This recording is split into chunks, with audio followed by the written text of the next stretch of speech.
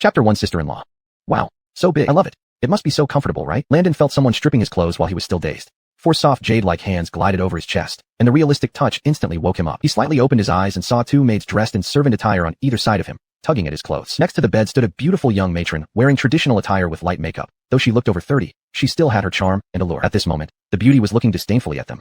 Look at you being useless. Hurry up and do what needs to be done. Landon was about to get up when suddenly a flood of memories not belonging to him surged into his mind, bombarding his brain intensely.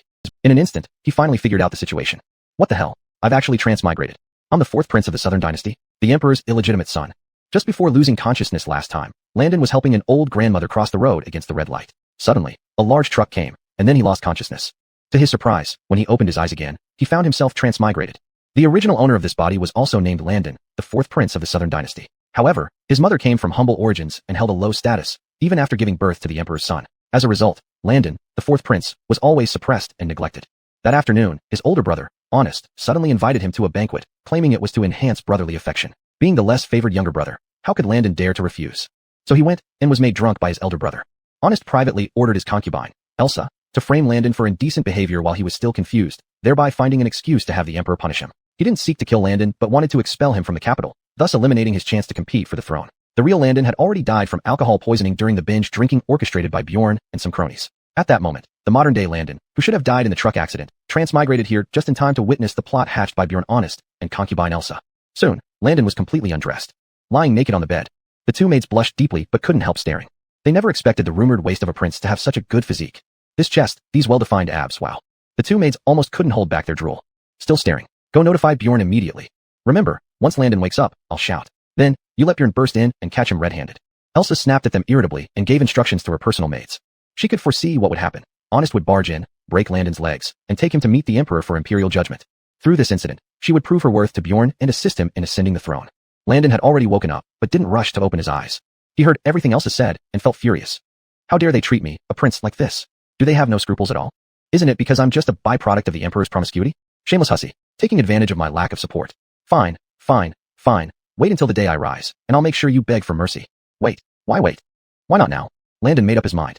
After all, he was the least favored prince among the princes. Even in such a weak position, the other princes still feared his existence and tried every possible way to eliminate him. Since this is the case, why not turn the tables and find a way to leave the capital? Otherwise, staying in the capital would only end in death at the hands of those animals. If he could use this opportunity to leave the capital and develop discreetly in the frontier, he could strike back once he gained strength. Thinking this through, Landon stopped pretending and jumped off the bed. Elsa was startled. Why, you're awake. We added knockout drops to the wine, yet you woke up so soon. Landon sneered. As a prince, I'm physically strong and recover quickly. With that, Landon took a step forward, grabbed Elsa's slender neck, and tore her dress down with a forceful tug. You want to frame this prince? Then I'll fulfill your wish. With her neck pinched, Elsa's eyes were full of shock as she struggled to scream, but failed to produce any sound, only to be lifted and thrown onto the bed by Landon. A lengthy half-hour passed. Mellow, too mellow. Satisfied, Landon dressed himself, gazing at Elsa with tears in her eyes, declaring how pleasurable it was. He never thought that his second sister-in-law, even at 30, still had a perfect figure and remained exceptionally arousing in that aspect. Looks like my second brother didn't treat you well, sister-in-law. Leaving such a fine piece unused is truly a waste. Well, it's a prince's fortune to have her. At this moment, Landon finally understood Bede's pleasure. Elsa shed tears of regret. Just now, Landon had kept covering her mouth so she couldn't scream. Even at the end, when she became somewhat lost in passion, she never expected that her setup to frame Landon would end up entrapping herself. Now I'm not covering your mouth anymore. What are you waiting for if not to scream now? Landon looked at Elsa with a smile tinged with mockery. Elsa suddenly came back to her senses and let out the most piercing screams she had ever made in her life. Help! Someone! Save me! Landon was quite impressed. He didn't expect Elsa to have such a good voice. In his previous life, she could have been a soprano singer. Next time, he should really let her shout freely, otherwise, it would feel like missing out on something. Bang! The next moment, a man who carried an aura of authority burst into the room with a sword. It was the Bjorn Honest. Landon, as a prince, how dare you do such disgraceful things? She is your... Before Honest could finish his sentence, he caught sight of the nearly nude Elsa on the bed, almost fainting. Weren't we supposed to pretend? How did it turn into real play? Chapter 2. Filing a complaint in the Golden Hall. Landon sat before the tea table, leisurely sipping his tea as if he couldn't care less about the visitor. On the bed, Elsa was barely dressed, large patches of her fair skin exposed. There were several rosy marks on her snow-white neck, and she was crying like a lily with dew. Honest's entire face turned dark, holding a sword and trembling with anger. Though he didn't value women much either, Elsa was still his concubine. For someone to sleep with his concubine was an outright slap in the face for Honest. Landon, you show no respect for elders. You defy national laws. How dare you bully my wife, committing such acts that violate moral norms? Honest pointed his sword at Landon, fuming with rage, wishing to kill him right away. Why be so upset, second brother? Between us brothers, is there anything that can't be shared? Landon held the teacup, smiling. Your wife still has charm, very moist, I like it very much. Landon laughed loudly, completely unafraid of the sharp sword before him. Landon, this prince will kill you today. Honest was furious. Already humiliated, he could not bear being disgraced by Landon like this. He suddenly lunged at Landon with his longsword. Landon remained calm, twisting Honest's sword with unbelievable dexterity and sending it flying away. Honest was stunned, staring at Landon in disbelief. Landon had always been seen as a cowardly prince. When did he become so bold? Or should he ask how Landon acquired such skills? Calm down, second brother. It's just a woman. Would she really affect our brotherhood? How about going to Father Caden and complaining? Landon smiled mockingly. What do you say, second brother?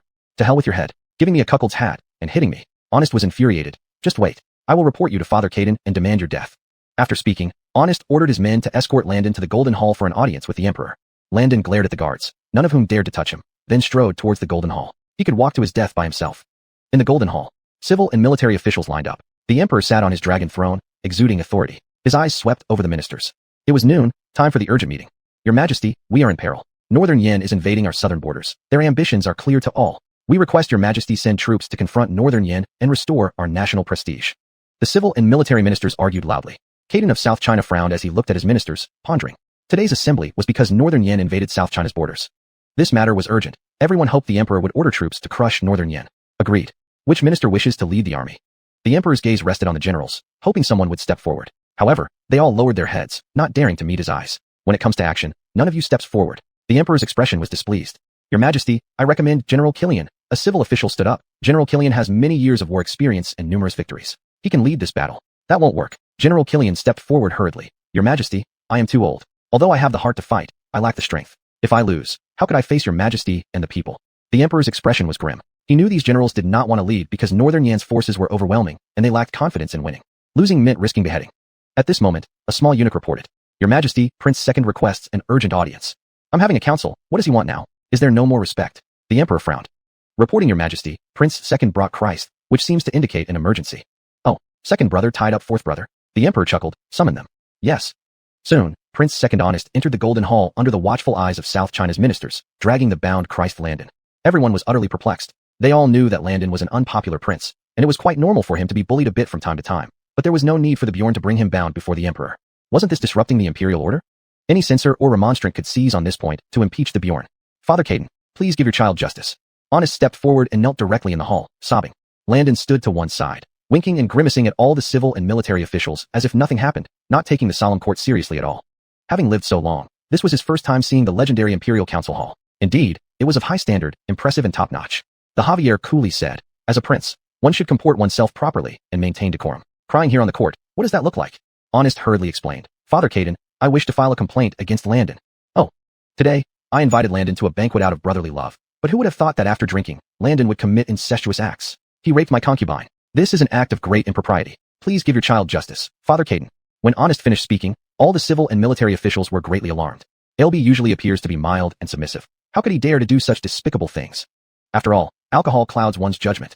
The Caden has never liked LB. Now that this incident has happened, no one can probably protect him. The Javier frowned slightly. He hadn't expected his cowardly son to actually do something like this. So he asked Landon with doubt. Landon, is what Honest said true? Huh? Asking me. Landon turned his head to look up at the dais, where the Javier's face showed anger, clearly displeased with Landon's impolite behavior. To answer Father Caden, what second brother said is true. Your child also feels he deserves death. What? Everyone, including the Javier, even Honest, thought Landon would try to defend himself or twist the facts if nothing else. No one expected him to admit it right away. What did you say? The Javier thought he heard wrong and asked again.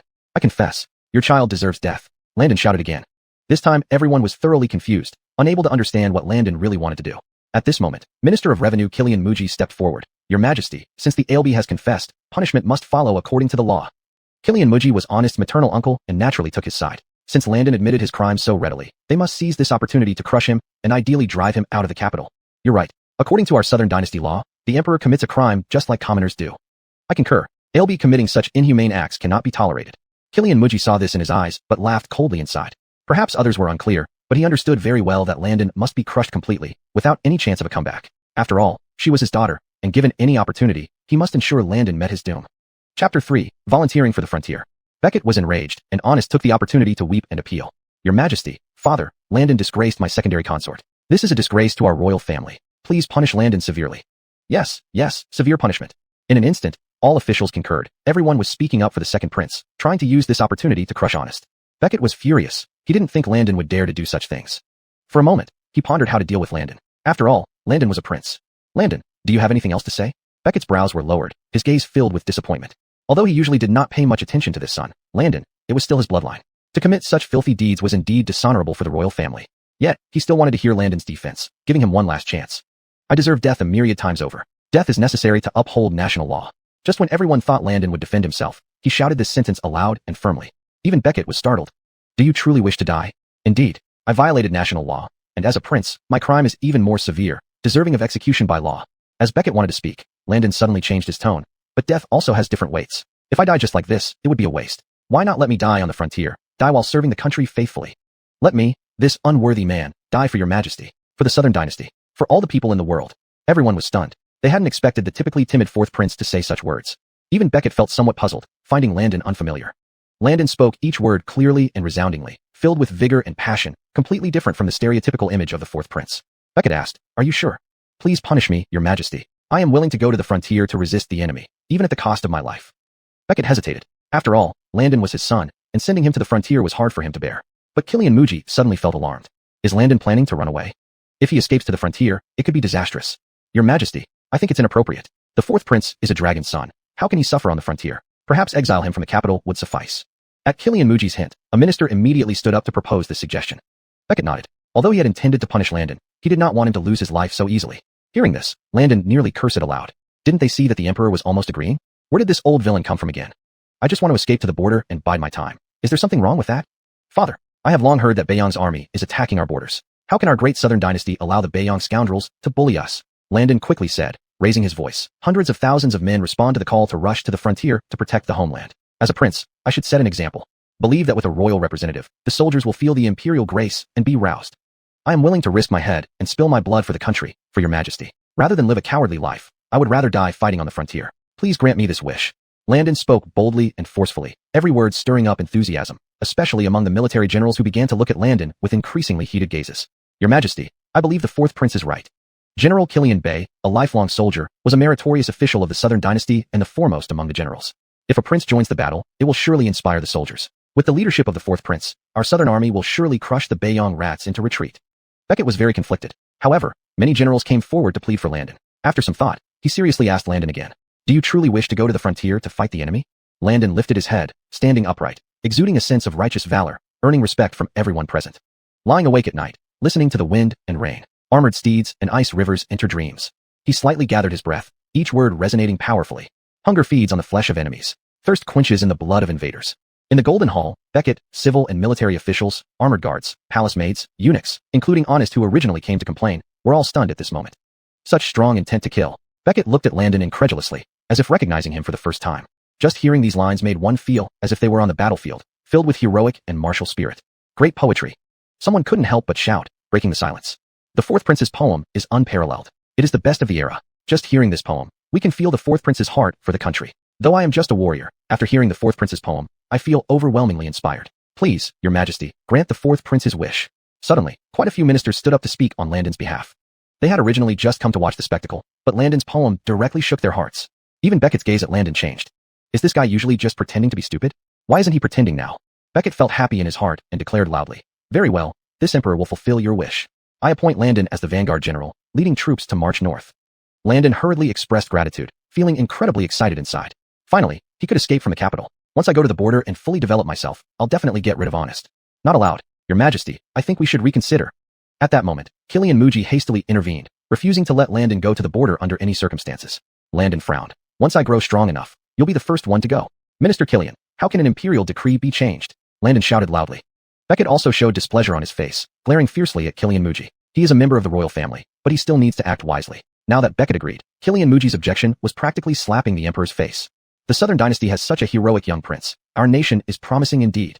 Many generals were whispering among themselves, admiring the majestic aura emanating from Landon. Beckett waved his hand. Since Landon has decided to join the battlefield, leave some descendants for the royal family while you're still alive. I think Paisley, who is well-read and talented in both civil and military affairs, with outstanding beauty, would be a perfect match for you. I hereby bestow this marriage upon you. You shall depart only after she carries the royal lineage. Landon was stunned. He didn't expect his adoptive father to suddenly arrange a marriage right there. However, it wasn't a bad thing either, as everything was already promised. I accept the decree and express my gratitude. Landon knelt down. By the end of the noon court session, All the ministers got quite a show. The news of the ALB leading troops against Bayong spread rapidly, even with Beckett secretly fueling the momentum, deliberately shaping a grand image for Landon. A prince marching into battle, what uplifting news. Especially the soldiers, hearing this, felt extremely excited and morale soared. Father, what about me? Can we just let Landon's insult to the secondary consort slide? Honest gritted his teeth, feeling deeply wronged. In the end, Landon stole all the attention. Beckett frowned, originally intending to sweep this matter under the rug, but it seemed the Bjorn wasn't getting it. Landon's brow twitched, and an idea popped up in his mind. He rushed to the guard beside Beckett and swiftly drew the guard's sword. What do you want to do? Killian Muji watched in terror. All the ministers were startled, and the eunuchs instinctively shielded Beckett. But Landon lifted the sword and pressed his left hand in front of Honest. Since elder brother feels guilty, this younger brother will give you a hand as an apology. Chapter 4. Eldest brother, please wear your hat properly. As Landon spoke firmly, saying he would atone with one of his hands, the entire Golden Hall fell silent. Even the Bjorn Honest and the Minister of Revenue Killian Muji, who had been jumping up and down most vigorously, held their breath and stopped talking. They were waiting for Landon to sever one of his hands. Since ancient times, emperor's dignity and authority, being 9-5 supreme, a term used to refer to the emperor, meant very few people with physical imperfections could ascend the throne. When sitting on the dragon throne with missing limbs, it did not look befitting of a monarch. All the civil servants would not agree. The imperial clan couldn't afford such humiliation either. Therefore, as long as Landon severed one of his arms on the spot today, he would lose his qualification to compete for the emperor's position. Their plots would also be indirectly fulfilled. As for all kinds of unexpected incidents, they were nothing more than trivial matters. It wouldn't affect the big picture. Under the expectant gazes of Honest, Killian Muji, and other people with ill intentions, Landon was seen raising a long sword, slowly approaching his arm, ready to chop off his left hand in a moment. However, suddenly came the angry voice of the Javier. Enough, since I have already imposed a punishment, that is the end of this matter. Hearing the words of Caden father, Landon raised the corner of his mouth and put away the long sword in his hand as if nothing had happened. Eldest brother, it's not that your younger brother doesn't want to apologize to you, but Caden father does not allow it. Landon glanced at the second brother Honest, whose face was green with anger, and teased in a small voice that seemed to ask for trouble. One hand as compensation? Are you drunk or what? The reason for his actions was because he knew his imperial father very well. Because this Javier was somewhat similar to Caden Tai's own Killian heir from his previous life. Neither was wise and martial nor humble in accepting advice and loving the people. They had none of these qualities. The only similarity was how they ascended the throne. Killian heir killed his elder brother and younger brother and imprisoned his father. This Javier was no less impressive. He was originally not the crown prince, but ended up killing some contenders for the throne. Then he imprisoned the old emperor, ascended the throne, and ruled the world. After becoming an emperor, Killian heir was most afraid that his own sons would emulate him, brothers slaughtering brothers. The Javier felt the same way. Although Landon, being the ALB, might not be very favored, he was still a true dragon son, the emperor's biological son. Even tigers do not eat their cubs. Besides, Landon hadn't committed any serious offense. Wasn't it just sleeping with his elder brother's concubine? Javier personally sent his elder brother and younger brother to their deaths back then. The widowed sister-in-law and sister-in-law, having no one to rely on, were reluctantly taken care of by the Javier. In feudal monarchy, women were accessories that could be given freely. To compensate for a mere woman, the Bjorn wanted the ALB to give up one of his hands. If this trend continued, other princes would soon follow suit, fighting among brothers. This was something the Javier could absolutely not tolerate. Struggling for succession was allowed. But at least, fratricide should not happen. Based on his impressions of Caden Killian heir from his previous life, Landon fearlessly said he would compensate with one of his hands. Because he knew this was a thorn in the side of the Javier, who would certainly stop him. Of course, even if he didn't stop him, he would never really chop off his own hand. He only said to compensate with one hand. He never said whose hand. As a prince now, he could easily find thousands or hundreds of hands. There were heroic hands that protected the weak. There were lazy hands that cheated. There were merciful monk hands. There were beautiful, soft hands like jade. Just asking which one, eldest brother? Bastard, you deliberately tricked me. The Bjorn Honest trembled under the cold stare of the Javier. He gritted his teeth and whispered, wanting to get angry but dared not. He looked just like someone suffering silently. He wasn't stupid. Obviously Landon didn't plan to compensate him with one of his hands. He was clearly digging a pit for him to jump into. What the Javier hated the most was brothers killing each other. They could fight for the throne secretly, in any way. But certain boundaries must not be crossed. Honest couldn't understand why the usually honest fourth brother could be so smart today. Not only did he defuse a series of intrigues laid out for him, but he also cleverly countered him. If today's matter wasn't handled well, his image in the eyes of the Javier would greatly diminish. Future competitions for the throne would undoubtedly become more complicated. Thinking about this, he wished to kill Landon on the spot. Unfortunately, the Golden Hall was not where he could act wildly. Eldest brother, we are blood-related brothers. It was wrong of me, Landon, to sleep with your concubine. Compensating with one hand indeed seems inappropriate. If you need anything from me in the future, eldest brother, just speak up. I will risk fire and water, sparing no effort. Seeing the second brother's unpleasant expression, Landon continued provoking him, speaking loudly before and then whispering intentionally. Second brother, I just love your look of hating me but can't do anything about it. Also, second brother, do you know, your concubine, she is really moist. They stood very close, whispering, so there was no need to worry about being overheard. So Landon spoke directly into his ear without holding back. Again and again, he emphasized that the concubine was very moist. The Bjorn Honest, who already had pent up anger with nowhere to vent, upon hearing Landon mentioning the moistness of his concubine. That was his woman. Wouldn't he know if she was moist or not? But Landon kept talking about her moistness. Don't you have any other words? Words were like knives, stabbing into his heart one after another. Attempting to steal a chicken, but losing a handful of rice instead. Losing his wife, and now wearing a hat too. Now, seeing Landon's smug face, tears of humiliation streamed down on his eyes. He cried. He cried bitterly. But the Javier clearly had no intention of paying further attention. That's enough. Let's drop this matter. No more talk. State affairs are important. Do not disturb me again. Both of you withdraw. The Javier waved his hand, ordering Honest and Landon to both step back. With the current threat from Northern Yin and numerous political and military affairs to handle, the squabbles between princes, as long as they did not cross the line, were of little concern to him. To him, what mattered less was whether the brother slept with the concubine.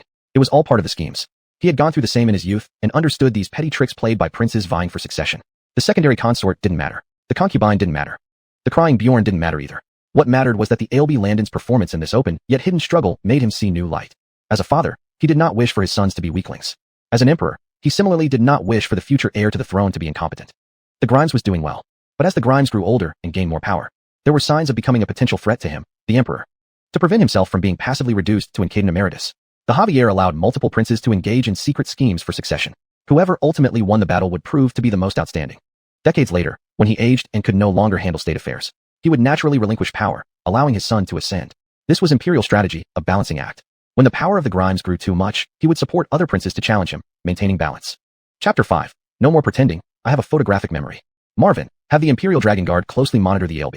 Report all developments directly to me. Javier dismissed his two sons and gave this instruction in a low voice to Marvin, the eunuch by his side. As with each dynasty throughout history, every emperor has a special organization around him dedicated to serving him exclusively. Qin Dynasty's first Caden had the Black Eyes platform. Tang Dynasty's Caden Taizong had the 100 Riders. Ming Dynasty's Zhu family had the Embroidered Uniform Guard. Beside Javier, there was the Imperial Dragon Guard, an organization that secretly monitored officials and collected intelligence. It was very normal, reasonable, and logical. This was also a crucial factor for Javier ascending from an ordinary prince to the throne. He could always obtain information ahead of time through the Imperial Dragon Guard, allowing him to anticipate and counter his rivals' plans. Winning became something entirely normal for him. Not winning would be abnormal. Among numerous princes competing for succession, with open and covert conflicts, he sat on the imperial throne, watching behind the scenes with clear sight, everything under his control. But today, Landon's performance genuinely surprised him. If Landon can achieve commendably on the border and establish military merits, he wouldn't hold back on rewards. Here, after balancing relations between his princes, Javier continued discussing state affairs with the civil officials. On the other side, returning to his own mansion, Landon heaved a long sigh of relief. To serve an emperor is like walking alongside a tiger. That old man might look unremarkable, but as a Chierdra, Changara should be removed for a smoother translation. Landon knew well the power of imperial authority in feudal times. Even if Javier couldn't create a Zhengguan era of prosperity, he was definitely a generation-defining hero. Today's performance was drastically different from before, almost like a different person. It would certainly draw the attention of Javier. There might already be spies from the Imperial Dragon Guard secretly observing his every move. Father is suspicious. My brothers are talented individuals who wouldn't hesitate to eliminate me. Beijing is perilous, and I can't sit idly by. Sitting in his chair, after much deliberation, Landon decided to take action. He wanted to leave the capital and lead troops at the frontier. Once he held military power, staging a coup or rebellion wouldn't be an issue. The problem was, his father insisted on marrying him to the daughter of the northern pacifier king, only allowing him to go to the frontier after having offspring. Marriage was not an issue for him. The problem was, childbirth was unpredictable. Some people got it right on the first try. Kiliank Dirk and Alistair, Alan, and Yu Chu Chu. Others never succeeded no matter how many times they tried. Kiliank Kong Min and Ma Deyuan, by Shi Jian and Quan Guanqing. Kilian Xiener and by Xiaosheng, Yu Longsheng, and Shangwan Fei, and Shangwan Jinxiang. Regarding this mystical aspect of reproduction, Landon could only say he would do his best. If it didn't happen, he had no choice. Therefore, before having a child, he needed to make some moves to increase his survival chances as much as possible. Han Xiao, prepare the ink and paper.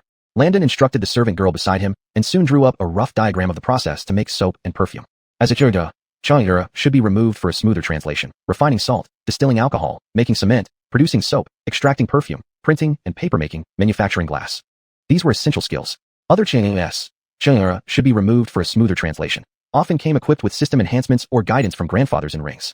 Being a Chirda, Changura should be removed for a smoother translation. Himself, Landon mastering more than a few extra skills was quite reasonable. Before coming to this world, his parents boosted his abilities while he was still in the womb. He had a photographic memory. From childhood to adulthood, academic pursuits never worried his parents. Now in this new world, he sincerely thanked his past parents again. Kiliana Chin purchased these raw materials. After writing down the list of materials needed to make soap and perfume, Landon called over the mansion's chief steward Kiliana Chin to arrange the purchases. Pig fat, wood ash, spirits, flower petals. Seeing the content of the paper handed over by Landon, Kiliana Chin, a 50-year-old man with a pale face and no beard, showed a troubled expression. He used to be a common eunuch in the palace. Since Landon's birth, he had been serving him. In the past, whatever Landon asked for, Kiliana Chin complied without hesitation. But today he found himself struggling. What's wrong? Is there any problem? Seeing Kilianachine's troubled expression, Landon frowned and asked. Kilianachine had watched him grow up and was one of the most trustworthy in the entire mansion. Your Highness, purchasing these raw materials isn't an issue, but you need too much. The money in the mansion's treasury might not be enough. Kilianachine spoke frankly about the cause of the trouble. These materials were common and generally not too expensive. However, in large quantities, the cost naturally multiplied. In that case, buy less first. Landon sighed, instructing to buy fewer materials. Worried about money before traveling through time, he was still worried about money after traveling through time. He felt quite dispirited by this. Rubbing his head, searching the memories of his predecessor, his eyes lit up. He had no money, but his gang of rascally friends were far from poor.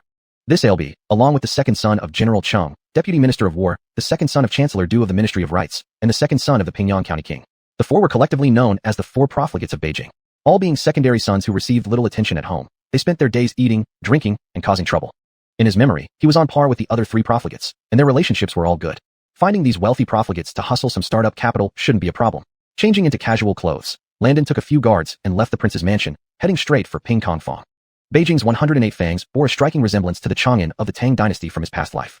Ping Kong Fong was essentially an ancient red light district where various entertainment venues gathered. Here, there were beautiful courtesans, extravagant young masters, and cultured literati. Landon knew the way well and directly walked into an entertainment place called 10,000 Flowers Building. As soon as he entered, he heard a light and graceful voice say, "I'm going out tonight. I don't care about how much money you have. I just need someone to write poetry that can touch my heart. If so, Hope is willing to offer herself." Kiliamfting his eyes, he saw a woman in a gauzy dress with a beautiful face and a graceful figure. Her every move, her smile, captivated people's hearts. Standing on the stage, she smiled warmly, yet her eyes revealed endless sorrow. As her words echoed, the scene became increasingly noisy and lively. Hope, whom 10,000 Flowers Building had carefully cultivated as its top courtesan, was about to go out tonight. Numerous poets, literati, and young nobles were eagerly preparing to charm her. Last year in this door, the peach blossoms blushed beside the face. Now the face is gone, but the peach blossoms laugh in the spring wind. Miss Hope, tonight you belong to me. Landon smiled, stepping closer with each line, exuding confidence and nonchalance.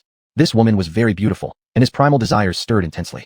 Before traveling through time, such an exquisite beauty was out of reach.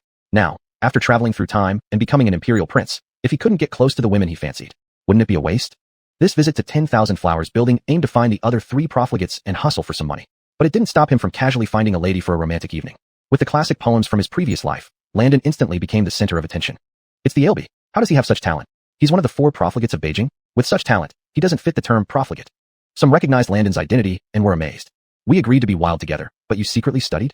The other three profligates looked at each other, dumbfounded. Their former rascal friend had now transformed into a charming scholar. This change was too fast, and they needed time to adjust.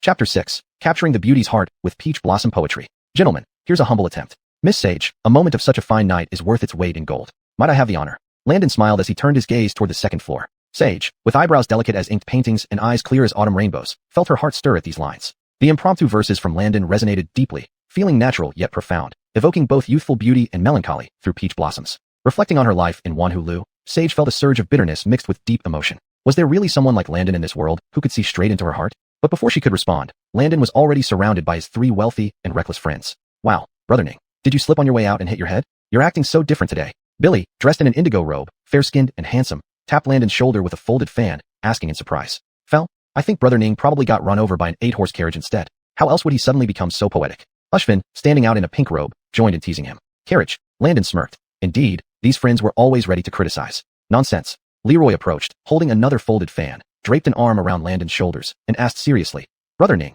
come clean. Did you write those poems yourself? What else could it be? Landon was also puzzled. Could it be that this guy knew the poem he just recited? But that made no sense. So you wrote them? Leroy puffed out his chest toward the guests. It's all thanks to having a friend like me who rubs off my talents on you. This immediately drew scoffs from the surrounding crowd. Get lost. Do you have any shame left? Landon, speechless, pushed Leroy aside and headed for the second floor. Though he had come here to borrow money from these friends, the beauty far outweighed the urgency of money. Landon wasn't stupid. He saw earlier how Sage looked at him with longing eyes, clearly wanting to speak. If he missed this opportunity, could he still call himself a man? At this moment, Sage finally spoke from the second floor. Her eyes shone so brightly that nearly every gentleman present was entranced. What wonderful poetry, sir. Might I inquire which noble heir wrote this? I am but a humble woman, afraid I may not be worthy to serve you. These words further inflamed the impatience of the gentlemen present. How could Sage, their desired object, say something like that? Given her status as the top courtesan of Wanhulu, many sons of nobility would gladly serve her without hesitation. A notorious playboy from the capital city like Landon was deemed unworthy of her affection, especially after Landon's impressive poem calmed the crowd, along with the noise from Billy and his two friends. Many people grew resentful toward Landon. However, Landon completely ignored the hostile glances from the crowd. Facing Sage's self-deprecating remarks, Landon only smiled warmly. Miss Sage, we met amidst the dust of the world. Why should we care about our origins? As for who I am, Landon brushed his sleeves and strolled across the courtyard. Do you not know the story of the Peach Blossom Shrine, where the Peach Blossom Fairy resides? The fairy plants peach trees and exchanges peach blossoms for wine money. Landon looked at Sage, chuckling softly. Tonight, I wish to spend the entire night with Miss Sage, drinking by the flowers and sleeping beneath them. Each line of poetry moved Sage more deeply, not judging by birth, simply enjoying each other's company by the flowers. A rare smile graced her beautiful face. Meanwhile, the three reckless friends were awestruck by Landon's literary talent. Could this really be the clumsy Landon they used to know? It seemed like he was the reincarnation of a great poet. The crowd of guests exchanged astonished looks, murmuring amongst themselves. Is this person really the leader of the four playboys? How can he have such poetic skill? And where did he get this level of talent? At this rate, aren't we all just green leaves setting off this kid tonight, making this trip a waste? Voices became louder and discussions more heated. At one table, a displeased-looking, coarse-featured gentleman whispered something to a few companions nearby. Immediately, someone in the crowd shouted in a high-pitched voice. He's His Highness the Ailbe. Even if he can't write poems, can't he just ask someone else to write for him? Exactly. How can you creatures dare oppose the matter of His Highness the Ailbe? Oh my, no wonder. I said, how could His Highness the Ailbe, one of the four playboys of the capital city, suddenly be so poetic? It's just a pity for Miss Sage to be claimed first by someone as insubstantial and talentless. With these henchmen stirring things up in the crowd, an uproar immediately erupted. The guests and young masters quickly sided together, convinced that Landon had relied on someone else to write those poems for him. Out of respect for Landon's status as the Ailbe, no one dared to curse, but complaints and rebukes arose one after another. Landon and his three dissolute friends naturally noticed this chaotic scene. Sage on the second floor was at a loss for what to do, but she firmly believed that Landon's poetry earlier was genuine talent. She herself understood poetry. How could she not see that Landon's verses were impromptu, pure, and unpolished? Frowning slightly, Landon was about to speak. However, right then, clash. Someone at the previous wine table threw down a cup. Everyone turned their attention there. Landon raised an eyebrow. He happened to know this guy. Who here is causing trouble with baseless accusations? I have long-standing ties with His Highness the Ailbe. If anyone knows his literary talent, it's me. Is it your place to comment? The man who threw the cup was the same young master who had secretly instructed his underlings to stir confusion earlier. His stern rebuke immediately silenced the entire hall. Originally Master Sun, it's been a while. Surrounded by Chung, dew, and foam, Landon came to the center of the hall and greeted Vernon. This Vernon was no ordinary figure, being the eldest son of the current Minister of Personnel. However, he didn't get along well with Landon and the others, instead being closer to the Bjornonist. Your Highness saw it just now. These short-sighted incompetents couldn't appreciate your literary talent, and even questioned whether you wrote them yourself. I'm infuriated just watching. Vernon turned to look at the whole hall, speaking sarcastically. You all should take a good look. Since you don't believe in the Ailbe's talent, let me open your eyes. As soon as these words were spoken, another wave of murmurs spread through the hall. Is this dog really so kind-hearted to help him out? Landon felt disdainful. Knowing Vernon's petty nature, he knew it wasn't that simple. Sure enough, Vernon then turned to him and spoke. Your Highness has exceptional talent and remarkable literary prowess. I admire you. Vernon smirked sarcastically. I have a guest who wishes to challenge you to a poetry duel on the spot. What do you say, Your Highness? Are you willing to grace us with your presence? Chapter 7. A masterpiece composed effortlessly, stunning the entire audience. Vernon sneered inwardly as he observed Landon and his three companions. Today, he was determined to bring Landon down from his pedestal. While Vernon might not be sure about others when it came to Landon, based on the information gleaned from Prince Honest, the second prince, Vernon did not believe for a moment that Landon possessed any talent for poetry. The two mesmerizing peach blossom poems that stunned everyone earlier could not possibly have been composed by Landon himself. Thus, while ostensibly offering to vindicate Landon, in reality, Vernon's true intention was to seize this opportunity to place Landon on the hot seat, making him lose face in front of everyone and be ridiculed by the crowd. And wouldn't the courtesan Pia from the second floor end up in Vernon's arms eventually? Well, Your Highness the Ailbe, shall we play a little game? Vernon repeated his question with a smile that didn't reach his eyes, addressing Landon once more. Of course, why wouldn't he dare to respond? I think this Ailbe is just chicken-hearted. He doesn't have real talent. Making him compose a poem on the spot would expose everything, wouldn't it? As the surrounding young aristocrats watched and waited for Landon to speak, they began discussing amongst themselves. It's just composing a poem, isn't it? Finally, Landon spoke up with a light laugh. Come, let's begin now. Great, Vernon cheered, and immediately one of his scholars stood up. I am a retainer under young Master Sun, North City Scholar Champion and Head Scholar. Known by the nickname, Poetry Invincible, I pay my respects to the Ailbe. This scholar was an elderly man with a beard, standing opposite Landon and his group, bowing respectfully as he spoke. Oh, you've come to the right person. Before Landon could respond, Billy beside him gestured with his fan. This is Wayland's prince, the wandering playboy of the capital, and the foremost among the four great talents. Your perfect match. Go away. Landon sighed, nodding at Poetry Invincible. Let's not concern ourselves with our statuses. Let's begin. At this moment, the entire main hall of the 10,000 Flowers Pavilion fell silent. All the young nobles watched intently, curious whether Landon had genuine talent or hoping to see him embarrassed. From the second floor, Pia pursed her red lips, her gaze fixed on Landon. As sober, he sits by the flowers. Drunk, he sleeps beneath them. Thinking of this, Pia's fair cheeks blushed slightly, her eyes filled with hope as she looked at Landon. All right, let's start with a poem about wine. Poetry Invincible walked a few steps with his hands behind his back, immediately reciting. Red lanterns and emerald wine glow under the night feast. About to drink, yet hear the barking dogs unrest. Cup halted, chopsticks paused, turning back I see.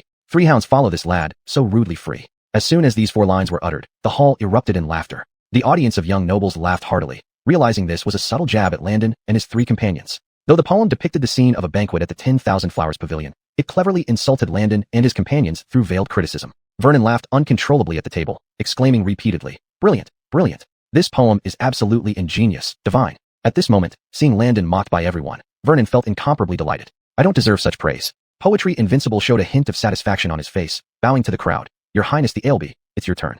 "You old coot, are you deliberately provoking us?" Leroy's face turned green with anger, calling out to Landon, "Brother Ning, they're insulting us outright. We can't take this. They're nothing but sycophants emboldened by their master. What do they have to be arrogant about?" Ushfin's expression was equally grim. As the saying goes, even in disciplining a dog, one must respect its owner. Poetry Invincible dared to mock them publicly only because Vernon stood behind him. However, despite being the focus of ridicule, Landon did not show the slightest sign of anger. Instead, he smiled faintly. "Very well. Using wine as the theme, I will also compose a poem." Landon likewise placed his hands behind his back, pausing briefly before reciting. "A passing spring breeze visits this hall today, where common streams flow indistinct and gray. In hand, the golden goblet holds clear wine bright. With eyes so lovely, beauty leans nearby." As Landon recited, he glanced smilingly toward Pia on the second floor. Then, turning to look at Vernon's side, his gaze carried a touch of mockery and coldness. Weeds unaware of heaven's vast height above, bolstered by the spring breeze, presumptuously proud, wishing to obscure the sun with tangled boughs. Unknowing winter comes, they perish too soon. Before taking 7 steps, the poem was already completed. At this moment, the entire 10,000 Flowers Pavilion fell utterly silent, everyone speechless. Vernon was stunned, as were the noble guests. What an extraordinary poem. We didn't see the Peach Blossom poems, but this one, the Ailby just composed it on the spot. He's truly remarkable. The young nobles discussed amongst themselves, their gazes toward Landon now filled with even more admiration and awe. On the second floor, Pia was deeply moved by Landon's poem, unable to find words to express her feelings. If Poet Invincible's earlier 4 lines were a direct insult, laced with veiled criticism, then Landon's reply elevated the tone and realm of poetry several notches higher. Starting with the spring breeze as a metaphor, Landon's casual line about common streams already highlighted the gap between him and these young nobles. Then, he skillfully incorporated golden goblets and clear wine, drawing a beautiful glance from Pia, both beauty and wine at his side. Of course, the climax was in the final 4 lines, where he not only exposed Vernon and his cronies for what they truly were, but also subtly asserted the authority of a prince. A mere weed among Endure, how could you possibly aspire to reach the heavens? Looking at Vernon's astonished, pale face, Landon's eyes revealed disdain. "Even though I am currently an out-of-favor prince, I am still a prince. How dare a son of a minister behave so arrogantly before me? Unknowing winter comes, they perish too soon." In an instant, Poet Invincible's confident demeanor vanished, replaced by a look of utter dismay. His confidence had been completely shattered by Landon. At this moment, Poet Invincible felt that his titles of Poetry Invincible and Top Scholar seemed like a mockery. "Yeah, what's wrong? Poet Invincible, where's your skill?" Beside him, Vernon turned green with rage, demanding answers, but Poet Invincible seemed lost in a trance, muttering Landon's verse over and over again. "Get lost." Enraged and humiliated, Vernon kicked Poet Invincible aside and stood up from his seat, walking right up to Landon. "What?" Landon sized him up, his 3 friends also stepping forward, eyeing Vernon menacingly. "Ailby indeed has remarkable poetic talent." Vernon gritted his teeth and said through clenched jaws, "Since we've finished reciting poems, let's have a couplet contest. I'll personally match wits with you." Chapter 8, Striking at the Heart. The Ruined Vernon. "Hey, young master son, you want to match couplets with Brother Ning personally? That's not quite right." Ushfin sneered. It was fine when Poet Unrivaled lost just now. It was merely a servant who lost face. But if you lose, how will you be able to step down from the stage? "Exactly. Young master son, why don't we pick another day? Brother Ning has important matters to attend to." Hee. Leroy smiled and said, "Mistress Liz is waiting for Brother Ning, and besides, we still need Brother Ning's help to pass the poetry test set by other ladies." These two would have been better off remaining silent, as their inflammatory words only darkened Vernon's face even more. "I'm here today to challenge his 4th Imperial Highness." Grinding his teeth, Vernon yelled, "What? Are you scared? Afraid to take on the challenge? If you don't agree, I'm going to snap." Don't. Landon waved his hand with a smile. "Young master son, everyone's watching. Why so angry? It's just a couplet contest. Let's go ahead." "Good." Vernon strode out confidently, even rolling up his sleeves in anticipation. While he lacked scholarly learning, he knew many colloquial phrases and common expressions. He couldn't compete in formal poetry with Landon, but surely in couplets? Besides, Vernon knew well that if he backed down, the top courtesan of the Myriad Flowers Pavilion, Mistress Liz, would belong to Landon. Eyeing Landon intently, Vernon pondered for a moment before blurting out a couplet. "One township, 2 villages share 3 scholars, who do not know the 4 books, 5 classics, 6 arts, yet dare to teach 7, 8, 9 students, tenfold audacity." As Vernon recited his couplet, the gathered guests whispered among themselves. Is this even called a couplet? It's completely irregular. There's no elegance, but it's indeed challenging, listing numbers from 1 to 10 sequentially. For the 4th Imperial Prince to respond, he would have to list them backward from 10 to 1. The young aristocrats racking their brains could not come up with a clever response. "Brother Ning, what should we do?" The 3 roguish friends crowded around asking. Upon hearing the couplet, Landon inwardly chuckled. To challenge him, the prince, with this type of couplet might stump others, but not him. Glaring at Landon, Vernon urged, "Well, why aren't you responding? Hurry up, why are you in such a rush?" Landon clasped his hands behind his back and calmly replied, "For 10 years, meeting turtles 9 times, beaten till blood flows from 7 orifices, medical expenses 432 taels, First-class imbecile. Wow, how neatly done. Billy opened his fan, exclaiming in surprise. You. Vernon felt dizzy, a lump rising in his throat. Young master son, how did I do with my couplet? Landon grinned. In a rush, focusing only on the form, somewhat crude. Don't mind me, okay? You again. Baring his teeth, Vernon said. In the painting, dragons don't roar, tigers don't growl. A laughable, insignificant youth. Still smiling, Landon countered. On the chessboard, without your elephant and my horse. I, the fourth imperial prince, remain graceful and refined. In scenes of birds and flowers, all harmoniously paired. Brotherhood shared over drinks, embracing sisters merrily. Great. What a fine match. Brilliant. Truly, the fourth imperial prince displays remarkable literary talent and wit. Many of the spectators had shifted from initial hostility toward Landon to admiration and praise. Losing to someone of such ingenious thought, would they regret it? Not at all. Fourth imperial prince, keep it up, put this guy in his place. Again. The crowd kept cheering, while Vernon's face burned red with anger, clenching his teeth, but refusing to admit defeat. 10 mouths with 10 minds, thinking of country, emperor, and state. 2 eyes burning, looking at mountains, waters, and Liz. My grandeur, showing a lion's heart. Your pretended endurance shows excessive confidence. Landon maintained his smile, while leaving Vernon speechless, his chest heaving with frustration. Young master son, why not call it quits? Landon delivered the final blow with a wave of his hand. Yet, the angrier he got, the more Vernon's fury intensified. The laughter around him and Liz's gentle giggles from upstairs only fanned his inner rage. You, as the son of the Minister of Personnel, can I really lose to someone like you? Vernon's eyes turned black, pointing at Landon with a trembling finger. When fruits and fish are ripe, into my belly they go. Landon raised an eyebrow playfully and laughed. Your wife, wears pink panties. Boom. An explosive wave of laughter erupted in the main hall of Myriad Flowers Pavilion, almost lifting the roof off. Brilliant, absolutely brilliant, haha. Who would have thought that his fourth imperial highness would actually know such things? Could it be that? Yes, come on, keep going. Fourth imperial prince, another one. The gathered guests and young aristocrats were nearly laughing themselves to death, continuously cheering Landon on. Some laughed so hard they rolled on the ground. Please yield. Landon bowed with clasped hands, smiling warmly at the surrounding crowd. Upstairs, Liz's delicate face hidden behind her veil flushed with a rosy blush. She hadn't expected that Landon could write a sorrowful peach blossom poem with a delicate touch, then defeat poet unrivaled with a majestic wine poem. Now, this round of couplets, though somewhat humorous, was genuinely vivid and interesting, making her admiration for Landon grow even more. Turning to speak softly to a nearby maid, she then gracefully turned and left for her boudoir. Down in the main hall, Vernon felt as if he had been punched in the gut by Landon's final line. Unable to hold back any longer, he finally spat out a mouthful of blood, falling unconscious to the ground several meters away. Master son. This sudden turn of events panicked Vernon's attendants, who rushed forward to lift him up and carry him out towards the clinic. TCH, this foolish dog didn't know his place today. He has certainly seen the true strength now. The 3 rogue friends followed Landon to the door, watching as Vernon was carried away. Billy couldn't help but spit. Need I say more? But, Brother Ning, how did you suddenly become so skilled? Leroy also couldn't hide his surprise, asking, where did this poetic talent come from? Teach us brothers quickly. Exactly, let us benefit too. Besides Miss Liz here in Myriad Flowers Pavilion, there are many other ladies who have poetry tests. Now we're all struggling to find answers. Since you're here, Brother Ning, you must help us. Ushvin also held onto Landon's arm, insisting that he share his secrets. Chapter 9, Beauty Gold. I want it all. Help you guys.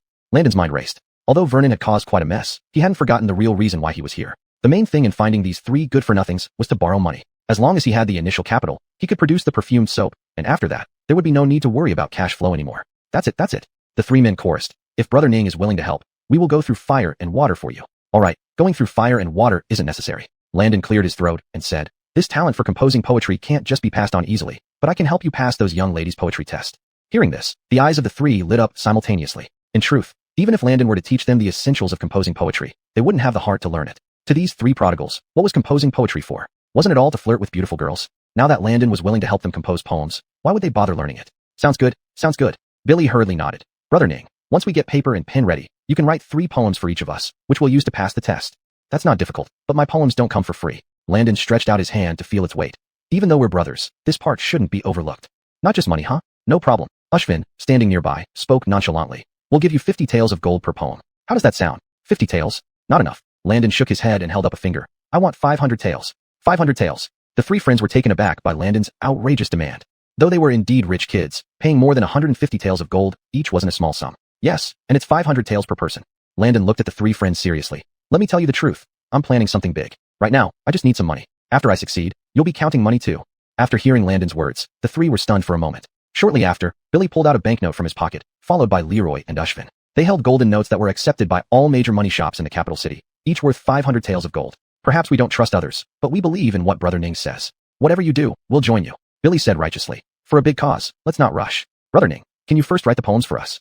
Give me ink and paper. Landon pocketed the 3 golden notes and felt an increase in confidence. With this money, he could have manager Kiliana soon buy more raw materials, avoiding many troubles. When the 4 returned to the hall, Landon met a maidservant walking towards him. Your Highness, ALB, Miss Sage invites you to visit her boudoir shortly. The maidservant bowed to Landon and then left. Her words were clearly heard by the surrounding gentlemen, who cast envious glances at Landon. Visit? Miss Sage wants you to compose poetry with her. Ushman brought ink and paper over and told Landon. Visit. Landon took the brush and said, to really enjoy ourselves, it should last all night. You little devil. The three wished they could punch Landon, but they had to restrain themselves as Landon was writing poems. Within less than a quarter of an hour, Landon had composed 3 poems on the themes of zither, chess, and calligraphy, corresponding to the identities of the 3 young ladies. Here. Each of you takes one and memorize it well before meeting the ladies. Guaranteed, no problem. Having sent away the 3 friends, Landon's heart began to throb with excitement, because Miss Sage was still waiting for him. Walking upstairs to the entrance of her chamber, Landon knocked on the door and said, This is Landon. May Miss Sage open the door and grant me an audience? The door opened almost instantly. No need for formalities, sir. I have been eagerly awaiting your arrival. At the moment the door opened, Landon couldn't help but momentarily fixate his gaze. Sage had changed out of her previous attire into a delicate pink-blue silk robe, her bare white feet adorned with a pair of red-stringed gold bells around her ankles. Her incomparably fair skin was smooth and lustrous like ivory. Her pale neck seemed to shimmer with a natural sheen. What particularly captivated Landon was her slender waist, so delicate it appeared almost ethereal, exuding an overwhelming beauty. Bewitching, exquisite. It was an allure no man could resist, drawing him in irresistibly. Even with his steady temperament, Landon felt his body burning hot. After closing the door, he entered the room and sat down beside the tea table. Ruozhuang gently brought over the teapot and brewed a cup of fragrant tea for Landon. What happened back in the hall was rather rude and inappropriate. Landon picked up the teacup, blew on it, and smiled, saying, Miss Ruozhuang, please don't blame me. If you're unhappy, just tell me directly. No need to treat me like a prince. Your Excellency speaks too highly of yourself. How could this humble girl have any blame? Instead, your peach blossom poem and your words about not regarding social status made this humble girl feel exceptionally warm-hearted. Ruozhuang said softly after putting down the teapot. Really? Then there's no need for you to refer to yourself as this humble girl in front of me. We've established that there is no difference in status, so let's call each other by our names. Landon smiled slightly, suddenly reaching out a large hand to embrace Ruozhuang's slender waist, pulling her into his lap. This is too impolite. Ruozhuang's face turned bright red immediately, lowering her head in embarrassment, even her white neck showing a hint of pink. The moment he embraced this beauty, the soft and elastic sensation on his thigh, the fragrant scent, and Ruozhuang's trembling body all gave Landon an immense sense of satisfaction. Such a beauty might be hard to find anywhere else in the world. Who says it's impolite? I like it this way. Landon chuckled but didn't make any further moves immediately. Instead, he closed his eyes slightly and took a deep breath next to Ruozhuang. From her body's fragrance, Landon detected several flower scents, including Ruozhuang's natural body aroma. This caused Landon to have a thought. He was currently planning to produce perfume, but he had no idea which fragrance was most popular and sought after in the capital city now. With Ruozhuang by his side, wasn't this problem solved? Jasmine, citrus, lotus, tea aroma, and a hint of osmanthus. Landon asked Ruozhuang. Ruozhuang, the fragrance you use should be natural aromatic powder, right? Aromatic powder was made from various natural flowers ground into a fine powder, which could be added to bath water to enhance one's body scent. However, such aromatic powders were expensive, and each use required a significant amount, making them unaffordable for ordinary people. Your Excellency, how did you know that? Ruozhuang was blushing, sitting on Landon's lap, and was surprised by his words. Even her own maidservants couldn't identify the different fragrances she wore. Landon smiled and said, Let me keep that secret for now. Ruozhuang, can you show me some of the aromatic powder you usually use? Chapter 10. The first step to making money, ancient method soap. Upon hearing this, Sage gave Landon a glance and said, Then why don't you let me go first? You're hugging so tightly that I can't get up. Landon laughed heartily and then released her. He watched as Sage went to the dressing table nearby and fetched several boxes of perfume powder. It had to be admitted that as the head courtesan of 10,000 Flower Pavilion, apart from being restricted here and unable to leave, all of Sage's clothing and daily necessities were the most luxurious. Landon casually picked up a box of perfume powder. On the exquisite sandalwood box was an elaborate cloud pattern carving. After opening it, inside was a box of jasmine flower ground into powder. This stuff must not be cheap, right? Pinching a bit, Landon put the perfume powder under his nose to smell it. It had to be admitted that pure natural products without technology were indeed good. The fragrance was rich and pervasive. One box costs nearly 5 taels of silver, Sage said. These perfumes are only the most fragrant for the first 2 months after they have been ground. The longer they are stored, the less fragrance they will retain. Then new ones need to be bought. Landon nodded. Undoubtedly, such luxury goods could absolutely not be used casually by common people in the capital streets. But what if he refined perfume using the knowledge from his future memory? A bottle of perfume would last at least 1 or 2 years, and just 1 drop would be enough to make the whole body fragrant, lasting all day without fading. Of course, the most important thing was that the cost of perfume was completely controllable, with different materials corresponding to different prices. Thinking about this, Landon put the perfume powder on the table and smiled. Sage, in a few days, I'll bring you something good, which will definitely surprise you. Something good. Sage's heart stirred, but she only shook her head gently and said softly, It is already enough that you value me so much, my lord. Looking at Sage's gentle and lovely appearance, Landon felt the burning desire in his body become even more intense. With such a beauty before him, if he could still remain unmoved at this moment, he wouldn't be a man. Standing up, Landon lifted Sage into his arms while feeling her soft body tremble slightly in his embrace. However, she did not resist at all but buried her head in his neck. After a night of pleasure, early the next morning, Landon agreed on the next meeting date with Sage before leaving 10,000 Flower Pavilion. With his identity as the ALB, the proprietress of 10,000 Flower Pavilion thanked him profusely when he left, ensuring that Sage would no longer receive any other guests. Regarding this point, Landon didn't feel strange. 10,000 Flower Pavilion was originally a pleasure house. Although famous in the capital streets, it was not a decent place. Nowadays, if it could obtain royal backing through Sage, its future would certainly be broader. After returning to the princely mansion, Landon couldn't help but yawn widely as soon as he opened the door. "Your Highness, you're back." The elderly steward Kilianu Xian had already come forward respectfully, bowing to Landon. Years of service in the palace had cultivated excellent habits in Kilianu Xian. He never inquired about his master's secrets and never interfered with matters that weren't his business. "Oh." Landon nodded and asked, "Kilianu Xian, did you buy all the items I asked for yesterday?" "They're all prepared and stored in the warehouse at the backyard." "Your Highness, shall we check now?" Kilianu Xian inquired. Landon went directly to the backyard. Sure enough, under the colonnade was a table filled with various materials he had specifically requested yesterday. Pig fat, alcohol, wood ash, these are all top quality, each weighing around 10 pounds. As for petals, 1 pound of each kind of seasonal petals in the capital has been bought, and 3 ounces of those in short supply. Kilianu Xian pointed out the quantity of each type of material to Landon. "It's enough." Landon thought if this batch of materials succeeded, then he could use the 1,500 taels of gold to purchase materials in bulk for mass production. Without going back to rest, Landon immediately called a few servants and started setting up pots in the courtyard to prepare for refining oil. Landon remembered that the most authentic method for making soap was to mix well-refined pig fat with lye and then add various fragrances. After solidifying, it would be done. Although ready-made lye was hard to find, this didn't trouble Landon. All he needed to do was filter the wood ash repeatedly, and the remaining liquid would be lye. Within half an hour, the first pot of pig fat had been refined. Cool this pig fat a little, then mix it with lye. Grind some perfume powder with the stone mortar and stir it in.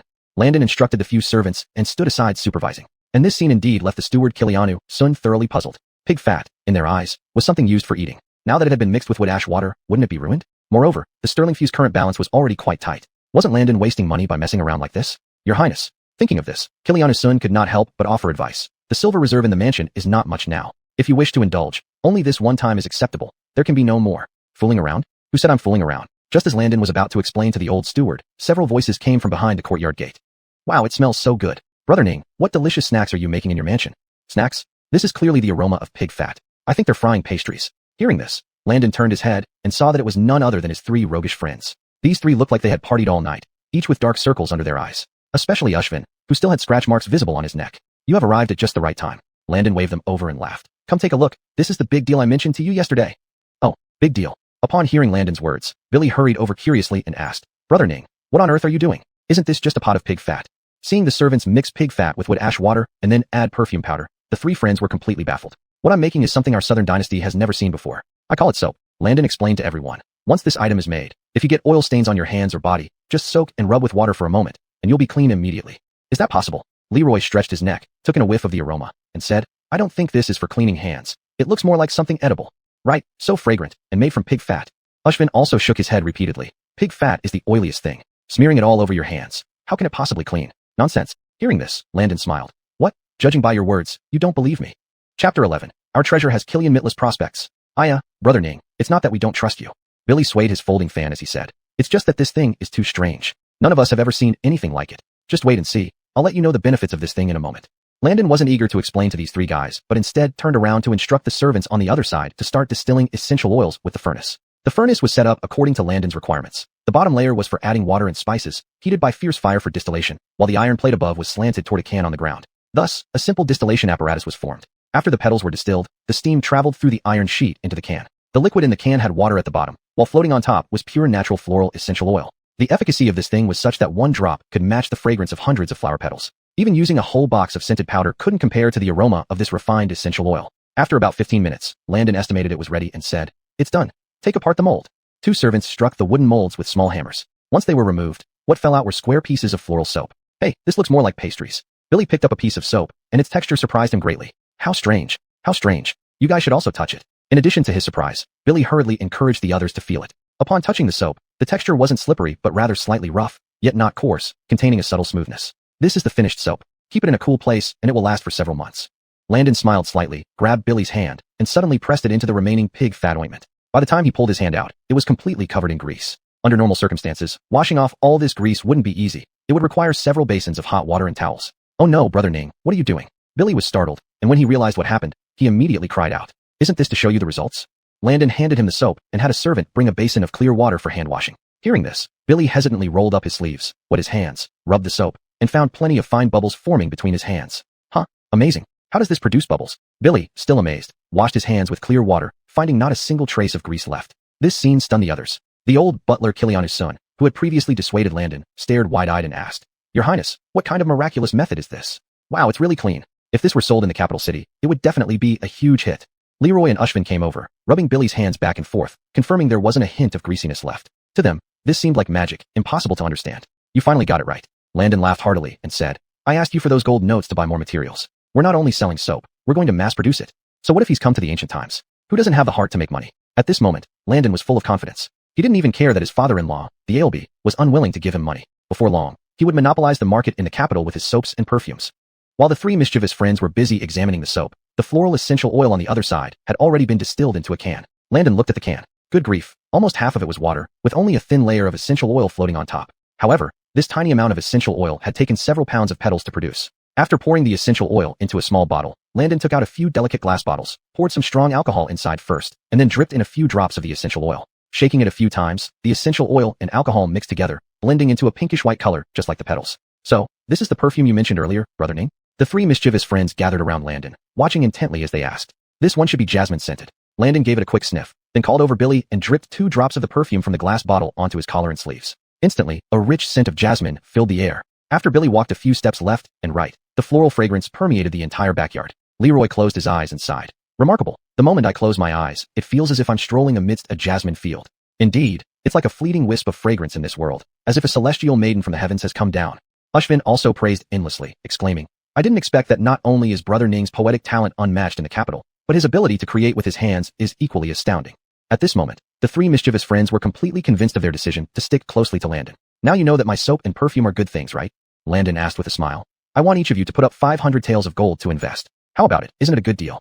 "Not at all, not at all." The three shook their heads vigorously. Billy then offered, "Brother Ning, 500 taels might be too little. How about I give you another 1,000 taels of silver?" "Oh, we'll contribute too." Leroy and Ushvin quickly chimed in, also expressing their willingness to add some private funds. This was not just for supporting Landon's business, but also for the benefit of their own petty cash. Though they were all from high-ranking families, their fathers were no less strict than Landon's father when it came to monthly allowances. Instead of spending all the money in a few days, it would be better to invest in Landon, which could earn them 10 or even 100 times more in the future. Considering this, Landon thought for a moment. He didn't need the money now, and the first batch of soaps and perfumes needed some time to recoup costs. "Well, how about this? Each of you contributes another 1,000 taels of silver. When it comes time to divide the profits, I'll return at least tenfold as a token of our brotherhood."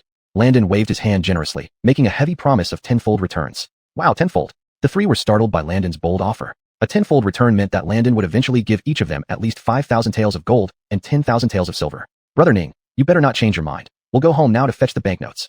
With that, the three ran off enthusiastically. Landon couldn't help but laugh at their actions. Just as he was about to tidy up, he heard someone call him from not far behind.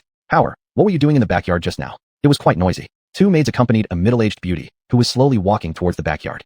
Chapter 12, Never Deceive or Defraud. This is the market price. "Mother, why have you come? If you need anything, you could have just sent someone to call me." Landon hurriedly put down what he was doing when he saw his mother Jana arriving and went over to greet her. Speaking of which, as the fourth prince, Landon and his mother Chin Kyun should both reside in the palace according to protocol. However, because Chin Kyun came from a humble background and not a noble family, she was not allowed into the palace. Although Beckett did not show much affection for this fourth son, he did not mistreat Landon and his mother either. After Landon's birth, Beckett ordered a mansion be sealed off in the capital for Landon and his mother to live in. From this stingy father, Landon only obtained this mansion. The annual allowance sent by the palace was tight, barely enough for their daily living. Otherwise, why would he have to ask his three disreputable friends for help over these few thousand taels? Though Chin Kyun was no longer young, one could still see the beauty she once possessed in her facial features. Looking at her now taller son with doting eyes, Chin Kyun sniffed and was surprised. "Why is there a jasmine fragrance all over the courtyard?"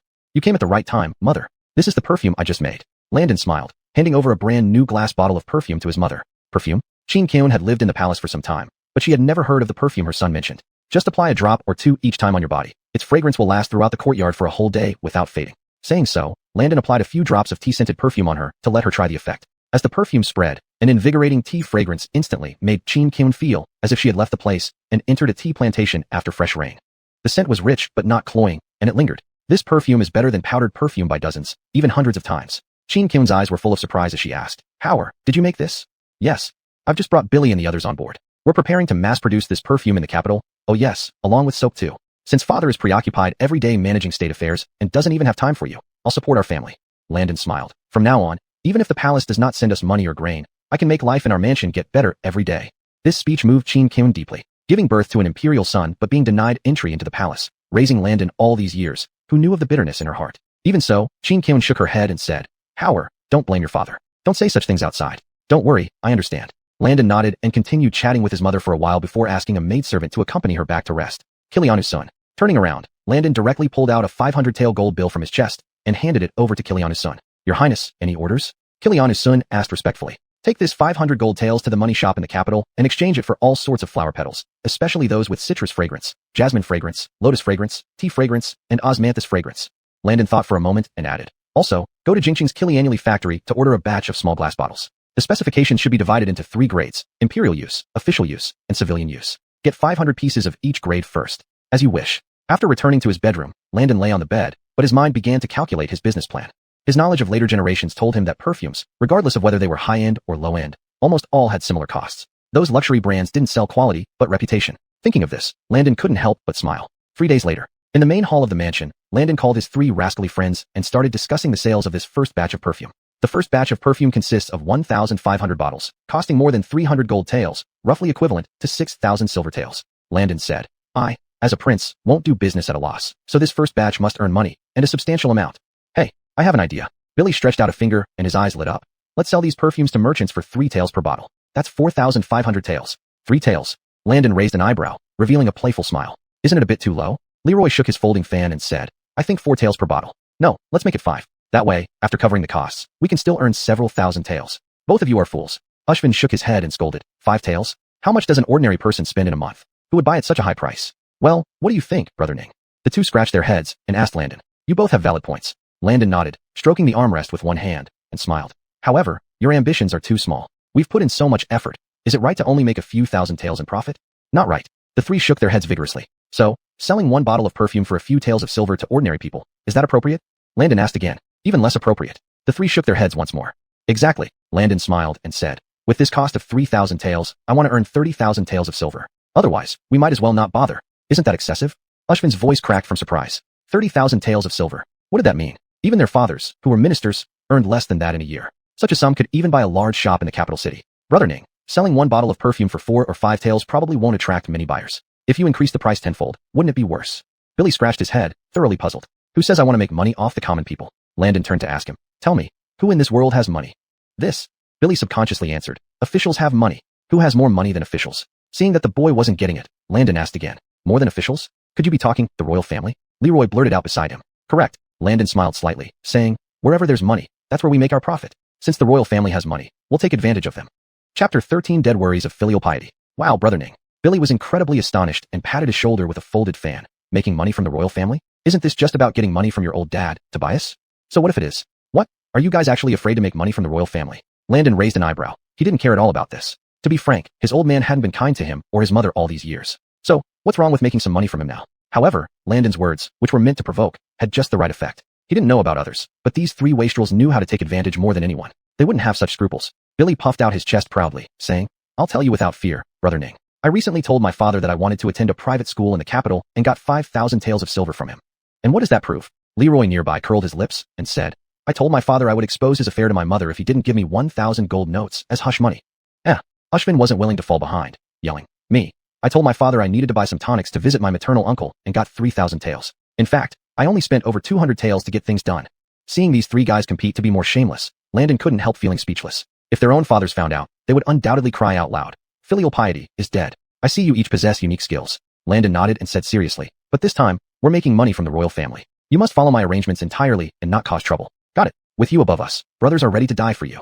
The 3 men stuck to their usual script, shouting loudly to Landon. With the plan settled, they naturally considered how to execute it next. This was also the most difficult part in Landon's eyes, figuring out how to naturally introduce perfume into the palace so that the consorts could notice it. After much thought, Landon finally turned to his 3 scoundrel friends. Isn't there a garden party in the palace tomorrow? Landon asked the trio. At that time, senior officials will bring their wives to pay homage to Wayland and Edie, won't they? Right, it is indeed so. All 3 nodded in agreement. It's settled then. Landon slapped his thigh. This really did come effortlessly. He just needed to give the prepared perfumes to his 3 scoundrel friends to pass on to their mothers. Tomorrow at the garden party, the imperial consorts wouldn't be able to ignore the uniqueness of the perfume. At that time, let your mothers tell the consorts that they bought this perfume from me. Wouldn't that work perfectly? Landon laughed heartily, asking the trio. Marvelous, absolutely marvelous. Ushvin kept praising, adding. And the competition inside the palace is intense. Brother Ning, I bet the price of this perfume will skyrocket soon.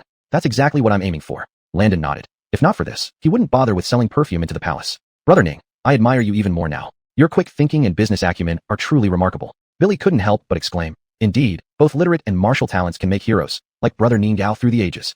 Stop with your doggerel. Shut up. Landon distributed several bottles of official-grade perfume to them, telling them to take it home and inform their mothers about the plan for tomorrow. The next morning, Landon was already on horseback outside the main gate of the palace. By this time, quite a few ministers had arrived with their wives, riding carriages and palanquins, all coming for today's garden party. Dismounting, the imperial guards knelt down, shouting to welcome the LB. Get up. Landon waved his hand. He didn't want to linger at the entrance. He was the only prince entering the palace from the outside. Besides, his mother, Jana, hadn't received an order from Tobias, so she couldn't join the event. This left Landon slightly uneasy. He was entering the palace today solely to pave the way for sales. After officials entered the palace, they gathered in front of the Golden Hall to wait for the Caden. Meanwhile, their wives went straight to the imperial garden. A moment later, the Caden, accompanied by eunuchs, walked into the Golden Hall and sat on the dragon throne. Long live the Caden! A unified chorus echoed in the Golden Hall. Landon, as a prince, stood with Honest and others in front of the civil and military officials, waiting quietly on both sides of the golden steps. Here, only the current Grimes was absent, because Tobias had ordered him to oversee the state affairs for many years. Recently, the Grimes was dispatched by the Caden to the south to deal with a drought disaster. Rise. Tobias wore a gold-embroidered dragon robe, his face exuding authority without anger, his imperial eyes sweeping over the ministers and glancing at his sons. Your imperial majesties, any business to report? In reality, whether it was the Caden or the ministers, everyone knew that the morning court session was merely a formality. After all, no one wanted to hear about border battles, floods in the eastern province, droughts in the south, or such bad news early in the morning. Therefore, during this period of the morning court session, the ministers all chose pleasant things to report, trying to stabilize the Caden's temper as much as possible. It wasn't until after the morning court, nearing noon, in the study behind the Golden Hall, that there would be another round of military council meetings where serious reports were made. Thus, the ministers began to present their reports one by one. Your Majesty, the Southern Maritime County has contributed 20 pounds of specialty blind fruits, which have been delivered to the palace. Fruits are not rare. I know. Tobias nodded slightly. Your Majesty, the Southwestern Governor recently unearthed an ancient tomb filled with countless gold and silver utensils. The Governor wishes to come to the capital to present them to Your Majesty. What use do I have for dead people's possessions? Tell him not to come. Your Majesty, in a farmland in the northern province, wheat stalks with 10 ears grew up to 10 feet high. Nonsense. It seems the supervising official is delusional. Remove the person who submitted this report from office. Listening to these flattering words for a while, Tobias became tired of them. His gaze swept over his princes, finally landing on Landon. Caught by this stepfather's stare, Landon wondered, could it be because of the incident with the second prince? However, what Tobias was thinking was, right, the marriage arrangement for the fourth prince, which I mentioned casually, almost slipped my mind. Thus, Tobias immediately declared loudly, is the king of Northern Town in the hall today? Your Majesty, this subject is here. Among the ministers, a steady and resonant voice arose. Chapter 14, Become a Black Merchant? Don't blame me. Landon couldn't help but turn his head to look. Among the ministers, a man dressed in a general's robe walked out and bowed to Beckett. Towering and imposing, with sharp features, he exuded the air of a valiant general from head to toe. This man was none other than Elroy, the current Clifton of the Southern Dynasty. And previously, Beckett had mentioned that he intended to give the daughter of the Clifton in marriage to Landon, and now it seemed that this matter was being formally raised. Seated high on the dragon throne, Beckett asked, Clifton, how is the war situation in the northern border region at present? Upon hearing this, the Clifton already understood Beckett's intention. On the surface, Beckett seemed to be asking about the war situation in the northern border region, but in reality, it was probably not the case. Reports of the Northern Yin invasion were delivered to the capital every day and did not need further reporting. Was Wayland really asking about the war situation? This was clearly asking about his daughter who was still commanding in the army. Allie, Your Majesty. The Clifton knelt and replied. Although the war with Northern Yin remains tense, our Southern Dynasty's army has stabilized the defensive lines, and defending the city will not be a problem. Very well. Beckett nodded and asked, since the front line is temporarily stable, quickly recall that girl Sod, and have her marry the ALB as soon as possible. After having an heir, it will also be good for the ALB to take over the northern border affairs. Hearing this, Landon was secretly startled. Well, it turned out that the Clifton's daughter wasn't just an ordinary woman but a goddess of war in the army. It must be known that the northern frontier needed to resist the Northern Yin, and the battle situation there was the most intense. For Allie to stabilize the northern border situation was already quite a remarkable feat. Upon hearing this, the Clifton hurriedly replied, I sent a fast letter several days ago. I believe it won't take long for my daughter to return to the capital. At that time, she will immediately follow the Emperor's decree and hold the grand wedding. That's good. Beckett nodded, glanced at Landon, and said meaningfully, after all, I can see that the ALB greatly wishes to go to the northern border to fight against the enemies. I cannot dampen his enthusiasm. Father Caden speaks the truth. Your humble servant would sacrifice everything for the Southern Dynasty without hesitation. Landon took a step forward, clasped his hands together, and said while inwardly thinking that if this father didn't insist on the marriage, he might have already flown to the northern border to engage in military affairs. However, Landon's words drew a sneer from the Bjorn, Honest, standing nearby. Honest hadn't forgotten the incident with the hat at all. He was just at a loss for a way to deal with Landon. Seeing that Landon had a decent attitude, Beckett nodded approvingly and said, this matter should be handled as soon as possible, the sooner the better. After a quarter of an hour, the morning court ended, and Landon followed the ministers out of the Hall of Golden Brilliancy in a crowded rush. At this moment, his gaze naturally fell on the direction of the Imperial Garden in the distance. Today's garden party was the main event, but unfortunately, only officials' wives and concubines could enter the Imperial Garden. Men were not allowed to go past. Landon was not in a hurry either. He believed that the perfume he had refined had enough appeal, and what was needed now was just a little time. Although he did not live in the palace, as the ALB, Landon naturally stayed in the palace for a while, and no one dared to come to trouble him. Before long, while sitting under the wisteria curtains, Landon saw a little palace maid running toward him. ALB, Raylan has invited you to visit the harem later as she needs to discuss something with you. The little palace maid respectfully bowed to Landon and said. Raylan was one of the few noble consorts extremely favored by the current Beckett, and also one of the few people in the palace who had always taken care of Landon and his mother. Landon nodded, understood. Waiting a bit longer, as noon approached, the garden party was almost over. Officials left those who needed to leave, and those who participated in the military meetings attended, so there were very few idle people left in the palace. Only then did Landon stand up and follow the little palace maid to Raylan's place in the harem. Violet, prepare tea. Seeing Landon arrive, Raylan rose and greeted him with a smile, saying, my tea here is simple, please don't disdain it. Raylan's appearance was equally stunningly beautiful, even in full palace attire. She remained mesmerizingly beautiful. Where did you get such talk? Sitting down, Landon smiled. I was just wondering where I could find some tea. Taking the tea, Landon drank a couple of sips and deliberately did not mention the perfume first. ALB. Sure enough, Raylan initiated the conversation. Today in the harem, the ladies noticed that the wives of the Minister of War, Minister of Personnel, and the Duke of Pingyang smelled exceptionally fragrant, unlike ordinary powders. After inquiring, we learned that those few madams weren't using powders but the perfume you gave them. Raylan couldn't help but laugh. What exactly is this perfume? Why have we never heard of it before? Edie Raylan had specially inquired with a few other concubines about this matter. As it turned out, no one within the entire palace had ever heard of perfume, let alone used it. You may not know this, Landon said mysteriously. This item is something I specially refined. 1 drop is equivalent to a box of scented powder, and its fragrance lasts for a long time without dispersing. Since I've only just made a batch, I haven't had the chance to sell it on the market yet. You made it yourself? Upon hearing Landon's words, Edie Raylan's eyes widened in surprise. Then, do you still have any perfume left? My sister's in the harem and I would like to purchase some. Well, Landon couldn't help but chuckle inwardly. He had been waiting for her to say that. With the influential Edie Raylan setting an example, was he worried that the perfume wouldn't become popular throughout the palace? Of course, I have several varieties available. Landon smiled. However, the cost of producing this perfume is quite high. The sons of those ladies are good friends of mine, and they contributed a substantial amount of money, which is why I gave them some. As he spoke, Landon placed a few bottles of perfume he had brought along on the table, inviting Edie Raylan to try them herself. The moment the bottle was opened, a refreshing citrus scent filled the entire chamber. Edie Raylan dabbed 2 drops onto her wrist, closed the bottle, and the rich fragrance continued to linger, creating an intoxicating effect. In an instant, she realized that this was definitely something extraordinary. If she had this perfume, her favored position in the harem would likely become even more secure. How could I accept these items from the ALB for free? Edie Raylan took the bottles of perfume and called out, Violet. Shortly after, the maid Violet returned with several silver notes. Here are 2,000 taels of silver. I will pay 50 taels per bottle of perfume, and additionally, I'd like to pre-order 20 more bottles. Edie Raylan added, it would be even better if you could create some mixed perfumes. The more, the better. ALB, won't it be too much trouble for you? Chapter 15, Monopolizing the Market, Stirring the Capital. Taken aback, Landon's lips couldn't help but twitch. After all, he currently had 1,500 bottles of perfume in his possession, and their total cost was no more than 3,000 taels. And Kinley was willing to pay a high price of 50 taels per bottle for just over 20 bottles. Not difficult at all. It's incredibly easy. Landon laughed and said, if this is considered difficult, I would gladly welcome you to challenge me more. That's great. Kinley also chuckled and said, besides myself, I have a few sisters who might also want to buy some from you. You must prepare enough perfume. No problem. Whenever you need it, just send someone to my princely mansion, and I'll always have it ready for you. Landon took the opportunity to say, by the way, I have another excellent product you shouldn't miss out on. It's called soap, which cleans and washes effectively, lasts long, and has a fragrant scent. Moreover, this item is cheap, only 1 tael per piece. As he spoke, Landon took out a wrapped scented soap and invited Kinley to wash her hands with it to experience its effectiveness. Intriguing. This works much better than repeatedly washing hands with hot water. Looking at Landon, Kinley couldn't help but ask, Lawrence, how did you come up with these ingenious products? I'll take 100 pieces of this scented soap as well, just to be prepared. This is my personal secret. Landon smiled and said, in any case, whenever you need anything, just let me know. Unexpectedly, these words made Kinley blush slightly as she scolded playfully. All right, Ching Feng, escort Lawrence out of the palace. Leaving the palace and returning to his princely mansion, Landon felt even more confident. After all, he had already made 2,000 taels with just his first transaction, and profits from the imperial palace alone could be astronomical.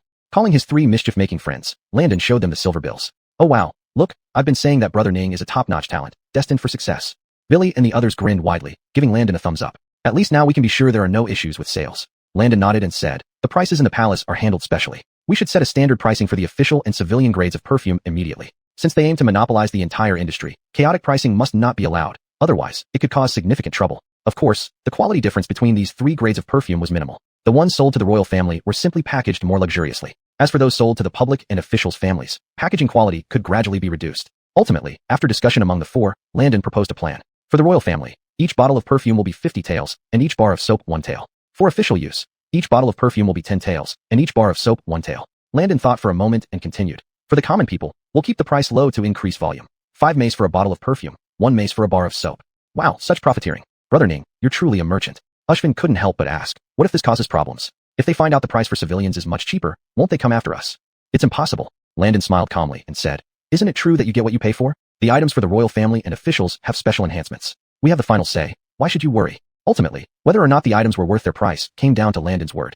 Thus, Landon wasn't worried about potential trouble. Moreover, neither the imperial concubines nor the wives of officials would lower themselves to use items meant for commoners. Great. With this, our grand enterprise can proceed full steam ahead. His three friends cheered. Leroy suggested dispatching reliable people to promote perfume and soap in major cosmetic shops and brothels throughout the capital. Once the civilian market in the capital was established, the four would jointly open a store specializing in these two items, thereby monopolizing the entire market of the capital. Landon was always someone who acted immediately upon decision, and he promptly embarked on the profit-making plan with his three friends. Within days, Landon developed several new perfumes but didn't rush to sell them. He first brought these perfumes to Wanhua Tower, allowing Hope to test each one and provide feedback for improvements. Half a month later, across the entire capital, from the imperial palace to common folk, almost no one was unaware of the fragrance workshop jointly funded by the four famous rakes of the capital. Landon specifically selected a few maids from the princely mansion to be in charge of selling goods at Killianuxiang workshop. Additionally, a special area was built within the princely mansion for round-the-clock production of perfume and soap. However, at Killianuxiang workshop, it didn't actually require these few maids to show up. Every time Hoover went to Killianuxiang workshop, he would surely see Billy, Leroy, and Ushvin being surrounded by countless young girls.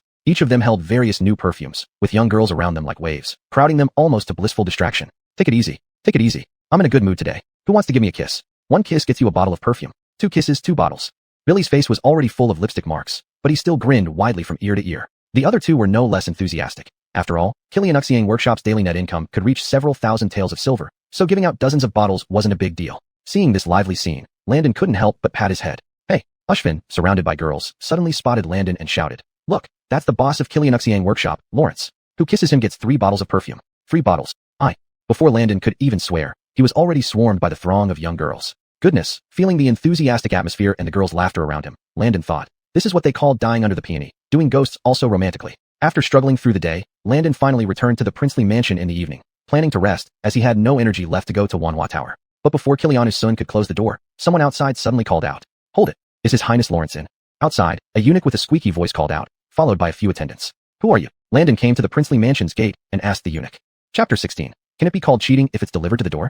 There were plenty of eunuchs serving in the palace, and Landon rarely visited the palace, so he naturally didn't recognize this eunuch. Your humble servant serves in Edie's palace. Your Highness has never seen me before. I am Shao Killian-zi. The eunuch respectfully approached Landon, bowing deeply as he spoke. A messenger from Edie? Hearing these words, Landon was slightly shocked. Mentioning Ramona, Landon had little good feelings towards her. When consort Jana was sent out of the palace by Beckett, this woman exerted considerable effort behind the scenes. Can your Highness allow me to speak inside? Jared saw that Landon wasn't responding and boldly asked again. Come in and speak. Landon walked into the courtyard with his hands clasped behind his back. He wanted to see what Ambria wanted at such a late hour. Your Highness, here's the matter. The Edie has heard about your perfume shop in the capital city. Not only outside the capital, but also within the imperial harem. Your perfumes have become quite popular. Jared said smilingly. I am hereby ordered to privately purchase a batch of top-quality perfumes from you. Oh, Landon laughed and asked. After all this talk, it turns out Jared is here to buy perfumes for this prince? Yes. Jared also smiled and said, Edie said not to ask about anything else, but that the quality must be the best of the best, better than anyone else's, and price is no problem. Killian listening to him, Landon finally understood. His perfumes made with modern methods were simply a higher level compared to today's market incense powders. Seeing the concubines in the harem fighting for favor using perfumes, if Ramona could still remain calm, it would be really ghostly.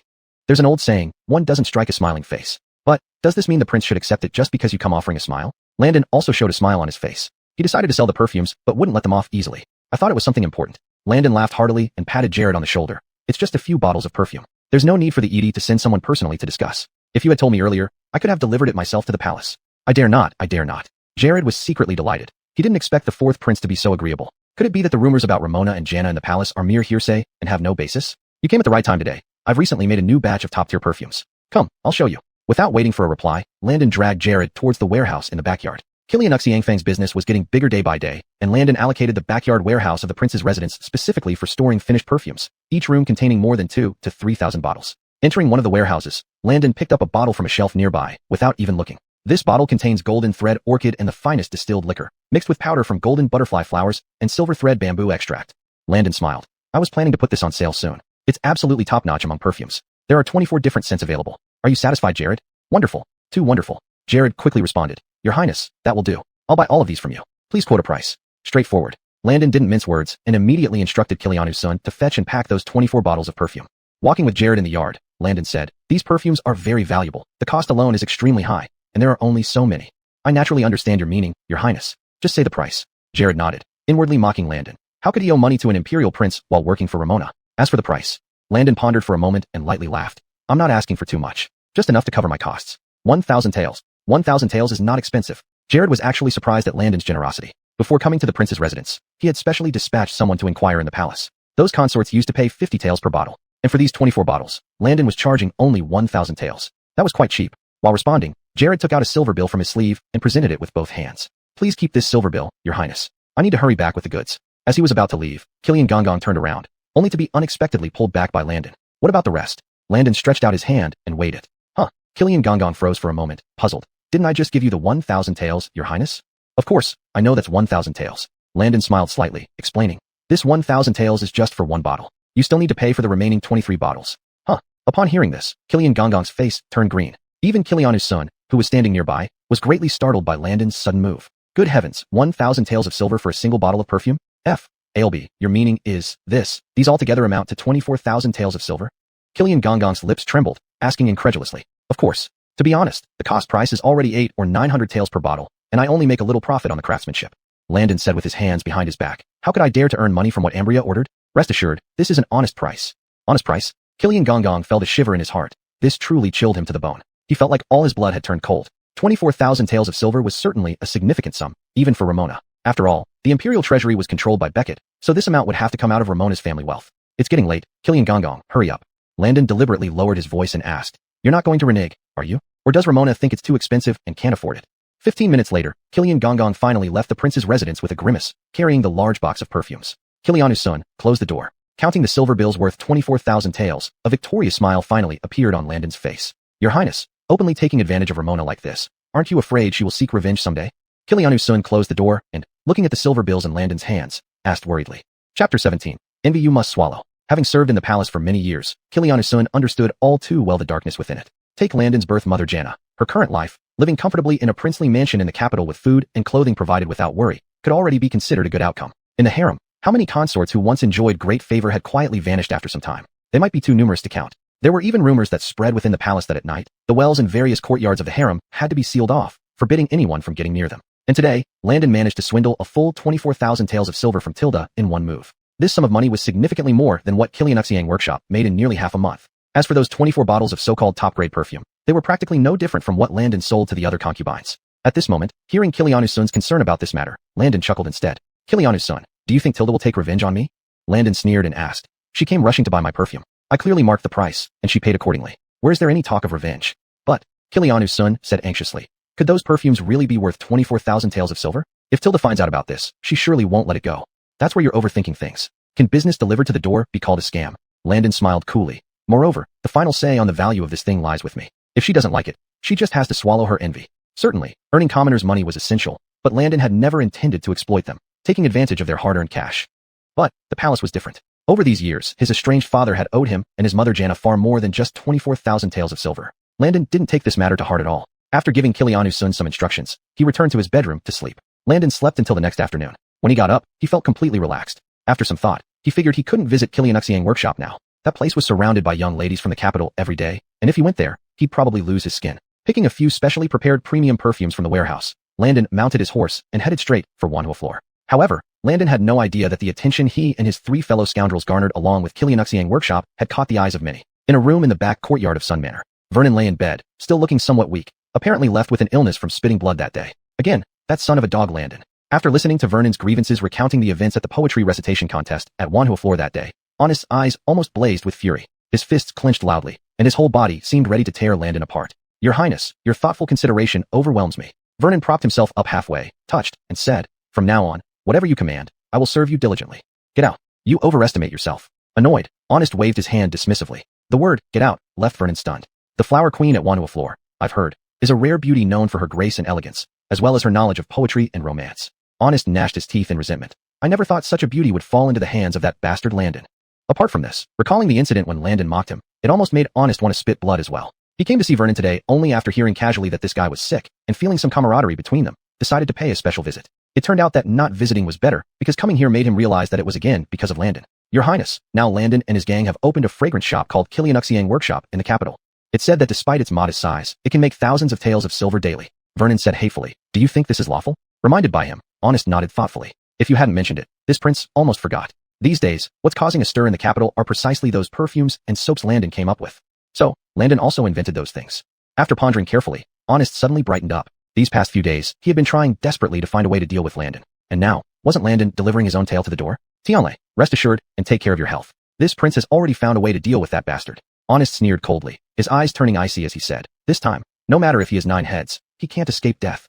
Having said that, Honest rose and hurriedly left the Sun residence. He had to find someone immediately to discuss this major matter. On the other side, in a luxurious private room at Wanhua floor, Landon was comfortably lying on Liz's lap, letting her massage his shoulders. The bed had been left in disarray after their passionate encounter, yet Liz's face, still flushed, retained a gentle and soft look. Sir, is the strength of my massage appropriate? Liz asked Landon while continuing to massage. Don't just focus on the shoulders, give my waist some attention too. After all that activity earlier, it's still a bit sore, Landon teased with a smile, causing Liz's face to turn even redder. With a beauty in his arms, feeling the warmth and tenderness beside him, Landon couldn't help but think that if there were an opportunity, he really wanted to bring Liz back to the prince's mansion. Sir, have you heard? Liz suddenly spoke. In a few days, there will be a poetry gathering in the capital, and scholars from all over will participate.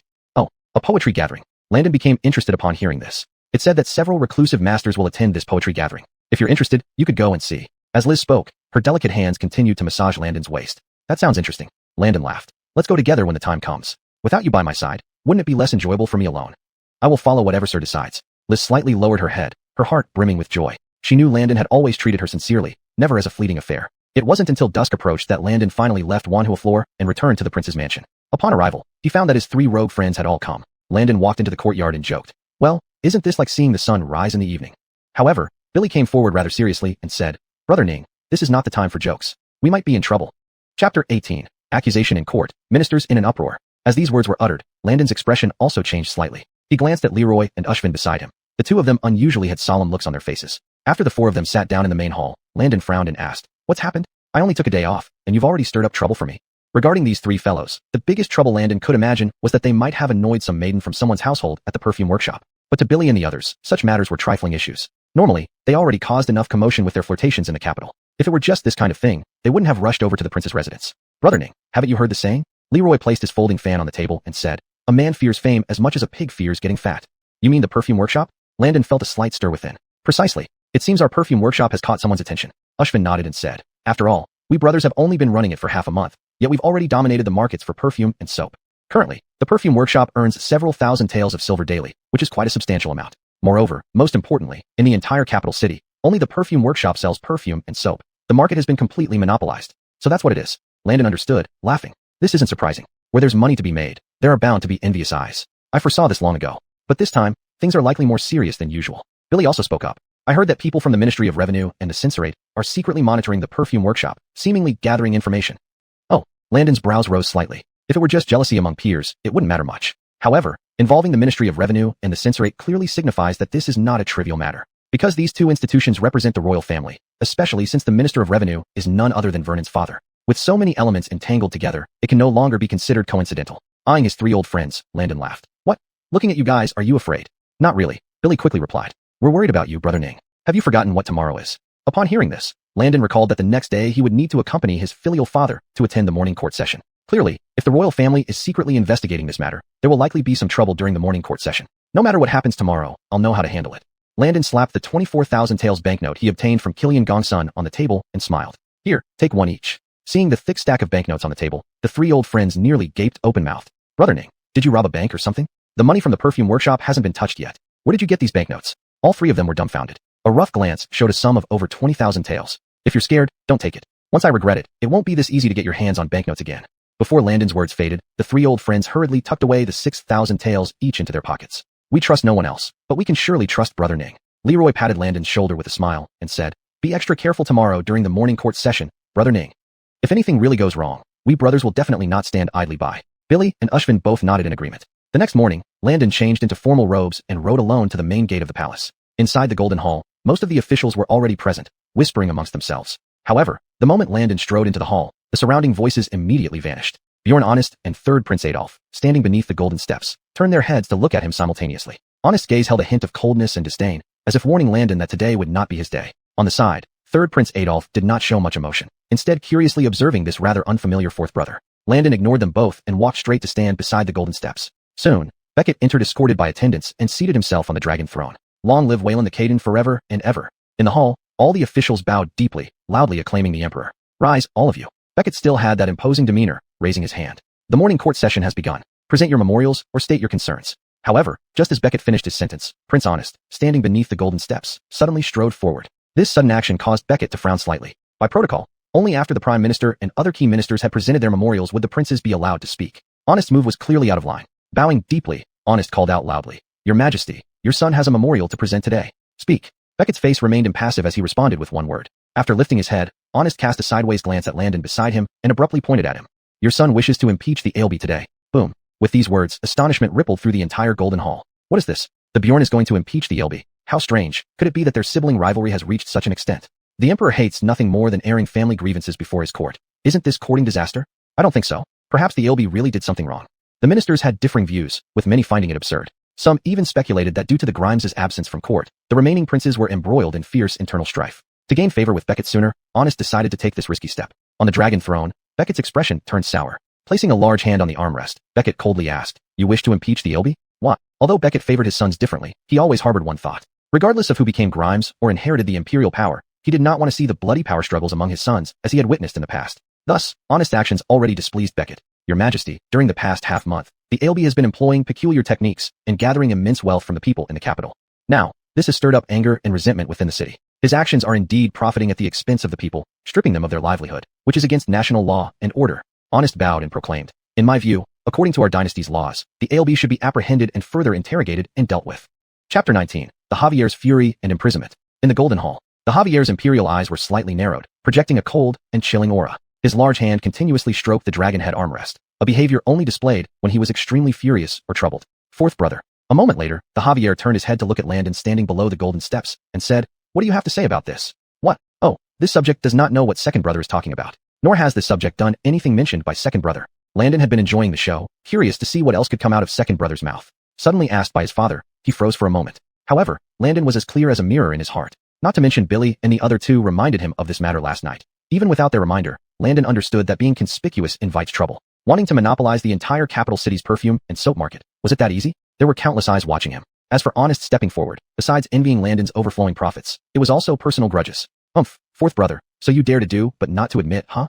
Honest sneered and said, "I'm not afraid you'll deny it. Today isn't just me accusing you. More opponents?" Landon raised an eyebrow and saw an old tall man with white beard step out from among the officials. This person was Colin, the current imperial censor of the Southern Dynasty, who was about 60 years old and did not have a likable appearance. "Your Majesty, this subject also wishes to accuse Christ." After Colin stepped forward, he knelt before the Javier and exclaimed.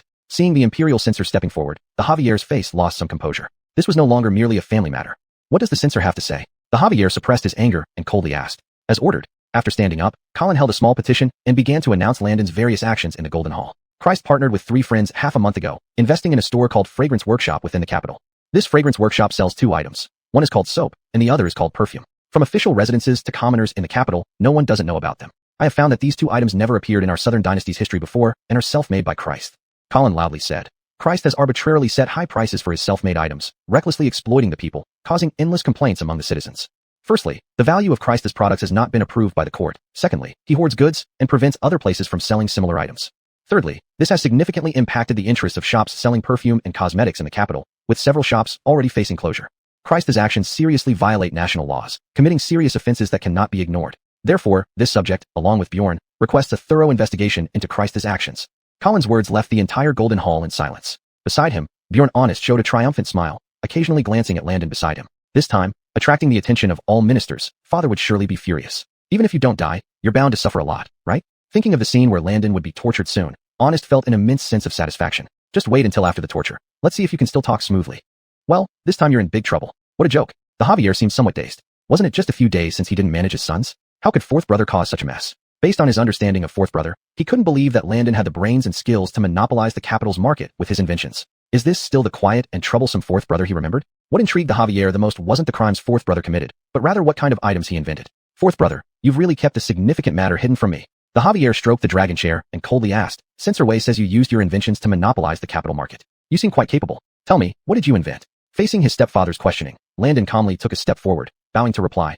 Reporting to father, it's the soap and perfume I created myself. What are they? The Javier frowned, truly unaware of what these 2 items were. Reporting to father. At this moment, second brother Honest quickly interrupted. These items make this subject feel embarrassed for fourth brother. Speak. The Javier was already somewhat impatient and immediately roared. Fourth brother has never been in the palace, so he has developed a willful and indulgent nature, frequently visiting places of pleasure in the capital.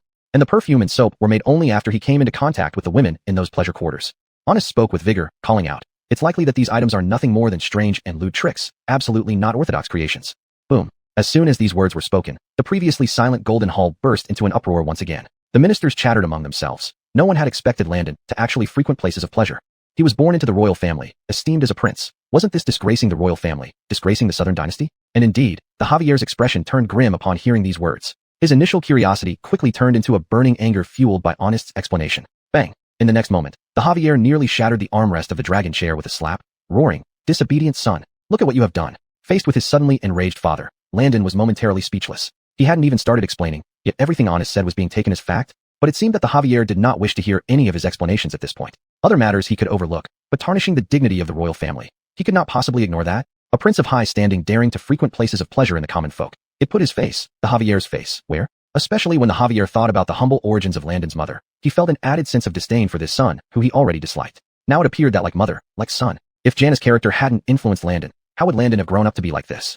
You need not explain anything further to us. The Javier, infuriated to the extreme, thundered, "Take Landon away, throw him into the heavenly prison, and await sentencing."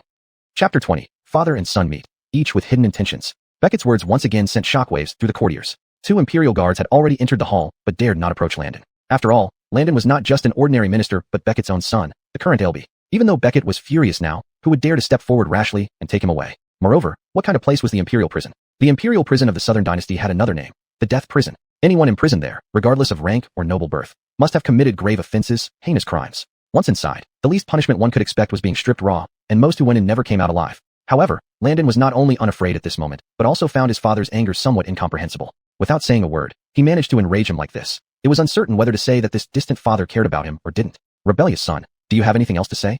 Seeing Landon's calm demeanor and lack of fear, Beckett asked in residual anger. In fact, by asking, he also wanted to give this rebellious son a chance to see if he could offer any defense. Unexpectedly, what Landon said next nearly set the entire golden hall ablaze. Faced with his distant father's accusation, Landon felt similarly irritated. Facing the ministers and officials, Landon calmly spoke. "Is your majesty so angry because your humble subject has frequented places of pleasure? But, in your humble subject's view, places of pleasure are not necessarily dirty or base, and the courts are not necessarily upright and open.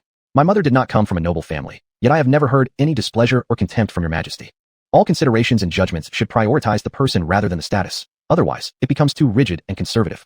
Landon's gaze was calm, and his words left Beckett speechless, his face flushed red. He never expected this boy to use this incident as a shield, even presenting his case before the civil and military officials. Moreover, this son seemed completely unrepentant. He thought he was giving this rebellious son a chance to defend himself, but instead, the son slapped him back. Forget being a sovereign. Even in common families, how could a father let a son lecture him? Outrageous. Enraged, Beckett pointed at the imperial guards. "Take this rebel away and throw him into the imperial prison. No one is allowed to release him without my permission." The 2 guards immediately restrained Landon and took him out of the golden hall. Watching Landon being taken away, Honest's heart felt vindicated. At that moment, he felt all his previous humiliations melt away. As long as he continued to speak favorably to the emperor, would this boy not rot in jail? Beckett's anger surged within after watching Landon being dragged away. Standing up from the throne, he stormed out of the golden hall, his hands clenched behind his back. Long live the Caden. The civil and military officials trembled, none daring to ask for more. Back in his palace chamber, Beckett sat heavily in his chair, beads of sweat visible on his enraged face. But Beckett was, after all, the ruler. After a brief outburst, he quickly calmed down. Regarding today's events in the golden hall and the disrespectful words uttered by Landon, he suddenly realized that this 4th son, whom he had long neglected, was someone he, as a father, had never truly understood. His memories of Landon were limited. He only remembered that when Landon was barely old enough to remember, he ordered Jana to move out of the palace with him. From then on, Landon could only enter the palace during morning court or for significant events to pay respects to his father.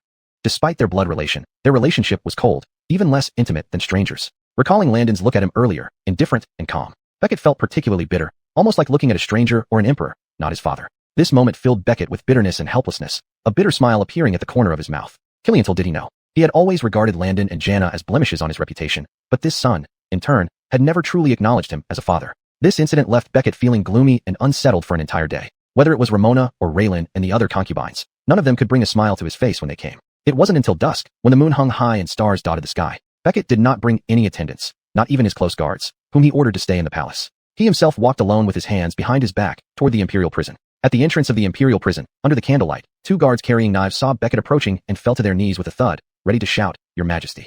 However, Beckett raised a hand to stop them and then quietly entered the imperial prison. Walking all the way inside, Beckett gestured for the warden of the imperial prison to take the others out. He then headed straight for the deepest cell. Inside the cell, there were only some straw scattered on the ground. Landon sat cross-legged, eyes closed, calmly meditating.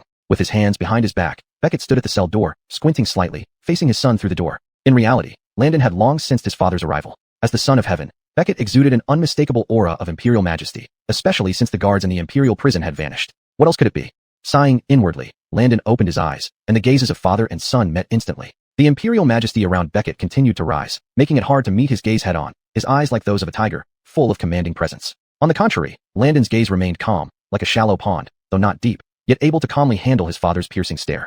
For a full half-moment, seeing that this disobedient son showed no fear of his imperial majesty, Beckett couldn't help but give a bitter smile. Of course, there was no change in his expression, but inside, he thought, unexpectedly, as the emperor of a great nation, he couldn't get a handle on this boy at all. Finally, Beckett spoke first, saying, "Old four, upon seeing me, do you have nothing to say?"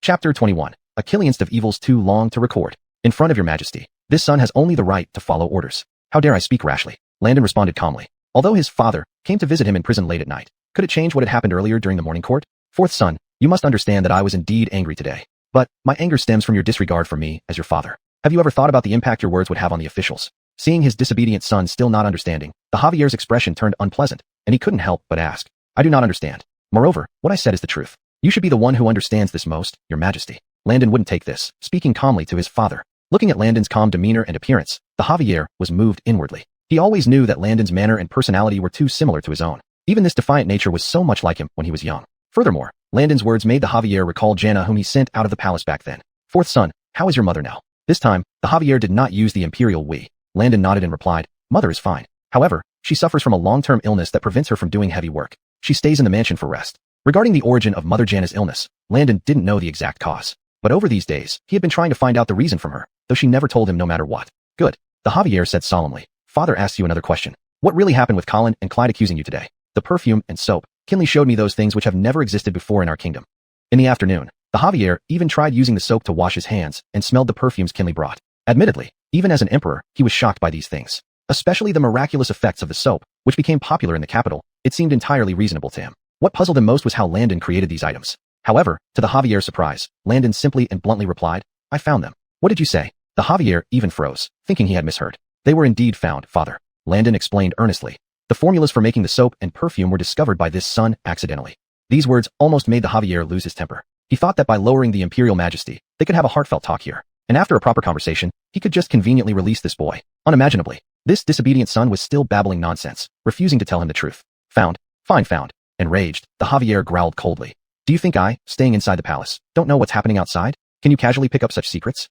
His face flushed red, pacing outside the cell door, wishing he could slap this insolent son. However, amidst his anger, the Javier thought this boy might worry that he would covet those secrets. "But even if you're unwilling to say, can you make up such excuses? Am I, your emperor father, a fool?" Seeing his father so furious, Landon was secretly amused. "Your majesty, this son speaks the truth. Besides, both second brother and censor Colin keep submitting memorials accusing me of monopolizing goods, manipulating the market, and harming the people with cunning tricks.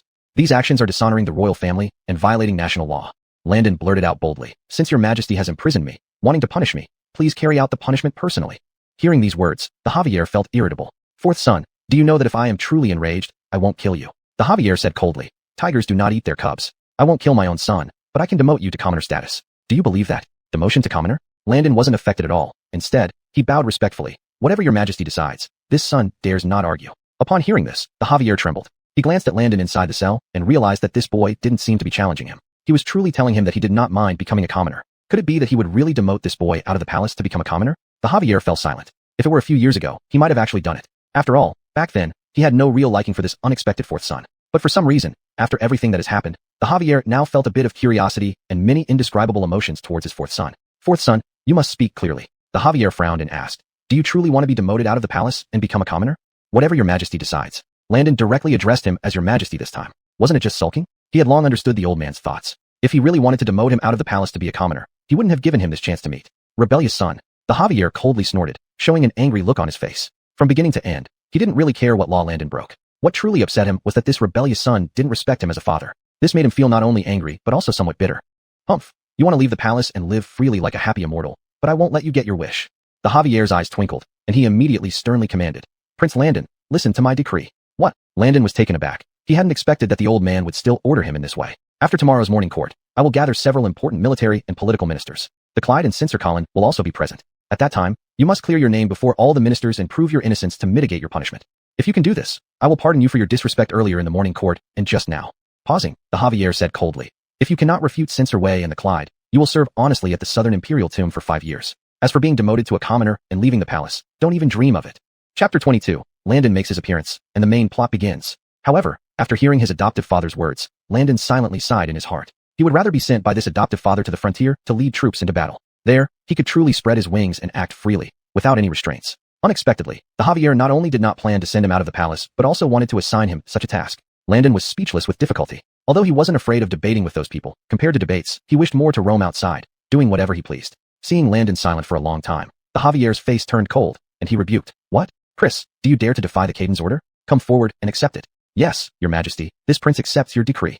Landon had no choice. He sighed and responded with a bow. What could he do? After all, who made the Javier his father? Even if Landon were to turn heaven upside down over this matter, it wouldn't change anything. He was, after all, the fourth prince of the Southern dynasty. If he really found an opportunity to leave the royal family and live freely outside, the Javier would certainly send countless men to search for him across the land. This was completely different from what Landon envisioned for his life. Seeing Landon accept his decree, the Javier felt delighted instead, and a smile crept onto his face. As the current emperor, did he need anyone else's approval to set Landon free? It all came down to his nod. As long as the Javier spoke up, others, even with the greatest objections, would not dare to interfere. The reason for his actions was simple. He wanted to see how capable this ALB was. For several years now, there had been continuous warfare along the northern borders of the Southern dynasty, while the south had suffered a drought for months. Long ago, Grimes Hamish, who had long accompanied the Javier in overseeing the empire, set off to the south with orders to deal with the drought. But the vast southern drought-stricken area had left farmers without harvests, a fact known to all. To alleviate the disaster, not only did they need to allocate grain from other prefectures, but they also needed to dig wells and divert water for irrigation. None of these matters could proceed without substantial funds. These past few days, the Javier had been deeply troubled by this issue. Despite repeatedly repelling the attacks of the northern Yin and stabilizing the territories of the southern dynasty, making him a wise ruler comparable to a hero who had triumphed at Wolf's Ridge, years of wars had depleted the national treasury. Even funds for disaster relief were unavailable. Originally, this responsibility should have been handled by Grimes Hamish. But now, the Javier suddenly had an idea. He wanted to see if the ALB, whom he had never valued these years, actually had the talent to manage state affairs. Of course, if the ALB couldn't pass tomorrow's court debate, the Javier naturally wouldn't consider entrusting Landon with the disaster relief task. But looking at the imprisoned ALB, the Javier had a gut feeling. He believed that there must be some unknown secrets and abilities hidden within this ALB. Coughing twice, the Javier put his hands behind his back and said, "You don't have to stay in this prison any longer. Return home tonight. Tomorrow at court, I want to see your abilities." With that, the Javier turned and walked away, a smug look appearing in his eyes. What a day is this? Landon sighed in his heart, realizing his adoptive father definitely had something else in store for him. "Your Highness, we will open the door for you and escort you back to the princely mansion." After the Javier left, the jailers hurried over to unlock the cell and eagerly serve Landon. "That won't be necessary. It's just a short distance. This prince can return on my own." Landon waved casually, walked out of the prison, and found a horse already waiting for him. Riding back to the princely mansion, Landon began to think about the next day's events at court. One thing was certain. His elder brother Honest and that corrupt censor were clearly in league, intent on finishing him off. Thinking of this, Landon couldn't help but laugh softly. Wanting to finish off this prince isn't going to be that easy, is it? The night passed uneventfully. The next morning, Landon arrived at the palace, waiting in a study behind the Golden Hall. Less than half an hour later, the morning court ended, and the Javier, accompanied by the chief eunuch, arrived at the study. Immediately following were the Bjorn Honest, the censor Colin, and a host of first and second rank officials. Lower-ranking officials had no right to attend this debate. "Chris, yesterday in the Great Hall, your words can be considered unheard by me." The Javier sat on his chair, his dragon eyes filled with authority as he said, "However, today is your last chance. Do not think that since you are the Caden's son, I will not punish you. Have you understood?" After saying this, a hint of anticipation arose in the Javier's heart. He also wanted to see what kind of argument ALB Landon could present today. "I have understood, your majesty." Landon clasped his hands and responded. "Good." The Javier nodded slightly and turned his gaze to Bjorn Honest beside him, saying, "Bjorn, you may speak now." "Yes." Honest stepped forward and clasped his hands, saying, replying to Father Caden, "This prince has no other demands. Yesterday, I thoroughly explained the crimes of the ALB.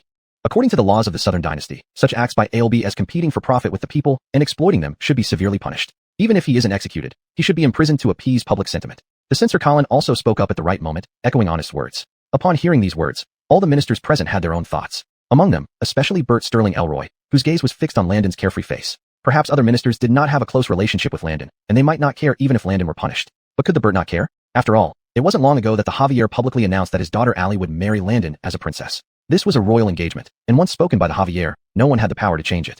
Without exaggeration, even if Landon spent 10 years in prison, Allie would still be his fiancée. Thinking of this, Bert couldn't help but feel anxious. For one thing, despite knowing it was wrong, he truly didn't like this ALB, known as one of the 4 profligates of the capital city. And for another, Landon himself was already somewhat unsatisfactory to him. If Landon were to be imprisoned before the wedding, how could it save the honor of generations of his family?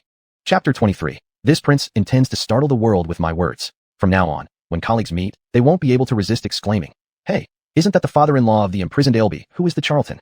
Thinking of this, the Charlton couldn't help but feel a little embarrassed. His family had been devotedly serving the southern dynasty since their ancestors, fighting on the borders and establishing countless war merits, becoming extremely prominent among the ministers. Nowadays, if his reputation was tarnished because of Landon, how could he face anyone? "You'd better not mess up." Looking at Landon, the Charlton's gaze was solemn, thinking to himself that if Landon could get through this day, he would hang enough qualify as his son-in-law. Coincidentally, Landon also noticed the Charlton's gaze towards him among the ministers. "Fourth brother, why are you just standing there silently? Speak up. Today, I give you this chance not to stand here in silence." Beckett saw that Landon hadn't spoken for a long time, so he knocked on the table and questioned. "Oh."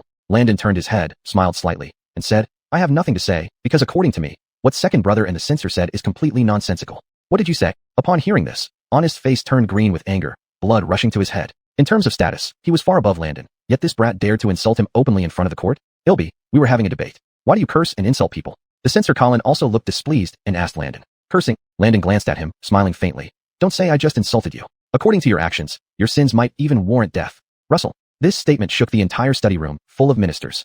Although Landon's voice wasn't loud, it clearly reached the ears of both the ministers and Beckett. This sentence was no less than a bolt of thunder striking down. Death penalty warranted. This phrase came from the mouth of Landon, the Ailby, directly toward Honest, the Bjorn. Moreover, in today's debate, Landon was clearly the one being interrogated. Not only were the ministers shocked, but even Beckett sitting on the dragon throne was stunned by this sentence. Honest's face turned deathly pale, barely keeping his composure, filled with hatred in his eyes. "Fourth brother, you have some nerve. I am your elder brother. Our father has not yet spoken. What right do you have to say that my crimes warrant death?" Honest's face was almost contorted with anger, pointing at Landon and trembling as he shouted. At this moment, recalling the previous hat incident, Honest wished he could flay Landon alive immediately. However, Landon came prepared, maintaining an extremely calm smile on his face. "Since I dare to say your crimes warrant death, I naturally have my reasons. Let me ask you first, second brother, what did you bring me here to indict today?" Landon calmly reprimanded Honest again. "Nonsense." Honest gritted his teeth and called out. "Do you need me to explain each of your wrongdoings one by one?" "Censor, tell him."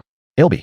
Colin stepped forward, speaking with righteousness. "You privately established Kilianuxiang workshop in the capital, extorting the people, which is suspected of private business under the imperial rule, a major crime. Do you hear that?" Honest stared at Landon nearby and sneered. "You violated national law by conducting private business. For this reason alone, you have committed a serious crime, and yet you still show no remorse. Foolishness." Facing accusations from the two men, Landon laughed disdainfully and counter-questioned. "Do you two know what the foundation of this nation lies in?" "Of course, it's in Wayland's rule." Colin replied without hesitation, bowing towards Beckett. "Pandering nonsense." Landon snorted disdainfully, making the Caden on the dragon throne raise an eyebrow. Although these words were unpleasant to hear, Landon's thoughts resonated with the Caden's own. "Is the foundation of the country dependent on me as emperor? Then, if I should one day pass away, wouldn't the southern dynasty collapse and perish? All right, then you speak. What insight do you have?" Honest coldly said. "If you can't explain properly, today we'll add another grave crime of defiance against authority." Christ is losing his mind. How dare he speak ill of Wayland? The root of the world lies in the Caden's governance. Isn't this known to all? Just wait, let's see what else he has to say. The ministers were discussing, each looking at Landon with surprise. They had never imagined that Landon would have such courage to act so freely under such circumstances. Kirk was also somewhat curious in his heart. From his perspective, Landon's performance up until now did not match the description of a debauched youth at all. On the contrary, under the pressure from Honest and the censor, Landon stood alone against both and remained calm and composed, not at all like the one being interrogated. Such composure and calmness were exceedingly rare. "Before we talk about this matter, I have a question for the censor."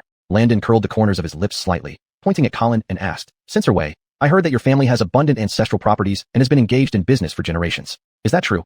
"Oh, yes, that's true. However, it's just some petty business, far from abundant." Colin was startled, stammering in his reply. "Petty business? I think the censor is being too modest. The ancestors of Censor Way's family have operated businesses in salt, iron, silk, and flax in the southwestern prefecture for 3 generations. Over 100 years, their wealth must amount to no less than 1,000,000 taels."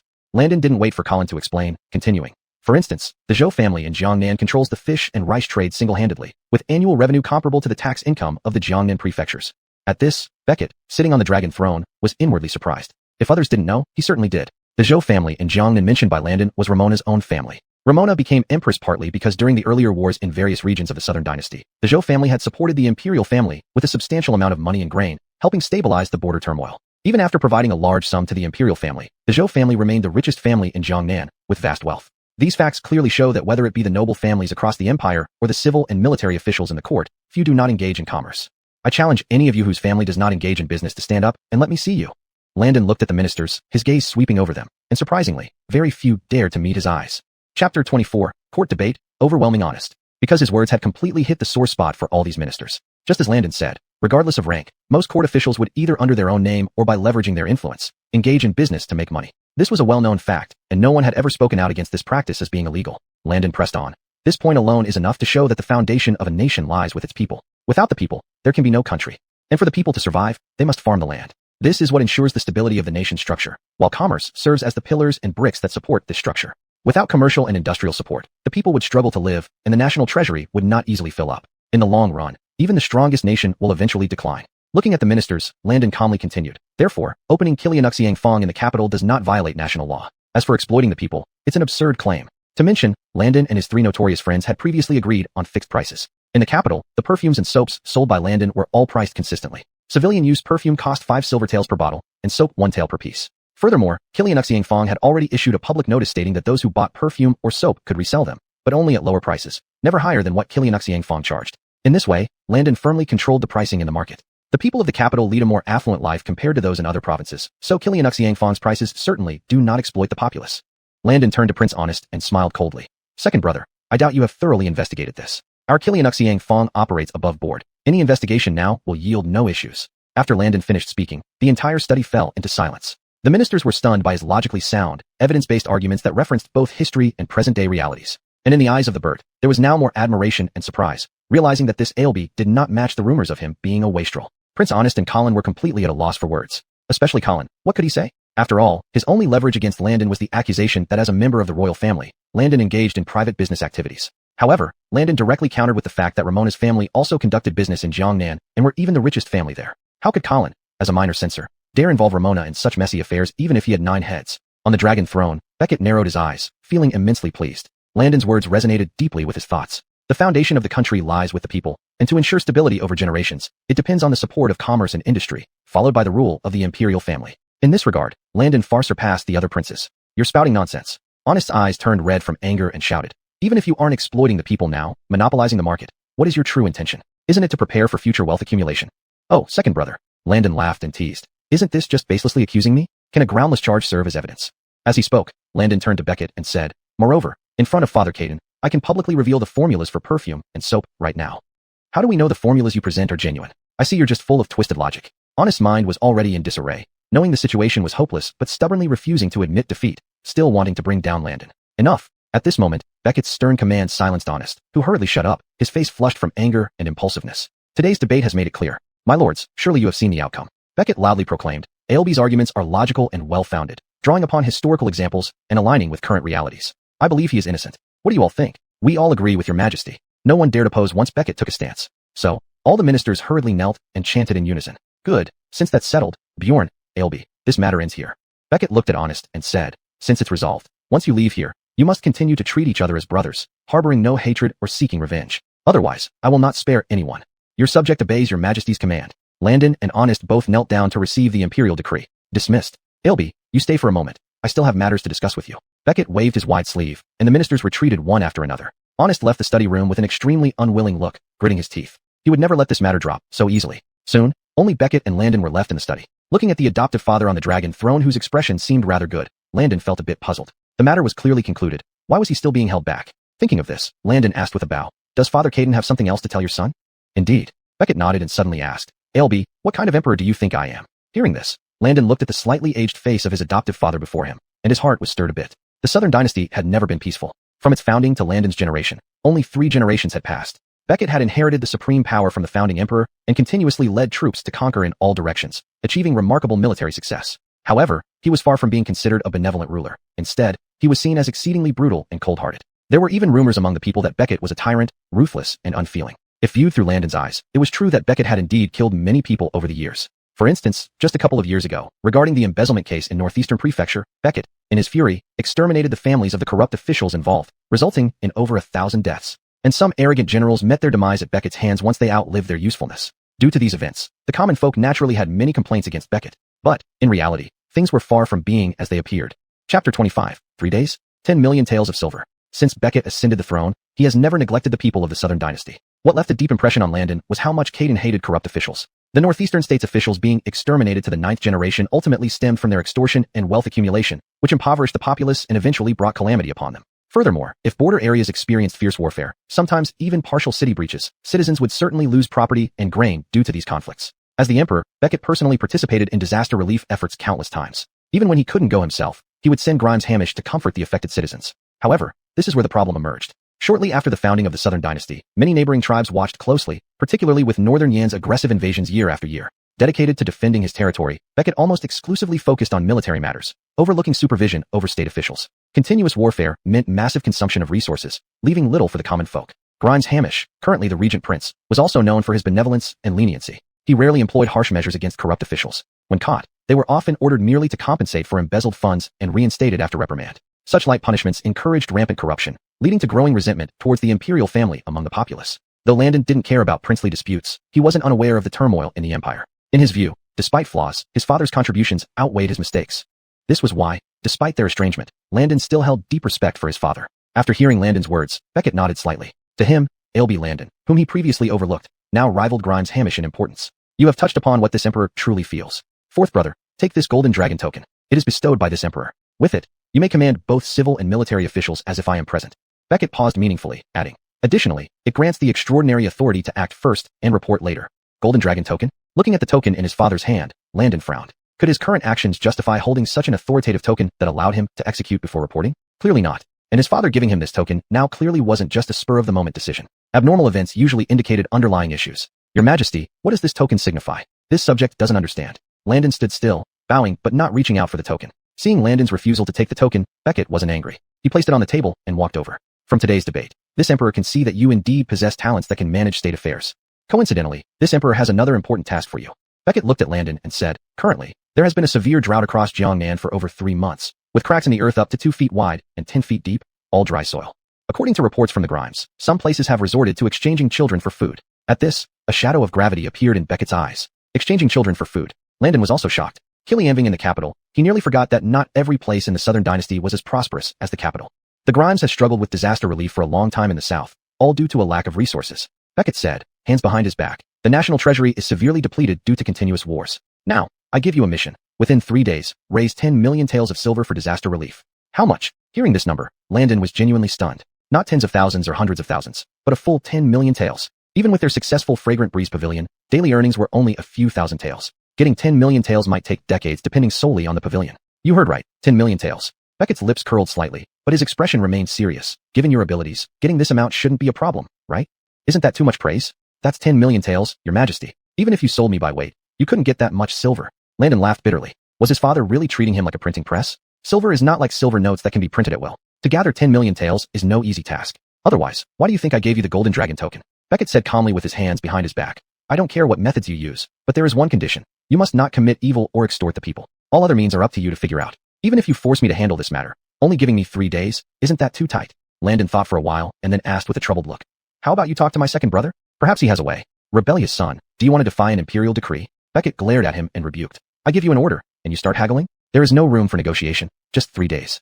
I accept the decree. Despite his reluctance, Landon had no choice but to accept the decree first. On the ride back to the princely mansion, Landon kept pondering how to obtain those 10 million taels of silver. Should he borrow from his 3 disreputable friends? That was impossible. Although Billy, Leroy, and Ushvin all had fathers who were high-ranking officials, none of them could come up with 3 million taels each. What else could he do? Weighing the golden dragon token in his arms, Landon reached the princely mansion's gate and saw a sedan chair parked by the roadside. Landon couldn't help but sigh, puzzled, as almost no one came to visit his mansion besides his 3 disreputable friends. Judging by the specifications of the sedan chair, it didn't seem like something his 3 friends could afford. It looked like it belonged to at least a princely level. Dismounting from his horse, Landon walked over briskly, and at that moment, several servants beside the sedan chair lifted the curtains. A person stepped out of the sedan chair, looked at the surprised Landon, and smiled.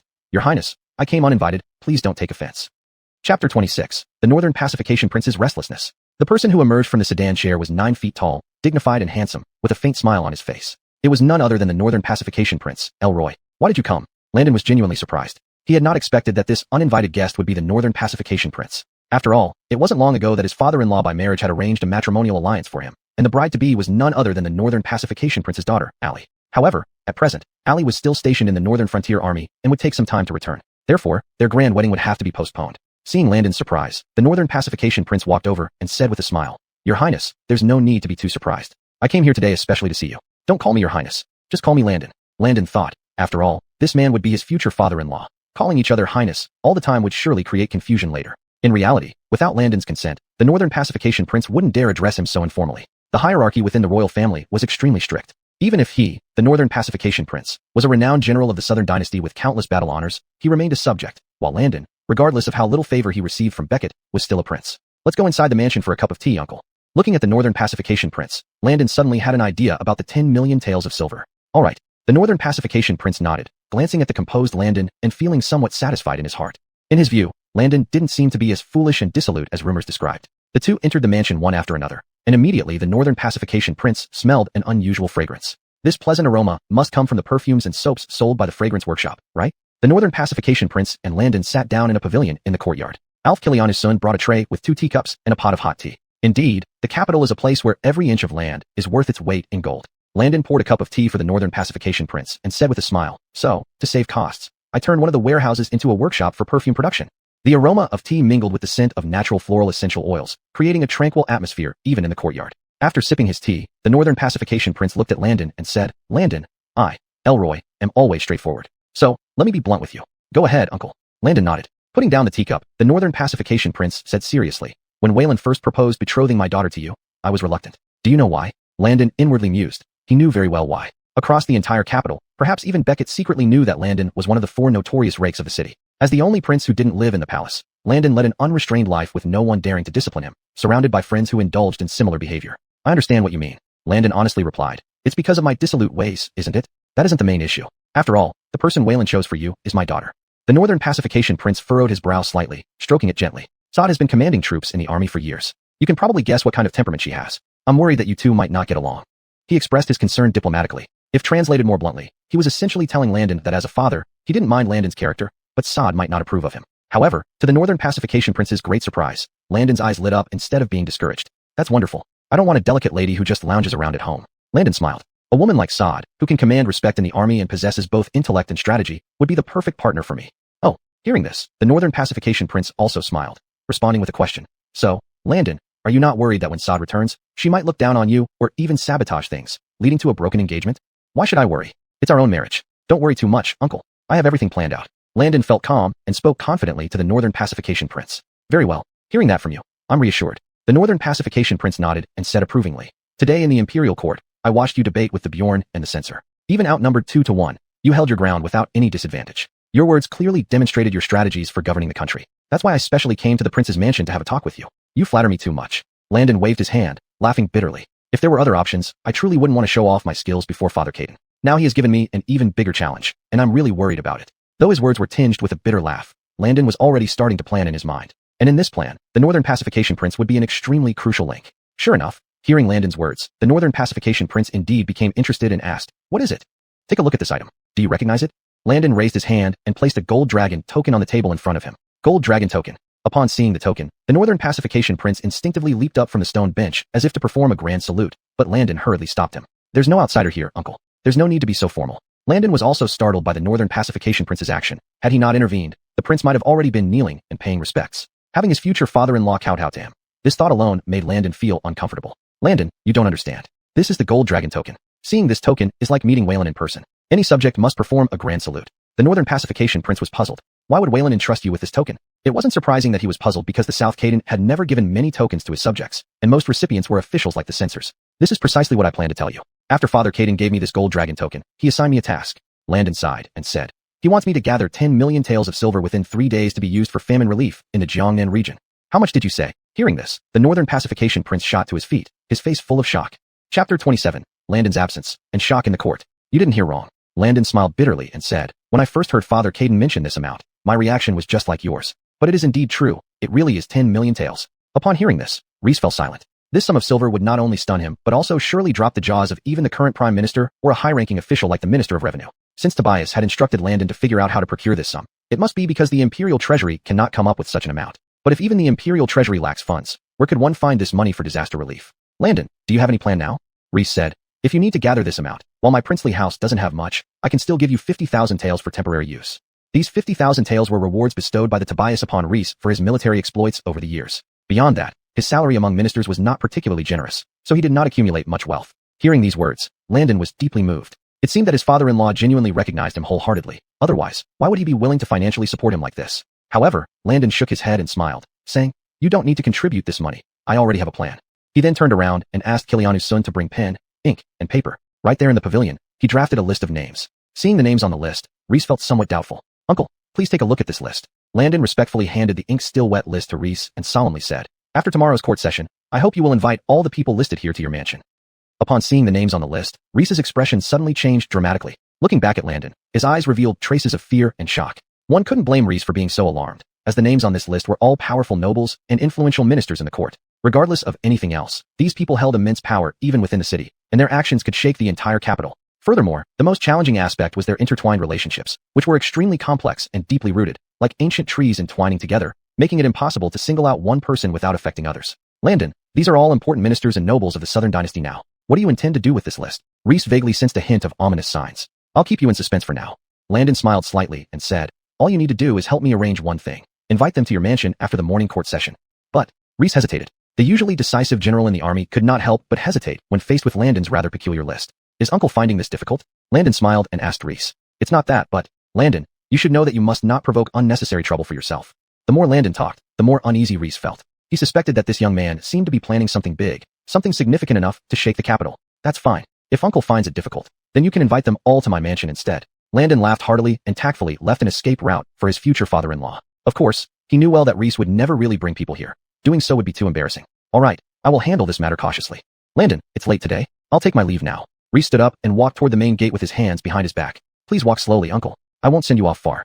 Landon escorted Reese to the door. Only after watching him get into his sedan chair and depart did Landon laugh softly to himself, muttering, "I've invited my uncle, so you'd better take on the responsibility of an uncle." The next morning, during the early court session, civil and military officials entered the palace, rushing to the Golden Throne Hall while stifling yawns. But as soon as they came in, a stunning piece of news hit the ears of these officials. L.B. Landon, who was released from prison yesterday by Wayland, had vigorously defended against the imperial censor and the Bjorn, and was now declared innocent. Moreover, an even more shocking news came. The Kaidan had decided to entrust L.B. Landon with the task of raising funds for disaster relief in Jiangnan. At this moment, the faces of all the officials in the court were filled with astonishment and confusion. Yesterday, only a few top-ranking officials witnessed Landon's debate against two opponents in the study. The rest learned about it today, which was reasonable. But, regarding the matter of raising funds for disaster relief in Jiangnan, the ministers couldn't understand why Wayland would entrust this task to the LB. However, there was only one person who wore a slight smile, standing firmly at the bottom of the golden steps. This man was about 7 feet tall, broad-waisted and corpulent with a round face, looking extremely benevolent and kind. And he was none other than the crown prince appointed by the current Tobias, Hamish.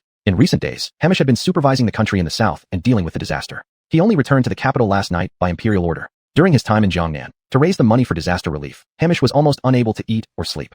He had even set aside his dignity as the crown prince and wrote letters to the powerful officials in the capital, yet managed to gather less than 200,000 taels of silver. Even this amount was given out of respect for him being the current crown prince.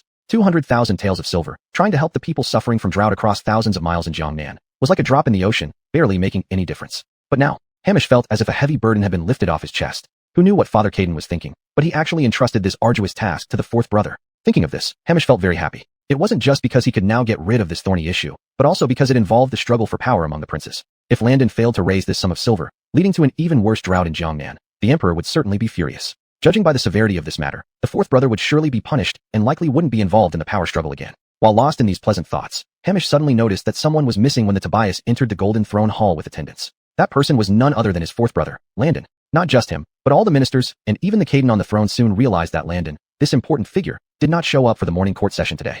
Chapter 28. The Calm Before the Storm. Beckett slightly frowned, but he did not take it too seriously. Upon careful consideration, he reckoned that Prince Number 4, Landon, was probably tossing and turning over the matter of 10 million taels of silver, so his absence at the morning court session was somewhat justifiable. Long live Wayland. 10,000 years of prosperity. The ministers and the princes led by Hamish prostrated themselves in reverence. Rise, all of you. Beckett's gaze was formidable as he looked down from above at the civil and military officials. The chief eunuch, very opportunistically, emerged with an imperial edict. By the decree of the Kaidan, who rules by the mandate of heaven, as the Jiangnan region suffers 1,000 miles of drought, leaving its people destitute, this decree hereby assigns the LB, Landon. Though lengthy, the ministers were aware the edict essentially tasked Landon with disaster relief and raising funds for Jiangnan. Where is the fourth prince? After the edict's recital, Beckett swept his eyes across those present. This would be quite a show. The Bjorn Honest, standing beside the golden steps, thought inwardly. But then something unexpected happened. The next moment, Beckett waved his hand and said, Gerardo, deliver this imperial edict to the fourth prince's mansion, and have him receive it. Your servant will carry out your orders immediately. Gerardo held the edict and hurriedly stepped out of the hall of supreme harmony. This act stunned the entire court, leaving everyone amazed. Even Grimes Hamish and Bjorn Honest felt baffled. What did Gerardo carry? That was an imperial edict. Since the founding of the Southern Dynasty, no minister or prince had dared to miss the morning court without a genuine illness preventing them from attending. An imperial edict could only be delivered if the cadence specifically instructed someone to do so. Otherwise, one had to come to court to receive it. Failure to do so was considered grave disrespect. Today, Landon, as a prince, missed the morning court unreasonably, already hinting at great disrespect. Yet, what baffled them most was that Beckett showed not the slightest trace of anger. Instead, he had Jaredu deliver the edict. At this point, Grimes Hamish and the other princes couldn't help but shiver internally. Especially Grimes Hamish, whose face turned particularly grim. Outsiders saw Hamish as overly lenient and even indecisive when overseeing the kingdom. In truth, however, Hamish possessed genuine wisdom. His mind and political acumen far surpassed those of Prince Honest and others. Otherwise, how could Beckett have entrusted such a significant responsibility to Hamish? However, today's event made the always comfortable Grimes Hamish truly feel threatened. He distinctly sensed a significant change in Beckett's attitude towards the fourth prince. This change left him with a creeping sense of dread. As for the remaining contents of the morning court, they were nothing more than trivial matters and reports of tributes from various regions. Less than half an hour later, the morning court ended. Beckett left the Hall of Supreme Harmony escorted by his attendants, and the ministers filed out yawning widely. However, as the ministers exited the hall, the Arlo strode forward and intercepted some of them. "Isn't this Lord Northern Frontier?" The high-ranking official stopped smiled. "What is it that you wish to speak about?" The Arlo smiled faintly. "I've been long absent due to my military duties, having distanced myself from my colleagues. I have specially prepared a feast at my residence today and hope each of you can honor me with your presence. I humbly ask that you do me this favor and not refuse me today." With that, the Arlo bowed. This speech left the officials momentarily stunned. Indeed, few ministers had any regular contact with the Arlo, making it difficult to establish connections. Given that he commanded troops at the frontier, seeing him was hard enough, let alone forming relationships. Thus, faced with this sudden invitation, the nobles readily agreed, grinning all the while. Even those who weren't invited wore regretful expressions on their faces. Having secured the invitations from these officials, the Arlo quickly caught up with the Grimes and others just exiting the hall. Seeing the Arlo blocking the way, Grimes Hamish and Prince Honest exchanged puzzled glances. As princes, they seldom had close ties with the Arlo. Uttering similar inviting words, Grimes Hamish narrowed his eyes into a smile. "Your Excellency speaks too politely." Hamish smiled and said, "In all fairness, you have established countless military merits for the Southern Dynasty. This banquet should be hosted by me in your honor. Please rest assured that I will set everything aside today to drink at your residence." "Exactly." Beside him, Bjorn Honest also laughed aloud and said, "It's rare for His Highness the Arlo to have such enthusiasm. I must definitely drink until drunk with you. Since His Highness the Arlo has spoken up, I shall go and pay a visit as well. Just note that I'm not good at drinking. Please bear with me." Third Prince Adolf was the most calm one among them. He had little interest in power struggles, preferring to write poetry in the palace every day. The immediate and agreeable acceptance by Grimes Hamish and Bjorn Honest indeed had their own calculations. Without any doubt, the Arlo was one of the few exceedingly powerful ministers in court now, and he was an actual commander-in-chief with real authority. Moreover, the Arlo was in his prime. Unless he died unexpectedly in battle, he could lead troops for at least several more decades. If they could make friends with such a person, their chances of succeeding in the competition for the throne would significantly increase. Although Hamish was currently the designated crown prince appointed by Beckett, he wasn't the next emperor until he ascended to the throne. Until then, who would sit on the dragon throne was still uncertain. As crown prince, Hamish certainly understood Bjorn's thoughts, and Honest was equally cautious about this matter. "Very well then." The Arlo smiled and said, "Then I shall set up a banquet at noon today at my residence. I hope His Royal Highness the Grimes and all of you can grace it with your presence." On the other side, at the Sterling Palace, Landon had just yawned and emerged from the back courtyard. Eunuch supervisor Kiliana Marcos, who had been waiting early in the courtyard, instantly brightened up. He showed a sycophantic smile and walked briskly towards Landon. "Your servant Kiliana Marcos pays respects to your Highness the Ailbe." As he cried out, Kiliana Marcos knelt down and kowtowed in front of Landon and steward Kiliana's son, despite being in plain sight. Chapter 29, Is My Face Lost? This scene made Landon momentarily stunned. If his memory served him right, this eunuch named Kiliana Marcos was the chief eunuch serving the old father. Despite being just a servant, as the chief, his status might not be lower than some second or third rank officials. Even if he met someone like the Grimes or the Bjorn, Kiliana Marcos only needed to bow slightly in respect. But now, this man was kneeling and kowtowing. What was he up to? Landon really couldn't figure it out. However, this wasn't surprising. If Landon could easily see through this, then he wouldn't be an ordinary person. The palace struggles went far beyond what appeared on the surface. To reach the position of chief eunuch today, Kiliana Marcos had to have keen insight toward Beckettu and other masters. Even with just a glance or a slight change in tone, Kiliana Marcos could immediately decipher the master's mood and intentions. Having served and followed Beckettu for years, Kiliana Marcos naturally observed the emperor's attitude towards the Grimes and other princes. In these few days alone, Kiliana Marcos noticed that Beckettu's attitude towards Prince Landon had drastically changed. The trust and important tasks assigned to him hinted at a shift in the wind. Therefore, he certainly had to leave a good impression on this fourth prince. "Administrator Kilianu, please rise. There's no need for such formality." Landon helped Kiliana Marcos up and spoke courteously. "I've come today to deliver the imperial edict." Ailbe, receive the edict. Standing on the ground, Kiliana Marcos opened the edict and began to read aloud. Landon didn't bother kneeling and simply stood listening. The content of the edict was exactly what he had anticipated. It concerned the allocation of disaster relief funds for the South. This matter had already been decided by Beckettu yesterday. Issuing the edict today was merely to notify all ministers and announce it to the world. "Very well, I understand. This humble son receives the edict." After accepting the edict, Landon nodded. "In that case, this servant will take my leave."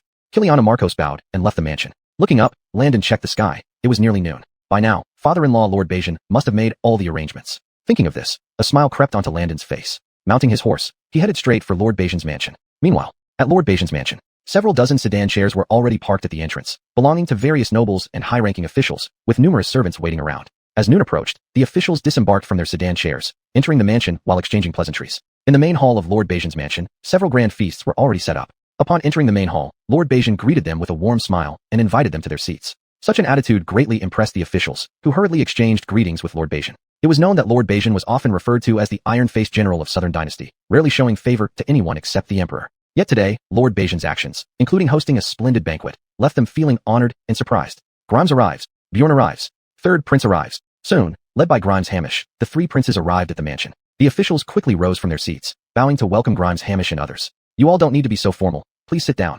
Hamish walked ahead, hands behind his back, smiling broadly at the officials.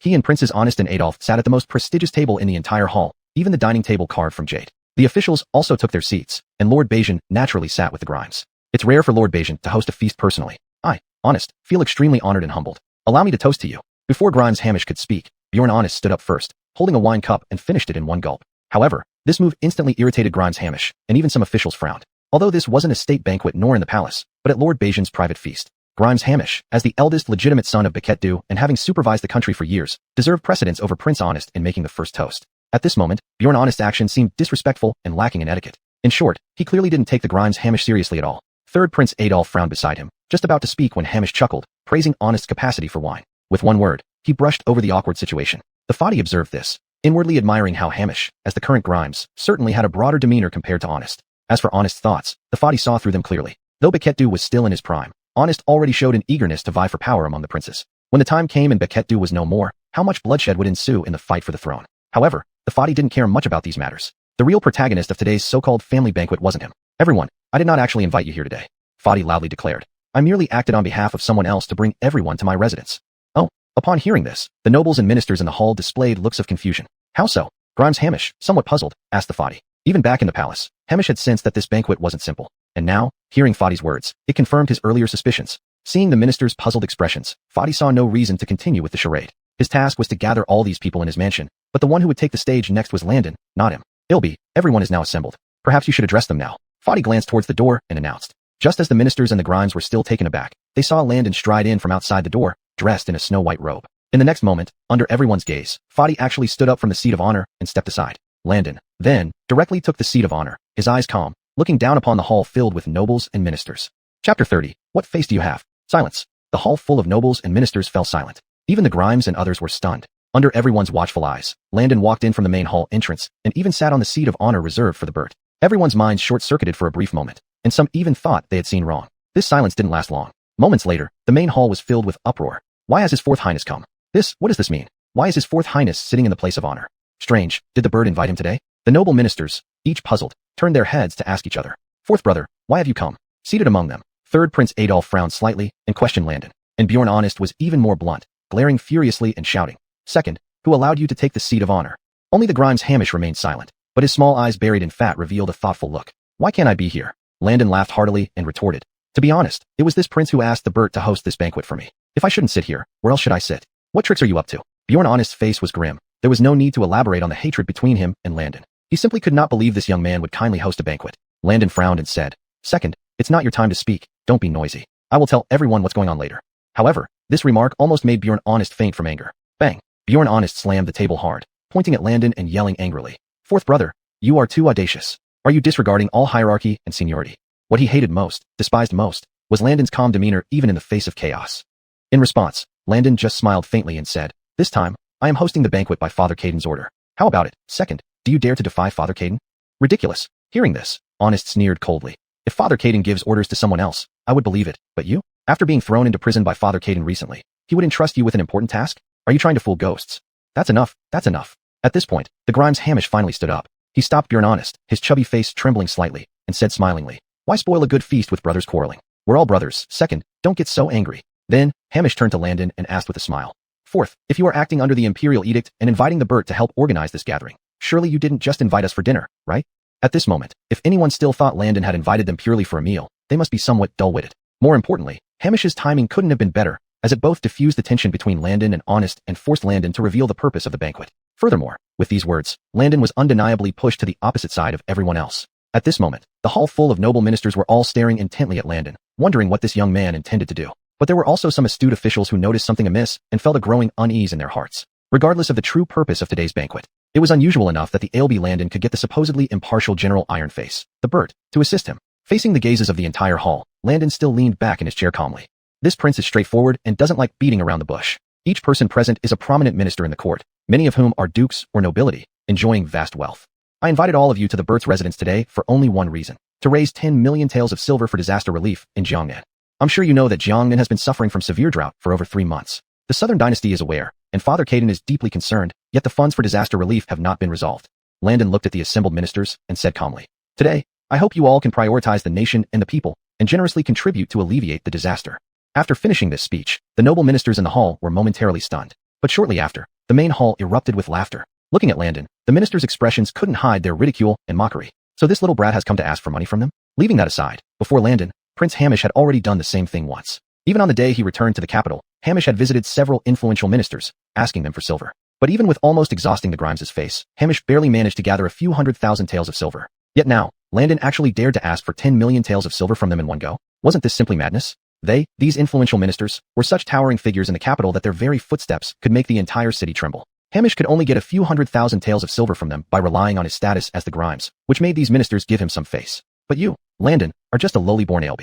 What makes you think we should give you any face? Though their faces wore smiles and mockery, their eyes dripped with disdain and arrogance. They would absolutely not hand over the silver, regardless of whether they had it or not. Losing hundreds of thousands, even millions of taels of silver without getting anything in return, what benefit could there be for them? Stepping back, in today's Southern Dynasty, from the Prime Minister down to a 7th-rank petty official, all officials had fixed salaries. A first-rank high-ranking official might not save up to 1 million taels of silver even if he lived frugally for decades. If they handed over the silver now, wouldn't it imply that their wealth was ill-gotten? Therefore, no matter who, at this moment, everyone looked at Landon as if they were looking at a fool, sneers about to spill off their lips. While they couldn't possibly part with a single coin, these cunning old foxes also understood one thing. Landon was still a prince, and in front of so many people, they had to give him a bit of face. Thus, under Landon's gaze, the influential ministers all smiled and spoke. Chapter 31. All of you, get arrested. So the ALB is here for this. As the Minister of Personnel, I am willing to donate 1,500 taels of silver for disaster relief. Indeed, the ALB cares about the country and its people. We admire that. The General's Mansion will also contribute 1,000 taels of silver. As a clerk in the Ministry of Justice with a modest salary, I can still afford to donate 500 taels. I recently subdued the bandits in Shanbei and received 2,000 taels as a reward. Today, I will donate all of it. In the main hall, under Landon's gaze, these powerful ministers and nobles spoke up one by one, each showing great generosity. Among them were dukes, military generals, and civilian officials, all participating eagerly. At the jade-topped wine table, Grimes, Hamish, and Bjorn Honest watched Landon with mocking smiles. They truly enjoyed watching this drama unfold today, especially Bjorn Honest, who kept shaking his head with a chuckle. It seems the fourth brother was still too naive after all. These ministers were like 1,000-year-old foxes and 10,000-year-old tortoises, each one more cunning than the next. If even the emperor couldn't make them willingly part with their wealth, how could anyone else? As for Landon, being the ALB, he held no real power or influence in the current court, not even the status of Grimes. Facing these powerful ministers, he had virtually no clout. The ministers appeared enthusiastic about donating money for drought relief in Jiangnan, but their contributions were less impressive. Listening to these ministers' moving speeches, Landon remained seated at the head of the table, his expression unchanged. These old foxes were all fabulously wealthy. Some had served 2, even 3 dynasties. A few thousand taels meant nothing to them. Wasn't this a slap in Landon's face?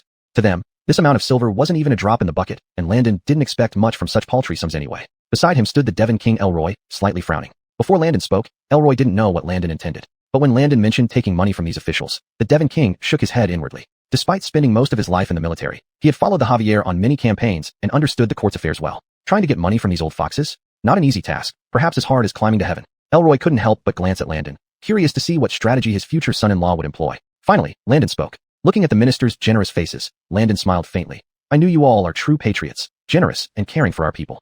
Though Landon smiled, his eyes were cold, chilling even the usually unflappable Devon King. Gazing at these hateful old men, Landon felt an increasing coldness in his heart. So, they thought he was just trying to strong-arm them for money today? The ministers in the hall hadn't yet realized the seriousness of the situation. Minister of Personnel Desi stood up and said blandly, ALB, you flatter us. We are officials of the Southern Dynasty and should care for the people and ease the Emperor's burdens. Indeed, we all care deeply for the Southern Dynasty. We are willing to share the Emperor's concerns. Other ministers echoed in agreement, their expressions relaxed, almost nonchalant. Good. Landon clapped his hands and smiled. Since that's the case, let's get to the point. Gustav. As Landon spoke, footsteps and chain-rattling sounds came from outside, causing the ministers to look over curiously. Then, those previously composed ministers, now sneering, turned red-faced and jumped to their feet.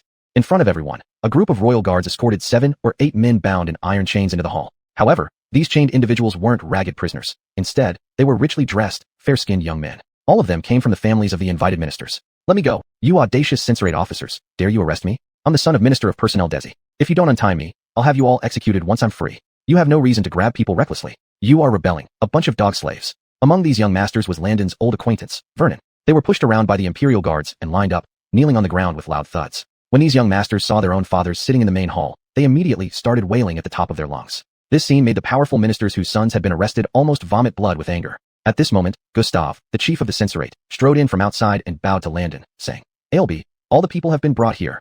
Gustav. Almost no one in the main hall did not recognize him. He was the current chief of the censorate in the capital, holding an extremely high status. Just under his command alone were nearly 500 imperial guards, and there were hundreds more investigators, making it one of the largest institutions in the capital. However, despite his exalted position, Gustav's face was particularly grim at this moment, even breaking out in sweat on his forehead despite the cool weather. These young masters were precisely those whom he had personally led the imperial guards to arrest from the major mansions this morning. But in reality, Gustav did not want to undertake this mission at all. This was a job that could easily lead to disaster. How could Gustav not know that these young masters were all sons of the powerful ministers? Arresting them, regardless of the reason, would inevitably invite resentment from those influential ministers. The capital might be large, but the official circles were confined to a small space where everyone would meet each other sooner or later. However, when Landon showed the golden dragon token, what could Gustav say? If he did not follow Landon's orders, it would be considered defiance of imperial authority, leading to immediate decapitation. "Commander Wei, what is going on here?" Desi, the minister of personnel, blazed with fury and thundered, "Why did your censorate arrest people without permission? What crime has my son committed?" Chapter 32, with mountains of evidence, dare you still act outrageously? Perhaps other powerful officials might give Gustav some face, but Desi did not even consider this. The Sun family has served 2 dynasties in office, including Vernon's grandfather, who was the previous minister of personnel. Such a status is also very prominent throughout the court, and now Desi naturally cannot possibly fear Gustav. "Gustav, how dare you assist in tyranny and randomly arrest people from our mansions? Release my son." "Rebellion. We will surely report this matter to Wayland and ask him to punish you."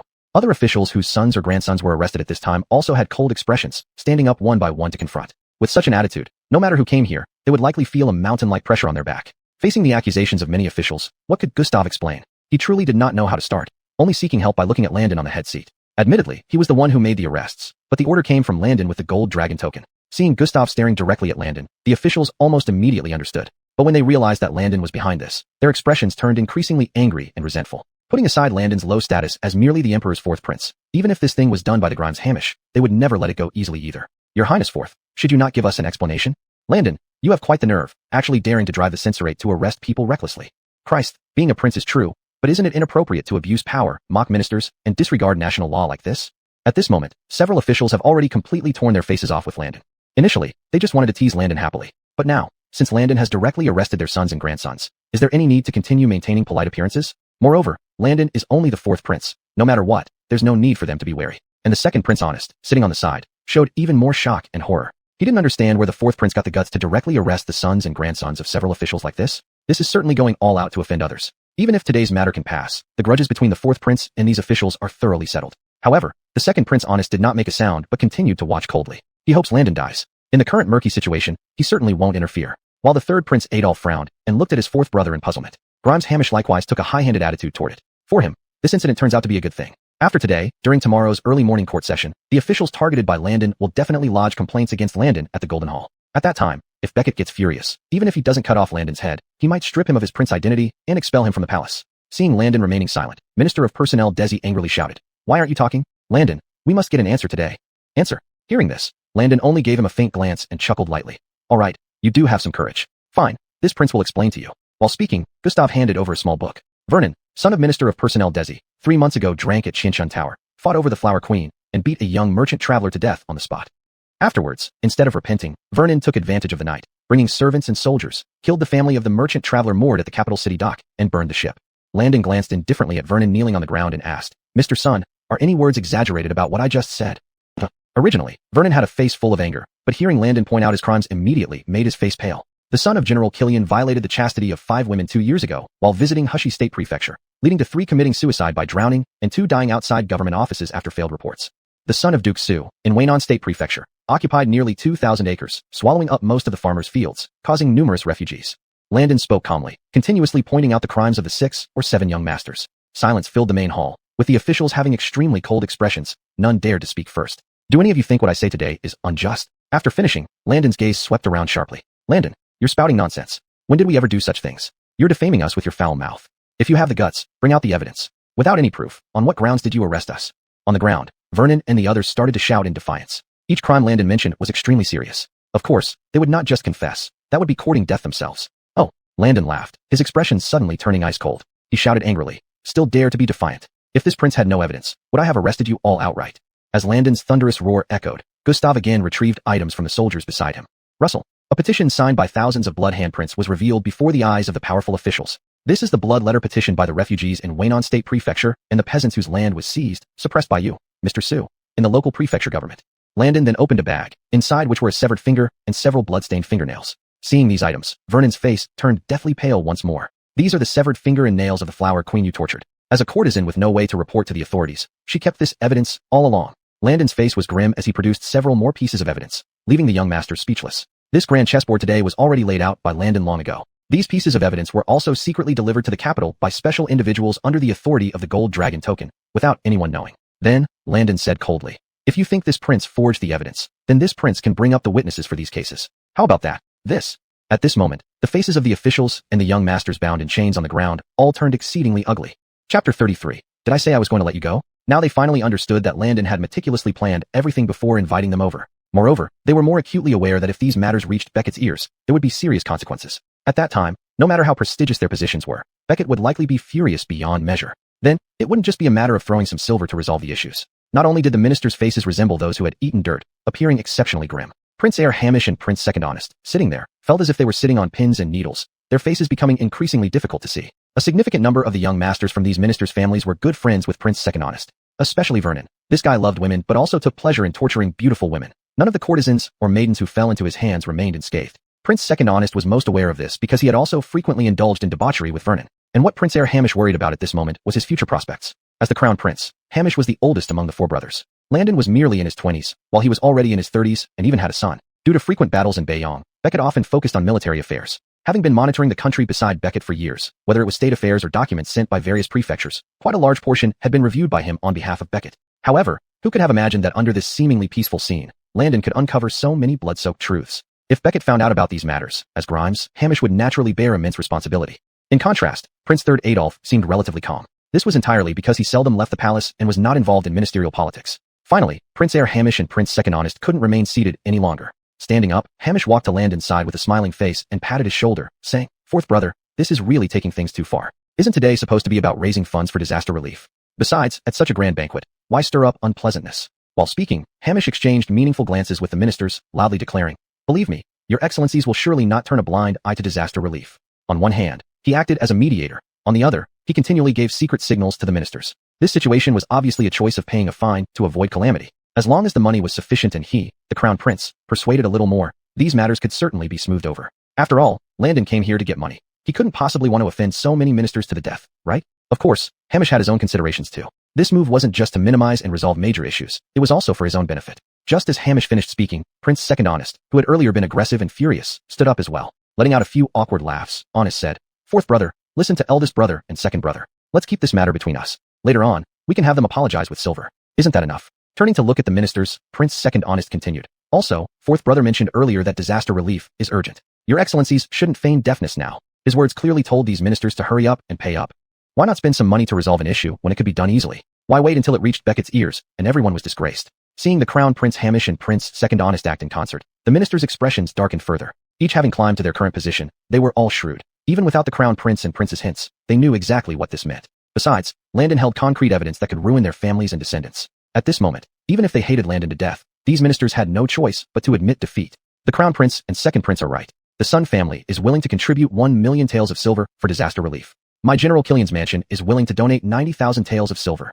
I'll contribute 70,000 taels. I'll contribute 80,000 taels. Landon remained silent, simply watching these ministers announce their contributions one by one. In just a short while, the 8 main culprits' fathers among the nobles had pooled over 10 million taels of silver. Adding the contributions from dozens of other ministers, each donating no less than 10,000 taels, the total amount quickly approached nearly 20 million taels of silver. Landon felt somewhat astonished. Good heavens, this was nearly 20 million taels of silver already. The task given by his father was merely to obtain 10 million taels of silver, yet now he had not only exceeded it, but even doubled the requirement. However, even after they finished offering their contributions, Landon remained unmoved. Your Highness Fourth, We have all given our prices. Should you release the people now?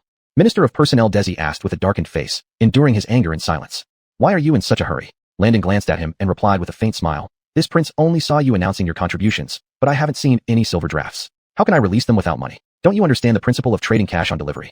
Desi was stunned for a long time, unable to recover from these words. The ministers began shouting orders to their servants outside, instructing them to immediately return home to retrieve the silver drafts from money shops. Landon wasn't anxious either. Today he had all the time in the world to play with these old fellows. He would absolutely not release these people until he saw the silver drafts. Finally, after more than an hour, the servants of various influential ministers returned. Piles of silver drafts were neatly placed on the black sandalwood table to Landon's right, making quite an impressive sight. In just this short while, these people actually managed to gather 20 million taels worth of silver drafts. Seeing this scene, Landon couldn't help but take a sharp breath inwardly. Under such sudden and urgent circumstances, these powerful ministers could still bring out the silver drafts so quickly. It was easy to imagine how rich and well-endowed they must be. Kilianu Xin, collect the silver drafts, Landon said to the back, and the steward Kilianu Xin stepped forward to put all the silver drafts into a large cloth bag. Seeing this, the ministers felt a huge burden lifted off their shoulders. We have paid the silver and contributed to the disaster relief. Gustav, why do you still hold our sons and grandsons? Release them.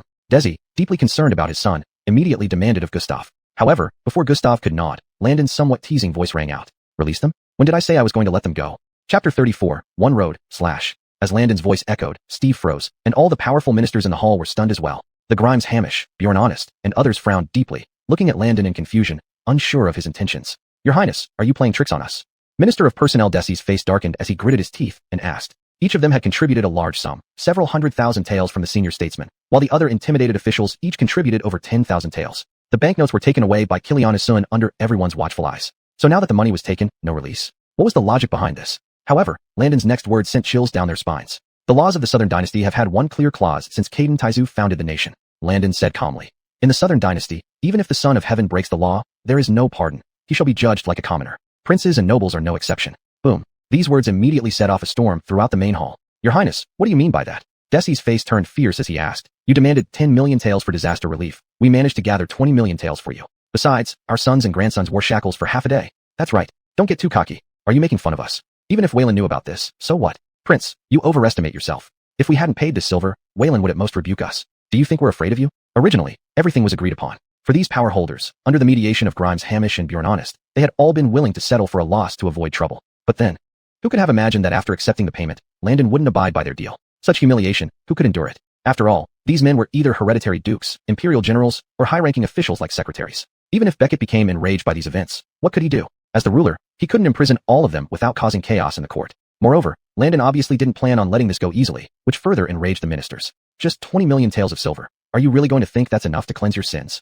If the foundations of the Southern Dynasty are not properly maintained, they will eventually collapse due to these small acts of corruption. Landon's gaze grew stern as he coldly declared. If I were to let this matter slide just because of this silver, how could I face my father? How could I face Caden Taizu of the Southern Dynasty? Steve, take these involved young masters outside and execute them. Landon stood up suddenly, pointing his hand like a sword directly at Vernon in the middle, shouting angrily. Boom. The entire hall was shocked. When Landon announced that he wanted Steve to execute these 7 or 8 young masters, the ministers were dumbfounded, and the Grimes and Bjorn were struck speechless. Steve was so scared he didn't dare move. Although he was the leader of the inspection office, how could he dare carry out Landon's orders directly? Execute them? These weren't ordinary criminals. The least among them was the son of an imperial general. To kill them? Even with military punishment, these ministers would tear their faces to oppose him. Landon, you dare. Try touching my son today. Desi's eyes bulged with rage as he shouted. Do you really think you're someone important? You're just the emperor's 4th son, born from a concubine. Why should you act so arrogantly here? Yeah, Landon, you want to kill my son? Let me tell you, if you touch my son, my entire military house will never forgive you. Steve, what are you waiting for? Release them. In an instant, those ministers whose sons and grandsons were captured were ready to explode. At this moment, they no longer cared about Landon's princely status and started cursing at him openly. Just as they said, if such an execution order came from the Grimes Hamish, they might indeed be afraid. But you, Landon? On what grounds? In terms of power, you aren't even a crown prince, and in status, your own mother has been expelled from the palace. A son of a concubine, teaching them lessons? Yet, facing the minister's furious backlash, Landon remained unfazed. Since his adoptive father entrusted him with this matter, he had already made up his mind. If something needed to be done, it had to be done shockingly, shaking the court, winning the hearts of the people. Moreover, Landon didn't care about the threats from these powerful ministers. Was he raised by being scared? Glancing sideways at Steve, Landon said coldly. Steve, are you deaf to my orders, Prince's order? Upon hearing this, Steve's expression became even more distressed. Caught between two forces, he felt like he was being roasted in fire on one side and frozen on the other, drenched in sweat all over. Even if Landon had the golden dragon token, how could he dare really drag these young masters out for beheading? If he did that, these influential ministers would find a way to kill him. Steve felt an immense pressure, kneeling down with a thud, and clasped his hands, pleading, This matter is too significant. I cannot act on the order without permission. I beg your highness to inform Wayland and let him decide. If Wayland also orders their beheading, I will not hesitate to carry it out according to the decree. Please understand me, your highness. With that, Steve pressed his head against the ground. The power of the Golden Dragon token was indeed formidable, but he truly dared not execute Landon's command, for the consequences were far too serious. On the other side, watching Steve kneel on the ground, Minister of Personnel Desi and the rest of the powerful ministers wore victorious smiles. They saw that Steve dared not make a move, and Landon was nothing but a jumping bean. However, they didn't have long to laugh. Soon, their laughter faded. In the next moment, Landon sat back down. Steve, step aside. Where are the Dragon Guardians? Landon waved his hand, signaling Steve to rise and step back. The Dragon Guardians are here. Please give your order, your highness. Instantly, in the spacious main hall, 6 black-clad figures appeared silently behind Landon, each wearing a red-toothed demon mask and carrying a blood-red long saber on their back. These 6 Dragon Guardians exuded a chilling, killing aura. Their gazes beneath the red-toothed masks were as cold as swords, and their blood-red sabers were filled with a bloody mist. Before the ministers could react to this scene, drag the 8 involved individuals out and behead them. As Landon spoke, the 6 Dragon Guardians simultaneously drew their blood-red sabers and stepped forward. Chapter 35. Not one shall be spared. Before the assembled nobles could react, the Imperial Dragon Guards had already dragged the guilty young lords out. Thud! Glimmers of blood flashed in the courtyard of the northern town Prince's Manor. Heads rolled as they were severed by the long knives of the Imperial Dragon Guards, bouncing on the ground. Pools of glaring blood instantly dyed the entire courtyard red, and the rising blood mist made everyone's complexion change. The privileged young men were thus beheaded in public by the Imperial Dragon Guards without mercy before their fathers and grandfathers. The decapitated bodies twitched slightly on the ground, taking quite a while before all movement ceased completely. After finishing their execution duties, the 6 Imperial Dragon Guards sheathed their swords and stood silently behind Landon as if nothing had happened. Silence. Everyone in the northern town Prince's Manor was speechless. This blood-soaked atmosphere enveloped every noble's heart. The nobles whose sons and grandsons had been killed now stared blankly, struggling to accept what they had just witnessed. They even thought it was all a dream, an illusion. They had merely come to attend the northern town Prince's family banquet. How could it be that in the blink of an eye, their sons and grandsons were slaughtered? Meanwhile, Grimes Hamish was stunned, and Bjorn Honest was utterly dumbfounded.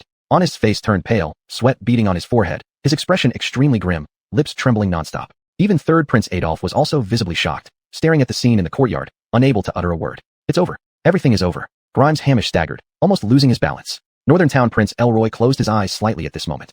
What he most feared seeing had ultimately happened. When Landon walked in from outside the main hall, the atmosphere had already hinted at something amiss. He had guessed that today's events would not end easily. But who could have expected that Landon would choose such ruthless and decisive means, directly executing so many young masters? At this moment, even the northern town prince felt chills rise up his spine. Landon was really pushing things to the brink. Those noble sons and grandsons were ordered executed by him. They wouldn't let this go easily. If Tobias Court learned about this and was enraged, he, as an accomplice, might not escape punishment either. Heaven's thunder, my son, my son. Following the brief silence, anguished cries erupted from the nobles' mouths. Some crawled towards the corpses, hugging them and weeping bitterly. Others glared at Landon with bloodshot eyes, desperately wishing they could kill him right then and there. Finally recovering from their initial shock, Grimes Hamish strode to Landon's side, his pale face scolding. Fourth brother, you've caused a disaster today. Even Hamish was terrified, and beside him, Bjorn Honest, amidst his shock, felt a surge of excitement. Landon's actions today were akin to digging his own grave. Killing 7 or 8 of these nobles' cherished sons and grandsons was no ordinary mistake, but a death wish. Even if he wasn't a common fourth son as the nobles claimed, but the eldest legitimate son of the Javier, resolving this would be far from easy. Fourth brother, you're too arrogant. Thinking of this, Honest approached and harshly questioned, who gave you the audacity to mobilize? At this point, Bjorn Honest suddenly froze. Not just him, even Grimes Hamish and third Prince Adolf paused simultaneously. Yes, how could they forget this? Who did Landon mobilize? The most elite force in the Southern Empire, the Imperial Dragon Guards. It was rumored that the Imperial Dragon Guards were the most elite guards near the Javier, each specially trained since childhood, top-tier experts chosen from thousands. Once officially appointed as Imperial Dragon Guards, they would only obey the Caden's orders. As for others, forget commanding the Imperial Dragon Guards. Even Grimes Hamish didn't know how many of them there were or how to mobilize them. Yet today, Landon's single order summoned 6 Imperial Dragon Guards into action. For a moment, Grimes Hamish's heart was filled with doubt and uncertainty. Looking at Landon before him, Grimes Hamish inwardly wondered if even the Caden was aware of this matter and had permitted it. Moreover, even the always stern General Jinbei Sterling willingly helped Landon orchestrate this act. No matter how he looked at it, Grimes Hamish became more convinced that Landon was no longer someone who could be easily belittled. Right at this moment, Desi on the ground let go of his son's corpse, stood up with bloodshot eyes, and glared fiercely at Landon. Landon, you murderer. My son family will never rest until we have settled this score with you. We will definitely report this to Wayland and ask for your execution. Let's go to the palace to see Wayland right now. Let's go now. The few powerful ministers who lost their sons were almost driven to madness by rage, roaring in anger and about to erupt. At this moment, they no longer cared about Landon's identity. If not for the concern of the killers behind Landon, they would have likely already rushed forward to fight him to the death. Leave. Hearing these angry words from the powerful ministers, a hint of amusement flickered across Landon's lips. When did I ever say you could leave? As soon as he finished speaking, Landon abruptly lifted his sleeve, revealing a golden dragon token in his hand. Swish. With a metallic clink, 6 Imperial Dragon Guards stepped forward like ghosts, completely blocking the main hall's door. Behind them, the blood-stained long knives that had just claimed several young masters' lives were now drawn, their tips dragging on the ground. At this moment, the powerful ministers instantly fell silent, their faces filled with horror, and they all retreated. And Desi, who had been shouting the loudest earlier, dared not utter another word now. Golden Dragon Token. The one in Landon's hand was indeed the Golden Dragon Token. Grimes Hamish and Bjorn Honest finally understood where Landon's authority came from. Chapter 36. How to punish you without wronging you. It seemed that his father, the Caden, truly had no knowledge of this matter. It was merely Landon who had taken advantage of the Golden Dragon Token's power to have the Clifton and the Imperial Guards do his bidding. With this thought in mind, Grimes Hamish stepped forward and reprimanded coldly. Fourth brother, don't you think today's commotion is already big enough? However, Landon ignored him and continued to look at the high-ranking officials on the ground with an indifferent gaze. Beside him, Kilianu-sun once again presented a small booklet. After opening it, Landon began reading aloud to the assembly of officials. Minister of Revenue Desi privately purchased over 5,000 acres of land in Hushi and stockpiled weapons and armor. These are acts of treason. General Kilian Guangda, during the battle against Beiyuan a year ago, accepted nearly 10 million taels of silver in bribes from Beiyuan and secretly abandoned 2 major border cities, leading to the collapse of our southern dynasty's frontline. Ombudsman of the Ministry of Justice D has received bribes from officials of various ranks and made decisions on more than 100 capital cases privately. He also covertly assisted playboy nobles like Vernon in concealing wrongful convictions. Landon calmly read out each crime committed by the officials one by one. However, the faces of the officials on the ground, from Desi to Kilian Guangda, gradually turned angry. Landon, your accusations are nothing but slander. When did I ever plot rebellion? Nonsense. The abandonment of those border cities was due to insufficient troops, making them impossible to defend further. How could I ever collude with the enemy? As Ombudsman of the Ministry of Justice, I've never taken any bribes. What proof do you have?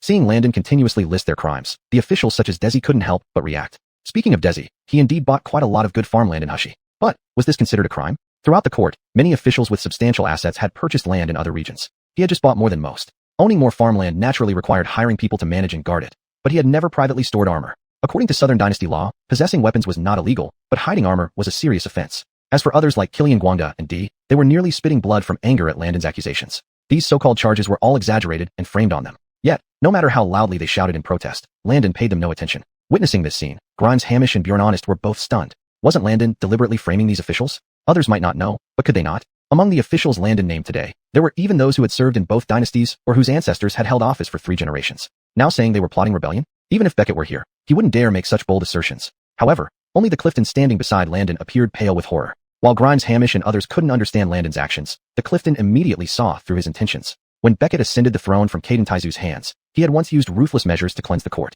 Many of the powerful ministers who had followed Caden Taizu in battle were among those eliminated. After founding the Southern Dynasty, they had become increasingly arrogant, even considering themselves superior to Beckett, believing only Caden Taizu was fit to command them.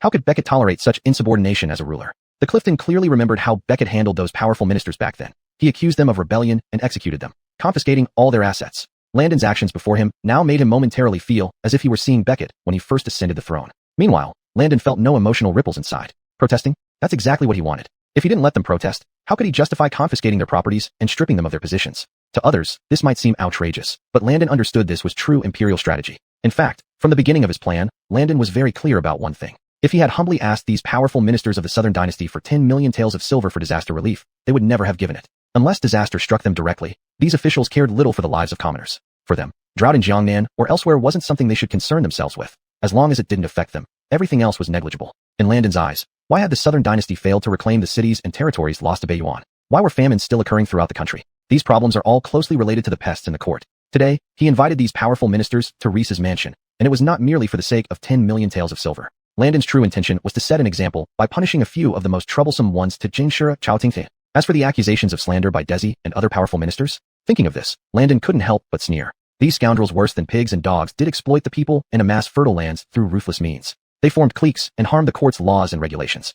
However, charges like collaborating with the enemy and plotting rebellion were indeed fabricated by Landon on purpose and not actions they had actually committed. This was because if he arrested them based solely on exploiting the people and forming cliques. Once this matter reached Beckett, considering these ministers' status in the Southern Dynasty and some being veterans who served 2 dynasties, Beckett would certainly give them some face and impose symbolic punishments, after which the matter would be dropped. Moreover, taking a step back, since Grimes Hamish began overseeing the state affairs, many matters within the court were controlled by Hamish. There was even a possibility that Beckett, to avoid openly conflicting with these ministers, would entrust this matter to Hamish. And Grimes Hamish was known for his kindness and leniency towards officials, always trying to leave a good impression on them to secure his future throne. It could be imagined that at that time, these ministers might not even receive corporal punishment, and at most would be fined insignificant amounts, and that would be it. Therefore, Landon had already made up his mind long ago. Since he obtained the Golden Dragon token from his father, and now this matter was right before him, he was determined to see it through to the end. From the moment these ministers stepped into the main hall, in Landon's eyes, they were already dead men. Chapter 37. No mercy when right, swift, and decisive. Landon, how dare you? We are going to meet Wayland, and you dare to stop us?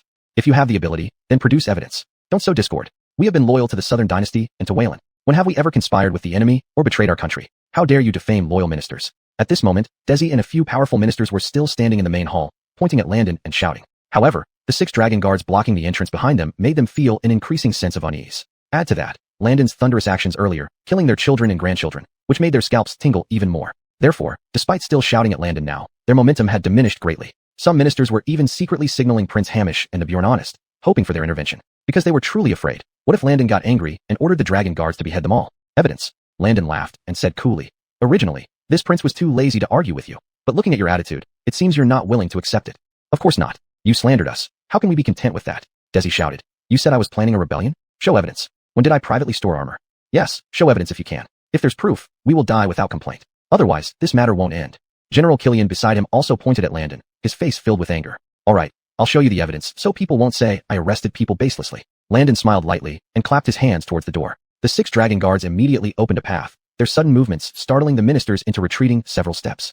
Several Imperial guards carried burlap bags into the main hall and, under Landon's instructions, opened the bags in public. Boom. In an instant, the entire main hall erupted in chaos. Under everyone's watchful eyes, inside the bags were sets of chainmail and tongue oil leather armor. All the armors were brand new, still wrapped in oiled paper. An Imperial guard unwrapped the paper and showed it to the crowd. Only then did the ministers see tiny calligraphy on the paper along with Desi's seal. This batch of armor includes 500 sets of chainmail and 1,500 sets of tongue oil leather armor.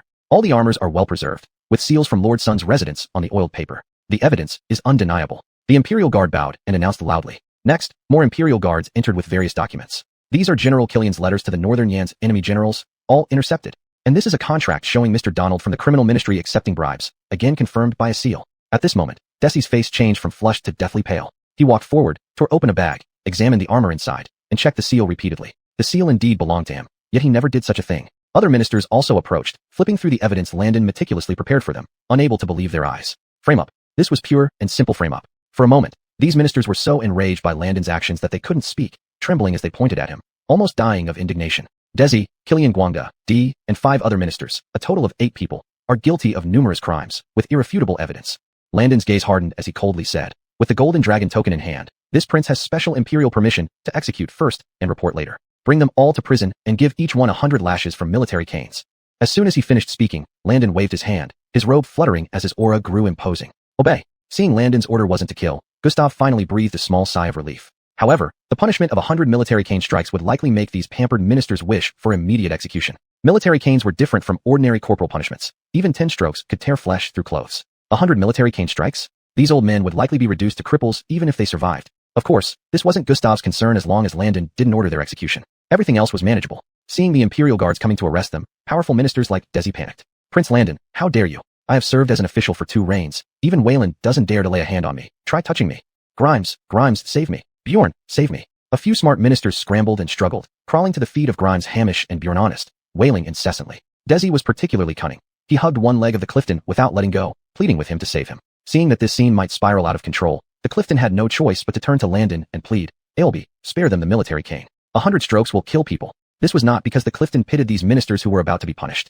Rather, it was because Landon was his future son-in-law. Could he not consider his daughter's husband? Moreover, the sons and grandsons of these ministers had already been killed, causing a great uproar. If anyone really died after receiving 100 military cane strokes, it would inevitably cause a shock in the court. Not to mention the golden dragon token in Landon's hands. Even if the Javier were here, he might not dare to punish so many powerful ministers at will. However, Landon ignored his future father-in-law's plea, paying no attention at all. Seeing that the Clifton couldn't save them, Desi quickly turned his head towards Grimes, Hamish, and Bjorn Honest, looking for help. Now, apart from these 2, there could be no one else here willing to intervene on their behalf. Chapter 38. What kind of face do you have? However, the Grimes, Hamish, and the Bjorn Honest did not choose to remain silent at this moment. To the Grimes, Hamish, many of these officials had a relatively good relationship with him. They were all important supporters for his future throne usurpation. Now that they were in trouble, if he did not offer help, it would certainly affect himself in the future. As for the Bjorn Honest, he also held the same view. If he didn't speak up, wouldn't all the credit and benefits go to the eldest brother? Stepping forward briskly, the Grimes, Hamish said coldly with a stern look, 4th brother, have you investigated clearly? They are all senior officials of our Southern Dynasty. How could they possibly rebel against the country? Are you saying, elder brother, that you want to testify for them? Landon did not refute, but looked at the Grimes, Hamish with a smile that was not quite a smile. In my opinion, the Grimes, Hamish said coldly, this matter is significant. Since you claim that Brecken and others have been privately storing arms and colluding with the Bayong enemies, then why not ask Father Caden to handle this case? As the current crown prince, Hamish's words were powerful, and his usual kind demeanor disappeared. He could see now that it was impossible to kindly ask Landon to drop it. He had to confront this guy directly. However, what he did not expect was that Landon only shook his head. After showing the golden dragon token, Landon asked calmly, "The golden dragon token represents Father Caden's presence. Surely, elder brother, you understand that. Since Father Caden has bestowed me the golden dragon token, it means he has fully entrusted this matter to me." These words made the Grimes Hamish's expression become increasingly ugly. "Fourth brother, what if I insist on stopping you today?" Hamish's voice dropped several decibels as he questioned Landon with a dark face. However, what surprised everyone in the hall was that after hearing this, Landon just smiled indifferently and said, "Then you might as well try. Please do as you please." "Ridiculous. Fourth brother, you are too reckless. I am your elder brother." The Grimes Hamish angrily shouted, "At present, I have the power to oversee the country. How dare you not listen to me?" He really couldn't tolerate it anymore. At this moment, Hamish's hatred for Landon reached its peak. In front of the public, "You, a bastard son born fourth, why don't you give this legitimate eldest son some face?" Yet, the angrier he got, the calmer and more composed Landon became. This made the usually broad-minded Grimes Hamish almost furious enough to hit someone. "Fourth brother, everything has a limit. It's time to stop. I think it's high time we put an end to this farce today. If this continues, I fear even I, as your second brother, cannot keep my face for you anymore." While speaking, the Bjorn Honest strode over, looking serious as he spoke to Landon. Clearly, the Bjorn Honest did not have the patience and magnanimity of the Grimes Hamish towards Landon. The incident with wearing the hat especially enraged Honest, who longed for an opportunity to deal with Landon. Moreover, many of those Landon targeted today were people he intended to recruit in the future. Hearing this, Landon just glanced at him indifferently and said, "Second brother, I advise you not to get involved." "Oh, quite a mouth you've got there," Honest sneered and said, "Fourth brother, ignoring elder brother is one thing, but are you unwilling to give face to me, your second brother, too?" As he spoke, Honest suddenly drew the sword at his waist. In the next moment, the blade of the sword was pointed straight at Landon. "Fourth brother, you're too arrogant. Holding a gold token makes you think your power equals Father Caden's," Honest said grimly. "Elder brother is usually broad-minded and doesn't confront you, but I'm not like that. If you insist on doing things your way today, don't blame me for not showing mercy." At this moment, all the ministers in the hall were shocked beyond measure, and the few officials like Desi who were prostrate on the ground felt immensely gratified. Seeing the Bjorn Honest draw his sword, no matter how daring Landon was, he wouldn't dare continue his misdeeds, right? However, their pleasant fantasies lasted only for a brief moment. In the next moment, the faces of the ministers turned incredibly terrified. Faced with the sharp blade, Landon showed no sign of retreating, but slowly stood up from his seat and walked toward Honest. Under everyone's watchful eyes, each step Landon took made Honest's face turn increasingly panicked. But this shock was not the most astonishing thing for the high officials. Standing still in front of the Bjorn Honest, Landon just looked at him indifferently, with a trace of disdain and mockery in his eyes. "Second brother, it's best to refrain from waving weapons around. This sword of yours won't harm me, but will only hurt yourself." After saying that, Landon casually slapped Honest's sword out of his hand with a palm, causing it to clang loudly as it hit the ground. Yet, it was precisely his fearless attitude that caused the Bjorn Honest's face to turn purplish red with shame and fury. Presumptuous. In the next second, the Bjorn Honest lunged forward a step, clenching his right hand into a fist, aiming to strike Landon's face. After all, he had grown up in the palace since childhood. Though he wasn't particularly skilled, he did know some martial arts and boxing techniques. He truly couldn't bring himself to slash Landon with the sword. But could the Bjorn Honest possibly lack the courage for a few punches? At this moment, fueled by new and old grievances, Honest's punch was powerful and forceful, bearing the aura of a seasoned practitioner. However, before the high officials could cheer for the power of his punch, in the next moment, Landon simply glanced at him coolly, extending his left hand like a snake to deflect the punch away. And with his right hand, he delivered a resounding slap straight across Honest's face. Slap. This slap wasn't extremely forceful, yet it dumbfounded both the Bjorn Honest and the Grimes Hamish, along with all the high officials in the hall. Honest staggered back several steps after being slapped, landing on the ground with a thud. A burning sensation spread from Honest's cheek. Covering his swollen half-face, Honest stared in disbelief at the towering Landon above him. He had never expected that Landon would dare slap him in broad daylight. The high officials were left speechless. Even the Grimes Hamish couldn't help but draw a sharp breath. Chapter 39. Thunderbolt against 8 families. In a fit of sudden rage, Prince Honest struggled to get up from the ground, but instead fainted with a roll of his eyes. At this moment, the 8 powerful officials led by Desi had no trace of luck or composure left on their faces. What remained was sheer panic. Without the protection of Grimes Hamish and Prince Honest, they feared that today they would not escape punishment by Landon. Drag them out, throw them into the prison, and give each one 100 military canes. Landon did not care how others viewed him. With a wave of his hand, his tone was unyielding. Immediately, the Imperial Guards dragged the 8 officials away from the prince's residence. Fourth brother, you. Watching Desi and others being dragged away, Grimes Hamish walked up, hands trembling, unable to utter a word. In his eyes, fourth brother had gone mad. If not mad, how could he dare to do such reckless things today? You wait, fourth brother, I will certainly report this matter to Father Caden. With that, Grimes Hamish let out a cold snort and strode toward the exit of the prince's residence. However, before he reached the door, the 6 dragon guards once again blocked his path. 6 blood-red long knives sealed off the entrance, their chilling aura making Grimes Hamish's body shiver. Hamish turned around in surprise, only to see Landon calmly sipping tea. Eldest brother, don't be in a hurry to leave, Landon said indifferently. I still have one more thing to take care of. Once my people finish ransacking those traitors' homes, you can go wherever you want. Ransack their homes. Grimes Hamish was stunned. He hadn't expected that Landon intended not just military punishment for the officials, but also to confiscate their assets. To ransack their homes was no small matter. It involved sealing all the properties of the involved officials and arresting all family members for interrogation to ensure no assets were hidden.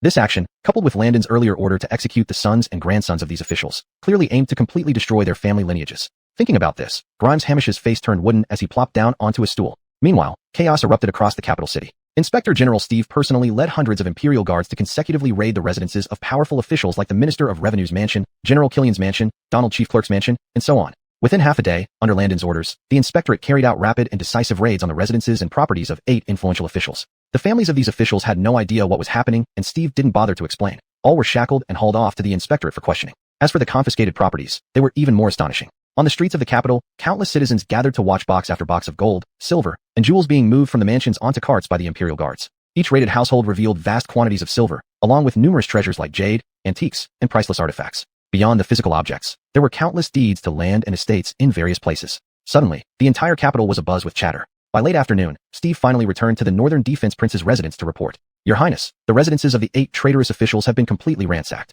We obtained over 53 million taels of pure silver, and the value of other precious items cannot be estimated. In addition, we seized various deeds, banknotes, promissory notes, and documents, which are listed here for your inspection. Steve stood respectfully before Landon, presenting the ledger. 53 million taels? Landon thought silently. These officials held high ranks, but their annual salaries were at most several thousand taels. Even if they did some side businesses, how much could they earn in a year? At most a few tens of thousands of taels. Yet, from these 8 officials' mansions, they found over 53 million taels of pure silver alone. Could this wealth have come from legitimate sources? Clearly, Desi and the others had extorted untold amounts of hard-earned wealth from the people, sucking the marrow from the bones of the common folk, to accumulate such immense fortunes. And this was just the silver. Don't forget the numerous valuable antiques and artifacts discovered as well. The value of those items clearly could not be calculated immediately. If their lands and properties in other places were included, the amount would be even more incalculable. At this moment, Landon felt that not directly killing these dogs was simply too merciful. These people, if left alive, would only continue to rot the southern dynasty from within. After the inventory was completed, Landon nodded and said, "Understood. Send the gold and silver to my prince's residence first. Dispatch some personnel to temporarily guard the mansions of these families." After speaking, Landon stretched lazily. Today's grand drama had come to a temporary end. Meanwhile, Grimes Hamish and Bjorn Honest, who had regained consciousness, also stood up angrily. "Fourth brother, you still have the heart to laugh?" Grimes Hamish said coldly. "Do you know what kind of chaos you caused today? Just wait for Father Caden to cut off your head." With that, Grimes Hamish turned around, furious, and stormed out of the Northern Defense Prince's residence. "Fourth brother, we're not done yet. This matter is far from over." Bjorn Honest, with a face full of anger, glared at Landon hatefully, and then also left the Northern Defense Prince's residence. At this time, the Northern Defense Prince also stood at the entrance of the main hall with his hands behind his back, his expression grave. The corpses and bloodstains in the courtyard had already been cleaned up by the specialized personnel from the inspectorate. There was no trace of the beheading now, but the lingering faint bloody smell in the air still gave the Northern Defense Prince a headache. Turning around, he looked at Landon with a bitter smile and said, "You are truly an excellent son-in-law of mine. This time, the trouble we caused is huge." Hearing this, Landon couldn't help but laugh. "What do you mean? Desi and others plotted rebellion and colluded with enemies to commit treason. Logically speaking, they deserve beheading." Landon laughed and asked in return, "I was acting under the Golden Dragon token. How can it be considered betraying my father-in-law?" You, even someone like the Northern Defense Prince, who had seen many ups and downs, was rendered speechless by Landon's words, only able to respond with a bitter smile. Chapter 40. The heavens have been pierced. The Javier is stunned. He increasingly found that his future son-in-law seemed far from the dissolute fellow as rumored in the capital city. Landon's actions today were nothing short of imperial tactics, even making the Daryl see a hint of the Javier. As dusk approached, Grimes Hamish and Bjorn Honest only just returned to the palace. But the two did not immediately report this matter to the Javier. Instead, they deliberated over what to say in the Grimes' study. However, while the two didn't report to the Javier, it didn't mean no one else would. This incident was quite a stir, but when Landon was handling it, he merely called on Gustav from the censorate for help. As for the other institutions in the capital, he hadn't notified them in advance. The residences of the 8 influential officials were all seized within an afternoon. This news quickly spread among the people and eventually reached the ears of the capital's Raymond. When the Raymond went to inspect each residence in shock, he was stunned to find that the residences of the 8 influential officials had been thoroughly sealed by Landon. Moreover, what nearly made the Raymond lose his soul in fear was the rampant rumor that the 8 officials had been thrown into jail, subjected to military flogging, and their offspring beheaded. This news was like a bolt of thunder to the Raymond. Without hesitation, the Raymond immediately took a carriage to the palace to report this to the Javier. Not just the Raymond. Soon these pieces of information spread throughout the entire capital. The high-ranking officials also learned about this one after another. Even the chancellor and other key ministers who were not involved in this affair disregarded the lateness of the hour and headed towards the palace. The entire capital was bracing itself for an impending storm. Inside the Golden Hall, bang! The Javier slammed his desk, his eyes wide open, disbelief written all over his face. "What did you say? Tell me again." In astonishment, the Javier even stepped down from the dragon throne and walked directly to the Raymond, asking in a thunderous voice, Your Majesty, not a word your servant said is false. Secretaries such as Darwin have already been completely expropriated. The Raymond knelt on the ground, trembling like sigh, sifted chaff. Upon hearing this, the Javier was stunned for more than 10 seconds, in a state of shock, unable to recover for a long time. Impossible. After hearing these words, the first thought that sprang up in the Javier's mind was, impossible. How absurd was this event? Those were 8 influential officials in the court, all of whom were first-rank officials. Within such a short span of a day, they were all expropriated, and the young masters of those 8 families were all beheaded? Was this actually done by the 4th prince? For a moment, the Javier couldn't stop repeating in his mind, how could this be possible? Did the 4th prince swallow a bear heart or leopard gall to dare do such things? But soon, outside the hall, Minister Hamish and Bjorn Honest, surrounded by a group of ministers, also rushed in. Remarkably, an evening court session convened inside the Golden Hall. It took a full 15 minutes for Grimes Hamish and Bjorn Honest to recount the entire story to the Javier. At this moment, even as the ruler of a country with deep political acumen, an intense coldness seeped through the Javier's body, and his gaze became piercingly cold. I heard clearly. The Javier looked at the two with a chilling stare and said, "You said the 4th prince used my golden dragon token to invite Desi and others to the northern town palace, presented evidence against them, and ordered their heirs to be executed. Then, under the charge of treason, he confiscated their properties." At this moment, silence filled the hall. Grimes Hamish and Bjorn Honest didn't even dare to breathe heavily, unable to speak a word to the Javier's questioning. They could only nod continuously. Gustav. After a moment of silence, the Javier called out Gustav's name. Among the ministers, Gustav hurriedly stepped forward and kneeled, saying, "Your Majesty, please understand. Seeing that the ALB held the golden dragon token, I had no choice but to follow his orders. Besides, the ALB never told me he intended to exterminate those 8 families." Regarding this matter, Gustav simply couldn't articulate his frustration, and facing the Javier's anger, he could only pray for divine mercy to save his life. "Father." Grimes Hamish summoned his courage and spoke up. "This matter is extremely significant. If mishandled, it could lead to discord between the court and its officials." Even if Hamish didn't say it, the Javier was well aware of this fact. The Southern dynasty had not been established for a very long time, and the relationships within the court were extremely complex, even causing him, the emperor, great headaches to manage. What Landon did could be trivial or significant. If it escalated, it might lead to turmoil throughout the Southern dynasty. Thinking of this, the Javier could only look at the ministers and loudly said, "Ministers, I will certainly give you an explanation. Whoever committed this act, even if he is my 4th son, if he is guilty, I will not tolerate him. Bird, you immediately lead the troops to my 4th son's mansion and bring him here alive." The last sentence was directed towards the bird among the ministers. "I accept your command." The bird cupped his hands in salute and was about to leave the hall. At this moment, all the ministers in the hall started to praise the Caden's wisdom. To them, the downfall of the 8 families like Desi made them feel the chill. If this continued, who knew if they would be next? Watching the ministers shout praises, the Javier felt a rage that almost couldn't be suppressed. "Old 4, you disobedient son." The Javier almost roared in anger in his heart. Previously, when Landon did something or confronted someone, it was never a big deal. But could he ignore this now?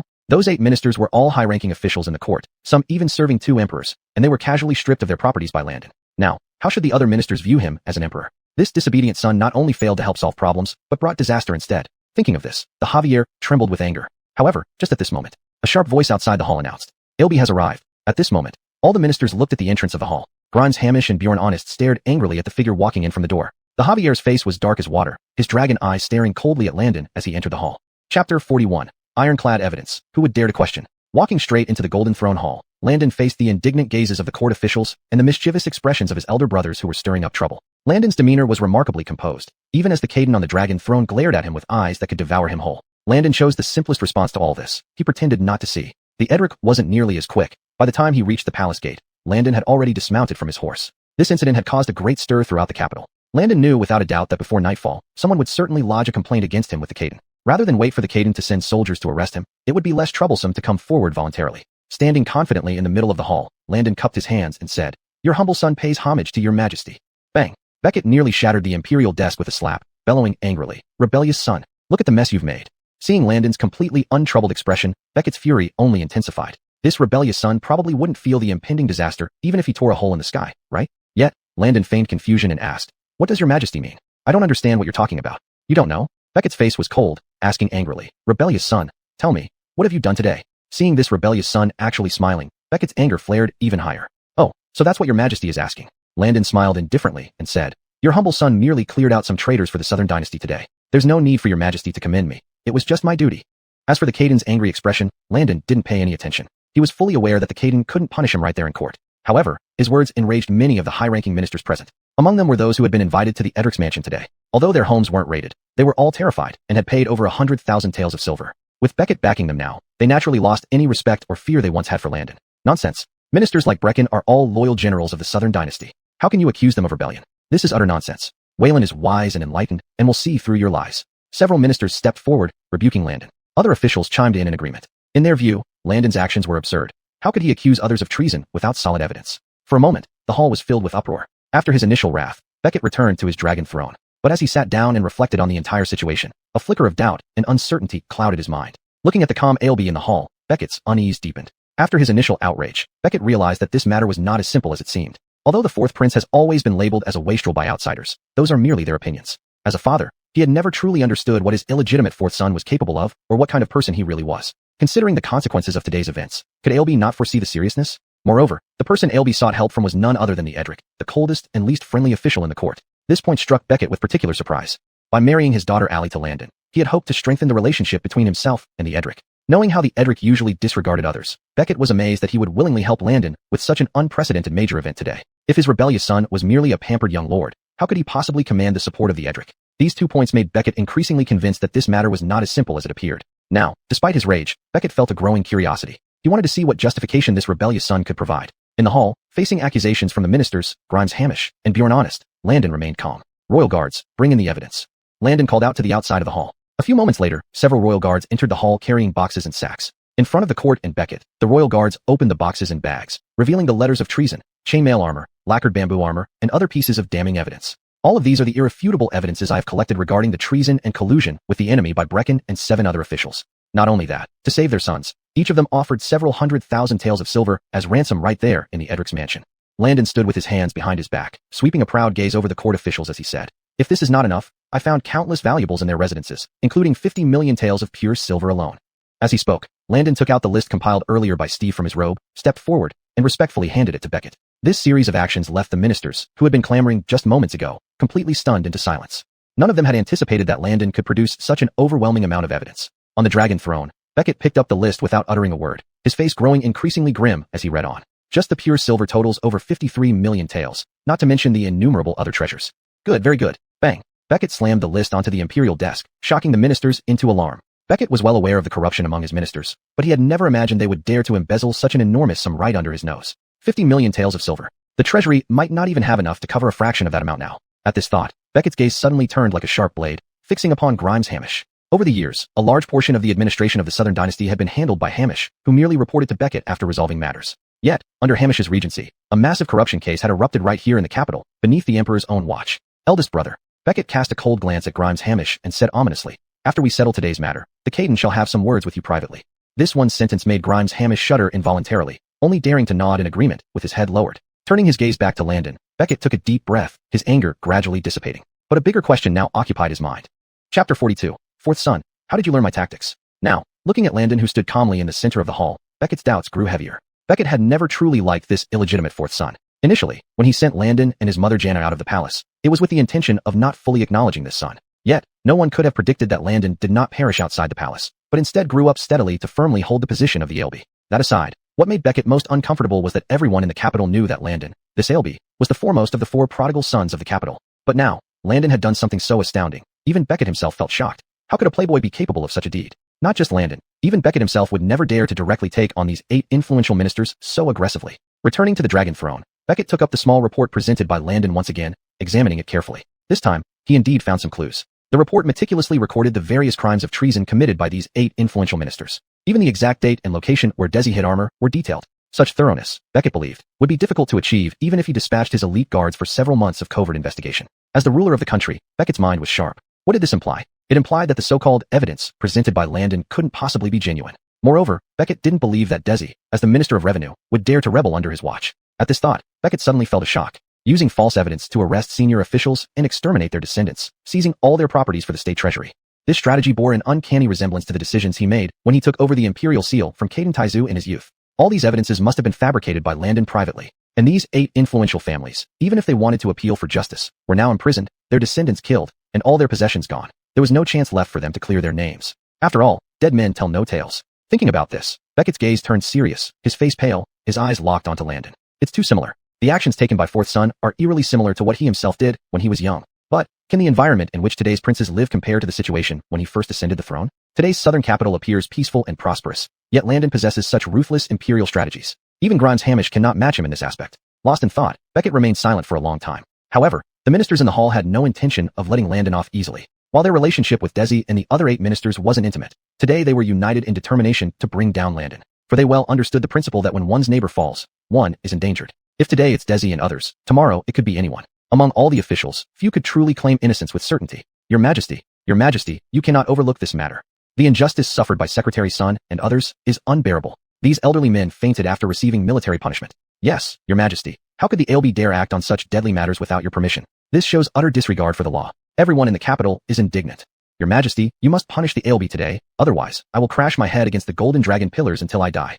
Several senior ministers began pleading, some even crying out that they would die for justice on behalf of Desi and others. Witnessing this, Landon felt nothing but cold disdain. He saw firsthand how officials protect each other. This was why Beckett had struggled to clean up the chaos among his ministers since he ascended the throne. You can't touch one without affecting the whole web. They were all intertwined. At this moment, Beckett finally raised his head from contemplation, his imperial eyes fixed on Landon, though his anger was not apparent. Fourth son, Beckett asked, all the ministers have urged me that you intentionally framed Secretary Sun and the others. What do you have to say? Huh? Before Prince Landon could respond, Grimes Hamish and Bjorn Honest were dumbfounded. What did this mean? Furthermore, there was no trace of anger in Beckett's tone. Could it be that the major event of the 8 influential ministers being stripped of their assets wasn't important to Beckett at all? The two of them couldn't figure out why Beckett treated Landon so leniently. If this matter wasn't handled properly, those old officials in the hall wouldn't let it go easily. Eventually, because of one Landon, the entire southern court might be thrown into turmoil. A huge trouble indeed. Not only were they baffled, but even the few old ministers who had been sobbing and swearing to die for justice were now stunned. Was Wayland implying that he might favor Landon? Upon hearing the question from his father, Landon was a bit surprised as well. He had expected a scolding, but unexpectedly, his father's attitude was so amiable. Reporting to father, Landon responded calmly, clasping his hands. I have already presented these pieces of evidence. Haven't you seen them? Christ, you are insolent. Hearing this, Grimes Hamish glared at Landon. The Bjorn was also shocked. Was it true that LB dared to act on a whim relying on Beckett's favor? Weren't these words equivalent to pointing at Beckett's nose in front of all the ministers, asking if he had eyes but refused to see? Upon hearing this, Beckett's face turned cold. But before he could react, Landon added another sentence. Moreover, father, you should understand my financial situation best. My annual living allowance is merely a few hundred taels of silver. Landon said coolly. I ordered Gustav, the head of the censorate, to lead troops to raid their 8 residences and found more than 53 million taels of silver. All of it is temporarily stored in my princely residence. Or do you think, father, that this silver is something I molded from clods of earth or conjured out of thin air? Chapter 43. Do you also want to be punished? These words left Beckett and his minister speechless. Indeed, even if you had 100 mouths to defend the 8 of them, how could you explain the undeniable fact of the 53 million taels of silver? If Desi and the other 7 were all upright officials, did this 53 million taels of silver fall from the sky? With just this point alone, Landon had already killed any hopes of winning in this debate that was bound to go against them. Moreover, what alarmed some high-ranking officials even more was that with one sentence, Landon had shifted the focus of the matter from the authenticity of the evidence of rebellion to corruption. This shift was done so effortlessly, leaving no trace at all. Your Majesty. In between, an imperial censor stepped forward, cupping his hands and said, we believe that even if Secretary Sun and others engaged in corruption, it does not warrant such punishment. The 4th prince killed their descendants, and this cannot be overlooked. Precisely, if the 4th prince believes they are corrupt, he should only need to present evidence for your Majesty's judgment. Why act rashly on his own? I think this shows that the 4th prince lacks respect for your Majesty and the laws of the court. He should also be punished. Several senior officials seized on this point and continued to insist on Landon. However, before Beckett could speak, a smile crept across Landon's face as he turned to look at the senior officials who had spoken up. This prince has said that Secretary Sun and the other 7 are indeed guilty of plotting rebellion and corruption. With all the evidence here, Landon said. As he spoke, Landon walked over to the censor and asked with a laugh, you old codgers are trying so hard to plead for them. Why? Could it be that you're in cahoots? You talk nonsense. Landon's casual words immediately frightened the old censor into stammering. The other senior officials also felt a chill run down their spines. However, Landon wasn't done with them yet. Father, your son believes that these few senior officials have been speaking out so fervently for Secretary Sun and the others because their ties must be extraordinary. Landon bowed to Beckett and said, I beg permission to lead men to search their residences later. I am sure we will find something incriminating. Thinking to twist black and white around here, Landon inwardly smirked. If he feared these old codgers, he wouldn't be Landon. Since you're trying to plead for those condemned rebels, aren't you part of the same group? Your Majesty, the 4th prince is talking nonsense. We have served you and the Southern Dynasty wholeheartedly. There is absolutely no way we would collude with Secretary Sun and them. May your Majesty discern clearly. Your Majesty is wise. Landon's words had sent shockwaves through the group of senior officials. At this moment, each of them looked serious, almost ready to swear to heaven with 2 raised fingers. And those who had loudly defended Desi and the others were now desperately trying to distance themselves. While they might not have plotted rebellion, their corruption wouldn't stand scrutiny by Landon. In fact, among the civil and military officials, there were very few who dared let Landon bring men to search their residences. Furthermore, with Landon having crushed the 8 powerful families with swift force, who could say he wouldn't do the same to them? Silence. At that moment, Beckett waved his sleeve, and his stern voice immediately silenced the entire hall. All the ministers bowed deeply. Prince Hamish and Bjorn Honest lowered their heads, too afraid to speak, while only Landon dared meet Beckett's gaze. Taking a complex glance at Landon, Beckett sighed inwardly. I understand all the details and causes of today's incident thoroughly. Desi, Kilian Guangda, and the other 7 accepted bribes and planned rebellion and treason. They deserve severe punishment. By order, these 8 shall be immediately imprisoned and executed 3 days hence, at noon in Kaidashi Square. At this point, Beckett cast a cold glance at Landon and said, As for the fourth prince, using my golden dragon token to carry out such actions, mobilizing the dragon guards without authorization, seizing property, and killing people is a grave offense. Hearing this, Prince Hamish and Bjorn Honest couldn't help but stir in their hearts. Father also intended to punish the fourth prince. But then, Becket continued. However, considering that the fourth prince acted for the good of the court and did not wrong any loyal subjects, his merits offset his faults. From today onward, he must stay within the prince's mansion for a month. In reflection. With that, today's matter ends here. Rising from his throne, Becket said coldly, since I have issued the decree, I do not wish to hear any dissenting voices. Court dismissed. The sky was nearly dark, and Becket strode out of the golden hall with his hands behind his back, his face icy cold. Your Majesty. A few old ministers who were still reluctant called out softly to Becket, but they did not dare to defy the imperial decree. This was largely due to Becket's early use of iron-fisted measures to suppress rebels and traitors, which established his great authority. Even though the ministers were extremely unwilling, they dared not disobey Becket's orders. As for the Grimes Hamish and Bjorn Honest standing beside him, their faces were quite interesting. Neither of them were fools. Any clear-eyed person could see that Becket was already protecting Landon. A month of confinement. Could this be considered a punishment? Clearly, it was a way to protect Landon, making it impossible for those with ill intentions to get close to him. With this matter settled by Becket himself, both Grimes Hamish and Bjorn Honest felt an involuntary sense of urgency and crisis. All along, whether it was Hamish or Honest, both believed that they had a 100% chance of securing the throne in the future. As the Grimes, Hamish relied on Becket's trust and favor. Moreover, having supervised the state for many years, he had good relations with many ministers and had substantial support. But Bjorn Honest also believed he had a great opportunity to inherit the throne. The reason was that Hamish was overly lenient and benevolent.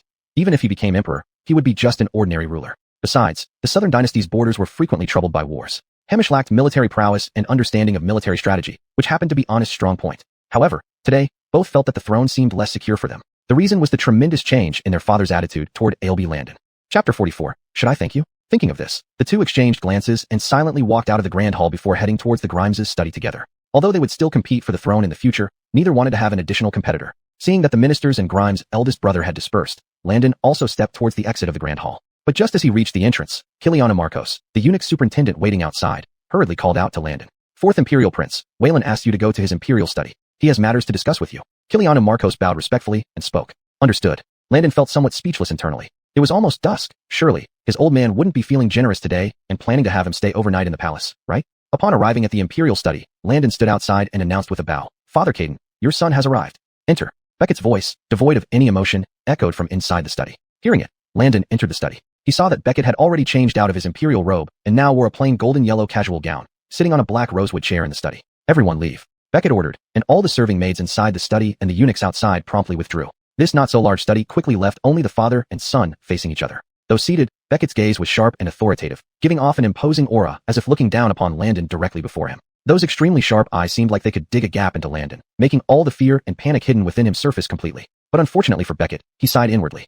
Landon's expression remained calm and composed, much like during their conversation through the prison door that night. Even a faint smile could be seen at the corners of Landon's mouth. This time, Becket couldn't help but react. Finally, he pretended to be angry and smashed the scroll in his hand onto the table. Fourth brother, are you becoming increasingly unruly? How did I instruct you? Have donkey's ears filled your head? Becket showed visible anger on his face, sternly questioning Landon. Replying to Father Caden, your son remembers everything clearly. Landon said innocently. Didn't you order me to bring you 10 million taels of silver within 3 days for the drought relief in Jiangnan? You remember? Seeing that Landon clearly remembered his command, Becket became even angrier and asked, I told you to find funds for drought relief. When did I instruct you to raid the mansions of those high officials? Not only that, you dared to kill their descendants too. Saying this, Becket abruptly stood up, hands clasped behind his back, glaring at Landon. Do you know that if I were serious, your actions alone could lead to your execution in court? However, these words, which would have frightened the Grimes and second brother senseless, did not scare Landon at all. A smile appeared on his face, and Landon replied humorously, Father Caden, this is deliberate injustice. I did everything according to your requirements. My requirements? Did I tell you to kill people and seize property? Becket squinted his eyes, almost incredulous. You didn't say so outright, but you said one sentence, Landon recalled, imitating Becket's manner. You said to your son, no matter what methods you use, as long as you don't harm the common folk, I want to see the silver. Did I say that? Becket was stunned. He recalled that indeed, he had spoken like that to Landon that day. Thinking of this, the corner of his mouth twitched involuntarily. Moreover, Desi and the other 8 committed numerous crimes, treason included, and also took bribes, extorting wealth from the people. Landon continued with a bow. Your son did not immediately execute them with your golden dragon token in front of all ministers precisely to allow Father Caden to make the decision publicly, to show the wisdom and determination in handling traitors. While speaking, Landon secretly smiled to himself. After all, Desi and others had been beaten nearly to death by 100 military strikes and could no longer argue their case. Besides, it was now a fait accompli. The 8 noble families were raided, their descendants executed, and Becket had officially sentenced Desi and the other 8 to death. Now, even if his old father wanted to find trouble, it would likely be too late. His words almost made Becket laugh despite being furious. Good, very good, showing my wisdom and determination. Becket couldn't contain his anger and chuckled. So, should I thank you for giving me this chance to take the credit? That, your son dares not. How could your son dare to vie for credit with your majesty?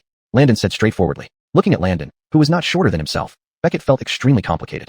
Although this matter indeed shocked the entire court, and even the capital, it seemed as if Landon had committed an unimaginable act. Yet, Landon had ultimately completed the task of securing 10 million taels of silver, and even exceeded it. Altogether, the national treasury would see an inflow of at least 60 million taels of silver. Moreover, if not for Landon's bold and reckless actions, he, as the emperor, might never have realized how corrupt his ministers were. Father Caden, if there's nothing else, your son will return to the mansion for self-reflection. If I stay any longer, the palace curfew will begin, and I'll have to spend the night here. Seeing that his father remained silent, Landon decided to probe further. Get out. From now on, the more trouble you cause for me, the happier I'll be. Beckett shot a glare at Landon and watched as his disobedient son bowed and exited the study. Only then did a barely noticeable smile appear on his face. Putting aside Landon's audacity, Beckett, as a father and emperor, found no other faults to pick. After Landon left, Beckett thought of another matter. Marcos, go invite Reese to the palace. Bring him to the imperial study to see me. He resettled into his seat, eyes narrowing slightly, convinced that Reese must know something. Otherwise, how could he dare to help Landon pull off such an earth-shattering deed? However, before Jared Marcos had been gone long, he rushed back. Your Majesty, Reese has been waiting in the side hall, near the main gate of the palace. Kiliano Marcos exclaimed. Oh, summon him in. Beckett raised an eyebrow, surprised that Reese had been so conscientious, staying put instead of returning home and waiting for the summons. But this was good. Now he could ask what magic trick his disobedient son had used to get Reese to willingly assist him. Chapter 45. The Secrets on Landon. Outside the study, Bert, Elroy, had long been waiting for Caden of Keeganshao to summon him in. As an old general of the Southern Dynasty, Bert was naturally well aware that although Caden seemed to have decided this matter on the surface in the Golden Hall, it wasn't actually that simple. This incident involved 8 influential ministers of the Southern Dynasty, with Landon as the main instigator. As for himself, the Bert, he was the biggest support in Landon's operation this time. Even if he hadn't stayed behind today, Caden would eventually summon him into the palace for questioning. At this moment, outside the study, the Bert tidied up his robe slightly, took a deep breath, and then strode into the study. Inside the study, the Caden was still sitting on that black rosewood chair, holding in hand the exact same memorial which Landon previously submitted, a document detailing the embezzlement of silver and property by the 8 ministers. After entering, just as Bert was about to pay homage to the Caden, the latter waved his hand. You and I have been lord and minister for over a decade. There is no one else here. Formalities need not be so elaborate. The Caden said this, placing the memorial on the desk, while his gaze also turned to the Bert. Your subject knows of the offenses committed and requests your Majesty's reprimand. The Bert respectfully clasped his hands together and addressed the Caden. Offenses. The Caden's eyes narrowed slightly as he retorted. In this matter, this emperor does not intend to blame you unduly, given our close relationship. I merely want to ask, do you not plan to give this emperor an explanation? These words, seemingly gentle and courteous from the Caden, yet his tone carried a hint of undeniable authority and pressure. I know my faults, and it should have been reported to Wayland first rather than decided privately. Bert bowed his head slightly and spoke to the Caden. Woody, you should know that this isn't what I'm referring to. Although you are not of royal blood, your family has contributed greatly to the Southern Dynasty, especially 3 generations of your Morone family in military achievements. Caden squinted and continued. Most importantly, unlike the court jesters, you almost never involve yourself in any matters concerning the royal family or politics. Of course, let's not even talk about those few princes, like Ned. This emperor hasn't heard of you having any dealings with them. Am I right? Caden finished his statement with a mild question directed at the Bert. Indeed, as Wayland says. The Bert could only nod in agreement. But what have you done now? The Caden's expression turned cold. You secretly helped Joey, Prince number 4, handle such a significant event, enough to shake the entire government. All because this emperor arranged a marriage between your daughter and Joey. Your relations have become so close. Each word pressed unrelentingly. The Caden's stern gaze scrutinized Bert, as if trying to read something from his face. As a monarch, the Caden's intentions were seldom fathomable. Even though Landon had caused such a huge problem today, in truth, the Caden wasn't truly angry about the matter itself. What truly made him doubtful was something else entirely. And that reason was the Caden couldn't comprehend where Landon got the courage and audacity to single-handedly take down the 8 influential families. Could a 20-something-year-old prince easily accomplish this? Upon careful thought, the Caden increasingly believed that this matter might have been guided by someone in secret. Who else could that person be other than Bert? At this moment, the Caden felt profound suspicion toward the Bert before him. If this really was all done by Landon alone, it would be fine. But if there was someone guiding him in secret, then as the emperor, he would absolutely not tolerate such a situation continuing. Upon hearing these words, Bert guessed what the Caden meant. Clearly, Wayland suspected he had secretly advised Landon. But when did he ever guide Landon? Throughout the whole ordeal, he was kept completely in the dark until Landon brought out Gustav and the Imperial Guards. Only then did he understand what this boy intended to do. Thinking about this, the Bert could only clasp his hands together and say, replying to Wayland, indeed, this subject failed in vigilance. At that time, Fourth Highness asked me to invite all the influential ministers to a merchant banquet. I didn't suspect anything regarding this matter. Only after all the officials arrived at my mansion and Fourth Highness revealed himself, he swiftly ordered Gustav and the Imperial Guard to seize the officials. By then, this subject was unable to interfere. Moreover, seeing Fourth Highness holding the golden dragon token issued by your Majesty, I assumed he was acting under imperial decree. Before Bert could finish speaking, the Caden became somewhat angry and questioned. True, I gave him the golden dragon token, but I never ordered him to execute those ministers. Why didn't you report this matter? At that moment, the Fourth Highness ordered the Imperial Guards to completely seal off the entire main hall. I was unable to leave, and thus could not report this matter to your Majesty. Bert explained. Moreover, Those 8 people, Desi included, were indeed guilty of embezzlement and corruption in the capital, exploiting the common people. Their actions have always been distasteful to me. Now, Fourth Highness set a trap to bring all of them here, seizing their assets and imprisoning them. This will significantly boost the national treasury and aid the victims in Jiangnan. It is indeed a righteous deed. Thus, I decided on the spot to stand by Fourth Highness since this matter could not be stopped. At this point, Bert could only face the situation head-on. He had his own grievances that he couldn't express. Listening to Bert's explanation, the Caden's doubts gradually eased. Indeed, Landon's actions today were shocking, but on second thought, it was ultimately a good thing. As for Bert, the Caden carefully considered, deciding he did not seem like someone who would involve himself in power struggles among the princes. Perhaps he really had no choice but to do what he did. Enough. The Caden sighed, saying, I don't intend to hold you accountable. I merely remind you not to let Old Four run wild because of this arranged marriage. His temperament must be strictly monitored. I understand. Bert clasped his hands and then bowed out of the study. Meanwhile, after leaving the palace, Landon had already galloped back to his own mansion. Upon entering, he saw several dozen large redwood chests scattered throughout the courtyard. Kilianu's son, these are from those families, right? Landon casually opened one redwood chest. Inside, piled high, were stacks of silver ingots. Yes, Highness. These are just a small portion, Kilianu's son said as he walked over. The treasuries of our mansion can't hold any more. Highness, when should we send the rest of the silver to the palace? Chapter 46 Return of the Silver in Full. Deliver it to the palace? That can wait. Landon thought for a moment and smiled. With even the Minister of Household thrown into jail now, I doubt there's anyone over at the palace who could settle this account anytime soon. But keeping these 50 million taels of silver here in the prince's residence, we might not sleep well at night. What if thieves take an interest? Kilianu's son was clearly worried. If any of the silver was lost or reduced, they would be in serious trouble no matter what. That reminds me, Landon said after Kilianu's son's words, send someone to invite Billy, Ushvin, and Theo over. Tell them it's urgent.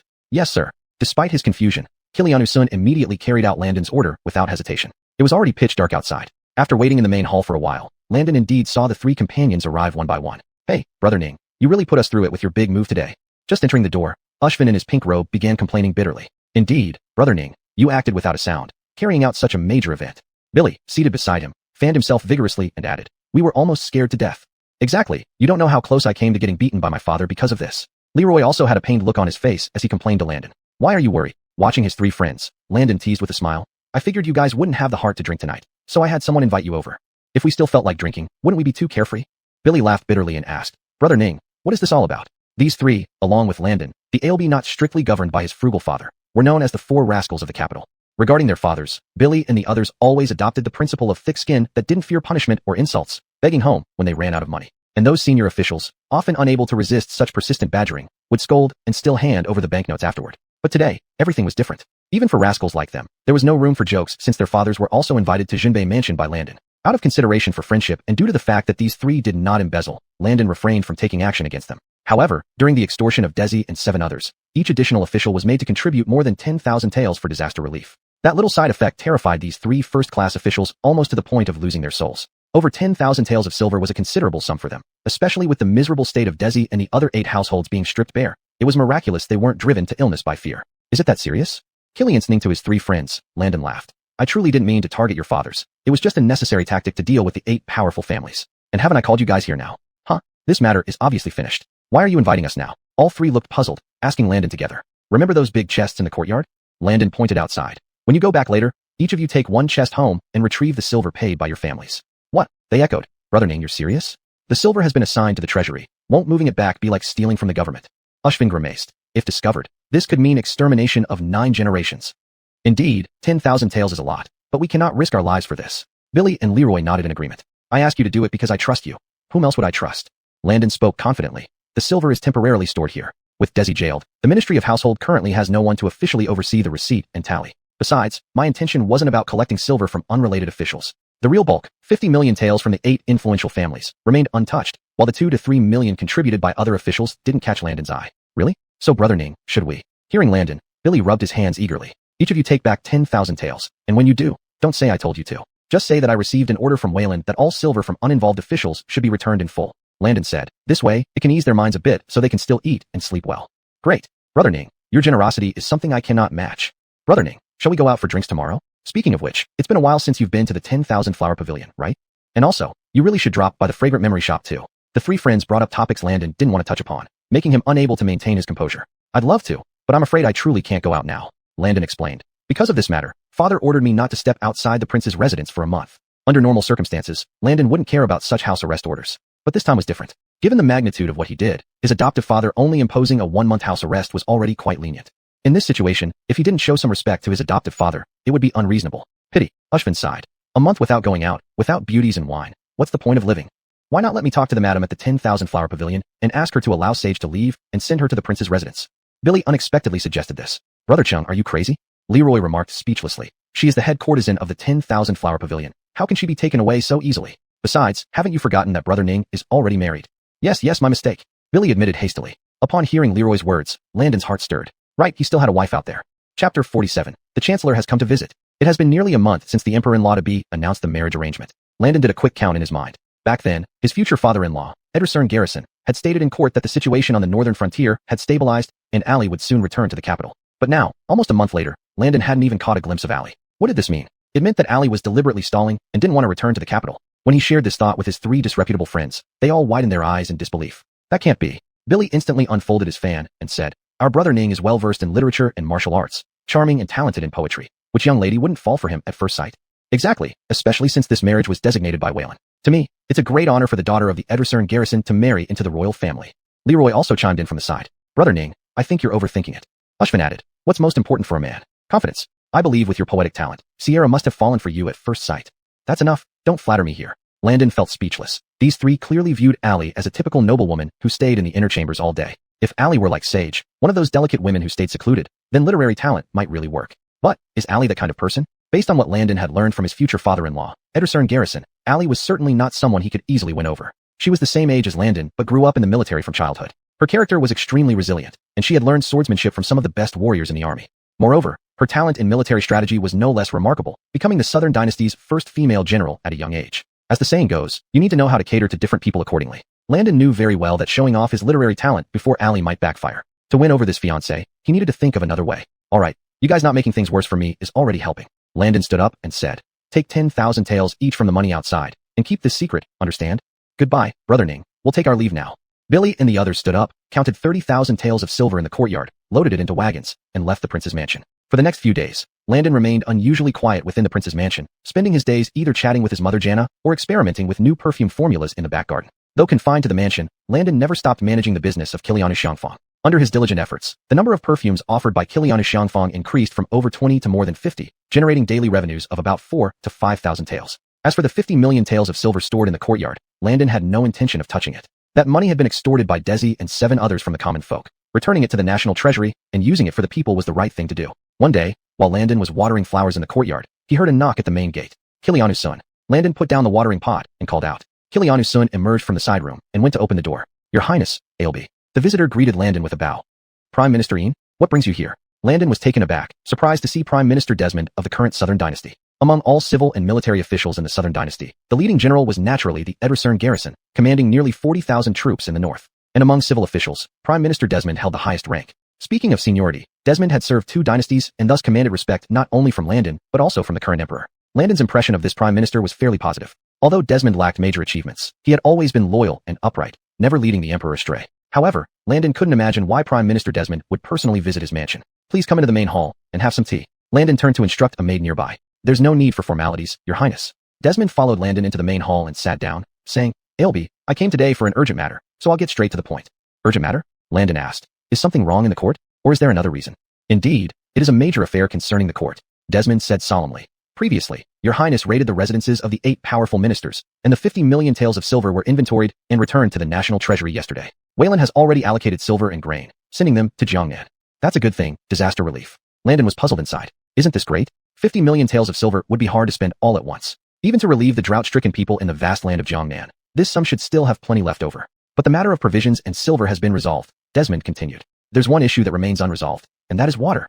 Water, Landon frowned. With so much silver, the problem of water can't still be unsolved? The terrain in Jiangnan is low-lying. The villagers often rely on the water from the river channels for their survival, as has been the case since ancient times. But after months of severe drought, many rivers in Jiangnan have completely dried up. Digging wells 3 or 4 zhang deep yields no water at all, Desmond explained. Though Wayland has arranged for water to be transported from other prefectures using carts and pack animals, it is merely a drop in the bucket and won't make much difference. Now, this really was a tough problem. Hearing these words, Landon was inwardly alarmed. He hadn't expected the drought in the south to have reached such a serious extent. If digging 2 or 3 zhang around the riverbanks yielded no water, ordinary villagers might very well die of thirst before help arrived from other regions. These past few days, the Grimes and the Bjorn, along with several officials including the Vice Minister of Rights, have presented a plan to Wayland. At this point, a look of obvious frustration appeared on Desmond's face as he angrily said, they recommended a monk to Wayland, claiming that he has supernatural powers and can pray for rain in Jiangnan. What did you say? Praying for rain. Landon was sipping tea when he heard this. He spewed out his mouthful in surprise. Chapter 48. Praying for rain might as well be left to this prince. Praying for rain. Given his modern knowledge, Landon naturally understood that it was nothing but nonsense. But throughout history, countless emperors had personally ascended altars to pray to the heavens, seeking rain for drought-stricken lands. Yet, those who succeeded were often less than 1 in 10. On the contrary, some incompetent monks and malevolent Taoists, taking advantage of these opportunities, often managed to extort substantial amounts of silver and valuables from the imperial family. As for failing to summon rain, they could easily make excuses. After all, the failure was attributed to human faults, not theirs. This is utterly absurd. Landon couldn't help but shake his head and remarked, if there truly were a heavenly father, why wouldn't he stop plagues? Why would some regions suffer continuous droughts while others face floods? Does he create all living things except humans?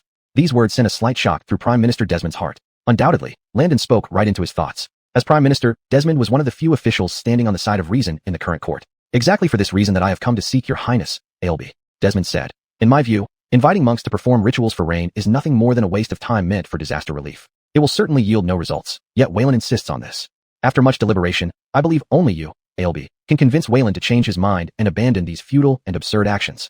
Ailby, this matter concerns the lives of millions in Jiangnan. Please do not refuse. Facing Landon, Prime Minister Desmond made his point clear. Apart from Landon, no one else could handle this task properly. Landon merely smiled bitterly and replied, your trust in me makes me somewhat anxious. Whether I can change the Caden's mind is uncertain. This matter is indeed difficult. After careful consideration, Landon realized something important. If he interfered now, once the monk failed to summon rain, he might blame Landon for the mishap. At that time, wouldn't Landon be left speechless? After some thought, Landon felt that rushing into this matter would not be wise. Since you've come in person, Prime Minister, I cannot decline. Landon spoke seriously. I will visit the palace tomorrow during the morning assembly to meet with the Caden and gauge his attitude. That works well, Ailby. Since you've agreed, please don't forget. Seeing Landon's acceptance, Prime Minister Desmond slightly relaxed and stood up from his seat. Accompanying the elderly Prime Minister to the front gate, Landon wondered inwardly why this old man had no doubts about his abilities. However, as he pondered, Landon realized that perhaps no one else could handle this matter adequately. The great drought in Jiangnan had lasted over 3 months. If it continued, half the commoners might die of thirst, and the rest would flee to other prefectures, turning Jiangnan into a wasteland of famine. This would undoubtedly deal a blow to the southern dynasty comparable to a border breach. The next morning, in front of the Golden Hall, the ministers yawned their way through the usual early assembly. The southern dynasty's tradition was strict about the timing of the morning assembly. The officials, who did not reside within the palace, rose earlier than roosters, arriving before dawn. Meanwhile, Grimes Hamish and Bjorn Honest, along with 3rd Prince Adolf, had already arrived at either side of the golden steps below the dragon throne. As the ministers gathered, suddenly, a figure strode boldly into the main hall. Instantly, Grimes Hamish and Bjorn Honest widened their eyes, their drowsiness gone. Walking into the main hall with a commanding presence, Landon maintained a space of 3 meters where no official dared approach. Stopping beside 3rd Prince Adolf, Landon ignored Grimes Hamish and Bjorn Honest and yawned. Killiantal brother, aren't you being overly presumptuous? Grimes Hamish, his face dark, asked accusingly. Father ordered you to stay confined in the prince's mansion for a month. How many days have passed, and you dare to come to the palace without permission? I am here for the morning assembly to pay respects to father, not to indulge in drinking or revelry. Landon smiled slightly and said to Grimes Hamish, is my filial piety less significant than in order to confine myself? You? Grimes Hamish was left speechless. If he admitted Landon's statement, it would imply that Landon was a filial son, willing to defy an imperial order to pay respects to his father. But if he denied Landon's words, what then? Wouldn't that be equivalent to indirectly scolding the Javier for not understanding father-son affection? Now, it put him, Hamish, in a difficult position either way. On the side, Bjorn Honest only gave a cold snort and didn't say much. He still remembered the slap Landon gave him at the Northern Town King's residence, and he absolutely wouldn't let this matter go easily. After a while, the Javier finally walked into the hall under the escort of the head eunuch Kiliana Marcos and sat on the dragon throne. Long live Wayland. All ministers and officials knelt down, shouting their blessings endlessly. Rise, all of you, the Javier said loudly, his gaze sweeping over the hall. Sure enough, he immediately noticed that there was one more person in front of him in the hall today. 4th, the Javier's face turned cold as he asked, I ordered you to stay in the prince's mansion for self-examination for a month. How dare you disobey my command? Seeing the Javier's displeasure, Bjorn Honest seized the opportunity to speak. Your Majesty, your humble servant, and the eldest brother were just trying to persuade the 4th to go back without causing trouble. But this guy simply wouldn't listen. He doesn't respect you at all. Hearing what Honest said, the Javier became even more displeased. After all, he ordered this disobedient son to stay confined because he wanted to secretly protect him from those who might try to harm him. But Landon not only didn't appreciate it, but also came boldly to the palace to see him. Wasn't this asking for trouble? However, Landon remained composed, and he laughed as he saluted. Reporting to your Majesty, I have come today for the morning assembly actually to check on your Majesty's health and express my filial piety. To express filial piety? The Javier thought inwardly, the things this disobedient son has done are far from filial. He deserves severe punishment. My health is excellent. If there is nothing else, leave quickly and return to your mansion for continued confinement. You shall not step out again. The Javier waved his hand, indicating that Landon could leave now. However, to everyone's surprise, including the Javier and the ministers, Landon did not leave, but instead shook his head seriously. What father says is quite mistaken. In my view, father is indeed ill, and quite seriously so. Chapter 49. Is this disobedient son a versatile genius? The moment Landon spoke, the entire Golden Hall fell into an instant silence. The ministers looked at Landon with startled faces, their expressions filled with fear. How could this boy dare to say such things in front of Beckett? Becket's face was also very unpleasant. These past few days, as Landon had not left the prince's mansion, his mood had just started to improve a little. And then what happened? In front of all the civil and military officials, this disobedient son actually dared to say that he was ill, and quite seriously ill too. Fourth brother, you are too presumptuous. Grimes Hamish angrily rebuked. Father is the emperor of the country. His health is perfectly fine. How dare you speak such nonsense? As he scolded Landon, Grimes Hamish felt increasingly puzzled, his gaze often darting to Beckett on the dragon throne. If anyone else had said these words, they would have been dragged out and beheaded long ago. But now, after Landon spoke these words, Beckett's reaction was merely a slightly more difficult expression. Father, fourth brother has become increasingly reckless. Your Majesty, this is entirely because you did not strictly punish him from the beginning. Prince Honest took a step forward, angry. Your Majesty, I think father should severely punish fourth brother. At the very least, he should be thrown into jail for reflection and repentance. Not only were the two brothers singing in unison, but among the ministers, many old ministers who secretly harbored resentment against Landon over the incident of the 8 powerful ministers being executed and their assets confiscated also started offering advice. Enough. On the dragon throne, Beckett's cold voice made the whole hall immediately quiet. Fourth brother, you just said that I am currently ill and seriously ill? Beckett asked coldly, his gaze stern. I would like to hear your reasons for saying so. If you can't give a reason, I will certainly punish you. Time and again, Landon's audacious behavior had already greatly displeased Beckett. This disobedient son was clearly taking advantage of the fact that he was unwilling to severely punish him now, hence daring to accuse him, his father, in the hall. However, facing the angry Beckett and the officials, Landon remained calm. Son has something to ask father. What plan does father have for the drought stretching across Jiangnan? Landon asked respectfully, but without any trace of servility. Yesterday, the second and first brothers recommended a high monk from White Cloud Mountain outside the capital city to me. It said that this person has great supernatural powers and can perform rituals to bring rain. Beckett said indifferently. It has not rained for 3 months. I thought about going to White Cloud Mountain tomorrow to have that monk perform rituals to pray for rain for the people of Jiangnan. Unexpectedly, Landon merely sneered. In my view, there are no so-called high monks in this world. They are just tricks by itinerant fortune tellers. If father really goes to White Cloud Mountain, you will surely be deceived. Landon stood in the middle of the hall, his eyes burning brightly. His words shocked the officials and made Beckett raise his eyebrows slightly. Actually, although Landon's words were not very pleasant, they suited Beckett's current mindset. As an iron-blooded emperor, Beckett never believed in fate or heavens since he seized power from his own legitimate eldest son. Deep down, he did not quite believe that there was a monk who could perform rituals to summon rain. However, Landon's frankness infuriated Grimes Hamish and Prince Honest. Fourth brother, please speak properly. Hamish said solemnly. Father prays for rain for the sake of the common people in Jiangnan. As the son of heaven, his willingness to share hardships with the people can certainly move heaven. Yes, fourth brother, you are too rude, Prince Honest added coldly. You find one thing wrong and another unacceptable. Do you have some higher theory? Or did you come to the court today to disgrace father's reputation? Upon hearing this, the ministers began to whisper and several old ministers also bowed to offer their advice. Your Majesty, if the ALB has no way to solve the drought in Jiangnan, please send him back to reflect.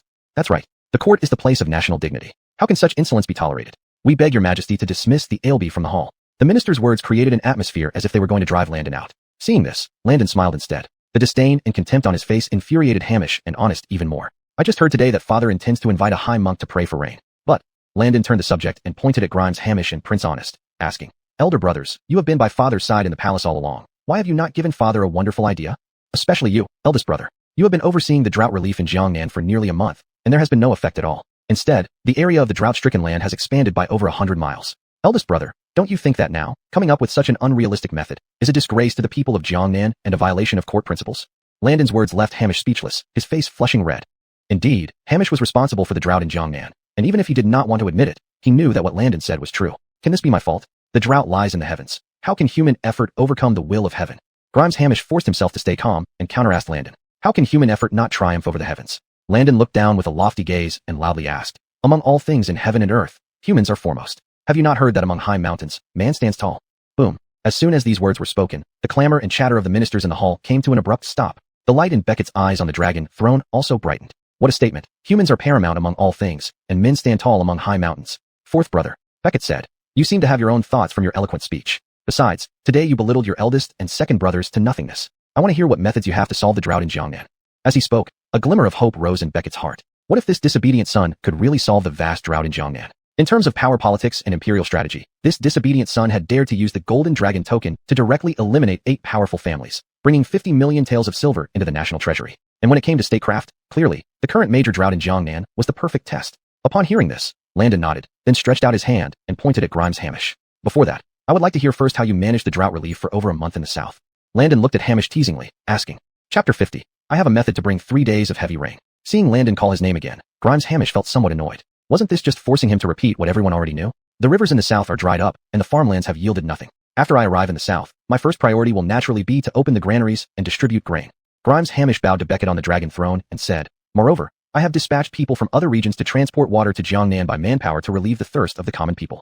Although conservative, this method was the only means ancient people had to combat drought. But now, Hamish could not quite understand why Landon knew only this solution was possible, yet still made him speak it aloud. However, after Landon heard his answer, he replied with just 2 words coldly. Garbage. What did you say? Grimes Hamish was taken aback for a moment, then immediately felt a surge of anger in his chest. I said your methods are garbage. Didn't you hear me? Landon said calmly. How much manpower would be required to transport water from other regions? How much would be lost on the way? With millions of people in Jiangnan, can you really save many lives with such a trivial amount of water?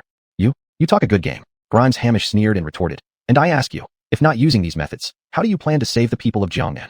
Why are you in such a hurry? Landon smiled slightly and said, From what I know, when a severe drought lasts over a month, ditches dry up, river levels drop, and under scorching sun, people easily get heat stroke, making it hard to maintain crops. If the drought persists for 2 months, smaller rivers will also dry up entirely, leading to a significant crop reduction, which is a disaster for the common folk. At this time, granaries must be opened to provide relief. If the drought lasts 3 months, the land will yield nothing, and even digging deep wells will find no water. If such a drought affects enough areas, it might lead to the downfall of an entire nation. Now, the southern region has been suffering from drought for more than 3 months. Digging new wells is out of the question as it would take at least half a month, and diverting water from other regions would take even longer. After saying this, Landon intentionally paused, causing all the court officials and Beckett to lean forward in anticipation. Therefore, the only solution now is to make it rain right away. If we can bring 3 days and nights of heavy rain, we can save Jiangnan.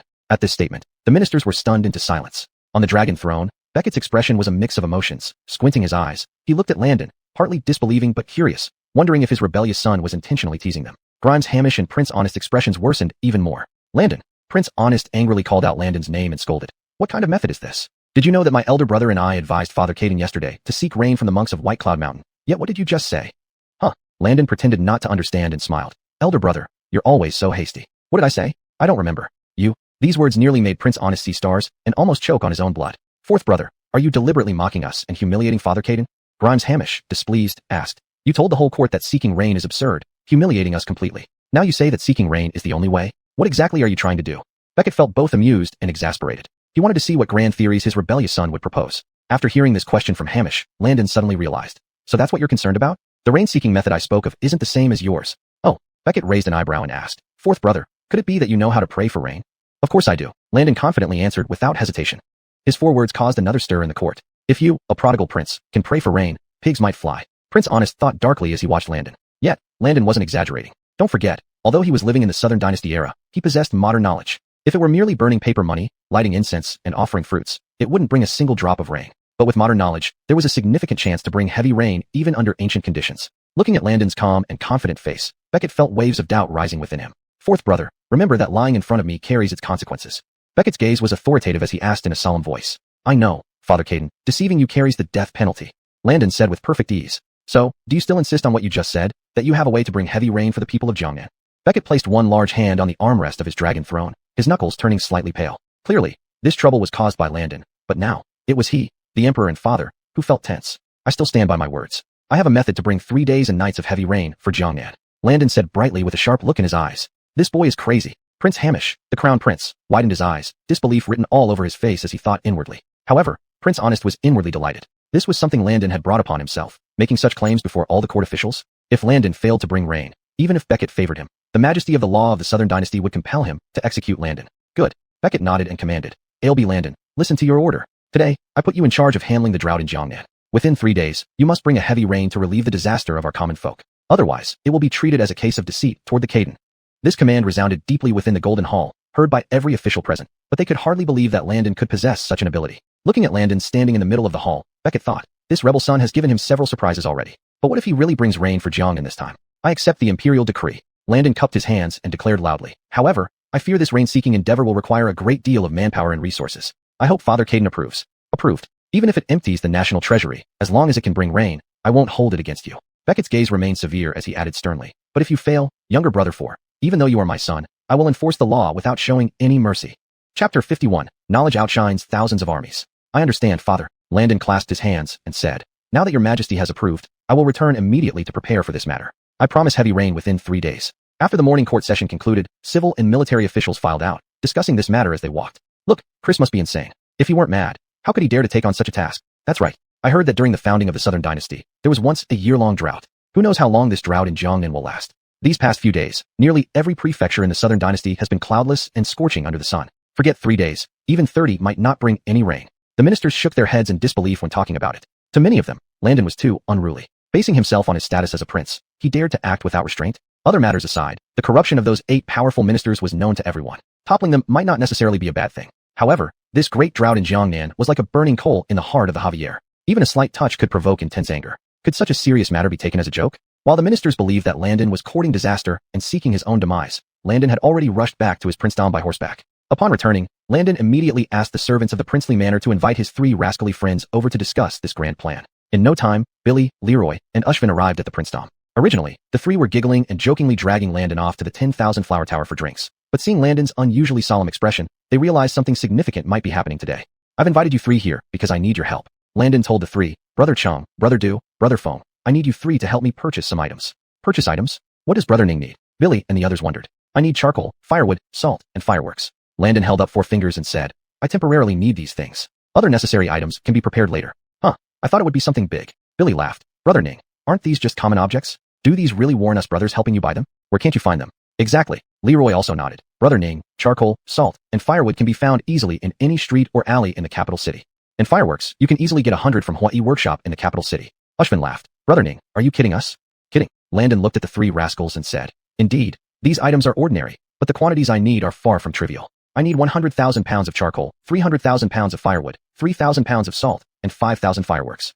Upon hearing this, the 3 rascals were speechless. How much did you say? Billy almost choked on his saliva and asked, Brother Ning, are you playing a prank on us? What do you need so much charcoal and salt for? Not only him, but Leroy and Ushvin were equally shocked. 100,000 pounds of charcoal, 300,000 pounds of firewood. Buying that much would probably empty all the shops in the capital city. Moreover, 3,000 pounds of salt seemed absurdly excessive. Were you planning to eat this into the next life? As for the fireworks, while the 3 didn't pay much attention, 5,000 rockets could be made with overtime work at the Hawaii Workshop. Fear you might be scared if I tell you. Landon, with an air of mystery, recounted the events of this morning's court session to the 3 rascals, including his intention to pray for rain for the people of Jiangnan. Pray for rain? Brother Ning, can you perform magic? Still confused, Billy subconsciously asked. I can't perform magic, but I have knowledge. Landon laughed and countered. Didn't you hear, knowledge is power? Never heard of it. The 3 shook their heads. Leroy added. I only heard that within books like Golden Houses and Beautiful Women, never the saying knowledge is power. Brother Ning, since you accepted the imperial order to pray for rain and asked us to help procure these materials, are you planning to use charcoal and salt to pray for rain? Ushvin, full of disbelief, asked. Isn't praying for rain usually done on an altar with incense, candles, and offerings? Is it that the Dragon King doesn't like incense and offerings and prefers charcoal and salt? Dragon King. Landon raised an eyebrow. What kind of Dragon King is this? Can it control anything? If there were truly a Dragon King in this world, wouldn't it ensure favorable weather and peace everywhere? That makes sense. The 3 friends nodded in unison. Haven't you heard that while heaven shows no mercy, it also shows compassion? Now, after 3 months of drought without rain, just a little something as a catalyst will naturally bring down the heavy rain. Landon said to the 3. As for charcoal, firewood, salt, and fireworks, you should start buying them now. If there's not enough in the capital city, go to nearby prefectures to buy more. I have plenty of silver to cover this. Transport everything to Qingyo Mountain south of Weinan Prefecture for storage. I'll send someone ahead to clear a place on top of the mountain specifically for storing these materials. Very well, since Brother Ning has such ambition, we can't afford to be idle. Billy got up and said, I'll go back now and ask my father to dispatch people to purchase these items. We'll join you. Ushvin and Leroy also stood up to agree. After sending off the 3 friends, Landon had just sat down when Steward Kilianu's son followed Jana, who looked worried, into the room. Howard, I heard from Kilianu's son that you received an imperial decree at the palace to pray for rain for the people of Jiangnan. Jana sat down, her eyes filled with worry, and sighed. This is a matter of national importance. If you're thinking of causing trouble, it's not too late to go back to the palace and plead guilty. Even if Beckett didn't believe him, Jana, who had watched Landon grow up, knew very well whether he had the ability to pray for rain or not. In her view, Landon's actions were clearly out of a momentary show of bravado. However, this was a serious matter concerning the lives of millions of people in Jiangnan. Do you not trust me, mother? Landon smiled. If I weren't confident, how could I have made such a bold claim before Father Caden? Hearing this, Jana couldn't help but ask, but what method are you going to use to pray for rain? Tell your mother about it. All right, Landon nodded. Since you're worried, I'll tell you my plan first so you can rest assured. Chapter 52. Seeking rain at Blue Ox Mountain, under the watchful eyes of the world. In Landon's eyes, it was utterly impossible for people in this era to summon rain. After all, heaven wouldn't show mercy on its people just because of a joss stick. But what if he used the knowledge from his past life and employed scientific methods? What is rain? Landon explained to his mother, Jana. Rain is formed when hot air meets cold air, condensing into water droplets. For example, placing a pot lid on a hot pan traps the steam, and similarly, rain forms in the sky due to this principle. Now, with the severe drought across Jiangnan, the weather is already extremely hot. We're only missing that last push to trigger rainfall. As long as we can provide that final push, making it rain in Jiangnan should not be difficult. The 10,000 pounds of charcoal and 300,000 pounds of firewood were crucial elements in Landon's plan. He intended to start a massive fire that would burn for 3 days and 3 nights on Blue Ox Mountain. Salt was to be placed inside rockets to absorb moisture from the air upon being launched into the high atmosphere, facilitating cloud formation and precipitation. This was essentially the basic principle of artificial rainmaking. If in modern times, all that would be needed were some rainmaking projectiles. However, without sufficient technology or time to develop these projectiles, Landon had no choice but to resort to this more primitive method. After listening to Landon's explanation, Jana still harbored disbelief. For people living in the Southern Dynasty, they had no concept of heat exchange or the principles behind rain formation. To them, rain was a matter of heaven. How could mere mortals easily interfere? Mother, please rest assured. For the sake of millions in Jiangnan, I will surely bring down the rain. Landon said confidently. Stay well in the prince's mansion and wait for my good news. Within 2 days, the entire capital was bustling like a pot of boiling porridge. With the combined efforts of Billy, Theo, and Ushvin, every single piece of charcoal and wood in storage within the city's various charcoal workshops was swept up. Horse carriages loaded with charcoal and firewood began their journey toward Blue Ox Mountain, forming a caravan that stretched over 10 miles through the capital. This event quickly reached the emperor's ears in the palace. What is Kiliantal IV up to? When the chief eunuch reported that Landon had dispatched people to purchase almost all the charcoal and firewood in the city, the Javier was indeed baffled. Since it was about praying for rain, why wasn't he preparing incense sticks and offerings instead of firewood and charcoal? How could these items possibly make it rain? They seemed better suited for burning fires. Father, your subject believes that Kiliantal IV is merely causing a commotion recklessly. How could someone so young understand the art of making it rain? Grimes Hamish stepped forward, clasping his hands, and said, in my opinion, it would be better to halt Kiliantal IV now before he wastes any more manpower and resources. Yes, your subject shares this view, Bjorn Honest chimed in. Kiliantal IV has spent recent years frequenting pleasure quarters, never stepping foot in a school or religious place. How could he possibly do this? It's likely he's acting out of fear of punishment. Kilian sneered to them. The Javier's expression darkened as he asked, so, according to you two, if I don't let Kiliantal IV pray for rain, do you have a way to resolve the drought in Jiangnan? This question left both Grimes Hamish and Bjorn Honest speechless. Indeed, they couldn't come up with a viable solution either. If you cannot do it, should you prevent others from trying? Watching his 2 silent sons, the Javier felt increasingly displeased. He noticed that Grimes Hamish, whom he once found agreeable, now irritated him. Hamish had overseen the state for many years, being the eldest among 4 brothers and known for his loyalty and earnestness, which earned him respect among the ministers. Initially, the Javier chose Hamish as crown prince precisely for these qualities, paying no attention to the rule of primogeniture. After all, even he, the Javier, did not inherit the throne as the eldest son. How could he then bind his children with such a rule? But now, the increasing fault shown by Hamish made the Javier realize that while kindness and leniency were virtuous traits, they became foolishness and indecisiveness without limits. A ruler could be ruthless, but never indecisive, a trait that could doom an entire nation. As for Honest, the Javier shook his head in disappointment even more. As the second prince, Honest's eagerness to seize power and ascend the throne was well known to every official in the court. Moreover, Honest had a rash temperament, preferring to use force and clandestine plots against others, which the Javier detested greatly. In the past few years, Honest had repeatedly asked the Javier for command of the army, but was always rejected to prevent him from harboring rebellious thoughts after obtaining military control. As for the third prince, Adolf, the Javier never considered him as a candidate for succession, because Adolf had no interest in the throne at all. Among the 4 brothers, Adolf seldom appeared in public. The Javier even specially exempted him from attending morning court sessions, allowing him to focus solely on poetry and literature. Reflecting on this, the Javier was somewhat surprised to find that his previously least favored 4th son, Landon, now had the best chance to inherit the throne. If Landon could truly bring rain to millions of people in Jiangnan this time, then his status among the people would immediately rise to an unimaginable height. Rescuing millions of people far outweighs Prince Hamish's benevolent, yet ineffective policies by 1,000-fold. With this thought, the Javier shouted to the outside, Marcos, convey my imperial edict. Starting tomorrow, the 4th Prince Landon will ascend the altar on Blue Ox Mountain to perform rituals and pray for rain for the people of Jiangnan. Your servant obeys. The head eunuch Kiliana Marcos bowed and exited the hall. Within just 1 day, the imperial decree had spread throughout the capital. By the next day, all the people across the Southern Dynasty had already learned of this event. For a time, the name of the 4th Prince Landon became the most talked about topic among the people everywhere. Does that 4th Prince really have such abilities? Who knows? But since he is recommended by Wayland, he must possess some extraordinary powers. In the tea houses and taverns of the capital, countless commoners gathered to discuss Landon's rain-seeking efforts with great interest. Chapter 53. Everything is ready, except for Landon. Don't you know the prestige of His Royal Highness, the Ilby? 2 days ago, the residences of 8 high-ranking officials in the capital were raided, their heirs beheaded, and the officials themselves imprisoned. This was all orchestrated by the 4th Highness. He is someone who cares about us common folk. Now that he has taken action, he will surely succeed. That makes sense. The civilians discussed this matter, and because of Landon's bold actions against the 8 powerful officials, they placed great faith in him regarding the rain invocation. At this moment, Landon had already arrived at Qinyo Mountain south of Waynon State government under the escort of his entourage. Qinyo Mountain is not the tallest in the Southern Dynasty, but its grandeur and the undulating mountain range stretching toward the south make it remarkable. Stretching for hundreds of miles, its highest point approaches 3,000 meters, giving one the impression of towering clouds when viewed from the base. As Landon just dismounted from his horse, he saw several officials walking briskly towards him. Your Imperial Highness, this humble servant is Kiliana Zhongyong, the governor of Waynon State. Among them, the highest-ranking official saluted Landon with utmost respect. Governor Kiliano, How did everything go as per my arrangements? Landon nodded and asked. Everything was handled according to your highness requirements. I mobilized nearly 3,000 people within the state government, working day and night to transport the items your men delivered to the top of Qinyo Mountain. We've cleared a vast area on the summit to store charcoal, firewood, and other materials. Kilianu Zhongyong added, if any incense or offering tables are needed for the rain invocation, I can immediately send someone to retrieve them. There's no need for that. Having the necessary items prepared is enough. Landon nodded, inwardly impressed. Well, that's a 3,000-meter-high Qinyo Mountain, and transporting hundreds of thousands of pounds of charcoal and firewood up there. Within a single day, Weinan State managed to accomplish this, proving the effectiveness of the nine-clan force. With everything in place, Landon felt no urgency. He started walking up Qinyo Mountain while talking to Kilianu Zhongyong. Your Highness, you have just arrived from the capital. Perhaps it would be better to rest for a day before starting the rain invocation tomorrow. Kilianu Zhongyong noted that it was almost evening, yet Landon was preparing to ascend the mountain. Not too late. Landon smiled. You and I aren't in a rush. Even if I stayed 2 days at Weinan State and chose an auspicious day for the invocation, no one would object, right? Indeed, everything is up to your Highness' discretion. Kilianu Zhongyong understood that Landon had come here by imperial decree, and as a minor official, he dared not challenge Landon. While we can take our time, the millions of civilians in Jiangnan are still suffering under the scorching drought. Landon said coolly. The sooner the heavens grant rain, the less hardship the civilians in Jiangnan will endure. Governor Kilianu, do you not understand this logic? Yes, it's my fault.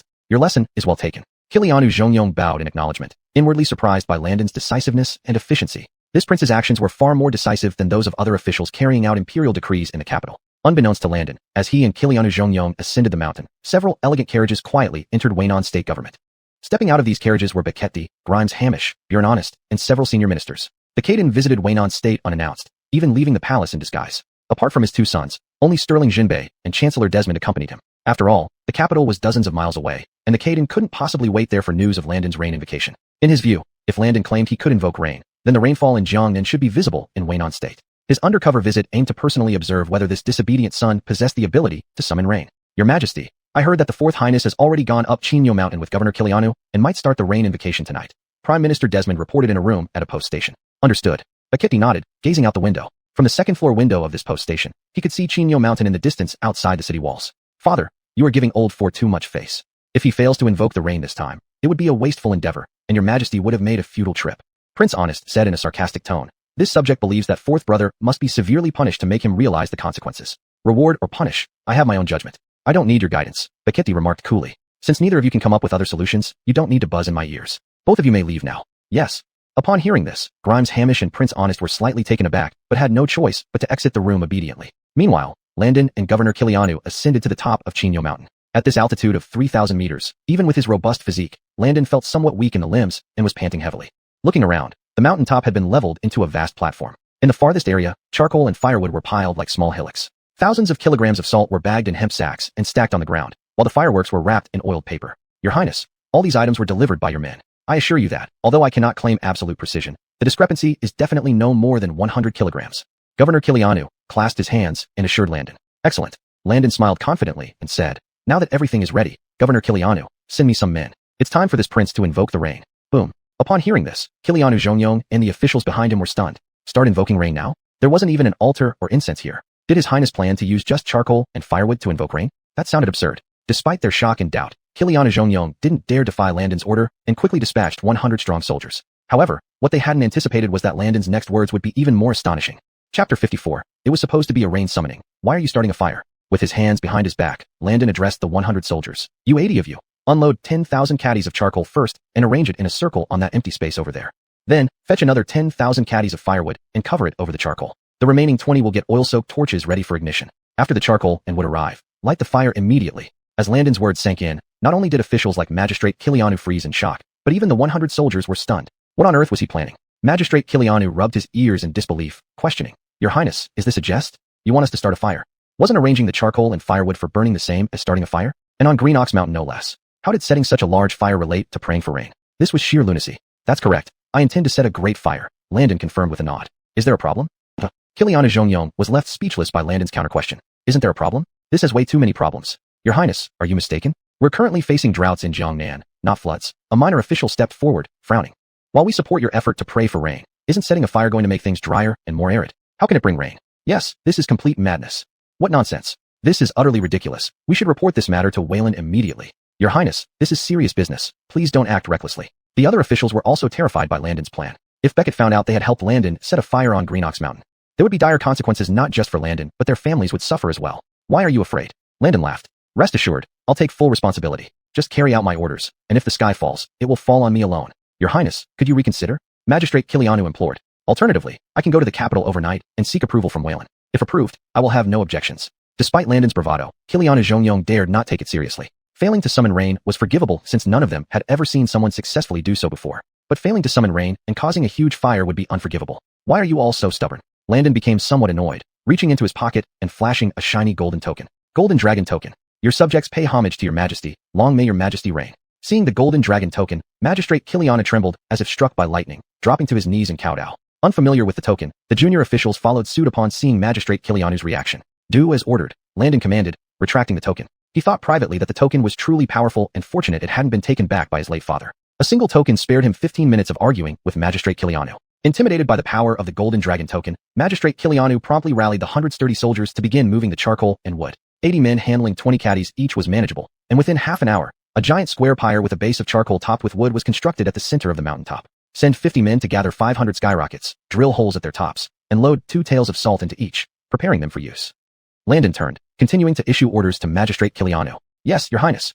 While assigning people, Magistrate Kilianu grew increasingly perplexed by Landon's actions. Setting fires and launching skyrockets hardly resembled rain summoning. It seemed more like chaos. However, the situation was past the point of no return. Everyone knew this much. Soon enough, the skyrockets were ready, and 20 soldiers with oil-soaked torches stood before the massive pile of wood. Kilianked the fire. Upon Landon's command, 20 torches were thrown into the massive pile of wood simultaneously. Boom. Under the hot and dry conditions, the wood ignited quickly, turning the summit of Green Ox Mountain into a fiery ball glowing like the sun. The heat from this gigantic bonfire made everyone sweat profusely, and Landon's face was flushed red by the firelight. This gigantic bonfire was visible even from the Waynon Prefecture city, 7 to 8 miles away. At this moment, Beckett, who was standing by the window on the second floor of the inn, suddenly noticed a patch of crimson light in the distance. What's going on? Initially, Beckett thought he might be seeing things, but after rubbing his eyes and looking again, he nearly flew into a rage. In the distant direction of Green Ox Mountain, a massive fire had erupted. Green Ox Mountain, isn't that where the fourth prince went to pray for rain? For a moment, Beckett was profoundly shocked. Someone, he shouted loudly. A moment later, Grimes Hamish and Bjorn Honest hurried over.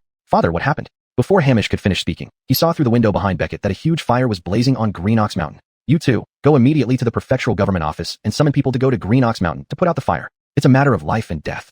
Beckett looked stern, and there was even a hint of panic in his eyes. If anything happened to Landon because of this fire, it was something he absolutely couldn't accept. Is it old for who caused this? Bjorn Honest stared wide-eyed, also having seen the blaze on Green Ox Mountain. I'll go find the officials at the prefectural government office right now.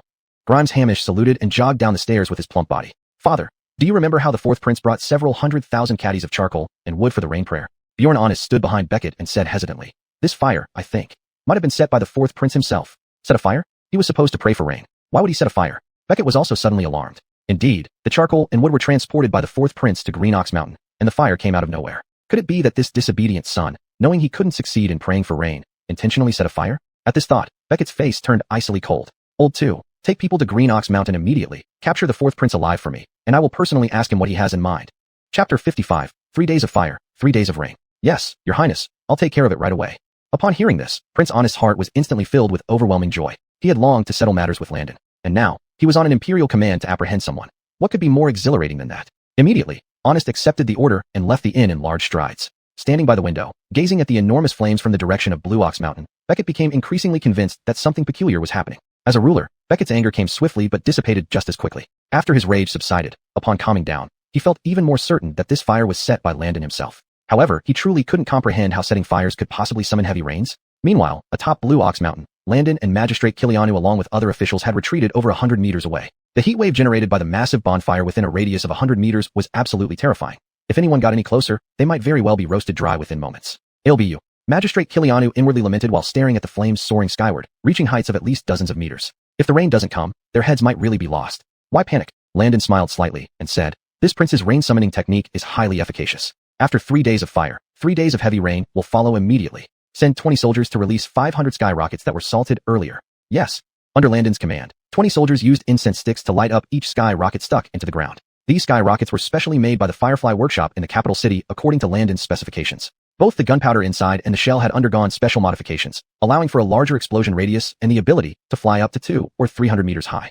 From a surface level perspective, this height didn't seem significant, but one must realize that Landon was not on flat ground. Using Blue Ox Mountain as a natural foothold, the flight height of these sky rockets increased by an additional 3,000 meters beyond the usual 200 to 300. Typical cumulonimbus clouds usually only rise 1 to 2 kilometers. Based on Landon's calculations, the mountains surrounding Blue Ox Mountain resembled a naturally formed slope. The hot air produced by the bonfire would rapidly ascend into the sky, moving towards Jiangnan. As this hot air pushed through, it would condense into rain clouds after cooling. The sky rockets loaded with salt were designed to propel salt crystals into the sky, speeding up cloud formation. This way, heavy rain should appear within 2 or 3 days. Soon, the sky rockets whistled as they shot into the sky. They flew higher than the Firefly workshop promised, reaching altitudes of up to 250 meters. Boom. Bursts of vibrant fireworks blossomed, sending salt crystals scattering everywhere, rising continuously higher into the clouds on currents of hot air. This scene was undeniably spectacular, and a smile spread across Landon's face. However, Beckett, still far in the inn within the city, grew increasingly grim-faced. When he saw the sky rockets exploding amidst the flames on Blue Ox Mountain, he understood that Landon was not in mortal danger. This insolent son,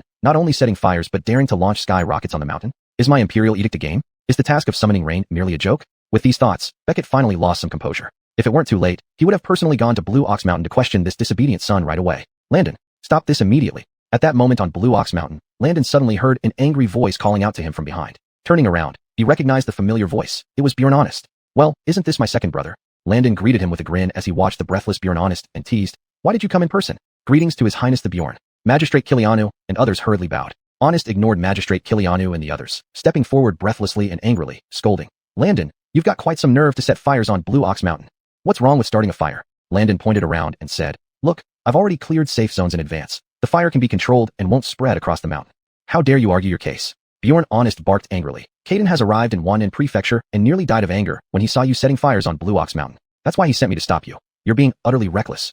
Waylon has come to Wannan Prefecture. Hearing those words from Honest, Magistrate Kilianu and the local officials were struck dumb, as if struck by 5 thunderbolts. However, Landon's expression remained calm as he said with a smile, why are you in such a hurry? Since Father Caden tasked me to invoke rain, there's no need to worry about how I do it. All that matters is that I can summon heavy rain. Are you planning to make things worse and refuse to repent? Honest asked angrily. Now you're not going to follow Father Caden's orders either, right? A general far away may sometimes not follow military commands, let alone when I'm carrying out imperial orders. Landon said calmly. Go back to the city and tell Father Caden that I will set fires for 3 days here. At that time, there will definitely be 3 days of heavy rain, and when the rain comes, the fire will naturally extinguish. Hearing this, Prince Honest was truly angered but understood that this fire on Blue Ox Mountain would require immense manpower just to bring water up to douse it. As Landon had said, unless it rained, this fire couldn't be put out. Just wait for Father Caden to punish you for your crimes. Saying this, Prince Honest stormed off in anger. After rushing back into the city, Honest reported Landon's words verbatim to Beckett. Is that what the LB said? Beckett's face darkened, and he coldly smiled. Good, very good. A general far away may not follow military commands. Well then, I'll give him 3 days. If it doesn't rain, this time I won't easily forgive him. The next day, at dawn, almost all the people in Wainan Prefecture saw the massive fire on Blue Ox Mountain and learned that it was LB Landon invoking rain. For a moment, the whole city was buzzing with news. Not only were the citizens astonished, even Beckett had never heard of using fire to invoke rain. The fire burned fiercely for 3 days and 3 nights, and Landon simply stayed on Blue Ox Mountain, not coming down at all. It wasn't until early on the 4th day when Landon returned to the mountaintop that he found the 300,000 pounds of wood was almost completely burned, and all the sky rockets had been launched. Where's the rain? Where's the rain? Grimes Hamish and Prince Honest rushed over early, eager to see Landon's predicament. Seeing the clear sky all around, Prince Honest strode forward and demanded of Landon, Fourth brother, you said that after 3 days of fire, there would be rain. Where's the rain now? Chapter 56. Heavy rain falls from the sky. Landon ascends to divinity. At this moment, the smug expressions on the faces of Grimes Hamish and Bjorn Honest were unmistakable. Looking at the large pile of wood that was almost completely burned, Bjorn Honest sneered and questioned, Fourth brother, didn't you say that it would inevitably rain heavily 3 days later?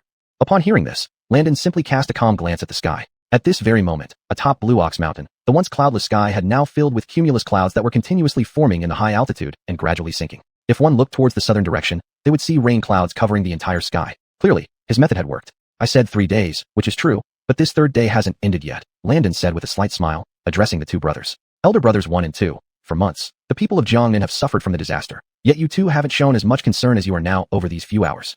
Don't ramble nonsense there, Grimes Hamish retorted, a hint of anger on his face as he pointed at Landon. Do you know that Waylon waited in Wainan Prefecture for 3 whole days? Today is already the 3rd day. If your prayer for rain fails, you will be disturbing the people and wasting resources, misleading both Waylon and the common folk, thus committing a serious crime. If you know what's good for you, you should confess right now rather than act like a possessed soothsayer.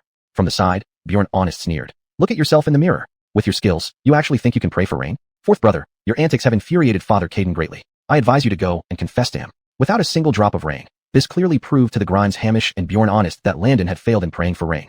In this situation, how could Landon continue to stand against them? Take it easy, Landon glanced at the surrounding sky, estimating the time before confidently telling everyone. Within 1 hour, heavy rain will definitely fall. Instead of chatting here, you might as well go into the city and tell the citizens to take in their laundry.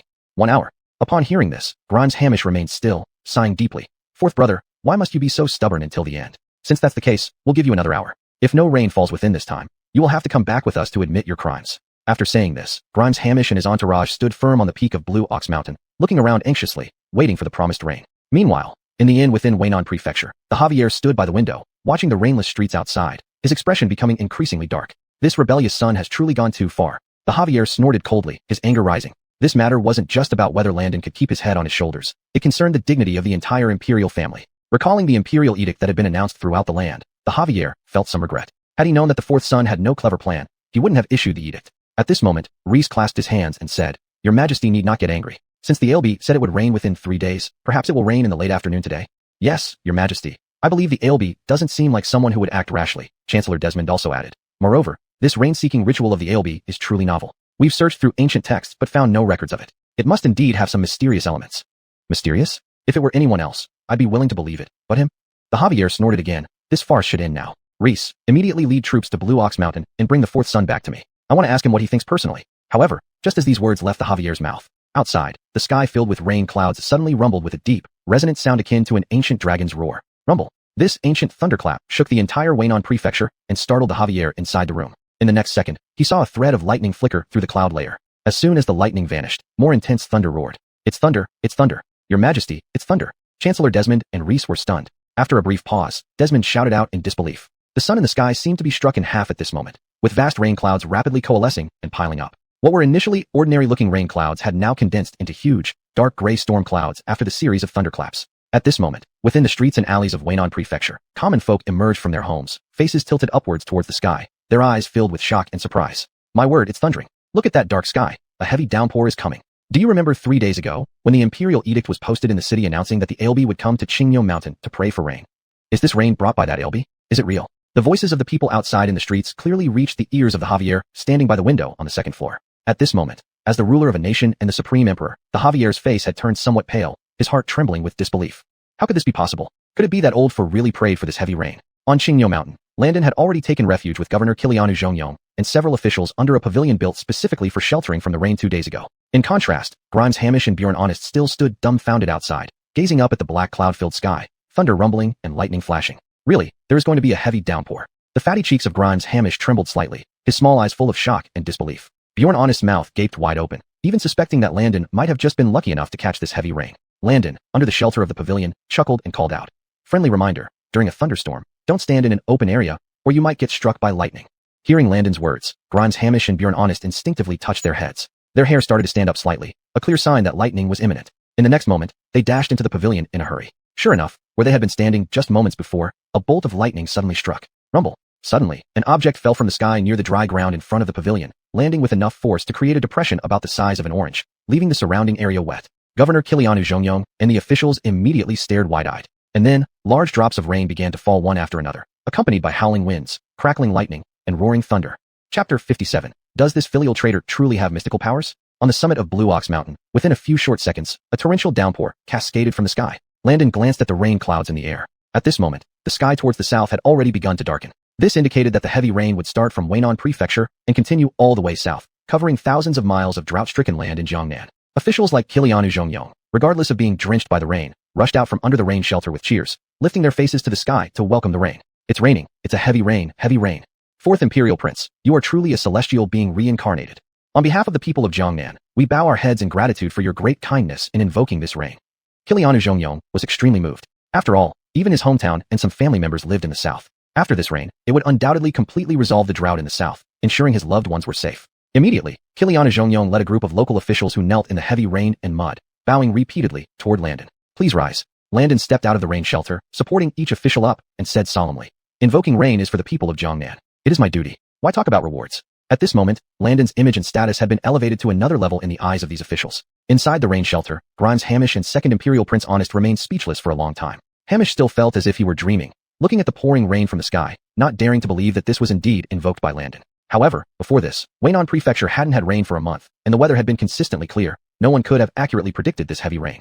Could setting fire really invoke rain? As for Second Imperial Prince Honest, watching Landon being embraced by the officials made him gnash his teeth in hatred. Whether in the court or in various prefectures, he was always less favored. Most officials supported Grimes Hamish, with only a small portion willing to stand by his side. But now, with this rain, Landon almost completely won the hearts of the people in Weinan Prefecture and all Jiangnan regions. This move would undoubtedly provide significant support in future power struggles. Elsewhere in Weinan Prefecture, Beckett stood by the window with his hands behind his back, observing the citizens celebrating in the rain outside, feeling indescribably complex emotions. The heavy rain had truly fallen. Outside, the citizens continued to cheer for the fourth imperial prince, treating Landon as nothing less than a divine being. Congratulations to your majesty. Now that the fourth imperial prince has successfully invoked the rain, it seems the drought in Jiangnan will be resolved soon. Prime Minister Desmond smiled and clasped his hands. Furthermore, invoking this heavy rain will further solidify your majesty's and the court's authority. The people will naturally rally around your majesty even more. As Prime Minister, Desmond clearly understood Beckett's thoughts, so with just a few words, he improved Beckett's expression. Eduardo, send someone to Blue Ox Mountain to bring back eldest, second, and fourth. Have fourth come to meet me. I wish to speak with him. Beckett waved his sleeves, and Eduardo received the command and left. An hour later, Landon and others returned from Blue Ox Mountain, while the heavy rain showed no sign of stopping. They arrived at the inn-room entrance, where Landon opened the door and stopped inside. Your son pays respects to his imperial majesty. Bowing deeply, Landon called out. Hearing the voice, Beckett turned around. Seeing Landon's appearance, he was initially startled, then felt a pang of heartache. Landon's silk robes were crumpled, some parts burnt and melted, his face covered in charcoal like ash, and his shoes caked with mud. How did he look like an imperial prince? He looked more like a delivery boy who wouldn't be doubted even now. These 3 days of invoking rain had truly taken much out of Landon. It appeared he only set a fire on Blue Ox Mountain. But could anyone do that? For 3 days and nights, Landon didn't leave the summit of Blue Ox Mountain for a single step. Every so often, he had to instruct soldiers to add firewood and ignite skyward rockets. This task was certainly not enjoyable, and Beckett believed that if the eldest son Hamish did this, he would be roasted until oil dripped off him. Thinking of this, Beckett's expression softened, nodding and saying, Go, clean yourself up and change into clean clothes before coming back to see me. Yes. Without further ado, Landon went to the adjacent guest room, took a thorough bath to wash off all the carbon ash, and changed into a spare set of clothes. 15 minutes later, father and son met again in this guest room. Take a seat and talk. Beckett stood by the window with his hands behind his back, not even turning his head as he spoke to Landon. How can your subject sit down when Wayland hasn't taken a seat? Though Landon said this, his actions were honest. He plopped down on the chair, and his tired waist relaxed instantly after 3 days of labor. Beckett still watched the heavy rain outside, asking, Fourth Imperial Prince, is this heavy rain truly capable of benefiting thousands of miles of drought-stricken land in Jiangnan? Or will it just rain here in Weinan Prefecture? It certainly won't be just here. Landon smiled slightly and said, If I only prayed for rain for Weinan Prefecture, would your subject have gone through such great lengths? By tomorrow morning at the latest, all regions in Jiangnan will also experience at least 3 days of heavy rain. You're that confident? Beckett felt increasingly astonished inside and finally couldn't help but turn around to ask Landon, where did you learn this rain summoning technique from? Why don't any of the many renowned ministers of the Southern Dynasty know of this method? He had wanted to ask these questions earlier, but restrained himself out of imperial dignity, waiting until Landon had bathed and rested a bit before questioning him. Hearing these words, Landon was inwardly slightly shaken. Indeed, this method couldn't be described as merely forward-thinking. It was far beyond the imagination of this era. Neither the officials nor the common people of the Southern Dynasty could comprehend modern knowledge like Landon's, thus they naturally couldn't understand the principle behind this rain-summoning technique. Even Beckett was the same, at this moment. Looking at Landon in front of him, he silently pondered in his heart. Fourth Imperial Prince, why do I find it increasingly difficult to see through you? Could it be that you are a divine being sent by heaven to the Southern Dynasty? Chapter 58 If merit is to be acknowledged, Father Caden comes first. As the emperor of a nation, when the Javier was not yet crowned, he never believed in so-called heavenly destiny or supernatural powers. Among his brothers, the Javier was not born as the eldest legitimate son, nor was he the most beloved son of the founding Caden. To rise from the power struggles to inherit the throne today, the Javier relied not on heavenly destiny, but on his absolutely cold-blooded and decisive methods. However, today, Landon's successful rain summoning had indeed instilled some doubt in the Javier's heart. If Landon was not a divine person and did not possess any supernatural powers, how could he summon rain from the heavens and accurately predict the timing and area of rainfall? This point left the Javier utterly baffled. Furthermore, if Landon were truly a divine person, then perhaps no one other than him would have the qualifications to inherit the imperial throne in the future. Thinking up to this point, the Javier's expression became increasingly serious. Facing the questioning of his father by marriage, Landon merely smiled slightly and said, Your son just made a bold attempt based on life experiences. There is nothing secret or supernatural about it. Experiences? What kind of experiences? The Javier, who had been brewing his words for a long time, suddenly felt almost choked by Landon's response. I summoned the rain with no profound methods. I just utilized the principle that when hot meets cold, droplets will condense. Landon said calmly. It works the same way with rain. In the high sky, a stream of cold air meeting a stream of warm air creates rain clouds as the warm air compresses the cold air downwards, thus generating rain. The South has suffered a drought for months, accumulating large amounts of heat, so much so that external cold air cannot penetrate. Now, all your son needs to do is release an initiator here at Qingyo Mountain, like a sharp needle piercing a balloon, gradually drawing out the heat from the south. Heavy rain will naturally pour down through the breach until the heat is exhausted. Whether his adoptive father could understand these words or not, they were the simplest explanation Landon could think of. After all, it wouldn't be easy for ancient people to immediately understand modern physics. Analogies and descriptions were necessary. Listening to Landon's words, the Javier nodded thoughtfully. It seems I've underestimated you indeed. The Javier said while folding his hands behind his back. I've already dispatched urgent envoys to Jiangnan. In a few days, if all prefectures and provinces present their memorials, you shall be credited with the greatest merit in resolving the drought. Upon hearing this sentence, Grimes Hamish, standing beside, turned pale. Even if he were as kind-hearted and tolerant as he was known to be, he wasn't devoid of feelings. Hadn't he endured hardships in Jiangnan for months before Landon? But now, with just one sentence, the Javier assigned all credit to Landon, without even mentioning him once. Deep within Grimes Hamish's small eyes, resentment was visibly evident. Bjorn Honest, standing nearby, also showed displeasure and snorted. Isn't it just the top merit? Who cares? Although he thought this, Honest still couldn't swallow this bitterness. He'd rather let the elder brother take the credit than see their father praise fourth brother Landon. There was the incident with the hat first. Then Landon slapped him in front of many powerful officials at the North Pacifying Prince's mansion. Honest had always harbored this grudge, and now this matter added fuel to his hate towards Landon, pushing it almost beyond control.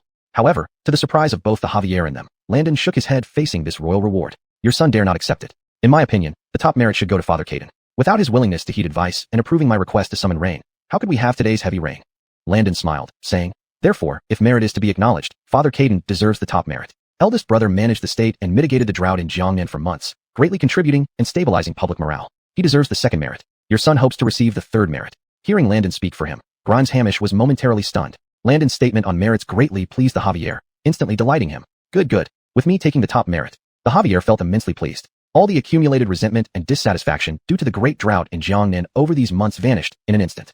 Throughout history, hardly any emperor disliked receiving praises and honors, and the Javier was certainly no exception. Who among emperors would dislike hearing flattering words? What made it even more precious to the South Caden was that such pleasing words came from the mouth of his fourth son, who he had always thought was not good with words. Looking at Landon, the South Caden inwardly mused, fourth son, if you could be this emotionally intelligent all the time, the position of Grimes might have been yours long ago. Your Majesty. At that moment, Prime Minister Desmond came in from outside and clasped his hands. Governor Kiliana Zhongyong of Weinan State and a group of local officials are here. They are kneeling downstairs, asking for your Majesty's well-being. Oh, ordinarily, these officials below the fourth rank wouldn't even qualify to see the South Caden, let alone speak with him.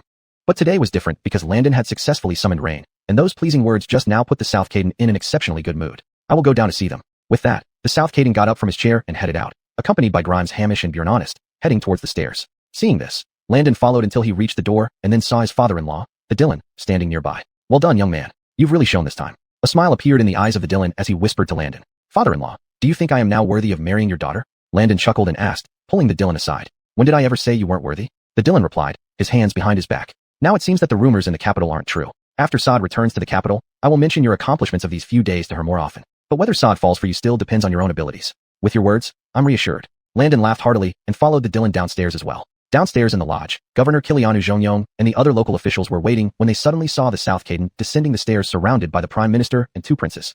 Chapter 59, Gaining Loyalty, Preparing for the Future. This scene almost scared Kilianu Zhongyong and his companions into fainting, causing each of them to hastily sweep their trousers with the sleeves of their official robes before kneeling down with a thud. Your Majesty, we pay our respects. Long live your Majesty. Kilianu Zhongyong pressed his head against the ground, his heart pounding so fiercely it felt like it would leap out of his mouth. He had never imagined in his wildest dreams that he, a mere prefect, would ever meet the emperor of a nation so closely. The officials behind him, whose ranks were even lower, were stiff as wood, not daring to breathe heavily. You are the prefect of Weinan Prefecture? Beckett sat on a chair that had been prepared in advance, looking at the officials including Kilianu Zhongyong with an unusually kind gaze. Your Majesty, this humble minister is indeed the local prefect here. I did not know your Majesty was visiting incognito. My service was inadequate, and I deserve the death penalty 10,000 times over. At this moment, Kiliana Zhongyong was even wondering if the emperor would behead them all because of this. Otherwise, matters of greeting should have only required the chancellor or one of the princes to handle. Why would the emperor come personally? However, Beckett nodded approvingly. Not bad. Indeed, Zhongyong, loyalty and bravery. Smiling gently, Beckett continued. Now that there's heavy rain, Chris has done a great deed. However, you local officials also fully cooperated with my edict, which deserves recognition. Otherwise, people might say I have a narrow mind. How dare we seek rewards from your Majesty? Just meeting your Majesty once is already a tremendous honor. Kiliana Zhongyong was both shocked and delighted. Goodness gracious, this is the emperor's reward. As a minor local official, Kiliana Zhongyong, along with hundreds or thousands of other local officials in the Southern Dynasty, knew that without extraordinary circumstances, their official careers would probably end here. To be personally acknowledged by Beckett was luck beyond imagination. It was as if their ancestors' graves had exploded. Hereby I order, Beckett declared, for assisting Chris in seeking rain, Kiliana Zhongyong is promoted 2 ranks to 2nd rank, bestowed with the title of governor of the 3 major prefectures in Jingbei, enjoying the privilege of entering the capital for court. The rest of the officials will be promoted 1 rank each, awarded 100 gold taels and 1,000 silver taels. Hearing these words, Kilianu Zhongyong and the lesser officials felt as if they had been struck by lightning. Promoted 2 ranks. He, Kilianu Zhongyong, went from a 4th rank prefect to a 2nd rank governor. Such luck, he feared, could never be earned again in 8 lifetimes. Your servant, thanks your Majesty. Long live your Majesty. Immediately, Kilianu Zhongyong and the other officials knelt down to kowtow and accept their rewards. If you want to thank someone, you should thank Chris. My rewards to you are also due to his words. After saying this, Beckett rose from his seat and headed upstairs accompanied by the elder brothers. In the reception hall, when Kilianu Zhongyong and others saw Landon, they felt as if they had seen their own parents, scrambling over to prostrate themselves. Fourth Imperial Prince, such great favor, I cannot repay. Kilianu Zhongyong had never dreamed that he would gain such a huge opportunity due to Prince Landon. Prefect Kilianu, don't be too formal. Landon smiled, teasing. Actually, now I should call you Governor Kilianu. No, whatever Ailby wishes to call me, I am honored. Tears welled up in Kilianu Zhongyong's eyes as he said, if you wish, your servant will forever serve you wherever I may be posted. Upon hearing this, Landon's heart stirred. Kilianu Zhongyong's words truly resonated with him. Currently, Landon was in dire need of trustworthy allies. Firstly, Beckett ascended the throne through power struggles and thus kept a close watch on his 4 sons. Even Grimes Hamish, who had long served as regent, held no military power, let alone honest or Landon. According to Southern Dynasty law, once princes reached adulthood, the emperor should grant them some military power to stabilize the country. Many ministers had already advised on this matter, so it wouldn't be long before Beckett allocated military power to the elder brothers. For Landon, what mattered was not how much military power he would receive, but how many loyal followers he could command. Clearly, Kilianu Zhongyong was the perfect addition to his circle. Moreover, as the governor of the 3 northern prefectures, Kilianu Zhongyong could assist Landon greatly in the future. Thinking about this, Landon smiled and said, since Governor Kilianu puts it that way, I won't hesitate to ask more of you. Ailby, if you keep addressing me so formally, it feels too distant. Kilianu Zhongyong said with a delighted smile. If you don't mind, just call me by my name, Zhongyong. Fine. When there are outsiders, I will address you as Inspector General. When there are no outsiders, we don't need to be formal and distant. Landon nodded and said, in a few days, once you move to the capital, I'll send someone to invite you for a brief visit to my mansion. I thank your highness for acknowledging and promoting me. Kilianu Zhongyong immediately knelt down and kowed out again, and the lesser officials behind him also followed suit and called out. At this moment, Landon's standing in their hearts was no less significant than that of Beckett. 2 days later, the messenger Beckett sent to Jiangnan returned with over a dozen letters from officials of various prefectures. Your Majesty, I have brought back all the documents from the 9 prefects of Jiangnan. All 9 drought-stricken prefectures received heavy rain 2 days ago, which lasted 3 days and 3 nights. As I left, the dried-up rivers in Jiangnan were already filled with water, the fields were moist, and the soil was sufficiently hydrated. The 9 prefects have assured that after they complete post-disaster recovery, they will all come to the capital to report directly to your Majesty. The kneeling messenger recounted the event of the heavy rain in Jiangnan in front of Beckett and Prime Minister and others. Excellent. A sharp glint flashed in Beckett's eyes, instantly revitalizing his spirit. Even if those prefects did not come, it wouldn't really matter much. What was most critical during the drought? It was water, right? Now that the water issue has been resolved, other problems would cease to be problems. As long as grain was reallocated from other regions and funds from the national treasury were dispatched, the drought could be completely mitigated. Your Majesty, additionally, after the 9 prefects learned that the heavy rain was sought by the 4th Imperial Prince, they have one more request for your Majesty. The messenger suddenly spoke again. What is it? Speak. Beckett was in a good mood and nodded in response. However, the next words from the messenger stunned everyone in the hall. Chapter 60. Renowned in the Southern Dynasty, and even to build a temple? The 9 prefects said that they have never seen such a divine person who can pray for rain from hundreds of miles away. Now that heavy rains have fallen in Jiangnan, the drought can be alleviated. The 9 prefects petitioned Wayland to permit them to build temples for the Ailby in various places in Jiangnan, allowing him to enjoy incense offerings and tribute from the people. The messenger's voice was not loud, but it truly stunned everyone in the hall. Grimes Hamish couldn't maintain his composure. In his small eyes, there was disbelief as well as envy and jealousy. Why not? He had been supervising the country in the south for months and dealing with the disaster for so long, yet no one had mentioned building a temple for him. Prince Honest's face looked even worse. He had never expected that this rain-seeking affair would bring such great fame and popularity to the 4th Prince Landon. If this continues, he might not only struggle to compete with the eldest brother Hamish, but also possibly fail to compete with the 4th Prince himself. The Javier's eyelids twitched uncontrollably, though his expression turned somewhat dark, but after careful consideration, he could understand the feelings of these local officials. After all, this was the life-saving rain that saved millions of commoners. Logically speaking, building a temple is indeed not too much. If the rain-seeker were someone else, the Javier wouldn't care. Let the temples be built. It would leave a memory and place of worship for the people. But the issue was that this successful rain-seeker was his son. As the emperor of the entire Southern Dynasty, it was uncertain if any commoners had ever built temples for him. Yet here he was still on the throne, and someone wanted to build a temple for the 4th Prince? This matter was somewhat absurd, but it also seemed reasonable, which made the Javier feel a bit difficult. After some thought, the Javier's gaze fell on the calm 4th Prince Landon beside him, and he asked, 4th son, did you hear? The people of Jiangnan want to build a temple for you. Are you willing to accept it? These words sounded like a query at first, but anyone with insight could see the danger in them. If you rashly agree, it might incur the Javier's anger and reprimand, or even punishment. How could Landon not see through his father's intentions? Clearly, his father was unsure and deliberately threw this hot potato to him to see how he would handle it. Your Majesty, Landon said calmly, your subject does not wish for a temple to be built. First, your subject is still alive. Only someone with monumental contributions, like your Majesty, has the qualifications for a temple to be built while living. Secondly, Jiangnan urgently needs funds and supplies. Instead of spending money on building a temple, it would be better to dig more irrigation channels and wells. If the people of Jiangnan insist, your subject is willing to donate 1,000 taels of silver to the people of Jiangnan to dig 10 wells by each prefecture, inscribed with your subject's name. Reaching this point, Landon bowed and said, Instead of being a puppet enjoying incense offerings in a temple, your subject hopes that when the people draw water from the wells, they can genuinely feel your subject's sincerity. These words deeply moved the Javier. Chancellor Desmond looked at Landon with admiration. In his view, these words by Landon were simply perfect. They didn't disappoint the sincere requests of the people of Jiangnan, nor would they overshadow the Javier's virtue by having a temple built. Building wells would benefit the people, and seeing Landon's name when drawing water would truly touch their hearts and bring blessings to the masses. The Javier felt both surprised and approving. The more he saw Landon, the more he found him agreeable. Why hadn't he noticed this fourth son's eloquence and ability before? Thinking back now, the execution of 8 powerful ministers by the fourth son wasn't entirely unforgivable. Very well. With that thought, the Javier said, since you have such sentiments, I will allocate 50,000 taels of silver from the imperial treasury to dig more wells across Jiangnan, with the inscription in your name. Your subject thanks your majesty for your favor. Landon bowed respectfully and called out loudly. After lingering in the capital of Waynon State for several days, I'm sure there are piles of petitions waiting in the palace. It's time to return to the capital. With a wave of his sleeves, the Javier immediately ordered his entourage into action. Landon was not in a rush. At this moment, he was still pondering the development of the power within his hands. Through the rain-seeking incident, he clearly saw the problems existing in the southern dynasty. The most severe issue was undoubtedly the backwardness of scientific knowledge. For him, possessing modern knowledge, finding no resonance was indeed a major frustration. Moreover, if his subordinates don't understand his intentions, they might easily mismanage or botch things up. This is another urgent problem that needs solving. After much consideration, Landon felt that this matter should wait until he returns to the capital and calls Kiliana Zhongyong to the prince's mansion for a detailed discussion. In a guest house on the other side, the windows and doors were tightly shut at this moment. Inside the room, Grimes Hamish and Bjorn Honest were both present, with no one else around. Both of them had rather unpleasant expressions. There was even a trace of fear visible on Grimes Hamish's face. Older brother, do you think what I said just now makes sense?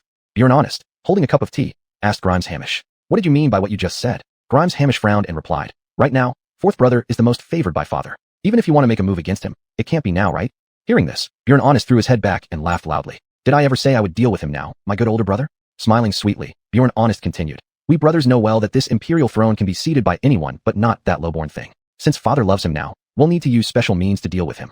Do you have a plan? I didn't quite catch your meaning. Could you explain clearly? Grimes Hamish lived up to his shrewd reputation. Even though Honest was almost spilling the beans, he wouldn't commit, adhering strictly to the principle of not saying anything wrong and leaving everything to Honest. This way, even if things eventually blow up, Hamish could still claim innocence and pin it all on others. In my view, petty tricks probably won't be enough to make father punish him. Honest's eyes turned cold as he told Hamish. Now there's only one way to make fourth brother fall into endless misery. You should know what I'm talking about, right?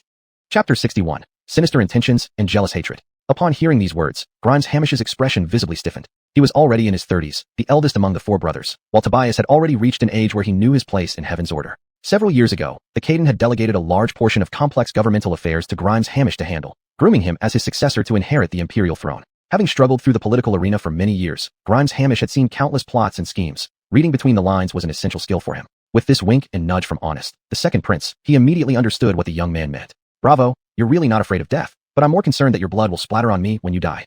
Hamish chuckled and said, I really don't understand what you mean, second brother. Tell me, what methods do you have to deal with the fourth brother? In our southern dynasty, it is customary for princes to take command of military power once they come of age. Prince Honest continued, you know, in some time, the fourth brother might be heading to the northern border to lead troops, but before that, there will be a royal ceremony where our father will distribute part of the military power among us 4 brothers, right? That's true. Grimes Hamish nodded and said, however, concerning military authority, Josue might not care much about it. Ultimately, it boils down to you, me, and the fourth brother dividing the military power. Hearing this, Prince Honest sneered and said with ulterior motives, then you should understand even better that once someone gets military power, their mindset can change drastically. A young tiger may appear gentle, but that's because it hasn't grown its claws yet. If it develops sharp enough claws, it will inevitably attack those around it. Prince Honest smiled slyly and asked, who can guarantee that he, Landon, is consistent inside and out and won't rebel after getting military power? Rebellion. Hearing this, Grimes Hamish stood up abruptly and sternly said, second brother, talking about rebellion is treasonous. Don't say such things lightly. Of course, I know it's a matter of life and death, but that's precisely why we need to accuse the fourth brother of planning a rebellion to make him lose his head. Prince Honest sneered again. As long as you fully cooperate with me, I can assure you that it won't be long before that lowborn scoundrel's head rolls. You? Grimes Hamish's heart churned with turmoil, but he maintained a facade of deep thought. If you truly have such a method, I would naturally cooperate, said Hamish. But remember, second brother, your impatience could burn you one day. I know my limits, replied Prince Honest with a nod. Meanwhile, in the grand hall of the Waynon Prefecture Government Office, Kiliana Zhongyong, who had just been promoted to a second-rank commander, sat in a lower seat listening to Landon, who sat at the head of the hall. Over the past half hour, Landon had chatted casually with Kiliana Zhongyong while learning about the general conditions of the southern dynasty's civilian population. If he were to describe it in one word, it would be poor. According to Kiliana Zhongyong, even in Waynon Prefecture near the capital, living standards were not good. For one thing, years of war had impoverished most areas outside the capital, especially the northern prefectures, while the southern regions were slightly better off. Secondly, common families couldn't afford to send their children to schools, so finding a literate person was quite rare, 1 or 2 in 100. Kiliansning to Kilianu Zhongyong, Landon pondered internally. Originally, he planned to gather a group of trusted people and gradually introduce advanced technology to this country, trusting these followers to implement future industrial and technological development. Otherwise, relying solely on himself would be impractical. If His Highness the ALB wants scholars well-versed in literature, my Waynon prefecture can certainly find some, though not many, said Kilianu Zhongyong after some thought. A dozen or 20 should not be a problem. There's no rush regarding this matter. Landon shook his head gently. He always envisioned applying the modern technologies he knew step by step to the southern dynasty. But what was urgent now? Meng Rue Saad had already headed to the northern front. In a few days, she would return to the capital, and after the wedding, Landon would lead troops to the northern front. Scholars are of no help to the border wars. Landon thought about this, and decided that his first batch of trusted subordinates would have to be found from the military after he went to the northern frontier. However, the current matters couldn't be put on hold either. Landon thought carefully, realizing there were too few scholars in the southern dynasty due to local officials' reluctance to allocate funds for educational institutions. Even in the capital, where 8 major officials exhibited corrupt practices, let alone other faraway prefectures. To these officials, if the court allocated 1,000 taels of silver for school construction, they dared to embezzle 500, or even 7 to 800 taels. Governor Kilianu, you need to pay attention to what I just mentioned, Landon said after some consideration. All right. Once you take up your new post as the Daryl, I will allocate an additional 10,000 taels of silver monthly from the prince's mansion specifically for school construction and attracting scholars.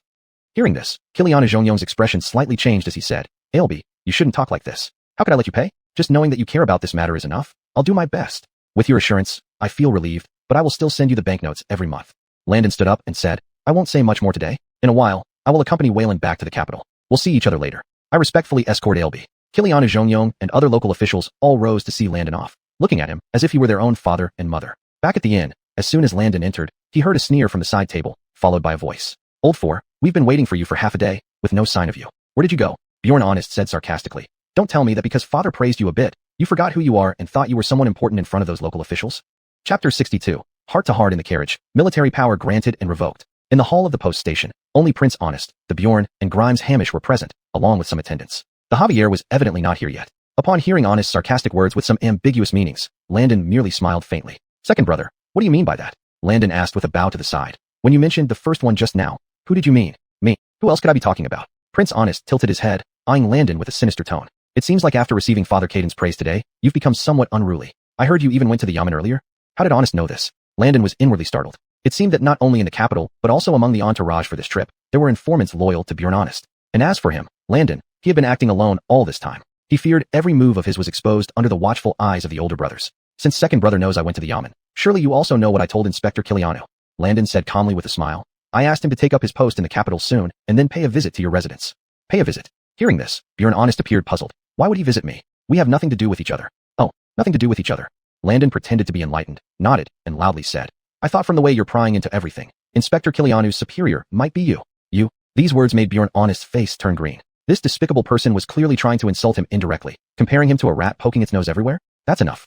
At this moment, Grimes Hamish came over with a smile and said, Fourth brother, your second brother is just concerned for you. This place isn't like the capital. There might be villains outside. If anything happens to you, wouldn't it be bad? At the capital's doorstep, right under the sun of heaven, and there are still villains?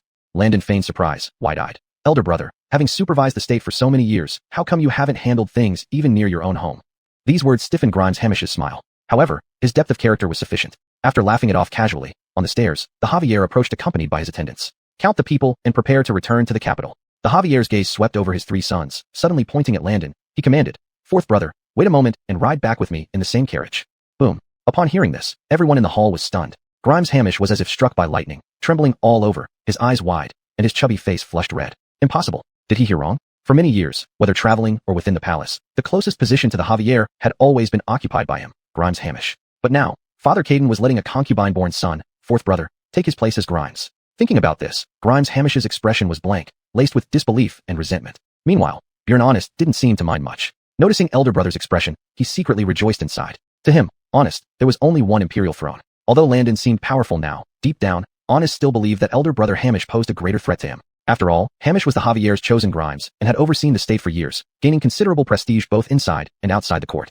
Earlier, they indeed conspired together against Landon, but how could Honest not understand the advantage of playing both sides? Dealing with fourth brother was urgent, but if elder brother became too comfortable, that wouldn't be good either. Watching Hamish's sullen black face, Honest sneered inwardly, hoping that the Caden would focus more on fourth brother now. This way, once he dealt with fourth brother, Hamish would likely be no match for him anymore. As for the other accompanying ministers and attendants, although they saw the Javier's words with different thoughts, to them, It was merely the Caden feeling happy due to the drought relief, and specially allowing Landon to chat on the carriage. Surely Waylon wouldn't abolish the Grimes because of this, would he? I obey your imperial command. Landon couldn't guess what this cheap old father was thinking, so he bowed in response first. Soon, dozens of attendants boarded the carriages, while Landon rode in the particularly spacious carriage with the Javier. Along the way, the Javier didn't say much, only occasionally glancing outside through the curtains, seemingly lost in thought. Landon was actually quite pleased with this turn of events. He hoped his cheap old father wouldn't ask anything, well aware that talking too much could lead to mistakes. Fourth son, as the convoy was about to enter the west gate of the capital, the Javier suddenly asked, "There is something I am currently considering. Killianston carefully, and I will ask you after." "Father Caden, please speak."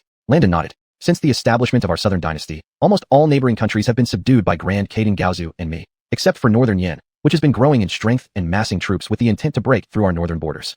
The Javier's gaze was stern as he continued. Grand Caden Gaozu once established a rule that upon reaching adulthood, all princes should lead troops and fight for the country. Now I also have this idea. Upon hearing this, Landon's heart stirred slightly. Had it not been for his cheap old father's direct words today, he would never have known such an ancestral tradition existed in the southern dynasty. But thinking about it, Grand Caden Gaozu established this tradition to prevent future princes from indulging in pleasure and lacking ambition. However, entrusting military power to princes must be carefully considered, the Javier added. Once one holds military power, even blood brothers can become enemies, killing each other. This is something I experienced firsthand, and I do not wish for it to happen again. At this point, the Javier closed his eyes slightly. Recalling the time when he was a prince, he had employed every possible means to snatch the throne from his many elder brothers. Among the 9 princes, no fewer than 6 were killed by him alone during those times. Precisely because of those horrific scenes from the past, now that the Javier was older, he became increasingly unwilling to see the princes fight each other, hence why he had delayed giving them military power. Now I want to ask you. The slightly cloudy imperial eyes of the Javier fixed on Landon, asking, "If I give you this opportunity, who among you 3 brothers, yourself and the elder ones, do you think deserves the military power? How many troops could handle?"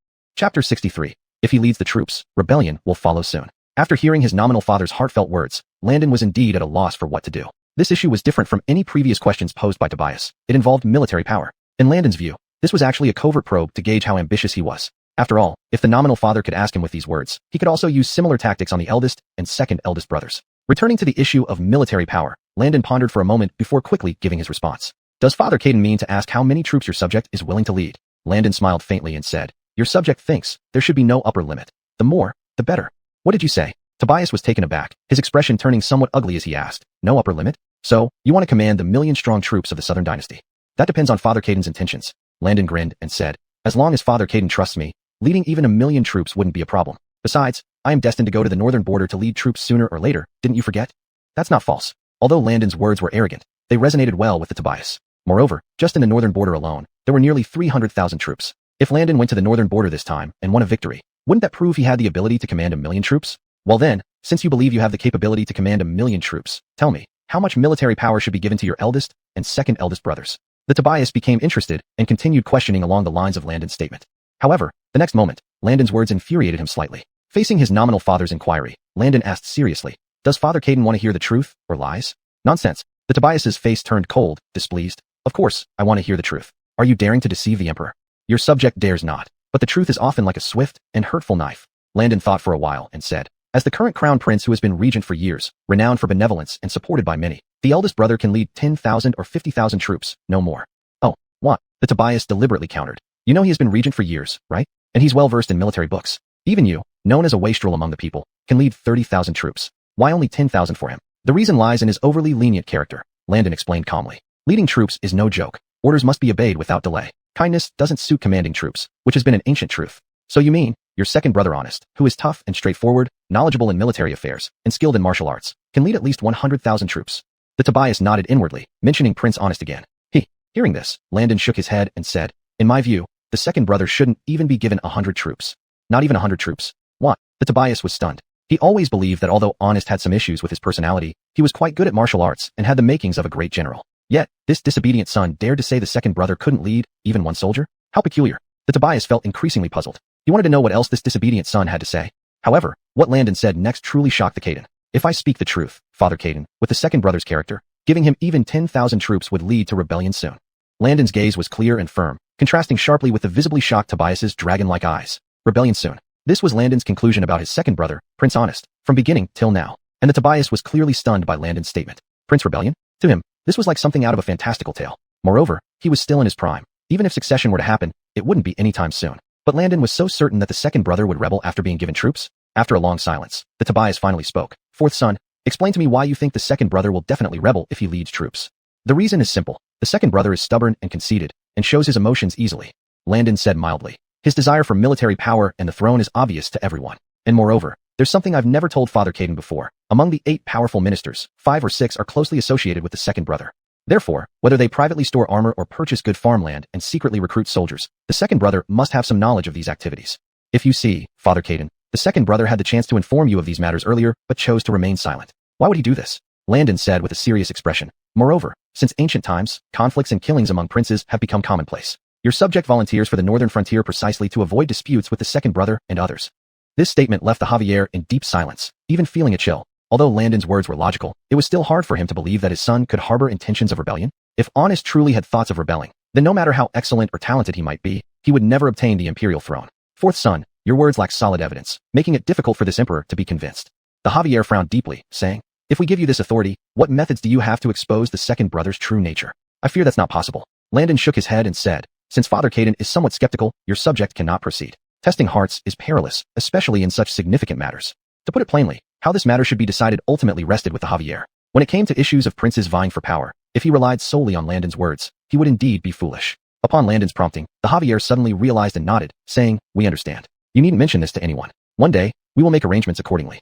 As the two spoke, the carriage had already entered the capital city. If there are no other matters, Father Caden, I will get off here. It's very close from here to my princely residence. Landon glanced outside. It was quite far from his princely residence, but very near to the 10,000 flower tower. Thinking of the long unseen flower Queen Hope, Landon felt a surge of restlessness. Chapter 64. This is what it means to delve deep into the common folk. However, Landon obviously overestimated the situation. Back to the prince's mansion, the Javier glanced at him, snorted, and asked, what? Do you think I never leave the palace and am unfamiliar with this area of the capital city? What does your majesty mean? Landon retracted his head, managing a sheepish smile. This place is at least 2 or 3 li away from your prince's mansion. I think you're not eager to return to your mansion, but are looking to enjoy yourself. The Javier said coldly, let me make it clear. In the past, I didn't discipline you much and let you act like a wastrel outside, but now is different. Don't you understand? Hearing these words from his stepfather, Landon inwardly grumbled that he finally realized that he wasn't disciplined much in the past. Your majesty, your son understands what you mean. Are you referring to my marriage? I have always kept this matter in mind. Following his stepfather's words, Landon inquired. Seeing that Landon was being reasonable, the Javier nodded, somewhat easing his anger. It's good that you understand. Now that you are betrothed, you cannot behave recklessly as you used to. The Javier sternly said, who is Reese? Don't you, the 4th prince, know? His family has served faithfully for 3 generations. Even I must give them respect. Now, although I have arranged this marriage for you, it's uncertain whether Saad would easily fall for you.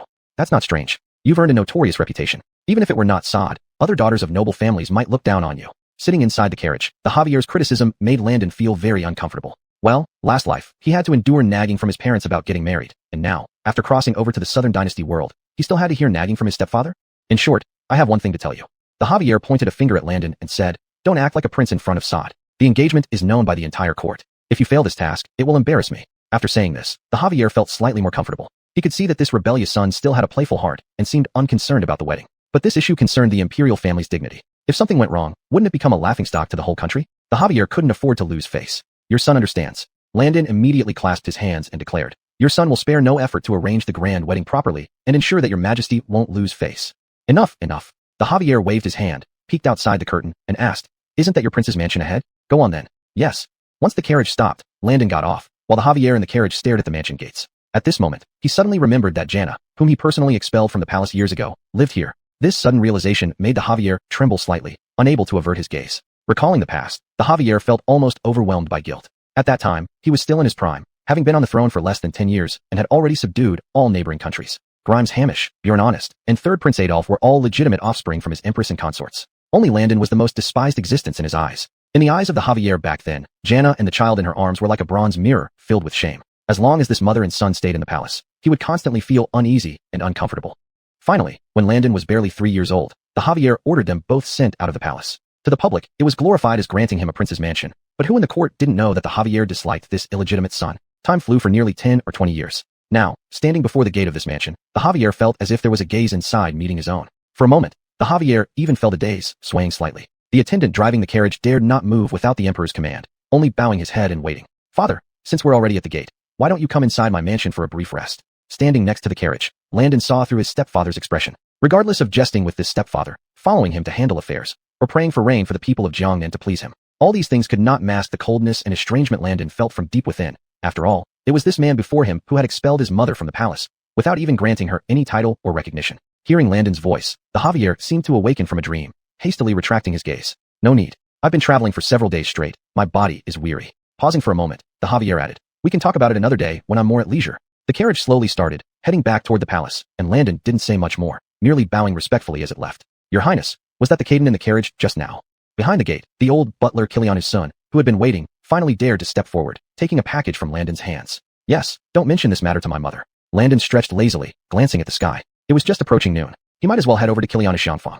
He hadn't been to Kiliana Xianfang for several days, so he had no idea how the business was faring under the management of his three friends. 15 minutes later, Landon arrived on the street where Kiliana Xianfang was located. From afar, he saw that the shop was already crowded with people. Good heavens, this place had been open for nearly a month, and yet it was still bustling with customers every day. Moreover, most of the patrons were beautiful young ladies from the capital, some of whom were quite outgoing, teasing and playing around to the great delight of Billy and the other three managers inside. The popularity of perfume and soap far exceeded Landon's expectations. Not only did residents of the capital city buy them, but merchants from surrounding prefectures also rushed over to stock up in large quantities. Landon didn't get too close, but watched from a distance across the street. He still vividly remembered the scene from his last visit to Kiliana Xianfang. However, just as Landon was observing the prosperity of Kiliana Xianfang from afar, a voice before him caught his attention, causing him to lower his gaze.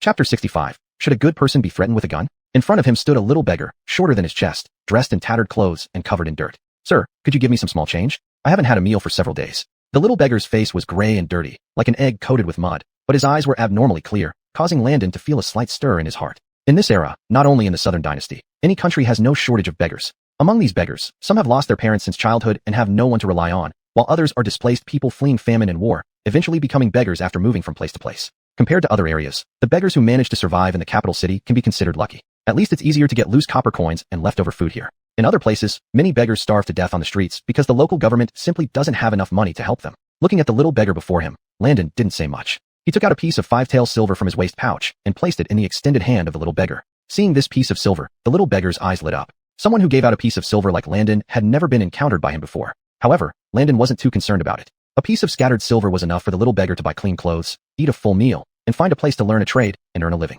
Hey, Brother Ning, we saw a familiar figure across the street from afar. It really is you.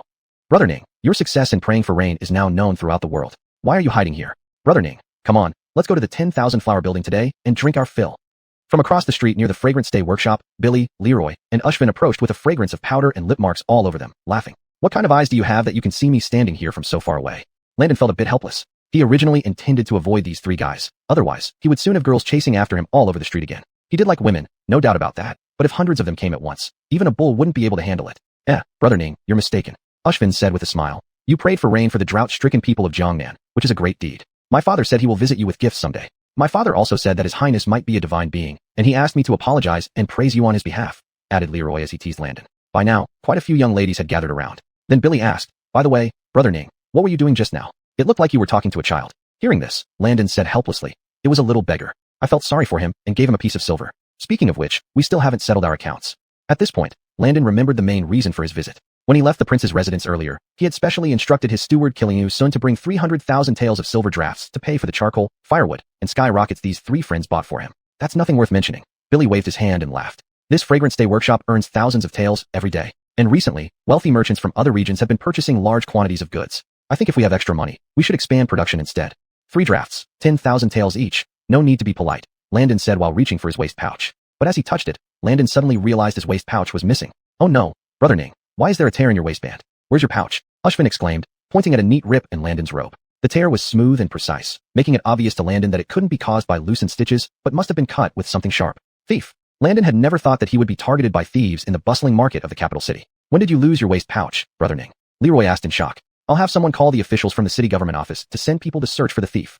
There's no need to involve the city government office yet. Landon shook his head. Although he held the lowest position among the princes, he was still a prince and a member of the royal family. Not to mention that Billy and the others were all sons of important ministers, and these 4 people together could shake the city government office just by stomping their feet. Given his status as the ALB, the loss of this waist pouch would likely cause a huge commotion throughout the government office. When that happened, it would undoubtedly lead to a chaotic scene. Moreover, and most importantly, he had already faintly guessed who had stolen his waist pouch. Apart from the little beggar who had stood face to face with him just now, no one else had come close to him along the way. Thinking about this, Landon did not feel particularly angry. On the contrary, he felt somewhat perplexed. He had clearly given the little beggar 5 taels of silver pieces, which was probably equivalent to what he could beg for in 1 or 2 months. Yet, the little beggar repaid kindness with ingratitude by stealing even his waist pouch. In this world, must a good person always be threatened with a gun? Ning brother, you mean it was the little beggar you gave money to just now? Billy was taken aback at first, then said with a face full of anger. How can this be? That little thief is repaying kindness with enmity. The wretched have their hateful aspects, Ning brother. You trusted those beggars too much. How many of them can be good people? Leroy also said coldly. In my opinion, I should immediately ask the officials of the city government office to mobilize soldiers to round up all the beggars in the capital city and let you inspect them one by one to find that thief. This matter is indeed extremely despicable. To have such malicious intentions at such a young age. If we catch him, he must be punished. Ashvin also chimed in repeatedly. The three agreed that it was best to find the officials to investigate this incident right away. No, don't rush to report this to the authorities. Landon looked at his three friends somewhat speechlessly and asked, are you afraid things aren't causing enough trouble? And rounding up all the beggars in the city, when will that end? What should we do then, Ning brother? The three couldn't help asking in unison. After recalling carefully, Landon remembered that after the three came, the little beggar had been pushed out of the crowd, seemingly heading north on the street. Chapter 66. If you dare to acknowledge it, it's yours. At this moment, in a quiet little alley, several half-grown beggars stood before a fat man wearing a black robe. Among them was the little beggar who had stolen Landon's purse earlier. In their hands, they held purses of varying quality and weight, waiting for the fat man to inspect. Glancing at these purses, the fat man immediately furrowed his brows and spat. Damn it, what do I feed you all for? Half a day, and only a few fish? While cursing, the fat man opened each purse one by one. Inside were mostly copper coins, with just a few pieces of broken silver. So little money that even my visit to the Wanhua building wouldn't be paid off. Without money, how can I feed you? While scolding, he skillfully pocketed a few pieces of broken silver, while holding the copper coins in his hand. During the time it took him to count the money, several more beggars returned empty-handed. They didn't even have the chance to speak before being kicked fiercely by the fat man, leaving them groaning on the ground. Soon, only the little beggar's purse remained uninspected in front of the fat man. Humph. You haven't brought back any big fish for days. If it's still empty, just wait. A grin appeared on the fat man's face as he reached out to open the purse, but suddenly a voice came from behind. Finally found you. At the entrance of the alley, Landon led Billy, Leroy, and Ashvin, blocking the way out. Seeing the group of beggars in front of the fat man and the purse in his hand, Landon felt a slight shock in his heart. He and his three friends had followed through streets and alleys for over a mile before finally finding him. Turning around upon hearing the voice, the fat man swept his gaze over Landon and the other three, revealing disdain and contempt. In this line of work, if one lacked enough courage, one would likely starve to death long ago. What do you for want? The fat man asked, still clutching Landon's purse in his hand. How about you think? Landon laughed and pointed at the purse, saying, my purse was stolen, and now it's in your hand. What do you think? Do I have business with you or not? Yours. The fat man sized up Landon from top to bottom and retorted, just say it's yours. Will it answer to you? Despite their fine clothes, to the fat man, these four were merely nobles from some obscure family in the capital. These sheltered young masters usually feared trouble. Intimidation usually scared them away. However, he never imagined he'd run into such a tough opponent today. Landon couldn't help but laugh at the fat man's unscrupulous remark. Sir, we need to be reasonable, said Billy, rolling up his sleeves and questioned. A purse is an inanimate object. How could it speak? Moreover, this purse indeed belongs to us. Go to hell. Upon seeing Billy's refined manner, the fat man became even more convinced of his guess. These four were soft targets, easily manipulated. If you're capable, let it call your name. Otherwise, I'll say it's mine. The fat man cocked his head and pointed at Landon, saying, if you dare, go file a complaint with the authorities and see who they side with.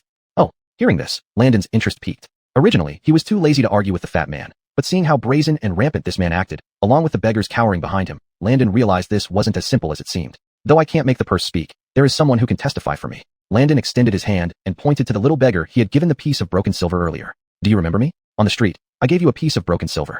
Is that right?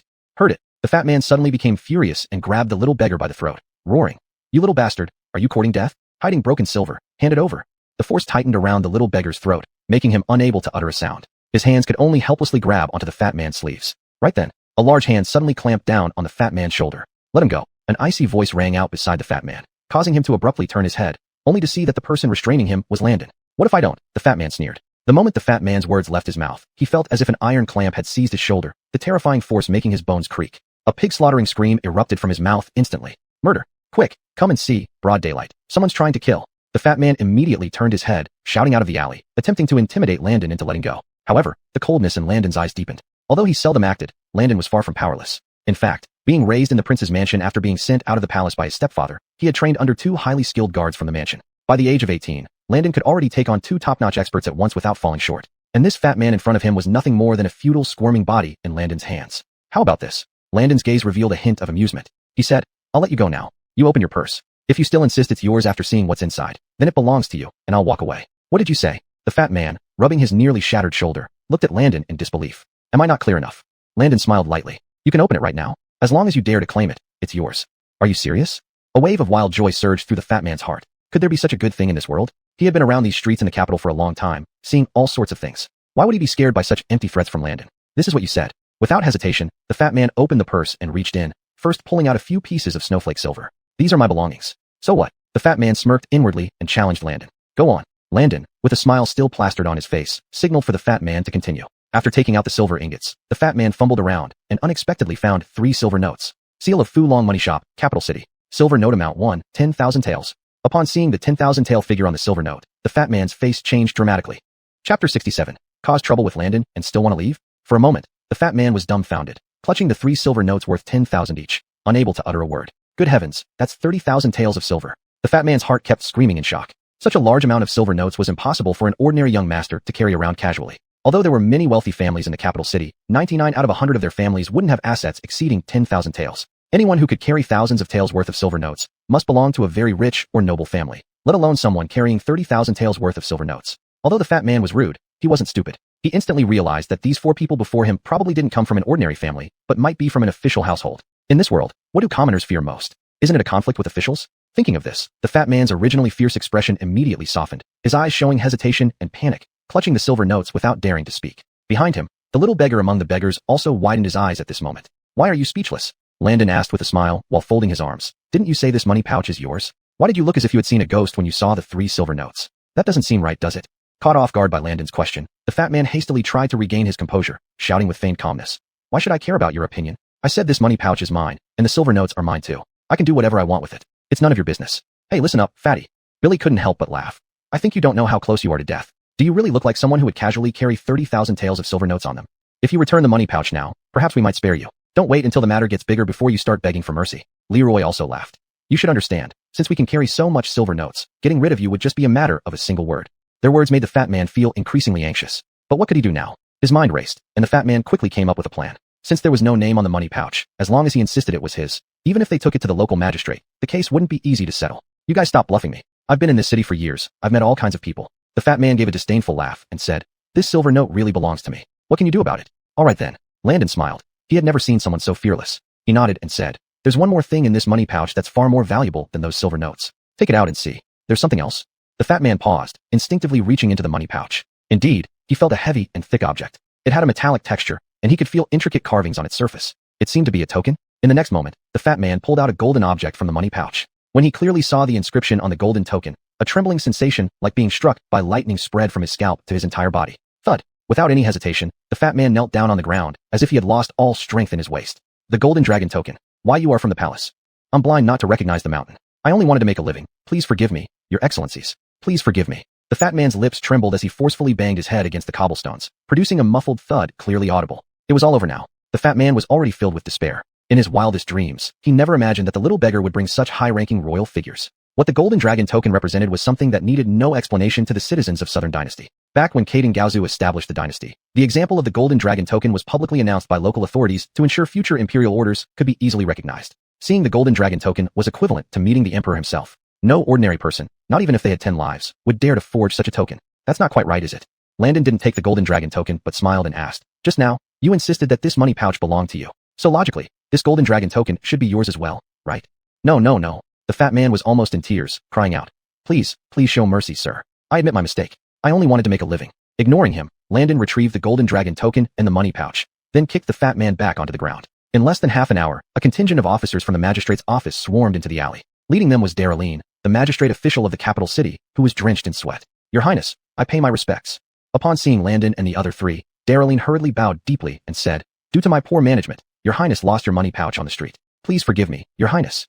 Despite being an official of the capital city's magistrate's office, Darylene was only a 4th-rank official, on par with Kilianu Zhongyong, whom Landon had met before. Officials of this rank usually had no chance to interact with members of the royal family unless there were special circumstances. At this moment, Darylene felt immensely distressed. He received news from his informants and rushed here as quickly as he could, but it seemed he was still too late. Ilby, the fat man lying on the ground, was now filled with despair. Everything became clear to him. The person he dared to confront turned out to be the Ilby that people in the capital were talking about. Landon, it's not your fault. Landon glanced at Darylene and said indifferently, take this fat man back with you. Interrogate him thoroughly, and find out if he has any accomplices. If he does, root them all out. Report the results to me. I understand. You can rest assured, your Highness. Darylene waved his hand, and 2 officers stepped forward. They immediately imposed severe punishment on the fat man, chaining a 15-gene wooden cane around his neck. Though it might seem harmless at first glance, wearing it for more than half a day would drive anyone to wish for death. After the fat man was taken away, Darylene approached again and respectfully said to Landon, your Highness, I truly did not expect such audacious commoners to dare to lay hands on you. Rest assured, I will thoroughly clean up these beggars from the streets of the capital today without your command. Oh, hearing this, Landon looked at him with a half-smile and replied, that's not quite right, Prefect Zhang. Punish those who commit crimes, but don't generalize and punish others unfairly. Chapter 68. High class? I just want practical. Yes, yes, yes, Your Highness, you are right. Darylene smiled awkwardly and nodded, saying, however, these beggars are indeed a big problem in the capital. I have long wanted to deal with them, but there are many difficulties in action. Tell me what kind of difficulties you've encountered. Upon hearing this, Landon suddenly became thoughtful, glancing at the little beggars being held down by soldiers nearby. As you know, although all regions of the Southern Dynasty are now peaceful, due to continuous wars over the years and frequent border conflicts, many displaced people are moving around among various regions. Darylene explained. Although checkpoints have been set up around the capital, reducing the influx of refugees, there are still a considerable number of beggars within the city walls who are notoriously hard to manage. If the government provides money for these beggars' livelihood, not only will their numbers not decrease, they might actually increase. After all, if one can simply get free money from the government by being a beggar, many would probably quit their current jobs immediately and queue up at the government office. Moreover, even without considering this point, the silver required for relief alone would cost millions every year. This is absolutely unacceptable for the Southern Dynasty and Beckett today. Why spend millions of taels on relieving beggars when it could be used for anything else? After listening to Daryleen's explanation, Landon slightly nodded his head and looked at the small beggar who had stolen his purse earlier. At this moment, surrounded by soldiers, the faces of the beggars were full of panic and confusion. They might not understand how noble Landon's status was, but they knew that they were likely to face imprisonment today. Seeing Landon remain silent, Daryleen thought the ALB was dissatisfied with his explanation and hurriedly changed his words. But, Your Highness, please rest assured. While I may not be able to handle all the beggars elsewhere, these thieves who stole from you today won't escape punishment. As he spoke, Daryleen's expression darkened, shouting around. Everyone, secure them with iron chains and bring them back to the Yamen to be imprisoned and heavily interrogated. There's no need, Landon suddenly said. Mayor Zhang, after all, they're just children. Let them go. I'll give them a warning, and we can drop the matter. Yes. Daryleen bowed and sternly told the beggars. Did you hear that? The ALB is showing leniency today. Otherwise, harumph, you brats would get a good whipping. Now kneel and thank him. Upon hearing Daryleen's words, the little beggars quickly knelt down and shouted their gratitude to the ALB, albeit disorganized. After Daryleen left with his men, Landon approached the first little beggar who had stolen his purse and asked, who was that fat man earlier? The little beggar shook his head and replied, he picked each of us up from different places. We have to bring him a fish every day, or we get beaten. So he has no blood relation to any of you? Billy frowned and said, Brother Ning, isn't he just a human trafficker? Landon nodded slightly. Indeed, from a modern perspective, this man was undoubtedly a trafficker and should face severe punishment if caught. Through conversation, Landon learned that the little beggars followed the fat man, who taught them the art of pickpocketing. But the little beggar who stole from Landon had the most refined skills, so much so that even the fat man praised him endlessly. However, he always got the most beatings and brought back the least fish.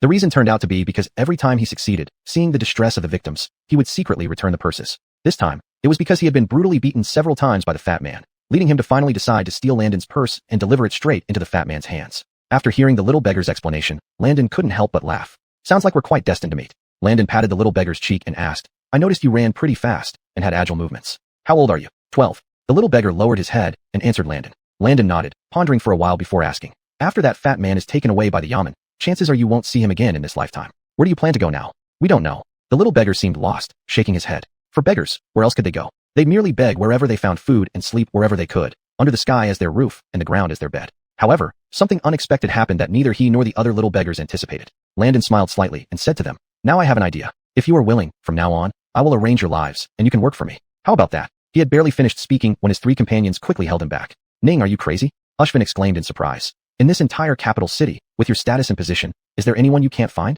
Why would you go for these beggars? Exactly. Billy was also puzzled, saying, moreover, they have been trained as thieves. Keeping them around might just mean losing more things in the future. Ning. Leroy's expression turned serious as he asked, do these beggars have any other use for you? You're right. Landon pointed at Leroy and said, precisely because they are young, they have value to be cultivated. In the future, they will become my eyes scattered among the common people. This idea had already occurred to Landon just now. Back in Waynon Prefecture, Landon had thought of gathering a group of loyal subordinates who could gather information and clues. These people didn't necessarily need to come from prestigious backgrounds or possess martial skills. The only essential point was that they must be absolutely loyal to him, follow his orders without question. The small beggars before him were only 11 or 12 years old. With some cultivation, it would be easy to set them on the right path. But they are just a bunch of beggars. After hearing Landon's idea, Ushvin frowned and said, isn't that too undignified? Ning, wouldn't it be better to find children from proper schools? But Landon simply smiled and replied, what do you mean by undignified? I don't like highfalutin stuff. I just want what's practical. Chapter 69, Cultivating Talent, Preparing for the Future. In Landon's view, it was not unacceptable to recruit some children from the academies in the capital to cultivate. If so, at least it would ensure that the recruited children could read and write, making the teaching process easier. However, the problem was that those children all had families and parents. This way, it would inevitably involve smoothing relationships, leading to endless trouble. Compared to this, Landon preferred to have more hassle at the beginning to save more trouble in the future. Therefore, Landon looked at the little beggar again and asked him, how about it? If you agree, from now on, you will no longer be beggars, but people by my side. His words left the little beggars stunned. They never dared to imagine that after stealing someone's things, the person would now repay them with kindness. How about it? Landon, extremely patient, continued. You can rest assured. I am keeping you here to cultivate you into capable talents by my side. I will definitely not treat you like that fat man did. Did you all hear that? Billy opened his folding fan and fanned Landon, saying, This is His Royal Highness, the Ailbe, whose name is now renowned throughout the capital. Following him, you will enjoy a life of comfort and security. To have such a great opportunity right here, wouldn't it be disrespectful if you didn't take it? Ushvin also nodded and said, The character of the Ailbe, you have seen for yourselves. Whether to stay or leave, you can decide now. After the two of them finished speaking, none of the little beggars left. They stood there, looking at Landon with a special gleam in their eyes. So, are you all willing to stay and follow me? Landon laughed heartily and said, Good, follow me. I'll arrange a place for you all to stay first. Landon did not plan to bring these little beggars back to the mansion immediately. With so many people watching in the capital, this move might attract unwanted attention. So, after Landon returned to the mansion, he instructed the steward Killiu-sun to arrange a house near the mansion in an alley, and led the little beggars over here. By the time Landon arrived, several servants from the mansion had already delivered buckets of hot water and large wooden tubs, along with brand new sets of clothes. Standing outside, steward Killiu-sun couldn't help but ask, Your Highness, what do you plan to do with these little beggars in the future? Let them stay here for now. Landon nodded and said, I naturally have plans. Killiu-sun, I will give you some silver later. Send more people from the mansion to look after them. Since he planned to cultivate these little beggars into capable talents, it was necessary to familiarize them with knowledge from the future. Landon admitted that he was not an outstanding teacher. Before rebirth, he had never thought that one day he would teach others. Now, however, he had to shoulder this responsibility. Modern knowledge from the future would start with him and spread through the southern dynasty, changing the entire country. After careful consideration, Landon secretly decided to spend less time going out every day. He would use this hour to write books on modern knowledge from the future. Once drafted, they would be copied and taught personally by him to these little beggars. While the master and servant chatted idly, the little beggars inside the room had already washed themselves thoroughly and put on new clothes. Your Highness, a palace maid walked out and said to him, One of these children is a little girl. The clothes don't fit her properly. Should we buy her a set of girls' clothes?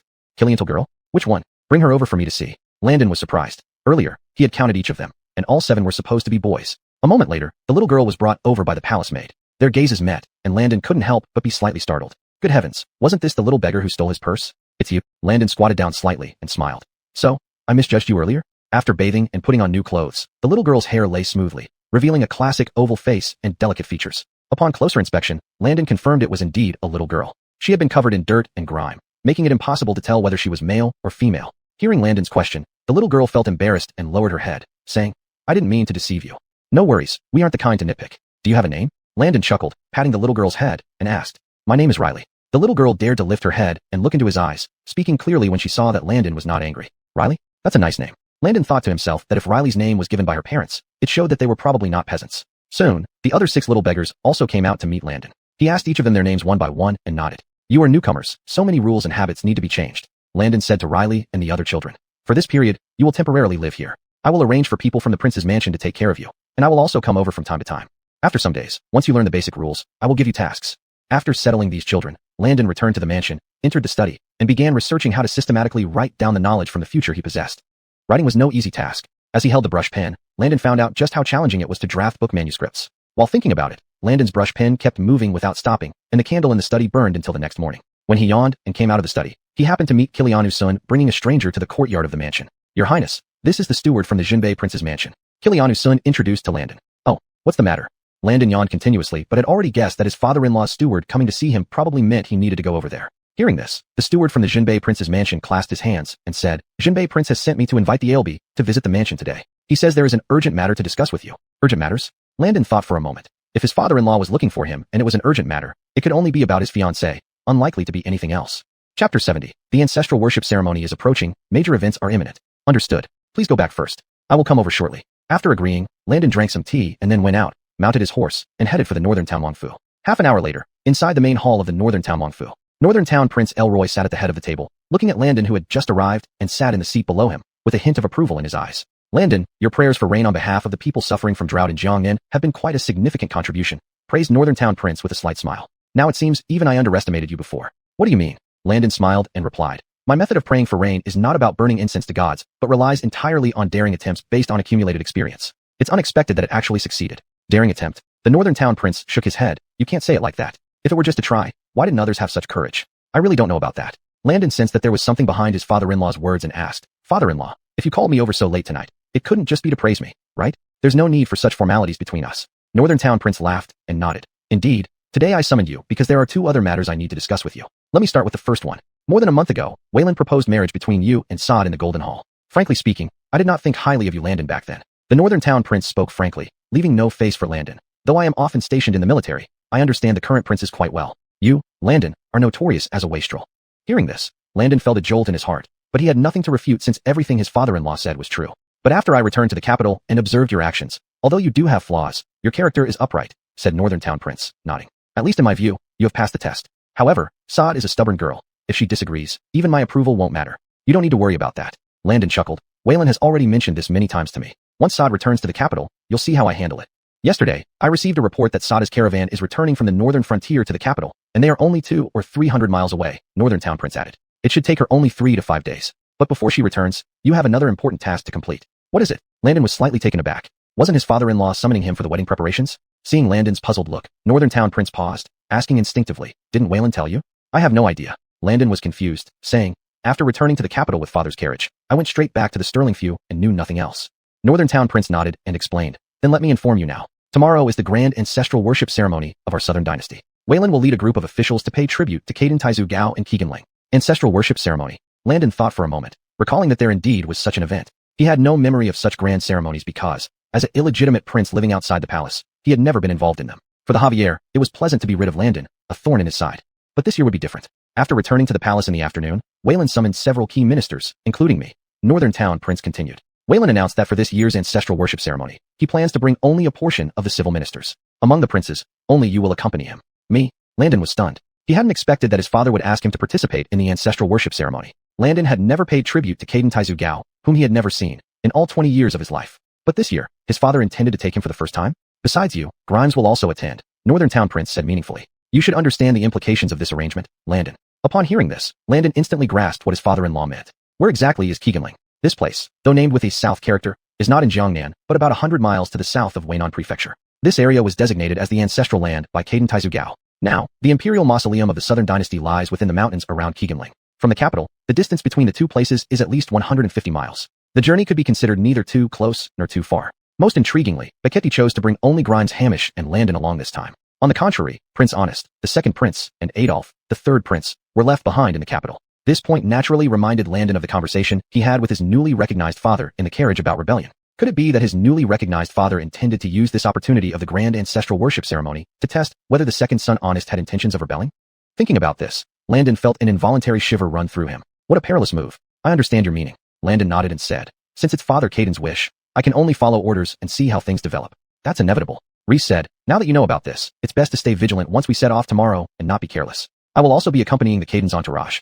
Thank you for the reminder, father-in-law. I'll take my leave now. After bidding farewell to his father-in-law, Landon thought about this matter on his way back to Sterling Few. At this moment, it became evident just how crucial having a personal guard force under one's command was. He had long envied the dragon guards under his newly recognized father's control. However, with only a golden token, he couldn't make the dragon guards work exclusively for him. Grimes and the second prince each had their own personal guards protecting them, leaving Landon alone without any support. Currently, even if Landon wanted to, he had no means to investigate the situation across the capital, let alone probe into the movements of the others. But, based on his intuition, Landon could guess that after Beketti's procession left the capital, something significant would surely happen.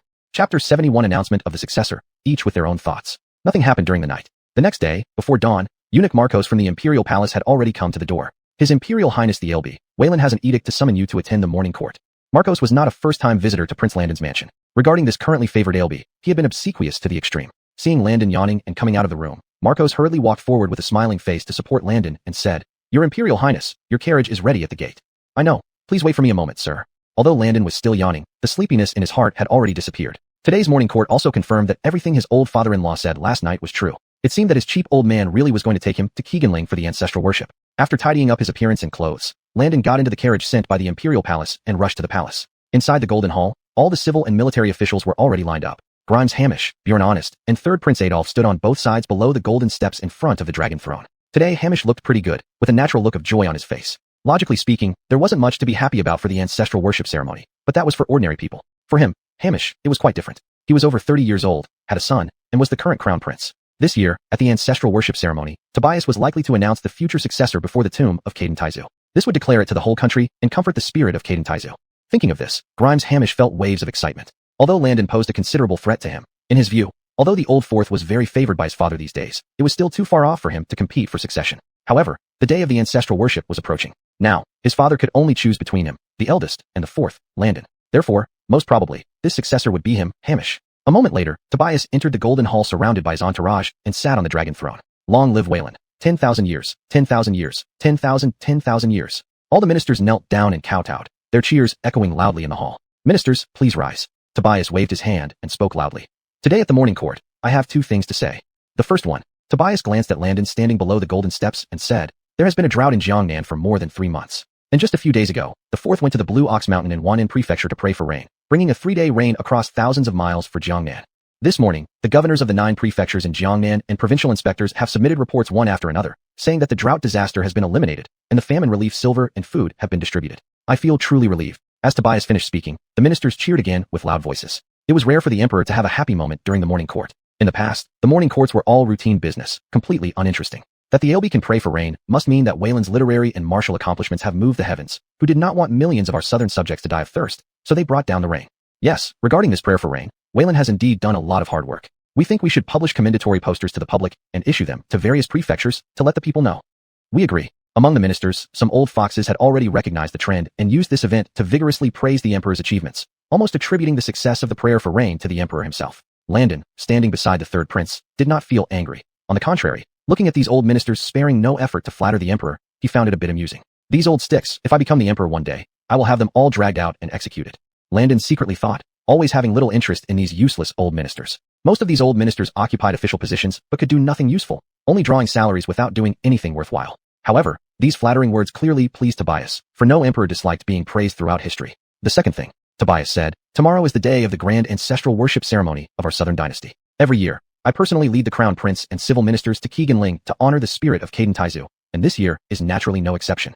Finally, standing below the golden steps, Grimes Hamish felt waves of excitement. He had been waiting for this moment, waiting until his head was about to smoke. As long as Tobias announced in front of Caden Taizu's memorial tablet that he, Hamish, was the future heir to the throne, then his position would never be shaken by anyone. Glancing sideways at Landon beside him, Grimes Hamish couldn't help but chuckle inwardly. Eve, you've still fallen one step behind. This year, besides the eldest accompanying me, the Caden, Eve, you shall also come with me to Keganling.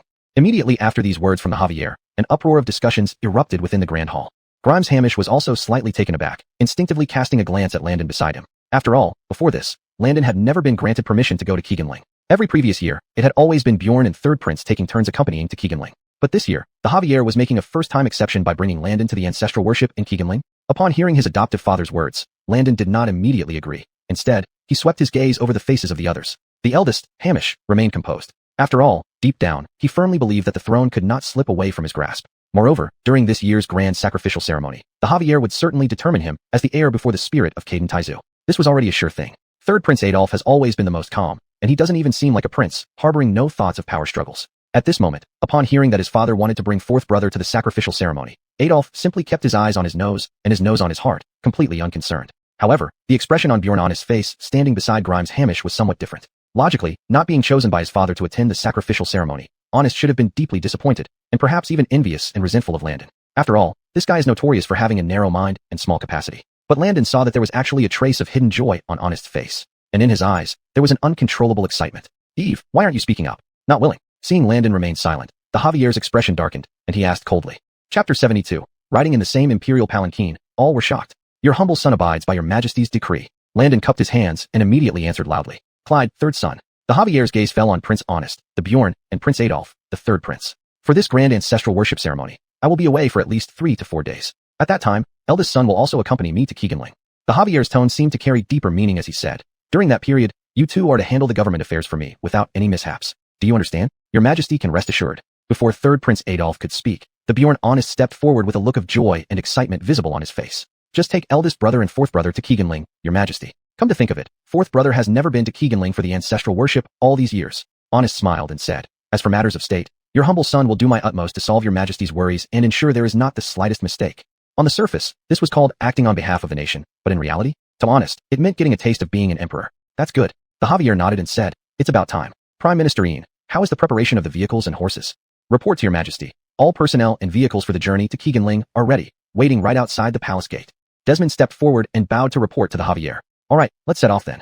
The Javier spoke and also rose from the dragon throne to change clothes in the rear hall. At the Golden Phoenix Hall, the officials filed out one by one. Those officials who needed to follow the Javier to Keganling had already prepared their luggage the night before. They just needed to change into formal attire in the annex hall near the main gate.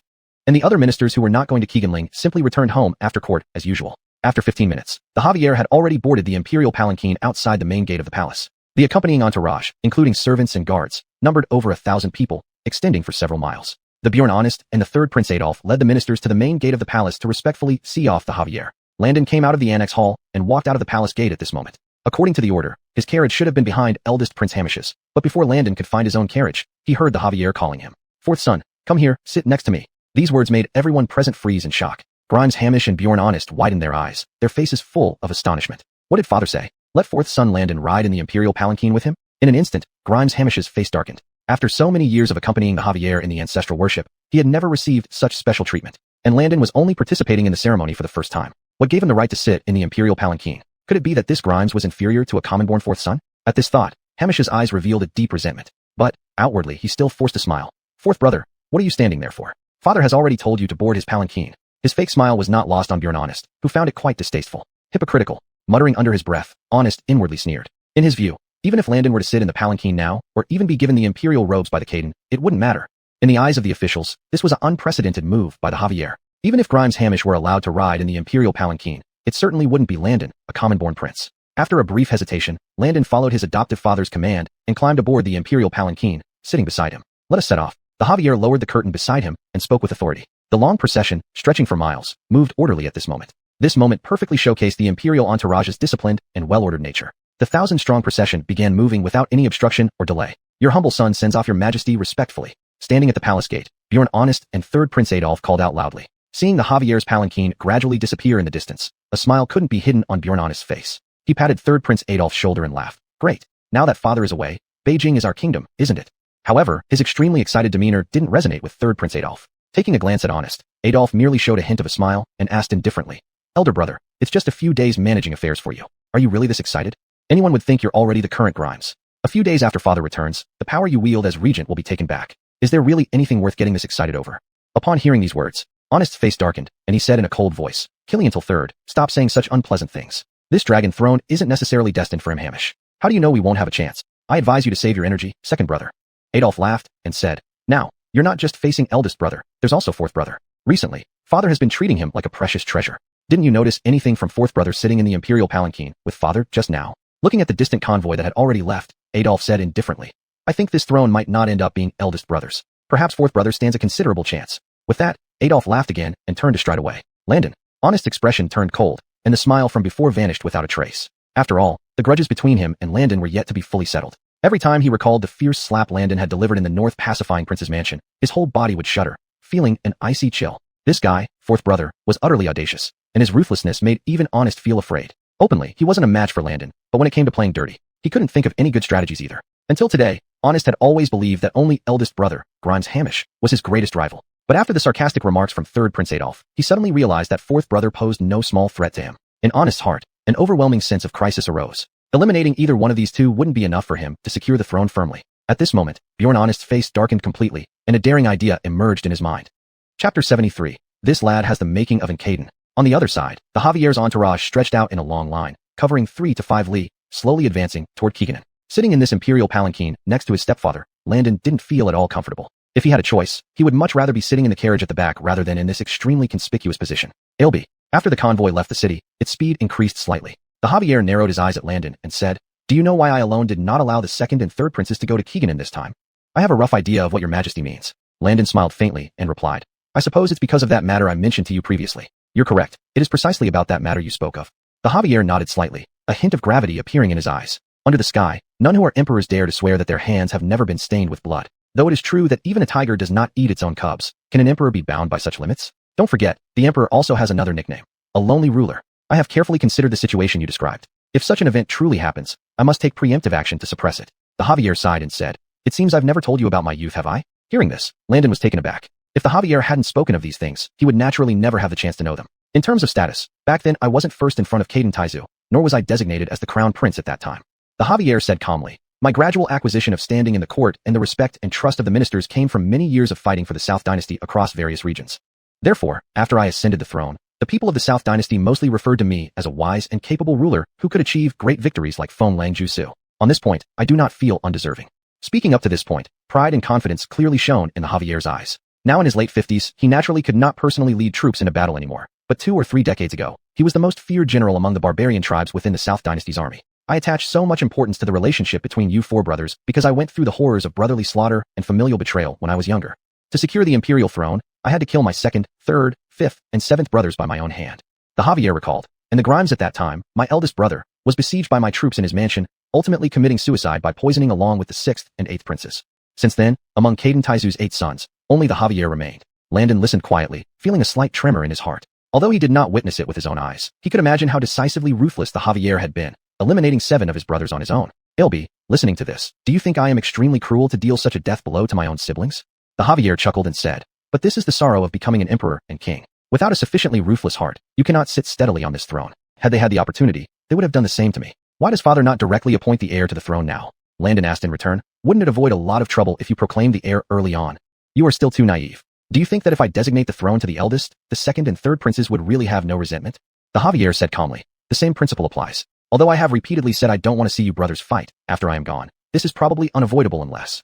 Unless what? Landon, somewhat confused, asked. Let's put this aside for now. I'm a bit tired. Let's discuss these matters another day. The Javier waved his hand. When Landon's gaze moved away, his eyes fell upon this 4th son, whom he once valued the least. In the Javier's view, today's Landon was more suitable as an heir than Grimes Hamish and the other princes. Determination, strategy, courage, authority, wisdom, compassion, and even ruthlessness. All the essential qualities of an emperor were clearly present in Landon. From his perspective, what Landon lacked now was merely experience or something sufficient to make the millions of subjects in the South Dynasty fully support him. The convoy continued its journey and finally arrived at Keegan Prefecture the next morning. The officials of the prefecture were already respectfully waiting at the city gate to welcome them. The convoy entered the city, and the Javier, along with the civil ministers, briefly rested in the relay station. Your Majesty, the governor of Keeganling knelt in the middle of the hall of the relay station and said loudly, everything inside Keeganling Mountain has been properly arranged. Please inspect it upon your arrival. I remember, you're Brett, right? The Javier nodded and asked the governor, Your Majesty, this subject is indeed Brett. Brett, kneeling on the ground, was utterly shocked. He had never imagined that the Javier would remember his name. In these past years, every time I come to Keeganling for the ancestral rites, everything from materials preparation to personnel coordination has been flawless. A look of approval appeared in the Javier's eyes as he spoke. This year's grand ceremony will mark 20 years. Then you won't need to remain in Keeganling any longer. Your rank will be elevated by 2 grades, to Vice Minister of Rights. Your humble servant thanks Your Majesty. The sudden imperial favor nearly made Brett faint from happiness. He immediately knelt down and thanked the Javier loudly. All right, I've rested enough. Let's set off and not miss the timing. With those words, the Javier got up with the assistance of Grimes Hamish. The travel of the past day or two had indeed made him feel somewhat fatigued. The civil ministers escorted the Javier out of the relay station and back onto the palanquins and carriages, heading towards Keeganling Mountain. The closer they got to the mausoleum, the more uneasy the Javier felt. If there were other options, he would never come to Keeganling for the ancestral rites because he could hardly face the watchful gaze of the first emperor in the afterlife. Father, take it slowly. Seeing that the Javier did not allow Landon to follow closely, a trace of satisfaction appeared in Grimes Hamish's eyes. It now seemed that his father still favored him. As for the successor to the throne, who else could it be besides him? Hamish? Landon followed behind the convoy on horseback, and a rider on a black horse trailed behind him. Chapter 74, Keeganling Ancestral Worship and the Assassin's Appearance? Uncle, you're here too. Landon almost blurted out father-in-law in front of everyone else when he saw the visitor, but fortunately, he stopped himself in time. Rhys nodded. He didn't seem to mind Landon's slip of the tongue. Although he was unwilling at first when receiving the imperial order, now he had fully accepted Landon as his son-in-law. Landon, this Keeganling ancestral worship may encounter some complications. Rhys whispered in a voice only they could hear. When we get there, if anything happens, remember to stay by my side and don't act rashly. Complications? What kind of complications? This cryptic remark from his father-in-law left Landon puzzled and perplexed. Could it be that there are bandits wandering in Keeganling Mountain? But that was completely impossible. While there were occasional bandit appearances in various regions of Southern Dynasty, their numbers were few and far between. Besides, this was Keeganling, the burial ground for the entire royal family of the Southern Dynasty. Even with 100 heads, the governor of Keeganling would not dare let bandits occupy this place. No matter what the cost, the security of this area must be guaranteed. But Rhys only replied casually, you'll understand when the time comes. If Waylon had told you about it, it wouldn't have mattered, but I can't be the one to tell you. I understand. Landon said he understood, but inside, he felt as if he were being scratched by cat claws. He couldn't figure out what his father-in-law was talking about. What did he mean by potential complications? Would someone dare to attack the royal procession? While on the way, Landon muttered to himself that if he ever became emperor, his first rule would be to execute anyone who spoke in riddles. Half an hour later, the convoy finally arrived at the ancestral tomb site. From afar, Landon could already see a low mound of earth arching up ahead. In Landon's eyes, this mound looked exactly like those excavated imperial tombs from the future. The only difference was that the mound before him was bare, while in the future, after thousands of years, these imperial tombs would be covered with vegetation, resembling real mountains. In front of the tomb, a large open space had already been cleaned and set up with incense burners, cauldrons, tables, and all kinds of sacrificial items. After getting off the carriage, the Caden straightened his clothes, followed by the civil officials, while Rhys moved to the side with others and waited quietly. Looking at the ancestral tomb, the Caden dared not gaze directly at the huge mausoleum gate, but silently prayed in his heart, Father, your son has come to see you. After taking the incense, the Caden lit it, respectfully offered 3 rounds in front of him, then inserted it into the incense burner, leading the civil officials in bowing. Fourth brother, come with me. Beside him, Grimes Hamish quietly called Landon. Upon hearing this, Landon followed him behind the Caden, imitating the Caden's actions, kneeling on the ground, his head touching the ground, while silence reigned around them, everyone standing solemnly. How long do we need to kneel? Landon couldn't help but ask himself. Just then, suddenly, from the southwest direction outside the sacrificial grounds, a group of black-clothed men wielding long knives and swords emerged from the woods. They swiftly killed more than a dozen Imperial guards outside and rushed towards the Caden standing before the altar with astonishing speed. At the same time, a man dressed in gray robes and masked appeared, sword in hand. Next moment, he pointed his long sword remotely at the Caden and shouted loudly, "Whoever captures or kills the rogue emperor will be rewarded with 1,000 taels of gold and granted a marquisate." Boom. Chaos instantly erupted around. Assassin. There's an assassin. Grimes Hamish hurriedly wriggled his fat body up and scrambled under the table beside him, shouting in trembling voice. The Caden and Landon also stood up, but at this moment, the Caden's eyes showed no signs of anger or panic. On the contrary, Landon saw nothing but solemnity and a hint of melancholy in his father-in-law's eyes. In the next instant, a black-clad assassin unleashed several sword strikes, moving like lightning, directly rushing towards the Caden. The surrounding few Imperial guards were no match for these top killers and fell like wheat being cut down one by one. As the long sword rapidly approached, the South Caden's pupils slightly contracted. At this moment, a figure took large strides in front of him. It was actually Landon. So eager to seek death? Landon sneered coldly, suddenly hooking and flicking his foot. A long saber from the nearby dead Imperial guard flew into his hand. The next second, the saber and sword clashed mid-air. A sharp clang sounded as sparks erupted violently at the point of contact. Landon felt as if his palm was torn open, with intense pain resonating through his entire arm and upper body. Clearly, this assassin was not an ordinary martial artist, but also possessed some internal energy. However, Landon's counterattack was equally effective. Caught off guard, the killer was forced to retreat several steps back by Landon's fierce slash. Enough. At this moment, the South Caden, who had remained silent all along, finally spoke in a chilling voice. My dear nephew, since you prepared such a grand gift for your dash, why don't you dare to show yourself?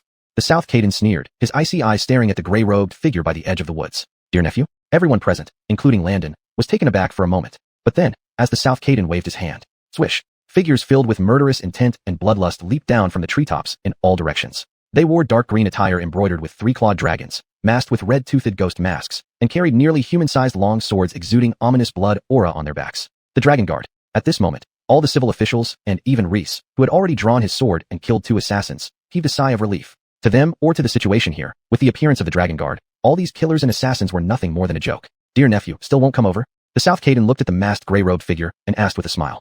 Chapter 75. You call me Imperial Brother? Although the Javier's tone was filled with laughter, his cold eyes that were almost dripping with water indicated he had reached the pinnacle of fury. Landon had already figured out that these suddenly appearing killers were likely under the command of that gray-clothed man. And most importantly, it seemed as though his adoptive father knew the gray-clothed man and even called him nephew. After a brief standoff, the gray-clothed man casually tossed away the long saber in his hand. They are just following my orders. If you don't kill my people, I will surrender to you. The voice coming from the gray-clothed man actually sounded very young. Landon suspected this person's age was not much different from his own, certainly not like his adoptive father, who was close to 60 years old. Upon hearing the shout from the gray-clothed man, the Javier's brow slightly twitched. Drop your weapons. A leader-like figure stepped forward among the Dragon Guard, the pair of eyes behind the red fong mask devoid of any emotion. As he pointed his blood-soaked sword, dozens of black-clad killers silently threw down their swords. And in the next second, the Dragon Guard leader turned to look in the direction of the Javier. Landon saw that his adoptive father beside him only shifted his gaze slightly. Then, streams of bloody light erupted all around. In front of the Dragon Guard, these weaponless black-clothed men were without exception slaughtered one by one. Blood coiled on the ground like snakes, and a crimson mist soared into the sky. Andonis. The gray-clothed man watched until he was nearly beside himself with rage and roared. You do not honor your word. You said, if my people laid down their arms, you would not harm them. All those black-clad killers under his command were loyal followers, willing to die for him. But, what use was such loyalty? The words Dragon Guard were, to them, an insurmountable mountain. No matter what skills they possessed, this assassination was destined to fail. At this moment, despair filled the heart of the gray-clothed man. He ultimately lost the gamble. The Javier's caution far exceeded his expectations, even sending numerous Dragon Guards to secretly follow the ancestral worship procession. Did I say so? The Javier showed a trace of somewhat pitiful smile, and said, I never said I would spare any of them, nephew. Including you. In the next second, the gray-clothed man was already held down by several attendants, bound with iron chains on his hands and feet, and dragged away. Father, are you alright? Prince Hamish, who had been hiding under the offering table, rushed out when he saw the situation turning around. Now he exaggeratedly inquired after the Javier's well-being. Talk about this later, finish the ceremony first. The Javier's face was icy, and this unexpected event at the ancestral tomb site made his already agitated heart burn with even more intense anger, urging him to cut off the head of that gray-clothed man to vent his fury. However, as an emperor, the Javier quickly suppressed his rage. The ceremony continued, while the dead bodies scattered around were rapidly cleared away by the Imperial Guards. Witnessing this scene, Landon had countless questions in his mind, but for now, he could only complete the ritual first. An hour later, the ceremony finally ended, and the Javier's expression eased slightly. Let's return to the state capital first. Send someone to imprison him in a carriage and take him along. The Javier turned towards his sedan chair, while the Dylan accepted the order to escort the prisoner. Landon looked around and found Prince Hamish still there. Brother, do you know who that gray-clothed man is? Landon asked while keeping pace with the entourage. Him. Hamish's face also appeared uneasy. He replied, he's been a thorn in Father's heart for many years. Now that we've caught him, Father might finally find peace. So who is he exactly? Landon felt even more puzzled. It's understandable that you don't know. Riding his horse, Hamish explained, didn't Father once have 7 brothers? Later, Father inherited the throne, and that gray-clothed man just now is the son of the prince whom Caden Taizu appointed as crown prince. His name is Nash, the son of the crown prince. Landon was taken aback. Recalling the conversation earlier with his adoptive father inside the carriage, Landon suddenly understood that the gray-clothed man was indeed the son of the Javier's eldest brother. Speaking of relations, the Javier would naturally be Nash's fourth uncle, hence they should address each other as uncle and nephew. Thinking about this, Landon couldn't help but feel it was a bit ridiculous. So, it turned out his adoptive father had left some unfinished business. Nash's father, who was the first Caden's designated crown prince and the Javier's eldest brother, had already committed suicide by poisoning himself. Yet, this young man managed to survive all the way until today. Furthermore, during this grand ancestral worship ceremony, Nash actually managed to gather these killers to attempt assassinating the Javier. His capabilities and courage were indeed considerable. Realizing this, Landon understood the implication from his father-in-law, Neil, earlier. It seemed that his adoptive father had anticipated such an event long ago, which was why he brought so many dragon guards along. And his father-in-law, Neil, was clearly informed beforehand, but discussing imperial family affairs was inappropriate for him, hence he did not speak directly to Landon. However, no matter who he is, doing something like this, he likely won't escape death. Prince Hamish remarked indifferently, "Fourth brother, you know about this, don't mention it to anyone unrelated. After all, it's our royal family's internal affair, it wouldn't be good if it got out." As he spoke, Hamish spurred his horse and quickly rode ahead. Landon's gaze fell on the prison carriage at the end of the convoy. The carriage was drawn by 2 horses, with 2 dragon guards wearing red fong masks following closely behind. Landon paused, pulled back on his reins, slowed down, and finally waited until the prison carriage passed by. "His Highness Ailby, this person is dangerous, please do not get too close," said one of the dragon guards upon seeing Landon. "No problem, I just want to have a few words with him through the carriage. You can continue escorting as usual," Landon replied while pulling out the golden dragon token from his chest. Sure enough, upon seeing the golden dragon token, the 2 dragon guards bowed from their horses and did not ask further questions. Inside the prison carriage, Nash was now wearing a 15-pound wooden yoke, his hands and feet shackled in iron chains. Seeing Landon riding closer, he lifted his eyelids and glanced at him. "They called you His Highness Ailby just now? Could you be Prince Landon?"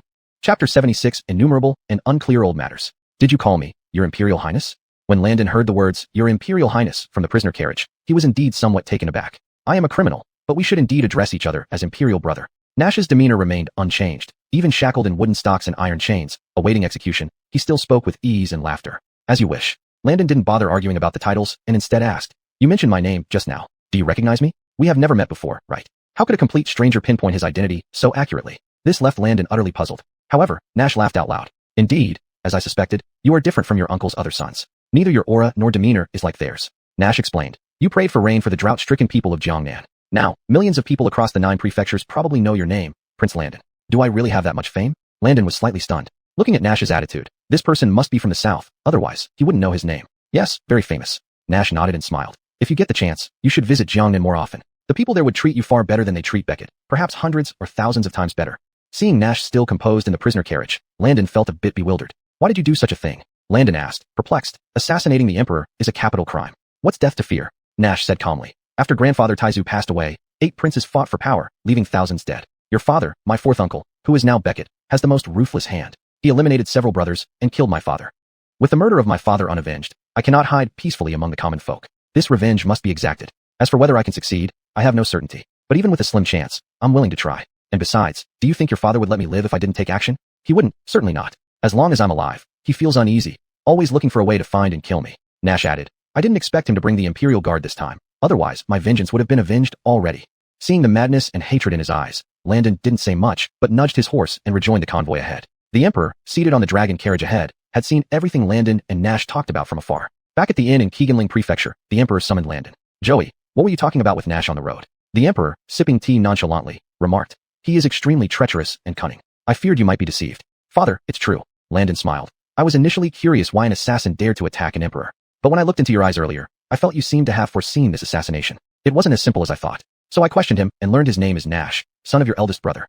Landon spoke frankly. "You're right." The Emperor nodded. "Nash is indeed my eldest brother's son. What else did you talk about?" "Not much more," Landon replied. "But I have one question for father. Have you been secretly investigating and pursuing Nash all these years?" This question could directly reveal whether Nash's actions were out of desperation or premeditated revenge. These 2 reasons were vastly different. The Emperor paused, then responded, "You're right. I have indeed sent people to investigate him secretly." The Javier said calmly. However, I didn't think of killing him. There were some old feuds between your father and me back then, which caused him to hate me deeply. So, I had to be on guard against him. After all, I am now the emperor, and I must be responsible for millions of citizens in the southern dynasty. If something happens to me, who could take up this heavy responsibility? I also know that rumors have been circulating among the people that it was I who planned to poison his father, who was the crown prince at that time. No matter how much I try to explain, it will be hard to clarify. Capturing him was just to remove a thorn from my heart. The Javier's words were somewhat vague, but Landon roughly understood what his cheap, old man meant. There must have been another hidden story during the bloody power struggle among the 8 princes back then. However, because the Javier was the most powerful at that time, he became the target of everyone's attacks. Nowadays, in order not to worry about assassins all the time while going out, the Javier chose to strike first by sending people to capture Nash everywhere. But Nash also decided to die and made a desperate attempt to assassinate the Javier because of the Javier's pursuit. Hearing this, Landon secretly thought that compared with the capture of Nash, perhaps something more significant was happening in the capital right now. Your Majesty, I think there might be something more significant than this at present. Landon's eyes grew serious, saying, "Do you remember the thing I mentioned before? If given a chance, the second brother will definitely rebel." This royal rebellion was indeed a big deal, far greater than one Nash, capable of shaking the entire court and even overthrowing the imperial power. The Javier's originally calm face suddenly turned gloomy. If Landon hadn't reminded him, he would have almost forgotten this. Especially after Landon bravely shielded him from an assassin, he trusted Landon completely. "I remember, if the second brother dares to rebel, I will definitely skin him alive." However, the Javier did not expect that at this moment, far away in the capital, Prince Honest really revolted. Chapter 77. Has the Clyde truly rebelled? But, as he spoke here, Beckett suddenly seemed to remember something. "Go and call your elder brother over. I have matters to discuss with him." Beckett's expression suddenly became very serious as he said this to Landon in front of him. Landon responded and went downstairs in the inn to call elder brother Hamish up. The Grimes Hamish, not quite understanding the situation, still subconsciously thought that Beckett was going to criticize him for his cowardice at the ancestral tomb. "Father, you called me?" Hamish stood still in the room, somewhat ashamed. "When we left the capital city, I handed over the tiger talisman of the Jingji garrison to you for transfer to the second son," Beckett said. "As per my instructions, after our arrival in Keeganling, the second son was supposed to send a letter daily. Has his letter arrived today?" The Jingji garrison is an army stationed within the capital city of the southern dynasty, numbering around 30,000 troops with extremely formidable combat strength, each soldier capable of fighting 10 enemies. This large army has always been regarded by Beckett as a precious gem. The drills within the military camp or any external exercises are reported to the court on time and daily. Before coming to Keeganling, Beckett had left the tiger talisman for the Jingji garrison in the palace before departure, essentially handing it over to the second son. After all, he had to let Honest manage the country in his absence, and not having the tiger talisman would be unexplainable. Hearing Beckett's question, Grimes Hamish was also taken aback. After careful thought, he replied, "It seems there hasn't been a letter sent today, father. It might be that the messenger delayed." "Impossible." Beckett shook his head. The coldness in his eyes made Grimes Hamish's corpulent body tremble slightly, as if all the fat on his body had been pricked by a needle. "Our royal messengers never delay. They run their horses to death, but they never delay," Landon calmly said. "Moreover, the distance between Keeganling and the capital city is only about 100 or 200 miles. For such an important military report, a fast horse wouldn't need half a day to arrive." However, it was clear that it was already nearly dark, indicating that Clyde Honest hadn't sent any letters at all. At that moment, inside the Golden Phoenix Hall of the Imperial Palace in the capital city, Clyde Honest was sitting on the dragon throne, blissfully imagining his future ascension to emperor. As for the few ministers in the hall, they were now bound and immobilized on the ground. "Honest, how dare you rebel and usurp the throne while Wayland is away worshipping the ancestors? Do you know this is a crime punishable by beheading?" Several senior ministers continuously cursed at Honest, trying to make him abandon the rebellion, but it was futile. Guards, drag them away and imprison them in the heavenly prison. Tired of their curses, Honest ordered. "As you command." Several guards saluted and dragged the senior ministers out. Only then did Bjorn Honest rise from the dragon throne, striding to the entrance of the Golden Phoenix Hall, looking out with authority. At this moment, all 9 gates within and outside the capital city were under strict martial law. All the civil and military officials left in the capital by Beckett had been lured into the palace by Honest's scheme, then tied up and imprisoned. In the streets of the capital, fast-moving cavalry could be seen patrolling rapidly, every street and alley closed off, devoid of pedestrians. Some brave citizens peeked through their upstairs windows and saw that behind the cavalry, each carried a special dragon-patterned flag. Honest had been preparing for this day for far too long. Years ago, Honest began secretly bribing officials and building his network, constantly strengthening his faction's power. The main force of his rebellion came from a man named Killian Mo, who led around 20,000 troops in Weishi State Prefecture. Honest maintained close contact with him privately and persuaded him to support his coup d'etat. Both men had been waiting for the perfect opportunity, and the Keeganling ancestral worship this time was exactly the golden opportunity Honest had been waiting for. "Your Highness." Outside the hall, General Killian Mo, clad in armor, strode over and saluted. "General Donald Tiefu of the Jingji garrison has been captured, and the rest of the officers have surrendered to us." "Excellent." Honest was elated. He had been anxiously awaiting news from the Jingji garrison. Once those tens of thousands of troops were secured, his coup would certainly succeed. "Order them to imprison Donald Tiefu and the others first. Those who are willing to surrender shall be released from prison. As for the Jingji garrison, temporarily replace all commanders with our people to avoid any accidents. Additionally, immediately dispatch heavy troops to guard the southern gate of the capital. Since Caden, no, that old man is returning from Keeganling. Once he discovers our uprising, he will certainly lead troops back from the Keeganling direction. Honest sneered coldly. The Jingji garrison has our southern dynasty's most powerful fire crossbow regiment and artillery regiment. All forces should be moved there. Once a large army approaches, open fire immediately. Your order will be followed. Killian Mo saluted and left the Golden Phoenix Hall in large strides. At this moment, Honest's entire body trembled with excitement from usurping power. He finally understood why throughout history, so many princes were willing to risk their lives to vie for power. That dragon throne. Only those who sat upon it could truly experience the pinnacle of power and supreme enjoyment it brought. Second brother, are you really determined to rebel? Just then, a voice came from behind Honest. Do you know this is a crime of high treason? If you fail, you will surely be beheaded. Prince Adolf's face was extremely grim. He had originally thought that Honest was just talking big and would not really rebel. However, everything happening before his eyes made him feel as if things had gone beyond his expectations. Honest's speed was simply too fast. In less than half a day, he had captured all the officials and generals who refused to surrender. And with Killian Mo's 20,000 troops and the Tiger Talisman, Honest had effortlessly taken control of all armed forces in the capital. Even he, the third prince, now needed Honest's approval to step out of the palace. Chapter 78. Ascending the throne by merit. Who dare to stop? Hearing Adolf's accusatory words, Honest turned his head and retorted, why can't I rebel? As he spoke, Honest sneered, walking around the grand hall with his hands clasped behind his back. Third brother, don't forget how our father emperor ascended to this throne. He also rose to power through fighting with 7 other brothers, eventually eliminating all of them to sit on this dragon throne. Now, father is old and senile, becoming increasingly cowardly and incompetent. He even talked about passing the throne to the eldest brother, telling us not to fight for power. Honest's expression was icy as he asked, third brother, tell me, among us two, or even fourth brother, which of us is inferior to that fat pig? Why should he inherit the throne? This. Adolf was silenced by Honest's argument, only managing to explain. You have to understand, being the eldest legitimate son, he has been in charge of the state affairs for years. No matter what, he is the first in line for succession. I don't care about all that. Honest waved a hand, coldly smiling. All I know is that this throne is here for whoever has the capability to take it. Hamish doesn't have that ability. It's impossible for father to elevate him. Besides, why wouldn't rebelling be easy now? You see, raising an army to rebel is just a matter of giving orders. With just half a day and 20,000 troops, I swiftly controlled the entire capital city, including the Jingji camp. This further demonstrates father's incompetence. Today, Honest seemed determined to vent all his frustration and anger accumulated over time, standing in the Golden Throne Hall, shouting wildly at Adolf. But you've only taken the capital. Adolf frowned, saying, our southern dynasty isn't confined to just this capital. Remember, there are stationed troops in other prefectures, the northern border, southern border, and the western direction. All those troops combined probably number over 1 to 2 million. Once father learns of your rebellion in the capital, he can immediately mobilize forces from elsewhere to besiege us. At that point, the capital will be a lone city. Do you think that with just tens of thousands of soldiers, you could truly deal with father? Looking at Honest's obstinate appearance, Adolf couldn't help but feel restless. He never imagined witnessing a rebellion firsthand. You see, third brother, I knew you're always cautious and hesitant. Despite Adolf's heartfelt dissuasion, Honest still smiled. Do you think I don't understand these principles? For everything, there needs to be a pretext. And now that I am seizing the throne, I need a more legitimate reason to get recognition from the world. Laughing heartily, Honest would already be wearing imperial robes had the craftsman finished making them for him. Legitimate reason? Adolf frowned deeply, asking, what legitimate reason do you have? Eldest brother and fourth brother are with father for the ancestral worship. What legitimacy do you claim? Why not? Third brother, take a look at this. Honest sneered, picking up an imperial edict from the dragon desk and handing it over. After glancing at the edict, Adolf's gaze suddenly changed. I never said publicly that I intended to rebel for power. On the contrary, others were plotting rebellion. While father is out for the ancestral worship with the eldest and fourth brother and a host of ministers, I merely need to issue a public declaration. I will inform the common people and generals across the land that eldest brother, taking advantage of the ancestral trip, kidnapped father along with his loyal followers and coerced father into confirming him as the future emperor in Keeganling. In this way, eldest brother commits an unpardonable crime. And what about me, Honest? I rise the army in the capital to save father and crush this group of rebels. Smiling proudly, Honest added, once I capture eldest brother and fourth brother, throw them into prison, and detain father to become a peaceful emeritus emperor overseeing matters from behind the scenes, I believe he will know when to yield.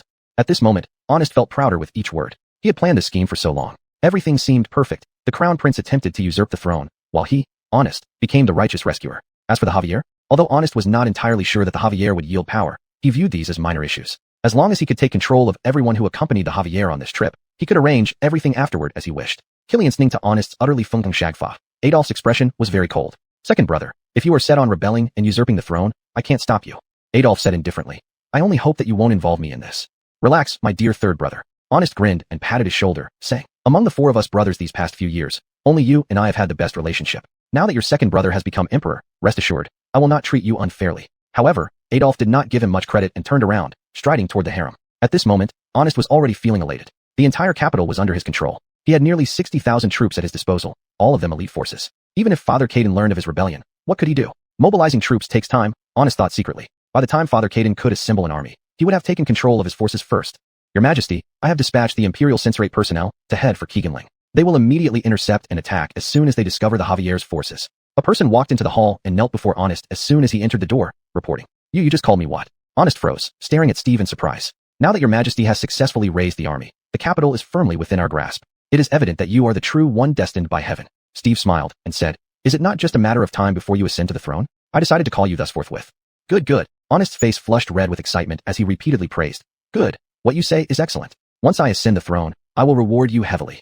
Thank you, your majesty. Steve bowed gratefully with a smile. But Honest, who was overwhelmingly excited, did not notice that Steve, whom he considered his confidant, now revealed a different demeanor after bowing down. The eyes of the capital's imperial censorate commander were filled with coldness, and his lips curled with a disdainful smile. Chapter 79. This Bjorn deserves death. Return to the capital. At the same time, outside of Keeganling City, the Javier's carriage had already set off again. This rebellious son, this damned thing. In the imperial carriage, the Javier glared with fury, his whole body exuding a terrifying dragon-like aura. In his hand was a secret letter sent by General Donald Tiger of the capital garrison before his arrest. A powerful subordinate of Donald Tiger managed to escape the capital under secrecy and deliver the letter. The messenger was also critically injured and heavily poisoned, passing away shortly after delivering the letter. The contents of the letter were not many, but every word almost made the Javier's eyes bleed in anger. Prince Honest has seized control of the capital, capturing civil and military officials, controlling the capital garrison army, planning to rebel and usurp the throne. As he read the content of the letter, the Javier's face turned cold. He hadn't expected that everything would indeed be as predicted by his fourth son. Though the rebellion by the second prince was utterly despicable, what startled the Javier even more was how Landon could have guessed this. Despite being away from the palace for years, as the ruler, the Javier watched the Grimes, the second and third princes grow up. Therefore, he believed no one could understand his three sons better than he did. Grimes Hamish, though somewhat cowardly, committed no major mistakes while overseeing the country. If he succeeded to the throne, he might be mediocre but not incompetent. As for the second prince Honest, the Javier never thought that this disobedient son would dare to rebel under his very nose. Despite being middle-aged, he was still strong enough to lead troops into battle. Yet this rebellious son couldn't wait any longer to seize power. Any emperor would find such an act intolerable. Even if these princes intended to vie for the throne, they shouldn't have moved before his death. But as the Javier's anger lingered, the convoy suddenly halted ahead. What's happening? Seeing the stopped convoy, the Javier felt uneasy. Being an emperor who had once achieved glory over various tribes, the Javier always balanced kindness and authority with those tribes. For those unwilling to submit, he adopted a policy of extermination. Had the second prince learned this approach and planned an attack on the road, just as the Javier pondered, a dragon guard ran up. Your Majesty, someone has blocked our path, claiming to have urgent news for the ALB. The dragon guard knelt and reported loudly. Mentioning the ALB instantly stunned the Javier and the surrounding ministers. If the person knew Landon was in the convoy, they surely also knew it was a ceremonial procession for ancestral worship. How could they bypass the emperor and seek only Landon? Old 4. The Javier frowned and asked Landon, Do you have any surprises for me? I fear they are more like shocks. Your Majesty is mistaken, Landon smiled. Have I ever caused you shock? Since there's only one person, it should be fine to let him come forward. Let him come. The Javier nodded. Moments later, a man in gray clothing arrived at the dragon carriage, kneeling down. Who are you? The Javier lifted the curtain and questioned. Your Majesty, I am Commander Gustav's subordinate from the Capital Inspection Department. The city is now controlled by the Bjorn's rebels, all key points being taken over. I was ordered to secretly deliver this letter to your Majesty and the ALB. With that, the man carefully withdrew a letter from his clothes under the supervision of the dragon guards. Father, Commander Gustav is my friend. Something significant must have happened in the capital, prompting him to send this confidential message. Landon explained to the Javier. Read it. The Javier gestured for Landon to read the letter aloud. Landon, without hesitation, began reading before the Javier, Grimes Hamish, and several ministers. The Bjorn has colluded with General Killian Mo of the Western Garrison, leading 2,000 rebels into the capital, using the Tiger Talisman to command the garrison generals, resulting in their imprisonment in the palace. Currently, there are 20,000 rebel troops in the capital, and the 30,000-strong Jinji garrison is also under the control of the Bjorn. The third prince, along with numerous civil and military officials, have all been placed under house arrest by the Bjorn. Furthermore, the Bjorn has declared that he will announce to the world that Grimes Hamish has been holding Wayland hostage in Keeganling, intending to usurp the throne, while he, the Bjorn, is raising an army to exterminate the rebels and cleanse the court. As Landon read the secret letter sent by Gustav, he was inwardly stunned. What a cunning plan by Honest. It seems I underestimated him. This strategy was extremely ruthless. Even before Landon finished reading it, the Javier was already seething with anger, striking the armrest of the imperial carriage with force. This rebellious son. The Javier couldn't help but roar in fury. The intense aura of killing intent that enveloped him made the surrounding ministers shrink back in fear, not daring to utter a word. He had assumed that Honest rebellion would be nothing more than a small-scale disturbance. After all, he, the emperor, was still in his prime. Once they neared the capital, they could easily summon troops from the nearby regions to quell this unrest. But now it seemed that this situation had far exceeded his expectations. How could it be that the Jinji garrison, one of the most elite armies in the entire southern dynasty, was completely under the control of this rebellious second son? If they also controlled the critical strategic points of the capital, it would be easy to defend but difficult to attack. Any attempt to break through their defenses would result in heavy casualties. But that wasn't what enraged the Javier the most. What he found most unacceptable was that Honest dared to declare his mission as cleansing the court and eliminating the rebels. This nearly made the Javier's face turn ashen with rage, his beard trembling violently. There's an old saying, like father, like son. Back when the Javier was seizing power, he too had used this very slogan. But who would have thought that after all these years, the same plot would unfold against him? Chapter 80. Fourth brother, are you still playing dumb? Over the years, Becket has always held Bjorn honest in high regard from the bottom of his heart. Among the four sons, eldest Prince Hamish is overly mediocre, while third Prince Adolf is only fond of writing poetry and composing couplets, not at all the material for an emperor. And Landon only came into his true notice recently. Before this, Becket almost forgot he had an illegitimate son named Landon. Only Bjorn Honest has always been highly esteemed by Becket. Honest excelled in martial arts, with superb skills in archery, horsemanship, and other military exercises, reminiscent of Becket's heroic days when he sealed the wolf at Jushu. But who could have thought that this second son not only inherited his prowess in martial skills, but also learned all the tactics he once used? Yet, just as Becket was raging with fury, making everyone around freeze in fear, a wild, unrestrained laugh came from behind the imperial carriage. Ha ha ha, Andonies. So even you have your day. I never thought your son would actually rebel, and to hear that he is using your old name? Andonies, tell me, isn't this karma coming full circle? On a prison cart at the back, Nash, disheveled and head and hands fixed in a 10-pound wooden cane, sat cross-legged and laughed out loud. Honest's rebellion and ambition for the throne filled Nash with unparalleled joy. Of course, his sarcastic and mocking words made Becket's face exceptionally ugly, yet Becket held back his anger and said nothing more to him. Humph. Seeing Becket did not fall for his provocation, Nash merely snorted disdainfully, then lay back on the straw in the prison cart, closing his eyes to rest. Anything that harmed Becket pleased him, especially Honest's rebellion. But despite his joy, Nash remained calm, knowing deep down one thing. Though Honest's rebellion was a major event, it was destined to end in failure. Why did Nash have such confidence? This was because he knew Becket too well. Rebellion under Becket's watch? That was simply a pipe dream. With Becket's abilities and temperament, if he cast aside familial bonds, thoroughly suppressing this rebellion wouldn't take long. Not to mention, there were still Landon, Hamish, the Prime Minister, and other ministers by his side now. Honest's attempt to deceive the Empire with a false proclamation was impossible. This young man was simply too naive. Eldest brother, fourth brother. Becket narrowed his dragon-like eyes and suddenly asked, you have seen the current situation. Based on what you see, how should we handle this matter? While asking, Becket observed these two sons' expressions and demeanor closely. What puzzled him was that Landon remained calm and composed as if the ongoing rebellion had nothing to do with him. The Grimes Hamish, hearing the question, hurriedly bowed forward with clasped hands. Your Majesty, based on the two secret letters from General Donald and Gustav's men, the capital is now completely under second brother's control. The capital garrison force is the strongest, though only 30,000 strong, occupying the city and aided by artillery and crossbow units. It would be difficult to assault them even with 50,000 troops. Not to mention, our current party, including attendants and ministers, numbers no more than 1,000 or so.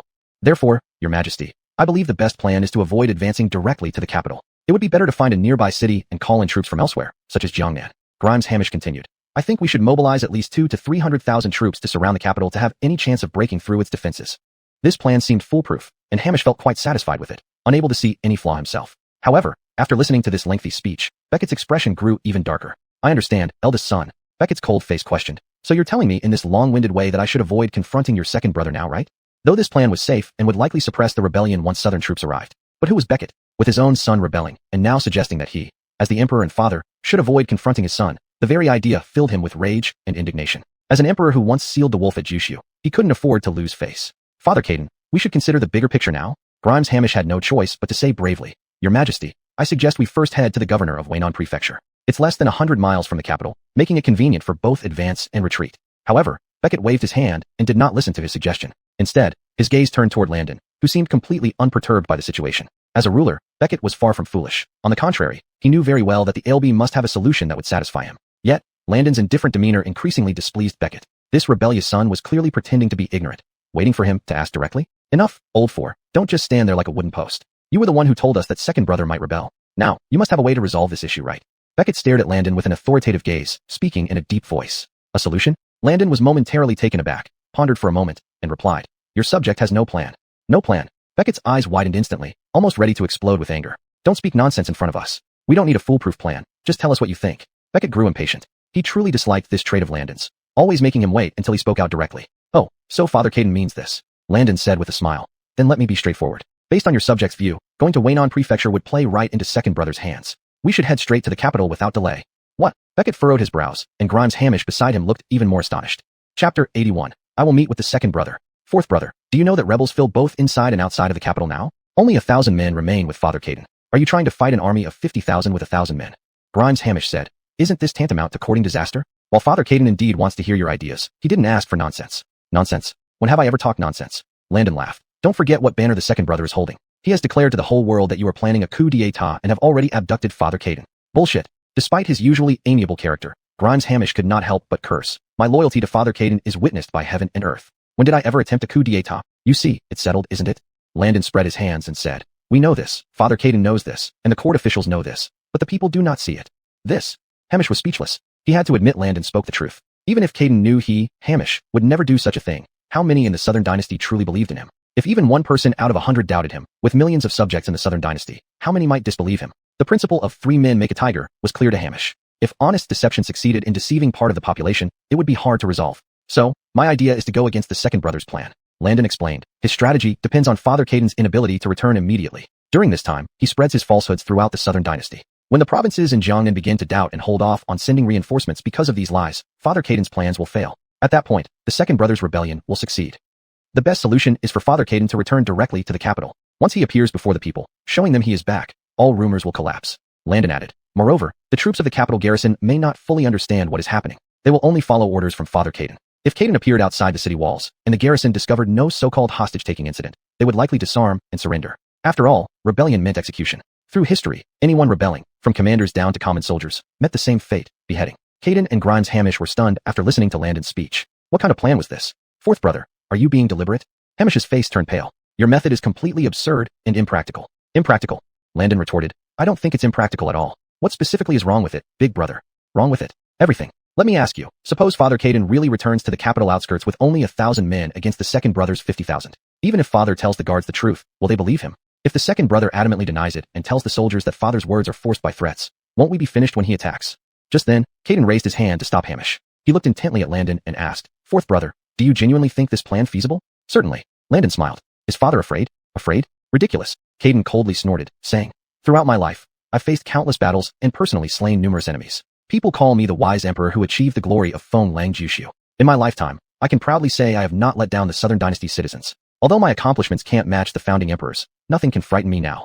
Do you think the second brother's rebellion alone can break my courage? At this moment, the fierce imperial presence returned to Caden. Father, you. Seeing the situation turning tense, Grimes Hamish tried to persuade, but was silenced by Caden's piercing gaze. He also understood that, given his status and influence, it was impossible for him to stop the bloodthirsty Javier at this moment. However, this move was extremely risky. Any mishap could lead to everyone ending up without a place for their bodies to be buried. Of course, the Javier would likely not die. As the eldest of the 4 brothers, Grimes Hamish considered himself fairly familiar with Honest's character. Moreover, in this rebellion, Honest had raised the banner of clearing out corrupt officials and eliminating traitors. Therefore, in the end, the Javier must remain alive, albeit probably kept as a puppet under house arrest. And what about Landon? While Hamish knew Honest hated this boy enough to want him torn apart by 5 horses, he couldn't deny that with Landon's intelligence, he would likely be the only one not caught by Honest when everyone else dies, who would ultimately suffer the consequences. Clearly, it would be he, the treacherous rebel who kidnapped the emperor and usurped the throne, according to Honest's mouth. In the end, his entire family, including his son, would be executed. Only then could Honest fulfill his banner of clearing the court and rightfully claim the throne. At this thought,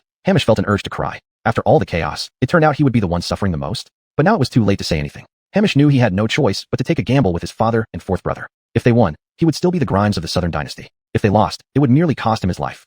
Yet, upon closer reflection, Hamish realized something didn't quite add up. Even if they won, his position as Grimes might not be as secure. Meanwhile, in the distant capital's Golden Throne Hall, Honest was surprisingly listening to his spy's report. You're saying what? Honest, playing with a dragon-patterned ring, asked in surprise. You mean the informant saw Father Caden's convoy heading straight for the capital instead of going to Waynon State?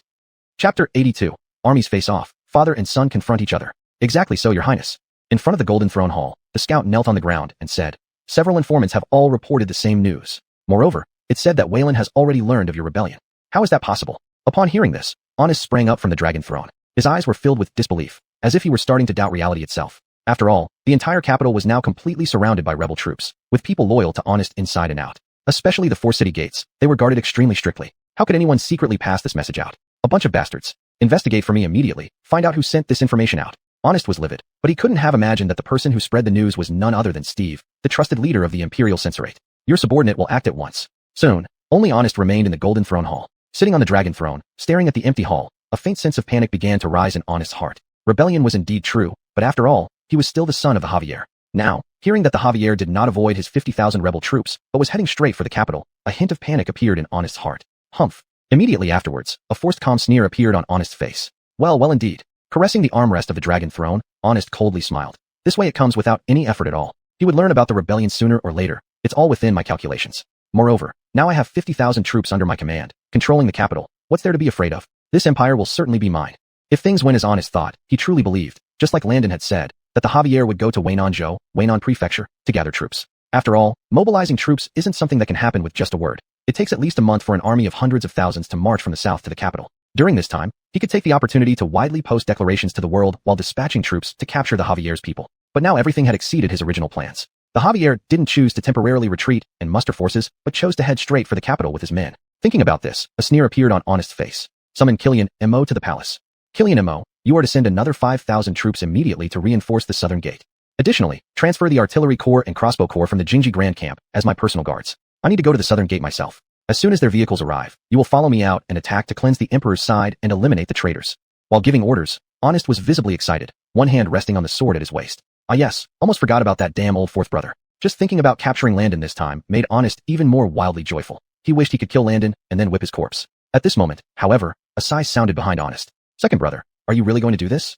A voice came. It was the third Prince Adolf's. Upon hearing these words, Honest's face instantly turned furious. Third brother, are you joking with me? News of the rebellion has reached father's ears. Do you want me to stop now? Honest's face turned cold as he said sternly, since you don't wish to interfere, stay out of it. This time, I must kill the eldest and the fourth brother. As for father, I will bring him back to the palace and let him enjoy his twilight years. You shouldn't ask more.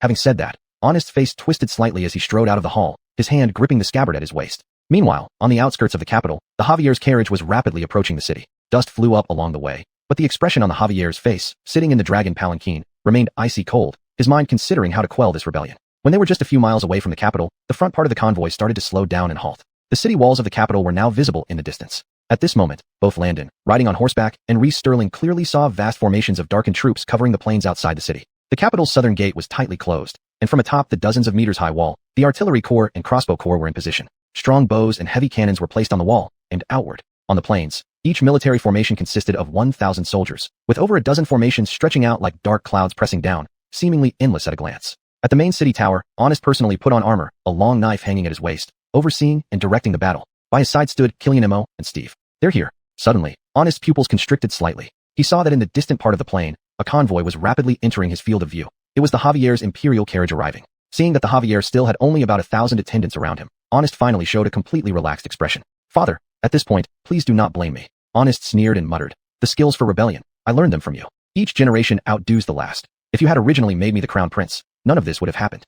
This resentment was what gnawed most deeply at Honest's heart. The ancestral laws of the Southern Dynasty stipulated that each dynasty's crown prince should be the eldest legitimate son, with other princes forbidden from competing or killing each other. Yet, as the fourth son of the founding emperor, the Javier carved out a path through 8 brothers to sit on the dragon throne. Honest did not understand how such an emperor had the right to hold his sons to the rules of ancestral laws. What nonsense about the eldest legitimate son. It's all rubbish. In Honest's view, the Javier was clearly biased, refusing to grant him the position of crown prince. As he watched the approaching imperial carriage growing nearer, Honest's eyes grew even more venomous, his hand tightly gripping the sword at his waist. 3 miles away, the Javier's convoy was now less than 500 meters from Honest's vanguard army. With years of battlefield experience, the Javier needed only a glance from the imperial carriage to determine that the formations at just the south gate numbered no less than 20,000 troops. Judging by the equipment of those soldiers, they seemed to have been dispatched from the Jingji Grand Camp. But that was not all. There was one thing that especially ignited his anger, burning into his heart and lungs.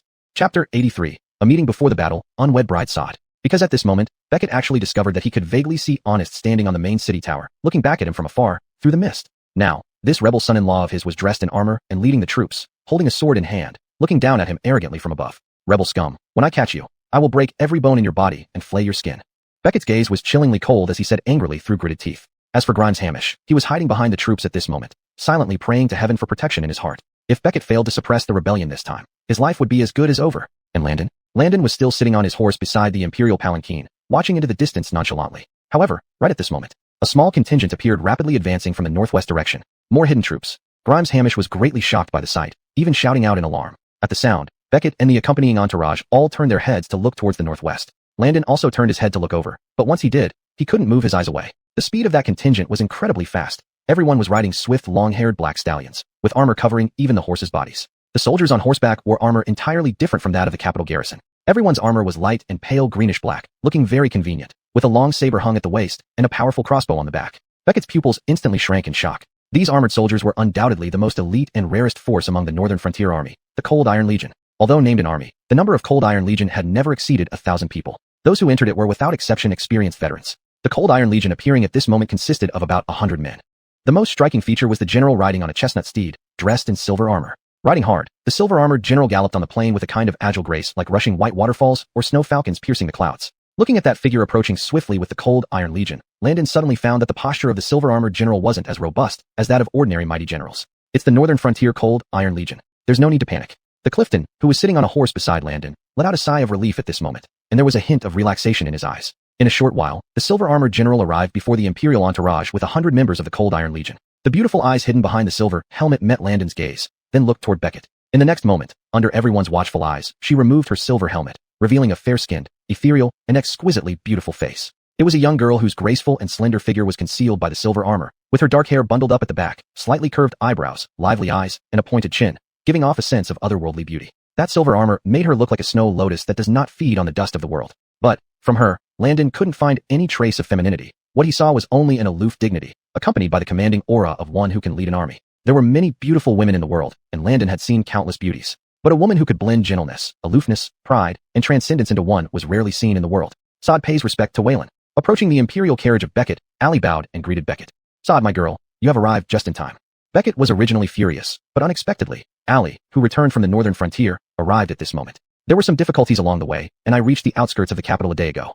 Allie explained, but when I arrived with my personal guards, all the gates of the city were already under strict security, and I heard that your majesty had gone to Keeganen. Suspecting something amiss, I kept my troops stationed. Just as Allie had suspected, it indeed turned out to be a big event in the capital. She waited with 100 Cold Iron Legion soldiers in a small town outside the city for half a day before learning about the rebellion led by Bjorn Honest in the capital. While answering Beckett's questions, Allie scanned the people around her one by one. Among them, she had seen Grimes Hamish before. At this moment, seeing the arrival of the Cold Iron Legion, he pretended to ride his horse and nodded to her with a smile. Not far away, there was her father, the Clifton Elroy. Beside the Clifton, there was a young man on a horse, unremarkable in appearance, who was staring intently at her at this moment. Both Bjorn Honest and 3rd Prince Adolf were in the capital, while Beckett had only taken the Grimes and that guy with him this time. Thinking of this, Allie suddenly understood that the one staring at her must be the debonair, young Master Landon, whom Waylon had arranged for her to marry. A wave of disgust immediately filled her heart, and Allie turned her head away with evident disdain. Landon also suddenly noticed that the initially curious gaze from Allie had turned icy cold in an instant. What's going on? Landon was a bit confused. He hadn't even said anything yet, and now she disliked him?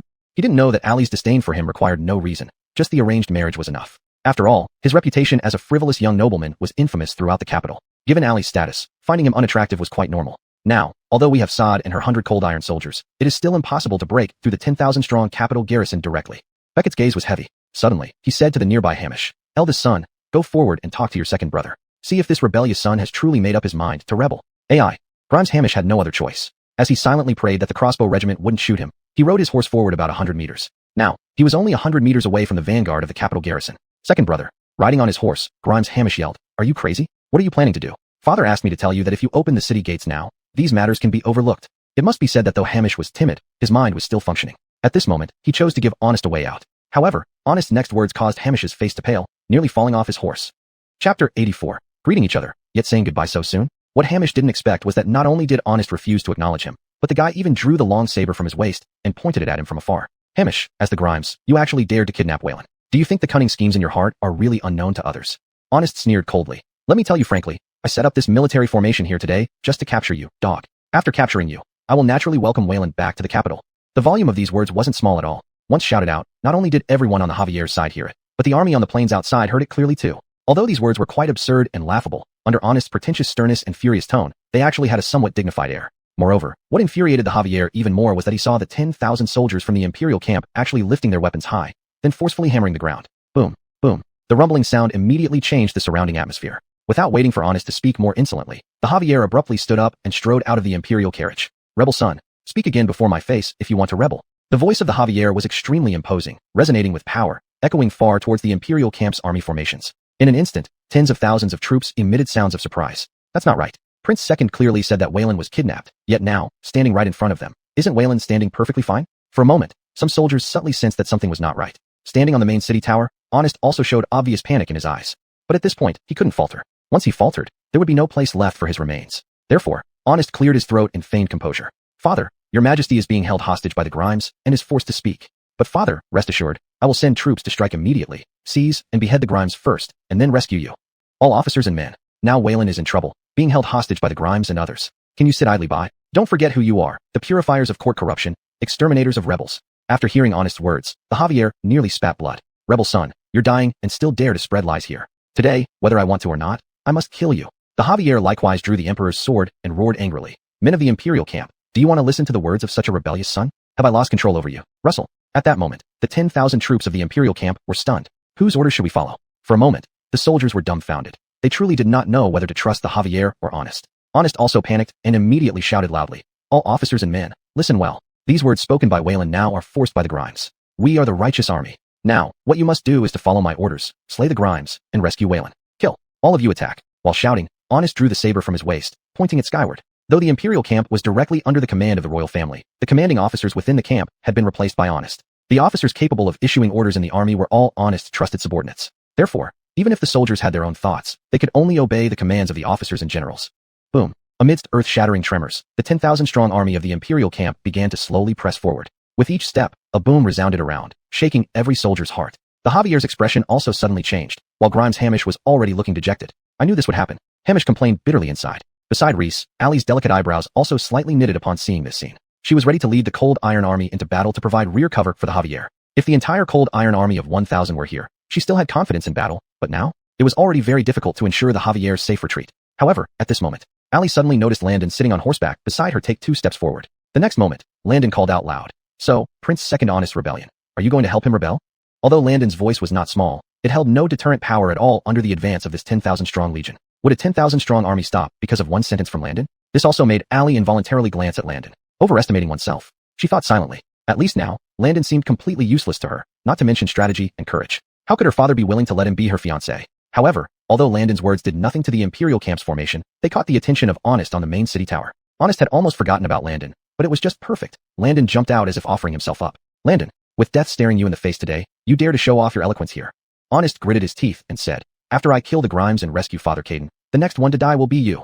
Oh, hearing this, Landon only slightly raised his eyebrows and laughed. Why go through so much trouble? Killing until 2, if you have the guts, I can go there alone on horseback right now, ready to be executed. What do you think? Upon hearing these words, the Javier, Grimes Hamish, and others were stunned. Allie frowned. What was this? Provocation? Or child's play? In her eyes, Landon's words held no meaning. Would Honest let others go just because he died? Moreover, Honest usually never fell for provocation. But unfortunately for Honest, today the provocateur was Landon, whom he hated more than anything else. "Do you think I'm afraid of you?" Honest snarled. "If you dare to come over now, I'll give you a swift death when I kill you." "Fine, please let the soldiers open a path for me." Landon still wore a smile, calm as usual, preparing to ride over. Chapter 85. Was the betrayal of all the troops also in your calculation? Eve, don't be rash. Grimes Hamish couldn't help but call out. This was nothing short of throwing oneself into the tiger's mouth. He was both anxious and angry, shouting, "I told you countless times before that we need to mobilize the army first. Yet you insist on having father come to the capital immediately. Now you're going to get us all killed." Beckett frowned tightly as well. He truly couldn't figure out what his rebellious son was up to. But, deep down, he sensed one thing, that his defiant son never did anything without a plan. "Don't worry, I have a way," Landon said with just a smile, glancing at Allie, then rode towards the direction of the capital city. The tens of thousands of soldiers naturally parted a path for Landon to pass through. Riding straight to the base of the main city wall, Landon had barely dismounted when 2 soldiers grabbed his arms and led him up the city wall to Honest's side. Seeing Landon caught right before his eyes, Honest was absolutely delighted and arrogant. "My dear younger brother, it's been quite a while since we last met," Honest asked with a smug smile. "Why do you look so wretched now? What happened to your usual arrogance? Show me some defiance." "Second brother, it's premature to rejoice, isn't it?" Landon still smiled, but sarcastically retorted. "Oh, is that so?" Honest pretended to be puzzled, then laughed. "Don't I already have victory within my grasp? What clever plan do you think you have that can turn the tide?" Though knowing Landon wasn't ordinary, now everything was clearly advantageous on his side. Honest kept telling himself not to panic. What was there to panic about? This event today has nothing to do with you. Honest coldly laughed. "Once I finish this task, rest assured, we'll have plenty of time for a heartfelt talk. You'll watch me ascend to the throne." "Good, then I'll be watching closely." Landon responded with an ambiguous smile, his gaze fixed on the military camp outside. "Soldiers, heed my order." In the next moment, Honest shouted to the soldiers outside. "Everyone, attack immediately. Kill the Grimes, and save Waylon. Whoever beheads the Grimes will receive 10,000 taels of gold." Boom, boom, boom. At the mention of 10,000 taels of gold, many soldiers' eyes turned red with greed. Meanwhile, the faces of Beckett's convoy and ministers showed signs of panic. The several hundred Imperial guards beside Beckett were trembling, almost losing their grip on their weapons. Only Allie and her 100 cold iron guards, along with Beckett's dozen dragon protectors, retained fighting spirit. But how could a mere 100 elite warriors possibly survive the frontal assault by tens of thousands of soldiers? This moment revealed the Emperor's iron-willed presence. Facing the pressure from tens of thousands of troops, Beckett stepped forward, drew the Caden's sword with a resounding sound, and pointed it toward the capital city. "Soldiers, heed my order. Today, I shall fight alongside you, storming the capital city." Indeed, Beckett was no less than a true iron-hearted emperor who earned the title of Feng Lang Jishu. His words greatly boosted the morale of the Imperial guards. Even the Caden was ready to personally wield his sword. What more could they say? Everyone drew their weapons, including Grimes Hamish, who steeled himself to pull out his long sword. So be it. If death comes, let it. It might even earn a few good words from the historians. In that moment, tens of thousands of troops were poised for battle, separated by less than 100 meters, preparing for close combat. Yet, nobody expected that a shocking reversal would occur. Tens of thousands of soldiers suddenly fell into chaos, standing dumbfounded. In the heart of the military formation, Killian Imo, commanding unaware, suddenly saw a flash of a blade. In the next moment, he felt a coolness around his neck. Just as he reached out to touch it, his head fell to the ground with a thud. His body, still kneeling, spurted blood 3 feet high from the severed neck, collapsing with a heavy thud. The one who beheaded Killian Imo was none other than an inconspicuous orderly by his side. After beheading Killian Imo, the orderly tore off his fake beard, removed his helmet, revealing his true identity, Steve, the head of the Capital Supervisory Commission. General Killian Imo of the Western Command, in collusion with Bjorn Honest, committed treason. His crimes are unpardonable. Now I, the commander, have already beheaded him. Soldiers, turn your spears and rally to support Wayland.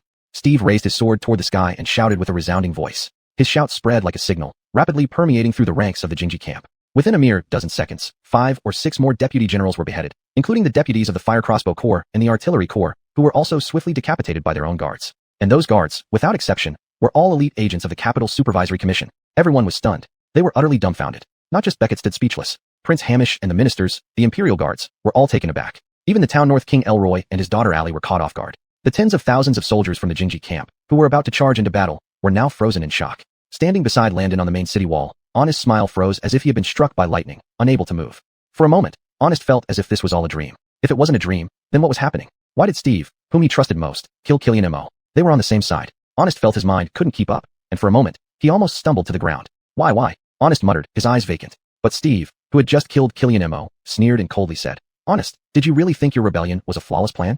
All of us in the Capital Supervisory Commission had received advance notice from His Highness the Aelby. The Aelby had long suspected your intentions. Steve bowed respectfully from afar to Landon, then lifted his chin to look at Honest, and continued. We only pretended to join you to find the right moment to completely end this rebellion. Boom. Those words exploded like thunder across the plain. Chapter 86. Quelling the Rebellion. The Aelby was truly divine. Standing before the Imperial carriage, Duke felt utterly bewildered as he held his drawn sword. Could this scene before him, the defection of 10,000 troops, have also been within the Aelby's calculations? You bastard. Honest's body shook with fury as he roared. I trusted you so much, and you actually stabbed me in the back. Just wait. When I catch you, I'll flay you alive. I'm afraid that won't be happening, Bjorn. Steve looked at Honest with a mocking expression, sneering. You're too naive, thinking that you could win over everyone inside and outside the palace with your abilities? Old 2, have you had enough? Landon now spoke up, asking lightly. Do you still think this farce isn't enough? Stop it. Everyone outside is mine. I'll kill you. Honest was enraged to the extreme. He drew his saber from his waist and swung wildly at Landon. This scene made Duke, standing far away outside the capital city, narrow his eyes sharply, and Allie, who followed alongside the Malachi, felt a sudden tremor in her heart. She should have no connection to this man, yet why was she worried about him? Allie silently asked herself, but in the next moment, clang, a deafening metallic explosion echoed. Landon remained calmly standing there. On the contrary, Honest Tiger's mouths on both hands were torn and bleeding, and his saber clattered to the ground. You, Honest stammered, his gaze trembling, filled with disbelief. It wasn't Landon who blocked that slash, but rather the 2 soldiers who had escorted Landon up earlier. Aelby, please forgive us for startling you. The 2 soldiers immediately untied Landon's bindings. They, too, were elite agents placed by Steve. Old 2, do you believe now? Landon flexed his wrists and chuckled. I'll give you one more chance. Stop now. Even if you don't, the situation has already turned against you. You can't turn things around. Stunned by this scene, Honest's heart felt like it had taken a 100-point critical hit. He couldn't believe that all his carefully planned rebellion was nothing more than a joke from start to finish. Without saying a word outwardly, Landon had secretly arranged for the entire inspection bureau to infiltrate, including making Steve one of his men. Meanwhile, down at the Jinji military camp, Steve and other hidden agents of the inspection bureau had already decimated all the rebel generals. Come, bind him. Also, open the city gates, form the ranks, and respectfully welcome Wayland back to the capital. Landon walked forward to the main gate of the city with folded hands. With his calm voice spreading far, the thousands of Jinji troops spontaneously changed their formation into normal military arrays and parted to make a 3-zhang-wide path. And the massive southern gate of the capital slowly opened with the creaking of pulleys. Outside the city, watching this transformation among the tens of thousands of Jinji troops within just 15 minutes, and seeing Landon's figure, Duke stared blankly, completely stunned. Not just him, every single person here had believed they were facing certain death 15 minutes ago. All they could do was die with some dignity, not looking too miserable in death. But in an instant, the situation drastically reversed. The Malachi watched Landon on the city tower, inwardly marveling. Landon, how have you become so inscrutable even to me? And Allie's gaze towards Landon became increasingly complex. Since Landon dared enter the encampment alone, she realized he was not just the playboy he was rumored to be. After the city gate opened, Landon, along with Steve and the elite agents of the inspection bureau, rode out of the city. Your Majesty, we bow. We report that all conspirators involved in the Bjorn's rebellion have been eliminated. Steve called out loudly. We acted strictly according to the Aelby's orders, ensuring no innocent lives were harmed. Please enter the city, Your Majesty. After a brief shock, Duke resumed his usual imperial demeanor, nodding and saying, very well, let us proceed to the capital. However, once seated in the imperial carriage, Duke's gaze kept glancing out through the curtains at the 4th prince, Landon, riding on horseback behind him. A trace of astonishment flickered in his eyes. Everything that just happened was indeed shocking, but that wasn't what left him astonished. What truly astounded Duke was that someone like Steve, the commander of the Inspection Bureau, would willingly serve the ALB. Moreover, and most importantly, the ALB had secretly given Steve and others a heads up long ago. Wasn't this foresight simply too extraordinary? One must understand that the person Steve killed was Killian Mo, a general of the 2nd rank. In comparison, Steve was only an official of the 4th rank. But, due to a few precautionary words from Landon, Steve actually dared to kill Killian Mo at such a critical moment and swiftly clean up the other rebel leaders with his elite team. Even if he, the Emperor, were to arrange something like this, it would hardly be accomplished with just a few words. Yet, Landon possessed such ability. After entering the city, Duke was still pondering this matter. Without a doubt, Landon's tact and capability far exceeded his expectations. What alarmed Duke even more was the terrifying thought that this time it was Honest rebelling, who, despite his bravery, lacked strategy and could not accomplish anything significant. But what if next time it was Landon who rebelled? At that moment, Duke shockingly found himself, as a sovereign, feeling lost when considering this possibility.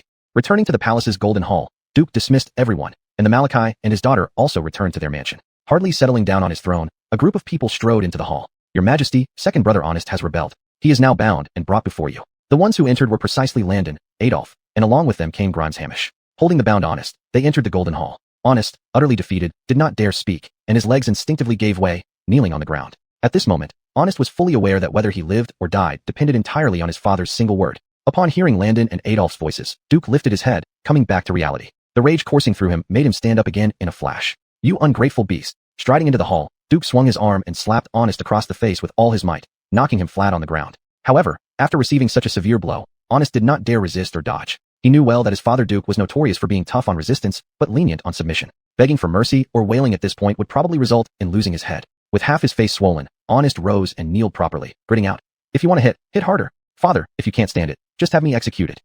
Chapter 87. How many secrets does the ALB have? You beast, do you really think I dare not kill you? Beckett's face was exceptionally cold, but ultimately, he did not order anyone to drag Honest out for beheading. Just as Honest had guessed, as a generation's emperor, Beckett still believed in the principle that even a tiger does not eat its own cubs. How could he truly bear to kill his own son? Although this rebellion by Honest caused quite a commotion, it did not lead to major unrest or casualties. The generals of the Jingji camp and those civil and military officials left in the capital were merely placed under house arrest by Honest, not killed. Because of this, although Beckett was furious, he wasn't enraged enough to order Honest's beheading. Under his father's icy stare, Honest didn't dare to say anything, just hanging his head while silently recalling the events that transpired. What he hadn't anticipated the most was that these surveillance officers planted by Landon in the capital. Remember when in the palace, during his proclaimed rebellion, how did Gustav address him? That was the first person to call Landon Your Majesty. Honest suspected everyone, even Killian Mo, the commander from Weishi who followed him in the rebellion. But he never doubted Gustav. In the end, the man he trusted the most, Gustav, turned out to be Landon's confidant. His entire plan was under Landon's control from start to finish. Seeing the defeated look on Honest's face, Beckett asked sternly, "So, Clyde, do you feel sorry for yourself?" "I wouldn't dare think like that," Honest quickly replied. "Wouldn't dare? You dared to rebel. What else would you not dare to do?" Beckett sneered, walking back and forth in the hall with his hands behind his back. "Among my sons, apart from the Grimes, the one I liked most was you. After all, you're the only one who inherited my martial skills. You have the ability to command troops. Before long, I intended to hand over most of the military power to you, but you've disappointed me deeply." Beckett's face showed a look of disappointment. "Clyde, what did I say before? I said I least wanted to see fratricide among you. If not for the ALB ending this farce today, did you plan on killing the ALB and the eldest brother?" Hearing this, Honest remained silent. Indeed, without Landon's timely intervention, everything would have proceeded according to his plan. Then, after capturing Beckett and Grimes Hamish with his army, he would have immediately beheaded Landon on the city gate tower to vent his anger. As for Grimes Hamish, he too would have met a similar fate since Honest claimed to be clearing away traitors around Beckett, including Hamish.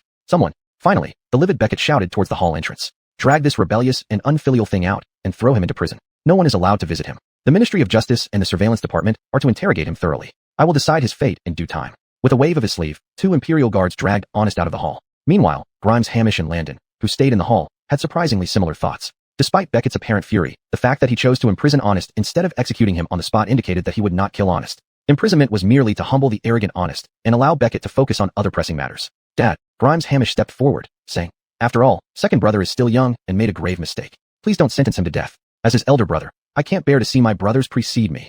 His words carried an undertone of insincerity. However, Beckett did not expose him, merely waving his hand and saying, "Be off with you. And the ALB, your role in suppressing the rebellion was commendable. There will be rewards. Go rest now after your ordeal. Your subject obeys." After leaving the Golden Hall, Landon did not return to his mansion immediately. He thought of someone. That was Nash, the son of the previous crown prince who came back from Keegan with them. If one were to talk about relations, Landon considered, perhaps they should use terms like elder brother and younger brother with Nash. After all, Beckett and the former crown prince were blood brothers. But given the current situation, after failing to assassinate Beckett in Keegan and being brought back to the capital, Nash's fate was predictable. The best outcome might be letting him pick a day he likes, and then beheading him at Kaidashi Crossing. But Landon did not want him to die so quickly. There were still some matters he wanted to ask Nash about. Inquiring casually with a member of the Imperial Guard at the palace gate, Landon learned that Nash was now imprisoned in the Heavenly Prison as well. Knowing that Nash was in the Heavenly Prison made things easier. Landon didn't head straight for the Heavenly Prison, but went to a restaurant on the street first. After eating until he was full, he packed some roasted chicken and fine wine before returning to the Heavenly Prison. Your Highness, the ALB, this is a restricted area. Please stop here. The two guards at the entrance, who clearly couldn't recognize a good opportunity when they saw one,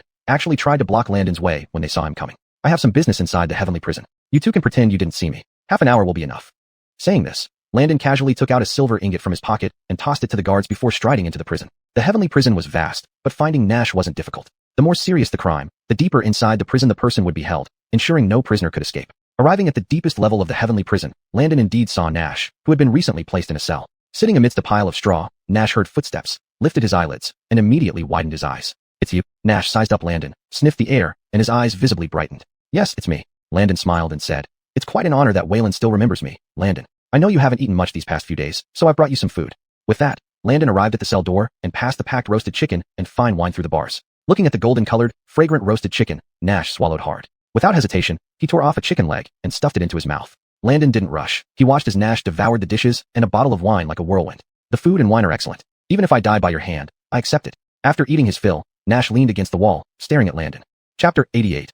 I, Landon, will protect your Kiliev. Die by my hand. Hearing this, Landon couldn't help but laugh. Where did you get such an idea? Brother, you must have misunderstood me. Misunderstood? Nash laughed and said, Compared to dying at the hands of that utterly wicked Andonis, I'd rather die by your hand. At least, I admire your character and temperament. These words were not just courtesies. When the assassination attempt on the Javier failed, he had already prepared himself for death. At this moment, his only hope was to suffer less torment before dying. If Landon offered him a cup of poisoned wine, it would be best. I, Landon, would never do such things, nor would I devise ways to poison anyone. Landon said calmly. You said you admire me, but we have never met. Where does this admiration come from? Though we've never met, I have heard about you and know your story, Nash replied. If I remember correctly, after Andonis ascended the throne, he successively had 3 sons by the Edie and concubines, but there's one fourth son born outside the palace by a commoner. You, Landon. That's right. Landon nodded. Not many knew this fact, but as a member of the former royal family, Nash could reasonably know. Andonis is a man who covets glory and values reputation immensely. Even without seeing it, I can guess that he must detest you, his illegitimate son. Nash continued. Otherwise, with talents far surpassing Hamish's, why would he let a corpulent man act as regent for so many years? Even if we don't talk about you, both Honest and Adolf are much better than Hamish. Landon acknowledged this in his heart. The Javier adhered too rigidly to ancestral laws, forcing the eldest legitimate son to inherit the throne without considering Hamish's mediocrity. In contrast, Honest and Adolf each possessed outstanding qualities that surpassed ordinary people. With proper training, they would not be in this predicament today. Of course, mentioning these things now is too late. Hamish had been Grimes for nearly 10 years. Changing the choice of the successor was almost impossible. And especially you, Landon. Nash remarked. I first heard of you when you created something called perfume. The shop owners in Jiangnan rushed to the capital to buy it in bulk and sold it back home for several times the price. I once bought a bottle of that perfume myself. It must be made by distilling alcohol mixed with flower essences, right? Nash chuckled. Although the method of making it is simple, no one throughout history foresaw it before you. This truly demonstrates your extraordinary insight. Afterwards, rumors spread around the capital about the execution and confiscation of property from 8 powerful officials, and about the LB going to Qingshui Mountain to pray for 3 days and nights of rain for the people of Jiangnan. But what I didn't expect is that the main characters of these events turned out to be you, the LB Landon. Nash recounted these events clearly, remembering every detail. Despite hiding in Jiangnan, his informants had continuously monitored the capital. If you weren't Andonis' son, I think we would have gotten along very well, perhaps even become close friends. He shook his head with a slight laugh, but it's meaningless to say this now. Andonis harbors grudges and will not spare me after finally catching me after all these years. Seeing Nash lying down, Landon felt a touch of peculiar emotion. Only by asking the Javier could one know exactly what happened during the power struggle among the 8 princes. He, Landon, did not know everything either. However, he was sure that his father wouldn't go as far as chasing Nash relentlessly for so long. If Nash died, all clues would probably end here. For the time being, rest assured here. Before leaving, Landon told Nash, though I may not have great abilities, I can protect your life for now. When my father asks about you, know what to say and what not to say. With that, Landon turned and left. The moment Landon left, Nash flipped over, staring straight at the door of the cell. Upon returning to the entrance of the prison, Landon met the hurried 3rd Prince Adolf face to face. Old 3, why are you here? Landon greeted with a smile, which startled Adolf. 4th brother, I've come to see how 2nd brother is doing. Adolf, ranking 3rd among the 3 brothers, was over a year older than Landon. However, due to his frail appearance and love for poetry, he looked far less steady and mature than Landon. In private, Adolf always addressed Landon as 4th brother, despite Landon's repeated corrections. Eventually, Landon just let it be. Landon recalled that he hadn't encountered Honest on the way, so he guessed this guy must be held even deeper inside than Nash. He's probably at the very bottom of the prison. You should go see him, maybe prevent him from banging his head against the wall. Landon nodded, climbed onto his horse, and headed straight for the direction of the mansion. On the other side, Adolf entered the dungeon and indeed found Honest in one of the lowest cells. Josue, looking dejected and disheartened, Honest was sitting in the corner when he saw Adolf approaching. He immediately rushed to the bars. Is father saying he will let me out? Honest had an oversized heart, still fantasizing that the Javier wanted to release him. Father said nothing. I came on my own accord. Adolf sighed. Second brother, I've told you before, rebelling under father's watch was destined to fail. How could it not be possible? Honest clearly couldn't swallow this. Gritting his teeth, he said, if it weren't for that bastard meddling, my grand plan would have been accomplished long ago. Josue, did you know about this all along? Why didn't you tell me back then? Me? Adolf was stunned. But before he could speak, a stern voice sounded from behind. Josue knows nothing. Not just him, even I, the Caden, never anticipated so many absurd, ridiculous, infuriating things. The sound of footsteps approached, causing both Adolf and Honest's faces to change dramatically. Chapter 89. You, Tobias, are a murderer. In the next moment, both men turned around and knelt on the ground, not daring to look up at the dignified figure walking down the corridor outside the cell. Your son pays respects to your majesty. Adolf was utterly shocked. He had been cautious all along but still did not expect to be seen by Waylon, and even overheard their conversation just now. Upon hearing this, Duke merely glanced at him. Then his stern gaze immediately fell on Honest, who was in front of him. What? Do you think that when the emperor is in the palace, he can't hear what you are whispering or discussing privately? Duke swept his sleeve and gave a cold snort, his face becoming increasingly cold and unpleased. Father, I know I was wrong. Where was Honest's previous confidence? Kneeling in the cell, he didn't dare lift his head, speaking to Duke with barely any energy. Do you know you were wrong? Duke gave him a cold once-over and said, you don't look like someone who knows they were wrong. Moreover, it seems you firmly believe that if not for Chris meddling, you could have truly seized the throne of the Southern dynasty. Is that right? I wouldn't dare think that way. Honest was silenced under questioning and could only forcefully defend himself. Father, I really acted rashly and impulsively. Please give me another chance out of father-son affection. These words entered Duke's ears, but he did not immediately reply to Honest. As the ruler of a nation, logically, what should he do about his own son, who committed treason? If it was to uphold the law, certainly Honest would have to be dragged out and beheaded as an example to everyone else. But that was his own son, and Duke couldn't bring himself to do it. He couldn't kill, but neither did Duke plan to let Honest off lightly. This trouble you caused is no small matter. Duke gave a cold snort and said chillingly, do you know that because of your actions, there is already a storm brewing throughout the city? Even several generals guarding the borders have sent urgent reports to inquire about this. The imperial heart cannot ignore family ties, but nor can it neglect the thoughts of the ministers. An explanation must be given to them. So, while you will be spared from capital punishment, your crimes cannot go unpunished. After a pause, Duke continued, in some time, I will choose a date to remove you from the prison, flog you in front of all officials, and this matter will be concluded. Thank you, father. Hearing this, Honest felt a surge of joy and promptly started banging his head on the ground loudly. From today onward, there are several matters that I command you to adhere to. Duke looked at him, saying, whatever grievances you have with Chris must never be mentioned again. They are all forgiven. I do not wish to hear of you acting against him behind my back. Understand? Yes, father. Despite his reluctance, Honest obediently bowed his head and accepted the decree. Seeing this, Duke turned to walk out of the prison. While walking, Duke made up his mind. After this incident, though he couldn't bear to execute his son Honest, he decided this crown would never consider Honest ever again. Regardless of Honest's martial prowess or governance skills, after this scandal, he would never be heir. Arriving at the upper level of the prison, Duke found all his subordinates already waiting and kneeling in respect. Your Majesty, everything has been prepared, said the Chief Inspector Steve, who was on his knees, with several elite officers of the Inspection Bureau behind him. Very well, open the door. Duke nodded, regaining his usual dignified manner as he spoke to Steve. Not far away, the door of a cell opened, waking Nash, who was sleeping in the corner. Before he could fully grasp the situation, a tall figure strode into the cell, looking down upon him arrogantly. Nephew, we meet again. Duke smiled sardonically, standing with hands behind his back in the cell, sneering at Nash. Andonies, what do you want? Nash's expression changed slightly, yet he retorted defiantly. If you want to kill me, do it now. Why bother coming in here with false pretenses?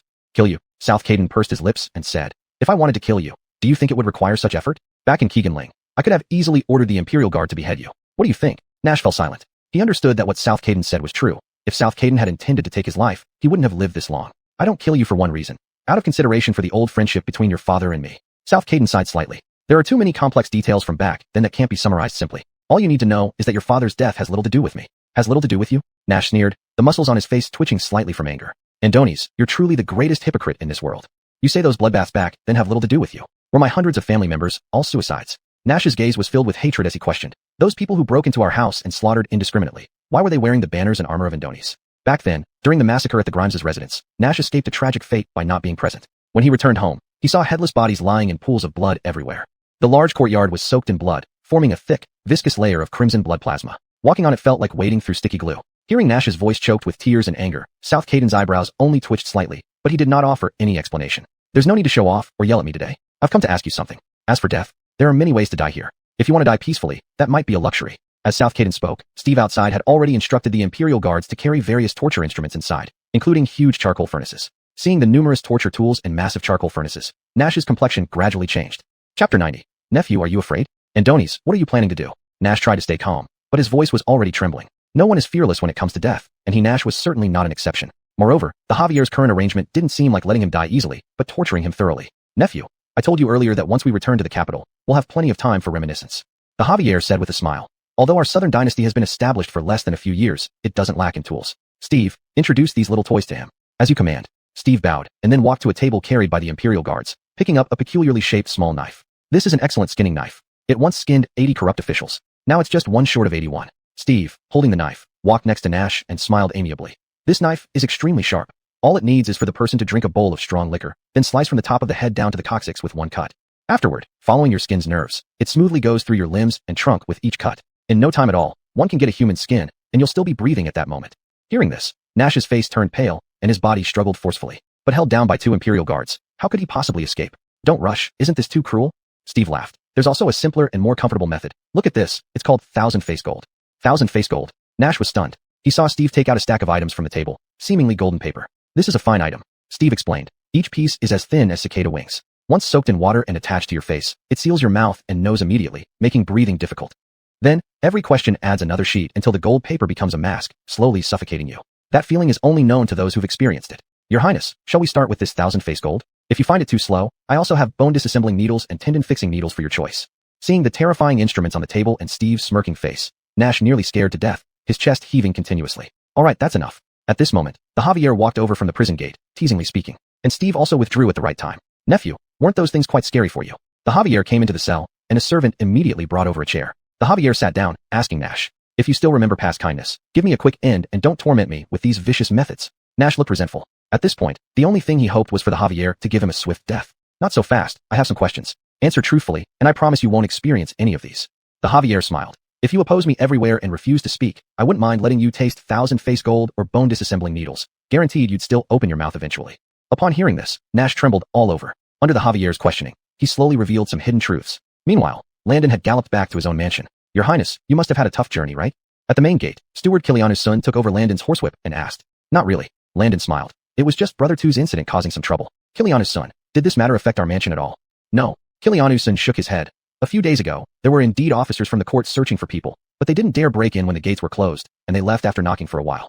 Landon nodded slightly, thinking that Brother Two was still somewhat afraid of him. Even if he went to Keeganling for ancestral worship with his adoptive father, Honest didn't dare to confirm whether he left something behind in the mansion, so he didn't dare to rashly send people to arrest anyone. After exchanging a few words, Landon learned that Billy and the others had visited once during his absence, leaving behind a banknote worth nearly 10,000 taels of silver. This banknote was precisely the profit from the perfume shop he had founded over the last 2 months. 100,000 taels, that's really not a small amount. Landon took the silver note from Kilianu's son, indeed feeling quite astonished at how well these modern products sold. The only problem before him was that he probably couldn't stay in the capital for long to study these modern products. In a few days, it would be his turn to lead troops to fight in the northern frontier. Right. Speaking of the northern frontier, Landon suddenly remembered that his fiancée had already returned to the capital. Recalling the scene when he met Allie on the outskirts of the city, Landon now thought carefully about the look on this girl's face when she saw him. It was as cold as could be. Even when he proposed to personally go to the main city tower to see Honest, and use himself as leverage to ensure the safety of the Javier and others, Allie didn't seem too moved. With this, Landon immediately made his judgment. It would certainly take some effort to win her over. But, if he didn't try because he was afraid of failing,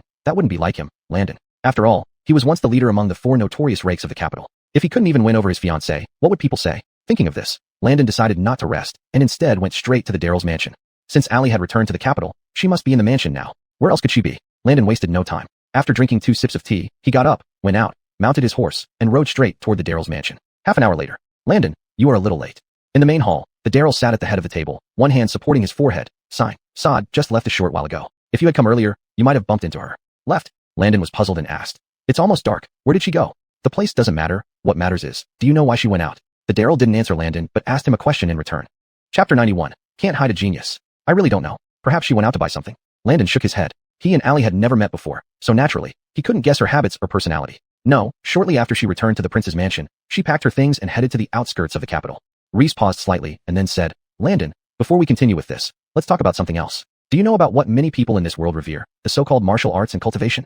Martial arts? Cultivation. Upon hearing this, Landon mused inwardly. Good grief, this actually exists? Speaking of background, he wasn't originally from the Southern Dynasty but came from the future. Everything here was quite unfamiliar to him. As far as his memory served, he hadn't heard anyone mention that in the world of the Southern Dynasty, there were actually martial arts, let alone cultivation. Isn't that just like a fantasy story? Are there really people who can move mountains, fill oceans, pluck stars, and command the moon? You're not surprised. Reese noted Landon's puzzled expression and continued. In fact, even before the Southern Dynasty, emperors and commoners throughout history have never stopped pursuing the path of immortality through cultivation.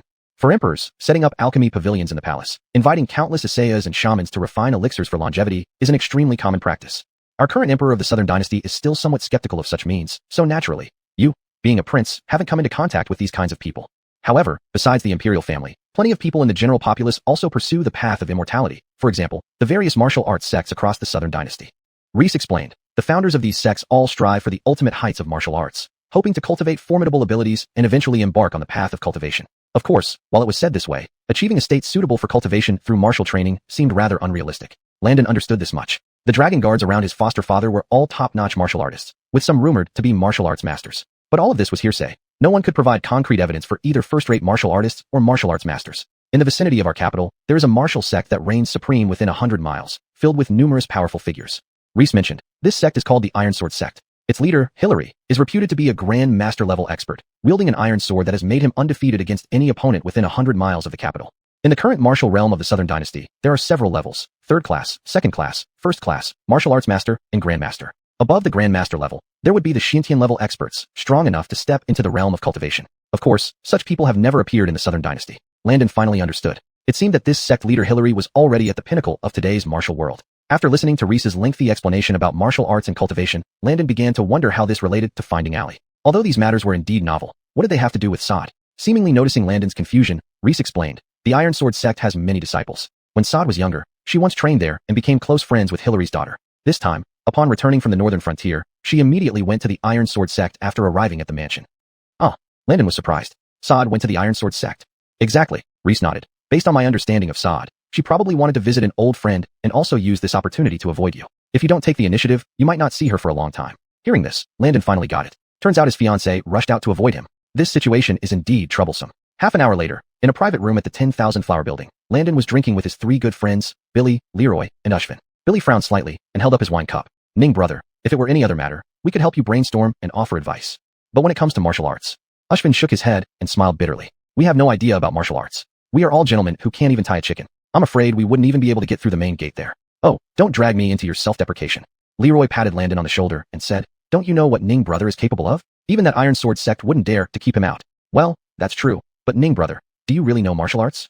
Billy and Ushvin nodded in agreement, then turned to Landon for confirmation. Of course, do I need to repeat that I'm a genius? Landon replied with assurance. These years, although he was often treated coldly due to his illegitimate birth and couldn't even live permanently in the palace, his adoptive father did one good thing by arranging 2 top-notch martial artists as guards at the prince's mansion. After careful consideration, Landon figured out that if following Reese's hierarchy, these 2 might not be grand masters, but were definitely first-class experts. Having practiced martial arts under these 2 first-class masters, he now could handle 2 opponents at once and still have energy left over. In this case, despite having no reputation, his strength was certainly comparable to anyone in the Iron Sword sect. Beating sect leader Hillary might be unrealistic, but just going to find Allie should pose no problem. Hearing this, Billy and the other 3 friends lit up with excitement. Ning brother, with your words, I can only say 2 things. It's a sure thing. Billy continued. Since that's the case, how about tomorrow morning? We 3 accompany you out of the city to check out that Iron Sword sect.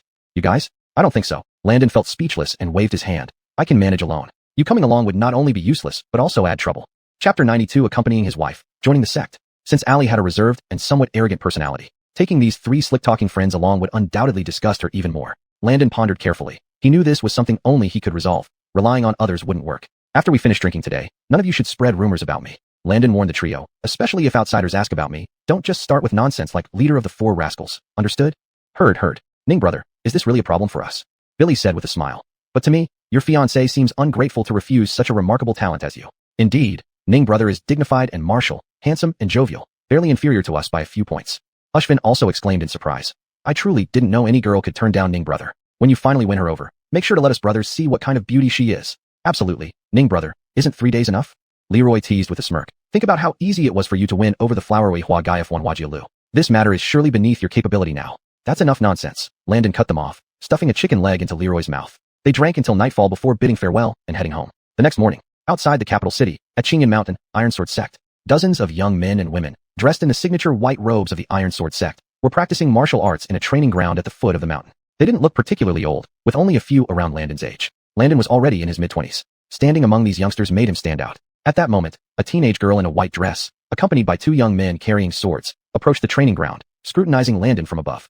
Landon's appearance didn't surprise the disciples here. After all, the Iron Sword sect, being the strongest martial sect within 100 miles of the capital, received countless applicants each month. Do you call yourself Landon? From the capital? Imelda, frowning slightly, asked the composed Landon. By the rules of the Iron Sword sect, they only accepted disciples who were exactly 16 years old. Younger disciples were more malleable and had better chances of excelling in martial arts. Clearly, at 20, Landon didn't fit the criteria. Yes, I am Landon, senior sister Killian. Landon immediately clasped his hands respectfully, displaying a hint of reverence and humility. Despite being a few years older than Imelda, Landon, having lived 2 lifetimes, was far more experienced in dealing with people. Age difference aside, he shamelessly addressed her as senior sister Killian without blushing. The 2 young men behind Imelda, hearing Landon call her senior sister, exchanged looks. They sneered simultaneously, eyeing Landon with disdain and scorn. As inner disciples of the Iron Sword sect, they had seen many shameless individuals, but Landon was the thickest-skinned one they had encountered. However, Landon didn't care what these irrelevant people thought of him. Before setting out this morning, Landon specifically sought Steve for information on the Iron Sword sect. Steve, now Landon's trusted subordinate after recent events,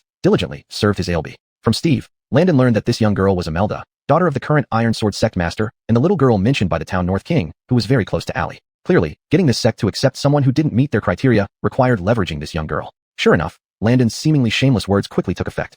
Seeing Landon's obsequious manner and earnest address of senior sister Killian, a delighted and pleased smile immediately appeared on Imelda's fair face, her vanity greatly satisfied. After all, being relatively young, almost no one around her would address her as senior sister. Despite Imelda already being somewhat restrained, the look of happiness and satisfaction on her face did not escape Landon's notice. Upon seeing this little girl's expression, Landon knew this matter was settled. You still have some manners. Imelda crossed her hands behind her back, examining Landon as she said, You mentioned wanting to join our Iron Sword sect to practice martial arts. However, you're a bit old. Normally, that wouldn't meet our requirements for accepting disciples. Pausing dramatically here, she continued. But then again, you seem quite sincere, so it seems you are genuinely seeking knowledge. We happen to have an opening for a disciple right now. If you're willing, you can start as an outer sect disciple. How does that sound? Willing? I couldn't be more willing. Landon thanked with a smiling bow, saying, Thank you very much, senior sister Killian. Without your help, I would have made a wasted trip today. At this moment, a figure had quietly arrived at the gate outside the training ground, watching this scene from a distance. Seeing Landon at the Iron Sword sect, Allie couldn't help but frown, feeling somewhat angry. This guy must have gotten the clue from her father, the town North King.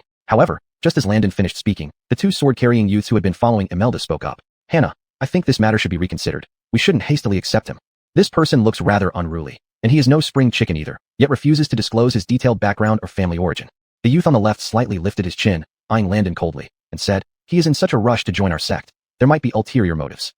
Chapter 93. A mere second-rate person. Do you even qualify to act like an expert? Indeed, if the patriarch finds out about this matter later on, he might blame us for letting someone into the sect so casually. Another youth also stared at Landon and mocked. Moreover, I don't think his appearance looks like someone who can practice martial arts. It would be better to inform the patriarch first and let him decide on this. Upon hearing this, Landon's heart skipped a beat.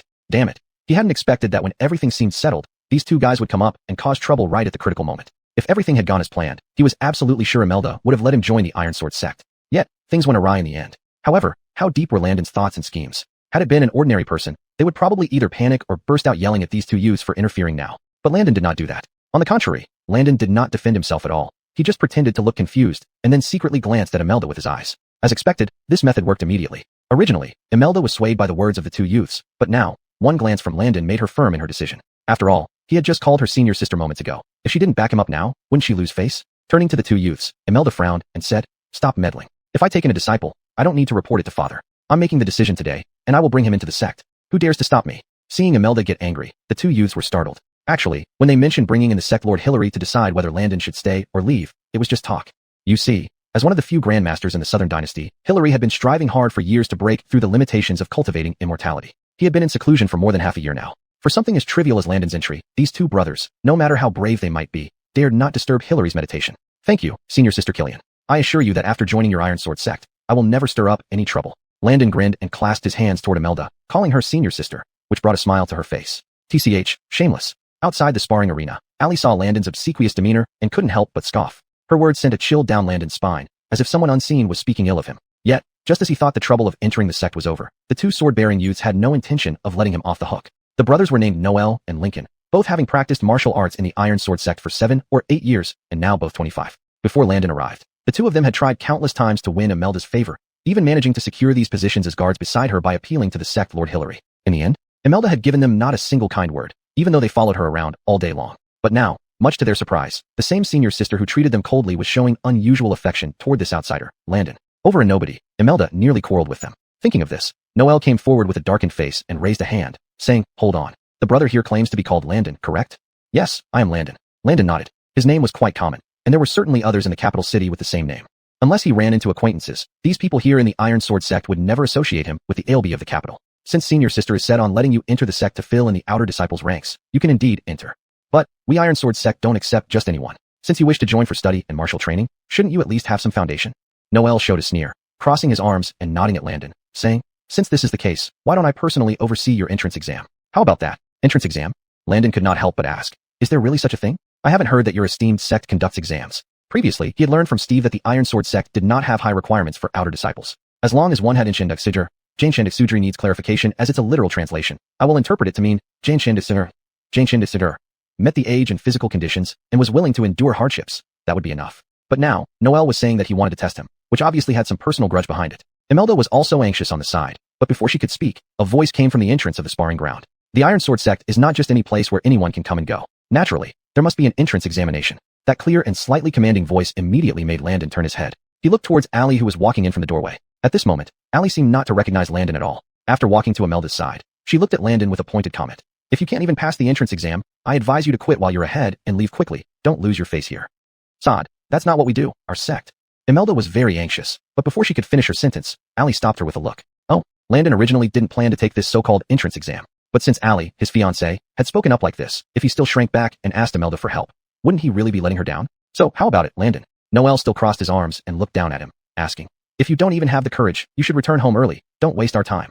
All right then. Landon sighed somewhat helplessly. Since this senior brother insists on conducting the exam, I can only respectfully comply. What are the rules of the exam? Please explain. There's nothing special about the rules. Noel sneered and said, I won't use any martial arts, just a wooden sword. You can use any method you want. If within the duration of a stick of incense, you can make my foot move even one step out of the inner circle of this sparring ground, you pass.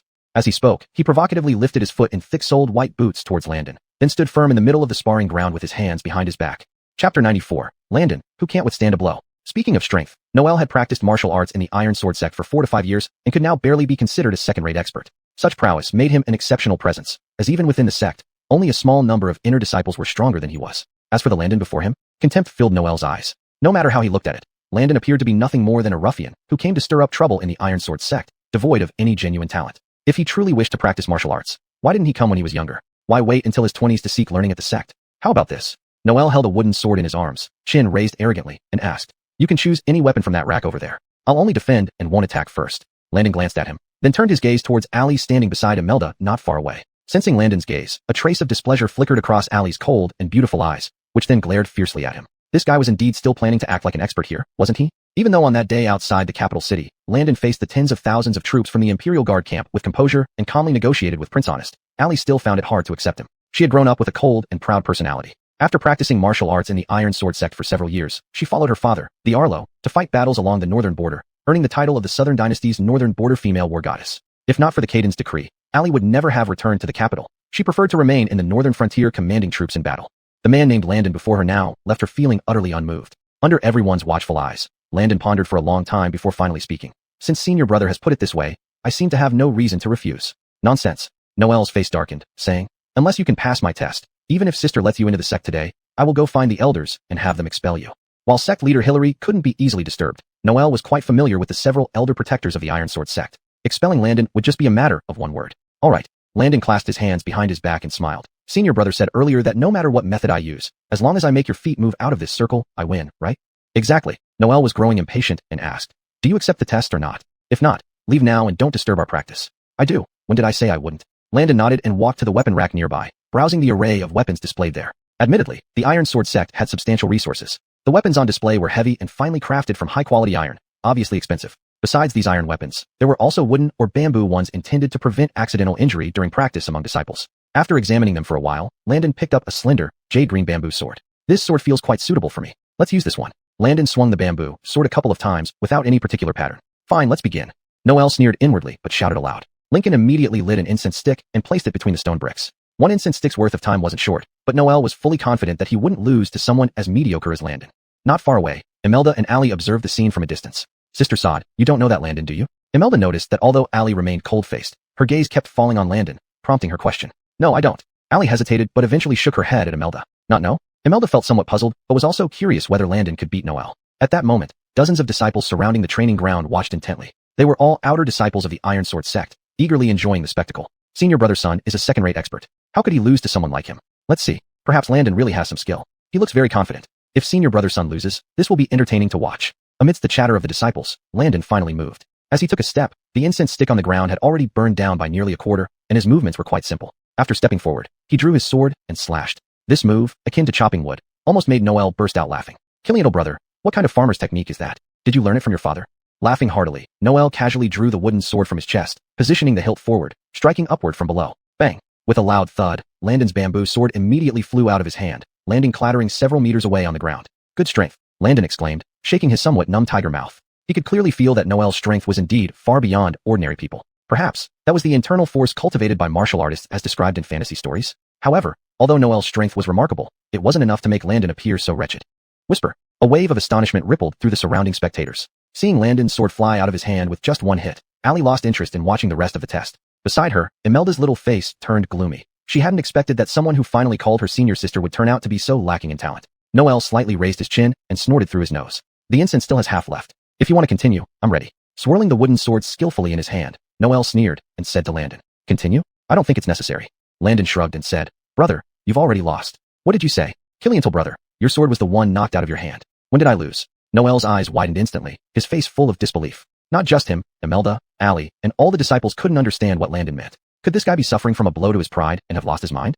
Chapter 95. Tricks don't have to be complicated, as long as they work. Hearing this, Landon pointed at Noel's shoulder and said, Look at what's on your shoulder. Doesn't that mean you've lost? On my shoulder? When Noel heard these words, he instinctively glanced at his shoulder. But he remained quite alert even at this moment. If Landon wanted to trick him now, it was absolutely impossible. The next moment, Noel saw nothing unusual on his shoulder as usual. So what? I looked and didn't see anything. Noel questioned Landon somewhat impatiently. Have you had enough of your tricks? Landon, if this is all you can do, I'd advise you to get out now.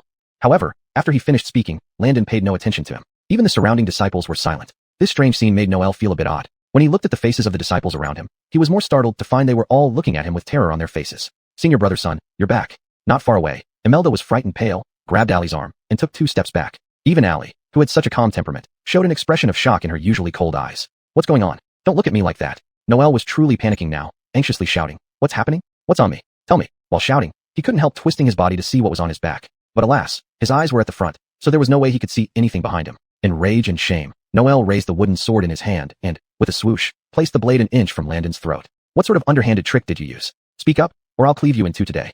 Noel was practically shaking with fury, wishing he could chop Landon down. Especially infuriating was Landon's smiling gaze and his slight shake of head. Senior brother, you have stepped out of the circle.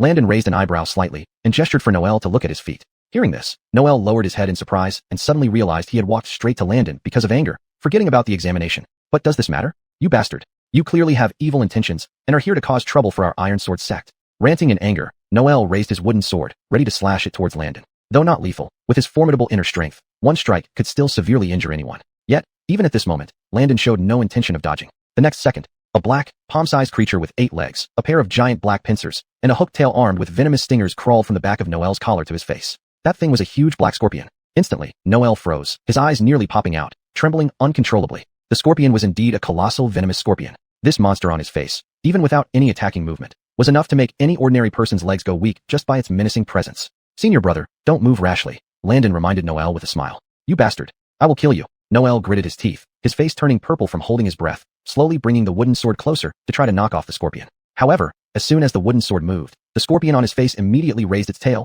poised to attack, scaring Noel into immobilization once again. Senior brother, weren't those your words? Landon spread his hands helplessly, saying, You said as long as I got you moving, I win.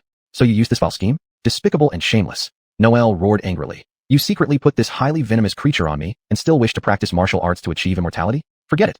Not only he but also Allie and Imelda nearby were shocked at this sight. Especially Allie, while she despised Landon's methods, she noticed something very peculiar. Remember, Landon's previous sword motion was swift and direct, simply pulling the sword and striking, without any extra actions. And the scorpion had clearly been discreetly planted on Noel when Landon struck. However, nobody present, not even Noel, had noticed the existence of the venomous scorpion. If this was to be called a projectile weapon technique, it must have been far beyond the reach of an ordinary person. What do you mean by despicable and shameless? Landon said calmly with his hands behind his back. It's just about winning. Moves don't have to be fancy or noble, as long as they work.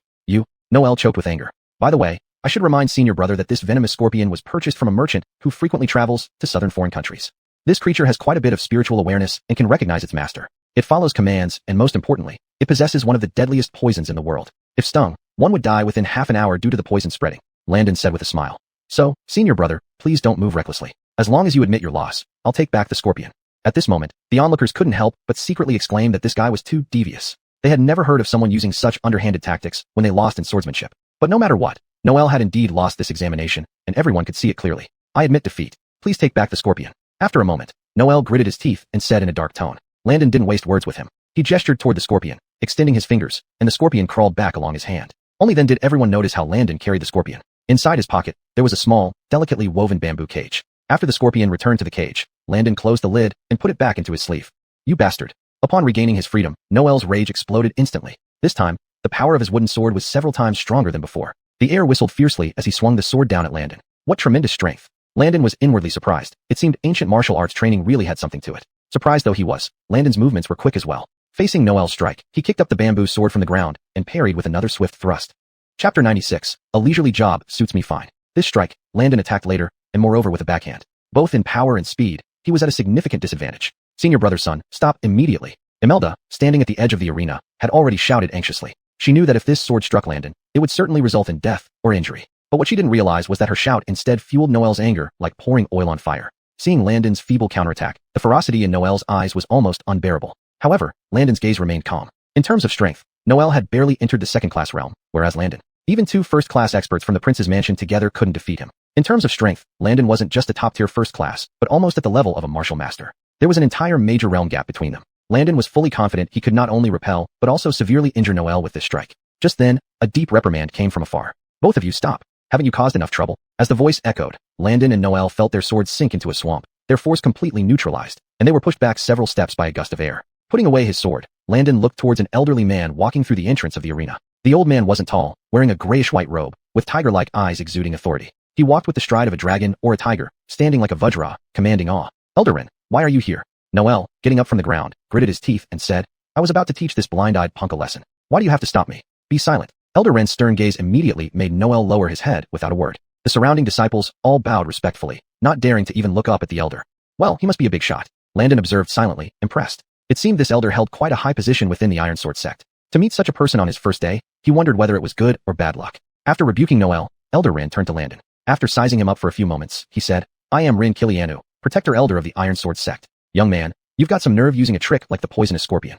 Poisonous scorpion? Hearing this, Landon smiled slightly and said, it is indeed a scorpion, but it doesn't have any potent venom. That was something I made up just now. What did you say? Rin Kilianu frowned, while Noelle stared wide-eyed, his face quickly turning angry. Nonsense. Landon glanced at Noelle as if he were an idiot and laughed. If it were truly a deadly poison, even if you begged me, I wouldn't dare carry it around casually. Let me see that scorpion. Ignoring Landon's explanation, Rin Kilianu extended his hand toward him. Please inspect it at your leisure. Landon casually handed over the bamboo cage. Taking the cage, Rin Kilianu opened the lid and examined the scorpion inside. At first glance, it was indeed intimidating, large and with fearsome pincers, especially its prominent tail stinger. But Rin Kilianu recognized its origin. I once traveled in the southern regions where such scorpions are indeed found, though they are used for food and have negligible toxicity.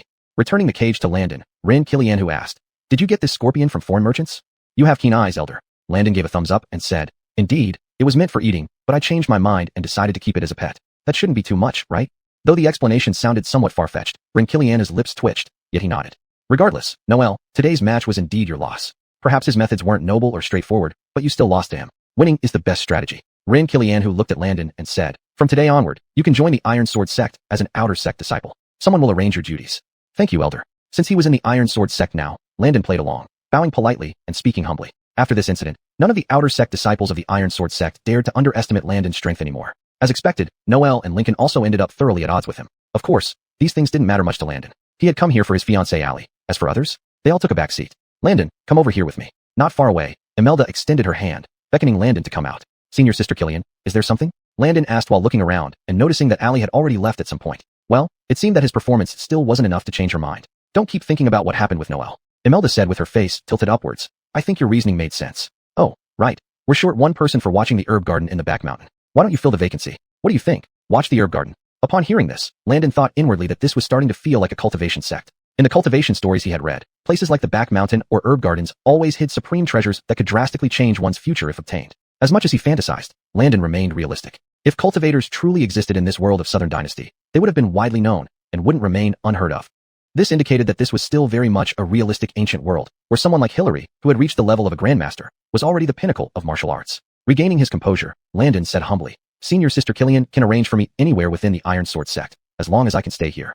Really? Hearing this, Imelda suddenly stopped walking and grinned at Landon, asking, I have a question for you. Do you have a special relationship with Sister Sod? Chapter 97. If nothing else, I have thick skin. Flying Snow Sister? Landon pretended not to understand, asking, which Flying Snow Sister? Are you talking about the beautiful woman who was with you at the training ground before? Yes, that's her. Imelda nodded and said, I think the two of you have a very special relationship. Sister Alice never gives any male disciple a second glance, yet today she spoke to you for the first time. I think this is quite unusual. Unusual? That's exactly what it should be. Landon muttered in his heart. After all, she was his fiancée. If he couldn't even talk to her, how could that be acceptable? Maybe because the scorpion I took out scared her. Landon gave a foolish smile and said, Senior Sister Killian, please pass my apologies to her. If necessary, I can invite her for dinner someday. Oh, just invite Sister Flying Snow alone. Imelda placed her hands on her hips, her little face puffed up, as she asked Landon. I'll invite Senior Sister Killian too. You can choose any restaurant in the capital. Landon smiled. That's more like it. Follow this mountain path to reach the back mountain. I'll ask Barker to take you there later. After saying this, Imelda waved goodbye to Landon and turned to leave. Looking at her graceful figure in the white dress, Landon thought to himself that it was no wonder Noelle would challenge him so fiercely. It turned out this guy felt that Landon had taken his spotlight. In reality, however, Landon didn't have any feelings for Imelda. His heart belonged only to Allie. After waiting for a while, Landon saw a middle-aged man with a slight paunch walking over. The wrinkles on his face made him look prosperous, and he sized up Landon with his eyes. You're the new arrival assigned to work in the medicinal garden at the back mountain, right?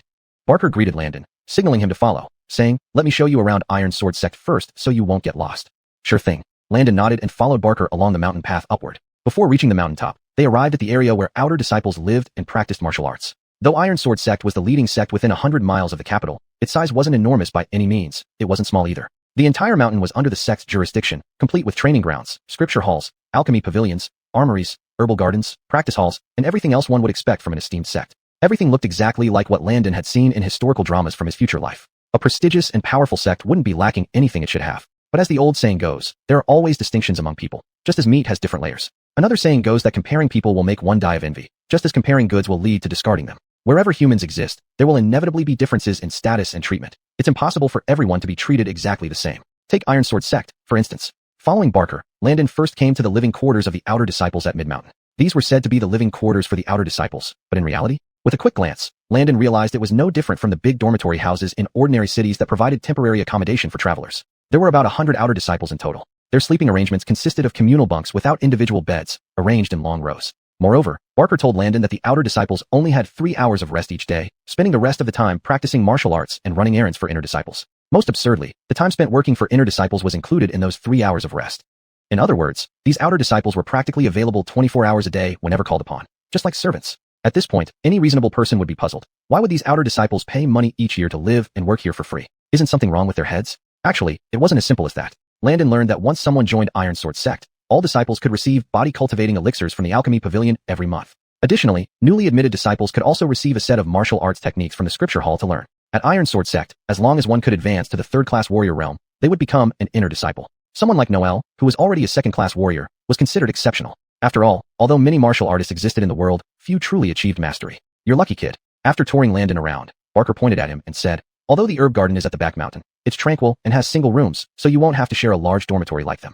However, don't think this is an easy job. The herbs in the garden need daily care and watering. Different types and different age herbs require different amounts of water. Barker said, once you're there, there's a book that explains how to tend to the herb garden. Every month, someone will come to gather herbs from the back mountain. If you fail to do your job properly, you will be punished. Thank you for the reminder, Barker. I will remember that. Landon nodded, feeling secretly delighted inside. He couldn't wait to have a place where he could hide alone in the herb garden at the back mountain. Moreover, from what Barker implied, this job would not allow him to leave the back mountain easily. Therefore, he wouldn't have to be at the beck and call of inner disciples, making it very convenient for him to return to the capital city's mansion. Isn't this just divine assistance? Landon thought privately. After bidding farewell to Barker, Landon walked alone toward the back mountain, which took nearly half an hour. When he arrived at the herb garden in the back mountain, what met his eyes was an extremely vast garden, stretching at least hundreds of meters in all directions. The herb garden was surrounded by bamboo fences, with a small cottage right in the center, barely big enough for one person to live in. According to Barker, this was going to be his new home. Entering the garden, Landon squatted down to examine the herbs closely. They were lush and green, with each variety requiring specialized cultivation methods. Among them, blood ginseng, a nourishing and replenishing herb, was abundant. Furthermore, the herbs closer to the center of the garden were more aged and valuable, with some items Landon had never even seen before. This meant that even the imperial palace might not possess these herbs, indicating their extraordinary value. Approaching the cottage, Landon pushed open the door, ready to step inside. But in the next second, he froze on the spot. In this small room, sitting on the neat bed, was a cold and regal figure. Chapter 98. I, Landon, am just this kind of a man. Even just sitting here, Allie's beauty gave Landon an indescribable feeling of rare and unparalleled charm. Even if countless beauties stood here, they would immediately pale in comparison. Her black dress set off her snow-white figure to appear especially transcendent and enchanting. Why are you here? Landon paused for a moment, then subconsciously blurted out his question to Allie. Shouldn't I be the one asking you that?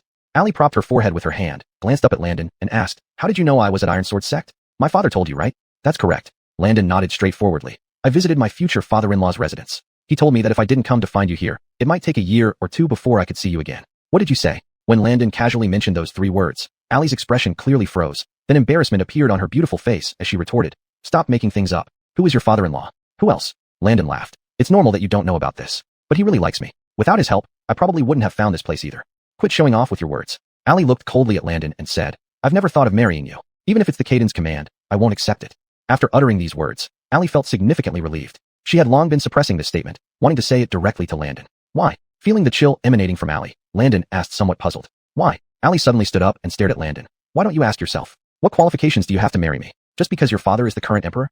In my eyes, you're no different from other pampered princes and sons of imperial nobles. You should understand, my father is the Clifton of the Southern Dynasty. If we defy the imperial order, our family will only meet one end. So, let me be clear today. I'd rather lead troops in the northern frontier than willingly marry a spoiled prince. Do you hear me? After saying all this, Allie felt as though all the breath had been sucked out of her chest. She breathed heavily, glaring fiercely at Landon. Logically speaking, any self-aware person would blush in shame and leave now. Unfortunately, Allie simply didn't understand Landon, nor did she grasp how masterful he was at controlling his demeanor. Face saving? If every man in the world cared about face, all men would be bachelors. To Landon, pursuing someone meant not caring about face at all. What's the worth of face? Dealing with a woman like Allie required persistence and determination. A moment later, Landon quietly asked, are these your true feelings? Am I truly so unbearable in your eyes? Hearing this, something inside Allie stirred. She recalled Landon facing thousands of soldiers calmly, riding alone to meet Honest. Is such a man really a completely useless playboy? But her rational side told her she couldn't back down now. Otherwise, how could she get rid of him? So, after steadying her breathing, Allie coldly replied, even if you're not entirely worthless, still. Stop. Landon suddenly gestured, grinning. I heard what you said just now. You admitted I'm not entirely spoiled, right? So what? Do you think it's glorious? Allie frowned, questioning. No, this means you've started changing your perception of me in less than a quarter of an hour.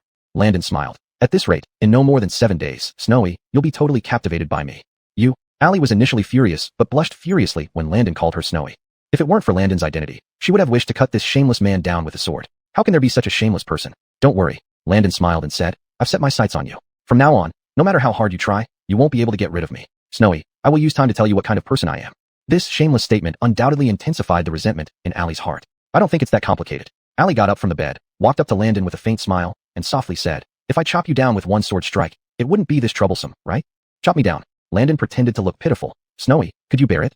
Upon hearing this, Allie raised her hand to feel for her waist, but only touched her dress. Looking up, she realized her sword was already in Landon's hands. Give it back. Allie flew into a rage and lunged at Landon, ferociously like a hunting leopardess. Caught off guard, Landon was knocked onto the ground by Allie, hitting his head backward with a muffled grunt. Every part of his body ached. Both ended up on the floor. With Landon as a cushion, Allie wasn't hurt, but her usually cold face flushed red. However, the soft figure sprawled on top of him, the close-up beautiful face, and the scent of orchid musk made Landon feel it was worth it. They had barely spent any time together, yet they had progressed to this state. Looks like 7 days was an overestimate. Snowy, are you okay? Did you hurt yourself anywhere? Landon asked with concern. Unexpectedly, Allie seized his collar, her eyes filled with indignation, almost murderous. No one had ever dared to get so close to her, let alone being held and falling to the ground like this. You scoundrel, do you think I don't dare to kill you? Allie, burning with humiliation and anger, reached for the sword nestled in Landon's arms, intent on cutting him down. Just then, however, the door opened again. Chapter 99. Taking poison and expecting to ascend? At this moment, Landon and Allie, who was on top of him, stopped their actions simultaneously, turning their heads toward the door. Standing at the door was Imelda, holding a quilt, her little face blushing deeply, standing there at a loss. Am I not coming at the right time? Imelda's cheeks were rosy, her eyes darted away, she asked rather embarrassedly. This couldn't really be blamed on her, as Landon and Allie's movements were truly quite suggestive. Earlier, in order to snatch back her sword, Allie, in a hurry, pounced right over. Landon, unprepared, was pressed down onto the ground by her. Moreover, at this moment, one hand of Allie was still forcefully reaching into Landon's bosom. If viewed from the doorway, it would appear as if Allie was feeling his chest. Ying, you misunderstood. We were. Allie hastily got up from Landon, her pretty face slightly flushed. With her usually cold and haughty disposition, for a moment, she too became tongue-tied. However, what both girls didn't expect was that Landon then sat up, looking earnestly at Imelda, and said, No, senior sister, your timing is perfect. I only came here to bring you a set of quilts. It wasn't my intention to stumble upon something like this. Hearing this, Imelda's face turned even redder. Allie grabbed the quilt from Imelda's arms, threw it on Landon's face, and then quickly led her out of the room. She felt that if they continued, this young girl might misunderstand her relationship with Landon. What kind of situation is this? Landon watched as the two women flew out of the door. He picked up the quilt from the ground, brought it to his nose, and sniffed. Apart from the fresh scent of sunlight, there was also a hint of fragrance. Carefully thinking about it, it must have been Imelda's personal scent. It smelled really nice indeed. After laying the quilt neatly, Landon carefully recalled the earlier scene, feeling extremely regretful. If it weren't for Imelda suddenly barging in, he was confident that his relationship with Allie could have progressed further. After all, they had only met once before, so he did not fully understand Allie's personality, and it was the same for her. Landon could tell that people clearly misunderstood him due to hearing about his past mischievous acts. Plus, Landon had never been on the battlefield, which naturally made it harder for her to see eye to eye with him. But does any of this matter? Hasty actions don't achieve anything. Landon took off his shoes, crossed his legs on the bed, and casually picked up a thick book from the table, flipping through it briefly. It didn't matter much when he didn't look at it closely, but as soon as he did, Landon immediately sat up straight. He thought this book was just as Mr. Sterling said, recording how to manage herbs. In reality, the part about managing herbs only occupied a small fraction, while most of its content discussed the effects of these herbs and various pills refined using them. And this booklet also had an unusual name called The Realm of 100 Poisons. Having been in this world of Southern Dynasty for a long time, yet being a promising youth with modern knowledge, Landon instantly spotted numerous issues within this The Realm of 100 Poisons upon a brief perusal. What surprised and shocked Landon the most was the record inside regarding the refinement of elixirs for emperors. All ancient emperors without exception hoped to pursue immortality, longing to reign eternally and possess supreme power forever. And since 3,000 years ago till now, all sorts of alchemists from all over have researched longevity through refining elixirs and cauldrons, with countless recipes recorded in detail. Landon saw on the first page a miraculous pill named Chi Supplementing Pill. According to the book, after consuming this, ordinary people would immediately feel refreshed, their faces would turn red, speech powerful, blood filled with vigor. It was a rare superior grade medicine. But when Landon closely examined the recipe for the Chi Supplementing Pill, his eyelids started jumping violently. 1 tael of powdered golden chicken leg bones, 1 tael of Donghai tridacna powder, 2 grams of cinnabar, 3 grams of mercury, 3 grams of golden grass. Seeing this, Landon stopped reading because he noticed 2 familiar ingredients, cinnabar and mercury. These 2 things are highly toxic substances. Just the right dosage can be fatal. No wonder the Chi Supplementing Pill could make someone's face turn red. Landon thought to himself secretly, isn't it because the person taking the Chi Supplementing Pill is actually poisoned? After browsing a few more pages of formulas, Landon shook his head continuously. Meanwhile, a very bold idea emerged in his heart. In this backyard herbal garden, almost all types of medicinal herbs could be found. Using these herbs, combined with modern knowledge to manufacture medicine, wouldn't that be a win-win situation? This idea excited Landon greatly. After all, medical science in the Southern Dynasty era was still quite backward. Once war broke out, casualties often numbered in the hundreds, or even thousands. This was because most soldiers would quickly develop infections after being injured, and for people of this era, an infection was equivalent to a death sentence.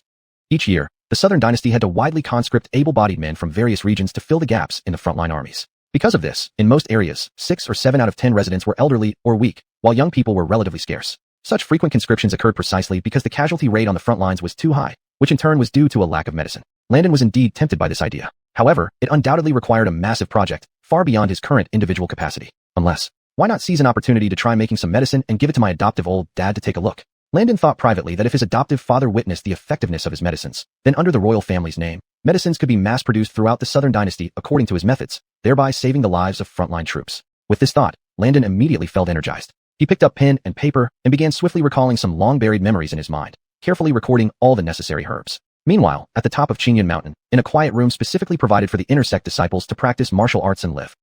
You said Landon is your fiancé? Imelda's eyes widened when she heard this. She jumped up instantly, exclaiming in surprise. Shoo! Murmuring Saad was also startled by her actions. Quickly pulling her aside, she whispered. Why such a big reaction? If someone hears, I'll have no choice but to kill him. Chapter 100. Missed, even when not in the capital. Kill him. Imelda asked in confusion. But Saad, didn't you say Landon is your fiancé? How could you do it? And why did you say you didn't know him at the martial arts arena? Miran-Sada's previous statement had indeed been too shocking for her. When Imelda had bumped into Allie and Landon sprawled on the ground earlier at the medicinal garden hut in the back mountain, she thought they only knew each other with some friction between them. Now, to hear that Landon was Allie's fiancé, how could this not astonish her? A friend since childhood? He isn't an ordinary person, Allie said indifferently. You should know that our current emperor has 4 princes. The first 3 are all in the palace. 1 prince lives outside the palace in his princely residence, and he is rumored to be one of the capital's top 4 debauches. The top 4 debauches? I've heard about them before. Imelda pondered carefully and suddenly exclaimed in surprise. Are you saying that Landon is the capital's Ailbe? Miran-Sad didn't speak, but gently nodded, looking even more somber. My marriage was personally arranged by Wayland. It's a royal union, leaving no room for our family to object. Allie sneered and said. Besides, looking at him, he seemed very sure that I would submit to him for the sake of the Morong family.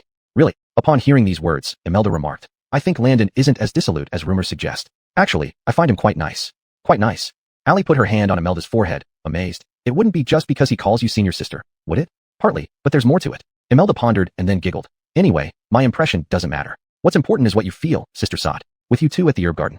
Recalling what happened earlier made Allie blush instantly. Don't make things up. After reprimanding her, as Allie remembered throwing Landon to the ground, she also discovered something odd. People from Sterling Mansion, as well as people around her, including everyone except Jean Bay Sterling, described Landon consistently. Womanizing, cowardly, greedy, and fond of visiting pleasure places. Yet this man, when she had thrown him down at the medicinal garden, showed no untoward behavior or even touched her. If Landon were truly womanizing and debauched, would he have missed such a golden opportunity? For men, desire was often their biggest obstacle. Allie thought silently, could the rumors about Landon be all false? For a few days straight, Landon diligently tilled and weeded in the medicinal garden, watering those medicinal seedlings during the day. During this time, Barker visited twice, reassured by seeing Landon taking good care of the medicinal garden. However, what troubled Landon was that Allie hadn't come to the medicinal garden once during these days. Instead, Imelda, whom he'd met accidentally, frequently dropped by to chat with him. Of course, this wasn't because Imelda was infatuated with Landon. After all, she already knew that Landon was Allie's fiancé and that he joined Tysian's sect solely for Allie. She often came to the medicinal garden simply because she was curious about him. Because Landon was the only person who called her senior sister. As the son of the Javier, if Landon wished, he could commandeer the prestigious Chinyun mountain under the imperial family name,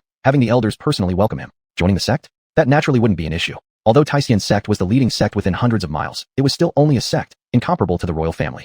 As long as Landon asked, even meeting the sect leader Hillary, currently in seclusion, might not be impossible. What puzzled Imelda was that Landon didn't use any of his privileges but instead joined Tysian's sect as an ordinary person. Over half a month of frequent visits to the medicinal garden, Imelda gradually lost interest in Landon. The little girl's novelty wore off quickly, especially since Landon always seemed rather dull lately, smiling at her every time and calling her senior sister without discussing anything else unless prompted. Of course, she couldn't guess that this was all deliberate on Landon's part. The reason was simple. He did not want this little girl to take too much interest in him or even become attached to him. Having lived 2 lifetimes, Landon had the experience and skills to easily please a naive young girl. Of course, it was precisely because of this that Landon understood the essence of dealing with people better. Although Imelda was innocent and carefree, with a very simple mind, don't forget that she was the daughter of the Tysian sect's leader. Keeping some distance from her was absolutely not a bad thing. Moreover, Landon had already noticed that due to Imelda frequently visiting him over the past half-month, some inner disciples had begun to look at him with unfriendly eyes. But, just as Landon was peacefully farming and planning how to win his fiancée, someone in the capital was thinking about him. In the imperial palace, inside the Golden Throne Hall. After today's morning court session had just ended,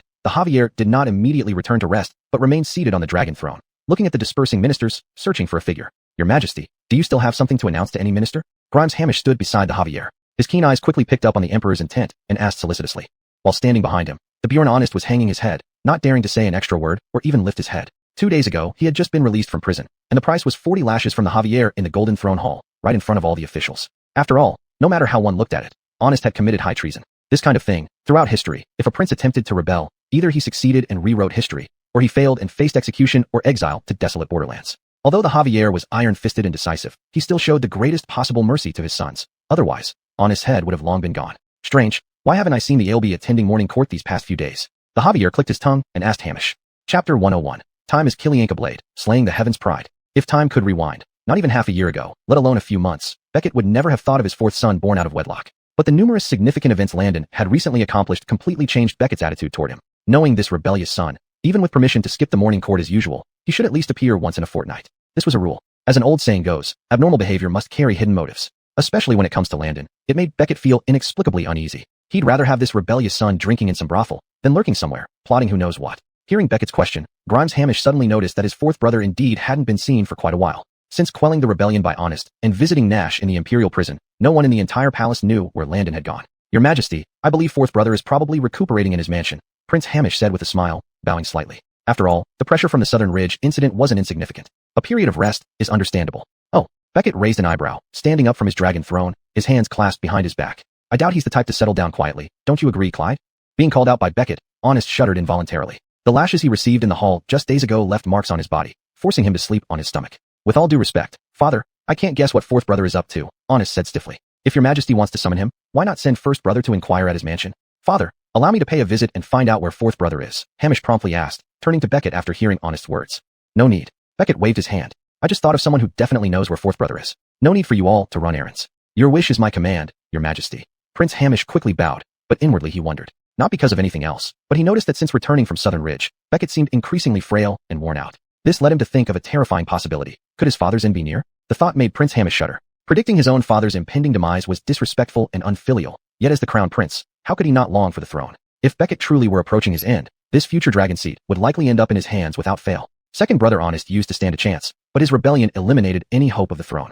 Josue Adolf was uninterested in state affairs. Although talented, he lacked competence and couldn't handle the imperial throne. As for 4th brother, thinking of Landon's face made Hamish feel uneasy. He never imagined that the greatest threat to his ascension to the throne wouldn't come from Honest or Adolf, but from the 4th brother born out of wedlock, Landon. Still, despite recent favor from Beckett, Landon was young and restless, lacking the stability required to govern the country. No matter what, this throne was still destined for him. Thinking this, Hamish pretended to be concerned and approached, holding Beckett's hand. Father, have you caught a chill from moving around too much? Shall I summon the royal physician? No need. Beckett shook his head, his voice low but not weak, giving off the air of a dragon in its twilight years. Looking at the sky outside the golden hall, he said calmly, I am now in my 60s, having reigned for nearly 4 decades. Is there anything I cannot see clearly?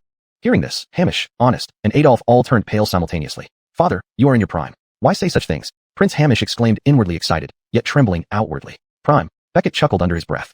Time is like a blade, slaying the heavens' pride. 10 years ago, I might have relished those words, but not now. I have aged greatly, and it's time to tell you brothers some secrets about our dynasty. Beckett returned to his dragon throne, while Hamish, Honest, and Adolf knelt down simultaneously. Father, shall I have someone bring the 4th brother here? Hamish raised his head and asked tentatively. Him? I will mention this matter to him another day. There's no need to look for him now. Beckett waved his hand, and then suddenly looked at Grimes Hamish with a heavy gaze. Eldest son, let me ask you. Do you very much want to sit on the imperial throne and inherit the great unity?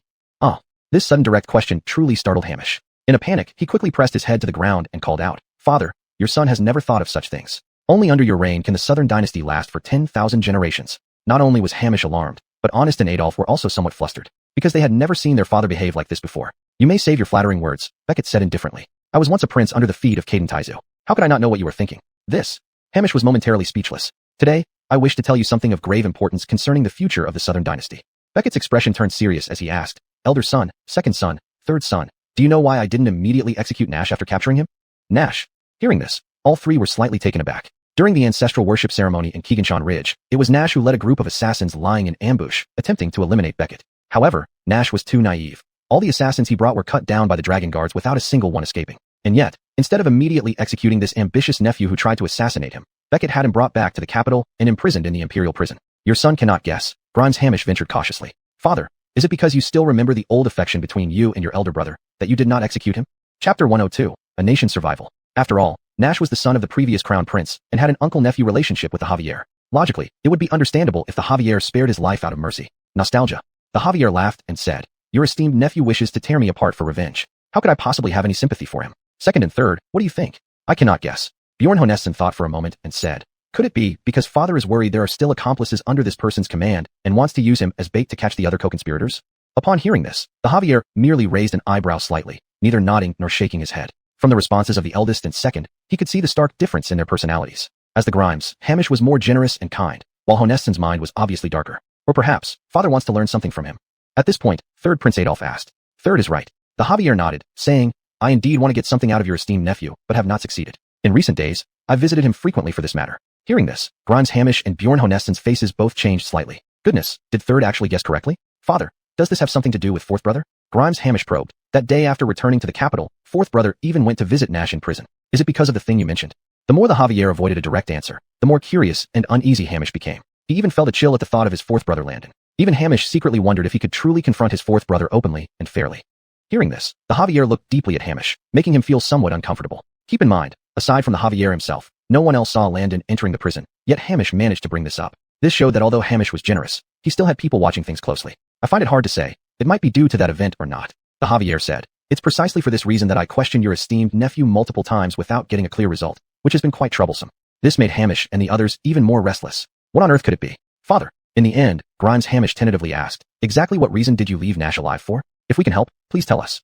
Well then, the Javier pondered for a moment and sighed. It's time to let you know now. You three, come closer. This is top secret and mustn't be told to anyone. We will obey. Upon hearing this, Hamish, Honesson, and Adolf all looked serious, bowing forward and kneeling beside the Javier to listen quietly. Half a month passed quickly. Calculating carefully, Landon realized he had been at the Iron Sword sect for over a month. During this time, he only took a few dedicated trips back to the mansion to report to his mother Jana and to give the manuscripts he wrote to children like Riley. He never forgot the group of children he had taken in initially. Although these children were young and couldn't play significant roles just yet, preparing in advance was always wise. Talent needed to be cultivated early. Aside from this, Landon was completely focused on winning over his fiancée. Although Allie didn't come to him, Landon had thick skin. With legs of his own, how could she stop him from visiting her? Under the pretense of delivering herbs, Landon almost daily ran up to the inner courtyard on the mountain, delivering herbs and soft persuading Allie for a while.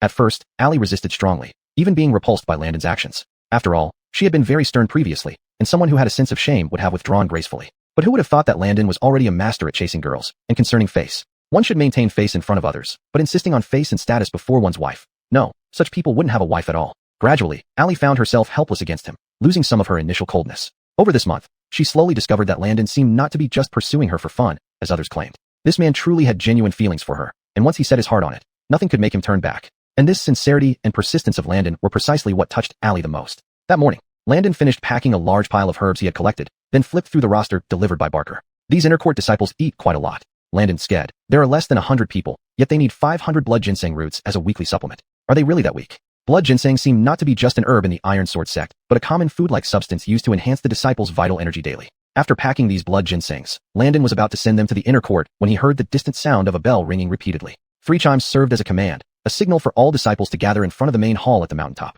Landon had been there for a month, and this was the first time the Iron Sword sect mobilized all the disciples. It was clear something significant was happening. Putting down the packed herbs, Landon opened the door and strode toward the main hall. 15 minutes later, in front of the main hall at the mountaintop, a number of disciples had already gathered here, most of whom were inner court disciples, each with a slender figure, carrying swords, standing with folded arms, their eyes never lingering on outer court disciples like Landon. The fact that more inner court disciples came wasn't because they were diligent, but because their living quarters were closer to the main hall, while the outer court disciples had to climb up the mountain, naturally taking more time. When Landon arrived, he saw from afar a row of armchairs in front of the main hall, all occupied by people. Among them, sitting in the prime seat was a middle-aged man in white robes who looked young but exuded an aura deep and profound like the sea. Without any doubt, from this person's deeply profound aura and central seating position, Landon immediately identified him as the Iron Sword sect's master, a great master-level expert, Hillary, who had been in seclusion. Chapter 103. Top expert? A simple brute. After watching from a distance for some time, Landon had to admit that the Grandmaster-level experts were indeed as legendary as their name suggested. Although Hillary was young and did not possess an immortal-like demeanor, he sat there like the imposing presence of Mount Tai, with the entire Grand Hall's atmosphere revolving around him. No one in this world had yet broken through the shackles of the cultivation realm, making the Grandmaster level the ultimate boundary for martial artists.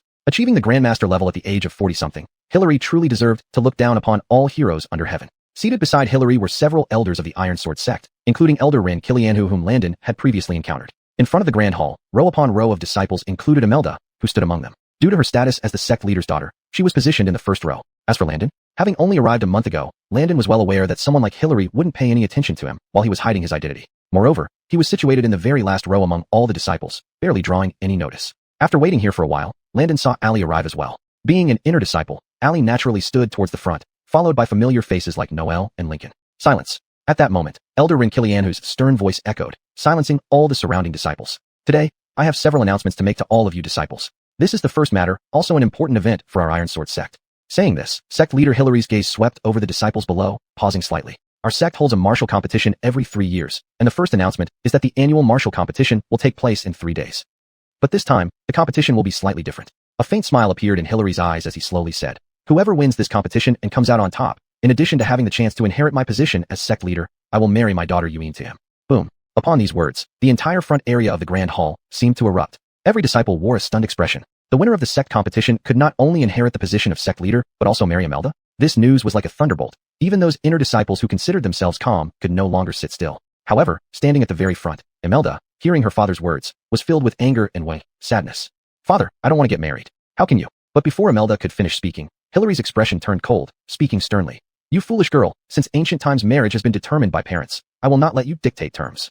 Landon, at the back, raised an eyebrow and thought to himself that Imelda wasn't really old, looking like she hadn't even turned 18. Why rush into marriage at such a young age? Normally, Hillary pampered his only daughter almost excessively, and everyone in the Iron Sword sect knew Imelda as the notorious little demoness. Yet, this time, not only was Imelda startled by his attitude, but even the few elders were taken aback. His unusually harsh rebuke made Imelda's eyes well up with tears, her lips pouting. "Sect leader, what are you doing?" Several elders couldn't bear it any longer. Elder Ran Kilianhu frowned deeply and stepped down from his chair to shield Imelda. "Sect leader, we can talk this out calmly," Ran Kilianhu said to Hillary. "If Yuine is unwilling, you cannot force her."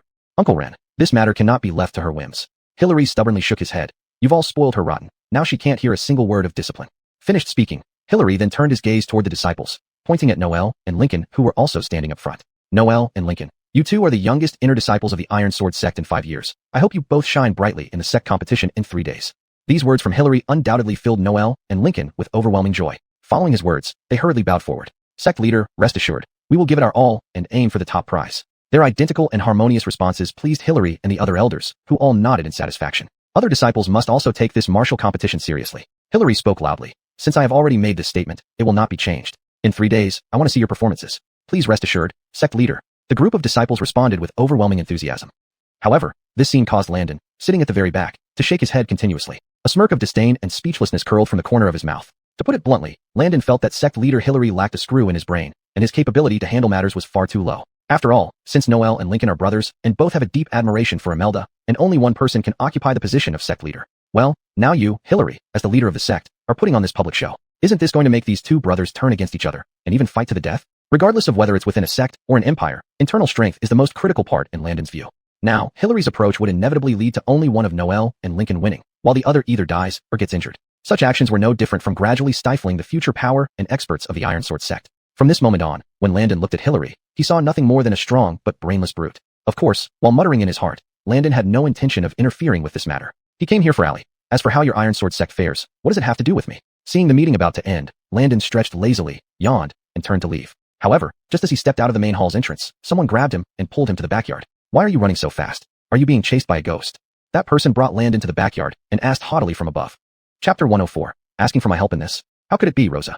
Landon chuckled and said to Allie in front of him, I was just thinking of going back to the hillside to water the ginseng garden. What's wrong? You called me for something. Lately, after much cajoling by Landon, although Allie still refused overly intimate actions, their relationship had changed significantly. At least now, when Landon called her Rosa, she no longer felt embarrassed or blushed. In Landon's view, dealing with a woman as aloof as Allie required gradual progress. You couldn't expect to rush things like eating your way to fatness. It was impossible. Seeing Landon's grin, Allie asked, what do you think about what Master Killian said earlier? Which thing? I don't know. Landon pretended not to understand. I've been feeling drowsy these days. I nodded off for a while just now, so I didn't hear anything. Nonsense. At this moment, from outside the small back gate walked in another figure in a white dress. Imelda, her eyes still slightly red and looking aggrieved. Senior Sister Killian, why did you come here too? Landon suddenly felt somewhat nervous upon seeing that girl arrive as well. Though Allie's attitude toward him had changed, clearly calling him here wasn't just for idle chatter, but for serious matters. Hearing Landon ask, Imelda immediately looked at Allie. You haven't answered my question yet.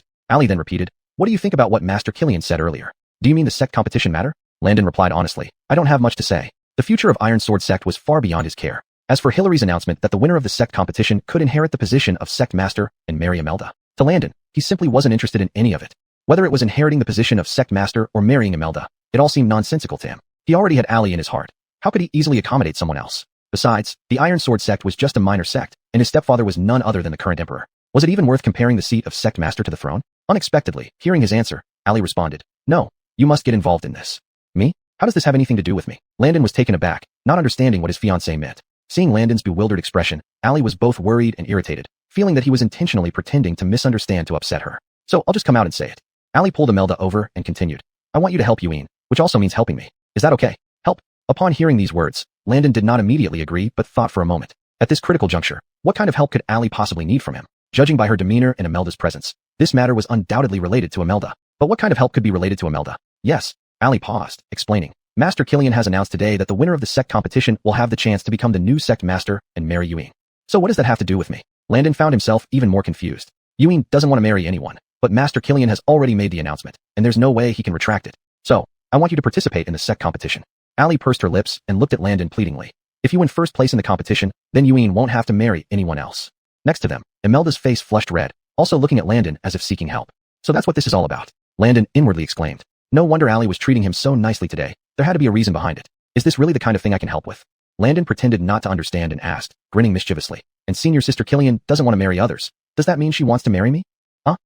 Caught off guard by Landon's sudden question, Imelda turned bright red, her voice barely above a whisper. Pooh, what are you thinking? I only asked for your help. Who said anything about actually marrying Eween to you? Someone like you. She wouldn't look twice at you. Murmuring with a frown, Allie asked coldly. Moreover, do you still want to eat what's in the bowl while eyeing the pot?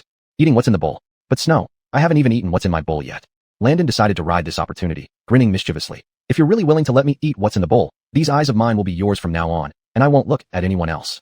Hearing Landon's words, a hint of blush appeared on Allie's face. Let's see your performance. And don't forget, for this sect competition, you have to win first place to ensure that Eween won't be taken by others. Are you really confident about that? At this moment, Allie was only worried about one thing. Did Landon truly have the strength to win? She herself was a woman, so even if she won the competition, Hillary would definitely not marry his daughter to her, but would choose someone else. If it weren't for this reason, Allie might not have asked Landon for help. Right now, he was the best candidate. Seeing Allie's concern, Landon frowned and said, it's hard to say. There are quite a few second or third-rate experts among the inner disciples of Iron Sword sect. Landon deliberately put on a troubled face. I'm confident in competing with them, but my skills need more refinement. Right now, I need a powerful opponent to supervise me. That's easy. I can be your sparring partner. Allie replied straightforwardly. As long as it helps improve your strength quickly, everything else is negotiable. Really? Hearing this, Landon was somewhat curious. He really didn't know what level his fiancée was at. That day outside the capital city, Allie brought 100 soldiers from the Cold Iron Army, but never got the chance to show her skills. Therefore, Landon could only roughly guess that Allie's strength was probably between second and third rate, and might not have reached the first rate level. But anything could be an exception. What if she did? Chapter 105. my so-called old man misses me again? Landon couldn't help but think, if this girl's strength is that of a first-class expert, or even a super first-class expert stronger than himself, he would have a hard time in the future. However, Landon's hesitant appearance gave another impression to Allie. She felt that Landon seemed not confident, which was why he wasn't willing to agree straightforwardly. The outer disciples of Iron Sword Sect are all martial artists who haven't yet reached the third-rate realm, Allie said. So your opponents are actually only those inner disciples. Among them, less than 10 are second-rate experts, and the rest are of third-rate power. In that case, it doesn't seem too bad indeed. Landon nodded to himself, blurting out his thoughts. Realizing what he had just said, Landon coughed dryly twice and rephrased. But those second-rate experts you mentioned may not be easy to deal with. What if I can't beat them? Can't beat. Allie's face instantly turned cold upon hearing this. Then you won't see me anymore. To her, even if Landon didn't reach first-class level, at least he should be a top-notch second-class expert. Otherwise, it wouldn't have been so easy for him to resolve the situation at the training ground that day. Logically speaking, with Landon's skill level, it should be impossible for him to lose unless he intentionally let it happen. Isn't it reasonable for me to ask? Landon replied earnestly. Rosa, and senior sister Killian, just rest assured. When the time comes, I will give my all. Seeing Landon say this, Imelda nodded with a slightly blushing face. In her heart, she also hoped Landon could win this time in the sect competition. After bidding farewell to the two girls, Landon returned to his small house in the medicinal garden at the back mountain and continued leisurely organizing the notes in his hand. He had been writing these notes for a few days now, detailing various herbs he considered valuable in this garden and their intended uses in different medicines. These are all good things, Landon thought to himself. One day on the battlefield, these drugs might save the lives of hundreds or even thousands of soldiers. As dusk approached, Landon put away his notes, pushed open the door of the small wooden house, and stretched, causing his bones to crackle. What do you want? Speak. Suddenly, Landon casually asked someone hidden in the nearby darkness. In the next moment, a figure swiftly sprang forward, kneeling before him and saying, Your Highness, I come to deliver your message. This person was none other than one of the two first-class experts from Landon's princely mansion. It's news from the palace side, isn't it?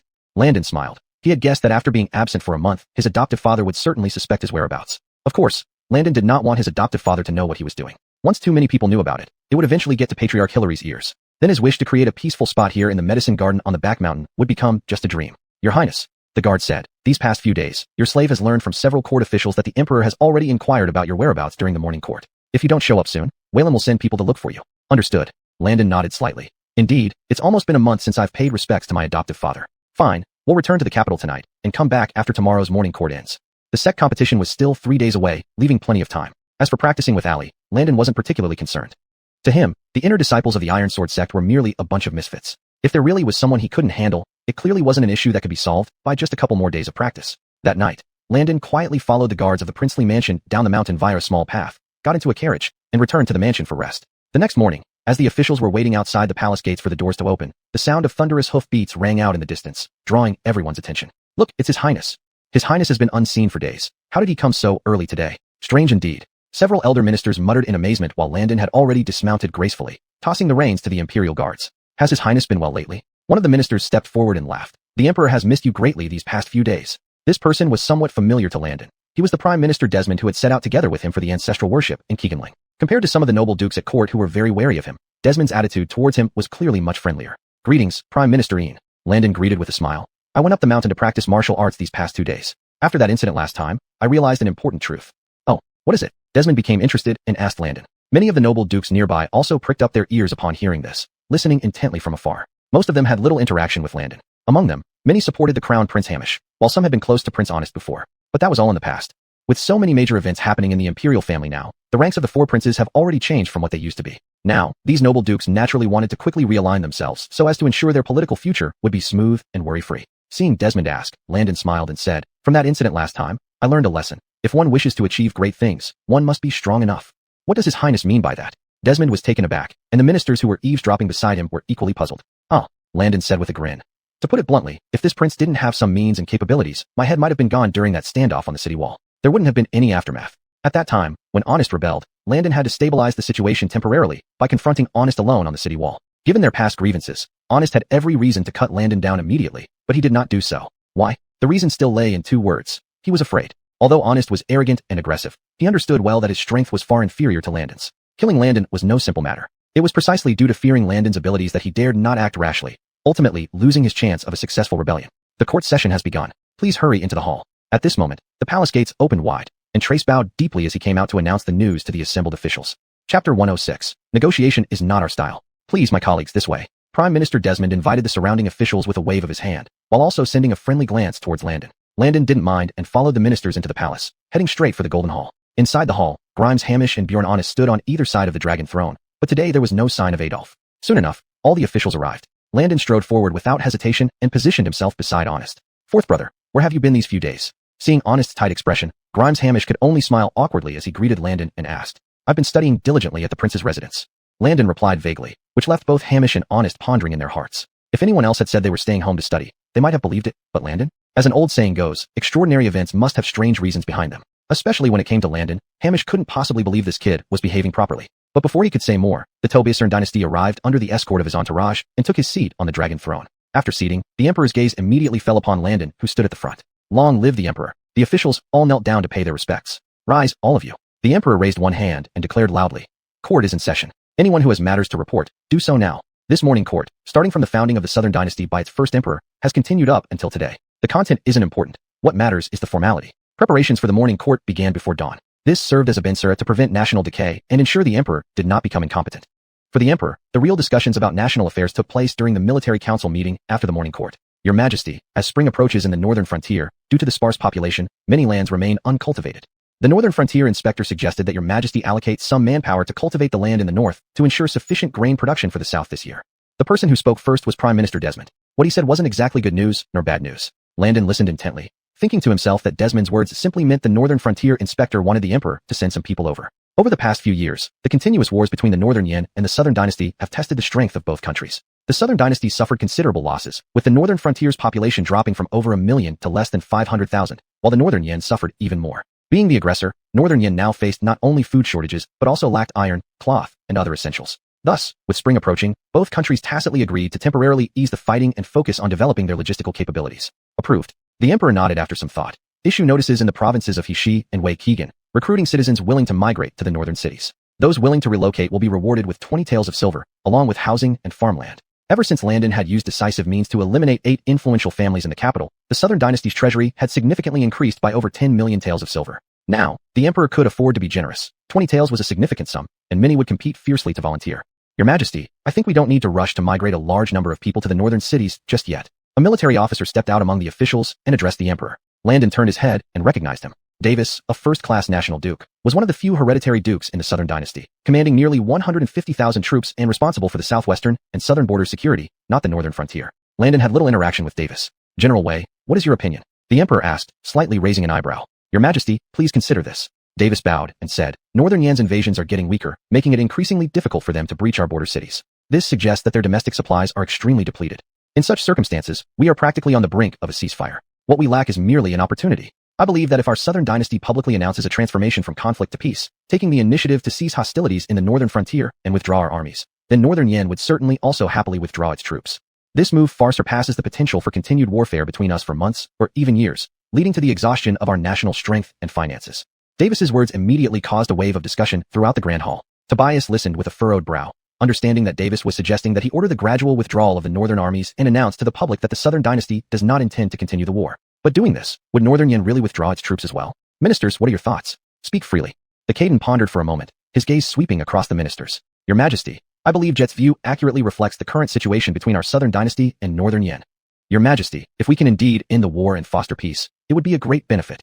War harms the heavens, and only by laying down arms can the country be secured. Your Majesty, I believe Jet speaks reason. Soon, one after another, ministers came forward to support Davis. They were part of Davis's faction and naturally supported him at this moment. Seeing no one dared to contradict his speech, Davis slightly lifted his chin, revealing a hint of smugness in his eyes. No one among the court officials dared to oppose him, something he had long anticipated. To him, the only uncertainty was the Caden's thoughts. Such a situation was clearly not what the Caden wished to see. What he wanted to hear now was not flattery or alignment, but genuine opinions. His gaze swept around and finally settled on Prince Landon and the other princes standing on the golden steps before him. Ilby, you seemed to be murmuring earlier. Could it be that you find Jet's arguments disagreeable? The Caden pointed to Landon and asked, I want to hear your thoughts. Chapter 107. If the Son of Heaven is not afraid, why would the general want to rebel? When they heard that the Javier had specifically named Landon, all the ministers and officials could not help but express their surprise. As for Grimes Hamish, who stood opposite Landon, his expression was unpleasant, but he did not dare to react too strongly and could only continue to stand there with a strained face. As the current crown prince, Hamish's status was unquestionable, especially since he was the legitimate eldest son of the Javier. In contrast, Landon was merely a fourth-born illegitimate son. Under these circumstances, the fact that the Javier asked Landon for his opinion before asking Hamish naturally surprised all the ministers. Upon hearing his father call him, Landon pretended not to understand and replied, Your Majesty, this subject didn't catch what you said.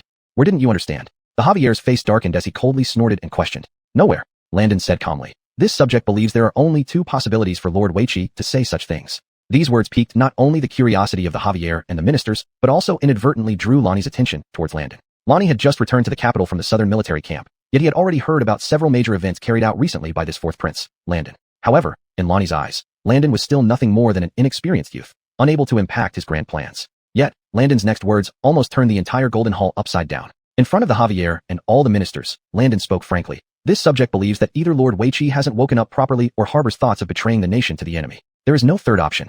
Boom. After a brief silence, the Golden Hall immediately erupted. Ilby. Lonnie's face darkened, his tone harsh as he challenged. I have served the Southern Dynasty for years. Perhaps you've never even heard of my contributions. Isn't it somewhat inappropriate for you to slander me like this? Facing Landon, Lonnie did not refer to himself as a minister, but instead used the term old man, demonstrating his arrogance. Moreover, Lonnie believed he had every reason to be so arrogant. As he mentioned, even before Landon was born, he had already been a general of the Southern Dynasty. To date, only Chancellor Desmond held a slightly higher position than him. As for those powerful ministers Landon had executed previously, they were incomparable to Lonnie. You're being too audacious, fourth brother. Grimes Hamish was taken aback by Landon's bold statement, glaring as he scolded. Lord Weiqi is an old veteran of the Southern Dynasty. How dare you question whether he has thoughts of betraying the nation to the enemy? Of course, while verbally reprimanding him, Hamish secretly hoped Landon would speak more. If Landon thoroughly angered the emperor and was expelled from the palace, who else would compete for the throne with him? Hamish? On the dragon throne, the Javier frowned, but his eyes revealed no anger. In the past, if Landon had spoken so insolently, the Javier might have already flown into a rage. However, after experiencing a series of significant events recently, the Javier increasingly found it difficult to see through his fourth son. Sometimes, even the emperor was amazed by Landon's foresight and decisions. Could it be that Landon dared to say such things to Lonnie today, just for a momentary satisfaction? Fourth brother. The Javier placed his hand on the armrest of the dragon throne and coldly asked, explain your reasoning. If you cannot justify yourself, I will punish you. Humph. Lonnie coldly snorted and clasped his hands, saying, thank you, your majesty, for defending this old minister. Without your majesty's words, I might have felt quite disheartened today. As he spoke, his unfriendly gaze still lingered on Landon, casting a threatening glance. However, Landon ignored him completely. In response to your majesty, this subject merely analyzes Lord Weiqi's words based on common sense. Standing in the Golden Hall with folded arms, Landon spoke confidently, his calm demeanor causing all the ministers to be momentarily stunned. Just now, Lord Weiqi also mentioned that the Northern Yin and our Southern Dynasty have been engaged in war for years, exhausting resources and supplies. This war has long passed the point where one side can simply declare a ceasefire at will. Landon said calmly. Northern Yin has captured several cities of ours and slaughtered tens of thousands of civilians. If Northern Yin suddenly declared a ceasefire today, would your majesty agree? I would certainly not agree. The Javier's gaze turned cold, and he said in a solemn voice, throughout my life, I have conquered countless territories. The previous emperor of Northern Yin died at the hands of my own army during my personal campaign. Now that Northern Yin has gained all these advantages, they want to retreat? There is no such cheap bargain in this world. As the ruler of a nation, the Javier would not, and absolutely could not, agree to Northern Yan's request for a ceasefire. If he did, he would certainly be condemned by his people. Moreover, the pride in the Javier's heart would never allow him to accept such a significant loss. So, isn't it clear? Landon spread his hands and smiled, saying, it's such a simple principle. To put it another way, if the emperor of Northern Yin heard that we wanted to stop the war, would he willingly agree? After all, his father died at our hands. Upon hearing this, both the Javier and the ministers were taken aback. Indeed, it was so simple to think from the other side. Why hadn't anyone thought of it before? No matter which side initiated the ceasefire, the other side would definitely not easily agree unless one side surrendered as the defeated party. Since we are engaged in a war to the death with Northern Yin, any talk of peace is simply impossible. Landon smiled faintly, saying, even I, a prince who has never set foot in the military, understand this. Why have you become so muddled, General Weiqi? Upon hearing this, Lonnie's expression changed slightly. What a sharp-tongued Landon. Lonnie squinted his eyes, thinking to himself. No wonder several loyal ministers had previously warned him to pay special attention to Landon. Now, Landon had used just a few words to shatter the illusion he had constructed. However, Landon's next few sentences were like thunderclaps that shook the entire hall. Besides, our Southern Dynasty still boasts a prosperous national strength with tens of millions of citizens. The southern region has abundant water resources and fertile land. Landon stood with his hands behind his back, looking down at Lonnie and asked in a deep voice, when Waylon and the people still have the heart to fight to the death, why does the general want to retreat now? Chapter 108. The Secret of Stabilizing the Nation. Your words are nonsense. When did this general ever say anything about surrendering to Northern Yin? Davis's face was stiff as he explained, I merely wish to secure some time for the Southern Dynasty's people to recuperate and rest. My foolish words should ultimately be decided by your majesty. While defending himself, Davis was inwardly astonished. He had never thought that he would be reprimanded by a mere young lad, especially in the court. With his experience and power, even Prime Minister Desmond would give him due respect. As for princes, even Grimes Hamish addressed him respectfully as Lord Jet. On what grounds did Landon dare to be so arrogant? Enough. At this moment, the Javier waved his sleeves from his dragon throne and said coldly, I have not considered retreating from the northern border, and I understand your intentions, Lord Jet. However, the ALB is not wrong. The Northern Yin is nothing but a group of barbarians. They will not know moderation. They demand 5 cities today, 10 tomorrow. When will it end? Since this war cannot be stopped, there remains only one path for Northern Yin, to submit or perish. At this point, the Javier stood up from the dragon throne, his voice reverberating loudly within the hall. Long live the wise emperor. The officials echoed unanimously. Although somewhat displeased, Davis did not have the courage to defy the Javier openly, and therefore bent down following the others. Half an hour later, the morning court session ended. Officials left the palace hall, but Landon remained standing next to the golden steps of the dragon throne. Why don't you leave, Ailby? Seeing Landon standing still, the Javier intentionally knocked on the table, questioning. I come here to see father after missing the court sessions recently. Landon replied while thinking internally that his stepfather seemed to enjoy putting on airs. Wasn't this just asking a known question? To visit me? The Javier laughed. I am quite healthy. If you can cause fewer troubles for me, I would be content. Then may I take my leave now? Landon grinned, bowed, and turned around to leave. Hold it. I haven't dismissed you yet. With a stern expression, the Javier stood up from his throne and walked over. Where have you been these few days? I think someone with your abilities and temperament wouldn't stay quietly in the prince's mansion, right? Nowadays, the Javier felt a mix of love and frustration towards Landon. He shouldn't have sent this son out of the palace before. Now it was difficult to manage him with royal rules. Seeing his father asking directly, Landon decided not to hide and told him about his journey to Iron Sword Sect. Flying Snow stays in the Iron Sword Sect, so I plan to join too to win her heart early and bring her back to the capital for our wedding. Then we can head north earlier. Landon added with a smile. Father, please understand. I'm not just playing. I'm thinking of the Southern Dynasty. For the Southern Dynasty? The Javier coldly chuckled. If you cause less trouble, I'll be satisfied. Though saying so, the Javier indeed remembered Iron Sword Sect when mentioned. As for the Iron Sword Sect, it's indeed an excellent sect. Some of my Imperial guards were once top experts selected from Iron Sword Sect. The sect leader is trustworthy. Seated back on the dragon throne, the Javier continued. Don't be unhappy because Alice avoids you. Without my intervention, do you think she'd look at you? Father, who denigrates their child like you? Landon frowned. Moreover, the relationship between me and Flying Snow has greatly improved. In no time, I will bring her down the mountain. Besides marriage, Landon most anticipated leading troops to the north. Only there could he act freely and fully, unlike being restricted in the capital now. Handle your affairs well. The Javier waved his hand. Today, I want to discuss something else with you. Do you remember the nephew I brought back to the capital? Are you referring to Nash? Landon nodded and said, Of course I remember him. It's been less than a month since this matter happened. How could I forget him? It's good that you remember him. The Javier continued to ask. Do you know why I did not order his immediate execution but brought him back to the capital instead? This question had already been asked by the Javier before Landon, including Grimes Hamish and the second and third princes. However, except for the third Prince Adolf, the answers from the other two were unsatisfactory. Today, he was eager to see what kind of answer Landon could give. Hearing his adoptive father ask like this, Landon suddenly smiled. Is father testing me? Landon spread his hands and said, It's quite simple. As the son of the former crown prince, Nash must have something that interests father very much. At this remark, the Javier couldn't help but feel a slight tremor in his heart. Could it be that Nash has already told him about that thing? After a brief moment of surprise, the Javier nodded. You're right. Nash indeed possesses something that interests me. When I heard that you visited him in the Sky Prison, didn't you learn anything from him?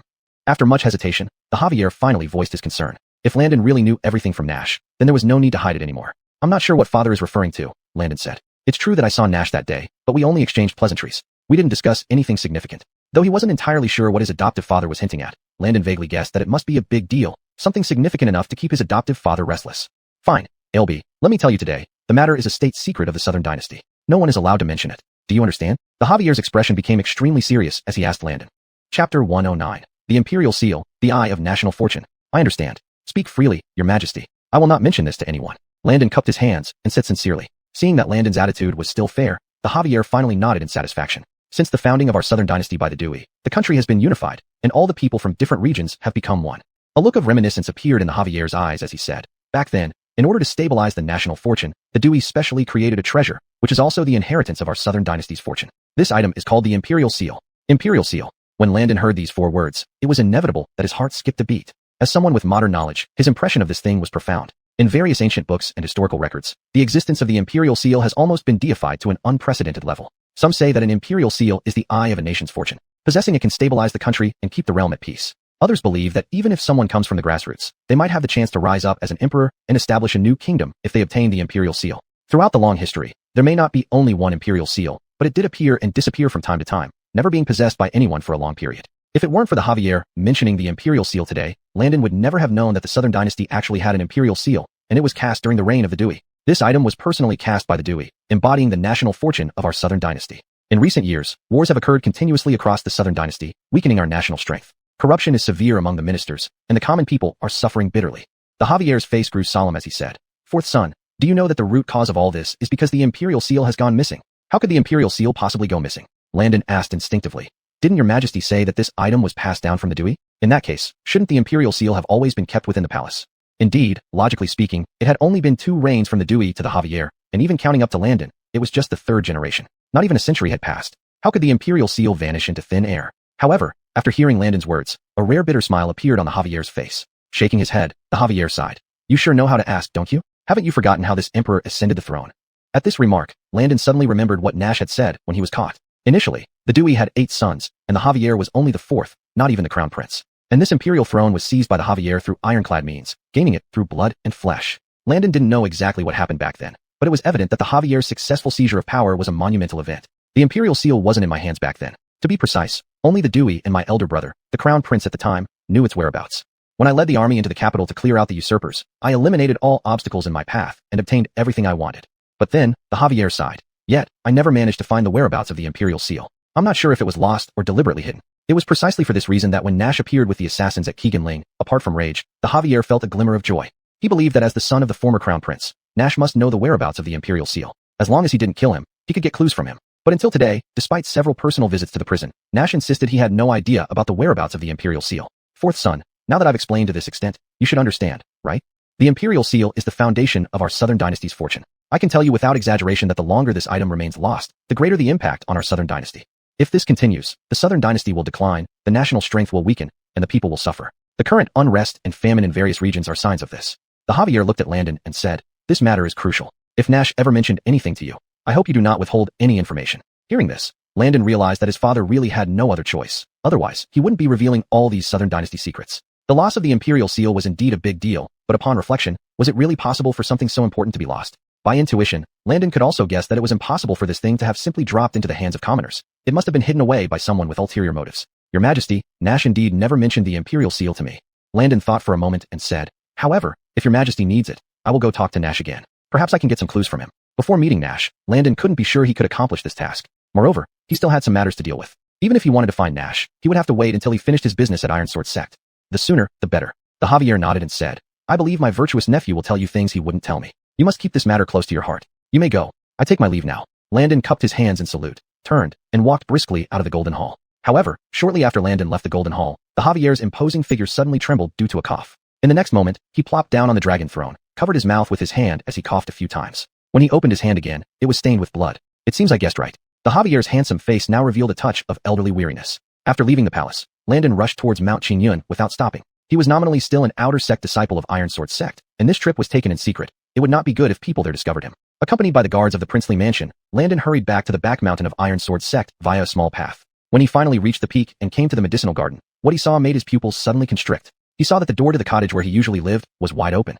Chapter 110. Fear not greed, but fear the lack of desire. Landon's expression immediately turned cold, but only for an instant. In the next moment, he resumed his usual simple and honest demeanor and walked towards the house as if he knew nothing. "Landon, where have you been, you little rascal? I just came early this morning and couldn't find you." A somewhat stout figure emerged from the room. It was Isaiah who had previously brought Landon here. Seeing Landon, Isaiah squinted his small eyes and asked with a mocking smile, "Oh, Barker, I sincerely apologize." Landon quickly explained, "I had a stomach ache early this morning, so I went to squat in the outhouse, delaying me for about 15 minutes. Be more careful in the future. Fortunately, it's me who came today," said Isaiah as he sat on a stool. "What if it was a thief? If anything in this medicinal garden were stolen, you would be punished, and I would also suffer consequences. I understand everything." Having lived 2 lives, Landon could easily see through Isaiah's hint. Immediately, Landon got up, walked to the bed, and retrieved a wooden box. "Barker, this is a crystal dragon ginseng I found near the back mountain a while ago. It's not useful to me, so I'm giving it to you." As he spoke, Landon handed the wooden box to Isaiah. "Oh." Isaiah raised an eyebrow, opened the box with a wave of his hand, and saw inside a crystal dragon ginseng with perfectly formed rootlets, estimated to be around 300 to 500 years old. This was indeed a valuable item, far more potent than the blood ginseng consumed by inner disciples. Though the medicinal garden did cultivate this plant, none were older than 100 years, so Isaiah believed Landon really found it outside. This item indeed has little use for someone of your age. But since you're being so thoughtful, it would be improper not to accept it. Ha, Landon, I'll gladly take your gift."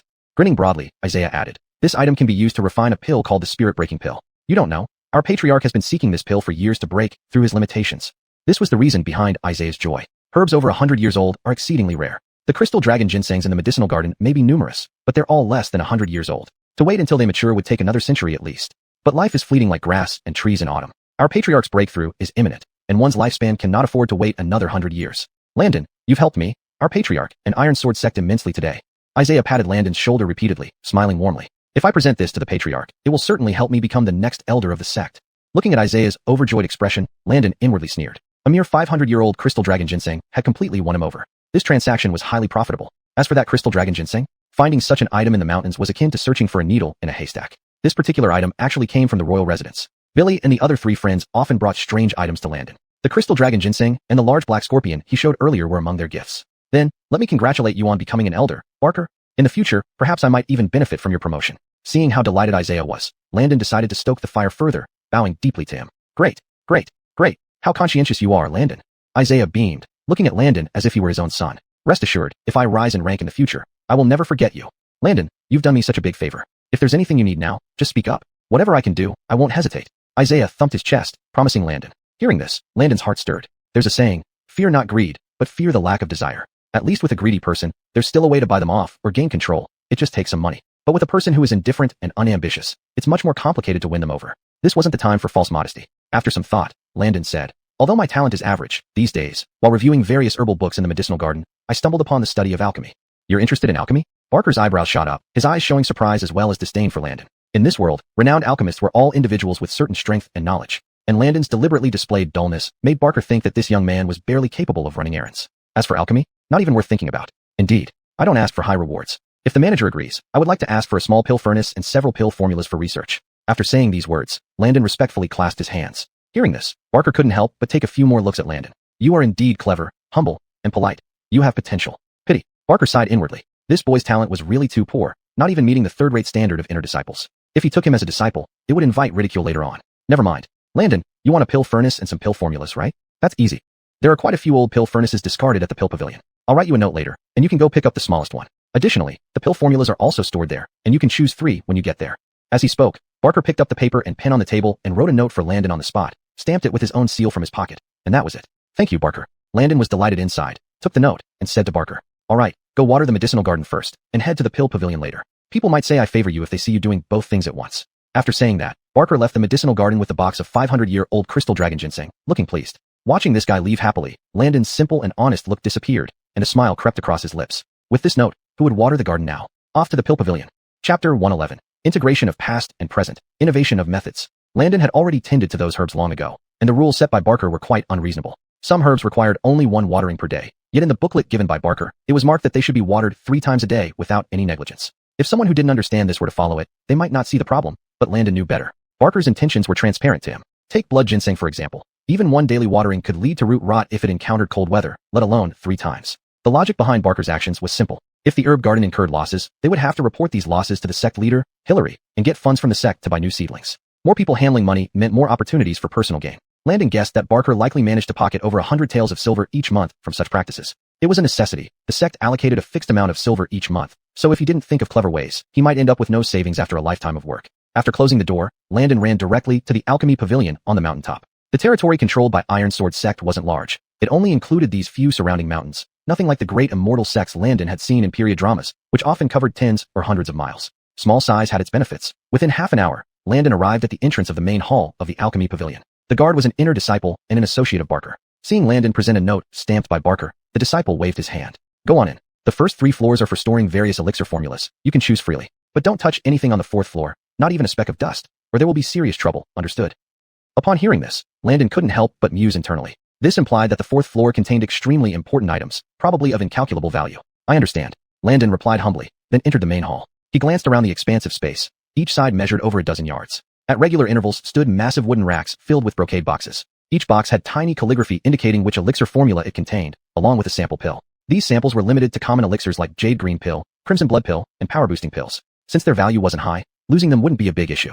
For powerful elixirs that greatly enhanced one's physique and internal energy, only the formulas were stored, and these were strictly controlled by the elders of Iron Sword sect. Landon wasn't picky. He copied some of the formulas into a small notebook and headed to the 2nd floor. Here, there were fewer formulas, but they were more potent than those on the 1st floor. He chose several that might prove useful in the future, recorded them, and proceeded to the 3rd floor. Arriving here, Landon was slightly surprised. The entire hall only contained 5 brocade boxes, meaning there were only 5 formulas on this floor. Opening one, he found none other than the spirit-breaking pill formula mentioned by Barker. The spirit-breaking pill was something Landon had never heard of before, but judging from the formula recorded, it seemed to have an extraordinary effect. After consuming the spirit-breaking pill, martial artists who had reached the great master realm could seclude themselves for cultivation and stand a chance to break through the shackles of the path of immortality. This statement might sound impressive, but to Landon, its allure wasn't particularly significant. A slim chance, sure, but who knew if this slim chance was 1%, 1 in 1,000, or even 1 in 10,000? It was quite possible that even if Hillary started taking 1 pill of spirit-breaking pill every day from the age of 40 until he passed away at 80, he still might not break through these constraints. Of course, some might wonder why such a precious formula would be casually placed here for anyone like Landon, an outer sect disciple, to see. The reason was simple. While the elixir formula was undoubtedly valuable, obtaining it and refining it according to the formula would give one a chance to create elixirs. However, its value couldn't compare with true martial art secrets and rare manuals. If ordinary martial artists obtained rare manuals, they could practice and enhance their strength following the recorded methods. But what if they only got an elixir formula? Those precious herbs required weren't easily obtainable. Having just an elixir formula without enough herbs and without a high-level expert capable of refining elixirs made the formula almost worthless, akin to a blank piece of paper. Landon quickly recorded the various herbs needed as he flipped through these formulas. He had a rather bold idea. What if he combined his modern knowledge with ancient elixir formulas, integrating both into one? It's well known that many emperors in ancient times died from poisoning due to the consumption of elixirs refined by alchemists, losing their lives before their hair even turned white. However, fundamentally, it was because the herbs used for refining were not good enough, or the alchemists didn't take enough precautions. Chapter 112. The fourth level of the Alchemy Pavilion, Rare Spiritual Treasures. The answer to this question is obvious. It's impossible. Landon had once studied this issue and concluded that ancient people's understanding was still too shallow.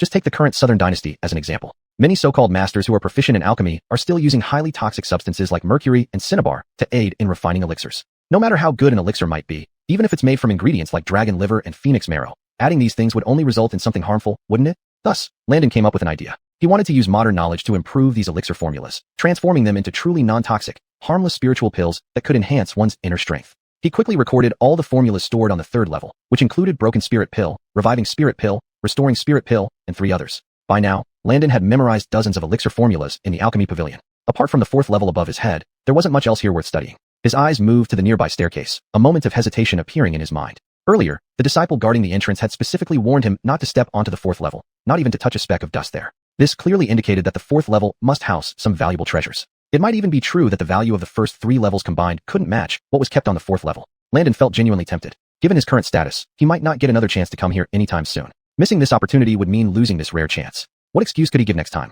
Thinking this over, Landon held his breath and walked towards the stairs as silently as possible. When he reached the entrance to the fourth level, Landon didn't immediately enter, but quietly sensed the atmosphere inside. In terms of strength, Landon was a top-notch expert. Within the Iron Sword sect, besides sect leader Hillary, probably no one could hide their presence from him. After sensing around, Landon found no other presence. If anyone were here, it could only be sect leader Hillary. Can't be this unlucky. Muttering to himself, Landon steeled his resolve and walked straight into the hall of the fourth level. Upon entering, the place was spacious and completely empty, with not a soul in sight. Only in a corner were there tables and chairs. Apart from that, there was almost nothing, except for a small wooden rack against the wall opposite the sunlight. Landon approached and saw that the wooden rack held several dozen small brocade boxes, each containing various types of elixirs. This significant discovery made Landon's pupils suddenly constrict. My goodness, dozens of brocade boxes. Opening any one of them revealed at least 100 elixirs, ranging from ordinary bodyguard pills to the reviving spirit pills recorded on the third level, all stored here. Undoubtedly, the fourth level was dedicated to storing elixirs, possibly the entire inventory of the Iron Sword sect. Why didn't Hillary assign someone to guard this place around the clock? Landon couldn't figure out the reason. Perhaps there indeed was a guard, just not present at this moment. Surprised as he was, Landon only examined the elixirs without any intention to take them all. Joking. Even though there were dozens of boxes, each containing tens or hundreds of elixirs, who could say they weren't all documented? Forget about missing an entire box. Even missing a single pill would lead to trouble if Hillary cross-checked the list of those entering and leaving the Alchemy Pavilion today. He'd surely be caught no matter how many mouths he had to explain. Moreover, Landon actually didn't think much of these ready-made elixirs. Though the ingredients used were excellent, they all contained substances like mercury and cinnabar. Perhaps Iron Sword sect members had built up resistance from frequently consuming these toxic elixirs, but Landon wasn't planning to test their toxicity on himself. Just as Landon was about to leave quickly, a small box on the table in the corner caught his attention. Approaching directly, Landon lifted the lid of the exquisite little box. In the next moment, his face showed surprise. Inside the box was neither elixirs nor any extraordinary formula. Lying quietly within was a single item. It was a silver-white piece of paper, palm-sized, exuding a fibrous texture. There were no words on this piece of paper, yet it naturally emitted a faint silvery glow. Landon was somewhat surprised. This was the first time he had seen such an object, and instinctively he took a step back. His knowledge from the future told him that things which emit light naturally might not necessarily be good. After all, life is grounded in reality. Putting aside the plots of cultivation stories, Landon immediately thought of something not very pleasant. If someone treasured this thing, they would really be in danger without knowing it. After retreating a few steps, Landon quietly observed the silver paper but did not feel anything unusual. Upon reflection, it made sense. If this item was truly problematic, there should have been issues long ago in the Iron Sword sect. It wouldn't have remained undisturbed until now.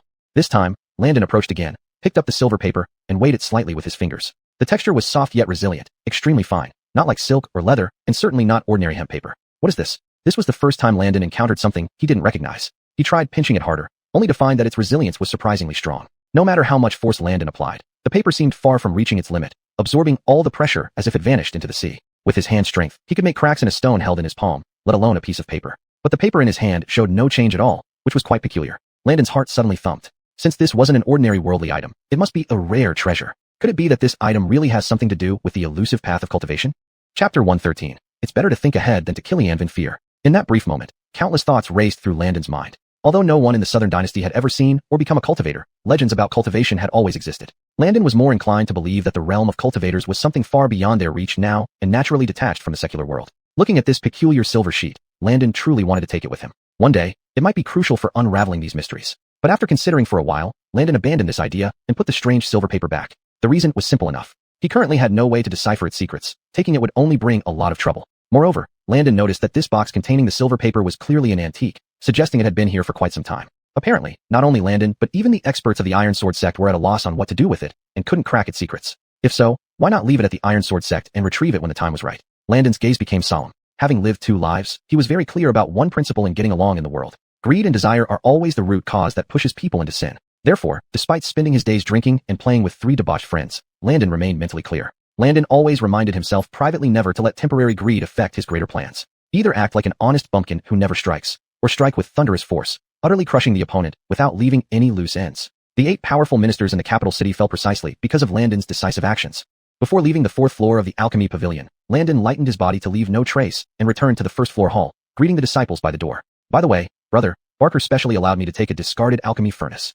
Just as Landon was about to leave, he suddenly remembered the furnace and told the gatekeeping disciple. There are plenty in the back courtyard. Just pick one yourself, the gatekeeper said. Thank you. Landon didn't delay. When he reached the back courtyard, sure enough, piles of abandoned alchemy furnaces filled the yard just as the gatekeeper had said. These furnaces were similar to the ancient style ones Landon had seen before, all shaped like large belly gourds. A quick look revealed that they were all cast from purple copper and were extremely heavy. Even the smallest furnace probably weighed around 200 to 300 pounds. Most people could only dream of carrying such a thing up a mountain. However, for Landon, this wasn't much of a problem. Taking a bundle of hemp rope from his waist, Landon casually chose a smaller furnace, tied it up tightly, and with a low shout, swung it onto his back. With the 200-pound furnace on his back, Landon's body sank noticeably, but he steadied his steps firmly. Carrying this thing, Landon deliberately slowed down, walking a few dozen meters before setting the furnace down for a rest. Many inner disciple members stood far away, watching Landon's actions and secretly mocking him. They couldn't understand why a mere outer disciple would foolishly carry an alchemy furnace back. With their talents and status, common alchemy pills in the alchemy pavilion were provided, so they didn't need to personally handle furnaces. Why would an outer disciple want to study alchemy? How naive. Foolish kid. It's no surprise he'd do such a foolish thing. Several disciples watched Landon from afar, swords in hand, sneering. But Landon paid no attention to them. After returning to the medicinal garden, there wasn't even a trace of sweat on his forehead. Though he now had the furnace, if he wanted to improve alchemy techniques according to modern methods, he clearly needed a place where no one could easily find him. Otherwise, if the finished pills were discovered by Barker and others, it would create problems. After thinking, Landon took some tools and decided to visit the back mountains again. He remembered there were many secluded caves on the back mountains where no one ever went. Now they could serve as a secret base. Before long, Landon found a relatively clean and spacious cave. This place wasn't too far from the medicinal garden, but the path was rugged, so ordinary people would never come here. After deciding on this spot, Landon wasted no time. In one afternoon, he moved the small purple copper alchemy furnace, along with bamboo charcoal and various tools he had prepared, all to this cave. In addition, Landon cleaned up the cave but left the outside weeds and shrubs intact as camouflage. After everything was settled, looking at the neat cave and the small alchemy furnace set up in one corner, the neatly stacked materials and bamboo charcoal, Landon nodded approvingly. Damn, it's actually pretty good. No wonder ancient people liked to retreat into mountains to seek immortals. This feeling is indeed great. Standing at the entrance of the cave, Landon looked at the sunset sky, deeply inhaling the air, feeling a sense of purity throughout his body. This sensation was something he could never experience while living in high-rise buildings in the capital city. After sitting quietly for a while, Landon realized it was almost completely dark. Oh no, how could I forget the important thing? Landon slapped his thigh, suddenly remembering that yesterday he agreed with Ali to practice at the martial arena tonight to prepare for the sect competition. Landon didn't care much about the sect competition. Those misfits were no match for him. What he cared about was Ali's attitude toward him. After all, this was their first scheduled meeting, and if he stood her up, the consequences would be unimaginable. Immediately, Landon quickly found some hemp cloth and covered the alchemy furnace and his belongings. Just as Landon was ready to head to the martial arena to meet Ali, 2 voices outside the cave froze him in his tracks. Chapter 114. You really know how to pick a place. Landon never imagined that not far from the entrance of his cave, a man and a woman were approaching. In an instant, Landon's face turned cold. He quickly grabbed the wooden fence beside him and covered the small opening in front. The cave he chose was quite distinctive. Although it was one cave, it had 2 areas, with the outer area being larger. Landon had placed all his belongings in the inner part of the cave. After blocking the opening with the wooden fence, Landon strained his ears to listen to the commotion outside. Those 2 voices were indeed heading straight for his cave. Senior brother, son, it's almost dark. Why did you bring me here? I'm a little scared. First to be heard was a voice that sounded very coy and somewhat affected. Hee. Hannah, rest assured, as long as your senior brother is here, no wild beast will hurt you. Today, I finally got the chance to bring you out. Hannah, don't you know what senior brother wants to do? Then another rather lascivious voice appeared. Oh, senior brother, what are you doing? Don't touch me. Senior brother, let go of me. Otherwise, I'll complain to the sect leader.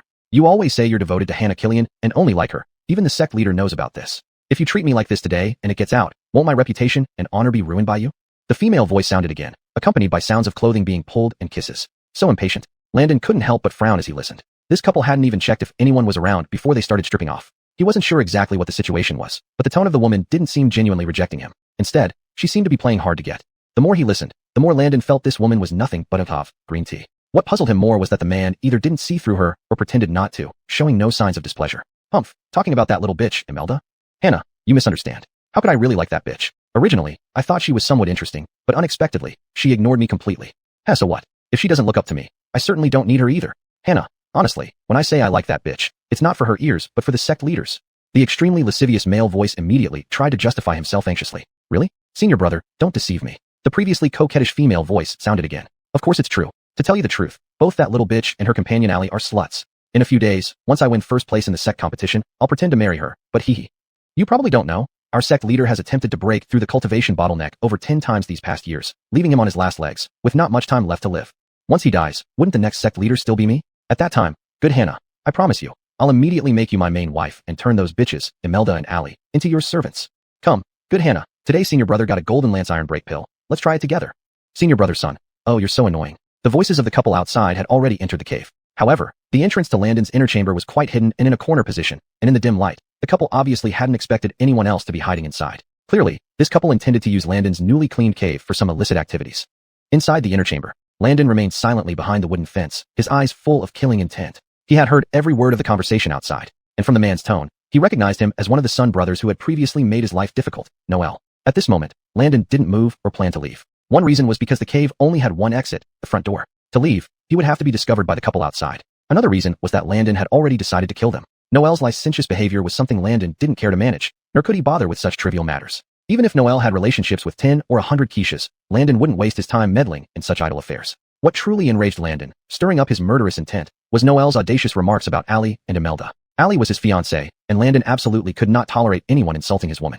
If he could swallow this insult, could he still be considered a man? Moreover, the true intention behind Noel's professed admiration for Imelda was utterly condemnable. He had been using his affection as a stepping stone to become the next leader of the Iron Sword sect. Especially, Noel's words about turning Allie and Imelda into slaves were an affront that Landon could not ignore. Such a person, with wicked intentions and a depraved nature, could never be a friend or an ally. Since they could not be a force for him to command, they would inevitably become an enemy. How should one deal with an enemy? In Landon's view, since the other party was bound to become an enemy in the future, why not take action now to eliminate any potential threats? Since arriving at the Iron Sword sect, Landon had always adhered to a strategy of self-preservation, trying not to reveal his abilities and identity unless necessary. After all, once his identity was exposed, including sect leader Hillary, everyone's attitude towards him would undoubtedly change. At that point, if he wanted to continue going out with Rosa, he would attract even more attention. However, choosing to hide his identity did not mean Landon was a coward. On the contrary, Landon made this choice because he didn't want to use power to pressure others or have these disciples treat him with fear and distance. If someone touched his bottom line, he would certainly crush them completely, leaving no trace of threat behind.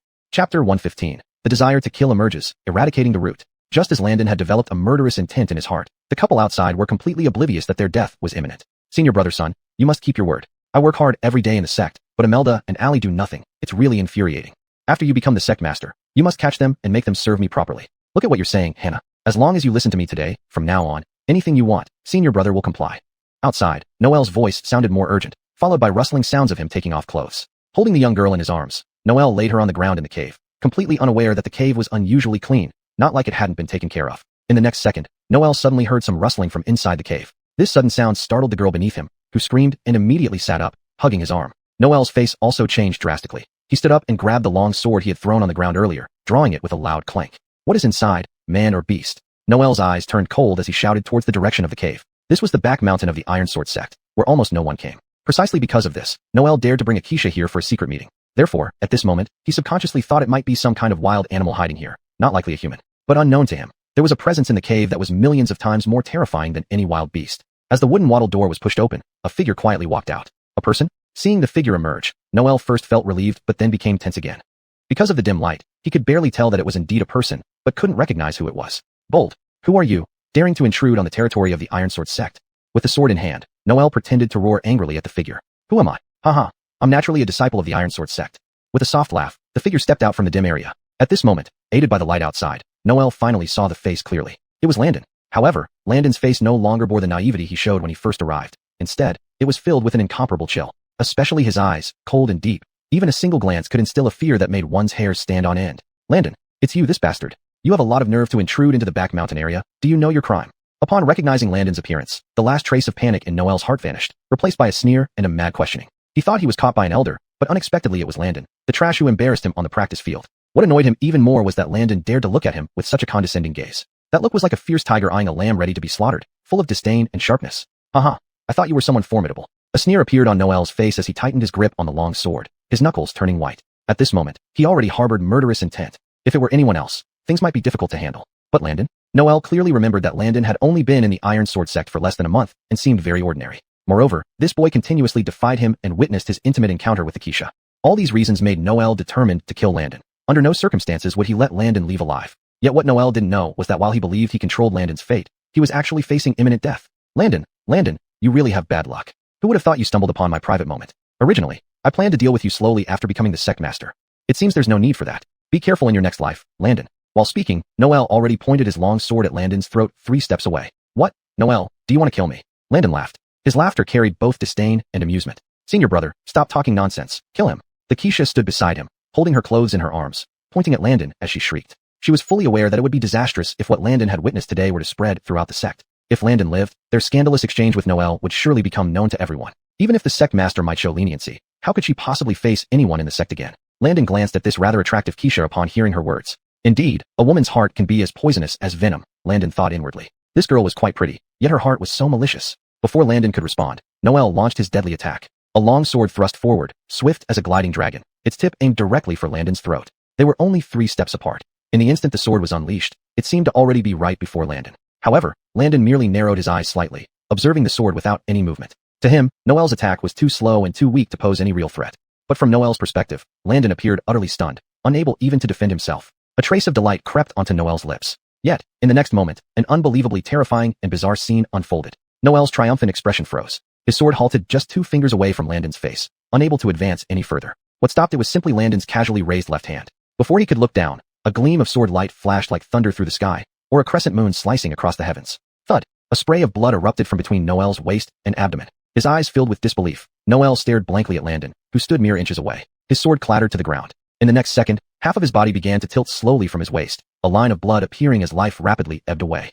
Chapter 116, Keep My Secret from Me. With a thud, Noel's body was severed into 2 at the waist. The lower half fell to the ground, while the upper half lunged forward and became still. One sword strike, clean and decisive. With a metallic clang, Landon shook the cold, gleaming iron sword in his hand. Blood droplets fell to the ground, and the blade slid back into its scabbard. Noel was dead, killed by Landon's simplest and most direct draw of the sword. As a third-rate expert, Noel had never expected until his death that he would die at the hands of someone he considered the least threatening and unremarkable. Though his eyes had lost their luster, they were wide open, and bloody foam was gurgling from his throat. It took nearly a full minute for Noel to finally breathe his last, dying with his eyes still open in disbelief. He couldn't understand, and it was unbearably hard to accept, that he would meet his end in such a manner. After sheathing his sword, Landon only looked down at the corpse on the ground with calm eyes. A large pool of dark blood had already spread out. However, Landon's calmness and indifference made it seem as if this matter had nothing to do with him, as if what he had just cut down was not a human being, but an insignificant ant. Suddenly, an ear-piercing scream rang out. The Keisha who had been about to commit indiscretion with Noel was now pale-faced, tears streaming from her wide eyes. The terrifying sight of a body cleaved in 2 terrified her so much that she couldn't even walk, collapsing onto the ground as her legs gave way. Her eyes fixed on Landon, filled with utmost fear, because she clearly saw Landon walking towards her, step by step. The iron sword that had just killed Noel was still in his hand, shimmering with a chilling light, causing a shiver through her spine. Don't kill me. I beg you, senior brother. Kill me until senior brother. Please don't kill me. I swear, I won't tell anyone about this. Everything that happened today, I didn't see anything. I know nothing. The Keisha, sobbing uncontrollably, knelt on the ground and pleaded with Landon. What did you just say? Landon stopped, a hint of amusement flickering on his face. You said you won't tell anyone? What does that mean? It seemed this little girl and Noel might have some background after all. Hearing Landon's question, the Keisha quickly replied, Senior brother, his father is second elder dom of the Iron Sword sect. If you let me go, I promise I won't tell third elder anything. Oh, second elder. A slight movement stirred within Landon. Indeed, there was more than he had anticipated. Judging by the Keisha's appearance, she was thoroughly terrified, revealing even this information. It appeared that Noel dared to bring her to the rear mountain for such deeds because he had something to rely on. Even if someone found out, he could suppress the matter simply by mentioning his father's position as second elder. Unfortunately for him, he encountered Landon today. Seeing that Landon's eyes revealed only thoughtful contemplation without any sign of sparing her, the Keisha quickly reached toward her clothes. Senior brother, please, don't kill me. From today onward, I'll be yours. Whatever you want me to do, I'll agree. If you want me to serve you, I'll make sure you're satisfied. While stammering, the Keisha began undoing her clothes, clearly intending to use her beauty to save her life. You said what? To be mine. Landon's previously calm face suddenly showed a faint smile as he asked the Keisha. Seeing Landon actually smiling, the Keisha felt a huge relief.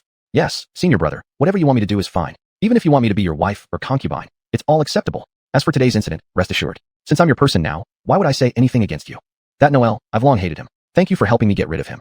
Believing Landon was swayed by her charm, the Keisha spoke confidently. Landon laughed. Her words caused his initial mild smile to gradually transform into a hearty laugh, escalating to a mad cackle. But in the next moment, Landon's laughter abruptly vanished, replaced by a gaze filled with anger and fury.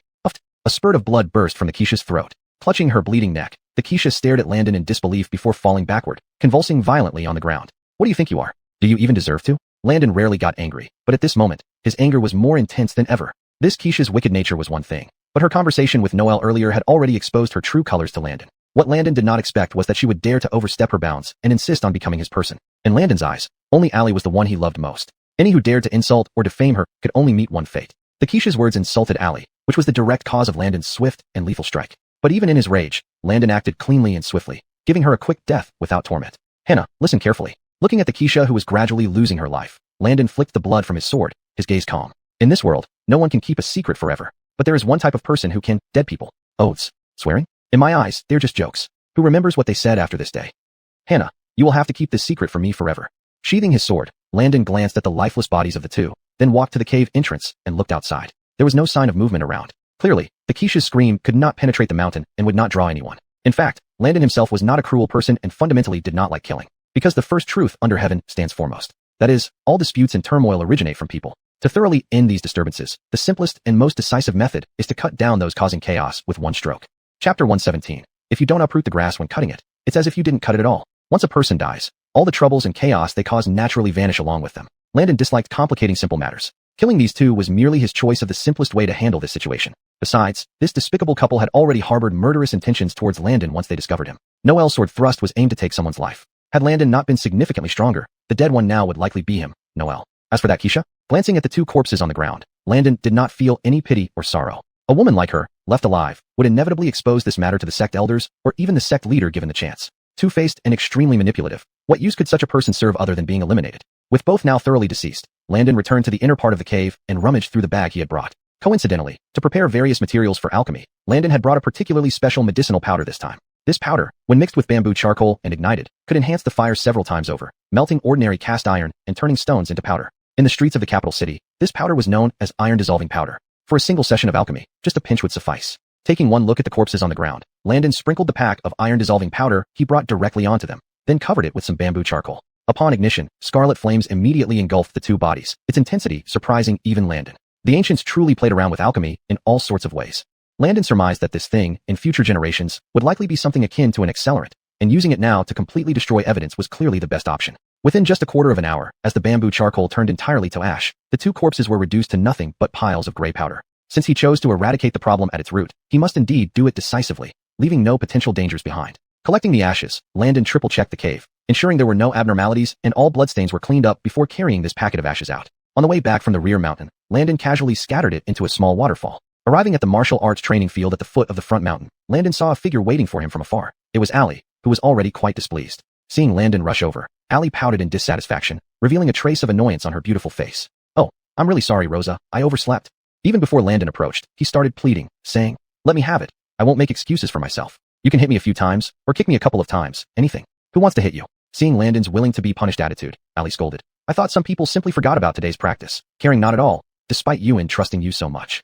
Although she said that, Allie wasn't genuinely upset, but rather understood Landon. From Imelda, Allie learned that Landon voluntarily went to work in the medicine garden to stay in Iron Sword sect, hoping to see her every day. According to Imelda, the workload in the medicine garden was extraordinarily laborious, usually forcing ordinary disciples to flee within 3 to 5 days. However, Landon, a prince of the Southern Dynasty, had worked as hard labor in the medicine garden for a whole month, which demonstrated an astonishing level of resilience. Several times, Imelda half-joked that if she really didn't like Landon, she wouldn't hesitate, as she favored serious people. For some reason, Allie felt she shouldn't like Landon, yet she couldn't bring herself to say the word good, only settling after pinching Imelda a few times. The martial arts training field under the moonlit night, with the pale silver moonlight faint, but making shadows appear ethereal. "It's getting late today, let's start practicing first." Allie tossed a bamboo sword to Landon and took another for herself, saying, "The inner disciples of Iron Sword sect are at most upper-class first-rank level. If you can fight me to a draw, defeating them will be easy." Upper-class first rank. Pondering for a moment, Landon asked, "So, Rosa, does that mean you're a top-tier first-rank expert?"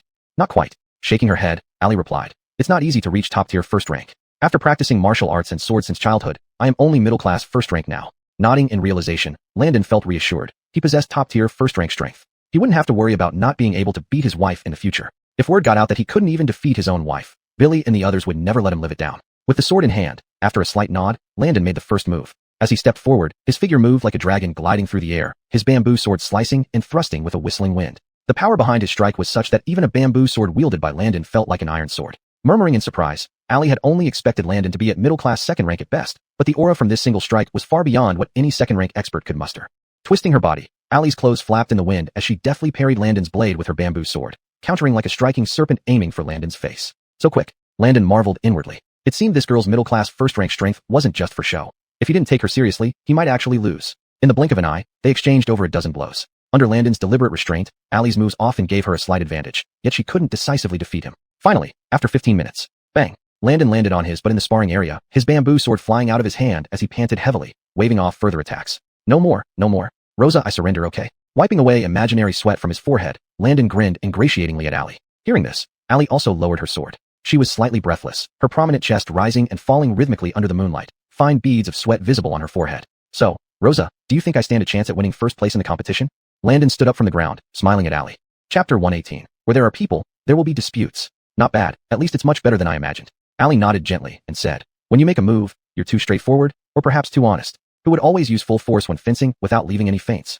I'm not skilled enough, right? Landon chuckled and replied. But with Rosa here, I don't think this little flaw matters much. We have one more day tomorrow. Let's practice some more, okay? Alright, let's call it a day today. It's getting late. Go back and rest early. Ali looked at Landon and admonished. If you come this late again tomorrow, don't even think about me teaching you swordsmanship anymore. Dare not, dare not. Landon quickly responded. Rest assured, Rosa. Tomorrow I'll arrive half an hour earlier. No, one whole hour earlier. If I'm late, punish me by riding on me, okay? Puffed, who wants to ride on you? You're full of sweet talk. Ali's fair face flushed red, fortunately under the dim moonlight. Her rosy cheeks were not noticed by Landon. She turned around, lightly tapped her foot, and gracefully left the training ground. Landon didn't rush to leave. Recalling Ali's attitude and words just now, he smiled. I've always said, anyone in this world I set my eyes on can never get away from me. Isn't that right? Landon casually waved his hand, sending the bamboo sword flying dozens of steps away to accurately land back on the weapon rack of the training ground. What your highness says is true. Why would you deliberately expose your weaknesses and lose to Sierra when clearly, with your strength, defeating her shouldn't be a problem? A figure quietly emerged from the darkness, bowing respectfully beside Landon. This person was one of the two bodyguards of Landon's princely residence. Ever since Landon decided to stay in Iron Sword Sect to pursue a wife, his mother Janna, worried about his safety, specially ordered the two princely bodyguards to visit Iron Sword Sect every night to ensure Landon's safety. Of course, Landon thought this was unnecessary, but to ease his mother's worry, he agreed to meet the bodyguards daily. Hearing the bodyguard's question, Landon couldn't help but laugh. You don't understand this yet, Landon explained. If I don't expose weaknesses, how could Rosa win me? If Rosa can't win me, how can she be happy? And besides, if we preserve our strength now, it'll make Rosa and Imelda that girl worry for us. By the time of the grand competition, we'll surprise everyone. Wouldn't that be even better? Saying this, Landon stood up and said, you should learn from me in this aspect. While in martial arts, I need to learn from you. Yes, your highness. The princely bodyguard couldn't help but smile, bowed and said, your subordinate will take his leave. Landon waved his hand, watching the bodyguard disappear into the darkness before heading towards the medicinal garden at the back mountain. The next morning, bright and early, Landon stretched and got out of bed, then went outside to water the medicinal plants in the garden. Unbeknownst to him, over at the main hall of Iron Sword Sect, chaos was brewing. In the great hall, seated in the central chair was a corpulent middle-aged man with triangular eyes, thick ears, and a somewhat scholarly air. His name was Casimir, the Grand Elder of Iron Sword Sect, second only to sect leader Hillary in status and power. In recent years, whenever Casimir sat in this chair, it meant sect leader Hillary was in seclusion, leaving him in charge of important matters. On both sides of Casimir were other elders of Iron Sword Sect, but among them, a new face appeared on one of the chairs for the first time.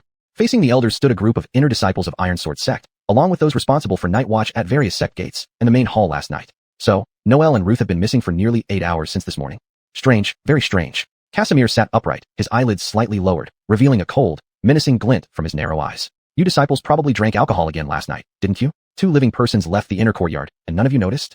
Coldly, Casimir's gaze fell upon 2 disciples standing in front, demanding, Grand Elder, please forgive us. Elders, last night, I was indeed on duty at the gate, but how did Senior Brother Sun and Hannah Phone leave the courtyard? I really didn't know. Considering Senior Brother Sun is a top-tier expert, if he wanted to slip away undetected, I wouldn't have noticed.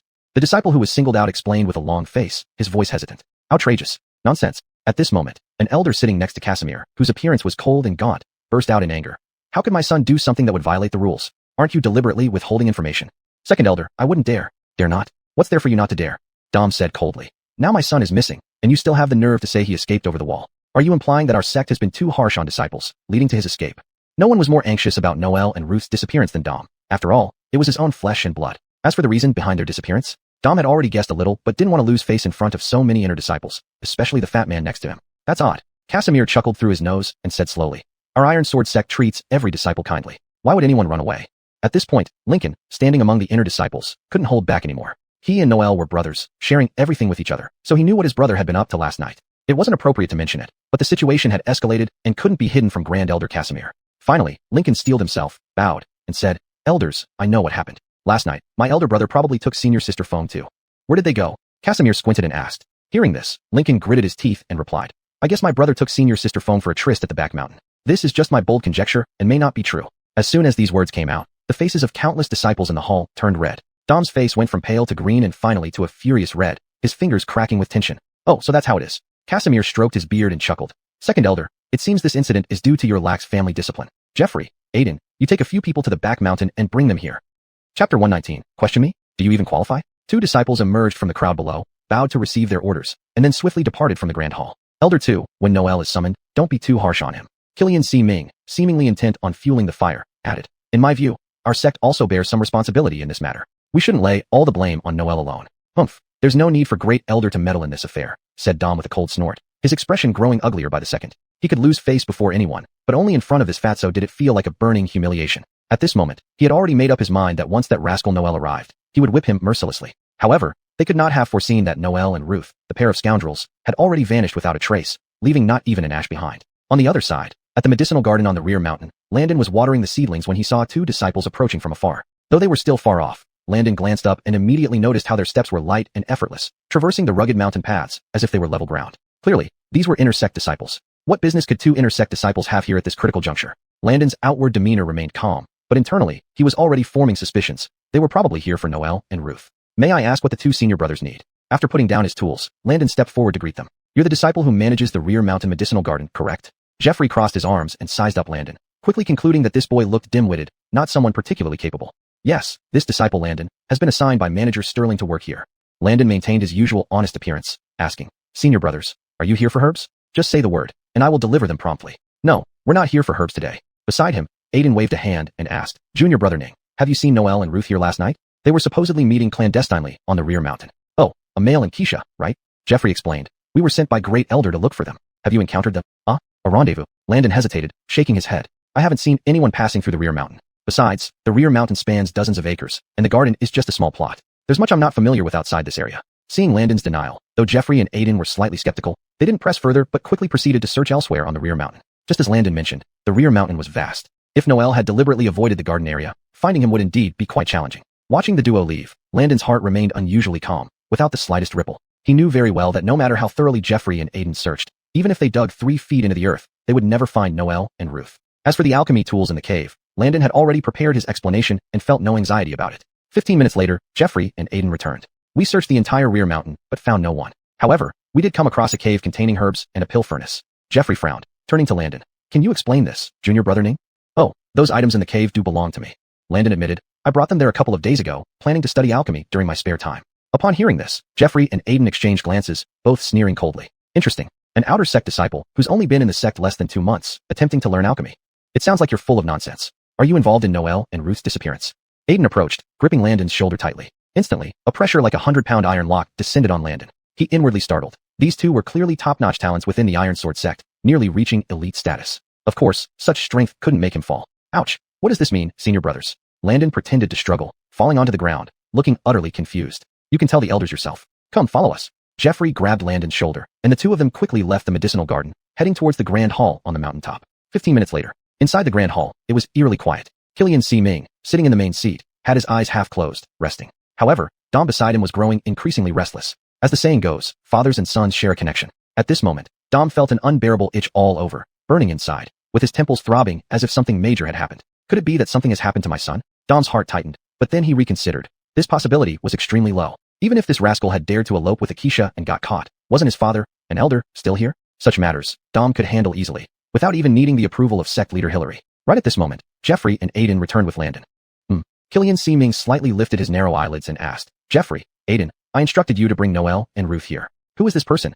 Not just Killian C. Ming, But among the elders present, only third elder Ren Kilianu knew Landon from the martial arts arena. Aiden said, "Great elder, he is Landon, an outer sect disciple working at the Rear Mountain Medicinal Garden. We went to the Rear Mountain to find them, but he kept insisting he hadn't seen Junior Brother Sun or Hannah Foam. However, we found his pill furnace and some herbs stored in a cave on the Rear Mountain. I suspect that this person harbors ill intentions and may be involved in Junior Brother Sun and Hannah Feng's matter. Therefore, we brought him here for the elders to decide." Jeffrey also stepped forward, their attitudes clearly treating Landon as a suspect. "Interesting." Killian C. Ming chuckled coldly, saying, "So, this situation becomes interesting. Landon, do you have anything to say?"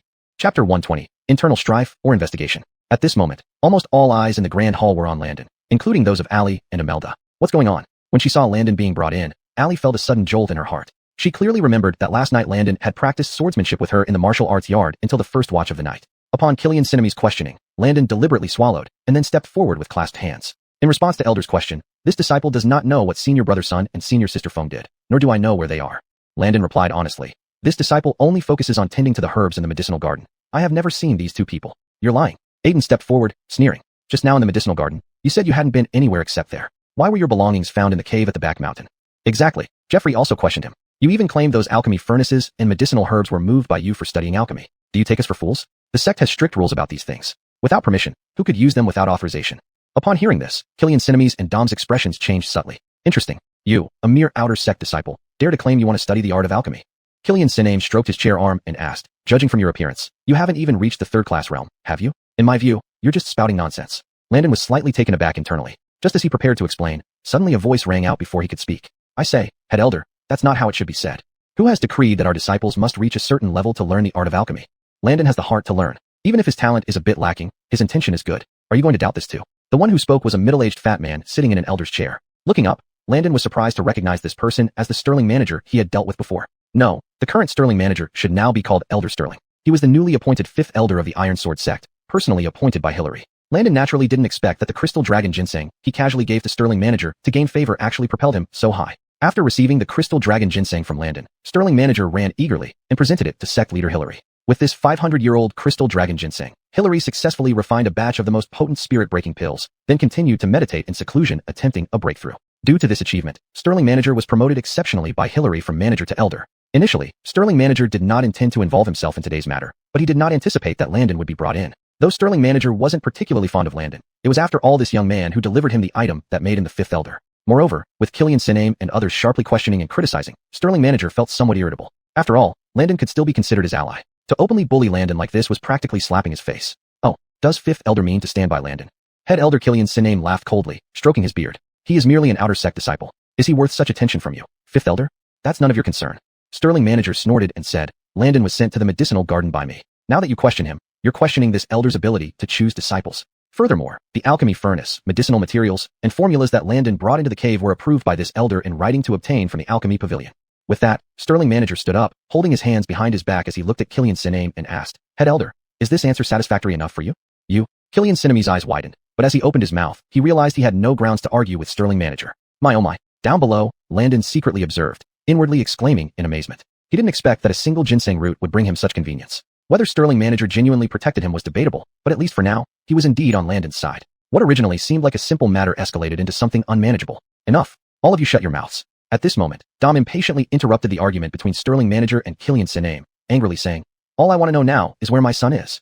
Finished speaking, he got up directly, walked to Landon's front, and with his eyes wide open, asked, "Kid, do you really know where my son is? Did you harm him?" "Second elder, be careful." Killian Cinname, seated in the first position, cast a cold glance and said indifferently. Hearing this, Dom harumphed angrily and sat back down.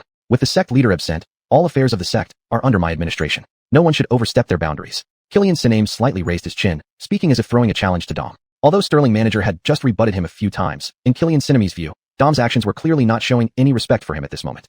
Compared with the trivial matters of whether Noel was dead or alive and Landon's issues, Killian Cinname obviously valued his power and status more. Since fifth elder has just expressed his willingness to personally protect Landon and clear him of any wrongdoings, Killian Cinname added calmly. Moreover, as an outer sect disciple, Landon's strength and talent are far inferior to those of Noel and Ruth. He wouldn't stand a chance against them logically or morally, let alone pose any threat to them. "What did you say?" Dom cast a chilling look, subconsciously rising to his feet again. "So, this elder believes that Noel and Ruth deliberately escaped from the sect under cover of night, living outside on their own, having nothing to do with our sect members." Killian Cinname's statement was then directed towards the other elders. "What do all of you think about this?" "Nonsense. I see through your intentions. You all just want to protect this Landon. He clearly looks like a murderer." Since you don't wish to thoroughly investigate, I will personally capture this boy and interrogate him. Dom slammed his fist on the table and stood up, reaching out to grab Landon's throat. Chapter 121. Having someone to back you up makes you bold. The moment he made his move, Landon instantly felt an unprecedented sense of threat. Despite the distance between them being about 10 feet, Landon actually sensed a pulling force from Dom's tiger claw. Could this be what martial arts novels described as internal strength? Landon was somewhat startled. He was currently a top-notch expert, but he had never felt any internal strength within him. He had always believed that the concept of internal strength was fabricated by the ancients. At the end of the day, wasn't practicing martial arts still about improving sword and saber techniques and the body's endurance? However, after Dom's palm strike, Landon's thoughts immediately underwent a significant change. This guy must be at least a master-level expert, superior to a first-class expert, which is why he possesses internal strength that ordinary people don't have. At this moment, Landon felt helpless. With his abilities, if he chose to fight head-on, he might not be caught by Dom. But doing so would expose his true strength, potentially affecting the upcoming sect competition. In a flash, Landon suddenly heard a clear female voice behind him. Elder 2, please stop. If Eric's face can't save him, then I am willing to speak up on his behalf as a member of the Murong family and vouch for him. As she spoke, a graceful figure appeared beside Landon. It was Ali. This scene not only left Landon momentarily stunned, but also froze Grand Elder Casimir, Elder 2 Dom, the other elders, and even the outer disciples. If Eric's plea could be worth a piece of silver, then Ali's one sentence was comparable to a mountain of gold. Who in the Iron Sword sect didn't know who Ali was? She was the daughter of the current Southern Dynasty's most formidable general, a lineage descended from the Northern Town King ennobled during the reign of the first ancestor.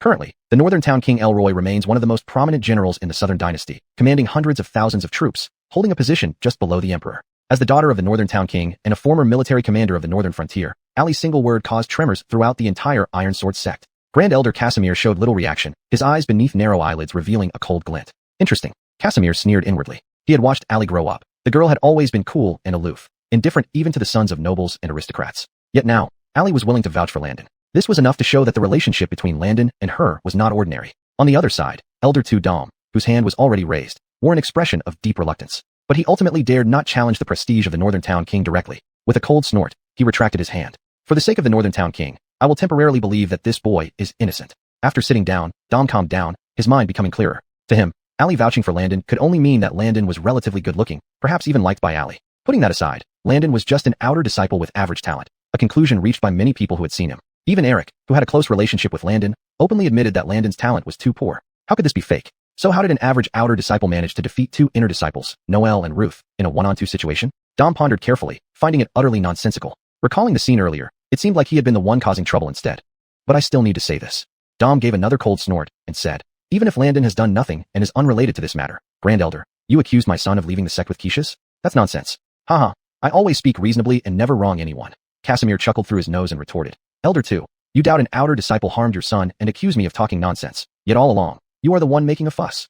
Grand Elder speaks the truth. Eric, who had recently become 5th Elder, chimed in sarcastically, what kind of playboy personalities your two sons have? Wouldn't their father be more aware? Do you really think it's possible that Landon single-handedly eliminated them both and covered up their tracks?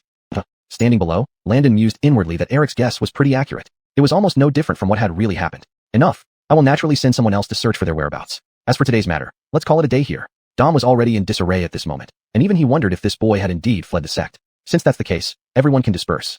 Grand Elder Casimir stroked his beard, smiling as he said. Disciples walked out of the great hall one by one. When Landon came out, he saw that Ali and Imelda had already walked far ahead. It wasn't surprising. After all, this wasn't the place for conversation. No matter how much they wanted to talk, they'd have to wait until they met at the practice ground that night. Landon wasn't in a hurry either. He waited quietly at the entrance of the great hall courtyard. Soon, Eric emerged. Eric, thank you for standing up for me just now. I really don't know how to repay you. Landon clasped his hands and smiled. Actually, I should now address you as Elder Sterling. Ha ha ha. Eric raised his head proudly, smiling as he patted Landon on the shoulder, saying, Landon, didn't I tell you long ago that if I ever got back on my feet, I wouldn't forget you? Today Dom obviously had anger inside him, looking for a scapegoat to vent his frustration, and he found you. Humph, but he didn't bother to look closely. You, Landon, are under my protection. Who dares to bother you? Eric continued proudly. Just relax. Go back and do your work. No one will bother you again. If anything happens, feel free to come to me. Now that I'm an elder, nothing is too big a deal. So, Elder Sterling, may I take my leave now? Seeing that Eric seemed quite pleased with himself, Landon secretly criticized him, but still asked politely. Go ahead, go ahead. I'll wait, come back. I have something else to ask you. Just as Eric nodded, he quickly called Landon back. Chapter 122. When it's time to cut, leave no regrets. Landon was slightly taken aback, but he still turned around and asked, feigning ignorance. Elder Sterling, is there anything else you need from me? Oh, nothing much. Alf Sterling had intended to test if Landon was hiding something, but clearly he underestimated the latter's calm and composure. If you find any more fine and aged herbs in the back mountain area, just send them all over to this elder. I won't be stingy with rewards. After saying that, Alf Sterling waved his hand at Landon as a signal for him to leave. I understand. Landon bowed respectfully. Then as he turned away, a cold smile crept onto his face. A mere 500-year-old crystal dragon ginseng could make someone trust him wholeheartedly. This transaction was well worth it. Back at the medicinal garden in the rear mountain, Landon wasn't anxious at all. Noelle and Ruth had long vanished without a trace in this world. No matter how resourceful Dom was, he would never be able to find any clues. Moreover, after today's farce in the Grand Hall, Landon felt even more certain that as long as Dom was smart enough, he wouldn't suspect him anymore. Seeing it was still early, Landon considered whether to secretly return to the capital city. But unexpectedly, footsteps were heard coming closer outside. Upon hearing the sound, Landon stood up and opened the door, only to see Allie and Imelda approaching. "Why are you here?" The Landon asked. He knew very well that given what happened today, it would be strange if Allie didn't come. "We should be asking you." After the two women entered and sat down, Allie frowned and asked, "Is it true that those two disciples who went missing are related to you, as the elders mentioned today?"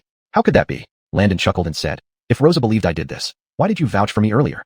"Don't you know?" Imelda giggled, hugging Allie's arm while talking to Landon. "Although Sister Sod usually looks cold, she often mentions you to me in private." She even said. Before Imelda could finish her sentence, Allie gave her a stern look and pinched her waist lightly, making Imelda beg for mercy. "Fine, since we're all family, let's just speak frankly."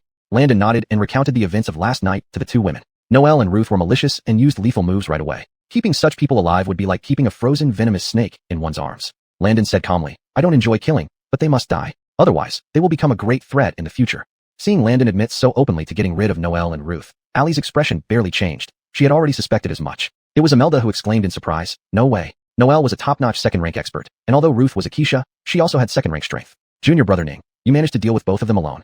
"Pure luck," Landon smiled slightly. "They were too complacent, which allowed me to gain the upper hand." To be honest, their deaths were not unjustified. As for his status as a first-class peak expert, Landon didn't plan on telling Imelda. Even if he did, she might not believe it anyway. Allie frowned and asked, "Where are their bodies now? If second elders people find them, there will be serious trouble." "Bodies." Landon pointed to a bag of iron melting powder sitting in the corner and explained, "This substance was introduced to me by fifth elder. Mixed with fire, it can melt even cast iron into liquid. They have turned into ashes." Hearing this, Allie breathed a slight sigh of relief, but inside she felt an even deeper astonishment.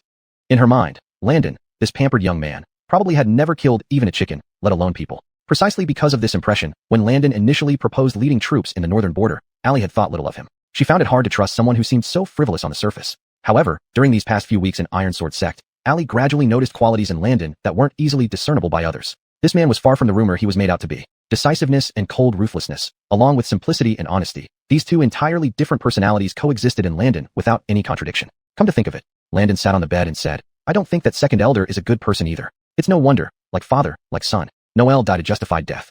If not for Dom's excessive indulgence in his two sons, allowing them to run amok within the sect, how could Noelle have dared to bring Akeisha out for a secret rendezvous?" Moreover, in the cave, Landon had overheard Noelle and Ruth's conversations, which were full of dangerous words deserving of capital punishment. In Landon's view, although Dom seemed strong, the fact that he could become an elder merely by strength showed that there were many problems within Iron Sword Sect. This time, Noelle and Ruth's deaths would likely serve as a trigger. It wouldn't be long before the entire Iron Sword Sect would erupt due to years of accumulated issues. "Rosa, shall we practice swordsmanship tonight?"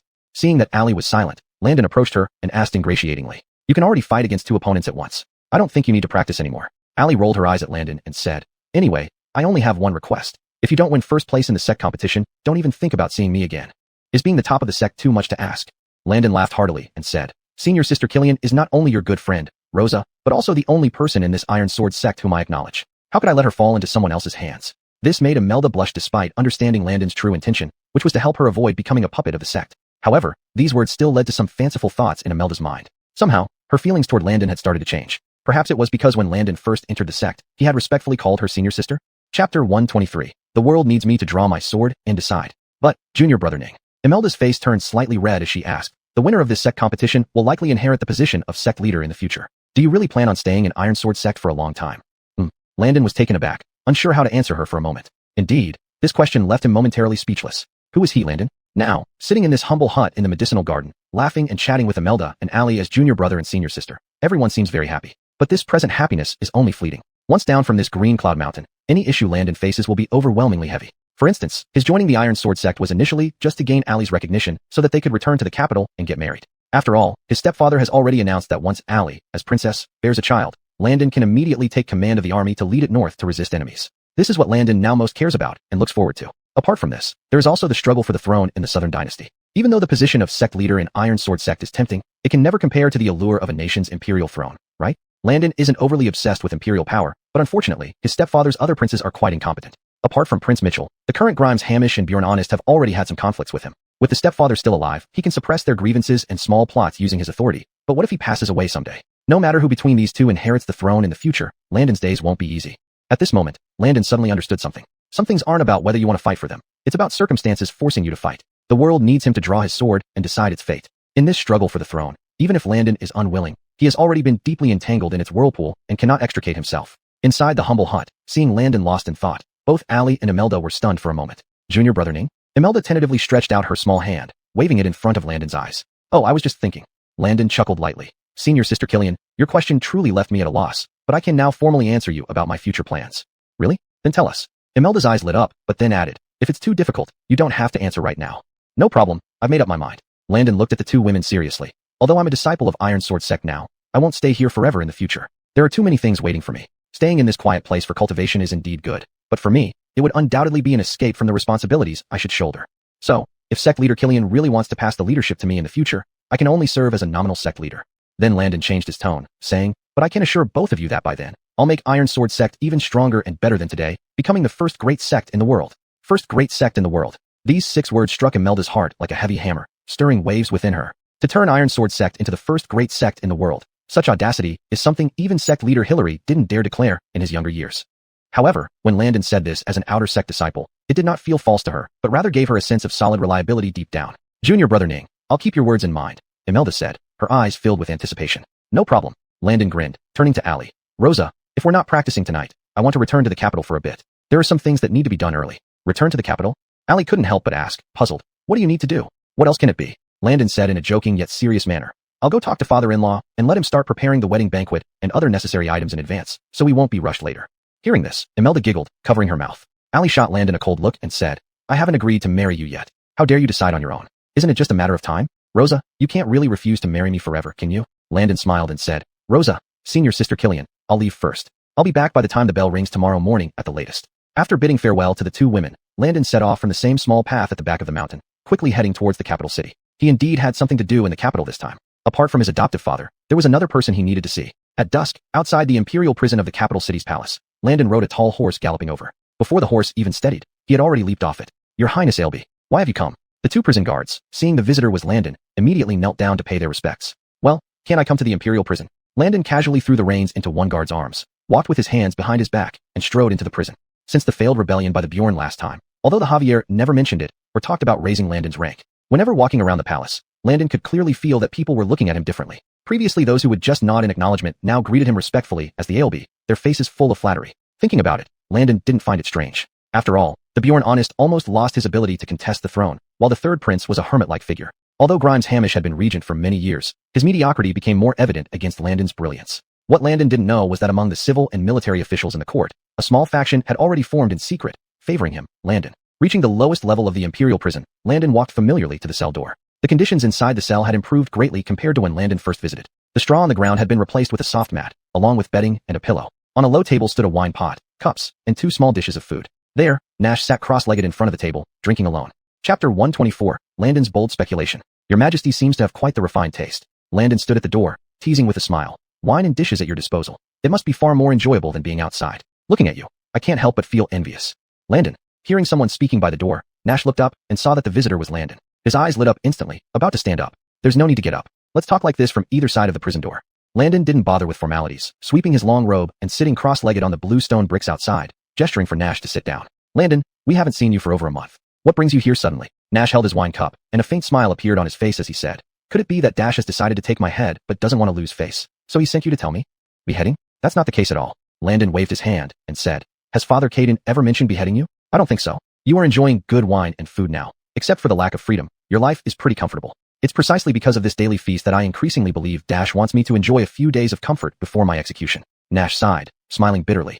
Anyway, who would blame him? Being the emperor of this world? I failed in assassinating him, deserving death 10,000 times over. Killian listening to his words, Landon could almost see the resentment oozing out of him. It seemed he truly regretted not successfully assassinating the Javier back then. Brother, today I came here not to deliver any message but for another matter. Landon asked, during these past few weeks, has Father Caden come to this prison several times asking you about the Imperial Seal?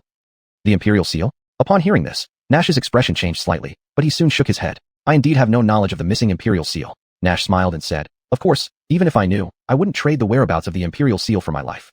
Some things don't necessarily require getting to the bottom of them or clarifying every detail. From Nash's attitude, Landon already suspected that this guy probably knew something significant about the Imperial Seal. There's no rush for brother to declare your stance. Landon smiled. If you don't wish to speak, then listen to what I have to say. Father Caden shared some secrets with me regarding the imperial seal. Oh, what secrets? Hearing this, Nash instinctively lifted his head and asked. He said the imperial seal is the key to the fortunes of the Southern Dynasty. Its existence determines the fate and future development of our nation. Landon continued. I think it's like a sea anchor stabilizing the ocean or the dual chi points in a Taiji diagram. Its importance cannot be overstated. At first, I thought the loss of the imperial seal might just be a laughing matter. After all, such an important object, how could Grand Ancestor not have safeguarded it properly? Even with the turmoil among princes and factions, the location and fate of the imperial seal shouldn't have easily changed. Pausing there, Landon deliberately stopped and observed Nash. Sure enough, upon hearing this, Nash showed a trace of agitation. Landon, what you say makes sense. Nash sighed. I am not hiding anything from you. The imperial seal is indeed lost, and I cannot determine its whereabouts. Don't rush. I'm not done yet. Landon smiled slightly. You may not know, but during this month, I've been staying near the capital at a sect called Iron Sword Sect. There, I discovered something very peculiar. What Landon referred to was the silver-white blank paper he found in the Iron Sword Sect's alchemy hall. This object is exceptionally durable, emitting a natural silver glow, and feels very special when touched. And considering it was stored in the alchemy hall, I suspect it might be related to alchemy formulas. Landon added, the best-known high-grade alchemy formulas are written on yellow paper with black ink. There's nothing mystical like this object. Do you mean that the silver paper is extraordinary? Nash, being intelligent, quickly understood Landon's implication. That's exactly what I mean. To my knowledge, the highest realm in martial arts is called Wudao Dazanshi. Beyond that lies the realm of cultivation, yet no one in the history of the Southern Dynasty has ever broken through this barrier. Landon said seriously. However, just because no one has broken through doesn't mean the realm of cultivation does not exist. On the contrary, I believe the great cultivators might truly exist. It's just that due to no martial artist reaching this realm in nearly a century, their ways have become less known in the world. This was the key reason Landon hurriedly returned to the capital to see Nash. At first, Landon wasn't very certain if the silver paper stored at the Iron Sword Sect had anything to do with great cultivators. But when he came to the palace last time, his stepfather told him about the secret of the imperial seal and directly pointed out that this object was crucial to the fortunes of the Southern Dynasty. From this point, Landon could reasonably deduce that the lack of martial artists breaking through the cultivation barrier in today's world might be related to the loss of this key item. In simple terms, the imperial seal could very well be the key to opening up the world of cultivation.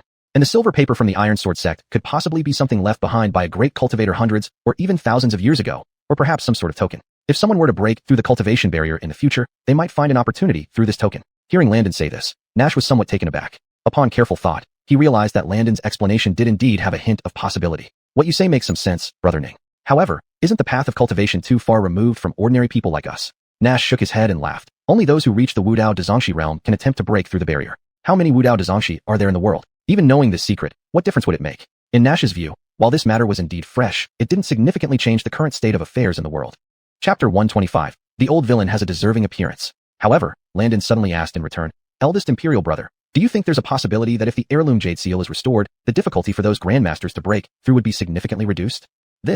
Upon hearing this, Nash was instantly taken aback. Indeed, who could guarantee with certainty that after the restoration of the heirloom jade seal, it wouldn't affect the empire's fortune? For the state, a nation's fortune can manifest in many ways, such as wars, famines, plagues, floods, or consecutive years of favorable weather and peace. All these can be seen as manifestations of fortune. Moreover, the things affected by fortune cannot be easily manipulated by human efforts. So, for the people living in the Southern Dynasty, would a change in fortune have no impact at all? Landon remembered reading some cultivation novels where most of them mentioned that between heaven and earth, there exists spirit energy. This subtle heavenly spirit energy is also what determines whether martial artists in a region can break through their constraints. Two people of equal talent. One has no resources and relies entirely on working hundreds or even thousands of times harder, ultimately dying as just a grandmaster of martial arts. What about the other person? From birth, they receive the finest cultivation guidance and abundant resources, reaching peak grandmaster status upon adulthood and easily breaking through the constraints of immortality. Comparison can be lethal. This truth applies universally at any time. While postnatal effort is crucial, isn't prenatal advantage equally important? Landon thought that if there existed spirit energy in the Southern Dynasty,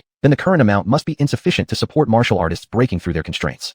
But if the heirloom jade seal were returned and the fortune changed, who could predict what might happen next? Understanding Landon's logic, a significant transformation occurred within Nash. Brother Ning, what you say makes sense. If the heirloom jade seal can alter the world's situation and fortune, then I shouldn't let personal grudges allow such an object to remain lost. Nash lifted his head. His eyes were slightly red from drinking, but his gaze was unwaveringly determined. So, Brother Caden, do you know any clues about the heirloom jade seal? Landon was also startled. Any clue, no matter how small, was better than nothing, better than everyone wandering aimlessly like headless flies. I indeed know a little, but it may not be much help to you, Nash said. I remember hearing from my companions that during the succession disputes among princes, the heirloom jade seal went missing. The disappearance of the heirloom jade seal caused Caden Taizu to fall ill out of anger and grief, passing away shortly thereafter. At the time, rumors spread that the 8 princes completely revealed their hidden powers in a court assembly, leading to chaos. In the midst of the chaos, Caden Taizu, in fury, ordered the arrest of several princes. The most aggressive ones received punishment. Your father was sent to lead troops in the western frontier and fight against border tribes. After recalling for a moment, Nash continued. After that chaos, the heirloom jade seal vanished. At the time, rumors suggested that it wasn't stolen by a prince because as royal family members, possessing the seal wouldn't affect the nation's fortune. So you mean the heirloom jade seal was stolen by outsiders amid the chaos? Landon's heart sank immediately. If the clue about the heirloom jade seal involved direct imperial family members, it would be easier to investigate since the pool of suspects would be smaller. But once it involved outsiders, it became complicated. It had been so many years. Who knew how many of Caden Taizu's people were still alive today? Very likely. According to my speculation, it might have been stolen by one of Caden Taizu's trusted ministers, especially those he favored. Whether this person is still alive today is uncertain, but if he did live until now, he would be an old minister serving 2 dynasties. Then, Landon pondered for a moment and was about to speak when an eerie chuckle suddenly came from the direction of the prison gate. Oh, I wondered who was talking to a prisoner here. I didn't expect it to be the ALB. Not knowing the honorable visit of His Highness the ALB, this old minister offers his respects. Turning his head toward the source of the cold, hoarse voice, Landon saw a man dressed in dark green dragon robe and official attire, flanked by several black-clad martial artists, striding over with his hands clasped behind his back. With a grim countenance, white-streaked beard and hair, and an imposing demeanor even without anger, this man had thick eyebrows and large eyes that exuded extraordinary authority. Landon immediately recognized this old man. He had argued with him during an early court session just the other day. This was none other than one of the current Southern Dynasty's pillar dukes, Lonnie. As he looked up at Lonnie approaching with a mocking smile, and in a condescending manner, Landon met his gaze unflinchingly. Wait a moment. Suddenly, Landon recalled what Nash had mentioned earlier. An influential and favored minister from Caden Taizu's era, with considerable power and strong ambitions. If he were still alive today, he would surely be serving in both dynasties. There weren't many ministers who fit these characteristics. Prime Minister Desmond could be considered one, but as a civil official, Landon didn't think he harbored such ambitions. Lonnie, on the other hand, seemed to match all the criteria perfectly. By age, Lonnie was almost 60, having served in both dynasties. During the prince's succession dispute, he had once commanded troops stationed in the capital. It was precisely because Caden Taizu had excessively favored and heavily relied on this person that upon Duke's ascension, the latter immediately stripped Lonnie of his military command and transferred him to lead troops in the southwest. Upon careful consideration, it was highly probable that Lonnie was the one who stole the heirloom jade seal. Landon sized up Lonnie and smiled. I should be welcoming Duke Weiqi with due respect. What brings you here, sir? Fisk, ALB, shouldn't I be the one asking questions first? You owe me an answer. Lonnie gave a sardonic smile as he sized up Landon, occasionally glancing at Nash inside the cell. He was quite suspicious that these 2 young ones might have exchanged some information. I just came to visit my elder brother. We had a pleasant chat earlier. Landon smiled. I told him that if he can be released someday, I'll invite him to my mansion for some fine wine and cuisine. Chapter 126. Lend us the dragon guard for a moment. Oh, hearing this, Bill gave a cold snort and said, Prince, it's fine to speak like this before an old minister, but be careful not to let Waylon hear. How so? Landon raised an eyebrow, asking without any hesitation. Haha. Bill sneered. Who doesn't know that this boy previously set up assassins in Keeganealing to try and kill Waylon? Such actions are enough to earn him dismemberment or death by slicing. Even if Waylon spares him out of pity as the son of the previous crown prince, and due to their uncle-nephew relationship, Prince, he is still a heavy offender of the Southern Dynasty. It's likely that he will never have a chance to leave the prison alive. After speaking, Bill immediately lifted his chin, speaking from on high with an air of condescension towards Landon and Nash. After a simple few questions, Bill made a judgment in his heart. It seemed that Landon was indeed naive and young, to the point of actually wanting to be friends with Nash. However, what Bill didn't expect was that Landon smiled after hearing him. I think what Mr. Yuchi said isn't quite right. It's Waylon's affair if he does not pardon him now, Landon retorted. But who would be in charge once Waylon abdicates? That remains to be seen. This comment made Bill's eyes flicker, watching Landon coldly, knowing clearly that Landon was targeting him with those words. Prince, what you just said was extremely disrespectful to Waylon. Waylon is in his prime. Why can't he rule for several more decades? Bill said coldly. As a prince, you must be cautious about such matters to avoid unnecessary trouble. No need for you to worry about that, Sir Yuchi, Landon said with a smile. Is there anything else you need, Sir Yuchi? If you're here to ask questions, perhaps we should reschedule. I've booked today's time with my brother.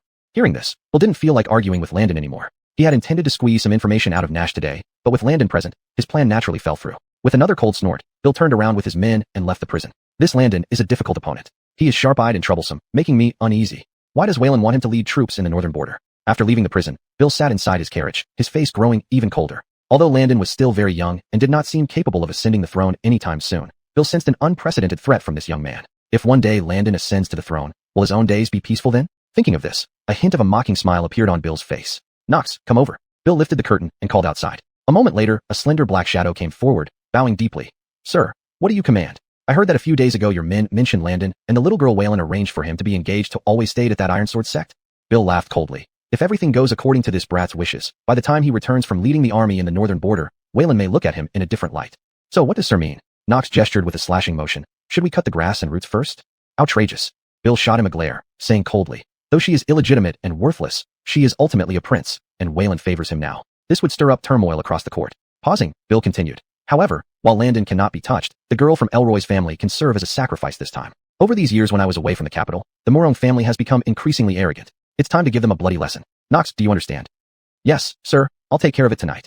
Cold glint filled Knox's eyes as he bowed respectfully. Meanwhile, back at the prison. Brother, I'll leave first today. I'll come back for detailed discussions if there's progress. After dealing with Bill, Landon decided not to stay any longer. Today's conversation was long enough. Prolonging it further might draw unwanted attention. Ning brother, you need to watch out for Bill.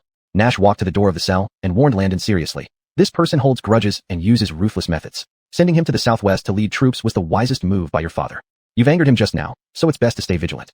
After a brief thought, Nash added, perhaps he won't attack you directly, but he may harm those close to you. I understand. Landon smiled slightly and Gugshove said, I will take my leave, Your Imperial Highness, and come to see you another day. A quarter of an hour later, in the Imperial study, wearing a golden casual robe, Beckett sat in his chair, holding a scroll in his hand, eyeing Landon standing before him on the ground with suspicion. You just said what? Beckett seemed not quite believing what Landon had just said and asked him again. Hearing this, Landon replied frankly, this subject is bold enough to ask for the use of the Dragon Guard.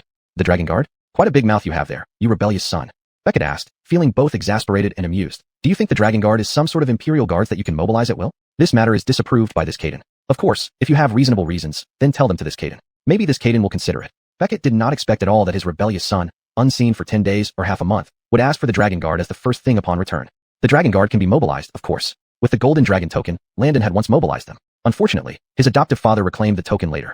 As for now, Beckett was only curious inside. What does this rebellious son want with the mighty Dragon Guard? If it were just for show, it wouldn't matter much. What he feared most was that this rebellious son would give him another surprise, like the decapitation of the 8 major officials. That would truly scare him to death. Therefore, Beckett secretly decided that he would never agree until hearing the reason from this rebellious son. Seeing his adoptive father leaving room for negotiation, Landon smiled and said, this subject has no other intentions. There's great use for mobilizing the Dragon Guard. Father, don't ask so much, just approve it.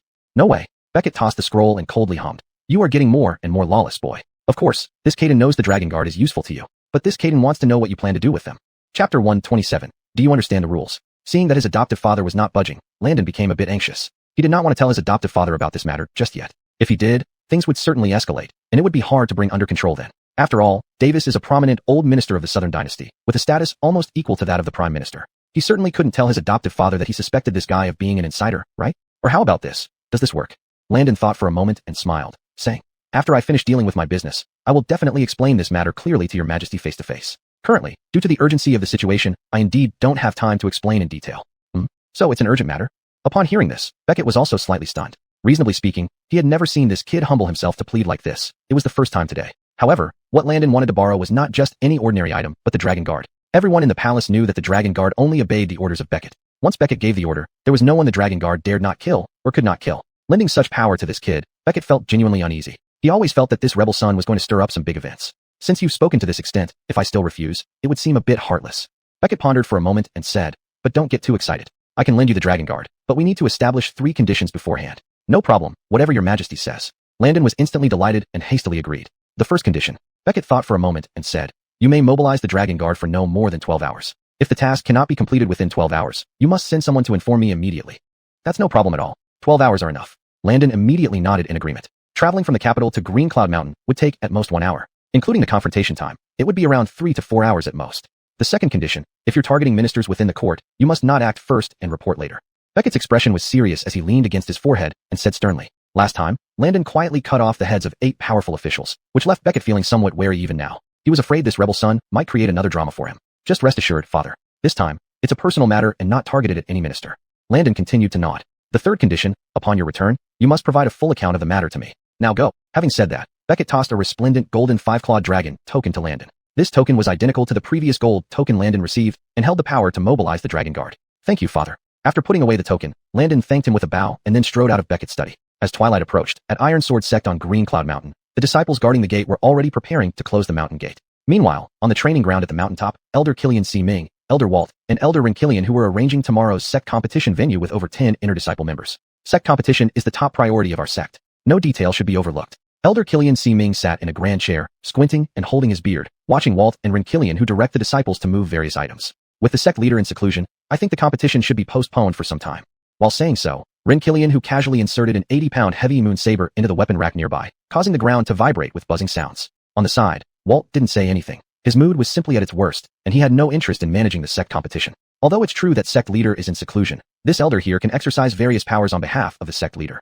Killian C. Ming said calmly. Moreover, for such significant events, how can dates be changed arbitrarily? When the time comes, I'll just send the results of the competition to the sect leader.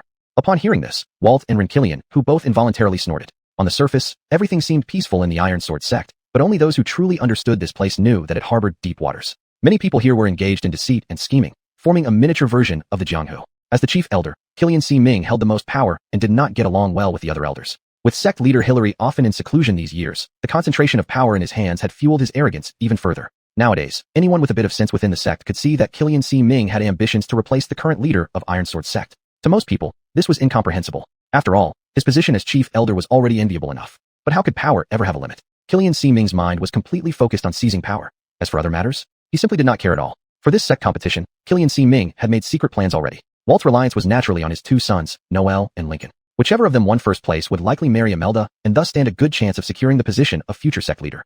With Noel missing for several days now, Walt's vexation lay not just in his son's disappearance, but also in the upcoming sect competition. In terms of strength, Noel was a top-tier second-rate expert. Over 10 days ago, Walt had secretly told him that on the day of the competition, he would give him a special pill to temporarily boost Noel to a first-rate expert level. With that pill, Noel would likely win first place. But now Noel is still missing. Although Lincoln was also his son, Lincoln's strength was only at the lower end of second-rate experts. Even if he took that pill, it would only bring him up to a top-tier second-rate expert. Such a level was far from enough to win first place in Ironsword sect. On the contrary, Qilian Si Ming had arranged for two disciples he personally cultivated to compete, namely Jeffrey and Aiden, who went to the back mountain to find Landon earlier. Both of them were about middle-level first-rate experts, and after taking the Jade Guard pill, they could reach the mid-level first-rate expert stage. Victory would be almost effortless. Just thinking about Noel being missing for several days without any news, a smile couldn't help but form at the corner of Qilian Si Ming's mouth. Chapter 128 The Tribulation of Ironsword Sect. It seemed that heaven was indeed lending him a helping hand. It was now impossible for him not to take up the position of sect leader. Amidst his triumph, Qilian Shinung leisurely swayed his folding fan and looked into the distance. From the peak of Azure Cloud Mountain, he could see layers of clouds across the sky and a full moon hanging above. Right at this moment, a stealthy chill made all the hair on Qilian Sining's body quiver slightly. Strange, it isn't even autumn yet. Why is the weather turning cold? Qilian Shinung felt somewhat puzzled. Having lived on Azure Cloud Mountain for so many years, he had never experienced such a peculiar sensation before. However, in the very next second, sharp glints instantly flashed in Qilian Sining's constricted pupils. Those were long knives, thrown silently from afar under the cover of night. If it weren't for the glint off their blades, Qilian Shinung might not have detected them until it was too late. In the critical moment, as Qilian Shinung leaped up, he abruptly swung his right hand holding the folding fan forward. Boom! A dense wave of air blocked the flying knives midair, shaking them all to fall onto the courtyard's floor tiles with a clatter. Bold! Who dares to assault our Ironsword sect at night? After blocking the flying knives and landing back on the ground, a cold light gleamed from Qilian Sining's narrow eyes. At the same time, Dom and Rin Qilian who also approached, both of them with equally cold and serious expressions. They had stayed at the Ironsword sect for so many years and had never encountered anyone daring to assault the sect's main area at night. This was the first time. Unexpected, such a small place actually harbors dragons and tigers. One martial arts grandmaster, two top-notch elite fighters. Figures emerged from the dark gateway, led by a lean figure who moved like an elusive ghost. Their faces were covered with black cloth, making their appearances indiscernible, each carrying a short sword at their waists and gripping peculiarly shaped weapons in their hands. Who are you? Qilian Sining's eyelids twitched slightly. Upon just a glance, they had accurately stated the strength of the three elders. What did this indicate? It indicated that the opponent's strength likely surpassed theirs. We are what we are. The leading figure in black stepped out and chuckled coldly. You'll be dead soon, knowing this will do nothing for you, won't it? These words immediately cast a grim shadow over the Ironsword sect members. Although these black-clothed figures numbered only about 20, while Qilian Shinung and the inner disciples behind him totaled close to 50. But could numbers truly decide the outcome of a battle? Numbers certainly played a decisive role in battles of tens of thousands, or even hundreds of thousands. But here, neither side had overwhelming numbers. What mattered was who had more top combat power.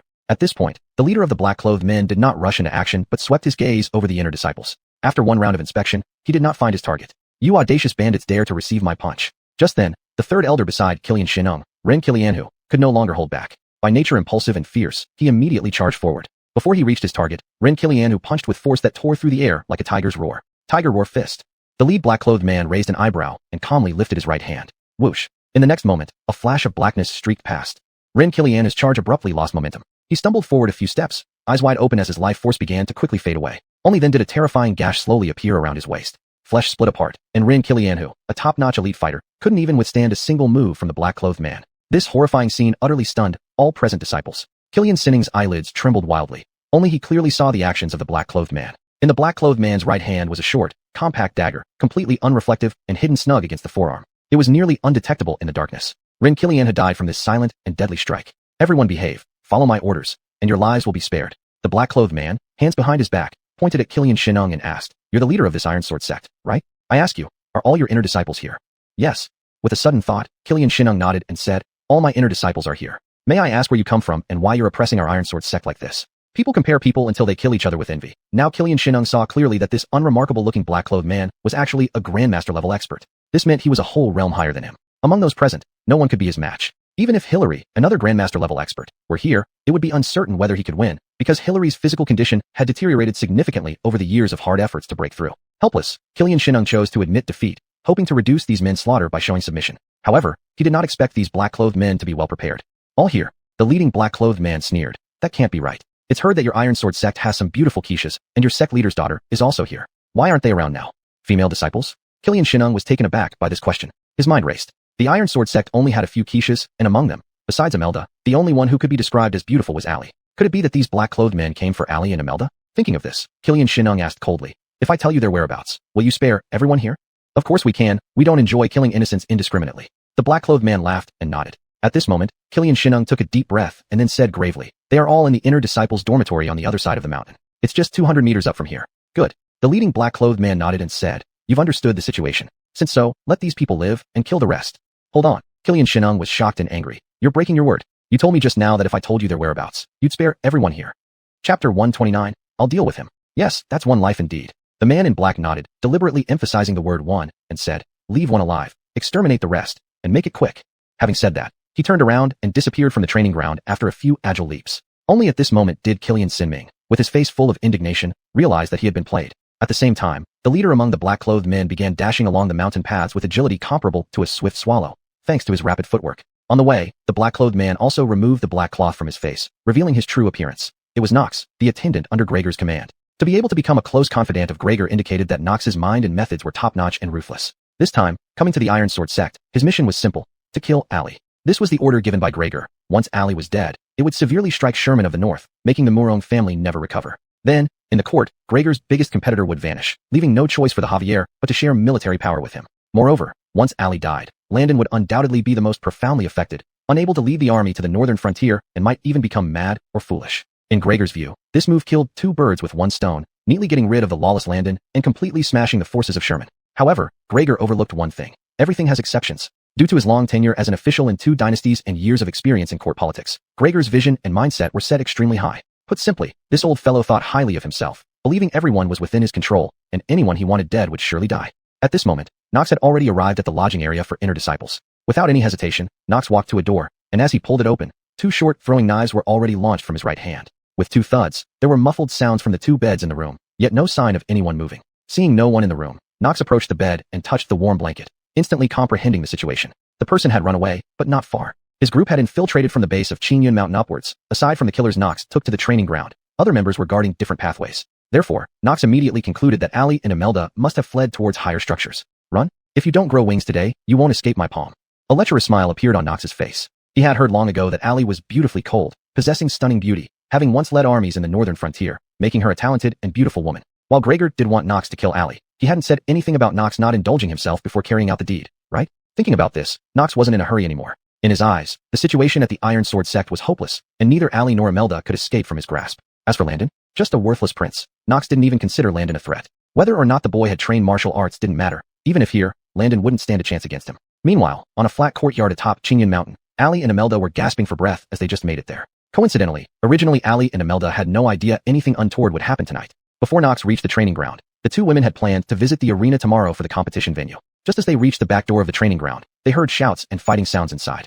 Allie, herself possessing mid-tier first-class strength, naturally realized that Nox and those black-clothed men were beyond what she and Imelda could handle now. Challenging across 2 levels of strength, how was that any different from adults arm wrestling children? Sod sister, there's no more road ahead. Imelda hugged Allie's arm, her small face filled with fear, and said, this is the Sex Pill Hall and the highest point on Qingyun Mountain. That person will definitely come looking. Upon hearing this, although Allie was anxious, her gaze scanned the surroundings, hoping to see a figure. Why was that damn guy nowhere to be found at such a critical moment? At that moment, footsteps approached outside the pill hall. Hearing the commotion, Allie and Imelda huddled behind the door of the elixir pavilion, her hand already resting on the sword at her waist. Landon, you damn bastard, why aren't you here yet? Allie silently thought to herself as she heard the footsteps outside approaching the door, only a single door separating them from the intruders. Bang bang bang. Suddenly, the person outside knocked on the door, startling the 2 women. Is anyone inside? If there's someone, make a sound. It's me, Landon. However, the voice from outside was not that of a black-clothed man, but rather Landon's carefree and somewhat light-hearted shout. Upon hearing Landon's voice, Allie felt all her tensed muscles relax. Imelda's eyes reddened, and after opening the door, she threw herself directly into Landon's arms outside. Junior brother Ning, I thought you had abandoned us. The black-clothed men outside seemed to have sealed off the entire mountain. How did you find us here? With Hillary in seclusion, Imelda now regarded Landon and Allie as family. Senior sister Killian, can you let go of me first? Landon felt a bit awkward, secretly thinking why it wasn't Schwer who rushed up to him. Hearing Landon's words, Imelda blushed and released her grip, then retreated back to Ali's side. I just arrived from the capital, and I've roughly figured out what's going on outside. Landon's expression turned serious. After ushering the two women into the elixir pavilion and closing the door, he said, these people are likely after you, Schwer.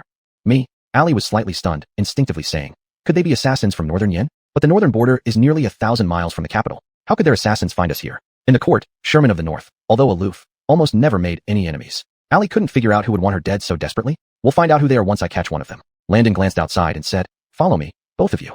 Chapter 130, Wild Imagination Before Death. Speaking of which, Landon led the two women to a room where medicinal herbs were stored. There were large wooden cabinets everywhere, filled with herbs delivered from the medicinal garden. Landon skillfully opened the cabinets, picked out several powdered herbs, poured them onto a piece of paper, folded it into a sharp corner, and blew it toward the two women's bodies. Instantly, a very fresh grassy aroma covered the original scent on both of them. You know this trick? Ali's eyes widened as she realized Landon had just concocted a temporary medicine to mask their scents. As everyone knew, top-notch experts often had energy fields that could pull toward each other. If one party escaped, the other could follow the trail of scent. And now, this powder concocted by Landon could precisely block the high-level pursuer from tracking the two women. Go to the backyard and hide anywhere you like. I'll deal with him.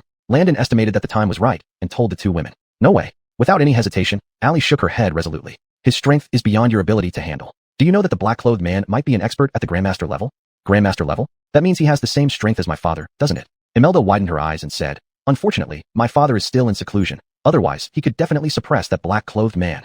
Grandmaster level? Upon hearing this, Landon showed a hint of a smile and said, isn't that better then? If he were at my level, I'd probably be more troubled. You? Are you crazy? You only have first-class strength. How can you fight against a Grandmaster powerhouse? If you insist on staying, then I'll stay too. Why? Landon was taken aback. Sod, you just said he is a Grandmaster level expert. In that case, even if we fight together, we probably won't be his match, right?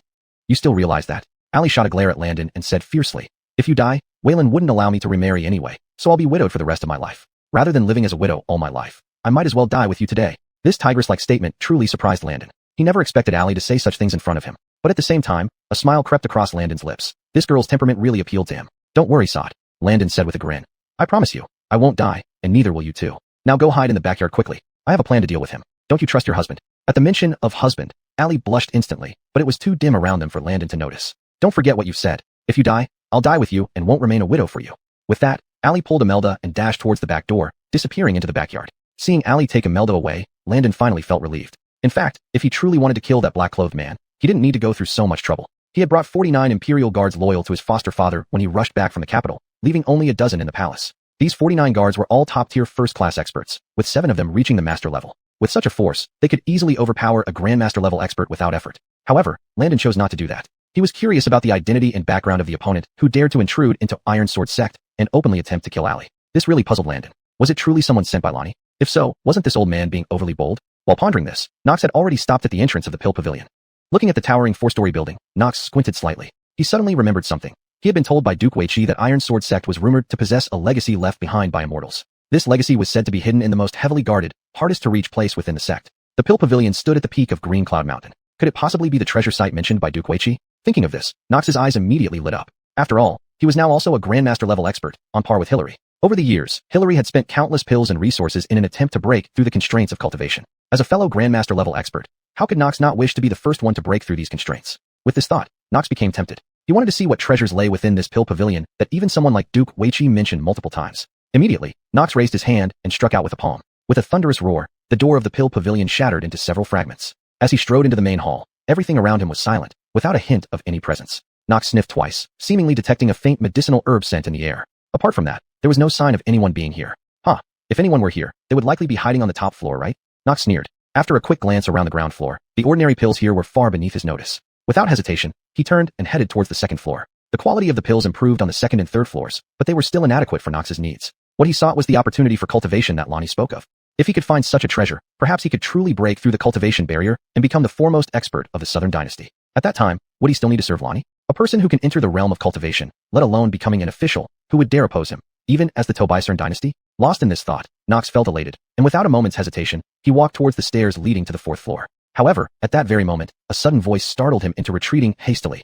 Chapter 131. Why did Hillary come? On a wooden table not far in front of Knox, a delicate and exquisite wooden box twitched slightly, emitting a thud. Leaping back a few steps, Knox waited quietly for a while, but no anomalies occurred. It seemed that the box had only creaked due to its aged state. Upon further consideration, Knox felt relieved. Though he was ruthless and held himself in high regard, He always proceeded with utmost caution before taking any action, ensuring he was fully prepared. For instance, this mission to assassinate Ali at Ironsword Sect, Knox had already investigated the current situation here. The sect's only Grand Master level powerhouse, sect leader Hillary, had entered seclusion in a secret location a few days ago. The other elders were merely at the master level, unable to contend with him. Moreover, he brought dozens of killers who controlled all checkpoints on Green Cloud Mountain, trapping everyone inside, without any possibility of reinforcements breaking through. Under such circumstances, what did he have to fear? Thinking this, Knox's courage surged, and he walked straight forward, reaching out as if nobody else was around, opening the lid of the wooden box. The next moment, his gaze suddenly froze. Inside the wooden box lay a piece of paper emitting a silvery glow, no larger than a palm. It was covered with intricate, mysterious patterns instead of being smooth. The sight immediately shocked Knox. Though he didn't know what this item was, its extraordinary aura made it clear. This was definitely a treasure. However, as Knox examined the silver paper, a pair of eyes from the shadows secretly observed him. Sure enough, it's someone sent by Bill. Landon hid perfectly, having applied special powder to ensure no trace of his presence. Unless Knox exerted full effort, he wouldn't be detected. Though they only met briefly outside the Sky Prison, Landon remembered Knox's face well, and was certain he was the bodyguard close to Bill. Landon didn't plan to act immediately. The reason was simple. He and Knox had too great a disparity in strength. Despite being top-notch at the first-class level, Knox was two major realms above him. Landon wasn't foolish. He wouldn't do something that risked his life, especially in this critical situation requiring utmost caution. After some thought, a flash of inspiration struck Landon. If he confronted Knox directly and ended up dying miserably under his sword, he'd die like a fool. In the entire Ironsword sect, who was the only one Knox feared? Only sect leader Hillary. Only Hillary could match Knox and potentially control him. Landon smiled secretly. Since confronting him personally wouldn't work, why not impersonate Hillary? Given the dim surroundings, Landon didn't need to alter his appearance, just his voice and demeanor. Apart from his carefree lifestyle, Landon had never slacked off in martial arts practice. From 2 guards at the mansion, he learned many unconventional skills, including a technique to alter his voice and aura. But Hillary's natural grace might not intimidate Knox effectively. Ultimately, Landon decided to change Hillary's temperament slightly. He would make a creepy, eerie laugh, mimicking villains in stories. Having prepared everything, Landon cleared his throat discreetly, adjusting his voice to be deep and hoarse. GGG, who dares intrude upon this sect's forbidden ground? Identify yourself. Landon's sudden cold voice nearly startled Knox into jumping several steps backward. With a stern gaze, Knox's heart raced wildly as he tried his best to pinpoint the source of that voice. However, the 4th floor of the Pill Pavilion was simply too vast and open. The voice echoed around, making it impossible to determine the speaker's location. Knox, with his experienced tactics, immediately clasped his hands forward and said, "Who are you, sir? Why don't you show your true form and meet me face to face?" "Meet me? You aren't worthy." The voice from the shadows snorted coldly and laughed sinisterly. "This sect leader once made a rule. Any intruder into our forbidden ground shall be killed without mercy. Your death is imminent today." Sect leader? Knox's heart suddenly leaped in alarm, inwardly shouting that it was impossible. That voice actually referred to itself as the sect leader, which meant it had to be Hillary, the sect leader of Ironsword sect. But the information he had previously obtained stated that Hillary had entered seclusion again a few days ago, and would not emerge for at least 10 to 15 days. Yet now, Hillary had indeed appeared, right here in the Pill Pavilion, hidden somewhere in the dark before Knox. A bead of cold sweat trickled down Knox's forehead. He could have been reckless with anyone else, but he had to be extremely cautious with Hillary. After all, Hillary was also a Grand Master level expert. And since Hillary was hidden while he was exposed, if Hillary attacked first, Knox had no confidence in blocking it steadily. So it's sect leader Killian, senior Killian. Younger generation has long heard of sect leader Killian's formidable reputation, but unfortunately, we've never had the chance to meet. Today, to see you in person, I am truly admiring. Within moments, Knox managed to force a fawning smile onto his face, clapping his hands toward the empty space before him in a gesture of respect, and shamelessly flattering Landon. An old saying goes that even an attacker wouldn't hit a smiling face. Having lowered himself so much, if Hillary, as a sect leader and a Grand Master level powerhouse, still resorted to an ambush, wouldn't he lose all his honor in the future? Chapter 132. You dare to tangle my people? What nonsense are you spouting? You admiring me? Don't make me laugh. Landon hid in the dark and coldly sneered as he asked. Of course, Knox hurriedly replied with a smile. Throughout the Southern Dynasty, who in the martial arts world doesn't know of your fame? Lord Killian? You're a Grandmaster level powerhouse who rose to fame early on. Ironically speaking, if Hillary were truly here, he probably wouldn't be much older than Knox. Yet reality was such that whoever held the upper hand had the voice and seniority. Even though Knox knew well that Hillary's strength was on par with his own, given the situation where the enemy was hidden while he was exposed, he could only lower himself and endure humiliation. Very well, since you claim to have admired this master for so long, tell me then, is leading a group to storm the Iron Sword sect an act of rebellion? Landon narrowed his eyes and asked sinisterly from the darkness. This question visibly worsened Knox's complexion. To be honest with you, Senior Killian, I come under orders today, unwillingly. There was a minor misunderstanding between my men and your sect members at the training ground. Rest assured, we will discuss compensation later. But today, I must take away a Keisha named Ali from within your sect, by orders from above. Please understand, Senior. Knox softened his tone as much as possible, not wanting to engage Hillary in a fight unless absolutely necessary. Even if he could defeat Hillary, suffering serious injuries from a dying counterattack would be an unacceptable loss. Ali, I do remember that little lass. Landon asked coldly. Why must you take her? This master demands a reason. Well, Knox immediately found himself at a loss. He couldn't possibly tell them that it was because Davis wanted to frame Landon and the Clifton, hence ordering the execution of Ali. Such secrets, even if it cost him his life, he would never reveal.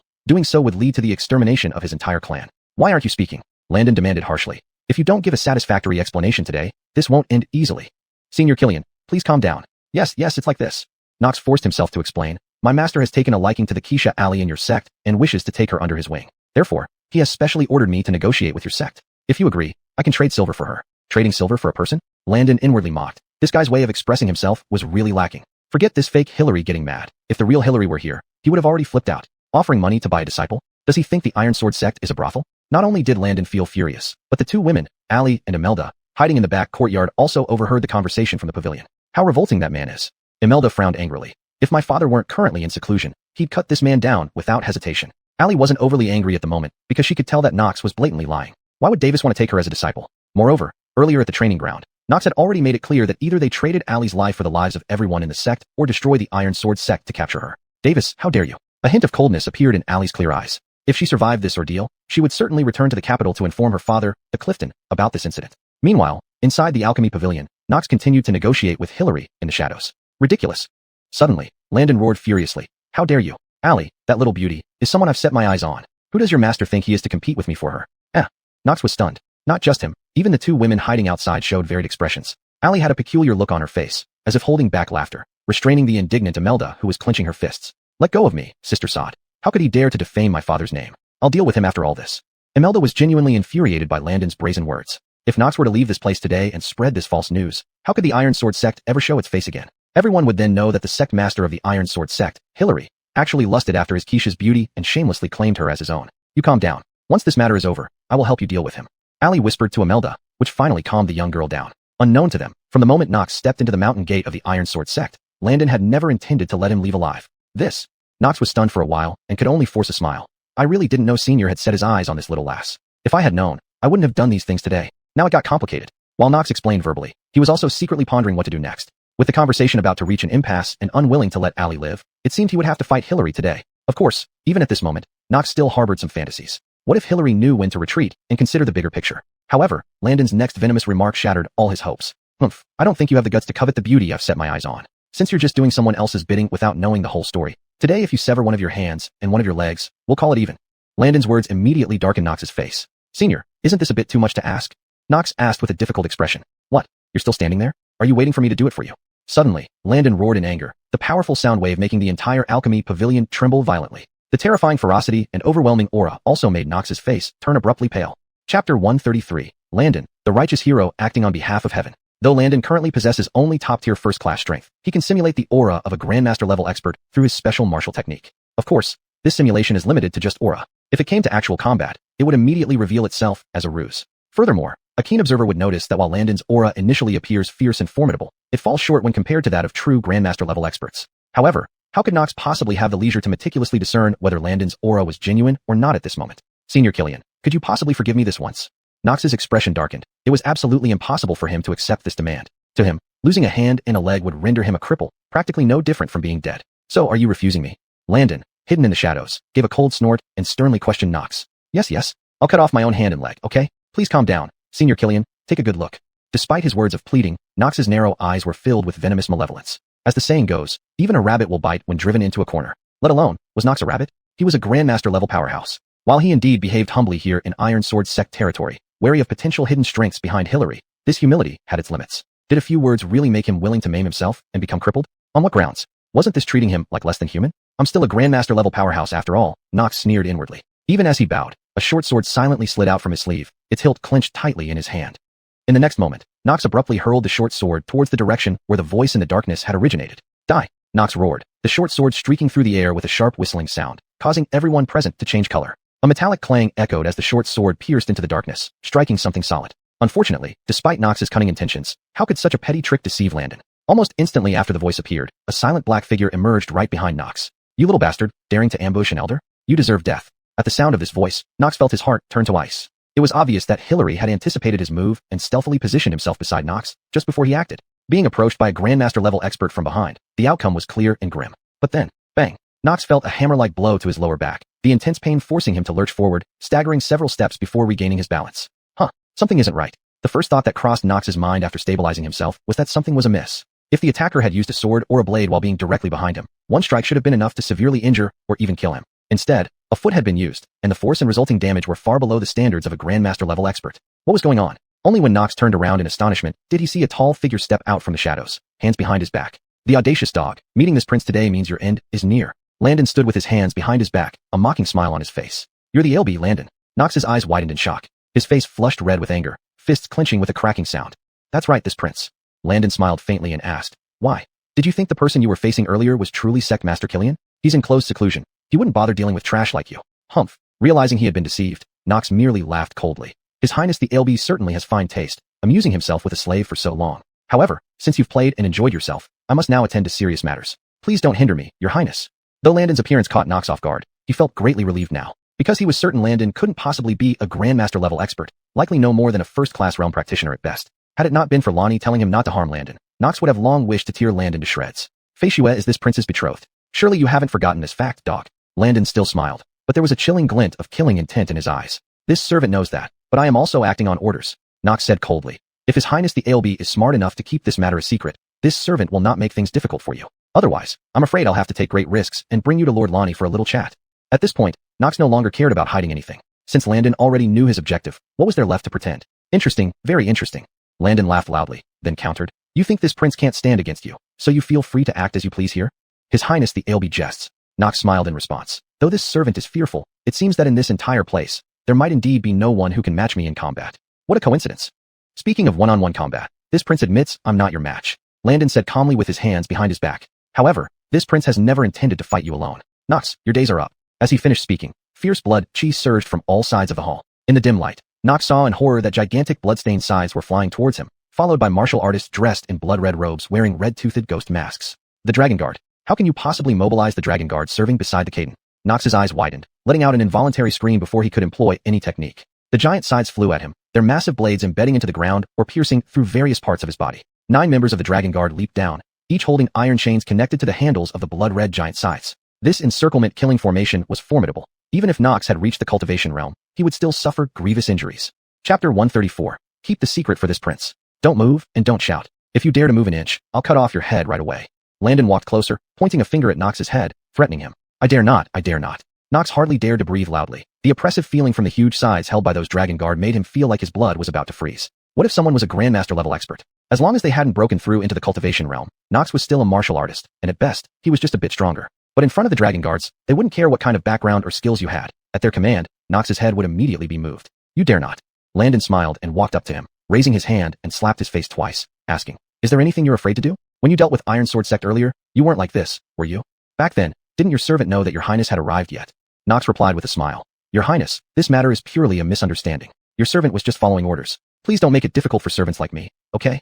The unspoken meaning of his words also hinted to Landon that behind him stood Davis, the current state protector of the Southern Dynasty. Although Landon had been favored by the Javier recently, gaining more power, could he really afford to challenge Davis? How could Landon not see this dog's thoughts? He was clearly relying on Davis's status, trying to force him to let him go. Running errands? To let a Grandmaster level expert run errands to do such dirty work, it seems Davis pays you quite a lot. Landon smiled. But since you're Davis's person, it might not be appropriate for me to act against you, right?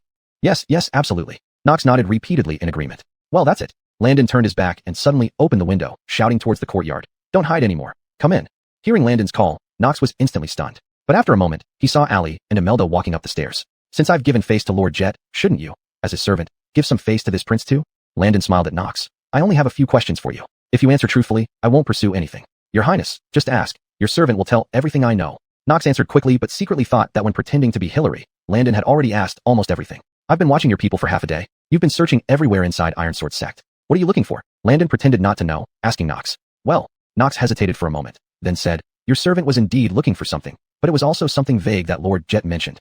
Nonsense. How could this prince not know you were looking for something? Landon said impatiently. What exactly are you looking for, and what did Lord Jet tell you? Speak clearly. At this, the pressure from the sides on Nox's neck and body increased, making him spill out everything. Lord Jet told your servant that there's a treasure inside Iron Sword Sect, something related to cultivation. He wanted your servant to find it and offer it to him. Nox confessed. Your servant searched all along the way but couldn't find that treasure until I reached the Alchemy Pavilion, where I was captured by your Highness. Oh, Landon laughed instead, shaking his head. That doesn't sound right. Walking over to the nearby table, Landon opened a wooden box on it, revealing the silver glowing piece of paper. Aren't you looking for this thing? Why did you say just now that you didn't find what Lord Jet wanted? Landon asked calmly. Do you think this prince can be easily deceived, so you're trying to play tricks? Your servant dares not. Nox begged hurriedly. Your servant isn't sure if that thing is what Lord Jet is looking for. Seeing Knox's urgent manner, Landon estimated that his fear wasn't something that could be acted out. As for whether that silver paper was what Lord Jet was looking for, and what that secret opportunity he mentioned was, he would have to find the old man to get answers. People like you, who serve others as lackeys without discernment, don't deserve pity even if they die.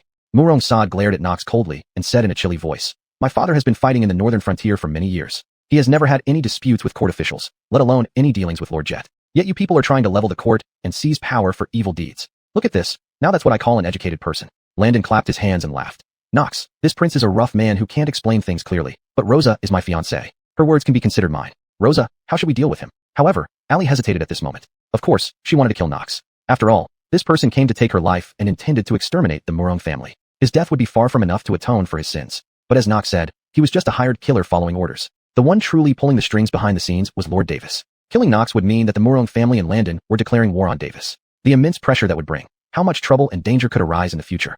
Do we even need to ask? Ning, little brother. Of course, we should kill him. This guy has harmed many disciples of our sect. Killing him wouldn't be enough compensation. Imelda's eyes turned slightly red with anger as she immediately called out to Landon. "No, Your Highness, you can't kill me." Knox hurriedly begged for mercy. "I really was just following orders. You know where the grievance comes from. If you want to find someone, it should be Lord Davis, right?" "You make a good point." Landon nodded in apparent agreement, saying, "You know where the grievance comes from. I like these 6 words. Knox, I hope you can keep today's secret forever for this prince. Can you do that?" "Your Highness, rest assured. I will keep it tightly sealed. I'll go back and say I didn't accomplish this task, and that I never saw you or Sierra."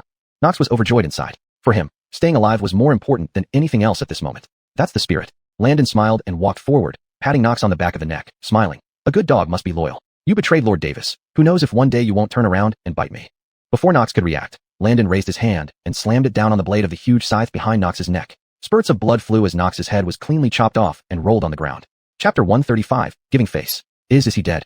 Imelda's eyes widened, her face somewhat pale. The scent of blood made her feel nauseous. Even as the daughter of the sect leader, Imelda was still a young girl and had never seen a dead body up close before. Certainly, no matter what, Knox must die, Landon said indifferently. If he goes back alive, Davis will be certain that we are afraid of his power and status, and will surely send more people to wipe out your Iron Sword sect. Killing Knox also served to intimidate Davis, showing him that the title of National Duke isn't something that can scare anyone. In fact, when Landon borrowed the Imperial Guards from his adoptive father, he had already decided that anyone involved in tonight's operation must not be let off easily. "Let's go out and see," Landon said to the few Imperial Guards. "Clean up the body in this place. Bring the corpse back to the capital, and wait for my disposal." "Yes, sir." The Imperial Guards saluted together, then started cleaning up the scene briskly. On the other side, as Landon led the 2 girls out of the Dan Pavilion's main gate, the sight before them made them gasp. Outside the pavilion courtyard, there were more than 40 Imperial Guards, each holding one of the black-clothed killers that Knox brought with him. All the assassins he scattered across Qingyun Mountain had now been captured by the Imperial Guards and brought to the pavilion courtyard. "Your Highness, what should we do with these people?" A leading figure among the Imperial Guards stepped forward and asked Landon respectfully. "What about them?" Landon glanced at them. These men were already trembling with fear, especially when they saw Knox's body being dragged out. Some nearly collapsed on the ground. Launching a night attack on the Iron Sword sect and getting caught by the Imperial Guards, their fate was obvious. It was almost just one word. After thinking for a moment, Landon suddenly smiled. "Well, since this is our first confrontation with Lord Jet, it wouldn't look good if I didn't give him a little face. After all, we've already killed his top lackey." "Ning Jr. brother, do you mean to release them?" Imelda couldn't help but worry. What if they are sent to harm the Iron Sword sect again in the future? What would happen if you're not around then? "I said to release them, but I didn't say they'd leave easily." Landon sneered, his former clumsiness and simplicity gone. The cold light in his eyes was enough to make any assassin present feel thoroughly chilled. "I can tell that even the weakest among you is a top-tier second-class fighter. I'm sure you are elite forces under Lord Jet," Landon said calmly. "Today, for Lord Jet's sake, I'll spare your lives." "Thank you, Your Highness." Seeing Landon didn't intend to kill them, the assassins fell to their knees and thanked him profusely. As the saying goes, those who understand the times are wise. No matter how powerful you think you are, even Knox had to bow down when caught earlier. These assassins, though ruthless, were not all fearless kamikazes, dying for this matter. How unworthy. "Get up." Landon smiled and waved his hand. Just then, Elder Casimir arrived with some people at the courtyard gate. Upon seeing the scene in the courtyard, Casimir's heart pounded wildly. Indeed, Landon's identity was truly extraordinary. Casimir secretly marveled, thankful that he hadn't made things too difficult for this young man at the time. Otherwise, forming enmity with the royal family, would he, Casimir, still have good days ahead? However, the next moment, Landon's words stunned everyone present. "You may go, return to where you came from. Oh, before you leave, each of you has to leave behind either 2 hands or 1 foot. Choose whichever you prefer." "Russell." Upon hearing Landon's words, the assassins couldn't hold back. Who were they? Working under Davis, relying on their excellent martial arts skills? Now, Landon was demanding they leave either 2 hands or 1 foot, which undoubtedly meant ruining their martial arts abilities completely. Without hands, or with crippled legs, they could never be assassins again, and even if they survived, they would be mercilessly abandoned by Davis. "Your Highness, please show mercy. The servants beg you to kneel and kowtow to you and everyone else. Please, I don't want to lose my hands." Under the terrifying pressure from the Imperial Guards, the assassins broke down in tears and begged for mercy on their knees. Crying, Landon smiled and said, Crying also takes time. You have 1 minute to make your choice yourselves. Those who don't choose, I'll let the Imperial Guards chop off both your hands and feet. As soon as these words were spoken, the previous wailing abruptly stopped. Although Landon's tone seemed like he was joking, but just look at those Imperial Guards. Did they look like they were joking? At the courtyard gate, Casimir led a group of inner disciples and several elders, standing there staring at this scene in a daze. The pig-like cries of agony echoed in the yard, not stopping for a long time. A full half an hour later, the entire front courtyard of the Dan Pavilion was almost dyed red with blood. Casimir barely suppressed his discomfort, directing a few inner disciples to fetch buckets of water to clean up the yard. On the other side, Landon stood in front of a flat cart, looking at the pile of severed hands and feet on it like a small hill. Of the 40-odd black-clothed killers, under Landon's threat, nearly 35 chose to have one foot chopped off. After all, compared to losing both hands and becoming completely useless, losing one foot had a significant impact, but it wouldn't turn them into complete cripples. Take these things to a desolate place, dig a hole over 3 meters deep to bury them, so wild animals can't dig them out. Landon instructed a nearby Imperial Guard, then turned around to see Grand Elder Casimir approaching with a group of people. Your Highness. Casimir became very polite in front of Landon this time, bowing slightly as he said, May we speak in private? Grand Elder is too courteous. Please. Landon nodded, knowing full well that after this incident, the people of the Iron Sword sect would definitely want to talk to him. Under Casimir's lead, Landon and Ali came to his study in the Elder Hall. Your Highness, being the son of Wayland, left the palace in plain clothes and quietly entered our humble Iron Sword sect. Casimir couldn't help but laugh bitterly. Why did you do this? Chapter 136. Why bother to mention the past again? What do you mean? I don't quite understand. Landon understood clearly in his heart, but pretended not to understand what Killian Sinnom was saying, deliberately asking him for clarification. Sierra often practiced martial arts in our Iron Sword sect since childhood. Her identity is known to the elders and the sect master of our Iron Sword sect. Killian Sinnom smiled bitterly and said, However, we never thought that this inconspicuous miscellaneous disciple in the back mountain medicinal garden would actually be your Highness, the current fourth prince. That's no problem. Landon waved his hand and smiled. Since I concealed my identity to join the Iron Sword sect, it was originally intended not to use my status to overpower you. So it's very reasonable for Great Elder to treat me as an ordinary disciple. Even though it's true, I still feel very uneasy. A few days ago, we suspected the ALB for Noelle and Ruth's disappearance, which is indeed a sin. Killian Sinnom apologized and asked, But speaking of which, ALB, do you know the background of these black-clothed people? Hearing this, Landon muttered inwardly. It had to be said that Killian Sinnom's perceptiveness was indeed strong. In the case of Noelle and Ruth, he suspected Landon first. Now, however, given Landon's identity as the fourth prince, even if Killian Sinnom still had doubts, it was naturally impossible for him to mention this matter. Yes, I do know. Landon nodded and said, This is a highly confidential matter. Apart from the sect master, please do not mention this to anyone else. These black-clothed killers tonight were sent by General Jet. General Jet? The foremost state protector of today's southern dynasty, Keenan. Killian Sinnom's face suddenly changed. Keenan was well known, something Landon hadn't fully figured out yet. But how could Killian Sinnom not know about this man's capabilities? That's right. Landon nodded again. But there's no need to worry too much. General Jet's target isn't your Iron Sword sect, but Rosa and possibly me. Once we leave, you'll be safe. So that's how it is. Killian Sinnom nodded with realization. What he feared most was that if Landon killed Keenan's men today, Keenan would send more killers later to wipe out the Iron Sword sect. In that case, wouldn't everyone here end up dying a tragic death? After this incident, I doubt Rosa and I can stay in the Iron Sword sect any longer. Landon thought for a moment and then said, Since General Jet's target is us, to avoid causing more trouble to the Iron Sword sect, I will take Rosa away from here tonight. Tonight, Ali frowned. She was usually decisive, but Landon's words left her without a hint of opposition. The sooner, the better. Landon looked at Ali affectionately and smiled. It's not like leaving here means you won't come back. When you have time in the future, of course, you're welcome back. But the current situation meant staying in the Iron Sword sect would undoubtedly invite disaster. This time Landon brought the Imperial Guards, so he could suppress the situation swiftly, but next time? If there wasn't the power of the Imperial Guards, it would undoubtedly end in tragedy. Your Highness, the ALB, you are correct. Just then, the door to the study was opened, and a voice with a scholarly tone came through, accompanied by a few coughs. Landon turned to see a man in white robes enter, looking almost ethereal. It was Hillary, the sect master who had been in seclusion. Sect Master Killian, why are you here? Landon was greatly surprised, and Killian Sinnom stared wide-eyed beside him. Hearing this, Hillary just shook his head, his eyes revealing a touch of regret. Ultimately, I cannot transcend that boundary. In the past 10 years, I've secluded myself at least 19 times, each resulting in a significant injury to my vital energy. This time is no different. Hillary couldn't help coughing several times again. Judging by his condition, Landon thought that the current sect master of the Iron Sword sect might not even be able to display Grandmaster-level strength. Had Nox really encountered Hillary earlier, Nox would have surely prevailed. Ilby, I learned about tonight's events from Elder 2 just now. After sitting down, Hillary looked at Landon approvingly and said, You are indeed a remarkable young talent. Stories about you are spreading all over the Southern Dynasty, and now I, Hillary, have witnessed it firsthand.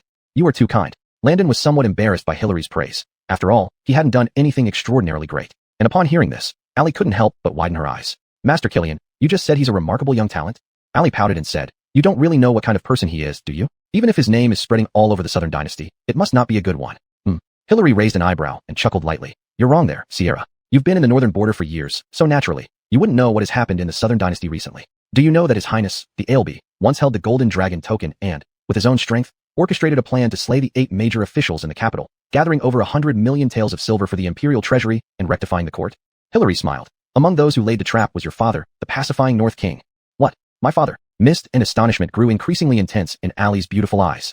It doesn't stop there. The LB also went to Qingxing Mountain in Weinan Prefecture, more than 1,000 miles away, to pray for rain for the people of Jiangnan. He eventually brought down 3 days and 3 nights of heavy rain, alleviating the drought. The significant deeds accomplished by the LB are far from just these. Speaking of today, had it not been for the LB leading the Emperor's personal guards here, Iron Sword sect might not have existed by dawn. Throughout his speech, Hilary expressed profound respect for Landon, leaving Ali's thoughts completely disordered. Indeed, when she returned to the capital that day, she witnessed the rebellion led by the Bjorn Honest. She had seen Landon riding into the city alone to deal with Honest. However, apart from this incident, what she heard about Landon from those around her and the maids in the mansion was nothing but tales of a reckless aristocrat. Now, hearing these numerous achievements mentioned by Hilary, Ali couldn't help but question herself. Could it be that she had always viewed Landon with a prejudiced eye? Chapter 137 Hilary's Personal Agenda. Your Highness, the LB. Seeing Ali deep in thought, Hilary turned to Landon and smiled, saying, I know, Your Highness is going to take Sierra back to the capital, right? Exactly. Landon nodded and replied. If we continue to stay here, it would bring more trouble to the Iron Sword sect. So, after some deliberation, it's better for us to return to the capital as soon as possible. That makes sense. Hilary nodded slowly. Then after a moment of pondering, he said, Before Your Highness leaves this time, I have 2 things I wish to entrust to you. Would you agree? 2 things. What are they? Sect leader Killian, please do tell. Landon thought inwardly that even one thing would be hard to say, let alone 2. If it was just asking him to bring some local specialties from the capital, that wouldn't be a problem. But if Hilary had some far-fetched idea, like borrowing some imperial guards as bodyguards for the Iron Sword sect, Landon definitely wouldn't agree. In our Iron Sword sect, there has always been a treasure. This treasure has a unique origin, and most people don't know its secrets. But since Your Highness is royalty, I can rest assured that it will be safe with you. Hilary fetched a wooden box and said, After Your Highness returns to the capital, you can present this item to Waylon. At that time, Waylon will naturally inform you of its origins. Having said that, he opened the wooden box, revealing a faint silver glow emanating from inside. It was precisely that extraordinary silver sheet. Landon felt a slight tremor in his heart. He remembered that previously, Knox also coveted this silver sheet, wanting to take it away. It seemed that this item was indeed a significant one. What surprised Landon even more was that Hilary actually said that once the Javier saw this item, he would reveal its details. Could this thing really have something to do with the royal family? I appreciate sect leader Killian's trust, I will accept it. Once I return to the capital, I'll deliver it to my father immediately. Landon took out a square handkerchief, wrapped the silver sheet in it, and tucked it into his chest to keep safe. As for the second matter, it's personal. Hilary smiled and said, Your Highness, I hope you can take my daughter back to the capital with you this time. What did you say? Upon hearing this, Landon was dumbfounded. Beside Ali, Imelda blushed and scolded. Father, what do you mean by that? Yes, sect leader Killian. Landon struggled to hide his astonishment and forced a smile. Senior sister Killian has been doing well in the Iron Sword sect. Why would you want to send her to the capital? Imelda was indeed a beautiful and rare beauty, but Landon didn't harbor any special feelings for her. His entire heart was on Ali. How could he possibly have improper thoughts about another woman? Originally, our Iron Sword sect planned to hold a martial competition. Hilary sighed. But an unexpected incident occurred before the competition, which allowed me to see the true nature of some forces within the sect. Upon hearing this, Elder Casimir's face changed slightly, but he merely held his teacup without saying anything. With this decrepit body of mine, I don't know how many more years I can remain as the sect leader. It's uncertain whether I will see Rosalind grow up completely. Hilary chuckled bitterly. That's why I thought of selecting a reliable disciple through the competition, so he could take over the position of sect leader in the future and carry on the legacy of the Iron Sword sect. That sounds fine, doesn't it? Landon scratched his head and said, Why not postpone the competition? Although it's a big event, after we leave, Lonnie won't dare to attack the Iron Sword sect anymore. Not at all, Hilary said calmly. I have seen through the true faces of those factions within the sect. No matter which one takes the position of sect leader in the future, it will be a disaster. By my judgment, there are only 2 people in the entire Iron Sword sect whom I approve of. At this point, Hilary's gaze turned towards Landon and Ali. Landon felt somewhat uneasy under his earnest gaze. Ali is a woman and also the daughter of the Daryl and Landon's fiancé. Obviously, she wouldn't be considered. So, the other person must be Landon? At this point, my body can no longer endure the seclusion required to break through my bottleneck. If I live in peace, I should last another 8 to 10 years. Hilary told Landon, Your Highness, I hope you can take Rosalind to the capital with you. In the future, if anything happens to me, you can bring her back and let her take over the position of sect leader. Imelda's eyes turned red at this, but she just bit her lip, holding back her tears. Rosa, what do you think? Landon turned to Ali and said, Let senior sister Killian go to the capital and live in your mansion. She can keep you company. I don't see any problem with that, right? Upon hearing this, Ali nodded gently and hugged Imelda into her arms. She had grown up practicing martial arts here since childhood and was closer to Imelda than actual sisters. How could she not agree to such a request from Hilary? However, what Landon and Ali failed to notice was the look of relief and regret in Hilary's eyes at that moment. In fact, he had a personal agenda behind this request. He knew that Ali was Landon's fiancée and that their marriage was personally arranged by the Javier. With this arrangement in place, even if the Jade Caden himself came, it would be impossible to strip Ali of her position as the main wife or push her aside. Letting Imelda go to the capital and stay in someone's mansion wasn't the key point. What mattered was the passing of time. Hilary thought to himself that which prince today did not have multiple wives. As the LB, Landon would have Ali as his main wife, so having his daughter marry him as a secondary wife wouldn't be too much to ask, right? When that happened, Imelda would have the support of Landon and the royal family. After his death, these certain people within the Iron Sword sect wouldn't dare stir up trouble. This move was an obvious strategy. However, Landon and Allie were too young to catch Hillary's true intention. Lord Killian, it's about time we should leave. Seeing it was time, Landon stood up and bowed to Hillary and Casimir, saying, if anything happens in the future, send a message to me in the capital. The favor you've done for me, your highness, I will remember deeply. Hillary looked at Imelda in Allie's arms and nodded with a smile. Chapter 138, 3 times in one night. That night, Landon brought 2 women, Allie and Imelda, and under the escort of 49 dragon guards, finally arrived at the capital city before dawn. Schwer, you and senior sister Killian go back to the mansion and rest.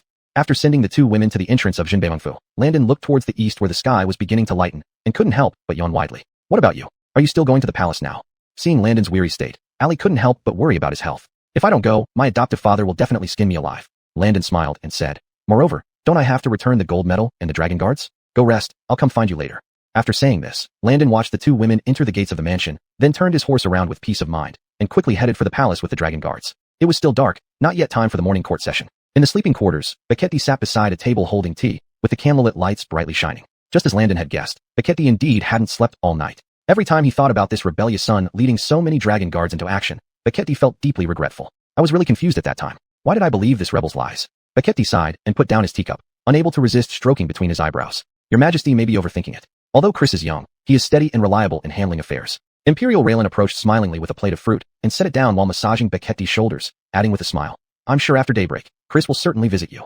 Humph. Becchetti gave a cold snort and said, what I fear most is that when he comes tomorrow, he tells me again which corrupt officials he has eliminated and how many heads he has taken off.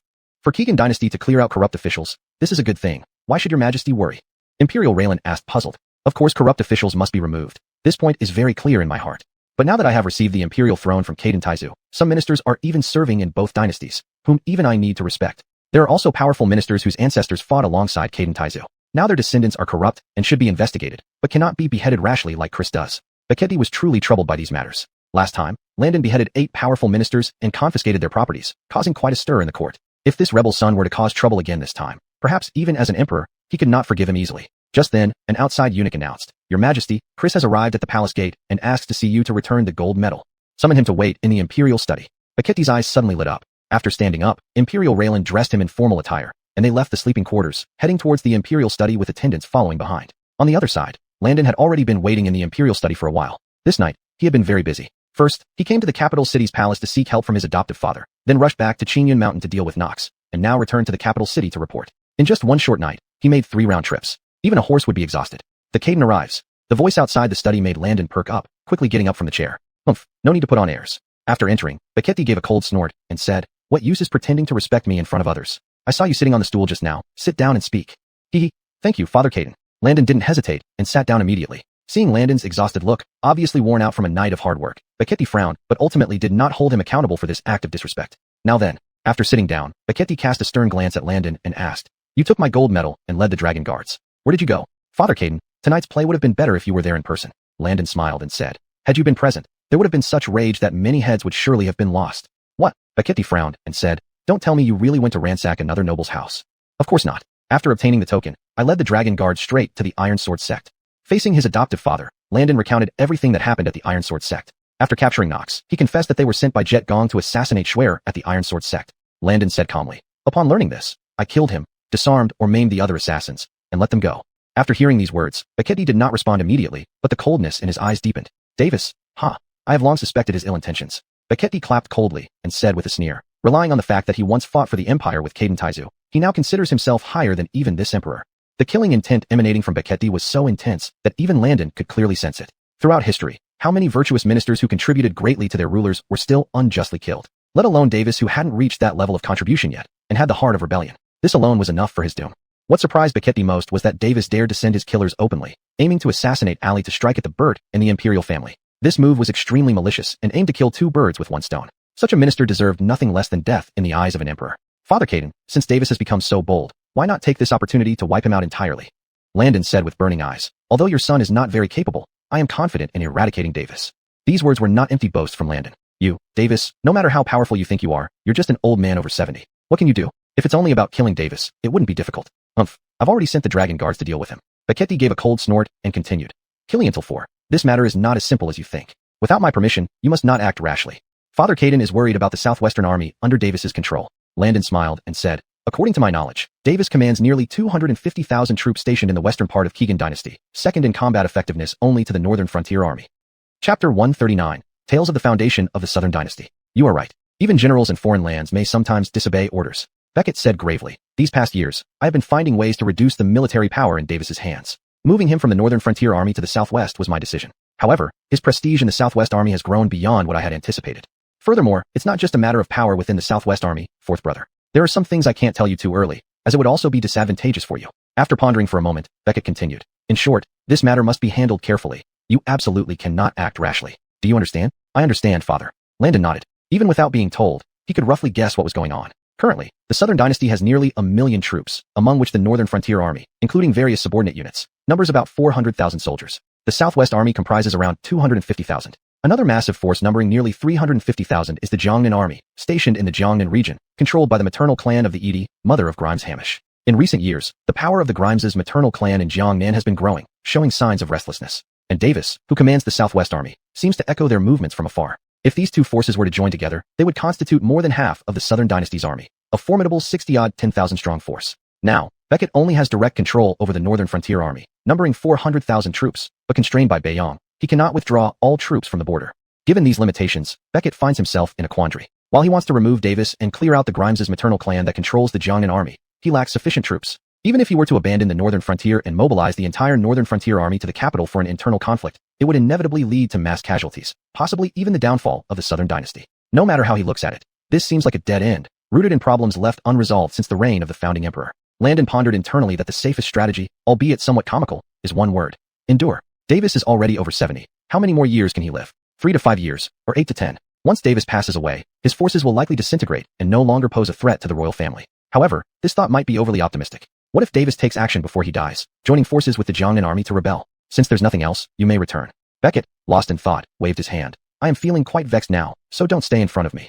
Father, there's still one thing. Landon took out something wrapped in cloth from his bosom and said, this item was given to me by the Iron Sword Sect's leader Hillary. He said that upon seeing it, your majesty would naturally reveal its secrets to me. Iron Sword Sect. Beckett's brows furrowed slightly as he opened the cloth, revealing the silver glowing paper inside. The moment he saw it, Beckett's pupils noticeably constricted. Did you obtain this from the Iron Sword Sect? Beckett asked Landon, visibly astonished. Yes, it was personally handed to me by their leader Hillary. Landon secretly marveled. It seemed his adoptive father indeed knew the origins of this object. Father, is this perhaps a treasure of the imperial family? If it is, how did it end up outside the palace? Seeing Beckett deep in thought, Landon inquired. This story is long and complicated. Not even your older brothers know about this. Beckett glanced at Landon and continued. Today, I will share this secret with you, but you must never tell anyone. Do you understand? Your son remembers clearly. Landon immediately clasped his hands. Beckett sighed heavily and began recounting the origin of the mysterious silver paper. This matter dates back to the foundation of the Southern Dynasty. Cultivation, in this world, has been well documented and is actually closer than Landon realized. At the beginning of the Southern Dynasty, when wars raged across the land, there was a very unique martial arts sect in the Jianghu world called Wojiangu, Swordline Valley. Wojiangu was a place of perilous yet natural beauty, shaped like a sword blade piercing the earth, with its narrowest point barely visible. The owner of Wojiangu styled himself as the master of Swordline Valley. Wojiangu did not exist for very long, probably less than 50 years in total. No one knew where the Hugo came from, but when he appeared in the martial world, he was already one of the few undisputed grandmasters. Wojiangu admitted new disciples every 10 years, and the requirements were exceptionally stringent. Anyone wishing to join Wojiangu had to be under 30 years old, possess exceptional talent, and reach the grandmaster level in martial arts. What did it mean to achieve grandmaster level by the age of 30? To put it simply, Landon was already a top-tier expert at 20, yet he hadn't even begun to grasp the threshold of the grandmaster realm. Ordinary martial artists needed to practice and cultivate to generate a trace of legendary, internal energy within their bodies to reach the grandmaster level. The presence or absence of internal energy was the simplest way to distinguish a top-tier expert from a grandmaster. For an ordinary person to achieve grandmaster level before the age of 30 was almost impossible. Over several decades, Wojiangu only accepted a handful of disciples, yet each one who left the valley would dominate their region and leave a name that resounded for ages. Fourth brother, Wojiangu has another secret. Beckett suddenly leaned in, his tone mysterious. Did you know that the Hugo once took on a last disciple? After leaving the mountain and renouncing monastic life, this disciple did not found a sect or dominate the martial world. So what did he do? Landon was taken aback. Beckett smiled and said, after leaving Wojiangu, he campaigned far and wide and established a whole new dynasty, which is today's Southern Dynasty. The last disciple of the Hugo was none other than the founding emperor of the Southern Dynasty. Hearing this, Landon's eyes widened in shock. This was the first time he heard something so astonishing from his adoptive father. The founder of the Southern Dynasty, the High Caden Taizu, had been the last disciple of the Hugo. Chapter 140. Return the object to its original place within 7 days. If it weren't for Beckett's own words, Landon would never have thought of or dared to believe this. The master of Wujian Valley has extraordinary abilities. Caden Taizu once told us princes some secrets. Beckett said. It said that the master of Wajian Valley is not an ordinary person in the world. He was once taken away by a mysterious immortal cultivation sect due to his outstanding talent and cultivated there for some time. However, although Hassan's talent was unparalleled among mortals, he still could not break through the shackles of immortality cultivation and was eventually sent back by the immortal sect. But even though Hassan couldn't step on the path of immortal cultivation, the sect still left him with 2 tokens when they returned him. One is called the Immortal Connection Talisman, the other, Domain Stabilizing Stone. At that time, the immortal sect told Hassan that if there were exceptionally talented individuals in the future on this land, they might be able to reopen the path to the immortal sect with these 2 treasures. As for how to open the path, the immortal gate did not tell Hassan, saying that anyone with such talent would surely find the way. The Immortal Connection Talisman was under Hassan's control, while the Domain Stabilizing Stone was given as a token between teacher and disciple to his last disciple, who became the founding emperor of the Keegan dynasty. After establishing the Keegan dynasty, the first emperor personally crafted the Domain Stabilizing Stone into an imperial seal, the very jade seal that is now missing. Hearing his father's words, Landon subconsciously looked at the silver paper on the table. So, this thing is the Immortal Connection Talisman? Despite already suspecting this, Landon still couldn't hide his surprise. This is the Immortal Connection Talisman. Who would have thought that inside the Keegan dynasty's jade seal lay the old Domain Stabilizing Stone from back then? These 2 treasures are the only items in today's world that can serve as tokens to reopen the path of immortal cultivation. Hassan didn't attain the true Tao after all, so by now, I suppose he has long ascended, Beckett said casually. The reason the Immortal Connection Talisman appeared in the Iron Sword sect is probably because one of Hassan's original disciples was either the previous or the one before the previous leader of the sect.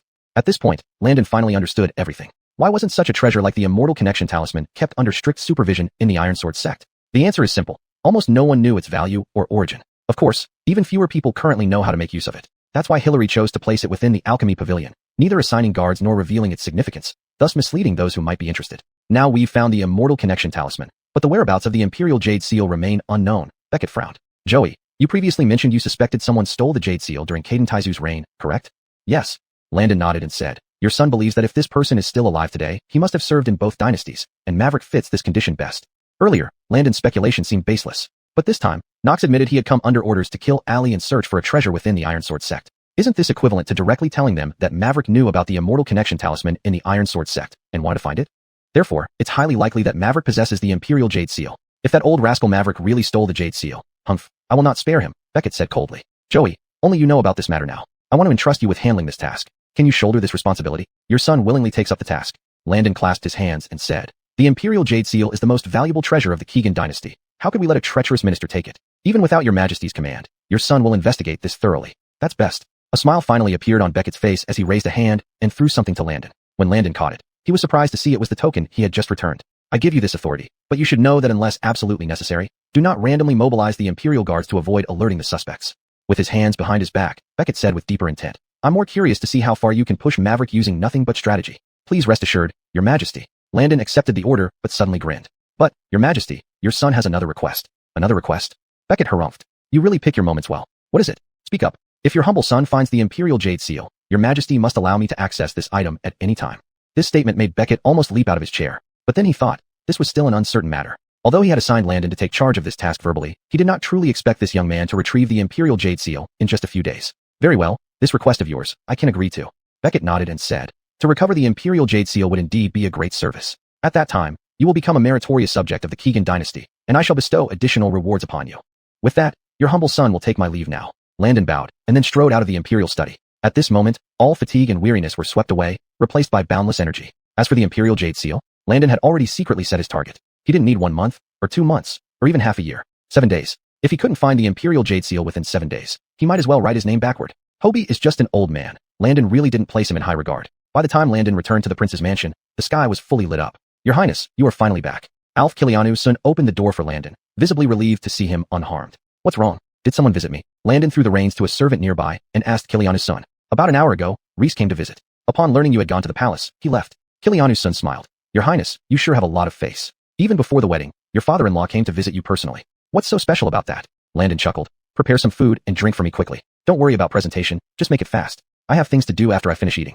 You're going out again? Kilianu's son, who had turned around, froze and hurriedly turned back to ask. Your Highness, you haven't rested all night. Where are you heading? Just don't ask for now. Landon waved a hand. I have important matters to attend to. Hurry up. Chapter 141. Landon? This is impossible. Yes, I'll have the servants prepare the meal right away. Although Kilianu's son was surprised, he did not pursue the matter further and turned to leave immediately. Hey, wait a moment.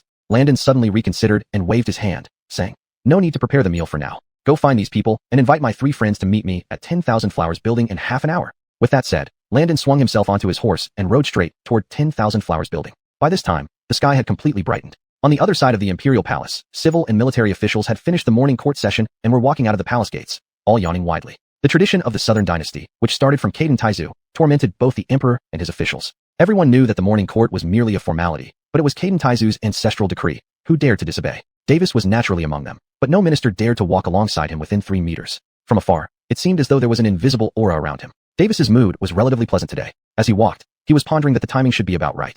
Last night, he had personally selected dozens of top experts from the Guogong mansion and ordered Knox to lead a night raid on Iron Sword sect, targeting only Allie, a little girl. Over the years, under Davis, Knox had never failed a task and always satisfied him immensely. Precisely because of this, Davis firmly believed that when he returned to the Guogong mansion, he would likely see Knox bringing Allie's head to report back to him. However, just as he walked out of the Imperial Palace gate, Davis glanced and saw a subordinate with a pale face and panicked expression standing beside his sedan chair.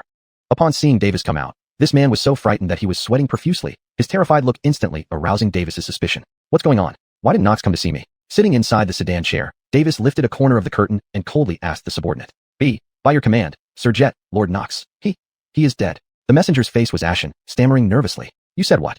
Davis's eyes bulged with anger, and his voice rose almost 8 decibels. His roar made many nearby ministers turn their heads in surprise. We will talk once we return to the mansion. Davis's heart surged with shock and fury. His jade-studded hand kept rubbing against each other. Everyone in the Guogong mansion knew his temper, and no one would dare to joke about such matters with him. Knox is dead. How could this be? How did he die? Who killed Knox? Countless questions filled Davis's mind. He had originally planned to wait for Knox's victory report, but in the blink of an eye, his subordinate told him Knox was dead. That was a great master-level expert. Across the entire Southern dynasty, there were probably no more than 20 recorded great masters. Could it be that Bobby detected his action early and sent people to ambush? Davis silently thought, judging by the situation, the person who could kill Knox and dare to do so was most likely Bobby. After returning to the Guogong mansion, Davis stepped out of the sedan chair. The scene before him almost made him faint. He saw all the top experts he assigned to Knox kneeling in the courtyard of the Guogong mansion. What nearly made Davis explode with rage was that almost all of these experts had either one foot or both hands chopped off. This meant that dozens of elite guards from the Guogong mansion became disabled overnight. Fools. Despite Davis's deep tactfulness and excellent cultivation, he couldn't help but burst into rage at this moment. This is exactly what happened. Explain clearly, or else I'll skin you all alive. Davis roared in anger, grabbing the messenger who delivered the news and shouting, Where's Knox? I want to see him alive or dead. Please calm down, Your Excellency. The messenger's face turned white, forcing himself to say, Lord Knox is dead, and we failed to bring back his body. Who did it? Davis's face was livid as he demanded. I merely asked you to assassinate a little girl, and with your skills, you couldn't even deal with an unranked sect? You are all incompetents. He truly couldn't understand why, with so many first-rate and second-rate experts he raised, and with Knox, a great master-level powerhouse leading them, they ended up in such a mess. It was one thing that Knox was dead, but what made Davis furious was that the highly skilled experts he had painstakingly trained all became disabled. Davis might be powerful and influential, but was it so easy to train first-class experts? Was it so easy to recruit them as confidants? What made Davis feel especially embarrassed was that if the other party could disable so many experts, it meant they could have killed all of them. But instead, they chose the most humiliating way for Davis by releasing these disabled back. Lord Guogong, we did go to Iron Sword sect. The operation last night was going smoothly. At this moment, a killer kneeling in front spoke in a trembling voice. But after that, an accident occurred. Hearing this, Davis walked up to him, grabbed his shoulders with both hands, lifted him off the ground, and narrowed his eyes as he asked, Tell me in detail, what exactly happened? The killer hurriedly said, We were ordered by Lord Knox to guard the gates and checkpoints of Iron Sword sect to prevent outsiders from entering. But they weren't ordinary people. They were. What? Speak faster. Davis was on the verge of exploding and roared immediately. The dragon guards came. At least 40 to 50 dragon guards appeared, and we were no match for them. The killer said shakily. When the dragon guards captured us at the Dan Pavilion of Iron Sword sect, Lord Gao was already decapitated. Chris spared our lives, but demanded that we sever our own limbs as... Wait, what did you just say? Who told you to sever your own limbs? Davis widened his eyes, suddenly asking in a stern voice. You said Chris? Which Chris? Wayland's fourth prince? That Landon. It's him. Lord Guogong. Those dragon guards were brought by Chris. Lord Gao was also killed by him. We saw everything with our own eyes. The killer nodded repeatedly. This is impossible. Davis shouted out loud, slapping the killer in front of him away with one hand. Chapter 142. Law of Interest. Go big or go home. Landon? How could it be him? How is this possible? Maverick's mind was buzzing with shock. The killer he had flung away got up and knelt on the ground, trembling like a leaf. Impossible. You must have seen wrong. How could Landon possibly know my plan? Maverick waved his hands repeatedly, muttering to himself. I only told Knox about this matter. Even you all only knew the target right before we set out. Could Landon have Chang'an, thousand-mile eyes, and to win following years? This outcome was simply unacceptable to Maverick. He had assumed that the failure of this operation was due to Reese predicting his actions and setting up an ambush in advance. This assumption was quite reasonable. Others might not know, but Maverick was well aware of how formidable Reese's elite forces were. The most mysterious and powerful unit in the Northern Border Army, the Cold Iron Army, was none other than Reese's personal guard, whose combat strength did not fall short of the Imperial Dragon Guard by much. The dozens of top-notch killers Maverick had dispatched would have been more than enough to deal with the Iron Sword sect. However, if they faced the Cold Iron Army, which was already prepared, they would surely suffer heavy losses. But the outcome was completely opposite to what Maverick had expected. It was Landon, whom he considered the least significant, who killed Knox, crippled so many of his subordinates, and disrupted his grand plan. That dissolute prince, who didn't show any signs of martial arts skills, actually possessed such extraordinary foresight? Maverick fell silent for a long moment. Only now did he realize how much he had underestimated Landon. Lord Marquis, it seems that Landon really has the ability to mobilize the Imperial Dragon Guard. The steward approached Maverick and said, "Have you forgotten? Some time ago, when the 8 major officials in the capital were executed and their estates seized, it was Landon's doing. At that time, he also mobilized the Imperial Dragon Guard." Hearing these words, Maverick suddenly smiled, a dry and cruel smile filled with self-mockery and disdain. "It seems I underestimated him," Maverick sneered. "Interesting, just a lowborn prince can gain such trust and importance from Wayland, even allowing him to mobilize numerous units of the Imperial Dragon Guard. Interesting indeed." At this point, the anger in Maverick's heart gradually subsided, replaced by an excited anticipation, as if seeing prey. "It looks like I lost this round today," Maverick said calmly, his hands clasped behind his back. "But there are still many days ahead. Your Highness, next time, you might not be able to match my moves, haha." "Lord Marquis, what about these people?" the steward, uncertain in his heart, hastily asked. Maverick glanced at the killers still kneeling on the ground. He had to admit that Landon's actions this time caused him considerable losses. These 3 dozen elite killers represented nearly a third of the Marquisite's elite forces. "Pity, you have served me loyally and ended up like this," Maverick said coolly. "Alf, give each of them 500 taels of silver as a reward and grant them their freedom. Send them home. Also, bring Merrill to me. I need someone at my side who can act on command." Upon hearing this, the steward's heart shuddered. He looked at the killers on the ground with pity. "Thank you, Lord Marquis. Thank you, Lord Marquis. You are truly enlightened." The killers all showed looks of surprise and joy upon hearing this. This outcome was unexpectedly favorable for them. "No need to thank me. Get yourselves together and prepare to leave shortly." Maverick's eyes revealed a faint cold smile as he turned and left. Meanwhile, at the Wanhua Pavilion, in an elegant private room, Landon and his 3 close friends were drinking with great interest. "I say, Brother Ning, isn't this wrong?" Billy, holding his wine cup, slurred. "You once said that after Sierra returned to the capital, you wouldn't visit places like the Wanhua Pavilion anymore. Why are you breaking your vow today?" "Oh, what's the big deal?" Vlad laughed. "There are only 4 of us brothers here today, no beauties around, so it doesn't count as breaking the vow, does it?" "Brother Ning, are you tired of living a disciplined life on Mount Qingyun?" Leroy teased Landon. "Now that you've come down the mountain and returned to secular life, what do you have planned?" All 3 friends burst into laughter. Given their relationship, teasing each other was perfectly normal. "You guys settle down." Landon raised his wine glass. "Today I invited you here, and this meal isn't free. I have something important to discuss with you." "Important matters?" Billy expressed his doubts. "Is there something big happening now? Could it be that Brother Ning is about to get married and invited us to cheer you up and create some fuss?" "Of course, but the wedding still needs some time," Landon asked mysteriously. "I've had quite a story these days. Do you 3 want to hear it?" "We do." All 3 looked at each other and said in unison, "Brother Ning, you've been so tight-lipped. We wanted to know but had no one to ask." Vlad hurriedly said, "Did anything peculiar happen to you at the Iron Sword sect? Tell us about it." "Yeah, tell us." The other 2 chimed in as well. "No problem telling you, but after I finish, none of you should run off." Landon put down his wine cup and said, "Storytellers ask for team money after their tales. As a prince, I can't just tell you stories for free, right?" "Hey, of course not. Our friendship goes beyond this." All 3 laughed. "Well, listen to me then." Landon paused, then simply recounted what happened during his time at the Iron Sword sect, especially the events from last night, killing Knox and incapacitating a bunch of killers, to the 3 brothers. "Hobie is not someone easy to deal with. After this incident, he and I have become mortal enemies." Landon's eyes were sharp as he told the 3. "Now, Father also has the intention to remove Hobie, and he entrusted this mission to me." "Remove Hobie?" All 3 showed surprise. This news was like a thunderbolt. Billy's face changed slightly. He glanced at the door and whispered, "Brother Ning, how could you speak so openly about such important matters to us 3? Why not?" Landon smiled slightly and said, "Didn't I say drinking isn't free and neither is hearing my story? I brought you here because I want to go big." Chapter 143. If the enemy offends me, I will leave him no remains. "But isn't this a bit too much?" Leroy frowned deeply and said, "Brother Ning, you wouldn't be unaware that he, Davis, is the current state guardian with incredibly intricate and immensely troublesome subordinates. And it's rumored that he commands hundreds of thousands of mercenaries in the southwestern military. Even within the capital's prefecture, experts are abundant, hiding like crouching tigers and hidden dragons." Ushvin also spoke up. "Moreover, as an old minister serving 2 dynasties since Caden Taizu's reign, we might have intentions, but it would be fundamentally impossible to compete against this old rogue." Indeed, the fathers of Billy and the others were officials in the court, but if one talked about ranks and positions, the 3 of them combined couldn't match even a finger of Davis. Among them, only Billy's father held a slightly higher position as the deputy minister of war, while Leroy and Ushvin's fathers wielded very limited power. "You don't need to worry too much about this." Landon smiled and said, "Since I dare to say I will eliminate this old rascal, I naturally have a foolproof plan. You only need to cooperate with me in creating momentum and follow my arrangements." This plan had been brewing in Landon's mind ever since he left the palace. Despite his adoptive father informing him that Davis was powerful in the south and had unclear relations with the Edie Dowager's clan, did this matter much? It hardly affected whether or not Landon would kill this old rascal. After all, what he aimed to deal with was just Davis himself. Once Davis faced justice, his subordinates would be like headless chickens. At that time, a single imperial edict from the Javier would make them submit obediently.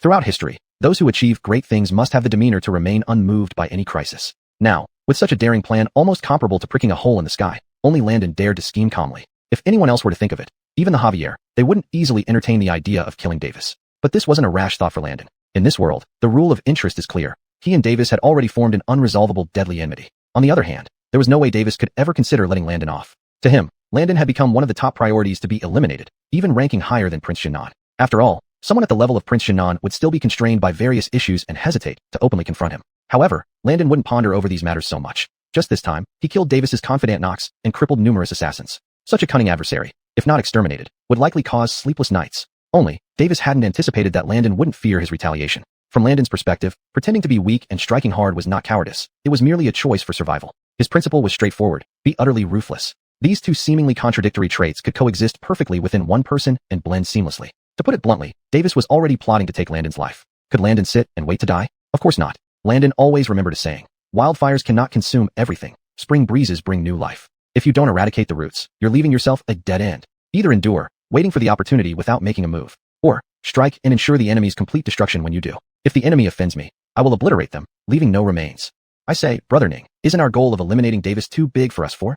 Billy pondered for a long time before asking. It seems better to set smaller goals first. For example, why don't we start by targeting Davis's supporters? Yes, a man like him surely has many sycophants in the court. Investigating through them might involve less risk. Ushvin and Leroy nodded in agreement. Good thought. Landon took a sip of wine and said mildly, but doing so would constantly give Davis opportunities. Eliminating one, only for more to rise up in succession. Plainly speaking, whether assaulting Davis directly or targeting his supporters, they realistically had only one chance to strike. Using this precious opportunity on a supporter meant countless others would remain, including Davis himself, which could put them at a disadvantage. The only surefire method was to catch the chief first, directly wiping out Davis. The three mischief-making friends fell silent for a moment and realized Landon's determination. This wasn't something they could easily sway. All right, Ushvin sighed. Brother Ning, though this choice is perilous, we've been through countless dangers together over the years. I support you. I have nothing more to say either. Billy said, my father is still Deputy Minister of War. If manpower is needed, I can arrange it for you. If all of you have made your stance clear, would it not be too shameful for me to back out? We are known as the four playboys of the capital. Leroy laughed heartily, but I'm very curious, Brother Ning. What exactly do you plan to do to deal with Davis? Do you already have a strategy? I won't hide anything from you three. Landon smiled slightly, saying, actually, I've already thought of a way. And this method is very simple. It's just that. The three leaned in closely, listening intently to Landon's plan. After he finished, their faces turned pale with shock. What? Brother Ning, are you joking? Billy exclaimed. That kind of method seems too rudimentary. Davis is a cunning fox among men. How could he possibly fall for such an elementary trap? You see, Landon shrugged. Precisely because this method is so simple that it becomes impossible for anyone to think it could be a trap, let alone one that costs lives. It's too risky. Leroy pinched his brow, saying, but to be honest, your plan is one that ordinary people would never imagine, and I believe Davis wouldn't expect it either. Why don't we start preparing now? The sooner we prepare, the better we can manage the timing. Brother Ning, what do you think? Ushvin also nodded in agreement. That's settled then. For now, keep this matter to yourselves. Don't tell anyone, not even your fathers. Landon decided on the spot. You three go back and prepare individually. Remember, don't recruit people from places like the Ministry of War or the Ministry of Revenue. Choose them from the civilian population. Understand? Chapter 144. What skills do you, Landon, have? Why is that? Billy asked in confusion. There are many experts in the Ministry of War. Wouldn't it be more convenient for us to directly select people from there? Indeed, there are quite a few experts in the Ministry of War, but we can't rule out the possibility that some might be familiar with Bill. This possibility must be eliminated. Landon said seriously. The chosen personnel don't necessarily have to be top-notch in strength, but they must be completely unaffiliated with the royal family and loyal enough to serve us faithfully. Understand? Yes, Brother Ning, rest assured. The three responded in unison, bowing respectfully. After this drinking session, Landon didn't appear outside for several consecutive days. He stayed hidden inside the prince's residence without stepping out of the gate. This move genuinely puzzled Bill's spies, and when the news was reported to Bill, he sneered. It seems this kid knows fear now. Inside the mansion of the Duke, Bill sat at the head of the table, laughing coldly. He killed my subordinates and crippled so many experts from the mansion. Even if Landon had the guts of a bear or a leopard, he probably wouldn't dare face me after returning to the capital. Uncle, what do we do next? As he spoke, a young man sitting below Bill, who looked equally youthful and handsome, bowed and asked. You don't need to worry. Bill replied calmly. Tomorrow during the morning court session, I will bring up this matter to Waylon. It would be even better if Landon doesn't come. If he does, we'll force him to confront you, achieving two goals with one action. Hiding? Bill thought with inward derision. If hiding could solve this issue, his name could be written backward. On the morning of the court assembly, the officials were already waiting in the Golden Hall before dawn. When Bill arrived at the hall, he saw Landon standing beside Grimes Hamish. Their eyes met, and Landon gave Bill a friendly smile. Humph, Bill snorted, saying nothing more, and stood at the front of the line, quietly waiting for the Emperor to arrive. Soon, Beckett entered the hall escorted by attendants and took his seat on the dragon throne. Long live the Emperor! All ministers shouted in unison, the roar shaking the entire hall. Ministers may rise. Speak if you have any matters to report. Beckett, despite being tired, put on a dignified appearance as the Emperor. No matter how sleepy he was, he couldn't cancel the morning court sessions and risk becoming a tyrant. Your Majesty, this old minister has something to report. At that moment, Bill stepped forward first, holding a scroll in his hands, speaking in a deep voice. His words plunged the already silent hall into complete silence. The surrounding ministers clearly feared him, not daring to raise their heads. Landon raised an eyebrow, sensing the dark and unpredictable expression on this old man's face. Nothing good would come from this. What matter does Duke Yuchi wish to report? Beckett waved his hand, signaling him to speak. Your Majesty, the front line in the northern border has become increasingly dire as winter approaches. Northern Yan's attacks have intensified, aiming to breach our city defenses before the bitter cold sets in. This is common knowledge among all of us. Northern Yan relies primarily on nomadic life, with hardly any significant cities besides the capital. Therefore, they urgently need to occupy some cities for shelter. Bill continued solemnly. Currently, there is no commanding general in the Northern Border Army, and the military tactics focus on compressed defense. In my view, this approach is unsustainable. We should promptly dispatch a commander to the Northern Front to direct the battle. That makes sense. Beckett nodded slightly, though he privately mused that he had already announced that after his fourth brother married the Murong family's daughter, he would send him to lead the Northern Border Forces. Bill raising this issue now seemed less about Southern Dynasty's national security and more about something else entirely. Seeing the Emperor nod, Bill smiled inwardly. Your Majesty, my nephew Christian has just arrived from the Southwestern Army to the capital, originally intending to rest at my mansion for a few days. My nephew joined the Southwestern Army at 14, commanded a heavy cavalry unit at 15, and became a deputy general by 18. Bill spoke proudly. Now at 25, he is a deputy commander in the Southwestern Army, second only to the main general. He has achieved remarkable military success and possesses extraordinary strength, making him a master-level expert. Upon hearing this, murmurs spread among the ministers. Landon, standing beside Grimes Hamish, was also secretly pondering. Good heavens, joining the army at 14. It seems ancient people were truly fierce. If everything Maverick said is true, then Christian can be considered a 1 in 10,000 genius of today. Such a person is indeed extraordinary. Now, this old minister hopes to recommend my nephew Christian to your Majesty. If he could lead the northern frontier troops in a battle, he would surely crush the Northern Yan before winter sets in and break their morale. Maverick clasped his hands, and his eyes gleamed with satisfaction. In his view, Beckett had no reason to refuse this request. I have heard of your nephew before, but that was 3 or 4 years ago. On the Dragon Throne, Beckett nodded slightly and said, I once heard of his numerous military achievements in the Southwestern Army and awarded him accordingly. I didn't expect him to be so young. On the surface, Beckett seemed surprised, but in reality, as the ruler of a nation, if Beckett couldn't see through Maverick's intentions, he would truly be a dim-witted emperor. Christian is Maverick's own nephew, and has been leading troops in the Southwestern Army for several years. Regardless of how one looks at it, he is absolutely a trusted force under Maverick. Placing such a person in the northern frontier is equivalent to indirectly extending Maverick's hand into the Northern Border Army. Given time, just a few years, Maverick might gain complete control over the entire Northern Border Forces. By then, with both the Northern Border Forces and the Southwestern Army under his command, nearly 700,000 troops, plus the power of the prince's maternal clan, wouldn't he essentially hollow out the court? However, now, Beckett had no good way to confront Maverick. Because he had previously announced that Landon would take charge of the Northern Border Forces, ostensibly as a chance to redeem himself, but actually to test the boy's capabilities. Chapter 145, a contest to decide victory, dare you? Now that Christian had emerged, if he still insisted on keeping the general position of the Northern Frontier Army vacant for Landon, it would be hard to justify.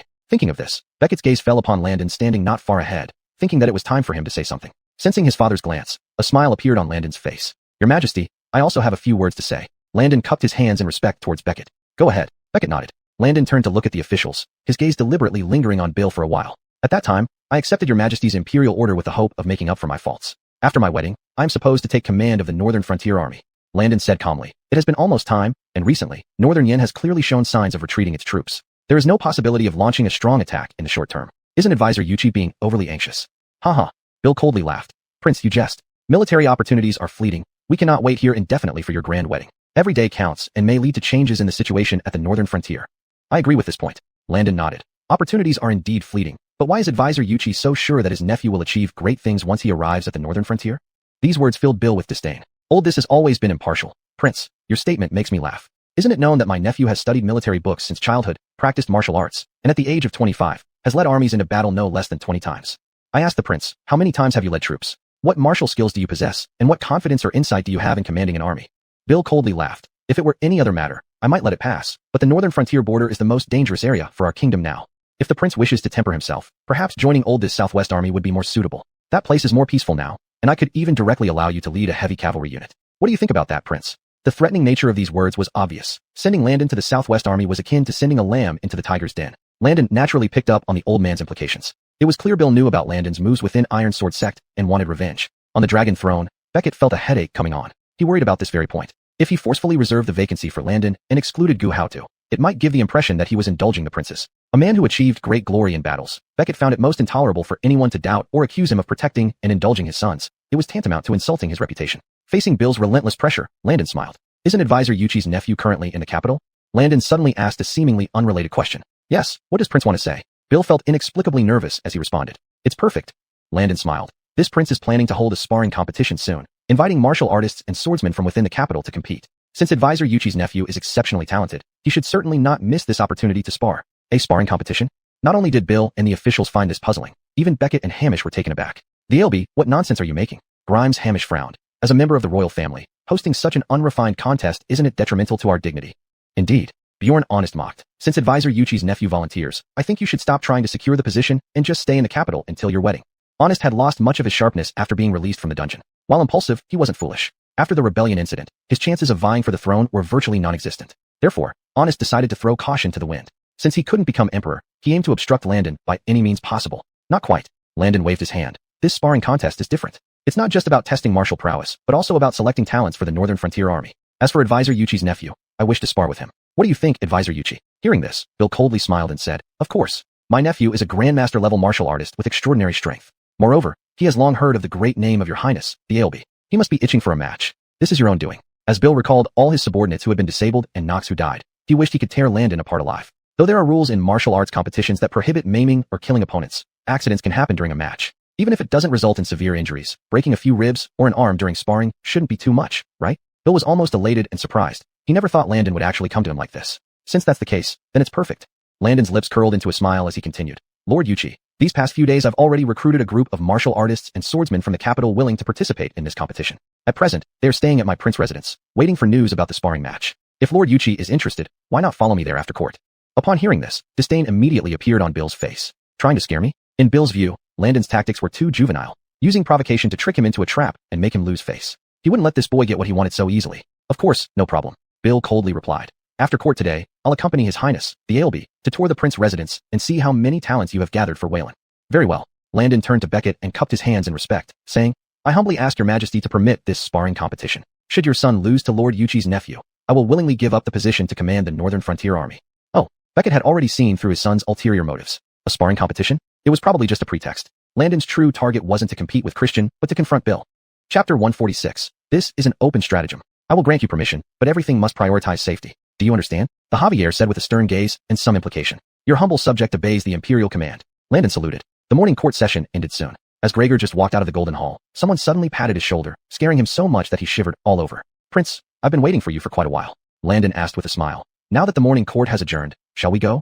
Go? Where to? Gregor's face was displeased as he coldly asked. Where else could it be? Landon spread his hands and said, of course, to my mansion. How can you forget what was just mentioned? Are you getting senile? Humph. Gregor sniffed and calmly replied. ALB, there's no need to be in such a hurry, right? Can't this old man rest at the Duke's residence for a bit, and then head there in the afternoon?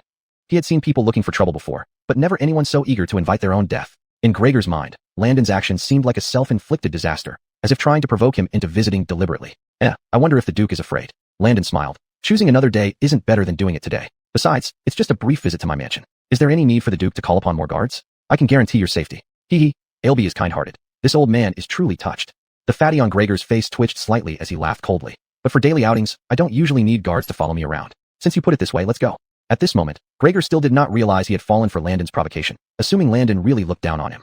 That's excellent. Landon smiled. Then I'll go back first to have my servants prepare tea and snacks. Duke Yuichi, do come over soon without dawdling. This naturally doesn't require you to worry about it, Your Highness. Please proceed. Gregor said coldly with a blackened face. After walking out of the Imperial City Gate, Landon swiftly mounted his horse and went to a nearby alley to quietly observe outside. Soon after, Gregor slowly walked out of the palace and climbed into his carriage. When the carriage moved, Landon noticed this old fox indeed had no intention of going back to the Duke's residence. The carriage was heading straight for his mansion. A good opportunity. Landon's eyes gleamed, and he immediately rode a shortcut, rushing back to his mansion as quickly as possible. When he reached the mansion, Billy, Leroy, and Ushvin were all here. Ning brother, why did you rush back in such a hurry? Is there someone chasing you? Billy smiled. Quickly take a look. We visited many martial arts schools and streets in Jinxing for several days to bring these warriors here. You're right. There really is someone chasing us. Landon patted his shoulder and then strode into the courtyard. Chasers. The three men exchanged glances, confused, and hurriedly followed Landon into the yard. Entering the courtyard, Landon saw 7 sword-holding warriors waiting there. Greetings to the ALB. Seeing Landon coming, they all saluted, loudly exclaiming. Landon quickly observed that the skills of these 7 men were mostly at the top 3rd class or middle 2nd class level. This standard was already outstanding compared to most martial artists. Even in a large sect like the Iron Sword sect, only a few inner disciples could reach 1st class level, let alone students from martial arts schools. Gentlemen, Landon bowed. Time is tight, so I can't explain everything in detail now, but I have something crucial that requires your assistance. Upon hearing this, the 7 martial artists couldn't help but be taken aback. What does the ALB require of us? Speak up. If it's within our capabilities, we certainly won't refuse. The leading warrior saluted and said to Landon. All right. Landon asked them, let me ask you a few questions. In today's world, who do you respect as the master? Of course, we respect the Javier as the master. They answered without hesitation. Could there be any other answer? The current emperor of the Southern Dynasty was undoubtedly the Javier, which was unquestionable. Landon nodded and said, if any noble threatens the Southern Dynasty, and I order you to capture him together, do you have the courage? Of course we do. Everyone laughed. The leading warrior smiled and said, Your Highness, we've long heard of your character. Whatever you want us to do, we'll do it.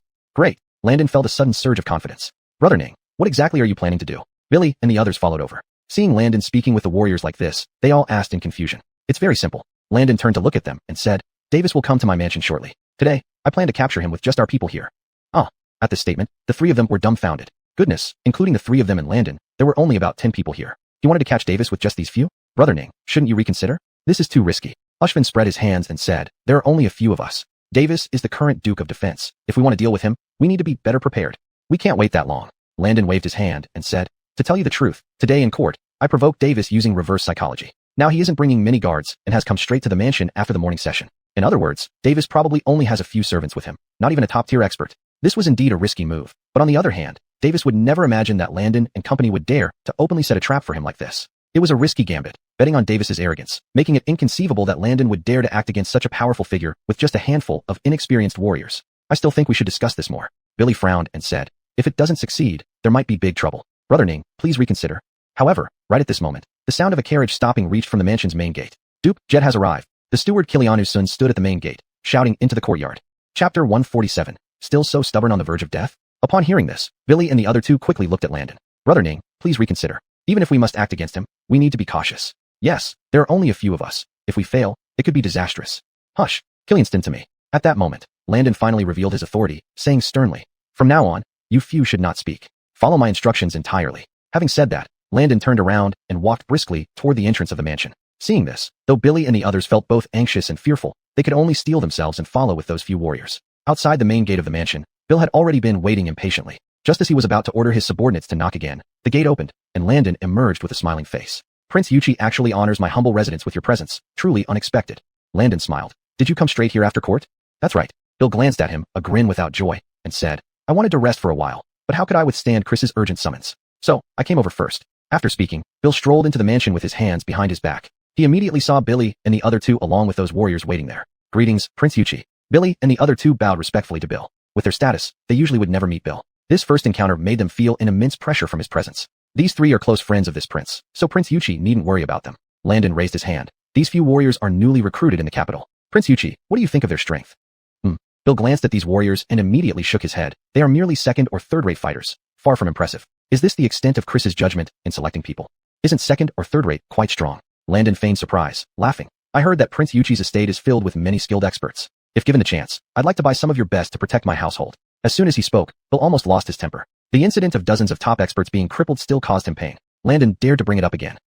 No need for Chris to worry. In due time, I will send you the fiercest experts to satisfy you. If you're not satisfied, I can replace them until you are. Oh, how awkward. Landon smiled. Since you've come all this way, why don't we let my warriors demonstrate their skills? After all, they will also compete in the coming sparring matches. You can tell your nephew to prepare accordingly. You don't need to worry, Chris. I have everything under control. If Chris wants them to show their prowess, let's start now. I must return home soon. Inside, Bill felt annoyed. Was he praising or insulting them? His nephew, Christian, was a master-level fighter, 2 ranks higher than these second or third-rate fighters. Dealing with him didn't require advanced preparation. Very well. Landon glanced at the leading warrior. Do you remember what I just said? Begin. Swoosh. As Landon finished speaking, several figures flew through the air. All 7 warriors sprang into action, moving like lightning. In the blink of an eye, 2 rushed straight towards Bill.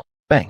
Unsurprisingly, caught off guard, Bill was immediately pinned to the ground by the 2 warriors. At the same time, the other 5 surged forward, restraining Bill's limbs and neck, immobilizing him completely.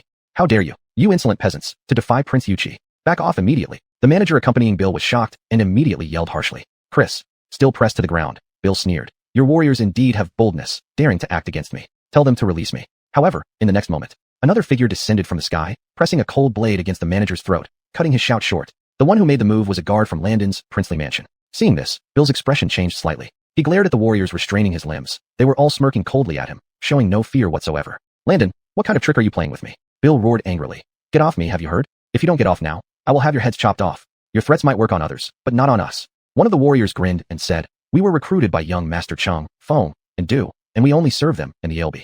Except for them 4. We fear no one and acknowledge no one. Regardless of whether you're royalty or an old scoundrel in court, we will arrest you without hesitation. Another warrior also laughed loudly. You, Bill struggled a few times, but he couldn't budge even an inch. Though he held the rank of a state protector, Bill himself possessed almost no combat ability, especially since he was already advanced in age. How could he be a match for these young warriors? A sense of panic welled up inside Bill. However, on the surface, Bill maintained a calm facade, glaring coldly at Landon. Ailby, if you release me now, I can pretend this never happened. Don't wait until I report you to Wayland, when it's too late for regrets. Report me to Wayland? Landon couldn't help but laugh, slapping Bill's face. He asked, Bill, do you think after entering my princely mansion, you still have a chance to file a complaint to Wayland? Indeed, you old fool. Billy also laughed. Do you think we'd dare to seize you if it wasn't Wayland's will? Even the King of Heaven wouldn't be able to save you today. Just wait obediently for your execution. Ushvin advised with feigned comfort. Lord Yuchi, as long as you confess quickly, we will act swiftly to ensure you don't suffer. Outrageous. You group of little hooligans. Do you want to rebel? Bill truly panicked now. The expressions on Landon and the others gave him no hint of jest. Could it be that I'm so unlucky today? Landon, release me, or I'll never forgive you all. Bill shouted with a show of bravado. Do you believe I can't have the State Protector's Mansion experts level your princely mansion immediately? Chapter 148. Threatening me? You've come to the right person. With just these few second and third-rate warriors under Landon's command, in normal times, Davis would not have given them a second glance. After all, who was he? The renowned state protector of the Southern Dynasty. Even the Javier had to give him some face. And as he had mentioned earlier, within the State Protector's Mansion, there were indeed countless experts, none of whom with less than first-class strength qualified to serve under him. However, it was precisely because of his high expectations and arrogance that Davis made an extremely fatal mistake. He believed that with his power and status, even if he came to Landon's territory without any defense, Landon wouldn't dare do anything to him. Reality proved that Davis had clearly overestimated the situation. Old man, you're still defiant at death's door. Billy sneered and said, to be frank, since we dared to arrest you today, we never intended to let you leave this prince's mansion alive. You dare. Davis was taken aback. Still believing in his heart that these young punks wouldn't dare to kill him, he cursed. I am an old minister who has served 2 dynasties, and the current emperor granted me an iron tablet of pardon. You have no right to touch me. Iron tablet of pardon. Landon raised an eyebrow. This was the first time he'd heard of such a thing. Hearing this, the steward hurriedly pulled out an iron tablet from his chest pocket and displayed it before Landon and others.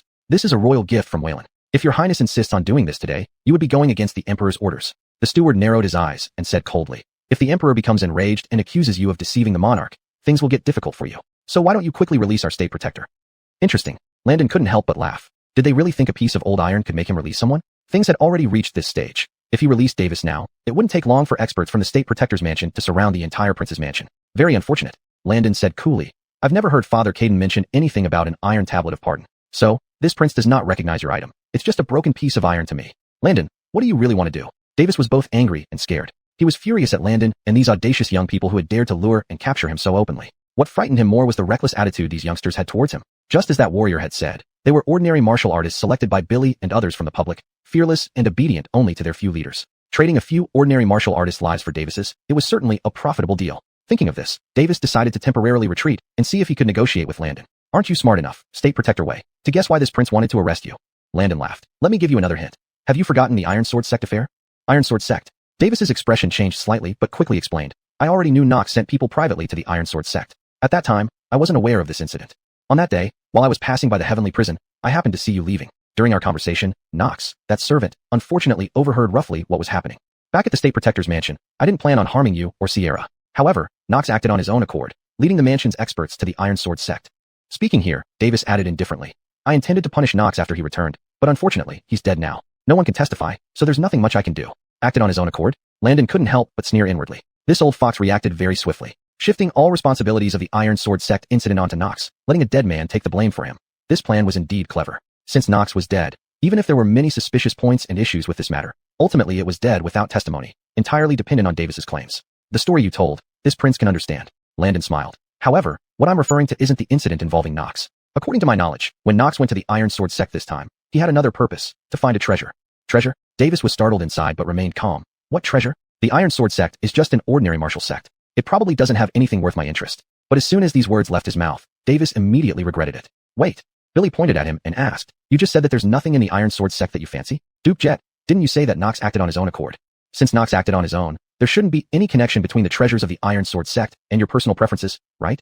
Ushvin smiled and said, we haven't even started to apply pressure, yet you've already given away everything. Davis remained silent, but inside, he was furious. His slip of the tongue had given these young men a chance to exploit a loophole. Duke Jet, there's no need to hide anymore. Landon calmly said, I know you sent people to the Iron Sword Sect to search for the Immortal Passage token. Am I right? Now, I only have one question. Is the Imperial Seal currently in your possession? Immortal Passage token? It seems Chris knows quite a bit. In this Southern Dynasty, those who can utter Immortal Passage token can probably be counted on one hand.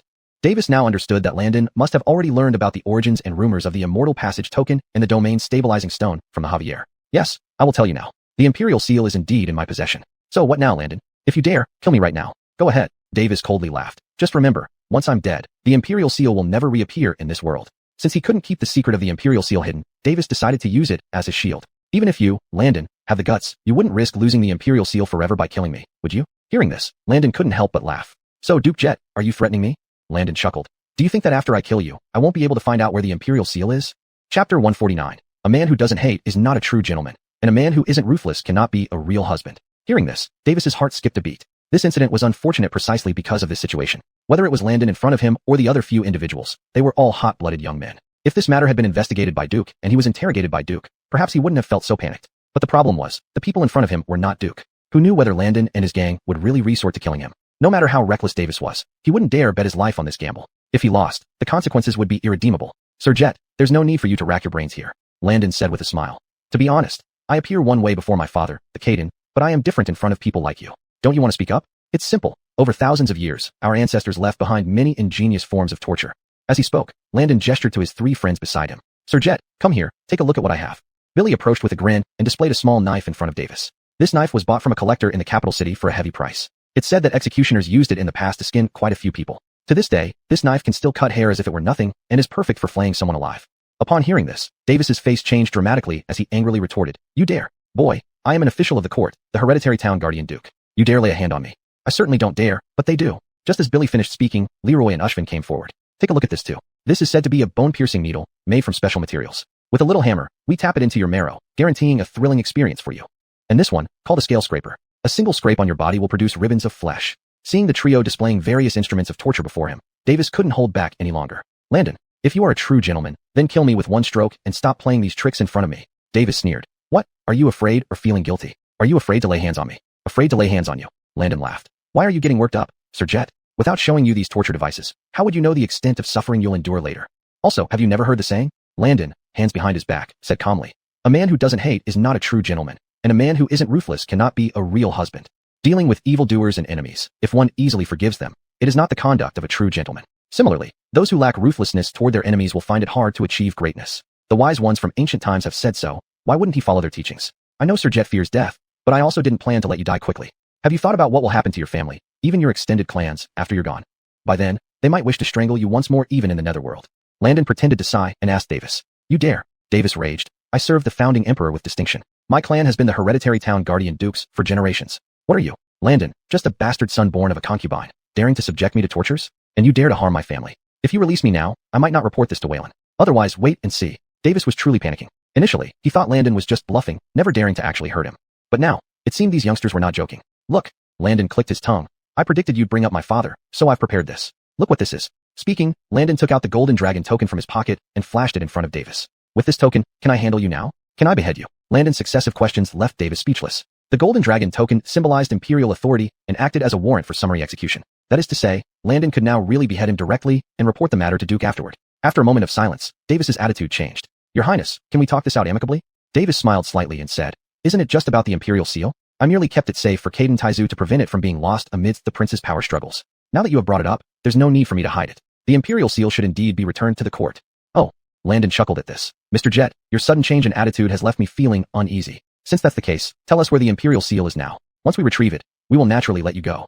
That might be difficult. Davis sneered inwardly. These young men were indeed too inexperienced. Although the Imperial Seal is in my possession, it is not in my mansion nor in the capital. Instead, I've hidden it in a secluded place outside. This location is deep within a mountain range, surrounded by numerous traps and mechanisms. Without my guidance, anyone who goes will not return. Davis said with feigned sincerity, If your Highness wishes to obtain the Imperial Seal, why don't I lead the way? What do you think? Lead the way. Landon saw through the old man's intentions, but still smiled on the surface.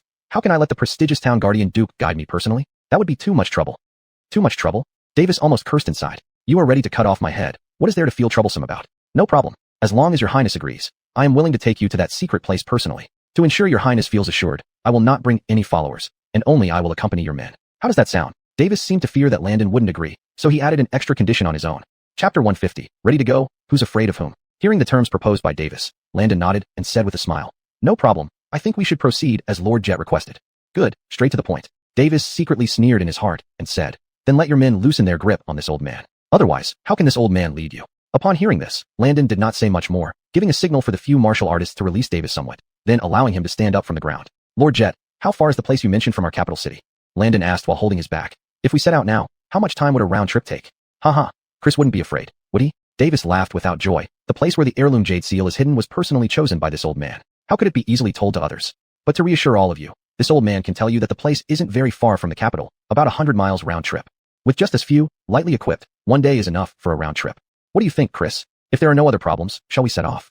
Davis's only worry right now was that Landon wouldn't fall for this trick. As long as these kids followed him to that place, they were sure never to return. All right. Landon looked at the sky and said, it's still early. If we move quickly, we can reach there before dark. You three go prepare horses and a carriage. Hearing Landon speak like this, Billy and the two others immediately panicked and stopped him. Ning brother, don't agree so easily. Billy hurriedly said, aren't you afraid this old rascal sets up an ambush halfway? It'll be dangerous if we fall for it. That's right. Who can verify the secret place he mentioned?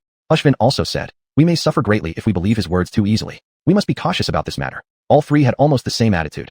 Even if they wanted to follow Davis to check the place, they absolutely couldn't go without any precautions. Seeing the trio dissuading Landon, Davis didn't interfere either. Instead, he mocked them sarcastically. Chris, it seems the few people around you are quite scared of this old man. Davis coldly smiled. Since that's the case, you might as well report to Wayland and ask for protection. This old man doesn't mind. Oh, Landon smiled upon hearing this and replied, there's no need for that. Let's depart now, Lord Jet. Your character inspires great trust in me. You wouldn't do anything dishonorable or despicable, would you? As he spoke, Landon gave the trio a reassuring glance. To put it mildly, what did he, Landon, have in hand? The Golden Dragon token bestowed by Beckett. With the Golden Dragon token, Landon could call upon the Imperial Dragon Guards for protection anytime, if necessary. If anything went wrong, the guards would handle it. With such insurance, why should he fear the threat of Davis? After a brief preparation, several fine steeds and a carriage were readied at the gate of the mansion. Landon and Billy sat in the carriage, bringing Davis along too, while the others rode their horses. Apart from simple weapons like sabers and swords, they traveled light, taking nothing extra. First, head toward the west gate of the capital. After exiting the west gate, travel 30 miles forward. Davis pointed ahead and said, once we arrive, this old man will give you further directions. Don't play any tricks. Billy threatened, Lord Jet, if you dare play any tricks, don't blame us for showing no mercy. Of course. Davis remained calm, closing his eyes and resting after speaking. Seeing the old man's serene demeanor, Landon made some rough guesses. It seemed the secret place Davis mentioned was real, and likely, Davis had already laid many traps in advance in that location. These traps might not just be people, but could also include various mechanisms and concealed weapons. Unknowingly walking into them could mean getting riddled with arrows. After leaving the capital, they sped up on the main road, galloping toward the western outskirts. After arriving at the location mentioned by Davis, he then directed everyone to continue heading southwest for another 15 miles before changing direction once more. Before long, following Davis's instructions, they entered a misty forest. This mountain is quite peculiar. Leroy and Ushvin, riding on their horses, couldn't help but marvel at the thin mist in the forest. It was close to mid-afternoon, yet typically, fog in forest should only be present during early morning or dusk when the moisture was thicker and more likely to form fog. This situation indicated one thing. The forest was extremely damp, and there might be a large amount of miasma present. In ancient times, miasma was undoubtedly a deadly killer. Anyone entering the mountains, whether woodcutters or traveling merchants, would become powerless and fall into a coma if they contracted miasma. If it got worse, even gods could not save them. Seeing that Davis was completely unfazed, Landon secretly wondered if this old man had something to counteract the miasma's poison. Otherwise, he wouldn't have any reason not to be afraid. Lord Jet, you must be more familiar with this place than we are. With the mist spreading, it seems like miasma exists here. Shouldn't we take some precautions? Landon stood at the foot of the mountain and asked Davis. Miasma. Davis laughed heartily and said, what miasma? Chris, are you scared? In today's southern dynasty, the people live comfortably, and wild animals and small mountains like this have mostly been driven deep into the mountains. Without decaying corpses, how could miasma appear? Davis smiled and said, don't worry too much. It's just ordinary fog. Chris, let's go in quickly, or it will be dark soon, and the roads in these mountains will be hard to navigate. That makes sense. Landon pondered for a moment and feigned agreement. Since that's the case, Duan Qing and Jinwen, you two strip the Duke of his clothes. Sure thing. The two responded but were scared off as Davis hurriedly shouted. Landon, what do you mean? Why are you stripping me? Chapter 151. You are indeed too young. What? Is something wrong? Landon saw Davis's panicked face and laughed. It's rare to see such tender skin on someone like Duke Jet. Isn't it a pity not to use it for clearing the way? I thought if you were to lead the way ahead of us, wouldn't that prove whether the mist in this forest is just ordinary fog or miasma? As soon as these words came out, Davis's expression turned from panic to anger. There's no problem with leading the way, but isn't it somewhat inappropriate to ask an old man like me to strip off my clothes? Davis roared angrily. As the pacifying Duke of the Southern Dynasty, my dignity represents the prestige of the Southern Dynasty. Landon, are you trying to damage the reputation of our country? In truth, Davis's feigned outrage was just for show. If he had to walk ahead, it would be fine, but stripping off his clothes was out of the question. It wasn't about modesty. There was something hidden on his body. Landon had long sensed that this old man harbored sinister intentions. A single glance at the woods told him that it was definitely miasma. If they walked in without any protection, their fate would be extremely grim. Miasma itself was highly toxic. Once it invaded the human body, it would cause the flesh to rot, and given the medical conditions in the Southern Dynasty, the only solution would be to cut away the rotten flesh with a knife. Such torture would be comparable to lingxi, death by slicing. As for Davis, since he dared to volunteer to lead them into the miasma-infested forest, it meant he must have something that could protect against miasma. Landon wanted to strip him to find that treasure. Sure enough, after Billy and the others restrained Davis, Landon approached and quickly searched him. Within seconds, Landon found a pearl-sized bead the size of a fingernail. The moment he touched it, everyone instantly felt refreshed, as if even the surrounding air became clearer. Duke Jet, what is this? Landon asked, pretending to be surprised. This pearl doesn't seem ordinary. The moment I held it, I felt my breathing become much smoother. Could it be a detoxifying item? That's just an ordinary pearl. Davis quickly reached out to snatch it back, but seeing he couldn't take it from everyone, he forced a smile. Someone gave this to me as a gift in the past. It's merely for ornamental purposes. Really? Landon smiled and said, if it's not valuable, then Duke Jet can do me a favor and give it to me. In return, I'll ask my father Emperor to send you a cartload of pearls from the national treasury. No, Davis blurted out. Forget a cartload of pearls. Even a house full of pearls couldn't compare to the value of this single Jiao pearl. Forget it. Seeing the peculiar looks from Landon and the others, Davis sighed. This item was a gift from an old friend, reportedly a Jiao pearl from the East China Sea, known to have a calming effect. That's why I always carry it with me. Jiao pearl? Landon pondered internally. Did such creatures exist in this world? According to ancient texts, any aquatic creature that grew powerful enough might transform into a Jiao upon encountering favorable conditions. After entering the sea, a Jiao might further transform into a dragon given more chances. Of course, many stories in ancient texts were legendary and mythical, so Jiaos were likely fictional. After examining the Jiao pearl closely, Landon noticed it resembled a stone from some large fish's throat, similar to a black carp stone. Moreover, the outer layer of the so-called Jiao pearl felt rough, as if coated with medicinal powder. This suggested that it was likely a fish stone from a large fish, coated and polished with various precious detoxifying herbs. Therefore, its ability to counteract toxins made sense. Regarding its value, Landon roughly estimated that it was indeed quite expensive, depending on the value of the herbs used. Weren't you saying earlier that this thing is very precious? Landon chuckled. Since it's so valuable, we'll temporarily keep this Jiao pearl safe for you, Duke Jet. Please proceed, lead the way. Hearing this, Davis's face changed rapidly. Without the Jiao pearl, how could he dare enter the miasma? The Jiao pearl also repels certain harmful elements in the mountains. Since you youngsters are strong, you won't need this. Davis tried to smile, but an old man like me cannot venture into the mountain without it. Well, if you had said so earlier, it would have been fine. Landon waved his hand and signaled Billy to return the Jiao pearl to Davis, saying, since that's the case, here's your Jiao pearl back. Let's enter the mountain now. Sure. Davis was inwardly delighted. There's a saying that ginger is indeed spicier when it's old. These young hotheads were indeed too naive. Without the protection of the Jiao pearl, Landon and his companions would likely succumb to the poison one by one after entering the forest. While secretly rejoicing, Davis maintained an outward appearance of nonchalance, picking up a stick as a cane and setting off toward the mountain. In the meantime, Landon calmly took out a glass bottle the size of a child's fist from his pocket and handed it to Billy and the others. Apply this on your body and face, and you won't have to worry about the miasma anymore. Landon smiled slightly as he spoke to the three of them. Brother Ning, what is this? Billy glanced at the distance where Davis had already walked ahead, asking in a low voice. Is this thing more effective than the Jiao pearl? You'll know whether it works well or not once you open it. Landon gestured for them to open the small jar. Following his words, Billy opened the jar, and immediately a refreshing medicinal oil aroma wafted out. Pouring a drop out, it revealed a liquid as green as jade, which, when dripped on the back of his hand, emitted a cool sensation that permeated into the heart. What a great item. It can refresh the mind and repel mosquitoes and insects. Leroy and Ushvin followed suit, applying the substance on their hands and faces. Brother Ning, did you make this? Does it have a name? Billy hurriedly asked. It's something I recently developed myself. Landon said with a mysterious air. You three are my first customers. Why don't you come up with a good name for this? Chapter 152, Master of Arrays Landon. Naming it? That's what I'm best at. Leroy picked up the small bottle and said, I think this item has a color like jade, and it smells fragrant. It's a top-grade product. How about we call it jade cream? Not good. Billy shook his head repeatedly and said, jade cream doesn't sound like something to use. It sounds like something to eat. I think green spirit oil would be better. What do you think? What kind of oil? Landon's mouth twitched. Billy's term spirit oil made him think of a certain very famous four-character product from the future.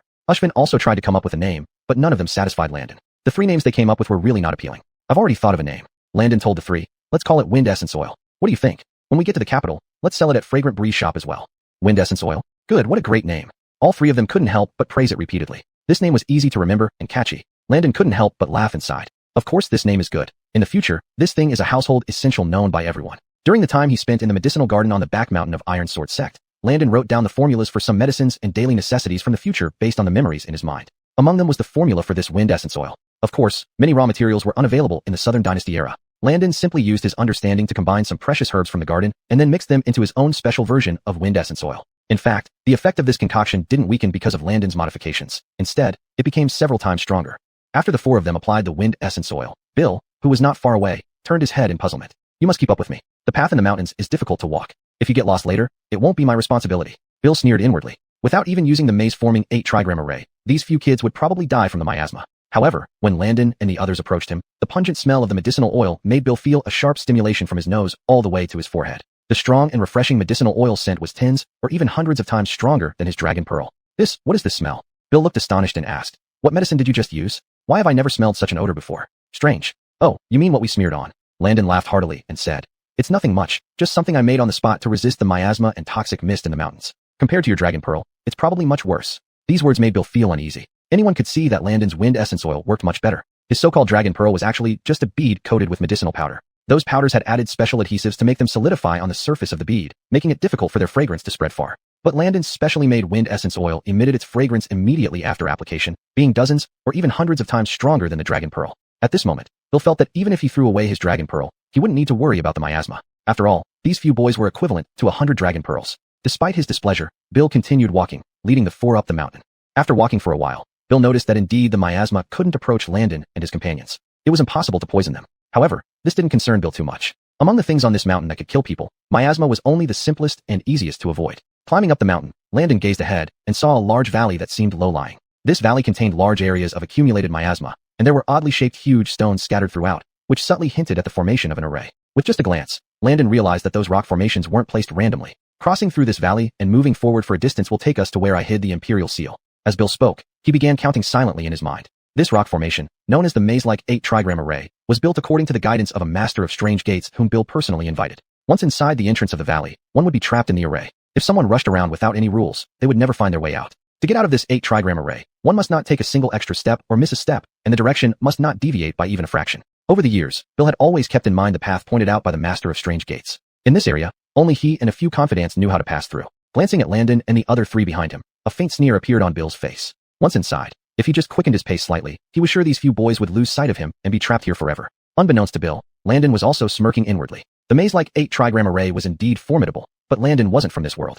In his previous life, apart from games, what Landon was most interested in was studying the strange gate knowledge. Although he didn't dare claim profound expertise, he was thoroughly familiar with some famous arrays. In the context of the Southern Dynasty era, it was just that Landon hadn't shown his skills. If he did, those masters of strange gates would all bow to him as their teacher. Brother Chum, you guys don't rush in yet. Landon turned to the three and said, wait here for me. I'll go in with Sir Yuchi first, and then come back to escort you through. Upon hearing this, Bill wasn't anxious either and nodded, saying, follow your arrangement. Whether to go together or separately, this old man has no objections. For him, as long as Landon went into the array first, the other three would still be at his mercy later. All right, Brother Ning, be careful. Billy and the others all nodded, standing at the entrance of the valley. Landon followed Bill straight into the large rock formation ahead. As soon as they entered, Landon immediately sensed something unusual about this place. The surrounding boulders seemed motionless, but just a blink later, each stone's outline and shape changed subtly. And in the next second, Landon suddenly found that Bill, who was leading the way, had vanished. Chapter 153. Enemies can also become friends. Davis, who was walking ahead, paused slightly and turned his head to see that there was no one behind him. A sneer appeared on his face. Humph, competing in strategy with this old man? Davis sighed and said with a smile, what a pity. Landon, you're quite capable. If this old man had let you grow up, you would have become a great threat. This forest is perfectly suitable as your grave today. And your three friends. This old man will send them on their way shortly. Speaking of which, this is your own doing, Landon. To be so arrogant as to dare to kidnap this old man for the Imperial Jade Seal, with only 4 people? As he muttered to himself, Davis easily found his way through the maze Bawa array along the route he had memorized. Turning around to look at the valley, Davis still did not see Landon's figure. This kid must definitely be trapped inside. Although this valley is small, the power of the maze Bawa array lies exactly here. Unless someone can destroy all the huge stones that make up this formation, those who enter recklessly without knowing the route are seeking their own death. Among the 8 gates, only the life gate leads to the outside world, while the other 7 gates produce 49 variations among them. These 49 variations lead to different routes, and it is almost impossible for ordinary people to find a way out once they get in. As for Landon, in Davis's view, although Landon indeed has some talent, he is ultimately just a young fool. In the Southern Dynasty of today, few people know the strange arts like formations, let alone masters who have deeply studied the maze Bawa array. Davis did not believe at all that Landon could pass through this formation on his own. However, in the next second, a hand suddenly patted Davis on the shoulder, scaring him so much that his hair stood on end, almost letting out a scream. I say, Mr. Jet, why did you take so long to come out? I waited for you for a long time just now. Not seeing you come out, I went ahead to check and found what seemed to be a cave. Landon actually walked out from behind Davis and greeted him cheerfully. You, how did you come out from there? Davis stared wide-eyed, completely astonished. He had spent 3 days memorizing the correct route after receiving it from the master of the array. Even then, when he first entered the maze Bawa array, he got lost and took half an hour to get out. But what about the Landon in front of him? He didn't even hear Landon shouting or walking, yet this guy appeared right behind him. Seeing the terrified expression on Davis's face, Landon knew but still smiled. What are you talking about? Don't you think this is just a forest of stones? A stone forest? Davis couldn't hide his shock and blurted out. This was left by a master array expert 100 years ago and is known as the maze Bawa array. How did you get out? Maze Bawa array? Landon laughed and said, to me, it's just a trick to scare children. Did you really take it seriously, Mr. Jet? Then, Landon casually broke a branch from nearby and squatted down, randomly sketching on the muddy ground. After a moment, Landon pointed to the several routes he drew. Oh, by the way, I found quite a few shortcuts on my way here, much simpler and more convenient than the one you took. Next time when you come over, you can try these few routes of mine. Hearing Landon's words, Davis lowered his head and carefully examined the routes on the muddy ground, instantly stunned. Just a glance, and he knew these were absolutely correct paths. Even more unimaginable was that the routes Landon casually sketched were several times easier and more convenient than the ones designed by the original master. That is to say, while Davis was wandering around following the master's route, Landon had already come out ahead of him, right? You said this is called the Maze Barbara Array, yes? Landon implied something else as he said, frankly speaking, it's nothing impressive. If you're interested in formations, why don't I design one and invite you to walk through it someday? Fine, this old man will certainly show up. Davis forced a smile and said, since that's the case, go bring the other 3 over here, and I'll wait here. Really? What if Mr. Jet runs away now? Landon smiled and said, walking just a few dozen meters on this mountain, the grass and trees between 2 people can block each other's view. If anything happens to Mr. Jet, I won't be able to explain to my father, the Emperor. Davis felt increasingly uneasy hearing this. Unable to explain? What couldn't this kid do now? But despite his words, Landon didn't really take Davis back. Instead, he ran into the Maze Barbara Array alone. Davis didn't move either, squinting his eyes and silently counting time in his mind. He still didn't quite believe that Landon could actually traverse this Maze Barbara Array in such a short time. However, in less than a minute, Landon had already brought Billy and the others over. This place is indeed peculiar, Billy remarked as they arrived. He then asked Davis, Mr. Jet, where have you hidden the Imperial Jade Seal? Can you now take it out for us to see? The matter of the Imperial Jade Seal is not urgent, Davis replied casually. Since I brought you here, I don't plan to keep the Imperial Jade Seal for myself any longer. But there are still a few things I need to say.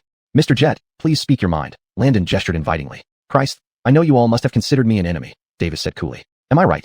But have any of you ever thought that I never attacked any of you or oppressed any of your families? Davis chuckled coldly. Hearing this, Landon was slightly taken aback, and Billy and the others also looked puzzled. What was this old man suddenly trying to get at? Why don't you make it clearer, Davis? What do you mean? Landon frowned and asked. Not only did I not make things difficult for you, nor harm any of you, but it was Christ who recently disabled dozens of high-ranking experts from my dukedom. Davis chuckled again. Christ, I'm not wrong, am I? Chapter 154. Fearless of death. I'll make you wish you were dead. Save your breath. Leroy pointed at him angrily and said, you still dare to bring this up? If it weren't for you, Lonnie, sending Knox and those elite men to Iron Sword Sect to assassinate Brother Ning's fiancée, how would such consequences come about? Exactly. Ushvin also said.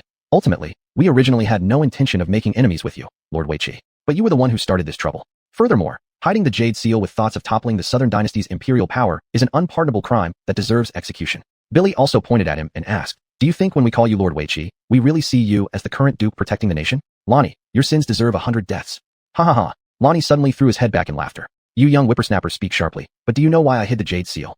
Lonnie sneered. Do you know why I attacked the daughter of the Northgard King? Is it all because I lusted for power? You are quite self-aware. Landon, already somewhat impatient, thought this old man planned to change tactics and use psychological warfare now that his plans were about to fall through. But this tactic was utterly useless on him. To be honest, Lonnie proudly said, when I hid the Jade Seal initially, it wasn't my own idea, but an edict from Caden Taizu himself.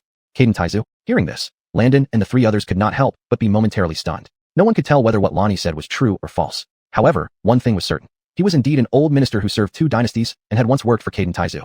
In the days before Caden Taizu's death, the 8 princes under his knee fought fiercely, causing constant wars throughout the Southern Dynasty. Especially our current emperor, who once led troops into the capital, claiming to cleanse the court. Unbeknownst to many, Caden Taizu was already tired of these royal children killing each other. He once gathered his closest ministers and said none of these princes met his approval. Lonnie proudly continued. Caden Taizu also said if the Southern Dynasty's imperial throne continued to pass down like this, it wouldn't last beyond the 2nd generation.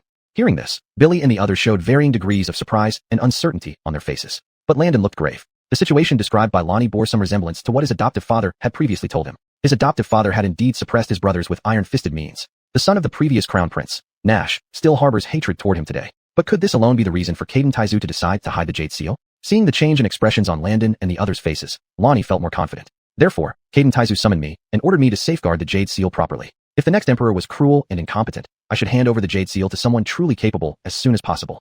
Unfortunately, at over 70 years old, I haven't seen anyone in the Southern Dynasty fit for this task. The crown prince is mediocre and mild, the second prince is ruthless and power-hungry, and the third prince cares only for poetry. Saying this, Lonnie turned his gaze to Landon. As for you, the fourth prince, I think you show potential. Initially, I had intended to support you to become emperor. But what you don't know is that there are many treacherous officials in the court, the Northgard King being the most notorious. He agreed to marry his daughter to you simply to control you after you become emperor and hold all power in the hands of the Morone family.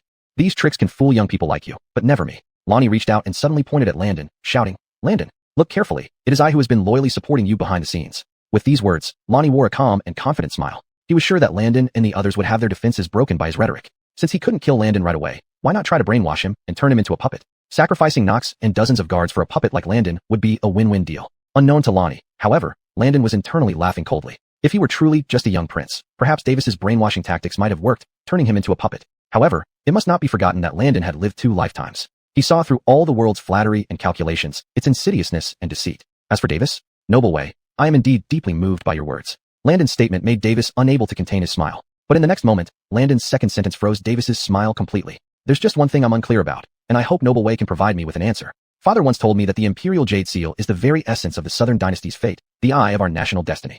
So long as this object remains outside the court, the fortunes of the Southern Dynasty and the world will weaken by a degree each day. Now, floods, droughts, and disasters strike continuously in the south. Wars rage across various regions, and famine and plagues occur. All these are closely tied to our national destiny. Landon sneered coldly. Since Noble Way claims to act in the best interest of the Southern Dynasty, how could you stand idly by while the common people suffer? Didn't you repeatedly say you were acting for the welfare of all the people in the Southern Dynasty? Davis was dumbfounded. He never imagined that the Javier would tell Landon such state secrets. According to his knowledge, even Grimes Hamish was unaware of this matter. Billy and the other 3 had now fully recovered their senses. What Landon said was true, ironclad proof. This question was the decisive blow against Davis. If he truly acted for the welfare of the Southern Dynasty's people, he would have found a more appropriate solution than hiding the Imperial Jade Seal rather than allowing the nation's fate to decline. From this point alone, all of Davis's previous statements could be refuted. Those were nothing but lies he concocted to glorify himself. Noble Way, I await your response. Landon smiled slightly and said, I know that Noble Way, at 70, does not fear death, but I wonder if you fear the feeling of living worse than death. Chapter 155. I will take the danger upon myself. Ebenezer's face changed slightly. He was very clear about one thing. Landon was absolutely not joking around with him. Just based on the fact that Landon had once mercilessly executed the 8 major officials, who could guarantee that he wouldn't use the same method against Ebenezer today. Moreover, Ebenezer cherished his life greatly. After all, one only has one life. If power was lost, there would still be a chance for resurgence, but if his life was lost, then everything would really be over. My patience is limited. Landon said coolly, right now, I'm giving you, Lord Yuechi, one last chance. If you dare to try any tricks, this mountain will be your burial ground. Do you believe me? Yes, of course this old man believes you. Ebenezer deliberately put on a difficult look and said, but the Imperial Jade Seal was hidden in a cave by this old man back then. Nowadays, this old man cannot even be sure whether there are beasts in the cave. This can't be considered this old man's problem, right? Beasts. Landon's heart moved slightly. Indeed, beyond this mountain, lay endless ranges of mountains. The Southern Dynasty was not like the world he used to live in. Even during peaceful times, wild beasts would run into villages and harm people, let alone in such remote mountains. However, if he were to let Ebenezer go because of concerns about wild beasts, it might be unknown when another opportunity like this would come. From my view, we should return to the capital city first, Ebenezer said. Since retrieving the Imperial Jade Seal is Wayland's order, Your Highness can return to call for troops and thoroughly search this mountain to ensure there's no danger before looking for the Jade Seal. Isn't that more prudent?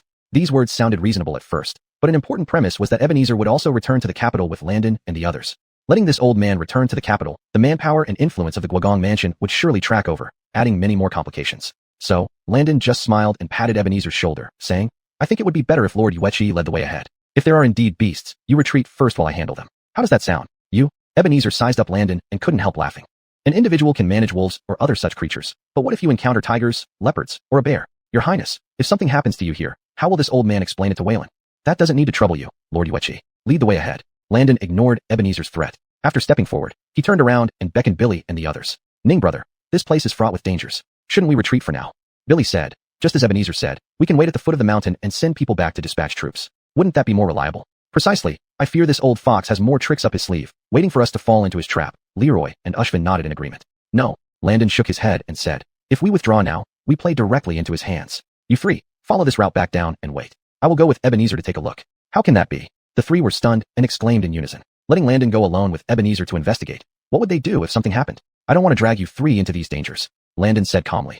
After all, this is a matter of the Southern Dynasty's imperial family, concerning the royal house. You 3 have already taken risks by coming here with me. It's not worth risking your lives. Ning brother, you underestimate us?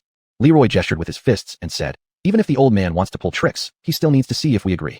Exactly, Billy added. Since we've come this far, there's no talk of retreating. Let's go together, Ning brother. Don't say useless things. Seeing their determined attitudes, Landon couldn't help sighing. If Ebenezer dared bring them here, he must have hidden cards. Therefore, Landon was certain that there would be unforeseen dangers in the cave. In the next moment, he reached for the gold plaque at his waist. Seeing the gold plaque is like seeing the emperor himself. I now order the 3 of you to return down the mountain and wait. Landon spoke sternly. Without my permission, nobody shall re-enter the mountain arbitrarily. Understand? Seeing Landon brandish the gold plaque, Billy and the other 3 were truly at a loss. They were as close as brothers to Landon, but that didn't mean they could ignore the imperial authority symbolized by the golden dragon token. Brother Ning, you must be careful. If you don't come out within 12 hours, we will have to send people to search the mountain. With no choice, the 3 had to follow the route map given by Landon, crossing through the boulder array towards the foot of the mountain. After seeing the 3 leave, Landon turned around and caught up with Vance, who was not far away. What does the Ailby mean by this? Seeing Landon drive away the other 3, Vance said with a forced smile, is there something you wish to discuss with me in private that cannot be mentioned in front of others?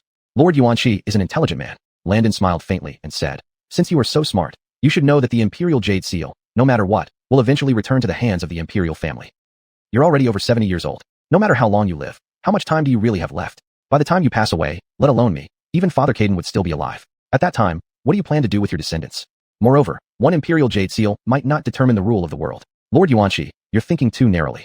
Hearing these words from Landon, Vance couldn't help but laugh. Narrow-minded? I don't think so. As he walked, Vance asked Landon, I hid the Imperial Jade Seal not just because of the words of Caden Taizu, but also because I see no hope in the current royal family. Take the northern border for example. The Northern Border Army is directly under the command of Wayland, numbering nearly 400,000, including its vassals. But do you know how many troops the Northern Yen has beyond the northern border? Vance sneered. Less than 100,000. Yet, for so many years, the Southern Dynasty has been constantly beaten back by Northern Yen at our doorstep. Ilby, do you know why? Chapter 156. Both the head and the Imperial Seal are mine. How would I know? Landon said quite naturally. After all, Father Caden only mentioned that after my grand wedding, I will be ordered to lead troops in battle in the northern frontier. It's not time yet. His Highness the Ailby doesn't know, but this old man does. In the end, it's still that the current Caden has become more cowardly and afraid of trouble. He doesn't dare to have a real showdown with Northern Yen.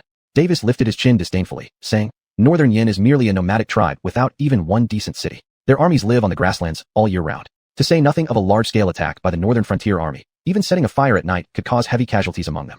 And in the north of our Southern Dynasty, there are over a dozen cities with walls as solid as a rock fortress. Ordinary siege tactics like rolling stones cannot break through its defense, let alone an opponent like Northern Yen, which has no means of attacking.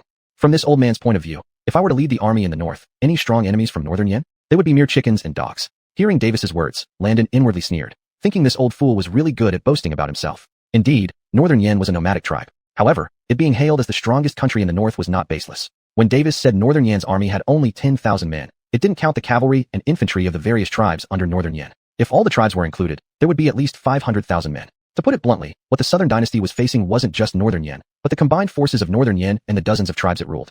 While talking, they soon came upon a huge cave entrance connected to the mountain before them. Is this where you've hidden the Imperial Seal? Standing at the edge of the cave, Landon glanced inside. The space wasn't large, spanning only several dozen meters, but the ceiling inside was very high, with a vertical drop of over 10 meters. Yes, this place is a treasure spot, Davis said. In the past, this old man once consulted a geomancer. This mountain is located at the dragon tail position of the dragon vein of the world. Placing the Imperial Seal here neither suppresses the dragon vein nor allows the fortune and national prosperity to dissipate. Then please take out the Imperial Seal, Sir Jet. Landon didn't intend to go in personally, but casually told Davis standing beside him. However, Davis shook his head. I'm afraid this old man can't do it alone. The Imperial Seal was hidden at the bottom of this cave, requiring considerable manpower to retrieve, Davis explained. If His Highness the Ailby doesn't believe me, feel free to check it out for yourself. Go 15 meters forward, and then turn left 20 meters to find a natural karst fissure. Upon hearing this, Landon didn't waste any words and walked straight over. Seeing this, a cold look appeared on Davis's face. With light steps, he followed Landon into the cave. The deeper they went into the cave, the more Landon felt a vast aura permeating this place. This aura was unlike anything he had ever felt before. Although it was immense and magnificent, it didn't oppress one, but instead made one feel light and refreshed all over. Could this be the so-called Dragon Chi from the legendary Dragon Vein? Landon wondered. Previously, his stepfather had told him that decades ago, the former Sword Valley Master was returned from a cultivation sect. This indicated that this land indeed once produced cultivators who ventured into the immortal realm. They likely used places like dragon veins to assist in their cultivation. Thinking of this, Landon couldn't help but recall Hillary, the patriarch of Iron Sword Sect. Would the situation be different if Hillary hadn't sought breakthroughs at Iron Sword Sect, but had come to such a place of dragon vein? While contemplating this, Landon kept walking forward and saw a huge crack appearing before him. This crack stretched from south to north for nearly 100 meters, widest points measuring about 5 to 6 meters. Looking down, it was pitch black and unfathomably deep. The Imperial Seal is down there. Davis caught up and said indifferently. Since your Highness mentioned having ideas, then please think of a way to bring up the Imperial Seal. Bring it up. Landon couldn't help but laugh, picking up a small stone from the ground and throwing it down. It took almost 20 seconds before a hollow echo finally rose from below. This meant the depth of this place exceeded 100 meters, probably reaching hundreds or even thousands of meters, truly reaching the depths of the Earth's core. Given how deep this place is, how did you get the Imperial Seal down here in the first place? Landon turned his head to look at Davis and asked, surely you didn't just toss it down, right? Wouldn't that shatter the Imperial Seal into pieces? The method I used back then was actually quite simple, Davis explained. I had no less than 30 top-notch martial artists tie ropes around their waists and descend in sequence. They would wedge thick iron nails into the rock wall for anchoring, creating a sort of ladder step by step. But too much time has passed. Now, it seems all the ropes left behind have weathered and decayed, leaving only those thick iron nails on the rock walls. If His Highness the Ailby believes he is skilled enough, feel free to rely on your light body skills to climb down barehanded and naturally find the Imperial Seal.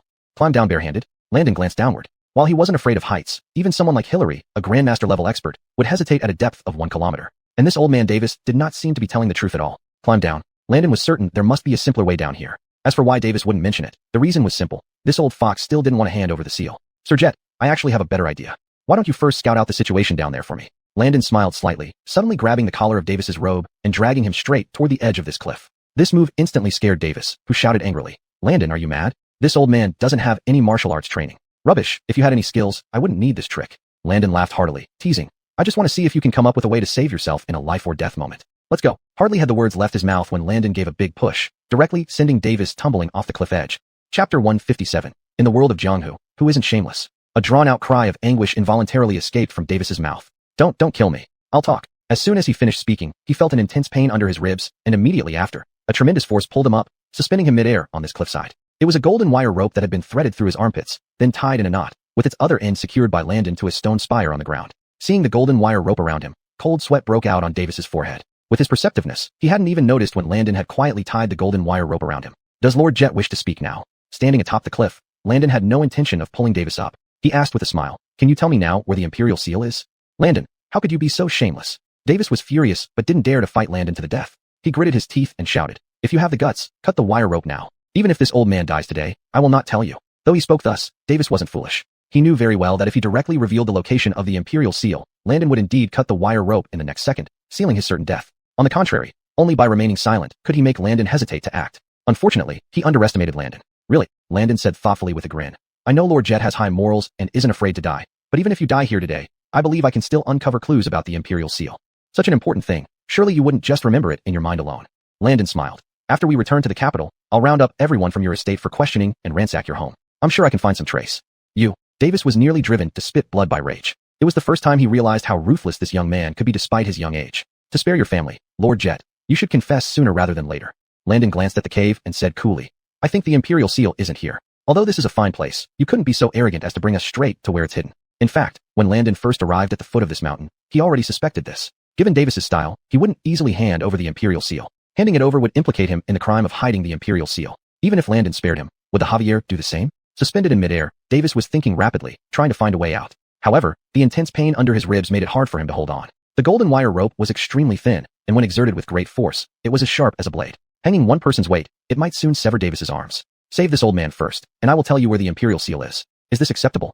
Davis finally gave in, pleading to Landon above. That won't work. Landon laughed. Lord Jet, it's not you negotiating with me now, but me considering whether to spare your life. Remember that. Davis fell silent for a while before saying, the Imperial seal is not here, but in Wojian Valley. Wojian Valley. Landon's heart stirred slightly. This place had been mentioned by his father-in-law before. The founding emperor of the Southern Dynasty was once the youngest disciple of the master of Wojian Valley. However, none of the generations of disciples from Wojian Valley revealed its location after they left the mountains. Even the founding emperor did not, leaving only a few people in the world aware of Wojian Valley's existence, but no one knew where it was. Davis actually knows the location of Wojian Valley? As Landon hesitated, Davis below couldn't help but cry out again. The golden wire rope was razor sharp, having already cut through his clothes and into his flesh, drawing a line of blood. Seeing the old man really struggling to hold on, Landon grabbed the golden wire rope with one hand, grunted, and yanked. A few seconds later, Davis was dragged back up, collapsing on the ground, gasping for breath. Lord Jet, this prince has spared your life. Landon said calmly. If you dare to play any more tricks, I can assure you that this valley will be your grave. Do you believe me? I believe you. Davis glanced at Landon with lingering fear. He now understood that Landon's actions were likely the intention of the Javier. You mentioned Wojian Valley just now. Do you know where it is? Landon looked down at Davis on the ground and asked casually. I don't know its exact location, but I have a general idea. Davis shook his head and said, as long as you promise to spare my life, I'll send someone to retrieve the Imperial seal and hand it over to you. Sparing your life is possible, considering you are an old minister who served 2 dynasties. Landon spoke nonchalantly. Even though you've committed capital offenses, your previous contributions offset some of your crimes. This prince indeed cannot simply execute you. However, since I can't obtain the Imperial seal today and can't leave you here in the mountains, I must take you back to the capital. At this point, a cold smile flickered across Landon's face. In that case, I'm afraid I have to use some small means on you, just in case you change your mind after returning to the capital. With that, Landon took out a small bottle from his pocket and threw it to Davis. What is this? Davis took the bottle and said cautiously, Landon, don't tell me you're going to poison me. Nonsense. Landon replied. Without some leverage, how can I make you obedient? Rest assured, unless you stop taking the antidote for a long time, it won't kill you. Davis's face changed repeatedly as he stared at the contents of the bottle, too scared to move. Hurry up and drink it. Don't worry, the medicine is colorless and tasteless, and there will be no side effects. Landon smiled slightly and added, moreover, you need to take one of my antidotes every 7 days. Otherwise, once the poison takes effect, you'll suffer excruciating pain like being devoured by 10,000 ants. If it lasts more than a day, you will surely die. Chapter 158. On what grounds do you, Landon, stand? Landon, you and I have no past grievances or recent conflicts. Why do you insist on harming me this way? Davis looked distressed as he said. This medicine seems simple enough as you describe it, but what if the poison takes effect before 7 days are up? Before 7 days? Landon laughed loudly and said, then you could only blame your bad luck, Jet Gong. But in principle, my medicine is quite reliable, so you can rest assured. Seeing that there was no way out, Davis thought to himself that once back in the capital, he would just have his subordinates find a famous doctor to detoxify him. Thus, Davis took the bottle of medicine and drank it all down in one go. Upon entering his mouth, the medicine was indeed colorless and tasteless, as Landon had described, with only a slight cool sensation traveling from his throat directly to his stomach, causing Davis to shiver. Isn't that done then? Landon secretly smiled, thinking this old man really believed it. During his time at the Iron Sword Sect's medicinal garden, Landon spent every day reviewing the herbology books and combined this knowledge with what he knew from his previous life to try refining pills using a small pill furnace. While Landon knew many medicinal drugs for treating illnesses, he genuinely couldn't produce a colorless and tasteless poison. Because, according to Landon's understanding, any poisonous substance, like sulfur, cinnabar, arsenic trioxide, etc., did not result in colorless and tasteless poison. Moreover, after consuming those poisons, violent reactions would soon appear, leading to death quickly. As for the kind of poison that requires taking an antidote periodically to avoid triggering, it simply didn't exist in reality. Landon just used a story from martial arts novels and fooled Davis with a bottle of mint water, and this old man indeed believed it. Let's go, Jet Gong. We've climbed mountains and explored caves today. If we return too late, your Guogong residence people might start searching for you everywhere. Landon removed the golden thread rope from Davis and said with a smile. Davis didn't respond. Ever since he drank the mint water, whether due to psychological suggestion or other reasons, he felt cold all over and his head buzzed dizzily. A quarter of an hour later, Landon had already brought Davis back to the foot of the mountain. Seeing them return, Billy and the other three waiting here hurried over. So, Brother Ning, did you find the heirloom jade seal? Billy looked over Landon's body, but didn't see any pocket or cloth that could hold the jade seal. The heirloom jade seal is not here. We will discuss the specifics when we get back to the capital. Landon said to everyone. It's getting late. Let's mount our horses. Hearing this, everyone stopped asking more questions, mounting their horses while Landon personally sat in the carriage to monitor Davis. Jet Gong. Inside the carriage, Landon looked at Davis and asked, you mentioned sending your men to Wujian Valley to retrieve the heirloom jade seal. How much time would it take? How much time? Hearing this, Davis sneered and said, if I say it can be retrieved tomorrow, would you be willing to cure me now? Of course not. Landon shook his head and laughed, saying, before seeing the heirloom jade seal, how could I easily give you an antidote? After all, once in the capital, our positions will switch.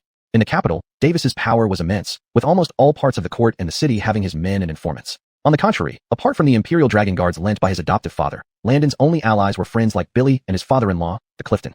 My entire life has been devoted to schemes and strategies, yet I didn't expect to be outwitted by His Highness. Davis sneered again, saying, if others knew about this, it would indeed be a great humiliation. The heirloom jade seal, I will bring it within 7 days. Then we'll prepare the antidote, exchanging items simultaneously. That's settled then. Landon, looking at Davis, replied with equally serious eyes. At the same time, far away in the capital's Imperial Palace study room, the sky was approaching evening, but the Javier did not return to the harem to rest, instead discussing matters with several grand secretaries. Your Majesty, winter is approaching, and the northern front is under increasingly fierce attack from northern Yen. I hope your Majesty will reconsider. Speaking was a general clad in armor and carrying a sword. Yes, your Majesty, even a single defeat now could lead to a collapse of the northern defenses. At that time, northern Yen will surely march south into our territory. Another minister also said, I believe that at this moment, your Majesty should send more experienced generals, such as the Axel or General Yuchi, to oversee the northern front instead of assigning such a heavy responsibility to a prince who has never been on the battlefield or handled weapons. Yes, although His Highness the ALB is talented and strategic, he has never led troops before and doesn't understand the complexity of the northern border situation. If your Majesty insists on sending the ALB to the northern front, it might lead to listening to the minister's advice. The Javier felt somewhat troubled. These generals and ministers had been debating with him in the imperial study for quite some time. The reason was that the Javier had previously mentioned sending Landon to lead the army against the northern Yen. At first, the ministers thought it was just a casual remark from the Javier and didn't take it seriously. But after nearly 2 months since Ali returned to the capital without any new general being assigned to the northern front, these ministers realized something. It seemed the Caden was serious about letting Landon lead the troops in the north. I understand all your concerns, the Javier frowned slightly, saying. However, I have my own considerations. Sending Chris to the northern front was not a hasty decision. But, your Majesty, the general bowed and said, Chris has never been involved in the military or understands military tactics. What capability does he have to command hundreds of thousands of troops? Indeed, if your Majesty wishes to train Chris, you can appoint him as a deputy commander to learn from the head general for a few years before leading troops. All we say is for the future of our southern dynasty. Please reconsider, your Majesty. Several other ministers even knelt down to implore. In front of the Javier, they were already quite polite. Otherwise, they would have been blunter. In their view, Landon was simply not the material for commanding an army and didn't have the qualifications. Feeling troubled, the Javier waved his hand. Everyone, please step back for now. I will consider this matter. We will take our leave, your Majesty. Seeing the Javier make a concession, the ministers finally left the imperial study one by one. Marcos, go to Chris's residence and bring him here. Tell him I want to speak to him in person. In the next moment, the Javier shouted to the outer chamber. Chapter 159. A sovereign should firmly resist popular obstacles. Within half an hour, Landon's voice was already heard outside the imperial study. Your humble son pays respect to your Majesty. Landon stood at the doorway of the study, speaking in a composed manner. He had just brought Davis back from the outskirts of the capital with Billy and 2 others when Trace arrived right after they entered the prince's residence. So, Landon decided not to rest, and came straight to the palace with Trace to see Beckett. Come in. Beckett looked up at Landon as he walked in and asked, where have you been these past couple of days? Why did I hear that you took people out of the capital? Even this, father knows? Landon pretended to be surprised. Your humble son merely went for a short visit in the suburbs of the capital. I didn't expect it couldn't escape your eyes either. Humph, stop joking around before me. Beckett put down the book in his hands and asked, I gave you the golden dragon token not long ago. These past 2 days, do you have any plans or intentions? Your humble son indeed has a plan. Today, I escorted Davis to the outskirts of the capital to make him reveal the whereabouts of the Imperial Jade Seal. In front of this stepfather, Landon didn't intend to hide anything, so he told everything about how he dealt with Davis at his residence and then took him to the suburbs. Upon hearing that Landon used only a few second-rate martial artists to dare to capture Davis, Beckett couldn't help but twitch his eyelids. You daredevil, aren't you? Beckett coldly said. Davis has an immensely powerful network behind him. Even I need to carefully deal with him. How can you act so rashly? Rash. Landon was unconcerned and laughed. Your humble son doesn't think so. To capture someone like Davis, we must act unexpectedly. Think about it. Father, isn't this the truth? Act unexpectedly. Hearing this, Beckett pondered carefully and realized that it was indeed true. To openly set a trap and capture Davis would be almost impossible. However, although Landon's method was rash, it precisely exploited Davis's arrogance and his belief that no one dared to touch him. This contrast made Davis fall into Landon's trap. You mentioned that he led you all to a lone mountain and then claimed the Imperial Jade Seal wasn't there, but in Wojian Valley? Beckett frowned slightly. But Wojian Valley has been unknown for decades. Even our grandfather didn't tell us princes its location. Why would a mere Davis know about Wojian Valley? Your humble son finds it strange too. However, since Davis has spoken, perhaps we should give him a few more days, Landon smiled. After all, we're on our home turf. Davis believes he has been poisoned by your humble son, so he wouldn't dare challenge us with his life. Hearing this, Beckett remained silent, inwardly amazed by Landon's strategy and intelligence. A young man in his early 20s could manipulate Davis, who served as a marquis for 2 dynasties. If Landon were truly incapable, could he have achieved such results? Of course, while he acknowledged this in his heart, Beckett would never praise Landon outright. You are quite bold, you rascal. Beckett sniffed and said, do you know that these past 2 days, military ministers have frequently visited me? Do you know what they said? Your humble son really doesn't know. Landon shook his head. Could it be because of my announcement to lead troops to the northern frontier? Yes, at your young age of 20. In their view, you have no qualifications to lead troops to the north. Beckett said lightly. They believe I favor you too much, allowing you to act recklessly. Many have urged me to retract my orders. What do you think? Upon hearing this, Landon wasn't particularly surprised. Among the officials of the southern dynasty, sycophants and petty men were still a minority. Most ministers were loyal to the emperor. Though Landon had performed well recently, he grew up in the capital, never stepping onto the battlefield or leading troops. Under such circumstances, how could the military ministers easily acknowledge his ability? What does father think? Landon pondered for a moment and asked his stepfather first. At first, I only intended to send you to the northern frontier to atone for your sins by establishing merits. Beckett said indifferently. As for the northern border conflict, at that time, Beiyang's offensive was relatively weak, only about a third of what it is now. I wasn't too anxious. But now, the major battle between our southern dynasty and Beiyang has reached its most critical juncture.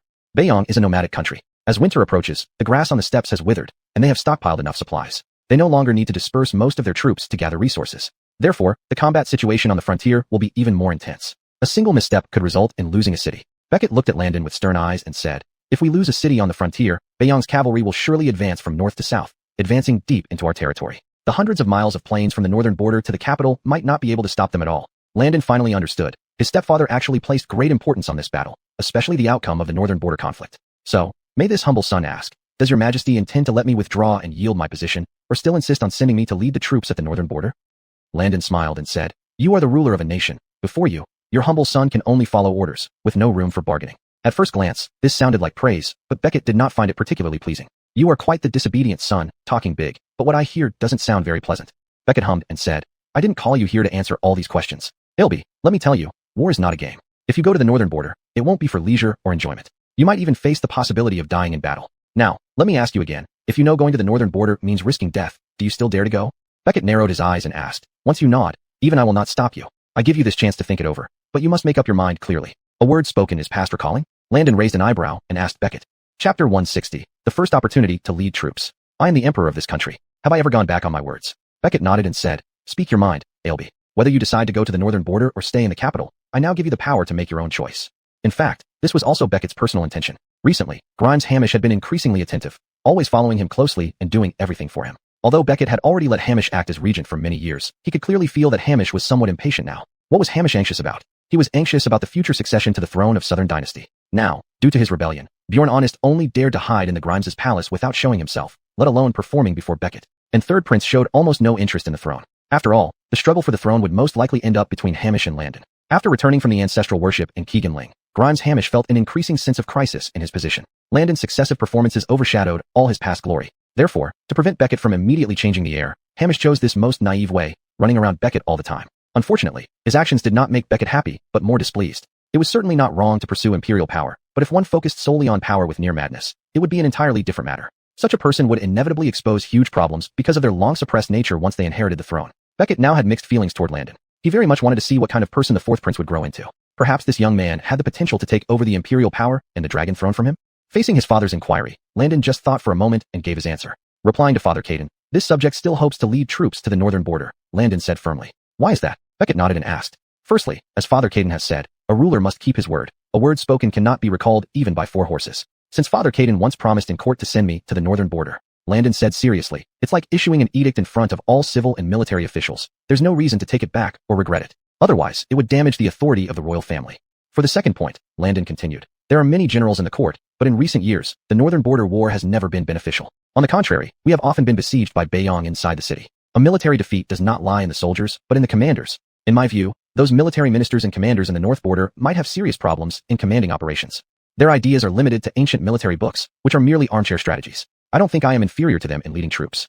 Hearing this, Beckett burst out laughing. "Well done, fourth brother." Beckett laughed heartily. "You are good at praising yourself. You are not inferior to them. You've never been to the battlefield or dealt with the army, let alone hundreds of thousands. You may not be able to command even a few thousand troops properly." Beckett indeed didn't look highly upon Landon on this point. "Even if you have some ability, can you be stronger than the generals who were selected by me personally and have fought for the southern dynasty for decades? Don't believe me, Father Caden?" Landon smiled. "If I could go to the northern border now, I would show you something unexpected. However, it seems unnecessary to wait until you go to the northern border." Beckett suddenly thought of something and said, "A few days ago, Prime Minister Desmond suggested to me that a group of bandits appeared in the forests outside the southwestern provincial capital at some point. These bandits attacked a village at the foot of the mountain a few days ago, killing and looting. The local government requested troops to suppress the bandits. Since you want to prove that you have the ability to lead troops, why not take this opportunity? If you can eliminate these bandits, I will believe you have the talent." Landon bowed immediately and said, "This subject is willing to accept the mission. When shall we set off, Father Caden?" "We will set off the day after tomorrow." Beckett said indifferently. "This bandit gang is extremely ferocious and not like ordinary marauders. They are reportedly all very capable, a group of fierce bandits. Do not underestimate them." "Fierce bandits?" Landon gave a silent cold laugh in his heart. He wouldn't consider who the other side was. As long as they endangered the lives of the people, it didn't matter if they were fierce bandits or any kind of bandits. They would meet the same fate, death. "For this mission, I'll assign you 500 elite troops from the capital garrison.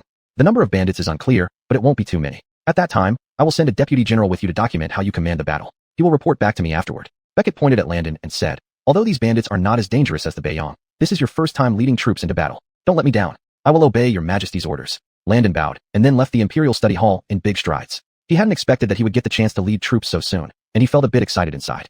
Don't think that just because it's only 500 elite troops, not 5,000 or 50,000, that it wasn't significant. In fact, a force of 500 men was already considerable. Moreover, they were dealing with just a group of bandits. For Beckett to send 500 elite troops from the capital garrison felt like using a cannon to swat a mosquito. After returning to his princely residence, Landon rested for one night. The next morning, he set out early on horseback, heading to the northern pacification prince's palace. Since the day he had brought Allie and Imelda here, he hadn't found the time to see the two women yet. Upon hearing Landon recount the events in the imperial study hall, both women couldn't help but be somewhat moved. "Humph, you can lead troops now." Allie rolled her eyes at Landon and said, "I brought back 100 cold iron army soldiers from the northern frontier. Would you like to borrow them?" "That won't be necessary." Landon chuckled and said, "Rosa, let the cold iron army rest for now. When we head back to the northern frontier, we'll take them with us." "Ning Jr. brother, leading troops in a battle is very dangerous," Imelda said anxiously. "Would you like me to ask my father to send a few Iron Sword sect experts with you?" Chapter 161, Clues about Hillary. "You mentioned Master Killian?" Upon hearing this, Landon was momentarily stunned. He immediately thought of the immortal communication talisman. This item was also a keepsake left behind by the former master of Sleeping Sword Valley. Compared to the imperial seal which was crafted by the founding emperor from the realm stabilizing stone, making it more famous, both items were essentially of equal importance. Where was the immortal communication talisman discovered? Wasn't it at Iron Sword Sect? Landon suddenly realized that if the talisman had been kept in Iron Sword Sect for a long time, then as the sect master, Hillary must know something about its secrets. Could it be possible that Hillary also knows something about the imperial seal? Seeing Landon lost in thought, Allie and Imelda mistakenly assumed he was considering the feasibility of their suggestion. "If you agree, I can write a letter to my father and have someone deliver it." Imelda earnestly said, "You are a benefactor of our Iron Sword Sect. My father is reasonable. Lending you some experts would not be an issue. There's no need to borrow people." Landon shook his head and replied, "I just thought of something. Perhaps Master Killian can help me solve this confusion. Stay here safely. I will go to Iron Sword Sect right now." "Right now?" Imelda hurriedly asked. "Is it an urgent matter?" "To say the least. I'll explain everything when I return." Landon waved his hand dismissively. The two women were startled, but before Allie could stop Landon, he had already rushed out of the mansion gates. Landon rode swiftly and reached Iron Sword Sect in just 1 or 2 hours, much faster than usual. He was now quite familiar with Iron Sword Sect, so even the gatekeepers recognized him and let him through immediately. A short while later, at the summit's council hall, The Ailbe's visit surprises us indeed. Elder Casimir greeted Landon with a smile. May I ask what brings you to Iron Sword Sect this time? Casimir had a deep impression of Landon. Previously, due to the disappearance of Dom's son, Noel, Casimir had intended to make things difficult for Landon and force him to confess. Recalling that incident, Casimir couldn't help feeling a bit uneasy. If he had known Landon was the current Ailbe back then, he wouldn't have dared to act that way. Moreover, during Nox's attack on Iron Sword Sect, Landon had dispatched royal guards in time to prevent chaos. In any case, Landon was undeniably a benefactor to Iron Sword Sect. Elder, too kind, Landon smiled politely. This visit isn't important. I just wanted to chat with Master Killian. Since Senior Sister Killian has been with us in the capital for some time, I feared Master Killian might worry, so I came to inform him. Oh, that makes sense. Casimir nodded and stood up. Ailbe, please wait a moment. I'll bring the master over. Shortly after, Hilary appeared at the entrance of the hall. Walking briskly, Hilary looked slightly pale and weak, effects of his recent failed attempts at breaking through higher levels. But still, he was a grandmaster, one of the few such powerful individuals in the world. When Hilary entered, Landon could feel his aura, light and clear, almost without any pressure. Suppressing one's aura was a sign of great skill. The higher the martial arts proficiency, the harder it was to conceal it. This was why it was often said that experts could gauge each other's strength just by exchanging glances. However, Landon felt no hint of grandmaster-level presence from Hilary. From the moment he entered until he sat down, Hilary seemed like a middle-aged man in his 30s or 40s, youthful-looking and gentle, nothing like a formidable grandmaster. Ailbe, I apologize for not welcoming you earlier. After sitting down, Hilary apologized with a smile. Master Killian, you're too formal. Landon smiled back. I'm a junior disciple to Senior Sister Killian and a member of Iron Sword Sect. You are my senior. Let's skip the formalities. If you don't mind, just call me Landon, not Ailbe. It feels too distant. Since Landon had a good impression of Hilary, he said this warmly. All right, I'll call you Landon. Hilary nodded and asked, has that girl Yuine caused any trouble for you and Sod since she went to the capital?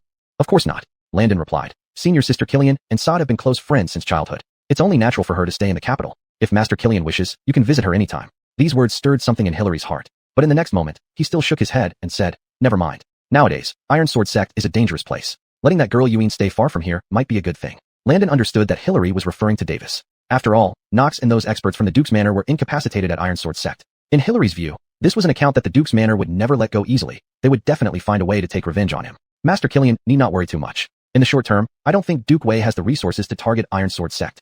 Landon said with intense eyes. The reason I came to Iron Sword Sect this time is actually to ask you about something. Oh, hearing this, Hilary smiled. I am merely Hilary, not very knowledgeable. What do you wish to ask? I can't say about other things, but regarding this matter, Master Killian must know something. Landon said, I want to ask you about the Immortal Communication Talisman. Upon hearing the words, Immortal Communication Talisman, Hilary's face suddenly changed. He glanced around the hall to ensure no one else was present before gesturing for Landon to lower his voice. Landon, how did you come to know about the Immortal Communication Talisman? Hilary asked in surprise. Did Waylon tell you about this personally? Apart from the Javier, Hilary couldn't think of anyone else who would tell Landon about this matter. You're right. Landon nodded. Father told me about the secrets of the Immortal Communication Talisman and the Realm Stabilizing Stone. And I came today to ask Master Killian why the Immortal Communication Talisman appeared at Iron Sword Sect. Chapter 162, The Jingji Great Camp. Since Waylon informed you of this matter, I naturally will not keep anything from you. Hilary nodded and said, Indeed, the Passage to Immortality Talisman is a treasure that has been passed down to today within our Iron Sword Sect. But it was passed down by the previous patriarch, not obtained by me. Inherited. Landon thought to himself. Could it be that the previous patriarch was also a disciple of the original Recluse Valley Master? Apart from this reason, Landon couldn't think of any other explanation for how a treasure like the Passage to Immortality Talisman could end up in the Iron Sword Sect. The previous patriarch was also my master. He spent his entire life wandering outside, rarely returning to the sect, Hilary explained. It wasn't until the last few years before he passed away that he returned to the Iron Sword Sect. Then, he met with me privately and showed me this Passage to Immortality Talisman. At that time, Master told me that the Passage to Immortality Talisman is a treasure of great opportunity, requiring one to not only achieve the pinnacle of martial arts, but also to comprehend its profound mysteries. If someone can accomplish both, then they can use the treasure to open the path to immortality, becoming a true immortal cultivator and transcending the mundane world. As expected, even a genius like the original Recluse Valley Master ultimately came back after only a short while at an immortal cultivation sect. In the nearly 100 years since then, no one had managed to reach such a realm. Whether it was Hilary's master or the founding emperor of Southern Dynasty, both direct disciples of the Recluse Valley Master, neither could even reach their master's level. I have kept this Passage to Immortality Talisman for several decades, Hilary said with self-deprecating laughter. Unfortunately, my talent is limited. Although I have exerted all my efforts to reach the Grandmaster realm, I cannot fathom its profundity at all. Therefore, for Hilary, the value of the Passage to Immortality Talisman could be said to weigh more than 10,000 caddies or be as worthless as waste paper. What exactly is an opportunity? Landon couldn't help but ponder. Hilary's martial arts skills were already among the best in the world, and he was honest and kind-hearted, holding extremely high prestige within the Iron Sword Sect. What else could someone like him possibly lack? Considering the former founding emperor, after leaving Recluse Valley Master, he led armies to battle on all fronts, establishing an entirely new dynasty. He reached the peak of human existence and became a son of heaven. And yet, such a person could not even grasp the opportunities of the two treasures? Your Highness Ailbe. Hilary seemed to see through Landon's doubts and said, From what I see, you may very well be the one who can solve this riddle in the near future.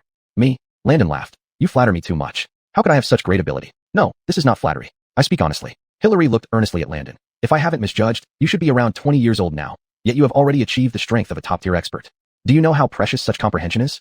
When I first broke through to the top-tier realm, I was already 28. According to my master, he reached the top-tier realm at 26. Hillary calmly stated. They say that even Recluse Valley Master, when he attained the Grandmaster realm, was nearly 40 years old. Therefore, he must have broken through the top-tier realm at least by 25. These words stunned Landon. Was his talent really that remarkable? In his memory, as a child, he was sent out of the palace by Beckett under the pretense of being granted a princely mansion for his mother and him to live. In reality, everyone knew this was to completely exile Landon and his mother from the palace because Beckett did not wish to recognize him as a bastard son. Yet, after all these years, Beckett's legitimate sons, including the Grimes and the second and third princes, had not excelled in martial arts. The only one with decent skills, Honest, had just barely reached the threshold of the second-class realm. As for Grimes Hamish and third Prince Adolf, they were almost completely unarmed, mere ordinary people. Who would have thought that the exiled Landon, in just a few short years, could grow into a top-tier expert under the guidance of two guards? Good thing Landon didn't mention that he had become a top-tier expert on his own without a teacher. If Hillary knew this, he might be astonished beyond measure. From what this sect master observes, Hillary praised, Landon, you have an excellent chance of reaching the Grandmaster realm before the age of 30. At that time, you would be the youngest and most talented Grandmaster in the world. Undoubtedly, if even Landon couldn't comprehend the opportunity, there would be little hope for anyone else. I understand, Sect Master Killian, Landon replied. Landon nodded and said, I will continue to pay attention to the matter of the Immortal Passage treasures. If there are other things later on, I will come over and discuss with you. Your Highness Ailby is too courteous. Hillary smiled and said, my daughter will likely cause much trouble for you. I hope your Highness can be understanding. Although Landon didn't mention Imelda much this time, Hillary wasn't worried at all. After all, they were both young. Even if Landon didn't understand now, wouldn't he eventually? After leaving the Iron Sword sect, Landon wasted no time and planned to visit the Jingji Great Camp that very day. His stepfather was assigning him 500 elite soldiers from the Jingji Great Camp. He had to go and check the situation beforehand, right? This would be Landon's first direct visit to a military camp. The Jingji Great Camp was stationed outside the capital city. The camp spanned over 10 miles in length and width, with strict defenses, strong troops, and powerful horses. It was directly under the royal family, an elite among elites. During the rebellion of Bjorn Honest, Landon, before setting out for Keegan Ling, had instructed Steve of the Inspectorate to infiltrate the Jingji Great Camp and dismantle Honest's entire plan. Everyone in the capital, inside and outside the government, praised Landon for his bravery and strategy. However, one person was genuinely unhappy and even harbored significant animosity towards Landon. That person was Reggie, the current commander of the Jingji Great Camp. As Landon approached the gate of the Jingji Great Camp on the official road, he could see the massive military stronghold far ahead, like a small city. Armed soldiers stood guard on either side of the entrance. Who goes there? Seeing Landon riding over, two soldiers brandished their sabers and demanded, I am the Ailby Landon, hereby the Caden's decree to meet General Donald and discuss tomorrow's troop deployment. Landon replied courteously to the soldiers, dismounting his horse and smiling. Chapter 163. Arrogant attitude. As if having eaten gunpowder? After hearing Landon report his identity, the two soldiers clearly showed shocked expressions on their faces. You are His Royal Highness, the Ailby? Please wait a moment. I will inform immediately. One of the soldiers bowed and ran into the camp. What, you know me? Landon wasn't in a hurry. He waited at the gate and casually talked to the other soldier. Not just no. The soldier immediately gave a thumbs up and praised. When Honest attempted to seize power with sinister intentions, all of us in the capital garrison and the royal affiliated units were completely unaware of what was happening. Finally, it was your Highness who used an ingenious strategy to foil his treacherous plan, preventing us from becoming accomplices. Hearing this, Landon couldn't help but laugh heartily. Recalling the rebellion of Honest, Landon found it somewhat amusing. This guy had calculated everything but failed to foresee that Landon had already placed people inside the capital garrison. Before long, the soldier who went to report came running back. His Royal Highness, General Donald and other officers are inviting you. The soldier bowed and said to Landon, Fine, I'm coming now. Landon raised an eyebrow, feeling somewhat puzzled. By all accounts, these generals should have come to greet him at the gate upon hearing he was coming. As ministers, no matter how high their positions or great their power, they still needed to be courteous before the imperial family, especially since Landon wasn't here for leisure, but on the Javier's orders. If he were to nitpick, Landon could have summoned the Inspectorate to punish Reggie for disrespect. However, Landon didn't do so. He wanted to see why the officers of the capital garrison harbored such feelings towards him. He spurred his horse gently and slowly rode into the camp. Meanwhile, in the main tent, Reggie sat on the main seat with a sullen face. Despite the urging of several subordinate generals, Reggie remained grim-faced, saying impatiently, What are you dawdling about? Even if the Emperor holds me responsible, it won't implicate you. General Donald, that's not the way to talk. From the lower seats, Deputy Commander Todd frowned. His Royal Highness is here on the Emperor's orders. You must know that by doing this, others will think you're blaming the Emperor. That's right. Not only did you not go to greet His Royal Highness, but you also prevented us from going. Won't this make things difficult for us before the Emperor? Other deputy generals complained. They had intended to welcome Landon when they heard from the soldiers earlier, but Reggie had stopped them. As for the reason, only Reggie knew. Haven't I said? Reggie snapped angrily. I'll bear the consequences if heaven collapses. If the Emperor truly cared about our feelings, he wouldn't have sent this brat. Humph. Let's go and see what he's up to. With that, Reggie got up and stormed out of the tent. Seeing this, Todd and the other deputy generals sighed. After entering the capital garrison, Landon looked around on horseback. Indeed, the treatment of the royal guard was different. In the training grounds, thousands of soldiers were practicing martial arts or drills, all orderly and shouting loudly. At the stables, horses were robust and shiny, no less impressive than the one Landon was riding. Soon, a group of people approached from ahead. Landon looked up. Though he didn't recognize them, he recognized their military rank insignias. The highest-ranking officer among them was obviously the commander. I am Commander Reggie. Upon hearing of the arrival of His Royal Highness, I have specially come to greet you. Approaching, Reggie bowed but spoke with a hint of sarcasm. But this is a military camp, not the palace. I hope His Royal Highness will not take offense at our rudeness. No problem. Landon dismounted, smiling. You must be General Donald. I have long heard of your great name, but never had the chance to meet. His Royal Highness, I am Deputy Commander Todd. I am Deputy General Jim. I am. The other generals also introduced themselves one by one, and Landon nodded in acknowledgement. General Donald, I believe you already know the Caden's edict for my visit. Landon said calmly. I need to dispatch 500 of your finest troops. We will set off before dawn tomorrow. It was a simple matter of troop deployment, especially since Landon had come with imperial orders. Normally, such a request wouldn't even require approval. Just a nod would suffice. However, Reggie chuckled and said, I think it's unnecessary to cause so much trouble. Oh, Landon raised an eyebrow and asked, what do you mean by that, General Donald? I have long known the Caden's intention. The Caden sent your highness here to lead 500 elite soldiers to suppress the bandits in the southwest, right? But they're just a bunch of bandits. Is it really necessary for your highness to come here personally? I could just send someone with 20 or 30 troops, and it would be enough. Besides, your highness has a weak constitution. If you return unharmed, it would be fine. But if you get bruised or break a leg, even at the cost of my head, it won't be enough to atone to the Caden. Reggie's words sounded like he was considering Landon's well-being, but on closer inspection, they were clearly laced with sarcasm. Landon naturally picked up on the thorns in Reggie's words and smiled. General Donald, you are mistaken. How can we defy the Caden's command? Even if I were injured, it wouldn't concern you, General Donald. Is that so? Reggie sneered and replied. Even if your highness doesn't mind being injured, I still care about my men. If your highness leads them improperly and many soldiers are casualties, who will take responsibility for the loss? In short, I hope your highness will go back and petition the Caden to let me handle the bandits personally. There is absolutely no need for Wayland to worry. With that, Reggie actually turned around and started to walk away right in front of Landon. Chapter 164. If you don't submit, mount up for a duel. This scene left the other vice-generals stunned. Todd inwardly cursed Reggie for being such a fool. Landon had been personally appointed by the Javier. If you snub Landon like this and he reports it to the Javier, everyone will be in trouble. Stop. Just as Reggie had taken a couple of steps forward, a cold voice behind him halted his steps. Landon's eyebrows furrowed slightly as he asked coolly.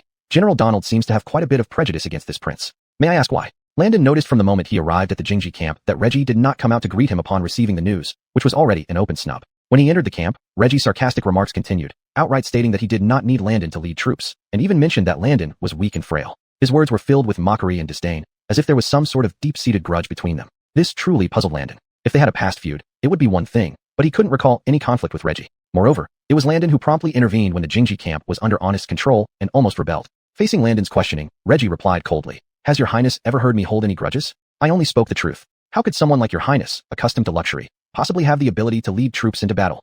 With that, Reggie turned around and sneered. If your highness insists on leading the troops, then let me see your equestrian skills today. Perhaps we can spar a few rounds to broaden my horizons. General Donald. Todd, standing beside him, could no longer hold back his anger. Haven't you said enough? Your highness is here by imperial decree. Do you think you're losing your mind by wanting to spar with his highness? Why not? Since he is going to suppress bandits, he should get used to leading troops into battle himself. Testing his strength, what's wrong with that? Reggie glared at Todd angrily. Hold it. Landon raised his hand to stop Todd and the other vice-generals, smiling as he asked Reggie, So, General Donald, you've been waiting for me just to challenge me? So, can I take it that if I win this sparring match, you won't make things difficult for me anymore? As he spoke, Landon became genuinely interested. Certainly. If your highness can defeat me, it shows that the mountain bandits are nothing to fear, and I have no reason to stand in your way. Reggie bowed his fist and coldly said, Shall it be a mounted or foot combat? Your choice, your highness. Your choice. Landon laughed heartily. Let General Donald choose, and as an additional condition, if you lose, you must tell me why you've been so hostile towards me. Upon hearing this, Reggie inwardly sneered. This young man clearly had no idea how high the sky was. As the commander of the Jingji camp, Reggie didn't rise through the ranks by connections, but by accumulating military achievements step by step. Among the hundreds of generals in the Southern Dynasty, Reggie believed that only a few, like the Northern King Elroy, could confidently defeat him in a one-on-one fight. And as for Landon, Reggie almost laughed aloud. A young upstart daring to challenge him? Fine, since you came here on horseback, let's make it a mounted combat. Reggie commanded his men. Bring me a horse and a wooden training sword. A wooden sword? Landon chuckled. How can a wooden sword reveal true skill? Let's use real weapons instead, so there will be no complaints from the loser. What do you say? Your highness, no. The vice-generals, including Todd, hurriedly tried to dissuade him. Your highness, weapons don't have eyes. If you get hurt, how can we report back to Wayland? That's right, a blow from a saber in mounted combat can be fatal or crippling. It's no joke. Use the wooden sword, your highness, it weighs 3 pounds after all. The vice-generals urged, realizing that Landon was indeed inexperienced. No, you misunderstand me. Landon pointed at Reggie and smiled. I'm worried that if I win using a wooden sword, he might refuse to admit defeat, and we'd still end up having a real duel later. What a hassle. What did you say? Reggie had been sneering as he watched the show, but hearing this sentence made him widen his eyes in shock and anger. With Landon's build, he actually thought he could beat him? Bring me my war saber, Reggie roared. If I am slain under your horse today, I will have no complaints. Your Highness, if you are injured by me, even if you report to Wayland, do not implicate them. Only hold me accountable. Of course, but General Donald should wait until you win before speaking such fine words. Landon smiled, reaching out to take a long-handled war saber from a nearby soldier, grabbing the reins with his left hand, and swiftly mounting the horse. This scene left Reggie and the other vice-generals momentarily stunned. The war saber in Landon's hand weighed at least 15 pounds and was exceptionally long. If one wasn't trained in martial arts, it would be extremely difficult to hold it with one hand. Yet, Landon held the war saber and still managed to mount the horse with one hand, a smooth and agile action that didn't resemble a pampered prince at all. Though surprised, Reggie wasn't too worried. He similarly mounted his horse, and the two faced each other from a distance of about 150 paces. At this distance, military horses would only need a few moments to charge at each other. Both focused intently on their opponent. Suddenly, Reggie spurred his horse and charged towards Landon. Landon also urged his horse forward, but lagging slightly behind. His speed and momentum were noticeably less. As they crossed paths, Reggie shouted, combining his body and horse into one movement, swinging the war saber in a wide arc. In the next moment, the heavy back of the blade struck directly toward Landon's chest. It was just a sparring match, so Reggie didn't dare use lethal force. However, a blow from the thick iron back of the blade, weighing over 10 pounds, would still cause enough damage to break bones.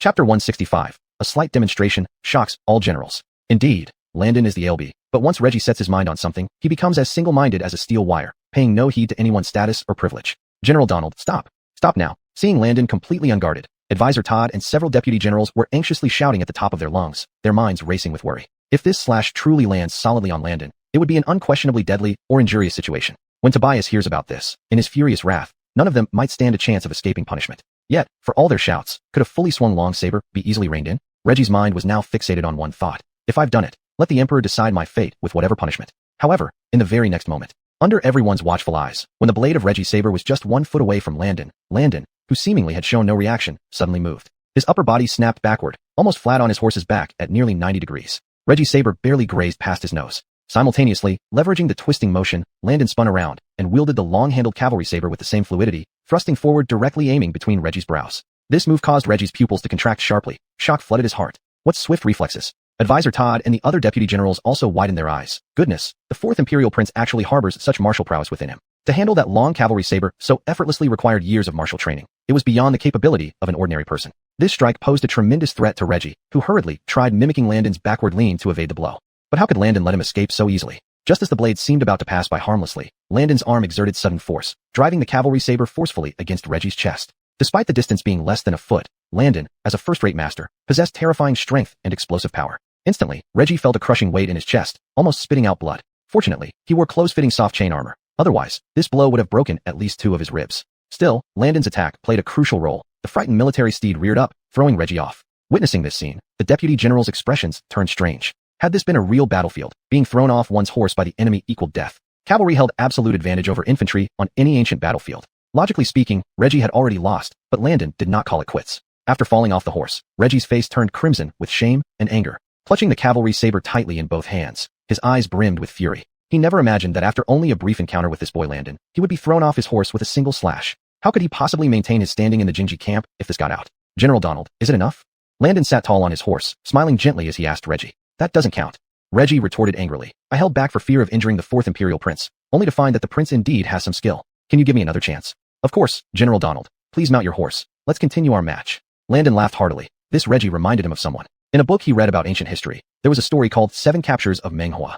Looking at Reggie, filled with bu-fu cheat, unyielding resentment, and animosity, Landon saw a parallel to Menghua. If he didn't break this man's spirit, they would likely not get along well in the future. Seeing Reggie remount his horse, Landon felt a hint of interest. Since you want to fight, let's see if we can make you truly concede this time. This time, Reggie was much more cautious, charging towards Landon again while retaining 3 parts of his strength with the cavalry saber, preparing for any unforeseen contingencies. Alas, he still overestimated his abilities. Speaking of martial skills, Reggie was merely a top-tier 2nd-rank warrior, whereas Landon was a top-tier 1st-rank master, a realm apart. Even though Reggie excelled in battlefield combat, his speed and power fell far short of Landon's brute strength. In an instant, the 2 warhorses crossed paths. Landon and Reggie exchanged over 10 strikes before the long saber swept diagonally upward. With a clang, Reggie felt an intense pain as if his palms were about to split open, and the saber slipped from his hands and fell to the ground. Before he could bend down to pick it up, Landon's cavalry saber had already rested on his shoulder, then gently tapped. A complete victory. In less than 15 exchanges, Landon had directly disarmed Reggie, and this was even after deliberately giving him some face. If Landon hadn't cared about Reggie's dignity, he could have knocked him off his horse in the first round. This scene stunned all the deputy generals. Todd's eyes nearly popped out of his head. He never imagined that Reggie, as the commander of the Jinji camp, would lose so thoroughly and cleanly. In just 2 rounds of sparring, Reggie hadn't lasted even 15 minutes under Landon's attack. General Donald, I don't think this duel needs to continue, does it? Landon said calmly. Your martial skills are indeed impressive, but you still fall short compared to me. Losing to me is nothing unusual. However, Reggie dismounted with a grim expression. The frustration and humiliation made his fists crackle audibly. Losing to His Highness the ALB, I admit my defeat wholeheartedly. But since I lost the duel, it means I'm no longer qualified to be the commander of the Jingji camp. Reggie suddenly shouted.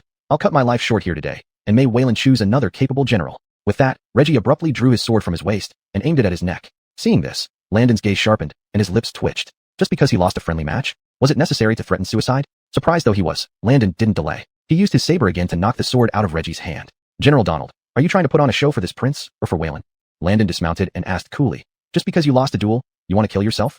Chapter 166. Easy to die, but think of the consequences. For a general, honor and dignity are far more important than life itself. Reggie tried to reach for the sword again, but commanders like Todd rushed forward and held him down. Looking at Landon with disdain, Reggie raised his chin and said, Moreover, having lost to you today, I have already disgraced the Jingji garrison. What face do I have left to continue living?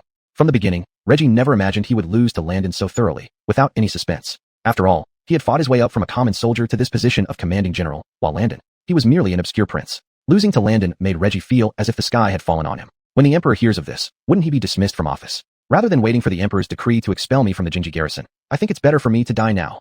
As Reggie spoke, he attempted to rush towards the sword again, which frightened the commanders into blocking him once more. General Donald, you're being irrational. Advisor Todd advised. Do you not know that the 4th Imperial Prince's martial arts are incomparably strong? Not being able to defeat him, is it truly such a disgrace? Besides, the emperor is benevolent and kind-hearted. Why would he blame you for this? Don't talk nonsense. Reggie roared in anger. When I'm dead, won't it be convenient for the emperor to appoint you as commander? Step aside. Watching Reggie act like a wild man, Landon felt both anger and amusement in his heart. He was angry that Reggie, despite being an old general, could be so petty and lack tolerance. And he found it humorous, wondering if his identity as the 4th prince was really that shameful. The Jingji garrison has suffered defeats before. Years ago, during tight combat in the northern frontiers, the Javier even dispatched the Jingji garrison to assist in defense there for 2 months. As a result, due to unfamiliarity with the cold battlefields of the north, Reggie suffered 2 consecutive defeats, losing at least 2,000 troops. However, the Javier did not severely punish him but instead gave Reggie another chance, allowing him to repel the northern Yan's offensive. This shows that even after suffering defeats, Reggie never considered committing suicide as an apology. But after losing to Landon, this old man actually wanted to commit suicide to cleanse the shame? Landon pondered in his heart. It seems that the impression he made among the officials in the southern dynasty isn't good at all.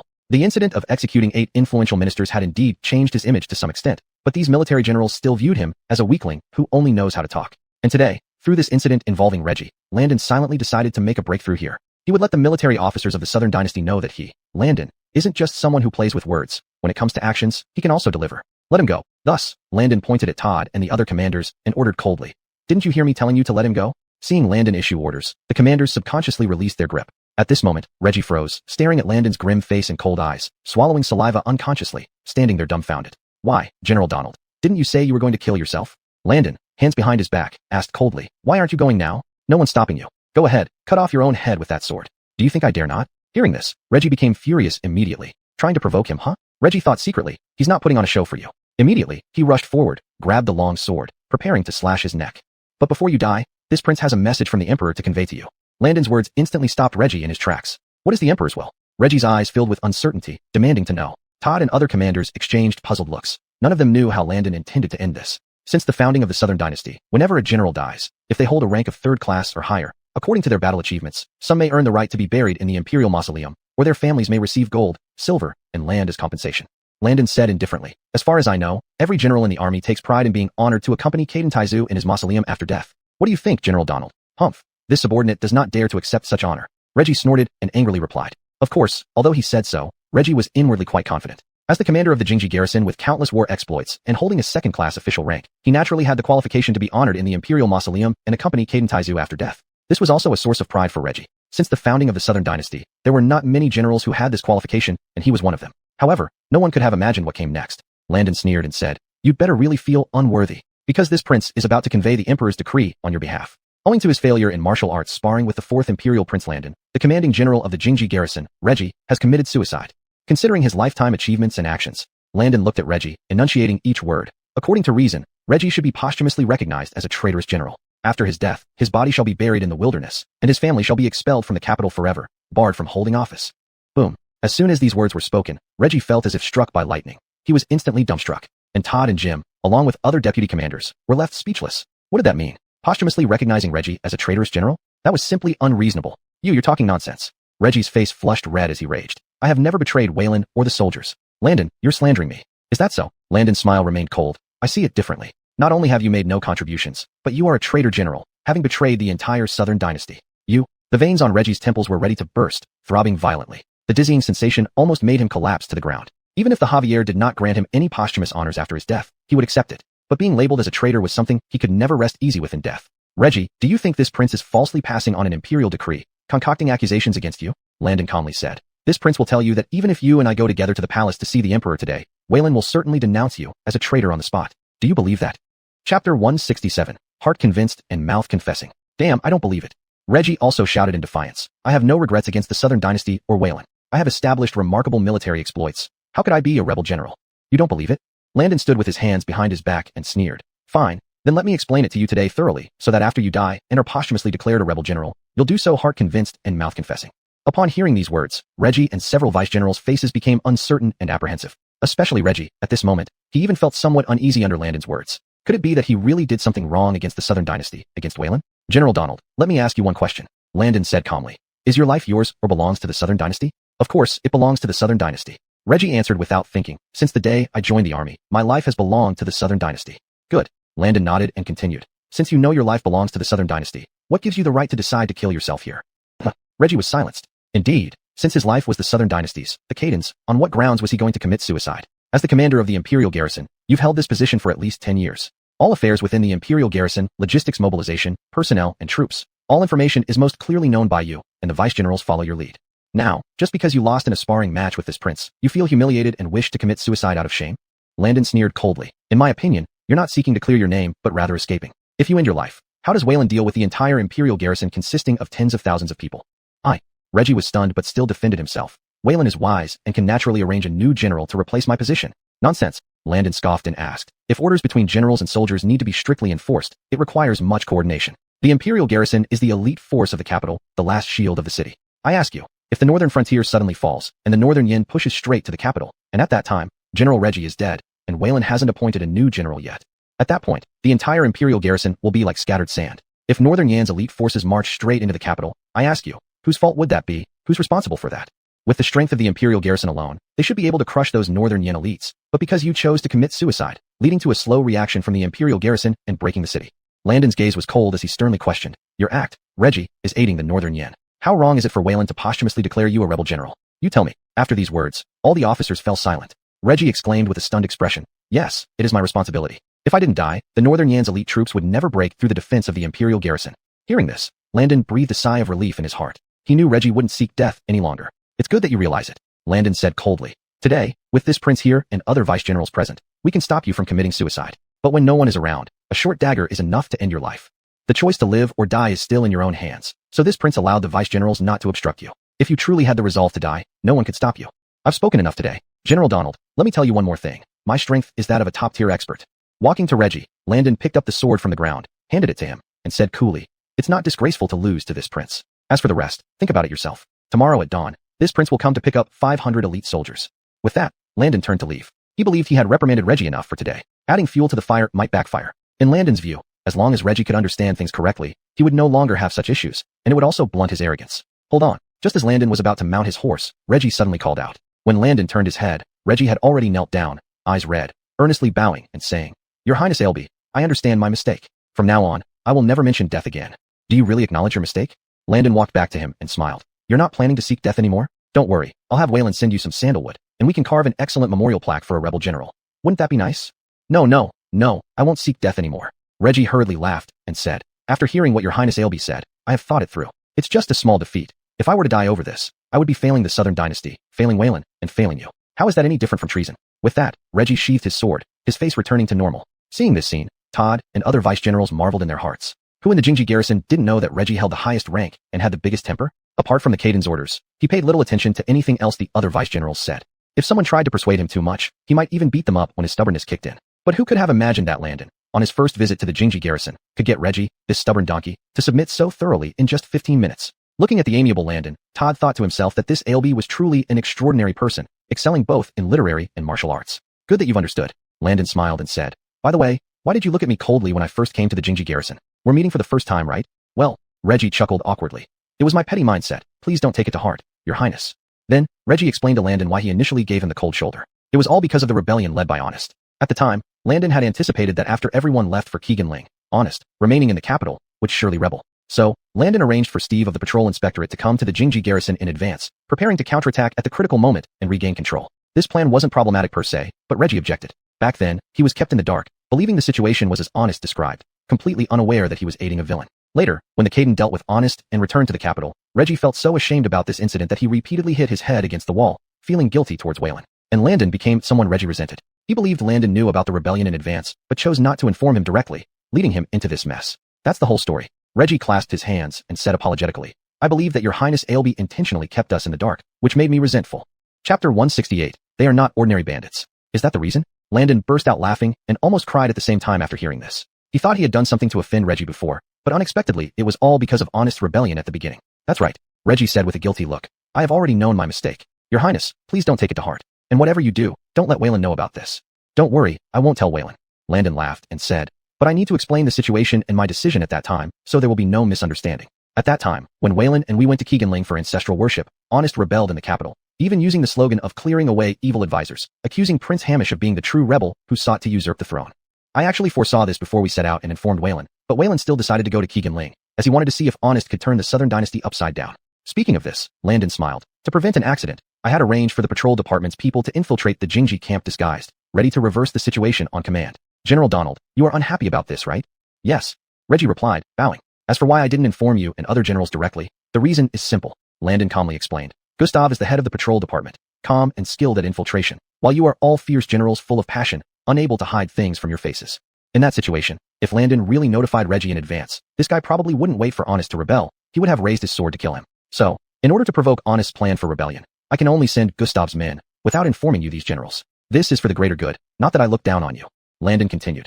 On the contrary, every general in the Southern Dynasty is the beloved talent of Waylon. I respect everyone very much. How could I look down on any of you? After hearing this, Reggie and generals like Todd were convinced. All the unpleasantness and doubts in their hearts disappeared. It's me who was confused. It's me who was wrong. Reggie bowed, smiling continuously. Your Highness, I judged a gentleman by the standard of a petty man. Please forgive me. No problem. Landon waved his hand. It's about time, General Donald. Don't forget what I told you. I'll come to pick up 500 elite soldiers at dawn tomorrow.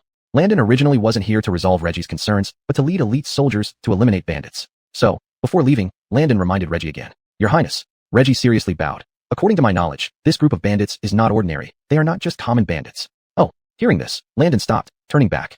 Vice General Todd also bowed. Rumor has it that these bandits are a group of deserters mixed with several gangs of bandits from the southwestern region. Their combat power far exceeds that of ordinary bandits. Why don't I follow your Highness to fight the bandits tomorrow? Reggie proposed. I would like to join you as cavalry, which doesn't violate the Emperor's orders. What do you think, Your Highness? Landon found it interesting hearing the two men's words. The Southern Dynasty army had always been well rewarded. A commander like Reggie goes without saying, distinguished war heroes can even be buried with Caden Taizu, which is a tremendous honor. Even ordinary soldiers get rewards for killing enemies on the battlefield. If they unfortunately die in battle, the court will provide their families with fertile land and pensions as compensation.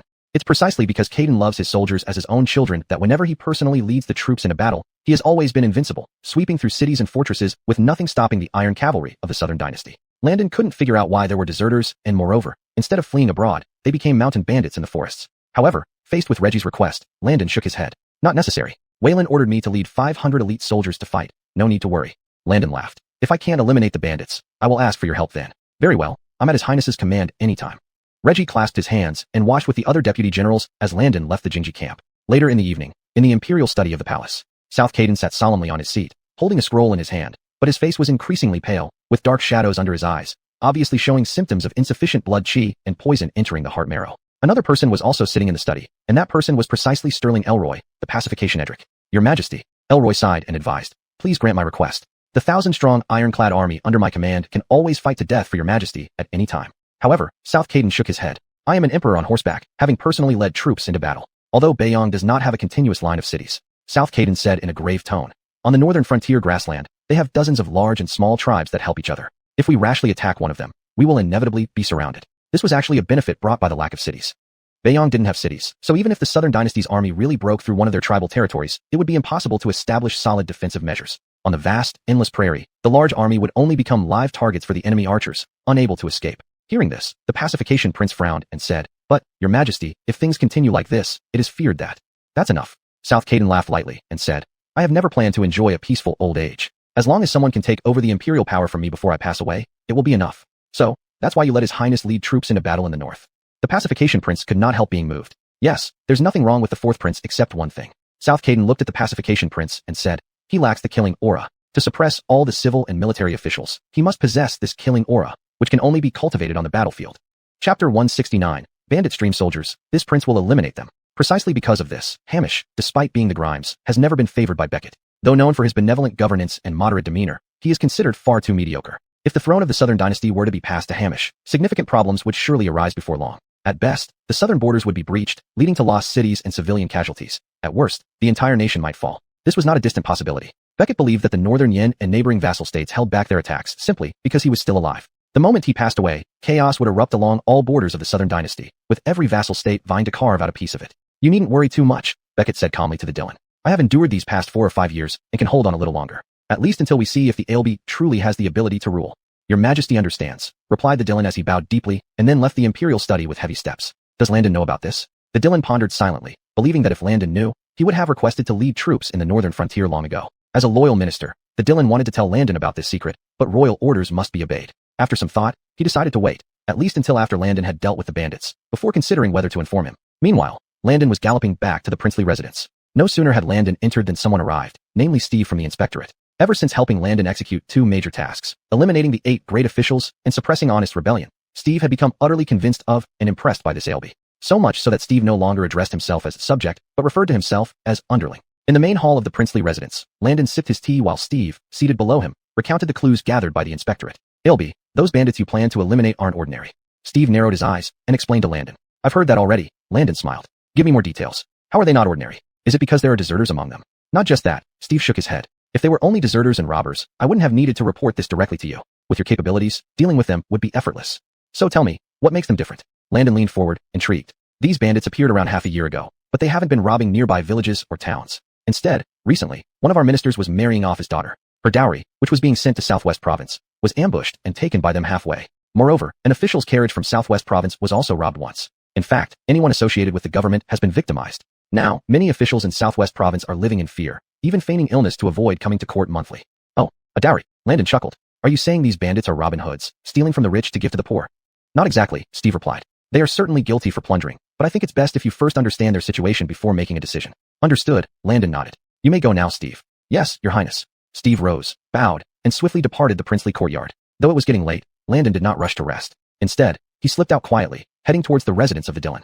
He had visited Ironsword Sect earlier that day, but hadn't had time to update Allie and Imelda on what happened. The 2 ladies likely hadn't retired for the night either. He had visited Ironsword Sect earlier that day, but hadn't had time to update Allie and Imelda on what happened. The 2 ladies likely hadn't retired for the night either. Arriving at the Dylan's residence, where Landon was already familiar with the servants, he greeted them and entered the courtyard discreetly. Given the ancient customs of the Southern Dynasty, any knowledge of Landon visiting Allie late at night would result in a beating from the Dylan. Entering the rear courtyard, Landon easily found Allie's room and knocked softly. Rosa, open up. It's me, Landon whispered outside the door. A moment later, the door opened, and Allie and Imelda were indeed still awake. Both women were surprised to see Landon. Ning Shitty, why did you come so late? Imelda's heart tightened as she asked. Is something wrong with my father? Or is there trouble at the sect? Allie also pressed. Tell us quickly, did something happen? Something happened? Landon was momentarily taken aback before laughing. What could possibly have happened? Can't you see I'm smiling? Hearing this, Allie couldn't help but roll her eyes, chiding him. Then why did you rush here in such a hurry, making Ewing think there was trouble at the sect? I just came over to check on you too, didn't I? Landon deliberately put on a serious face and said, after all, tomorrow I have to lead troops out myself to eliminate the bandits. This trip is going to be fraught with danger. However, Landon's words clearly didn't convince the 2 women. Ning Shitty, stop exaggerating. Imelda chuckled. I heard from Saad that Waylon only assigned you 500 elite soldiers to deal with the bandits, right? With 500 soldiers protecting you, and you're still panicking like this, aren't you ashamed? Allie didn't give Landon any leeway either, cutting straight to the point. Who said it was 500 soldiers? Landon held up 5 fingers and said, it has changed. 500 turned into 50. 50. The 2 women were visibly startled by this. How can this not be true? Landon explained. The commander of the Jingji garrison wouldn't give me any leeway. He insisted that his garrison soldiers are all elite and that 50 men would be sufficient to do the job of 500. So he only allowed me to mobilize this many troops. Heard that those bandits number over 1,000 at least. That's a 20-to-1 ratio. Rosa, this time things don't look good for me. Landon looked at Allie and sighed. If anything happens to me, then what will you do? Don't say another word. Allie cut Landon off, anger flashing across her face. How dare the commander of the Jingji garrison defy an imperial order? Tomorrow, I'll go with you to sort this out. If he still refuses, I'll have my father accompany us. Chapter 170, Night Raid on the Mountain Bandit Camp. Actually, it's not necessary.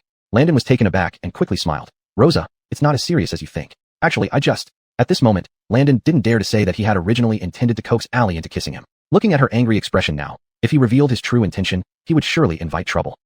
I think you're talking nonsense. How could the general of the Imperial camp dare to defy the Imperial order? Only you would dare to do such a thing. Ali scrutinized Landon's expression carefully and guessed something, then questioned him. Don't worry about these details. Landon coughed dryly and said seriously. In short, tomorrow I will deal with those bandits. According to Gustav, this group of bandits is quite unusual. At that time, I will meet their leader. Nothing happened throughout the night. On the second day, before dawn broke, Landon had already arrived at the gate of the Jingji Great Camp on horseback alone. Upon arriving there, Landon saw that the commanding General Reggie, Staff Deputy General Todd, and other generals were all waiting here. On the main road, 500 elite soldiers were mounted on high horses, ready to move out at any time. Your Highness the Elbe, you have arrived. This time, Reggie showed no arrogance and respectfully greeted Landon. Yes, are the troops I need all prepared? Landon glanced into the distance. The sky was too dark, but he could clearly see the nearby soldiers and war horses. Further away, he could only see the bright armor pieces gleaming coldly under the moonlight. All preparations are complete. Todd bowed and said, 500 elite soldiers, fully armored with both men and horses. Each carries a saber, a powerful bow, 20 arrows, and a waist knife. With such an outfit, one doesn't even have to mention fighting against a group of bandits. To be precise, on the battlefield, apart from the fully armored heavy cavalry brigade, no enemy would stand a chance in front of these elite soldiers. Your Highness, why don't I go with you? Reggie volunteered. I'm willing to join as a cavalry member. Your Highness, this wouldn't break any rules, right? Nah, it's fine. Landon waved his hand and laughed. I don't need such powerful cavalry. 500 elite soldiers are enough. General Donald, thank you for your kindness. All right. Reggie responded and turned to address the 500 elite soldiers, roaring loudly. You all listen up. The Elbe, carrying the Imperial Order, is leading you today to exterminate the bandits. Our Jingji Great Camp is the Emperor's direct royal guard army. Today, the Elbe leads you personally into battle. Everyone must show your best spirit.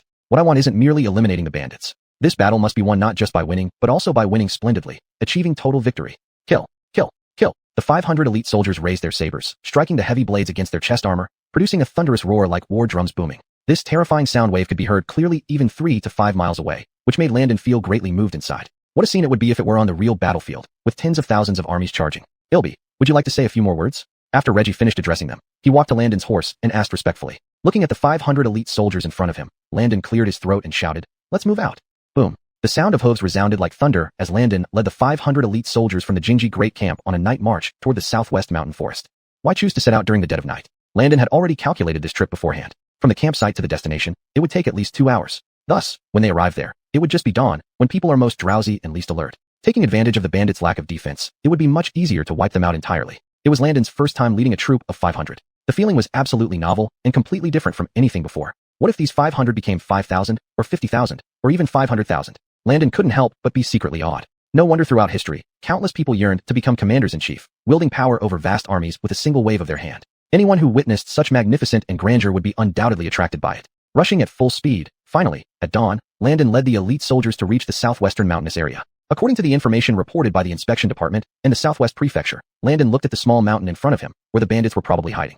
Horses cannot pass through the mountain conveniently. Landon turned to the captain of his personal guard beside him and said, pick 100 men, dismount, and search the mountain with me. Understood. In an instant, 100 elite soldiers jumped off their horses, stuck their heavy swords into the ground, drew their waist knives, and carried strong bows on their backs as they walked into the mountain with Landon. However, the situation after entering the mountain was much simpler than Landon had imagined. This small hill wasn't very large. Soon after entering, Landon saw an area that looked like a bandit camp. At the gate, 2 bandits were leaning against the wall, dozing off. Without waiting for Landon's order, 2 guards silently rushed forward, each grabbing one bandit by the throat, and dragged them back like chicks. Kneel down. The captain pointed his waist knife at the 2 bandits, scaring them into uncontrollable shivering. It must be said that the elite soldiers Landon brought were indeed intimidating. Each was fully clad in iron armor, their faces covered by a cold iron ghost-toothed mask. Thump thump, the 2 bandits knelt before Landon. Don't be nervous. Landon smiled slightly and asked them, I won't kill you. I just want to ask some questions. Is this your camp? Who is your leader? However, Landon clearly overestimated the courage of these 2. After he spoke, they were too frightened to form a complete sentence. Elbe, these 2 seem to have been scared silly. It's hard to get anything from them. The captain suggested to Landon, would it be better if I capture another live one to ask about the situation? That's unnecessary. Landon stood up and said indifferently, since we can't get any useful information from them, let's simply call out their leader and ask him directly. Chapter 171. I've come to join you. Landon casually took a strong bow from one of the nearby soldiers and then fitted an arrow. In front of all the soldiers, Landon effortlessly drew the strong bow fully, aiming at an iron shield on the far-off fortress wall. Whoosh! Clang! The 2 sounds occurred almost simultaneously. The force of Landon's arrow was astonishingly powerful, directly piercing through the shield with a loud boom. This scene left the surrounding soldiers speechless. They had thought this Elbe was a weakling who needed their careful protection along the way. However, the power of Landon's casual shot must have been no less than 200 or 300 pounds. The loud noise of the shield being pierced immediately startled the bandits inside. Before long, a group of bandits rushed out after opening the gate. But when they saw the elite troops from the capital's military camp lined up at the entrance to the stronghold, each one was stunned. Who would have thought that the Royal Army's elite forces would be sent here specifically to deal with them? On the surface, these bandits seemed to lack any combat ability, completely dumbfounded by Landon's elite troops. In reality, however, this reaction was not unusual. An ancient battlefield differed greatly from the modern world. In southern China, ordinary swords and knives were not banned among the people. The only thing banned in the civilian world was armor. Armor was king on the ancient battlefield dominated by cold weapons. With armored troops facing unarmored foes, it didn't matter if Landon had brought 500 elites. Even 100 or 50 would not be something these bandits could defeat. Reggie's previous words weren't just impulsive boasts but judgments based on his seasoned experience as a veteran general. Who is your leader? Have him come out to speak. Looking at the frantic bandits, Landon stood with his hands behind his back and said calmly, "My patience is limited. Don't make me wait." After a while, a person walked out from the stronghold. This man was tall and slender. Though he was unkempt, his face did not resemble that of a typical bandit. Landon remembered what Gustav had told him about there being deserters among these bandits, and this person in front of him was likely one of them. "I am their leader," the man said with clasped hands. "Please spare them as much as you can. Do not kill them indiscriminately. Our actions are all due to my orders." "They merely followed them," the man added. "Is that so?" Hearing this, Landon couldn't help but laugh, countering, "You seem quite principled, taking responsibility for everything yourself. By your appearance, you don't look like a regular bandit." "You're right," the man nodded. "I was originally a battalion commander in the Southwestern Army, and I came to this forest only a few months ago." "The Southwestern Army?" Landon's eyes narrowed slightly. "That's the army commanded by Marshal Lonnie." "Yes, exactly," the man nodded again. "Marshal Lonnie indeed commands the Southwestern Army. Could you be someone sent by the Southwestern Army?" "Not at all." Landon waved his hand and said, "Actually, I'm here to join you." Upon hearing this, not only was the leader taken aback, but Landon's accompanying guards were also bewildered. "Join? What does that mean? What game is this?" "Sir, you jest," the man said coolly. "We are bandits. You, however, are from the court. Now, leading elite troops here, you obviously plan to annihilate us. Why jest further?" From the equipment of Landon's elite troops, he could tell that this was no ordinary army, probably configured only for the Imperial Guards. For their ragtag group to confront the elite guard was nothing short of dreaming. "At first, I did plan to wipe you out," Landon smiled gently. "After all, your occupation of this mountain and your lawlessness have caused considerable unrest here in the Southwest Mountains. It has disturbed the people and must be dealt with." Hearing this, the man and the bandits beside him clearly became uneasy. "But," Landon changed the subject, "you mentioned earlier that you were once a battalion commander in the Southwestern Army, which piqued my interest. The Southwestern Army, under Marshal Lonnie, is said to be well-equipped and well-treated. I don't understand why you gave up your position as a battalion commander to become a bandit here in this forest." This was also the question lingering in Landon's mind. If they were just ordinary bandits, it would have been a simple matter to kill them without a second thought. However, the fact that this was related to Lonnie piqued Landon's interest. Not long ago, he had just confronted Lonnie and scared the old man quite a bit. Now he hadn't expected that the issue with these bandits also involved Lonnie. Upon hearing Landon's question, the man's face turned indignant. "You are jesting, sir. I left the Southwestern Army precisely because I could no longer tolerate Lonnie's actions," the man explained coldly. "As the esteemed Duke of State, his despicable deeds behind closed doors are unacceptable. Even as just a battalion commander, I refuse to be his lackey." "Oh," Landon's eyes lit up as he gestured for more. "Could you elaborate on what happened with Lonnie?" The man fumed. "Being a general in the Imperial camp, you naturally wouldn't know the corruption within the Southwestern Army. In truth, the entire Southwestern Army is nothing more than a tool for Lonnie to amass wealth. Leaving other matters aside, let's talk about the soldiers' pay. Not a single coin has been issued to the soldiers for 8 months. Furthermore, the troops are forced to eat inferior black beans, yet Lonnie feeds his prized horses with rice and flour we can't even afford." This wiped the smile off Landon's face. While he knew Lonnie wielded immense power and acted recklessly, he hadn't anticipated that the man would dare to embezzle military funds. "Since you've escaped, why not report this to the court?" one of Landon's bodyguards asked. "Report? The capital is far away. How could we possibly report to Wayland?" The man laughed bitterly. "I led nearly 50 men in flight, only to be relentlessly pursued by Lonnie's men until we were cornered. That's when we had no choice but to hide in the mountains and become bandits." Chapter 172 Landon's Promise. "Since the court has been trying to hunt us down for so long, now that you have come with your elite troops, we accept our fate," that man said with a solemn look. "Do whatever you want with me, be it killing or torturing. However, I hope this official will not harm my subordinates. They only followed my orders, and the responsibility lies with me. Hunt you down." These words made Landon increasingly uncertain. This matter was only mentioned to him by his adoptive father not long ago, seemingly around the same time he had learned of it. Then, who was actually hunting them? "You might have misunderstood one thing," Landon said. "Wayland did not send anyone to hunt you down. It's likely Davis who wants to eradicate you completely." This statement also stunned that man, who instinctively asked, "Are you saying you're really not assassins sent by Davis?" "Of course not," Landon laughed and said. "Even if I gave him 2 more guts, I doubt Davis would dare command me." Upon hearing this, the mountain bandits behind him revealed disdainful expressions. After all, Landon looked far too young to be someone with power and influence. How could he possibly be compared to Davis? "Sir, you look young. May I ask which high-ranking official in the court you are?" The man clasped his hands together and introduced himself. "I once served as a camp officer in the Southwest Army, named Daryl. I'm no big official." Landon waved his hand and said, "I am the current Emperor's 4th Prince, Landon." Prince Landon. Hearing this, Daryl was visibly startled and asked, "You're the LB from the capital? Really? Is there someone else pretending to be me?" Landon couldn't help but laugh. He hadn't realized his name carried such weight. Merely mentioning it had caused such astonishment. "I am Landon, genuine without a doubt. You can rest assured on this point." Smiling, Landon continued, "Before setting out, my people told me these bandits were unusual. Now that I've come here and questioned you, indeed, there is more to the story. Ilby, your insight is clear. Daryl clasped his hands again, excitedly saying, with you here, Zhang Mao doesn't need to worry about defending myself. We've long heard of your fame. But, I still have a question for you. Landon asked. Before, you lived in the mountains. Why did you start robbing the carriages and dowries of officials in the southwestern state? Hearing this, Daryl suddenly laughed. Ilby, you don't know this, Daryl explained. That official was outwardly delivering a dowry, but in reality, he was sending gifts to Davis. That old scoundrel has been embezzling military funds for personal gain. What does it matter if we rob him a little? Furthermore, Daryl's group of bandits, hiding in these mountains, had never harmed ordinary civilians. Even when they truly ran out of food and meat, they mostly went down to the villages at night to steal some, leaving some money behind as compensation. We became outlaws, but it was all thanks to Davis. Daryl said angrily. Ilby, you don't know how things are now in the Southwest Army. Not just us. Many soldiers are on the verge of rebellion. Landon's expression was very serious. The ripple effects of suppressing bandits had already exceeded his initial expectations. He hadn't anticipated that this situation involved Davis, and that this old rascal dared to embezzle the army's pay. Throughout history, even when a country was weakening and the emperor couldn't eat properly, military funds must still be fully paid. If morale among the troops were lost, how could the borders be defended?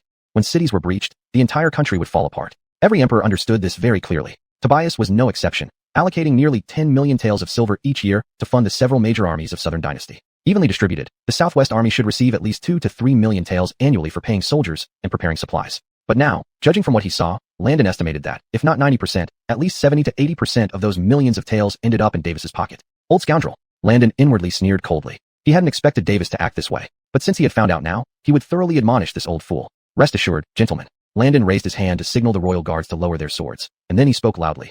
Though I, Landon, cannot personally experience your grievances, anger, and suffering, they are all clear before my eyes.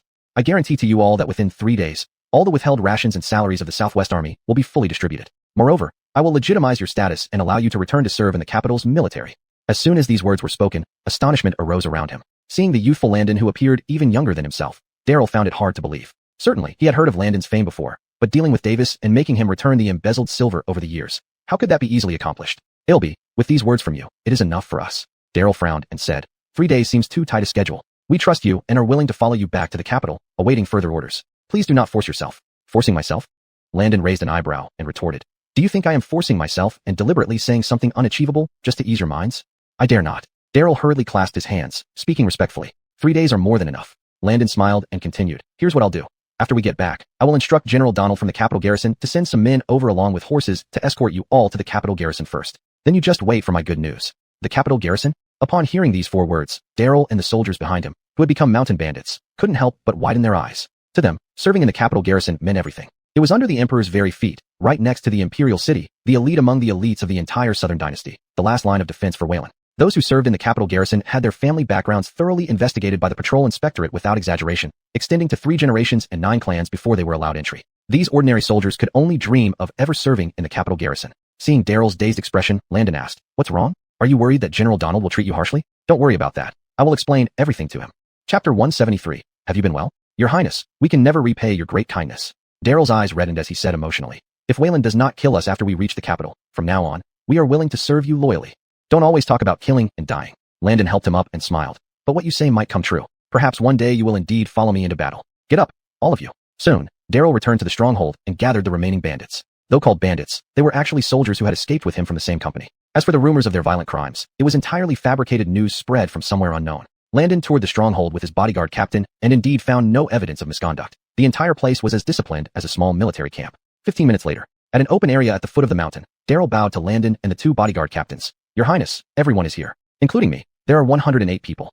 "Oh," Landon's eyes lit up jestingly. "That's quite a meaningful number. Fine, I, Landon, will vouch for you." Immediately, Landon arranged for one of the bodyguard captains to stay with some men, while he hurried back to the capital garrison with the rest. More than an hour later, at the main tent of the capital garrison, Reggie and other generals listened quietly as Landon narrated the situation. "So Daryl and his men are just fugitive soldiers in dire straits." Reggie nodded slightly and said, "In that case, Your Highness, having them stay here at the capital garrison is no problem. But what about Wayland?" "I will explain the situation to Wayland," Landon replied solemnly. "General Donald, dispatch more troops to bring Daryl and his men back here first."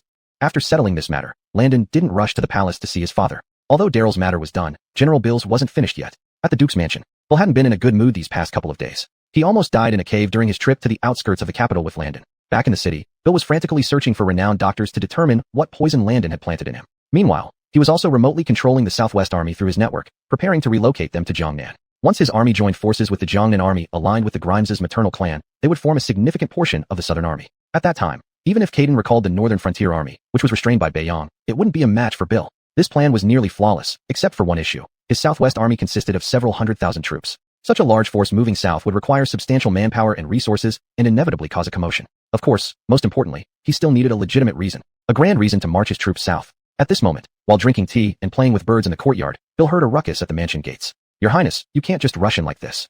The steward pleaded with Landon. "Why don't you wait a moment while I announce your presence?" "What announcement?"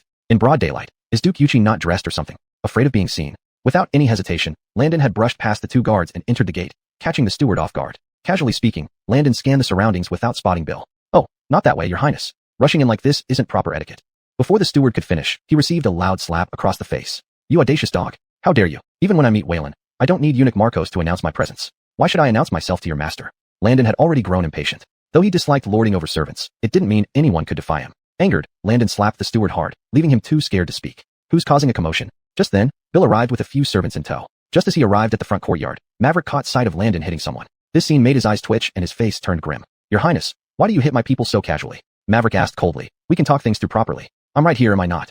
"Ah, Duke Yuchi, you finally deigned to show yourself." Seeing Maverick approach, Landon remarked indifferently. "Your servant dares to defy even his master. If I don't teach him a lesson now, who knows what he might do later. I did you a favor by disciplining him." The steward who had been slapped looked at Maverick with a grievous expression, hoping for his master's justice. Unfortunately, he overestimated Maverick's influence in front of Landon. "Foolish servant, step back now." Maverick glared at the steward angrily and barked an order. Upon this, the steward and other servants hurriedly retreated. Only Landon and Maverick remained in the front courtyard. "Duke Yuchi, since there are no outsiders here, just your own people of the Duke's mansion," Landon said with a smile while clasping his hands behind his back. "I'll be straightforward. How have you been these past few days?" "What feeling?" Maverick glanced at Landon, then snorted coldly. "If your Highness is asking about my health condition, isn't it obvious? The medicine you gave me has tormented me enough." Strangely enough, what Landon initially administered to Maverick wasn't poison at all, but Maverick indeed showed signs of poisoning afterward. Even Landon didn't foresee this, let alone Maverick and the famous doctors he invited. For 3 consecutive days, Maverick experienced headaches and fever, with the sensation of being pricked by needles all over his body. His fingertips were bruised and discolored, terrifying him into sleepless nights. Chapter 174. You must suffer heavy losses. None of the renowned physicians from the capital could diagnose what illness Davis had, nor could anyone determine what poison he had been exposed to. Hearing Davis's words, Landon began to feel a bit uneasy too. However, Landon soon thought of a possibility. Davis hadn't been poisoned, but he exhibited symptoms of poisoning. The reason was likely because this old man had scared himself into actually developing health issues. Given Davis's temperament and methods, Landon could easily guess that he must have caused many deaths. Among them, Davis must have witnessed firsthand the symptoms and reactions of those who were poisoned. Even if normally Davis had a big enough heart not to bat an eye at killing a cartload of people, things were different when he faced trouble. Now being poisoned by Landon, Davis naturally lost his confidence. Once someone loses confidence, they become haunted by their past deeds, and the gruesome sights of those he had harmed would uncontrollably resurface in his mind. Thus, with both bluff and fear, Davis really started to show signs of poisoning. Unfortunately, these doctors could never have guessed that this so-called poisoning was all in his head. "Lord Jet, I came today mainly to tell you something," Landon said deliberately, making it sound difficult. "Well, it's bad news." "Humph," Davis replied coldly. "Lawrence, aren't you joking? When have you ever brought me good news?" "I originally planned to bring you the antidote today," Landon said. After all, considering Lord Jet as the Marquis stabilizing the Southern Dynasty, any mishap to your health would be hard to explain. We can always negotiate if something goes wrong. "Oh." Upon hearing this, Davis's eyes lit up, and he quickly asked, "Where's the antidote? Did you bring it?" "No." Landon shook his head and said straightforwardly. "No." Davis was taken aback and blurted out instinctively, "But you just said you came to deliver the antidote. If not for the antidote, why did you come?" However, hearing this, Landon let out a heavy sigh. "This is exactly the bad news I wanted to tell you." Landon sighed again. "To be honest, I don't have the antidote ready either. It needs to be made on the spot. This morning, I searched the warehouse in the mansion only to find that it had been infested with rats. The ingredients required to make the antidote include one particularly precious herb, which I bought at high prices from an exotic merchant. It seems to have been eaten by rats. Now the ingredients are incomplete. Even if I want to make the antidote for you, it would be impossible without all the components." Landon's words made Davis's face turn dark. What kind of herb could be so valuable? Davis impatiently said, "Fine, I will provide the money. Why don't you buy more from that exotic merchant?" "Buy?" Landon glanced at him. "Lord Jet, it sounds simple, but I already sent someone urgently yesterday to find the merchant. He has now seen through the situation and is raising the price. How can he be a merchant when he acts like a black market dealer?" Davis's face turned cold. How dare he do such a profit-driven thing on the land of the Southern Dynasty? Why not send my men to arrest him, obtain the herbs, and then execute him on the spot? This sounded very dignified, but in his heart, Landon sneered secretly. Anyone else might have said it, but you, Davis, have no right to say it. "I'm afraid that won't work." Landon shook his head. "That merchant belongs to the royal family of another country. Killing him would amount to declaring war. Can you bear this responsibility, Lord Jet?" Well, Davis pondered. With his Southwest Army numbering several 100,000, a small state was nothing. But at the moment, he planned to march the Southwest Army towards Jiangnan, and adding another complication could delay everything indefinitely. Therefore, Davis nodded. "Since that's the case, how much silver does he ask for? I'll pay for it, and get the herbs back as soon as possible." "All right, Landon nodded, and then held up 3 fingers to Davis. 3,000 taels of silver? Davis thought. Mere 3,000 taels. Why would you make such a fuss over this? 3,000 taels wouldn't have made me come see you, Lord Jet. Landon smiled and shook his head. So, is it 30,000 taels? Davis felt a bit surprised. 30,000 taels of silver could buy more than enough to cover even a century-old ginseng root. What treasure could be so valuable? Not quite. Unexpectedly, Landon shook his head again. Then, it can't be 300,000 taels, right?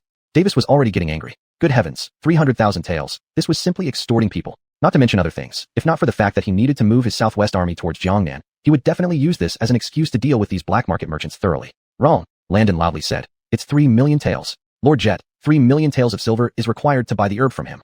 How much did you say? Davis widened his eyes, even thinking he had heard incorrectly. 3 million taels? Wasn't this just playing with him? This year, by every means possible, he withheld the military pay of the Southwest Army, and in total, it was only about 3 million taels. What kind of stuff could be worth more than the annual military pay of an entire army?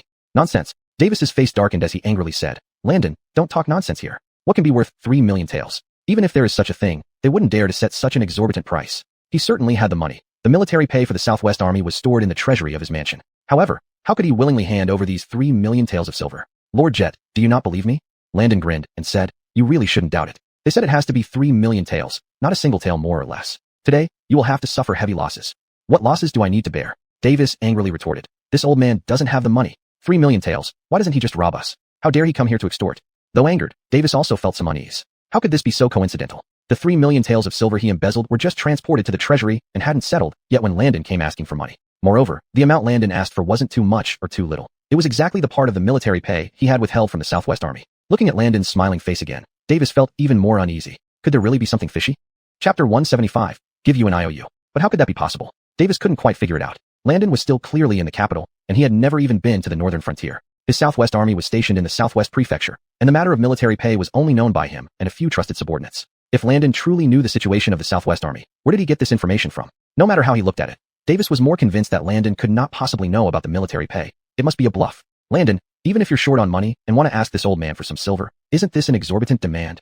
Davis said with a sour expression, 3 million taels of silver. Do you know what that means? The Imperial Treasury can only collect tens of millions of taels of silver annually. These 3 million taels were equivalent to a month's worth of income for the Southern Dynasty's treasury. For an official of Davis's rank, his monthly salary was only a few hundred taels of silver. Even if he saved until death, he couldn't accumulate several million taels. If he really agreed to Landon's demands, wouldn't that imply he had a suspicious amount of silver? Mr. Jet, do you really not have it? Landon smiled. I don't think so. I believe you can come up with this sum. After all, this is your life-saving money. What a joke. What herbs could possibly be worth 3 million taels? Davis's face was full of disbelief. Even if it were dragon liver and phoenix marrow, it wouldn't be that expensive, right? You're clearly just messing with me. Well then, since Mr. Jet doesn't want to hand over this sum, fine, Landon nodded and said. Since that's the case, regarding the antidote, I, Landon, can do nothing. Mr. Jet, you'll have to find another way yourself. Having said that, Landon prepared to leave. He didn't come to the Duke's residence today to play nice with Davis. Not handing over the money was fine, but then you'd better prepare for the poison. Without the antidote, you'll eventually die. Seeing Landon actually intending to leave, Davis started to feel anxious. Recently, he had been tormented by the so-called poison placed by Landon. Even he didn't expect psychological effects to be so powerful. For days, it made him almost unable to drink water. Now, Landon was saying he would give up. How could he bear it? Wait. Davis hurriedly called out to Landon, frowning. We agreed back then that I would send people to find the message left by Wuzhong Valley Master, and you would regularly provide the antidote. Now, even if there's a shortage of herbs, that should be your responsibility, Landon, shouldn't it? Davis unhappily said. Isn't it unreasonable to make this old man take responsibility now? Don't we need to follow principles? Now, Davis finally understood. Why should he be the one to pay? It was clearly a problem on Landon's side, yet it turned into his own fault. Seeing Davis turning the corner, Landon smiled slightly. Stopping, Landon smiled. Mr. Jet, since you put it that way, let's do this. Consider the 3 million taels of silver as a loan, okay? A loan. Hearing this word, Davis hesitated. If he was simply asked to spend 3 million taels on herbs, he wasn't keen on doing so. But if it were a loan, it would be different. Although Landon was tricky and hard to deal with, Davis had his own considerations. As long as the loan agreement was clear, Landon, being the son of Beckett and a prince, couldn't disappear into thin air. Yes, a loan, Landon said. This money will be considered borrowed for buying herbs, and I'll write you an IOU. What do you think? That's a joke. Your Highness's royalty. How can this old minister ask for an IOU? Davis stroked his beard, pretending to think for a moment before asking. How much do you plan to borrow, and for how long, Your Highness? I'll return these 3 million taels within a month at most. Landon smiled.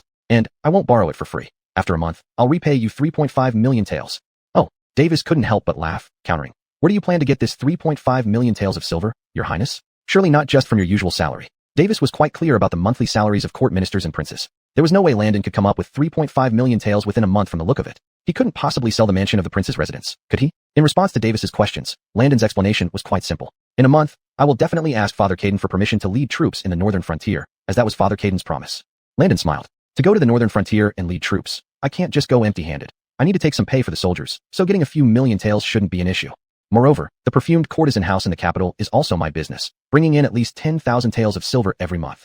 How about it, Mr. Jet? Can you now rest assured? Davis was indeed somewhat swayed by Landon's words. Who wouldn't want to earn 500,000 taels of silver effortlessly in a month? Though Davis had money, it didn't grow on trees. If he were not worried about his living expenses, would he need to think of military pay? While contemplating, Davis did not realize that Landon was actually using the embezzlement of military pay to mock him.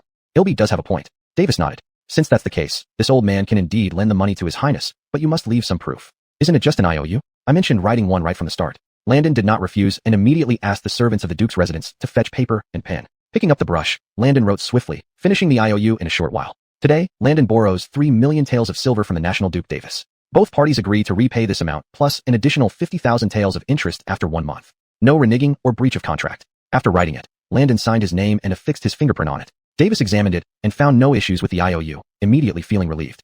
Chapter 176. Embezzlement of military funds? Duke was stunned. As long as he had the IOU in hand, even if this young man ran away, it wouldn't be a problem. He could simply present the IOU to Duke and claim the debt. With his status, even if Landon dared to deny the debt, how could Duke possibly overlook this amount? Davis felt he had made a profitable deal this time. Smiling, he signed his name and pressed his fingerprint on the document. I'll keep this IOU for now. Ilby, when do you plan to collect the silver?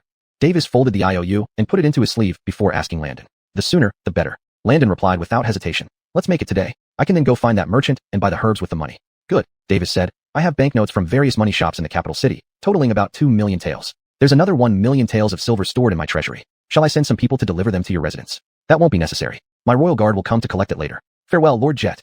Landon waved and left the Duke's mansion. After exiting the gate, Landon rode his horse to a nearby alley, stopping at an uninhabited spot. In a moment, a figure leaped down from a high place and respectfully stood before him. Ilby. This person was one of the palace guards who had been secretly following Landon. Now, he could finally reveal himself. The matter is settled, Landon said. Return to the palace and gather all the warriors recruited by Billy. Arrange several carriages to come here and transport the silver. I need to visit the imperial palace. As you command. Though the guard was somewhat surprised, he did not question Landon. Bowing, he quickly departed. Half an hour later, in the imperial study of the palace.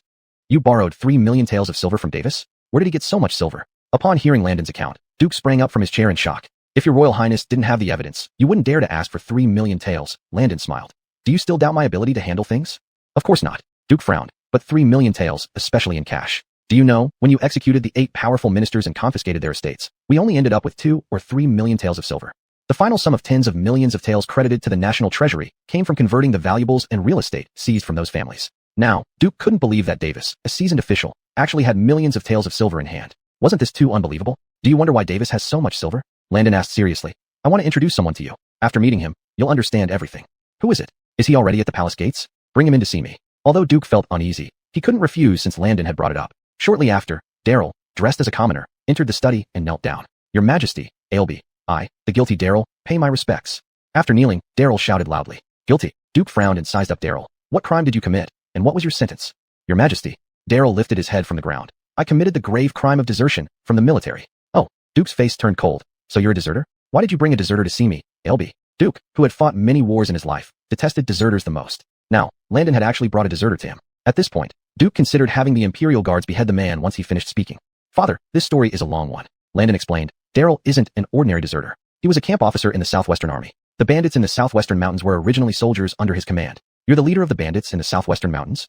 Duke's expression turned even uglier, and he shouted angrily. As a camp officer in the military, not only did you fail to dedicate yourself wholeheartedly to the Southern Dynasty, but you also fled with your men? Daryl, how dare you? Where are the Imperial Guards? Drag this deserter out for me. Father, wait. Before Duke could finish speaking, Landon hurriedly stopped him and asked, Father, when you led troops into battle, was there ever any embezzlement of military funds? Of course not. Duke paused for a moment but then said immediately, even if I ate coarse food and walked on foot, I would give the best provisions to the heavy cavalry and the horses to the injured officers. For decades, there has never been a single day when the military pay was overdue. That was when you were personally leading the troops. Landon spoke earnestly. If I told you that Daryl and his men deserted the Southwestern Army because they hadn't received their pay for a whole year, what would you think? What did you say? No pay for a year. Duke was stunned. How crucial was military pay? When he personally commanded the troops, he would never delay even a single day. Even if the national treasury was in dire straits, the military pay was always issued on time. But now, Landon told him that the Southwestern Army hadn't received their pay for an entire year. This was astonishing news. The Southwestern Army. I remember, it's under the command of Davis. When I considered him an old minister who served 2 dynasties, I entrusted him with great power within the military. After recalling carefully, Duke said, So, old 4. Are you telling me that the entire year's military pay of the Southwestern Army was swallowed by Davis? Father, that is exactly the case. Landon nodded. My being able to get 3 million taels of silver from Davis proves that he indeed embezzled military funds. Otherwise, he couldn't have had so much silver at hand. At any time, embezzling military funds was a crime worthy of exterminating the 9 generations of one's clan. How could Duke not understand? Landon was telling him that with this incident alone, the court had ample reason to take action against Davis. Chapter 177. This time, he must use deadly force. However, the Javier did not immediately order Landon to take men and eliminate Lonnie. In fact, with his political acumen, if he wanted to kill Lonnie, it wouldn't be complicated at all. But, when Lonnie dies, the factions and forces behind him won't just disappear. At that time, without their leader, Lonnie's subordinates would be in disarray, inevitably plunging the entire Southern dynasty into greater chaos. Not to mention, the military command token of the Southwestern Army, numbering several 100,000 troops, was still in Lonnie's hands. With this token, even if the Javier wanted to deal with Lonnie, he had to consider how to seize the military authority first. Fourth brother, who else knows about this matter? After pondering for a moment, the Javier asked Landon. So far, no one else knows. After I obtained this information, I came to inform you right away. Landon replied earnestly. What do you think, fourth brother? Do you want to move against Lonnie now? The Javier asked. If I give you the power, how do you plan to proceed? After posing the question, the Javier shook his head inwardly. Even as the monarch of a nation, he found this difficult. Would Landon have any brilliant ideas? I replied to Father Caden. Landon smiled slightly and said, in my view, this matter isn't hard to handle because those 3 million taels of silver from Lonnie are already in my hands. What did you say? Upon hearing this, the Javier leaped up from his chair. 3 million taels of silver were in Landon's possession? You said you wanted to borrow this money from Lonnie. Did he actually agree to lend it to you? The Javier couldn't believe it. With just your sweet talking, he'd give you 3 million taels of silver? Even if I went, he might not give it. What is going on here? The Javier felt increasingly baffled by Landon. 3 million taels of silver. How could Lonnie willingly hand it over? On this, I must keep it confidential for now, Landon mysteriously said. And, Father Caden, I plan to use these 3 million taels for other purposes. You can't have them in mind. Humph. The Javier snorted and said, as the ruler of the Southern dynasty, why would I covet your silver? You haven't answered my question yet. Oh, what do you plan to do about Lonnie?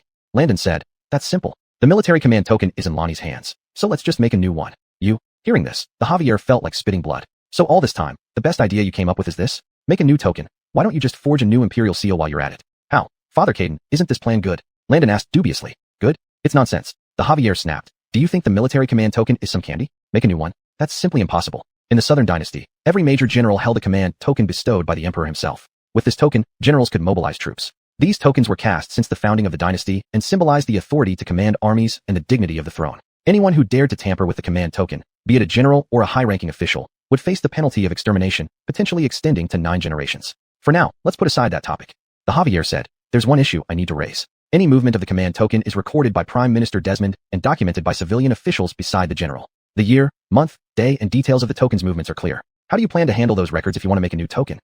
The Javier was genuinely angry. He thought Landon would come up with something brilliant. But instead, this? Remaking a new token? Only Landon could think of something like this. Yet, Landon remained unfazed, smiling.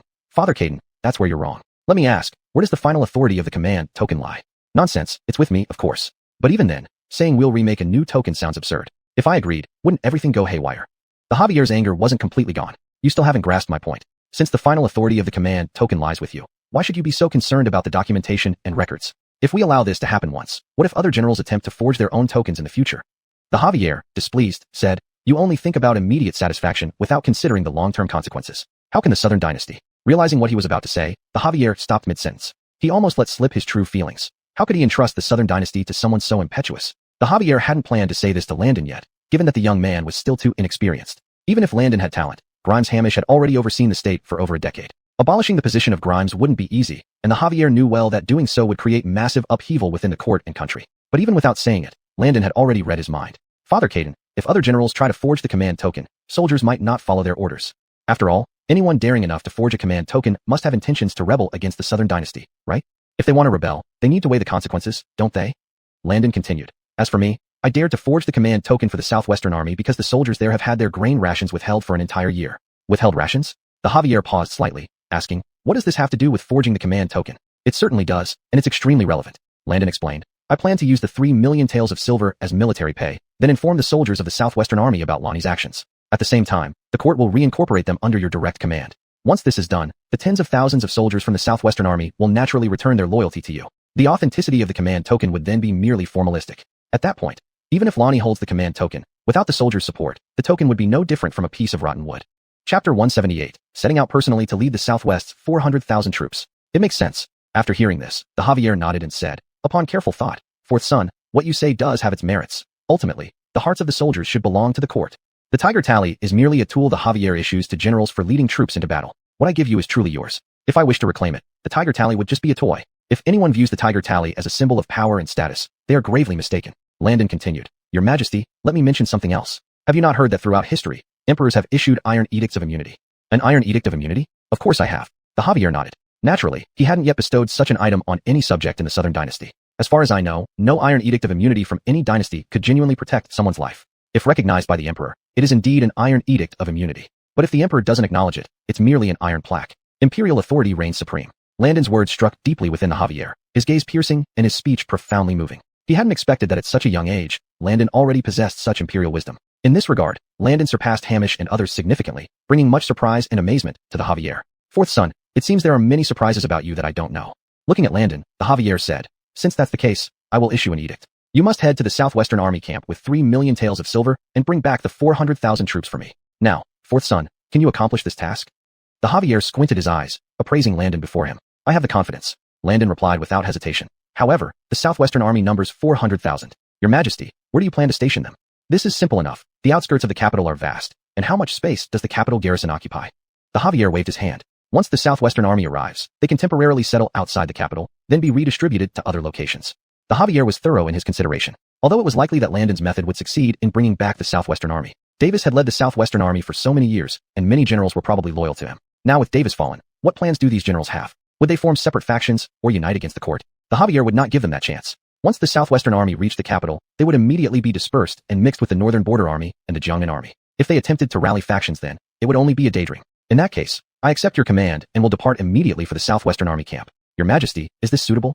Landon didn't dilly-dally, bowing respectfully as he spoke. Set out as soon as possible. Take the dragon guard with you to prevent any mishaps. The Javier nodded, signaling Landon to leave. Just before exiting the imperial study, Landon suddenly halted. What is it? The Javier's face was stern as he coldly questioned. Your Majesty, have you been feeling well recently? Landon's question startled the Javier. Did this kid see through it? But in the next moment, the Javier sternly replied, my body is fine. Are you this eager to become emperor? Off with you. Yes. Landon left the palace swiftly. Of course, he wasn't plotting rebellion but felt that his stepfather's demeanor seemed off in the study. Not due to anger but perhaps due to illness. Could his stepfather really be ill? Landon wondered inwardly. If he was indeed sick, why hide it from him? No matter what, once the southwestern army returned, he needed to get to the bottom of it. That evening, after leaving the palace, Landon went directly to the Prime Minister's residence. Upon learning of Landon's visit, Chancellor Desmond was surprised and personally came out to greet him. Ilby, what brings you here? Desmond smiled. This is your first time visiting my residence, isn't it? Come inside and have some tea in the main hall. Chancellor, I need your help with something. Let's skip the tea and discuss matters directly. Landon chuckled, trusting this white-bearded, short, and stout elder. Serving 2 dynasties, Desmond's reputation and esteem far surpassed those of Davis. Almost every minister in the court had received his help and favors at some point. Thus Desmond held an extremely high status within the court. His Highness Ilby, what do you need this old man's help with? Leading Landon to a room in the back courtyard, Desmond sat down and asked. This matter is actually quite simple. Landon sat down and asked. Prime Minister, I wonder if the designs of all the tiger tallies of our southern dynasty are preserved here with you? Tiger tally designs. Desmond was taken aback by the question, then nodded. Indeed, after Caden Taizu established the dynasty and issued various tiger tallies to generals, the design blueprints were all kept by this old man. Why did he suddenly ask about this? Desmond truly didn't understand why Landon would bring up the topic of tiger tallies now. However, what came next surprised him even more. That's wonderful. Landon immediately smiled. Prime Minister, I need the design blueprint for the tiger tally used in the southwestern army. Could you fetch it for me so that I can create a matching pair? Initially, Landon was about to set off, but only remembered on the way out of the palace that one couldn't just make a tiger tally with a random design. It must be an exact replica. Thus, he sought out Desmond. What? What did you say? Hearing this, Desmond was startled and exclaimed in shock. His Highness Ilby, you can't be serious. You want to forge a tiger tally? This is punishable by death. Desmond originally intended to say that it could lead to extermination of 3 generations, but upon thinking carefully, Landon was the son of the Javier. Extermination of 3 generations would implicate the Javier as well. Saying such a thing would be disrespectful, so he quickly changed his words. You see, there's something you don't know. Landon explained. The Caden already knows about my plan to remake the tiger tally. He approved my coming here to obtain the blueprint. How could this be possible? Why would Waylon let you make a tiger tally for no reason? Desmond clearly didn't believe it, shaking his head repeatedly as he said. His Highness Ilby, this isn't something to be trifled with. Anything else I might give you, but the design blueprint of a tiger tally is a state secret, absolutely not something to joke about. Chapter 179, Making a Tiger Talisman in Person. Exactly because this is an imperial secret. Landon smiled and said, Prime Minister, do I look like someone who would dare to risk everything by stealing the design of the tiger talisman? I really did come on orders. Well, Desmond muttered in his heart. He might have believed anyone else, but Landon? He didn't quite dare trust all that came out of this boy's mouth. Your Highness, this matter is truly sudden. How about this? Desmond proposed. You ask Waylon for documentation, or wait until after tomorrow's court session when I will personally inquire with Waylon. Once we confirm this matter, the design of the tiger talisman shall naturally be handed over to you. Tomorrow? That's too long. Prime Minister, I'm in a rush now. Landon smiled. Just get it done. Even if the sky falls, I'll bear it. I urgently need this tiger talisman to immediately commission a pair of them. Tomorrow, I'm heading to the Southwestern Army's encampment. Really? Desmond gradually realized Landon was not joking around. This kid was seriously going to the Southwestern Army? But why would Wayland suddenly send Landon with a new tiger talisman there? Wasn't General Bill already leading troops there? This story has a long history. If you want to hear it, let me give you a summary, and you'll understand right away. Seeing Desmond reluctant to hand over the design, Landon began recounting his journey, including the bandit issues and the 3 million taels of silver. Each detail shocked Desmond as he listened. Your Highness, you're saying Bill embezzled 3 million taels of military pay from the Southwestern Army, which led to troop disintegration and even soldiers turning into bandits? Desmond's face was filled with shock. Where did he get such audacity to dare embezzle military pay? Who knows? Human ambition is limitless. Landon smiled indifferently. Perhaps Bill simply didn't think things through. What he cared about were power and money right before him. Although unclear about Bill's thoughts, Landon could guess he acted recklessly, considering how audacious it was. Having served 2 dynasties, this alone elevated Bill above most officials. Forget the court officials. Even Prime Minister Desmond and the Caden likely weren't significant to Bill.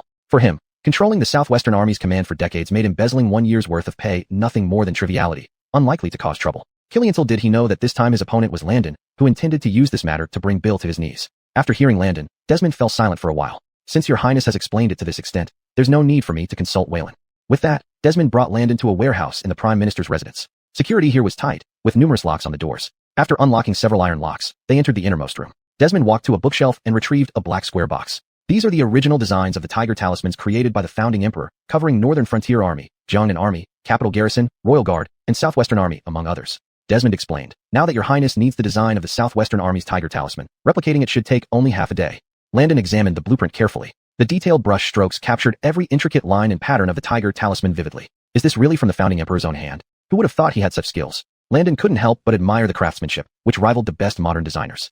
Of course. Desmond stroked his beard and laughed. The founding emperor excelled in both literature and military strategy. Back then, everyone believed he was a prodigy sent down to establish the Southern dynasty under the eyes of barbarians and other states. To become a ruler required celestial mandate and the hearts of people. A founding emperor was a once-in-a-century genius. Though Landon never met his grandfather, the founding emperor, he felt his youthful vigor through the designs. As a symbol of command over armies, the tiger talisman itself was rather small, no larger than a palm. This object could be split into 2 halves, each kept separately by the ruler and general for issuing commands. When combined, it remained in the emperor's possession awaiting use. After examining the design for a while, Landon decided to take it back to the prince's mansion and use the furnace and tools there to forge it. Prime Minister, time is tight, so I won't stay any longer. Please don't see me off. After bidding farewell to Desmond, Landon rushed back to the prince's mansion as fast as lightning. Originally, the prince's mansion did not have a furnace or the necessary equipment for forging. However, recently, with the expansion of Xiangfang's business and the addition of the wind oil formula, orders had surged several times over. Therefore, a small forge was specially set up in the mansion, primarily to prepare various container designs and allow Landon to research some unconventional items when he had free time.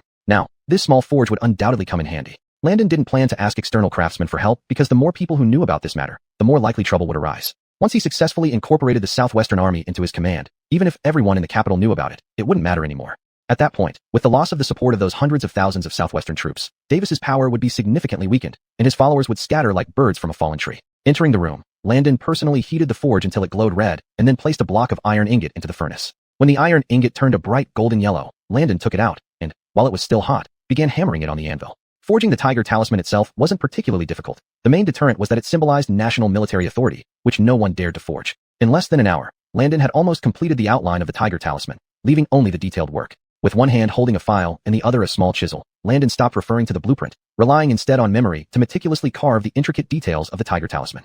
Chapter 180. The Southwestern Army Encampment, a heart-wrenching sight. After nearly 3 hours of painstaking work, Landon finally completed the tiger tally. The finished tiger tally appeared dark overall, but its patterns and details were identical to those in the design blueprint. Holding it in his hand, Landon tried to gently pry it open. Instantly, the tiger tally split into 2 halves along the middle. To put it back together, one needed to align and tightly insert the reserved grooves in the middle, restoring it to a complete tiger tally. Looking at the tiger tally in his hand, Landon revealed a smile. With this item, he planned to head straight to the Southwestern Army at dawn tomorrow, and also take along the 3 million taels of silver that Davis had embezzled. Regarding the personnel for this expedition, Landon thought for a moment. The Imperial Dragon Guards, as personal protection, would definitely have to come with him. Additionally, Landon intended to mobilize 100 elite soldiers from the Jingji Grand Camp to accompany him on the journey. A quarter of an hour later, in the main hall of the princely mansion. Your Highness, you summoned me so late at night. Is there something important? In the main hall, Daryl, seated in the lower position, asked Landon. Of course, and it's very important.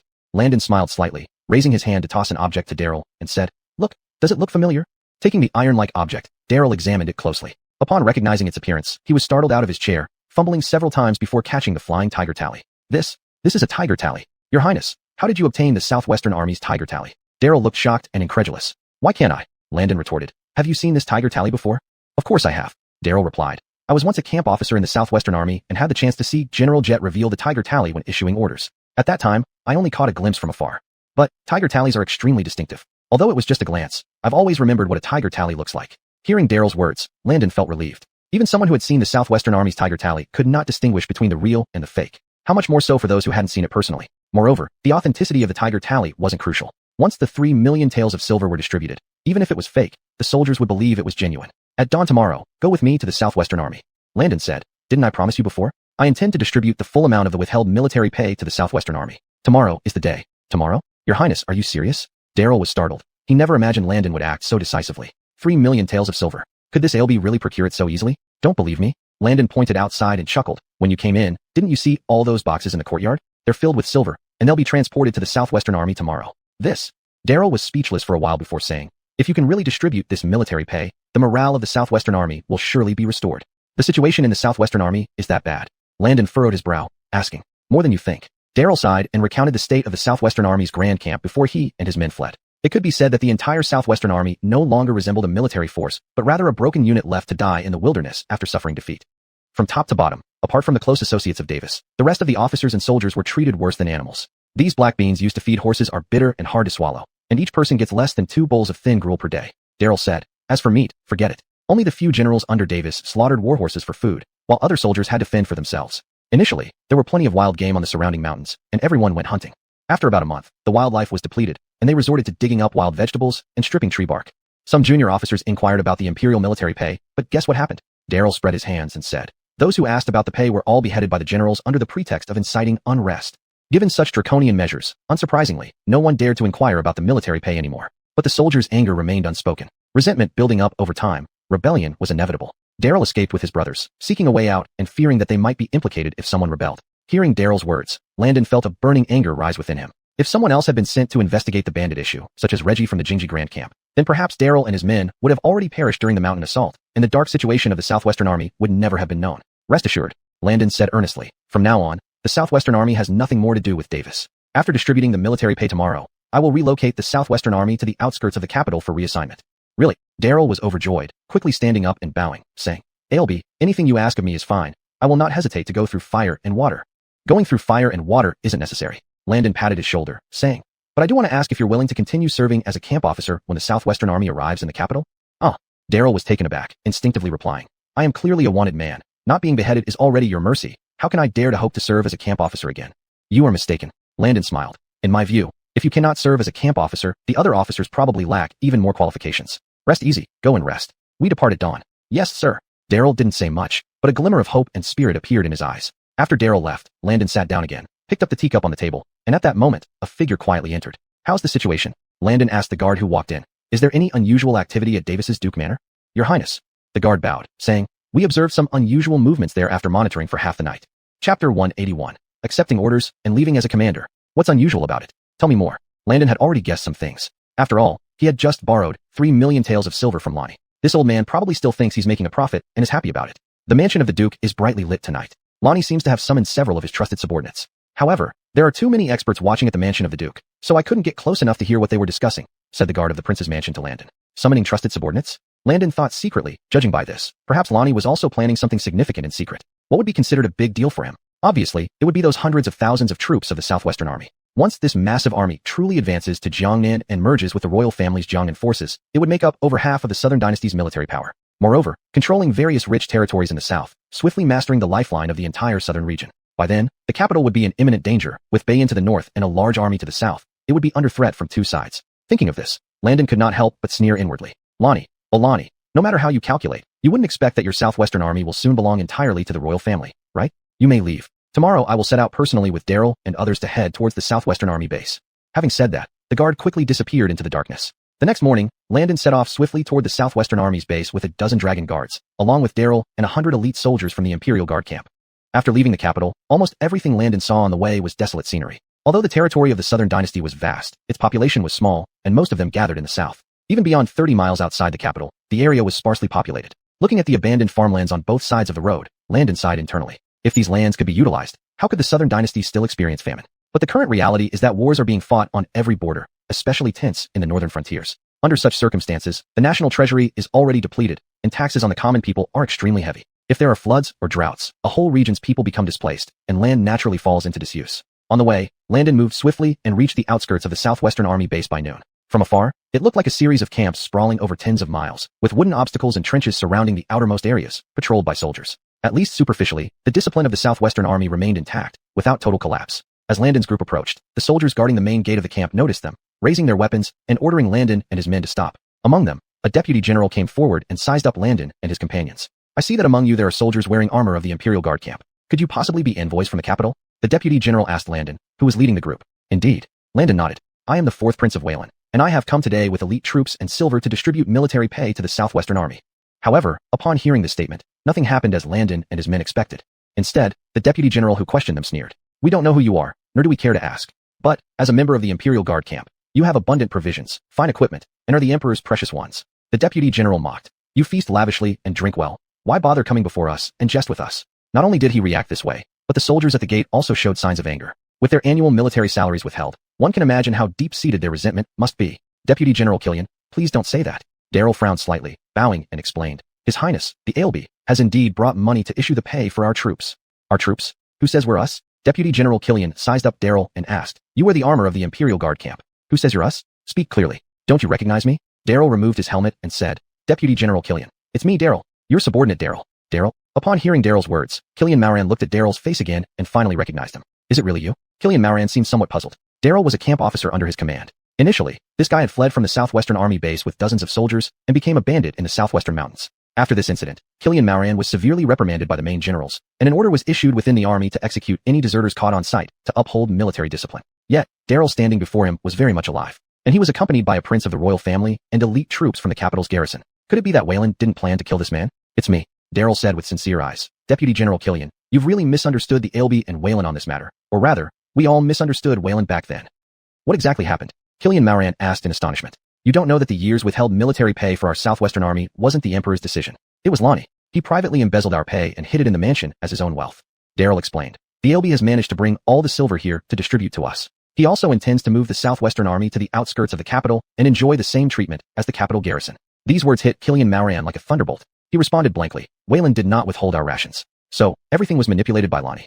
It was all Lonnie's doing. He hypocritically claimed that the national treasury was empty and couldn't afford to pay us, so he spent his own money to buy black beans for us to eat. Darrell said angrily.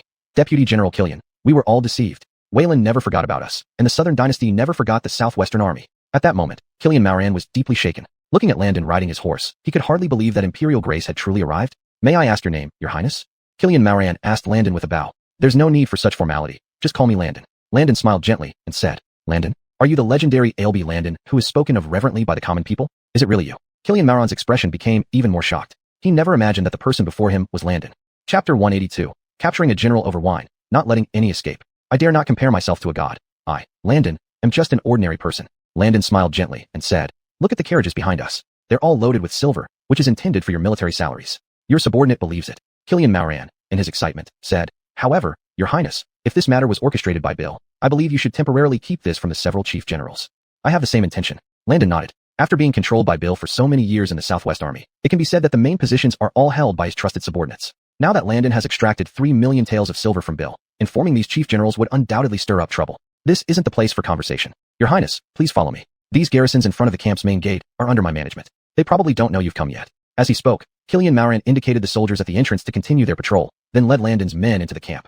Upon entering a military tent, Killian Mauran invited Landon to sit in the place of honor. Your Highness, shall I invite the others? Killian Mauran continued. Apart from those few chief generals trained by Bill, all other officers here share the same stance as I do and will support you. Very well then, please make the trip for me. Landon nodded, signaling Killian Mauran to go ahead with it. After Killian Mauran left, Darrell asked Landon, Your Highness, what do you plan to do about those chief generals? Landon calmly replied. This time I've been entrusted to distribute rations and salary, and lead the army back to the capital. As for them, they shouldn't be killed yet. We'll capture them together and return them to the capital for sentencing. Actually, with the Imperial Dragon Guards Landon brought, it would be easy to eliminate those chief generals. However, killing them now would leave fewer witnesses when dealing with Bill. Before long, Killian Mauran returned with over 10 officers, each with a solemn face mixed with astonishment and disbelief. Gentlemen, this is His Highness Prince Landon of the capital. He has brought his troops today to legitimize our status. Killian Mauran clasped his hands and said, Your Highness, please tell the officers about this matter. I fear I might not explain it clearly. Sure. Standing up, Landon looked at the gathered officers and explained everything in detail. The 3,000,000 taels of silver for the Southwest Army salaries were indeed dispatched by the imperial court, but were all withheld by Bill. Landon seriously added, I used a ploy to extract the 3,000,000 taels from Bill, intending to distribute it among the soldiers, and then lead everyone back to camp near the capital. The suffering you endured over the past year, although I cannot personally experience it, I can assure you that the imperial court will severely punish Bill and his people without exception. Now, I need your help to apprehend those few chief generals close to Bill and bring them back to the capital for judgment. Having finished speaking, Landon bowed to the group of officers. His words had clearly moved them, especially since the silver in the carriages outside was proof enough of Landon's sincerity. Your Highness, as officers, we naturally must be ready to sacrifice ourselves for you and the royal family. One officer frowned and said, but there's one thing. But what? Landon smiled slightly and encouraged him. Speak your mind. What is it? Well, the officer hesitated. You may not know this, but before leaving the Southwest Army, Bill left the Tiger Tally to Chief General Abram. With the Tiger Tally, Abram can mobilize other officers and command the 40,000 troops of the Southwest Army. Even we wouldn't dare disobey his orders. This matter requires your careful consideration, Your Highness. Hearing this, Landon couldn't help but laugh. So that's it. Landon chuckled. Originally worried about the Tiger Tally? Gentlemen, the Tiger Tally you mentioned. Is this it? As he spoke, Landon raised his hand, revealing a military Tiger Tally identical to the Southwest Army's specifications. Tiger Tally. The officers inside the tent trembled upon seeing the Tiger Tally, exclaiming in shock. That's right. Landon nodded and said, the Tiger Tally issue has already been arranged by me. Now the Tiger Tally in Bill's hands is fake, while this one I have is the Real Tiger Tally. This was something Landon had already planned beforehand. Once a Tiger Tally was made, they all looked identical. In this situation, as long as they seized the initiative and quickly captured Abram with Killian Mauran and the other deputy generals, it would be reasonable to label the other side's real Tiger Tally as fake. Since Christ holds the Tiger Tally, we no longer need to worry about anything. Killian Mauran clasped his hands and said, please give your orders now, Christ. We are ready to move out at any time. Good. Listen closely to my detailed plan. Landon signaled the generals to come closer, then began arranging the next actions. Meanwhile, in the main tent of the military camp, Abram was drinking wine with two chief generals. Although the Southwest Army had their salaries and supplies withheld, this was not a problem for Abram. All three of them were close confidants of Bill. With Bill away, they naturally held the highest positions here and had the greatest courage. What others dared not do, they did without hesitation. Abram even specifically ordered his personal guards to slaughter a horse every few days for meat, and all wine and dishes were given priority to the three of them. I just heard from my men. One of the chief generals holding a wine cup said, there seems to be a group of people who arrived at the main gate of the camp this morning, received by Jameson. Oh, someone came? That's not unusual. Abram, unconcerned, grabbed a large piece of meat and gnawed on it, saying, is it a message from Sir Yuchi? Why hasn't that dog Jameson come over to inform General yet? However, just as he finished speaking, figures suddenly burst into the tent. This scene startled the three of them, but upon closer inspection, Abram's face turned furious. Jameson, you have some nerve, daring to barge into the Central Command tent without permission? Abram picked up a bone and threw it at Jameson's face, cursing, get out. Did I allow you to enter? Chapter 183. Two Tiger Talismans, which is real and which is fake. Jameson lowered his head, gazing at the bone stripped of its flesh, feeling an even deeper sorrow. Good, they suffered from hunger and cold all day long, but Abram and his group actually lit a warm bonfire in this military tent, drinking wine and eating meat.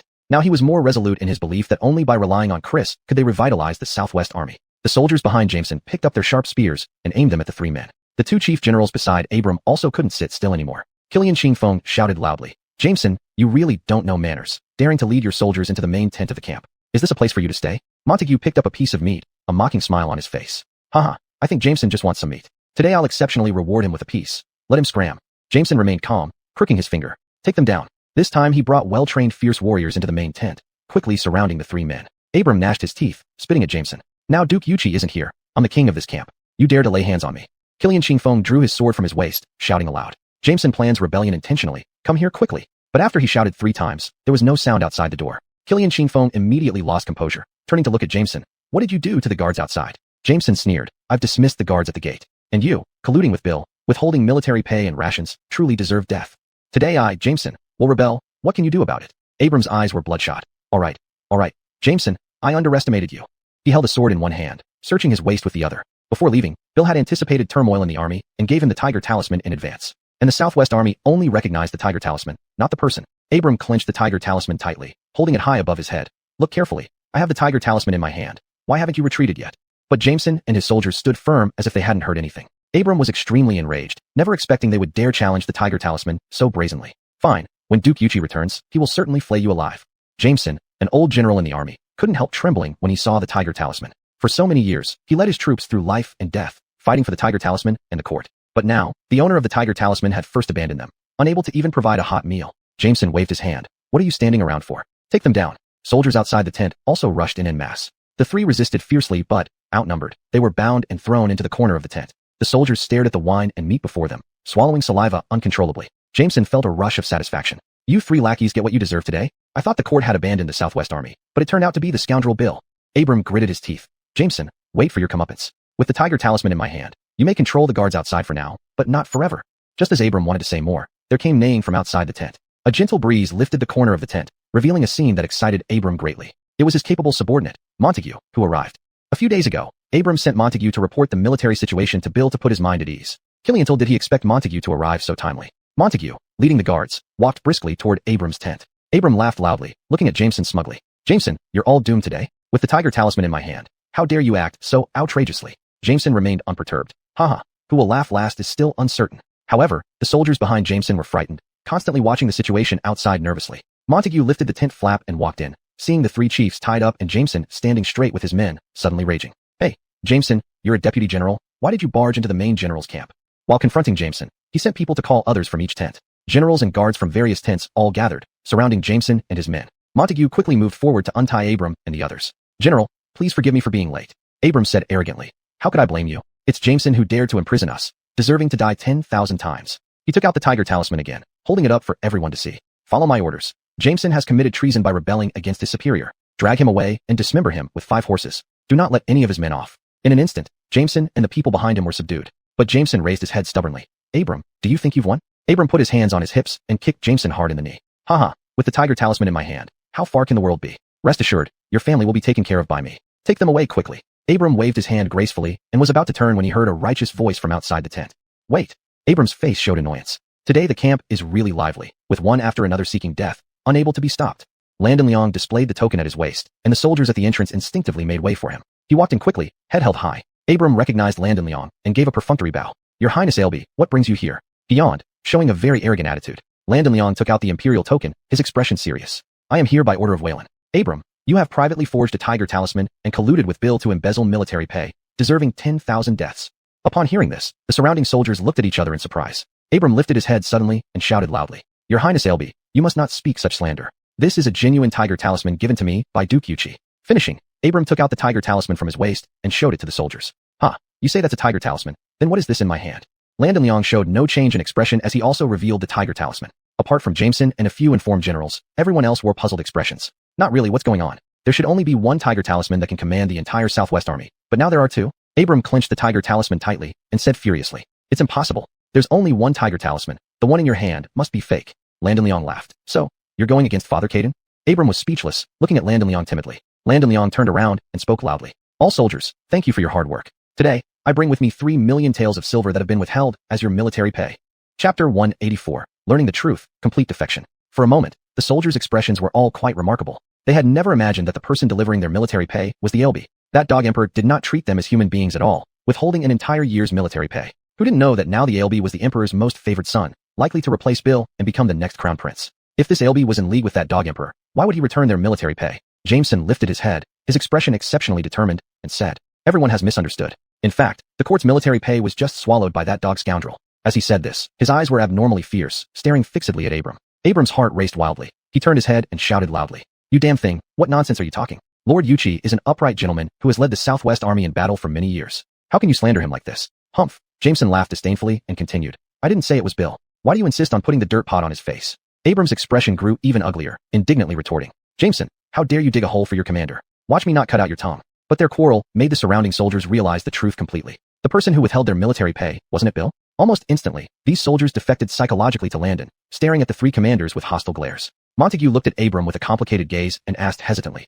Commander, is this true? Abram forced himself to remain calm and showed the tiger tally in his hand. Don't listen to their nonsense. As long as the tiger tally is here, the Southwest Army is here. Abram turned his head and glanced disdainfully at Landon. Ailby, I respect you greatly, but please know when to stop. Don't make things too ugly or irreparable. Bill's embezzlement of military pay, Abram and the 2 other commanders were certainly aware of it. But because they held the tiger tally, it was like having a grip on the lifeline of the Southwest Army, forcing everyone to obey their orders, even without military pay. So what if they died here on the border anyway? Upon hearing this, Landon laughed softly, scanning the soldiers before him. The soldiers' faces were filled with indignation, glaring angrily at Abram. Abram, did Bill really embezzle the military pay? How long are you going to pretend not to hear? You must have known about the embezzlement of 3 million taels of silver. How dare you? Abram directly drew his sword from his waist and beheaded a soldier right in front of everyone. The soldiers were startled and hurriedly retreated. Jameson became even angrier. He rushed forward and kicked Abram in the chest. Abram, you're really insane. daring to kill someone in front of his highness. You don't deserve to live 10,000 times over. The soldiers stared at Abram with burning anger, as if ready to rush forward and tear him apart at any moment. Abram puffed up his chest proudly and said, "Look closely, I am the commander of the Southwest Army, holding the tiger tally." "Abram, the tiger tally in your hand is fake, and the one in my hand was personally granted by Waylon. How much longer do you want to deny it?" Landon spoke aloud and also raised the tiger tally. The soldiers looked very troubled, glancing back and forth between the two men, but in their hearts, the scales had tipped toward Landon. Landon gave Jameson a nod. Jameson immediately drew his sword, knelt on one knee, and shouted, "I, the humble general, am willing to serve the ALB." Sure enough, a large group behind him knelt down with a rustling sound. Abram's face turned green with anger, pointing at Jameson and shouting curses. "You're deliberately making trouble for me. Jameson, this is your conspiracy. The tiger tally in my hand is fake, and you dare to slander me together." Landon took a step forward, increasing his pressure. "Insolent. A mere civilian dares to slander the prince. Even Bill wouldn't dare accuse me to my face." Abram trembled all over, kneeling down with a thud, kowtowing to Landon. "Ilby, that's not what I meant. Please wait, your highness." "Humph, what more is there for this prince to wait for? Do you think the tiger tally personally bestowed by Waylon is fake, while Bill's is real? Such audacity. In your eyes, besides Bill, there's only the Caden and this court." Landon brushed off the dust on his clothes and said coldly, "Or have you and Bill already conspired to rebel?" These words caused complete silence in the tent, with soldiers lowering their heads even further. Rebellion was a serious charge. Just a hint of it could lead to extermination of 9 generations. Though they were soldiers, they were people first. They all had elderly parents at home, and some even had wives and children. None of them wanted to watch a living person be buried alive or have their ancestors dug up and whipped. Abram's pupils trembled violently, and he shook his head as if he were a bongo. "No, Ilby, please listen to my explanation. I never thought of rebelling, and General Bill has always been loyal to the court. Just now I was confused for a moment. Please forgive me, Ilby." The soldiers behind him each held a long spear, looking down on Abram with disdain. They had long detested Abram's actions. Now seeing him crawling like a dog at Landon's feet, begging for mercy continuously, made them feel quite relieved inside. Landon cleared his throat and turned away. This prince knows that Bill has managed the Southwest Army for many years, accumulating deep roots. But the tiger tally in this prince's hand is genuine. The Southwest Army is well known for its unwavering loyalty, only taking orders from the tiger tally. Landon slowly said this while sitting on a sandalwood chair, playing with the tiger tally in his hands. "So this prince wants to see, will you be loyal to Bill or to this tiger tally?" Upon these words, all the soldiers outside and inside the tent knelt down, shouting loudly, "We take orders from the ALB. Long live the ALB." Just kidding. Who dared to say they would be loyal to Bill at this moment? That would be considered high treason. Moreover, Bill was the culprit who embezzled 3 million taels of silver, whereas Landon represented the court and brought back the silver. It was clear which side was right. Cold sweat dripped down the foreheads of Abram and the 2 other commanders behind him. They didn't dare to lift their heads. Landon deliberately walked over and stepped on Abram's hand. Abram's body trembled in pain, gritting his teeth without making a sound. "Will you continue to be loyal to Bill?" Abram raised his head fearfully. "I dare not. From now on, my life belongs to your highness." The other 2 commanders immediately declared their loyalty as well. Landon laughed heartily. A wise man adapts to the times. "What about that tiger tally around your waist?" Abram's body stiffened, took out the tiger tally, and threw it heavily to the ground. "The Real tiger tally is in your highness's hand. This one is just a fake." Chapter 185. To be fooled by this youngster. Abram moved his knees with a forced smile to approach Landon, only to be kicked over by Landon. Jameson immediately stood up as he reacted. Everyone heard it. Abram is just an ordinary citizen and yet dared to collaborate with Bill to forge a tiger token, controlling the Southwestern Army for so many years. And he even withheld nearly 1 year's military salary, leaving us poorly clothed and half-starved. These words thoroughly incited the anger of all the soldiers. They raised their spears high above their heads, shouting loudly, "Kill! Kill! Kill!" Abram was completely dumbfounded. No, he had clearly followed Landon's lead. How did he end up getting accused of forging a tiger token? Abram stumbled to his feet. "Fourth Royal Highness, this has nothing to do with me. It was Bill who gave me this token before he left. I'm willing to follow you before Waylon to confront him." He was extremely panicked, reaching out to grab the corner of Landon's robe, but was kicked down again by Jameson. "TSK, like someone like you deserves to taint Elby? Filthy thing." Landon cast an appreciative look at Bill. This man wasn't bad, noble and unafraid of imperial power. If the Southwestern Army were to be handed over to him, it would probably be managed much better. Landon coughed lightly twice and looked at Abram. "All right, then this prince will spare your life and wait for you to confront Bill." After saying that, Landon waved his hand, letting Jameson lock Abram in the dungeon. Abram's spirit was utterly devastated, being dragged away by 2 soldiers. Truly, heaven 1 second, hell the next. A moment ago, he was drinking and eating with the 2 commanders. After just 15 minutes, he turned from commander to prisoner. Seeing such an end for Abram, the remaining 2 commanders frantically kowtowed, begging Landon to spare their lives. Landon glanced at Jameson and calmly said, "Jameson, strip them of their commander attire and spare their lives." Jameson nodded, first slapping the 2, and then tearing off their clothes. The 2 wept bitterly, kowtowing to thank Landon. Landon waved his hand and said, "In the future, you will be ordinary members of the Southwestern Army. If you fight bravely, there is still a chance for you to return to this position." Daryl swallowed, hopefully asking, "Fourth Royal Highness, when will the military salaries be distributed?" Landon glanced at him and laughed helplessly. "Daryl, gather all the brothers in the camp to distribute the military salary." There was turmoil in the tent as everyone kowtowed crazily and then stumbled out. Outside the tent, Daryl's voice came. "Everyone, don't rush, come one by one, no one will be left out." Jameson breathed a long sigh of relief, kneeling down with a thud before Landon. Fourth Royal Highness, you have saved the lives of the entire Southwestern Army, 40,000 people. Tears fell from Jameson's eyes, his body trembling. As the saying goes, men do not shed tears easily. Jameson was a tough guy who had guarded the border for more than 10 years, ready to face dangers without hesitation. But due to his incompetence, always favoring smooth talkers, despite achieving great war achievements, he only became a vice commander. Landon admired him deeply, stepping forward to lift Jameson up. This is what this prince should do. You're too polite. Then Landon handed the commander's attire to him. Jameson was stunned, looking up. Fourth Royal Highness, what do you mean? Landon laughed heartily. Isn't there anyone more suitable for this position now? Jameson's eyes showed exceptional determination, accepting it directly, without false modesty. Thank you for trusting me, Fourth Royal Highness. This subordinate will never fail your trust. Landon nodded contentedly, stepping out of the tent. Outside, the soldiers were queuing orderly, waiting for their military salary. Daryl's face was full of smiles, welcoming everyone in the camp. After 2 hours, the military salary was finally distributed. Holding the white silver coins, everyone cried happily. Seeing Landon still standing outside the tent, they rushed over, kowtowing madly before him. Thank you, Fourth Royal Highness. Thank you, Fourth Royal Highness. This was not the obligatory bowing to nobles, but a heartfelt gratitude. Landon chuckled. Please stand up, everyone. Jameson took 2 steps forward, cleared his throat, and shouted. Fourth Royal Highness, this subordinate has an unreasonable request. Landon glanced at him. Speak freely. I just want to tell the soldiers here about Bill's despicable deeds. Not only did he swallow the entire Southwestern Army salary for a whole year, but he also wanted to move the Southwestern Army southward to join forces with the Southern Army, which belongs to the Grimes' maternal clan. He wants to plunge our country into unrest. This traitor cannot be spared. Although he is the commander of the Southwestern Army, even the Emperor's sons must be punished for their crimes. Why should it be any different for him? We all support the court and demand that Bill be charged with treason. After speaking, Jameson knelt down directly. Initially, there were still a few soldiers in the ranks who couldn't accept this and were willing to believe Bill, hoping for his early return. But after hearing Jameson's words, their thoughts were completely extinguished. They never imagined that Bill had plans to rebel alongside the maternal clan of the Crown Prince. Shock turned to outrage as the soldiers followed Jameson to kneel, shouting loudly. We all support the court and demand that Bill be charged with treason. Landon smiled and gave Jameson's shoulder a heavy pat. Well said. This prince will certainly write a letter, send it quickly by horseback, and inform Wayland. Night fell, and the soldiers returned to their tents to rest. Daryl followed Landon closely, grinning from ear to ear. Fourth Royal Highness, you truly have a way with people. Now those soldiers are obedient under your control. Reflecting on it, Bill held power over the Southwestern Army for so many years, but it crumbled instantly under your command. Daryl, if I say the Southwestern Army will fall under my command from now on, would you be willing to come back? Daryl picked up his wine glass and drank it in one gulp. Of course I would. Meeting an enlightened ruler like you, why wouldn't I stay? Very well, then you will serve as Deputy General under Jameson. Report any news in the army to me as soon as possible. Jameson patted his chest and promised sincerely.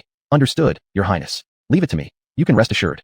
The next morning, Jameson arranged for the deputy generals to conduct drills. The soldiers were all spirited, each movement filled with strength. Landon was greatly comforted, stroking the tiger token in his hand, deeply moved. Meanwhile, Bill received the news. His eyes widened, and he slammed the table, rising abruptly. What did you say? Landon took over the Southwestern Army. He stood frozen in place for a quarter of an hour, as if finally comprehending the situation. Suddenly, he raised his head and laughed maniacally. This old man, over 50 years old, has been tricked by this young pup. Curse you, Landon, I will kill you. I must, PHT. Before he could finish his sentence, blood spewed from his mouth, and he fell straight to the ground. Chapter 186, Hurrying Back. Caden received the letter sent by Landon and immediately applauded.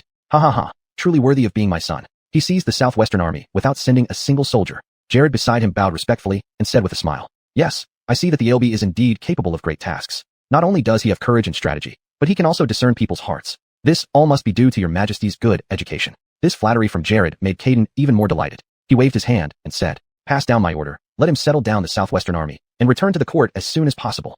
Jared cupped his hands. Your servant will do so immediately. Landon stayed in the camp for nearly a week, promoting many competent generals. Seeing the new appearance of the Southwestern Army, Landon finally felt relieved. Knowing that his old father wanted him to return to the court as soon as possible, Landon sighed softly. He knew that now his old father was worried. After all, General Lee Hobie was not a minor official. He held the rank of first-rank national duke and had deep roots in the court. If he were to be severely punished, it could lightly shake the court or heavily cause riots. Daryl hurried forward and bowed to Landon. Fourth Highness, I have prepared everything. We can leave at any time. Landon nodded, looked at the vast Southwestern Army. Jameson, I entrust the Southwestern Army to you. But before long, I will return. Jameson raised his left hand and struck his right shoulder, then fell to his knees. Please rest assured, Prince, this subordinate will do my utmost to rule the Southwestern Army well and protect the territory of the Southern Kingdom.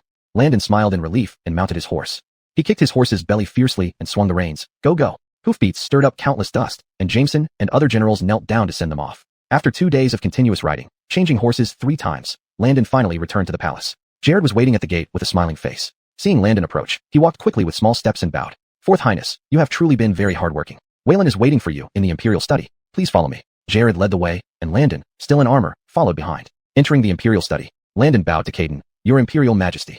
Caden looked full of appreciation, saying with a smile. There's no need for such formality between father and son. Please sit and speak. Haha. Thank you, father. Landon wiped the sweat from his head and gulped down tea. For 2 whole days, he didn't close his eyes, eager to come back to work with Caden to bring down Hobie. Seeing the red veins in his eyes, Caden was heartbroken. Why are you in such a hurry? You should rest well on the road. Is it because the funds provided by me aren't enough? Landon waved his hand indifferently. Of course not.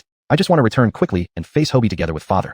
Hobie was famous in Southern Dynasty. In the Southwestern Army, quite a few were his confidants. Even though they seemed compliant now thanks to Landon's reforms, they would surely report to Hobie secretly. Calculating the timeline, about a week had passed. Hobie must have known by now. Caden patted Landon on the shoulder. As an emperor, am I afraid of him? As for you, although young, you must also take care of your body. Otherwise, how can I be reassured? Caden suddenly stopped talking, turned away as if nothing had happened.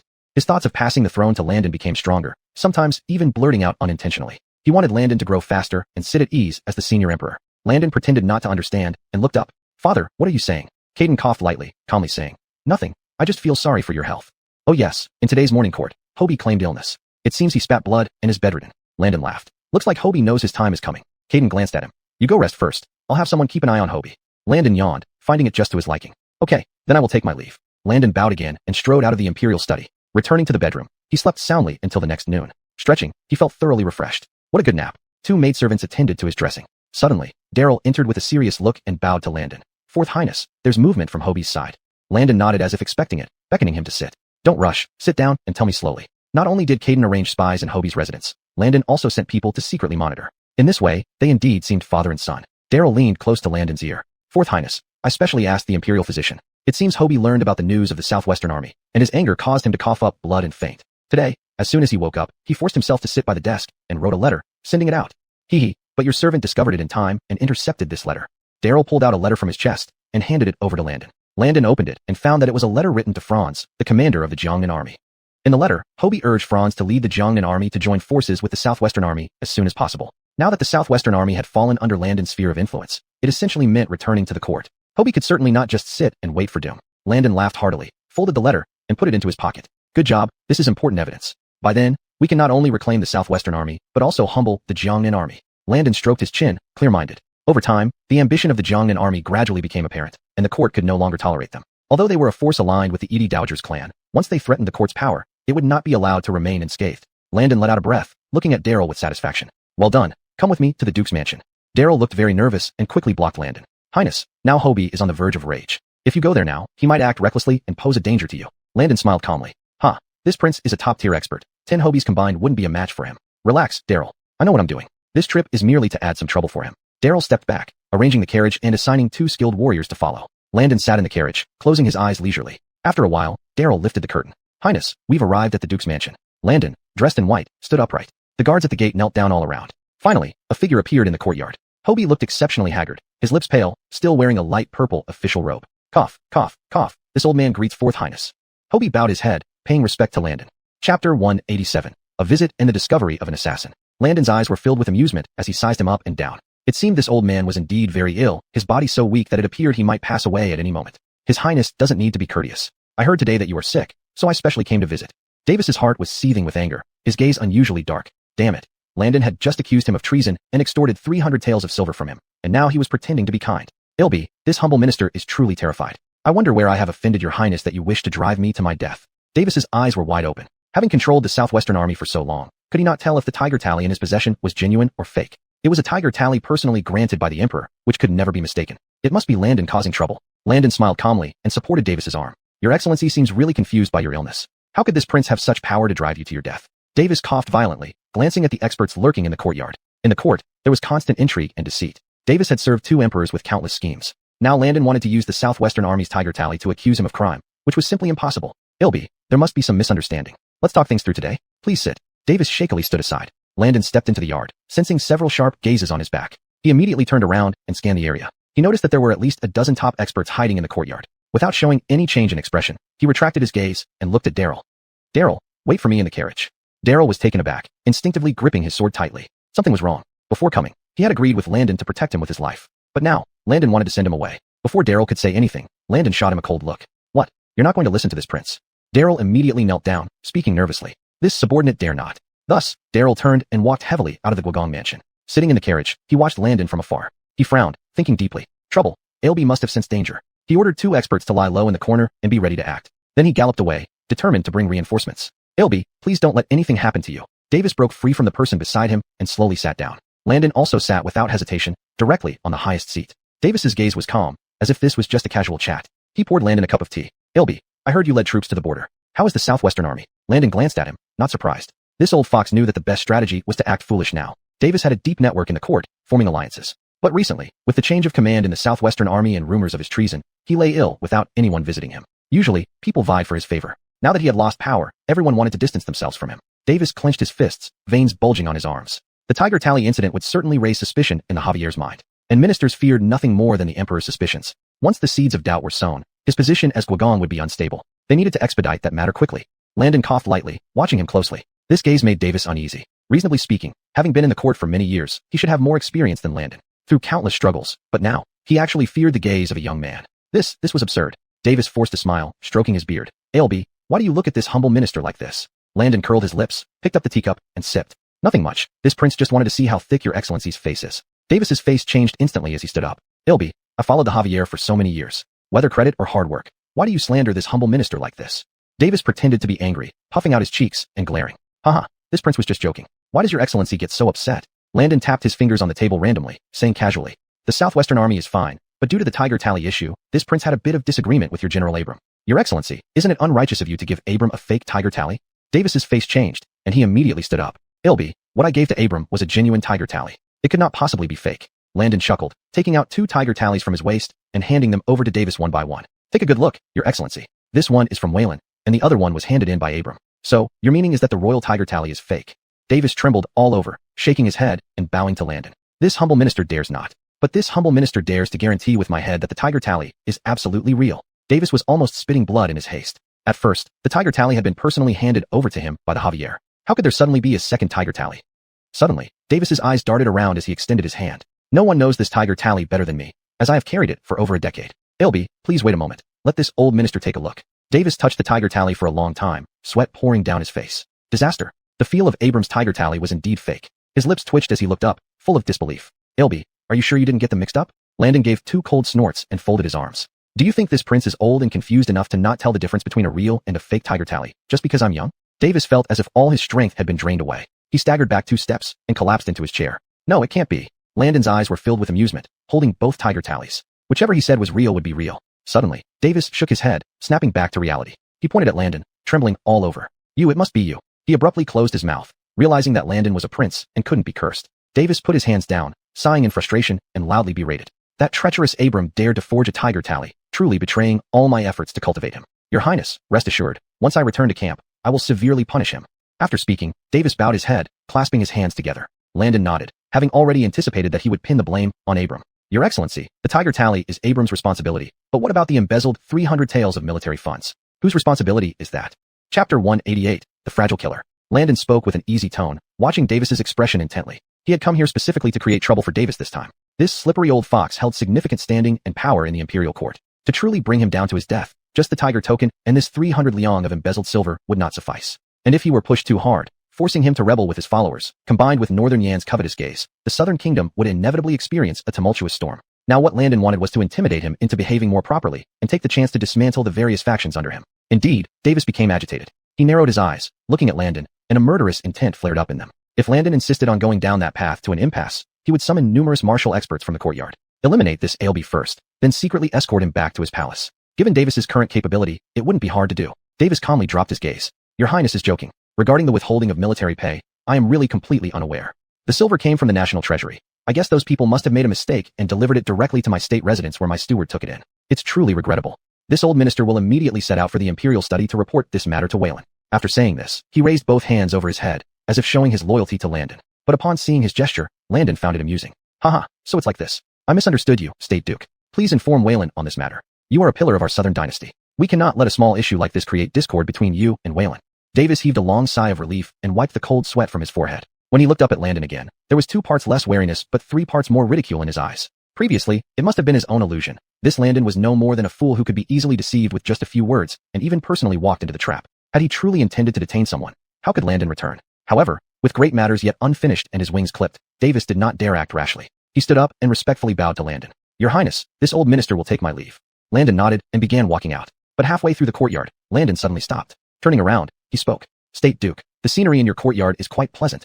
With these words, Landon placed his hands behind his back, scanning several hiding spots of assassins within the yard, before stomping his foot. A powerful surge of internal energy emitted from his body, rushing towards those corners. Hearing several suppressed groans, Landon nodded satisfactorily and finally walked out. Just reaching the door, he saw Daryl hastily running over with a group of soldiers following closely behind. Faster, or if anything happens to His Highness, your heads won't be enough. Landon looked puzzled. What was Daryl up to? Killiamping his head, Daryl happened to see Landon standing by the door and was greatly surprised. Oh, your Highness, did that old man give you any trouble? Landon gave him a look and lowered his voice to say, after all, this is the state residence. Pay attention to your choice of words. Let's go back to the palace. Daryl scratched his head, awkwardly glancing at the soldiers behind him. They hurried and rushed over, fearing they might be a second too late, only to find Landon perfectly fine. In the carriage, he still couldn't figure it out. Your Highness, weren't you here to intimidate that old man? Hearing about his cruel nature, how could he let you go? Landon rested his hands casually on his legs and spoke. With his incomplete schemes and the change of power in the Southwest Army, he doesn't dare to touch me. Furthermore, even if he really wanted to make a move, relying on those second-rate martial artists in his courtyard, he couldn't harm him in the slightest. Davis also said he would go to the Imperial study and chat with Father. But his courtyard issues haven't been sorted out, and it will take some time. Daryl grew even more confused. Your Highness, what else is going on in his courtyard? Inside the state residence, Davis watched Landon leave thoughtfully until the gates closed tightly. He then said in a solemn voice, come out. His subordinates emerged one by one, clutching their chests, disoriented. Davis was instantly stunned. Why? How did each of you end up like this? Suddenly, two experts knelt down with a thud and spat out a large mouthful of blood. Davis's face turned serious as he quickly approached, pressing acupoints on one of them. Sensing the abnormality in his body, Davis frowned deeper. How could this happen? These experts all shared the same condition. They had suffered a sudden attack by a more powerful aura, leading to unguarded disruption in their internal energies, making it temporarily impossible for them to use their powers. At this moment, a killer spoke in terror. Lord Wei, I just remembered, it was Landon who stomped twice in the courtyard, and we ended up like this. Yes, Lord Wei, that Landon must be extraordinary. He dared to come here alone. Either he was prepared to die, or he has the ability to defeat us. These words unsettled all the killers. Could it be that the ALB's skills were even greater than theirs? Sigh. It shouldn't be. Landon had been extremely busy recently, and he didn't make a name for himself in the Iron Sword sect either. Davis quickly calmed down and waved his hand. Don't repeat such nonsense. Landon is nothing but a useless person who hasn't made a name in the Iron Sword sect. Enough. Hurry and get me changed. I need to go to the palace to see Waylon. In the Imperial study, Beckett was reviewing petitions while feeling very troubled. Though they say that when the sovereign orders death, the subject cannot choose life. However, Davis holds immense power, even having ties with the mother clan of the Grimes. If pushed too far, if he uses his old connections to mobilize the Southwest Army and the Jiangnan Army together in rebellion, what would happen then? Although the Northern Frontier Army is loyal, Northern Yin still covets them intensely. Facing internal strife and external threats, this emperor felt utterly drained. At this moment, Jared respectfully walked over. Your Majesty, Lord Wei has arrived. Beckett pinched his aching brow and put down the petition. Let him in. Davis, dressed in official robes, entered obediently, no longer as arrogant and domineering as before. He bowed his head and paid homage to Beckett. This old minister pays respect to your Majesty. Long may you live 10,000 years. Beckett nodded. Rise, my lord. Suddenly, Davis lifted his robe and knelt before Beckett. Your Majesty, this old minister has poorly managed the Southwest Army. Please punish me. Oh, my lord, explain how exactly you failed in managing the Southwest Army. Davis cleared his throat and recited the well-prepared speech he had prepared earlier. Then he struck his head heavily on the ground, his voice choked with sobs. This old minister truly knew nothing about these two matters, and my loyalty to your Majesty can be attested by the sun and the moon. Seeing his dramatic plea, Beckett felt a complex mixture of emotions. Chapter 189, Resigning from Duties. Indeed, human desires grow ever larger. When Maverick initially received the rank of first-class State Duke, he was so grateful that he knelt before the Javier. But now, he is using his status as a State Duke to plot rebellion. However, the power under his command is deeply entrenched, making it no easy task to thoroughly dismantle it. The Javier let out a light sigh, his expression softening considerably. So that's how it is. My loyal minister, you need not feel so guilty, please rise. Maverick lifted his head and glanced at the Javier. He had expected a scolding, but never imagined the Javier would be this magnanimous. Straightening his clothes, Maverick's face turned serious. Your Majesty, this old minister acknowledges my guilt, and am also unwell. I wish to resign from all my duties. Please grant me your permission. After speaking, Maverick clasped his hands and bowed respectfully to the Javier. The Javier was quite surprised. Maverick always longed for more power. Why was he now voluntarily stepping down? Stroking his beard, the Javier feigned contemplation. The State Duke has served our country and people diligently, and such a minor lapse will not be held against you by this emperor. Suddenly, Maverick clutched his chest and began coughing violently. Why, your Majesty, this old minister's body can no longer hold up. Once I recover, I will surely help ease your burden. After finishing, Maverick bent over, raising his hands above his head. The Javier nodded. You have worked hard. You indeed should take a proper rest. So, who do you think is most suitable to take over your duties? Maverick stroked his chin, deep in thought. The position of State Duke carries immense power. No matter who occupies it, the emperor cannot rest easy. Recalling Landon's earlier warning, Maverick's heart burned with resentment. He then raised his head and said without hesitation, this old minister believes the ALB is the most suitable. The Javier raised an eyebrow, looking surprised. You mean the fourth prince? Maverick took 2 steps forward, his face full of flattery. Yes, today His Highness the ALB specially visited this old minister's residence to show concern. I am truly grateful. Maverick lowered his head, hiding the upward curl of his lips from the Javier. Humph, if you father and son conspire to deceive me, then I'll make you both uncomfortable too. Sure enough, upon hearing this, the Javier frowned. Landon came to the study early this morning. Why didn't he mention visiting Maverick's residence? Could it be that Landon also has second thoughts? But quickly, the Javier dismissed the idea. It's absolutely impossible. If Landon had any disloyal intentions, he would have long seized opportunities to remove him from the throne. Glancing at Maverick, the Javier thought to himself, it seems this old man is just trying to sow discord. Standing up, draped in his yellow robe, the Javier looked quite impressive. State Duke, do you also feel among the princes, the ALB is more capable of assisting this emperor in governing the country? Maverick trembled, lifting his robe to kneel. Your Majesty, each prince has their strengths. However, this old minister felt an instant connection with the ALB and wishes to recommend him before your Majesty. The Javier exhaled, pretending to be disappointed. I understand. You may go back first. Maverick bowed respectfully and left. The Javier stood with his hands behind his back, the jade pendant on his belt swaying. Fourth son, how much longer are you going to hide? Sure enough, footsteps came from behind the screen, and Landon emerged. Haha, didn't expect father to find me so soon. Straightening up, Landon bowed to the Javier. The Javier waved his hand. Sit down first. Did you hear clearly what Maverick said just now? Landon nodded. Yes, that old scoundrel wants to drive a wedge between us, father. Don't believe his lies. I planted informants in the State Duke's residence and intercepted a letter. Handing over the letter, Landon finished speaking. After reading it, the Javier angrily slammed the dragon throne. Fine, taking back the Southwest Army already weakened him, yet he still won't give up, plotting with the Jiangnan army. Landon shrugged helplessly. Father, you should have seen it by now. Maverick has grand ambitions. Only by sending him to hell personally can we have peace of mind. Approval flashed in the Javier's eyes. No wonder he was his son. They were on the same wavelength. Starting tomorrow, you will temporarily take over Maverick's duties. Landon immediately responded, I obey. The next day, dawn had yet to break when two maids came to dress Landon. Yawning widely, Landon's eyes were filled with tears. Just back, he had hurriedly dealt with matters concerning Maverick, barely having time to rest before attending court. Stretching lazily, who could blame him for being a diligent worker transported here? After dressing and washing up, Landon brought two trusted aides to attend court. He naturally stood where Maverick used to stand. But witnessing this scene, the ministers behind were no longer composed. The Minister of Rights stepped forward 2 paces, his face solemn. Ilby, you're standing in the wrong place. This is the State Duke's position. Landon stood tall and glanced at him. Minister, don't you know? The State Duke has taken sick leave, and I, your Royal Highness, am temporarily taking over his duties.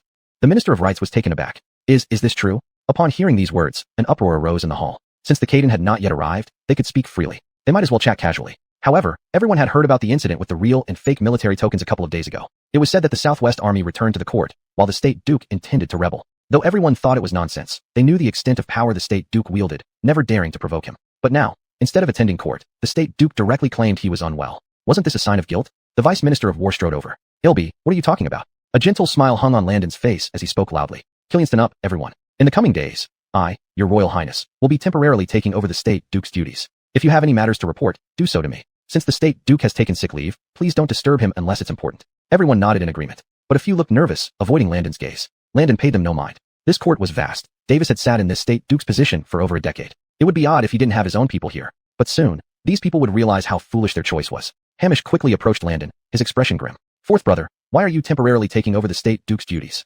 Hamish's hands were clenched tightly within his sleeves until the knuckles turned white. Clearly, the State Duke was allied with them, determined to seize the throne. But now, Landon was temporarily taking over the State Duke's duties, forcing Hamish to speculate. Landon gave him a light glance, knowing Hamish's concerns, deliberately saying, Brother, this is the State Duke's and father's wish. Since I usually have plenty of free time, the duty fell on my shoulders. Hamish took a deep breath. But it's improper. Since the State Duke has taken sick leave, his duties should be handed directly to father.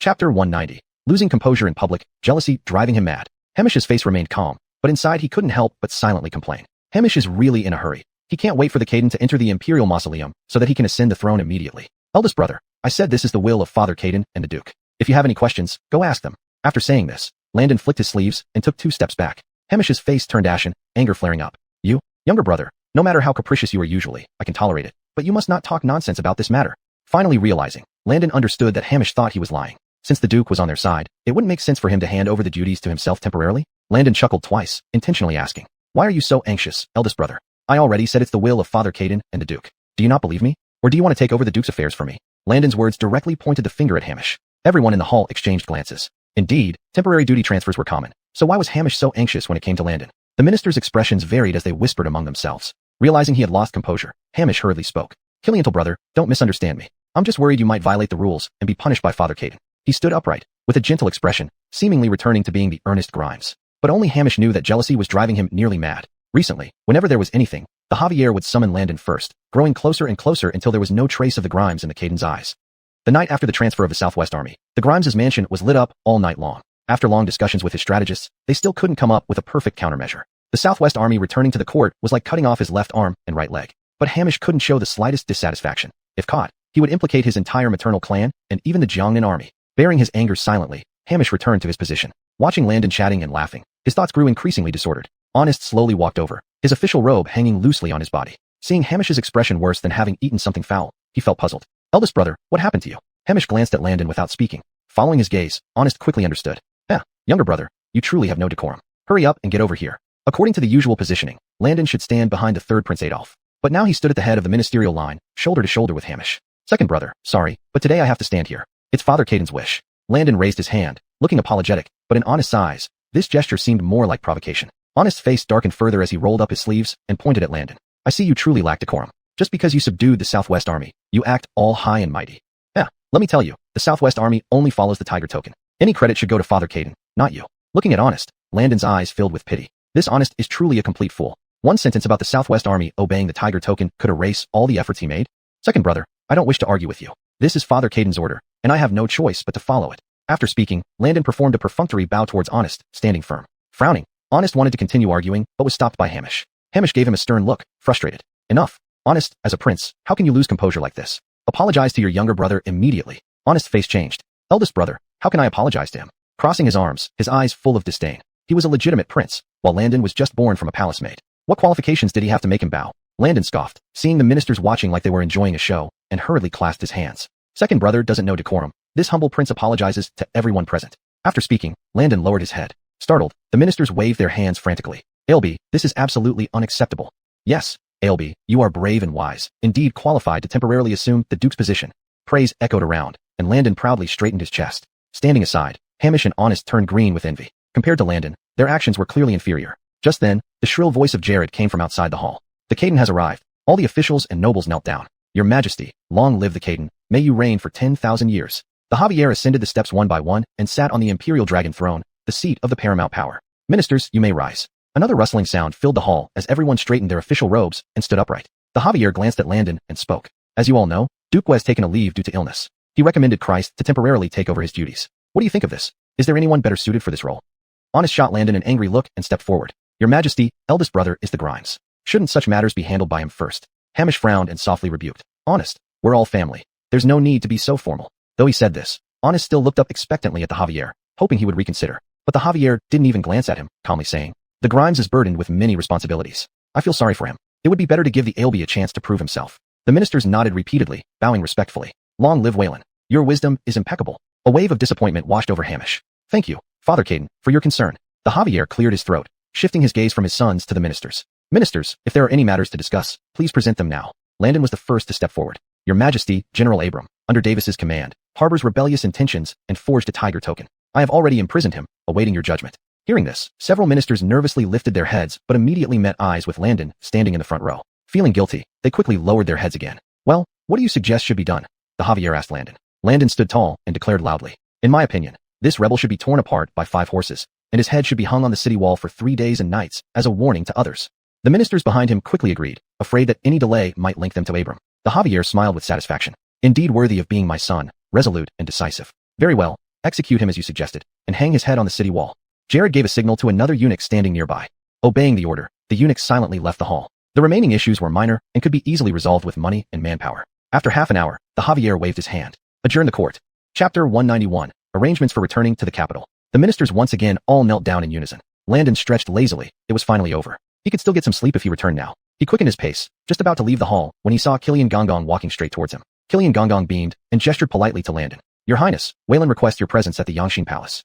Landon massaged his temples and asked Killian Gongong to lead the way. His plan for more sleep was ruined. Seeing Killian Gongong walking cautiously ahead to guide Landon, Hamish averted his gaze coldly. Honest placed her hands on her hips, with disdain evident in her eyes. Just look at Landon's tactics. He has father under his spell. Noticing that other ministers hadn't left yet, Hamish immediately stopped her. Honest, watch your words. Well, at least we got a moment of peace. Let's go back. Upon arriving at the Yangshin Palace, Landon dazedly greeted the Javier. Greetings, father. What have you called me here for? As soon as he finished speaking, Landon yawned. The Javier looked at him helplessly. All right, look at you exhausted. Sit down and rest. Sitting on a chair, Landon stretched. Thank you, father. I was just thinking of going back to the palace for a nap. With a serious expression, the Javier handed Landon a note. Fourth son, this is the latest report on Jiangnan army's movements. I suspect General Bill passed them information. A small team has moved to the southwest. Killiamping his head, Landon responded. Father, there must be Bill's confidants within the Southwest Army. The Javier stroked his beard. You're right, fourth son. You need to act faster. Landon picked up a pen and quickly wrote a letter, which he instructed to be delivered urgently to Jameson. Father, as long as military discipline prevails in the Southwest Army because of upright generals, I believe they won't collude with the Jiangnan forces.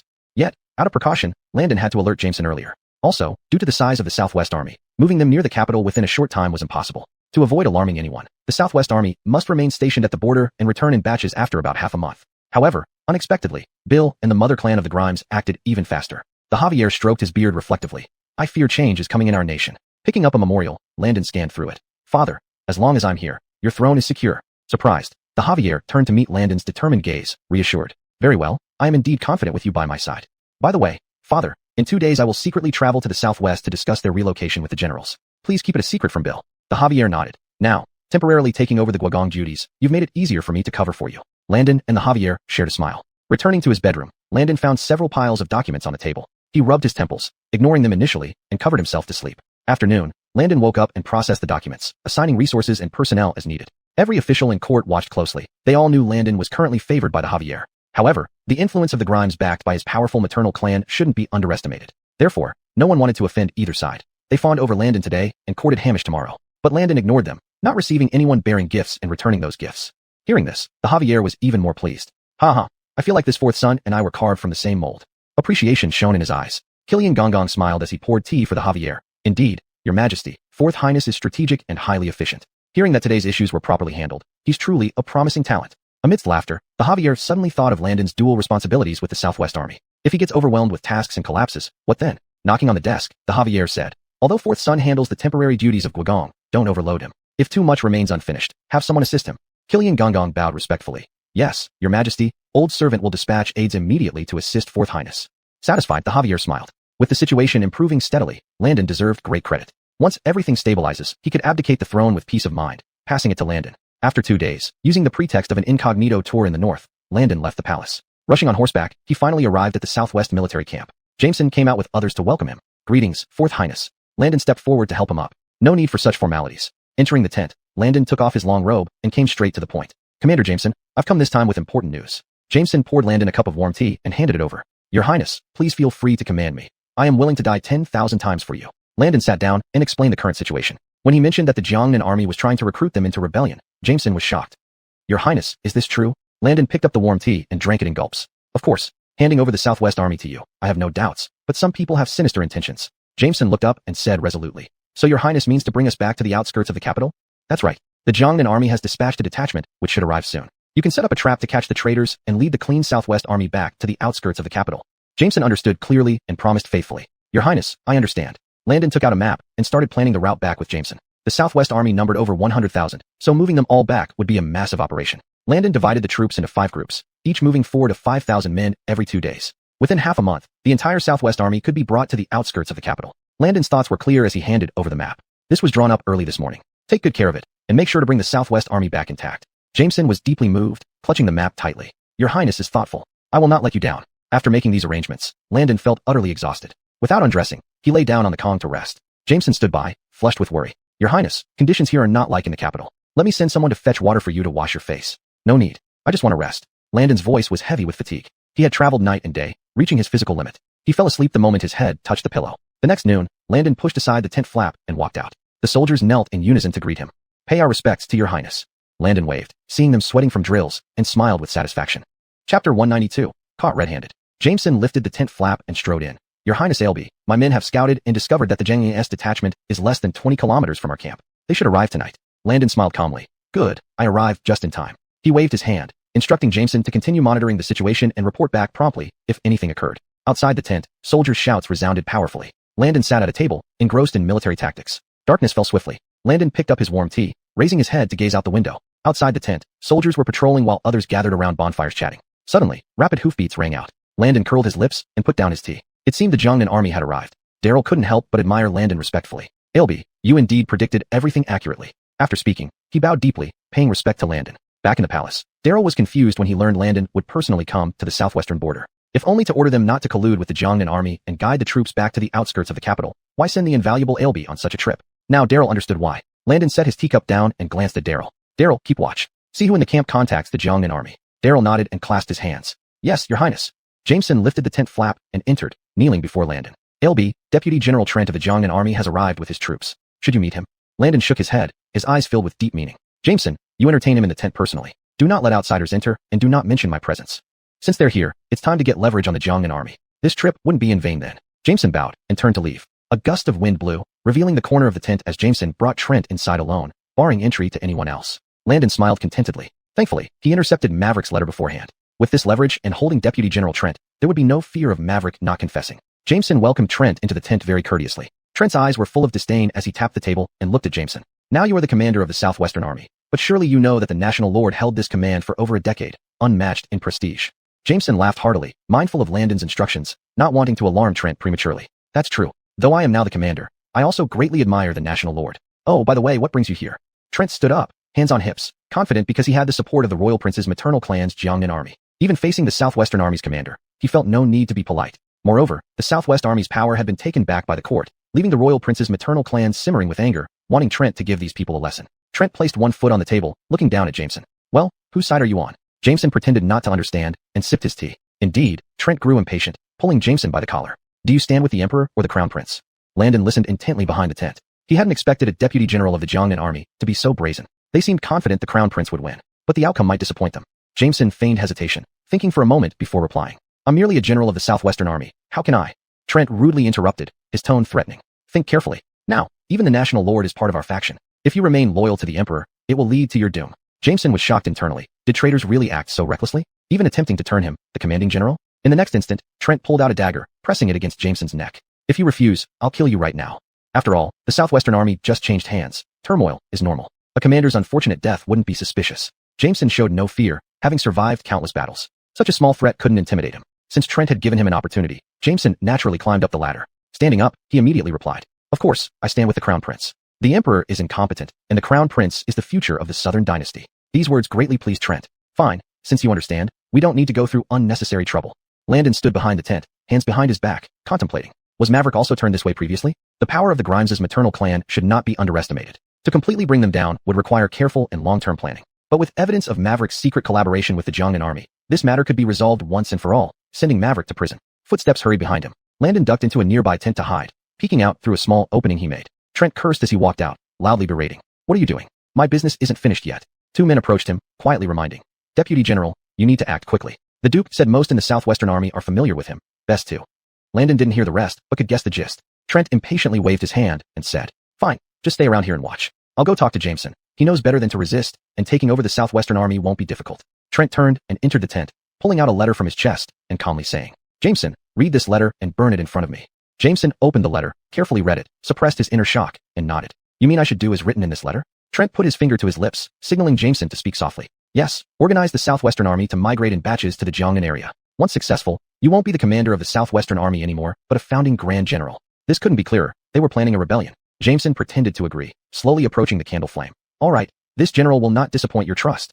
As Jameson passed the letter over, seeing the flame about to catch it, he immediately pulled back his hand and drew his sword from his waist. Trent froze, realizing Jameson wouldn't submit, and a mocking smile appeared on his face. I knew you wouldn't give in easily. Since it's like this, the Southwestern Army needs a new commander. A murderous intent flashed in his eyes as he took out a whistle and blew it. Outside there was commotion but quickly subsided into silence. Trent looked bewildered, turning around, only to see Prince Landon standing outside the tent in purple robes. Landon stood tall, hands behind his back. This prince has always been curious about the Jiangnan army. Today I finally get to meet one. Trent's eyes widened, feeling his head explode with shock. Chapter 193, Witness and Evidence Present. How could this be? Wasn't His Highness the ALB, with his noble body, already back in the capital? Darcy's face turned deathly pale, frantically whistling. Whistle, whistle, whistle. But no one burst in. His eyes wide open, his hand pointing at Landon was trembling. A look of disdain flashed across Jameson's eyes, and he kicked Darcy's knee. Darcy's body fell directly to the ground. He hugged his knees and howled in pain. Jameson raised the letter in his hand and respectfully handed it to Landon. Your Highness, this is evidence of the Jiangnan army's treason. Darcy shook his head frantically. No, Your Highness, this is just my personal decision. After saying that, Darcy buried his head, his shoulders quivering. He knew very well that it was a choice between losing his life alone or losing his entire family's lives. The means of the Grimes' maternal clan were even more despicable, having long controlled the families of all the officers in the military. Darcy gritted his teeth. He picked up the sword on the ground and stabbed directly at his throat. Jameson blocked with his sword, grabbing Darcy by the collar and pulling him up. You want to die, but it's not that simple. Go back to the palace with us and face the Emperor. Jameson instructed 2 guards to take Darcy away, watch over him closely, and ensure no accidents happened. Landon felt a surge of satisfaction in his heart, patting Jameson on the shoulder. General Killian, well done. Jameson scratched his head sheepishly. Your Highness, you are too kind. This is what your subordinate should do. Landon held the teacup in his hand and said, General Killian, you need to do one more thing. Landon beckoned for Jameson to come closer. Jameson leaned in. Having heard Landon's instructions clearly, Jameson bowed and loudly replied, Your subordinate understands the order. By evening, unrest indeed spread through the military camp. Landon was playing chess inside his tent, but Daryl, sitting opposite him, couldn't hold back any longer. He stood up immediately and shouted, Your Highness, there's unrest in the camp. I'll go check it out now. Landon's expression remained calm, looking at the black and white pieces in front of him. There's no need to go. General Killian will handle it soon. Seeing Landon's confident demeanor, Daryl immediately realized this must be part of Landon's plan. He breathed a sigh of relief and sat down again. But looking at the chessboard, Daryl became even more distressed. He was merely a rough man who had even been abandoned on the mountain. How could he understand the strategy involved in chess? Your Highness, you might as well have me lead troops outside instead of playing chess. After losing to Landon for the 3rd time, Daryl couldn't sit still any longer and stood up directly. He rubbed his shoulders, loosening up, and pulled out the sword at his waist. It's so lively outside. I need to go check it out. With that, he didn't hesitate and ran out. Soon, the commotion outside finally subsided. Landon lifted the tent flap and walked out. Jameson strode forward and knelt before Landon, bowing respectfully. Your Highness, all the traitors have been captured. Landon nodded approvingly. Excellent work, General. Take them away. Leniency for confession, strict punishment for resistance. Landon clutched the letter in his hand, feeling even more triumphant. With these confessions from the rebels, he was confident Chavi would fall from power. After a night of torture, half of the captives were beaten to death, while the other half couldn't withstand the pressure and confessed everything they knew. Landon instructed Jameson to load Darcy and the others onto prison carts and secretly bring them back to the capital. To throw off suspicion, Landon deliberately left 2 days later, with several covered prison carts following behind him, though they were empty, only serving as a distraction. Now Landon had offended both the Grimes' maternal clan and Chavi, 2 powerful forces. Any misstep, and the witnesses could be completely wiped out. Sure enough, halfway through their journey, Landon sensed something amiss. He yawned and looked at Daryl. Stop the carriages. Let's rest for a bit before continuing. Daryl nodded and turned to shout to those driving the carts. Pass the order from His Highness. Stop here and rest. Everyone sat on the ground, wiping the sweat from their foreheads, talking and laughing. Landon leapt down from his horse and sat by the lake. Daryl also sensed something wrong, glancing around nervously. Before he could warn anyone, Landon stood up calmly. Since you're not showing yourselves, do you intend to wait for me to invite you? Indeed, rustling sounds came from the forest, and dozens of black-clothed men charged out, their swords aimed straight at Landon. Landon snorted coldly. Truly a group of overconfident fools. Daryl was startled and immediately drew his sword, standing protectively in front of Landon. Your Highness, let me protect you. Landon pushed Daryl aside. Let me deal with them a few rounds. The cart drivers behind them removed their cloaks, picked up the daggers hidden under the fabric, and rushed forward swiftly. They were actually Landon's personal guards, just disguised as drivers. Seeing that Landon still had help, the black-clothed men immediately dispersed. For a moment, the battle became extremely chaotic, with over a dozen black-clothed men charging toward Landon. But Landon was agile. He pushed out a palm, knocking 2 black-clothed men to the ground. He retracted his hand and looked at the remaining few disdainfully. You're all third-rate. You're truly useless. A powerful aura emanated from him, completely intimidating the black-clothed men in front of him. They glanced at each other nervously, but remembering their mission, knowing they would die if they failed, they had no choice but to push forward. Landon stood firm as a mountain, motionless. These black-clothed men attacked from all sides. Landon waved his hand in the air, and a golden protective barrier appeared around him. No matter how hard these black-clothed men tried, they couldn't break through it. Seeing this, Daryl was extremely tense. He rushed over regardless, wanting to drive the black-clothed men away. But the next instant, a terrifying aura swept over him, making the sword fall from his hand. The black-clothed men were equally terrified, trembling in fear. Everyone was momentarily stunned. Landon extended his hand, drawing a pentagram in the air. A golden pentagram formation appeared on the ground, instantly igniting in flames. None of the black-clothed men escaped, burning and screaming. Daryl and the guards behind him were dumbfounded. Landon glanced at Daryl and said, "What are you standing there for? Keep moving." Daryl finally came to his senses, respectfully approached, and took hold of the horse. "Wow, Your Highness, you are truly incredible. This servant." On the road, Daryl kept flattering him. Landon grew tired of listening and looked at him. "Shut up, you're giving me a headache." Daryl immediately covered his mouth and led the group forward. They encountered 2 more ambushes ahead, but fortunately, Landon's martial skills saw them through safely. Finally, they arrived at the capital, only to see a familiar figure at the city gate. Wasn't that Davis? Chapter 194. The Criminal Minister, Urtrile, Lonnie. Lonnie was dressed in his official robe, his back ramrod straight. One hand was held behind him, the knuckles white from gripping. Seeing Landon approach, he clenched his hand into a fist and coughed lightly while forcing a smile. "Your Highness, you've arrived." But Landon kept his gaze fixed ahead and rode past him without so much as a glance. Before Lonnie could engage him, he was left standing there with no response. Daryl glanced back at him with a mocking expression on his face. This old man still wants to cozy up to Landon? Landon dismounted and headed straight for the Imperial study. Jared smiled broadly, hurrying forward to bow to Landon. "Your Highness, you finally arrived. Waylon has been waiting for you inside." Landon nodded solemnly. "Jared, I have come here today to report important intelligence to Father Caden. No one else is allowed in." Jared was startled. Landon rarely showed such gravity. He quickly bowed again. "Understood, Your Highness." Only then did Landon enter the Imperial study. Seeing Landon, the Javier's face lit up with satisfaction. my son, I heard you've returned with great results. Landon bowed formally. I pay my respects to Father Caden. Surprisingly, the Emperor was well informed. Landon laid out all the evidence on the table and explained everything. On the way back, I was ambushed 3 times, likely orchestrated by Lonnie and the mother clan of the Grimes. The Emperor slammed his desk in anger. How dare they attack a prince of the realm? Father Caden, I interrogated them. These are confessions from traitors within the Southwestern Army. They are under strict supervision outside the capital and can testify at any time. A flicker of approval flashed in the Emperor's eyes, truly worthy of being his son. He patted Landon's shoulder. Indeed, you live up to my expectations. Just then, commotion came from outside. First, Lonnie shouted loudly, Your Majesty, your humble servant has important matters to discuss. Followed by Jared's hurried voice, Duke, His Highness's business is more urgent. Please wait until they finish. Lonnie, desperate and red-eyed, kicked Jared aside. You dog slave, daring to block me? Jared clutched his leg, crying out in pain. Initially, neither Landon nor the Emperor intended to intervene, but upon hearing about Jared's injury, the Emperor couldn't sit still. With fists clenched and back stiff, he strode out angrily. Lonnie, how dare you harm someone close to this Emperor? The Emperor was visibly enraged, thinking Lonnie had overstepped all bounds. Lonnie trembled and knelt before Landon. Your Majesty, it wasn't intentional, but I do have important news. Landon followed the Emperor out. Duke, nothing can be more urgent than what I need to discuss. Leave now and bring it up tomorrow during court. With a glance, 2 eunuchs urged Lonnie to leave. Lonnie's face turned even uglier, glaring at Landon as his hands trembled. Landon pretended not to notice, turning to the Emperor instead. Father Caden, I still don't understand certain military strategies. Could you explain them to me? After an hour, Landon finally emerged. He adjusted his clothes and decided to stroll in the garden, hoping for unexpected encounters. Sure enough, just as he sat down, Hamish appeared. Landon stood up and greeted him. Greetings, brother. Hamish waved him off, taking a seat opposite Landon. Brother, no need for formalities. It's been a while since we've had tea together. Would you join me today? Hamish looked tense, his eyes filled with anticipation. Clearly, he wanted to get something out of Landon. Landon played along, smiling warmly. Of course, I enjoy talking with you. I hear you uncovered many traitors in the Southwestern Army this time. Truly commendable. I'm genuinely proud of you. Hamish said, lifting his cup with trembling hands. Landon glanced at him calmly. Speaking of which, did you know a deputy general from the Jiangnan Army tried to rally the Southwestern forces? Hamish stiffened, nodding reluctantly. Yes, I knew. I didn't expect him to act so rashly. Rest assured, I've ordered Uncle to tighten military discipline. Hamish's uncle, named Jamal, was the leader of the Jiangnan Army, bestowed with the title of Beauty Grand General, a first-class official who commanded nearly 200,000 troops in the Jiangnan Army. It seemed that to topple Lonnie and regain control over the Southwestern Army, it was time to start dealing with Jamal. Eldest imperial brother, I certainly trust you. The Jiangnan Army is under your mother's clan and must be loyal to the court. However, Lonnie is different. He has committed treason. Landon raised his voice and tapped on the table with his finger. Although Hamish did not wish to face it, he knew that Landon held irrefutable evidence. It looked like tomorrow morning in court, Lonnie would be judged for his crimes. Hamish's fingers slowly clenched, and he lifted his head to look at Landon. Lonnie, esteemed as a duke, has committed such an unspeakable act. Although I am heartbroken, I absolutely cannot shield him.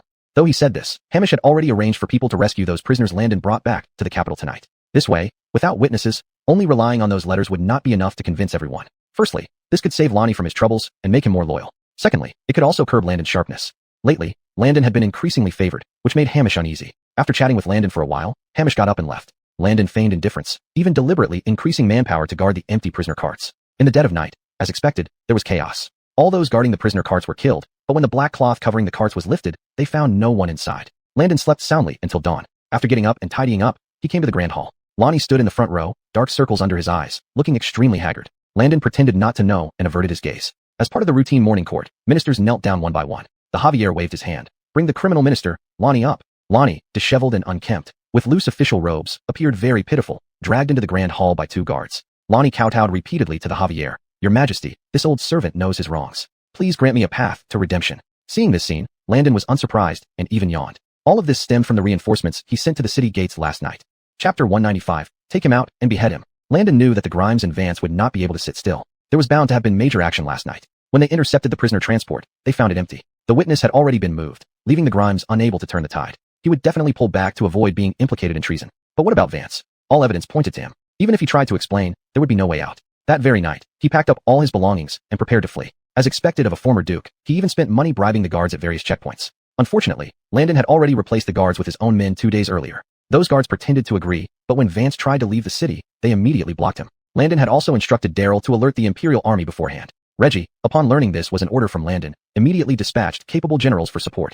Vance's guilt made him escape from the city, adding another layer to his crimes. Seeing how miserable Vance looked, Hamish turned his head away, unable to bear the sight. Beckett stroked his beard and shifted his gaze to Hamish. Prince, what do you think should be done with this duke? Hamish was shaken. He did not expect Beckett to ask him. Your Majesty, the duke has committed treason. Even a son of heaven must face the same punishment as commoners. According to our laws, he should be thrown into prison and executed on a set date. Hamish bowed respectfully before Beckett, lowering himself. Beckett glanced at Hamish, disappointment filling his eyes. Even at this moment, Hamish still wanted the Duke to live a few more days. Noticing the Caden's displeasure, Landon immediately stepped forward. Bowing deeply, he spoke.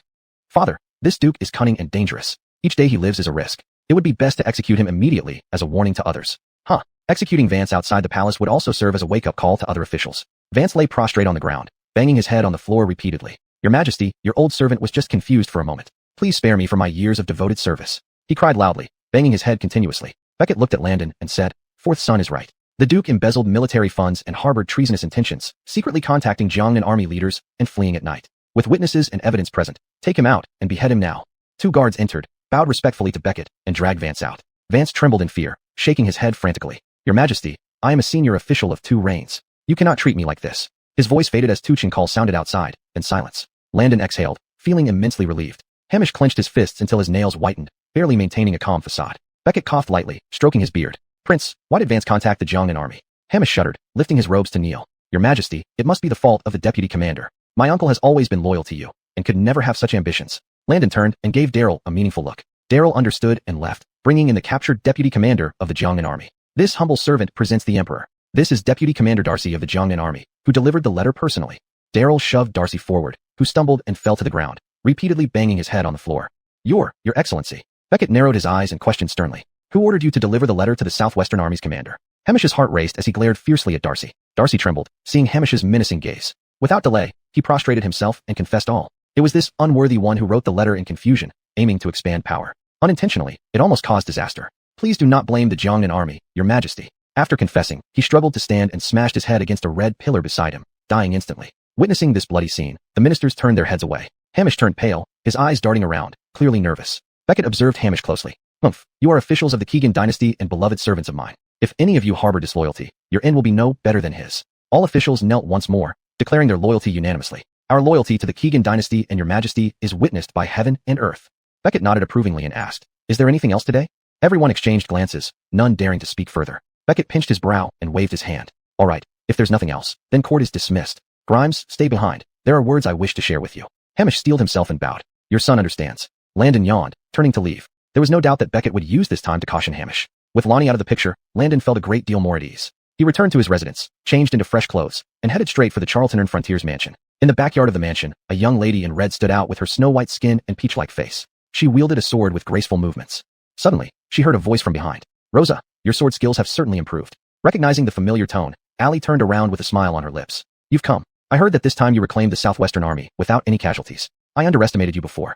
Landon scratched his head awkwardly. Oh, Rosa, you flatter me. I'm blushing now. Allie put away her sword and sat down with Landon in the pavilion, enjoying tea together. The two sat in silence, creating an odd yet comfortable atmosphere. Landon glanced around with mischief in his eyes. He had intended to kiss Allie before he left. Now that he had achieved military success, why not ask her for a reward? Landon's heart raced as he looked up at Allie. Rosa, this time I not only reclaimed the Southwestern Army, but also got rid of the old fox Lonnie. Don't you think you should give me something? His eyes sparkled with laughter, hinting at what he desired. What do you want? Allie remained expressionless, her face calm and collected. Encouraged by her neutral response, Landon tapped his left cheek softly and whispered, Rosa, how about a kiss? Allie's face flushed instantly. She stood up, raising her voice. Landon, how can you be so shameless? This is something I cannot do. Though she spoke harshly, her cheeks grew hotter, and her heart pounded uncontrollably. How could this happen? She covered her chest, feeling both embarrassed and flustered. Could it be that she was falling for Landon? Impossible. To her, Landon was nothing but a rich and frivolous young man who always followed in her footsteps. Chapter 196. Relationship becomes closer. Murong Feishue heaved a long sigh, her expression once again reverting to its usual coldness. Congratulations to His Highness the Ailby for your victorious return. If there's nothing else, I will take my leave. Having said that, Lynette tightened her grip on her sword and turned to leave. Herman stood up in a hurry, grabbing her wrist. Schwerer, are you angry? Herman sighed softly. What good man would be so wretched as him? Despite Lynette being his fiancée, he could neither touch nor kiss her. Reacting instinctively, Lynette struggled. Let go of me quickly. She twisted her wrist incessantly and patted Herman's arm with her other hand. But Herman refused to let go. After all, she was his fiancée. Without some desperate measures, it might be difficult to win her over. Herman gripped even tighter and pulled her towards himself. Unprepared, Lynette stumbled forward, crashing headfirst into Herman's chest. This collision seemed to strike right at Herman's heart. He swallowed hard, catching the fragrance from the maiden's body. Oh, you. How outrageous of you. Though Lynette's face was usually calm, at this moment her eyes were red, filled with reproach, an unusual exposure of emotion. Deeply moved, Herman loosened his hold promptly. Schwerer, I'm sorry. I just wanted to get closer to you. Lynette shot an icy glare at Herman. Get out. The Northern Defense Mansion is not welcoming you. After saying that, she hurriedly walked away, her heart pounding loudly, seemingly trying to leap out of her chest. Back in her room, Lynette slammed the door shut, but still could not control her rapidly beating heart while seated on the bed. Thinking of how she had crashed into Herman's chest, feeling the alluring masculine aura, Lynette patted her flushed cheeks and walked to the mirror. Her reaction upon seeing Herman was inexplicably strange. Shaking her head, Lynette forced herself not to wander off in thought anymore, lying down to rest. On the other side, watching Lynette's departing figure, a smile appeared on Herman's lips. Just now, standing so close, he could distinctly feel Lynette's heartbeat. It seemed that Lynette was not completely indifferent towards him. Whistling a tune, Herman placed his hands behind his back and strolled outside slowly. Just by the door, he saw Demi walking towards him, carrying a large basket. "Senior Sister Killian, it has been quite some time." Herman greeted her. Demi was pleasantly surprised and lifted her hem to walk over. "Junior brother Ning, have you been well these days?" Herman nodded and smiled. "Everything is fine. I reclaimed the Southwest Army and executed that traitor Wei Chile on the spot. So, now that I am free, I came to visit you and swear." "Ha ha ha, really? Then why don't you come in and sit for a while? Senior Sister Fei Shue has been mentioning you often lately, even sending someone to inquire about you at the palace." Herman felt a sudden joy in his heart. "Senior Sister Killian, does Schwer really miss me that much?" Without hesitation, Demi nodded. "Of course, sometimes Senior Sister Fei Shue would daydream in the yard. I guess she misses you. She always seems tough but soft-hearted, you know." With his hands behind his back, Herman's spirits soared. "Haha, yes, Senior Sister Killian. But I made Schwer angry today. She doesn't want to see me, so I'll come another day to apologize." After bidding farewell to Demi, Herman turned back to the palace. Seeing Herman return, Gerard walked forward cheerfully. "Greetings, Your Highness. I hear the Javier reprimanded the Grimes severely and has ordered the recall of Jiangnan Army's commander Zhou Jintian." Herman was unsurprised. Seizing a rare opportunity, the Javier would naturally wish to use it fully, taking advantage of the situation to discipline the Jiangnan Army. "I know. Once Zhou Jintian returns, there will be a show." The Javier sat in the imperial study, reviewing memorials. Suddenly, Killian Gonggong entered, bowing respectfully. "Your Majesty, Ambria is here." The Javier paused, placing the memorial on the table and speaking coldly. "Let the queen come in." Killian Gonggong welcomed her with a smile. "Queen Mother, Waylon asked for you." Ambria breathed a sigh of relief, adjusting her phoenix hairpin before entering gracefully. She bowed respectfully to the Javier. "Your servant greets Your Majesty, wishing Your Majesty everlasting peace." The Javier glanced at her. "Rise." Turning around, Ambria took a bowl of chicken soup from two maidservants. The maidservants kept their heads low as they slowly withdrew. With a smile, Ambria presented the soup to the Javier. "Your Majesty handles myriad affairs daily, but must take care of your health. This chicken soup was cooked by your humble servant. Please try it, and compare its taste with previous ones." The Javier accepted the bowl without any change in expression. He knew that Ambria's visit was due to her sensing the threat to her maternal clan's power. The Javier took a sip and said indifferently, "The flavor is much lighter, and the ingredients are not as rich as before." Ambria's smile gradually faded. She crossed her right hand over her left and placed them at her waist, lowered her head, and bent her knees slightly. "Your Majesty, I have followed you for so many years through wind and rain, but being accustomed to luxury in the palace, I forgot the taste of the chicken soup I cooked for you with my own hands. It is my fault for neglecting Your Majesty's care. Please punish me." The Javier supported himself on the table, looking down at her from above. He knew the Edie was trying to appeal to his emotions, hoping he would stop doubting the Jiangnan army due to their past feelings. "Edie, you are my Edie. I naturally won't blame you for such trivial matters, but we should be united. If you are disloyal to me, then that would truly deserve punishment." The Javier's gaze was sharp, and he passed over the chicken soup, picking up the teacup beside him. "Sigh, the chicken soup is too greasy. I still prefer tea." Ambria pressed her lips tightly, her eyes dimming. "I understand. Thank you, Your Majesty, for your guidance." Before long, Ambria wandered out of the imperial study, utterly dejected. In the evening, the Javier summoned Herman to the court. Herman put down the military book and shook his head helplessly. "What does my adoptive father want now?" He followed two eunuchs into the imperial study. "Your son pays respects to his imperial majesty." Herman lowered his head, clasping his hands together. The Javier waved his hand. "Stand up quickly, old four. The Edie and I can be considered harmonious, but she willingly gave me up for her son and maternal clan." "What?" Herman raised his head, his lips twitching. Unexpectedly, this time his adoptive father called him over to solve an emotional problem. But how could a prince dare to comment on the relationship between the current emperor and empress? "Father, your relationship with Mother Edie is deeply admirable. However, people often get blinded by interests. I believe Mother Edie is wise and will certainly find her way back." The Javier stroked his beard, feeling quite touched. "Now the Edie and I share a bed, but dream different dreams. If the Jiangnan army truly challenges the court, it will come to arms." The Javier valued their marital affection, but also resented Ambria for straying from his heart.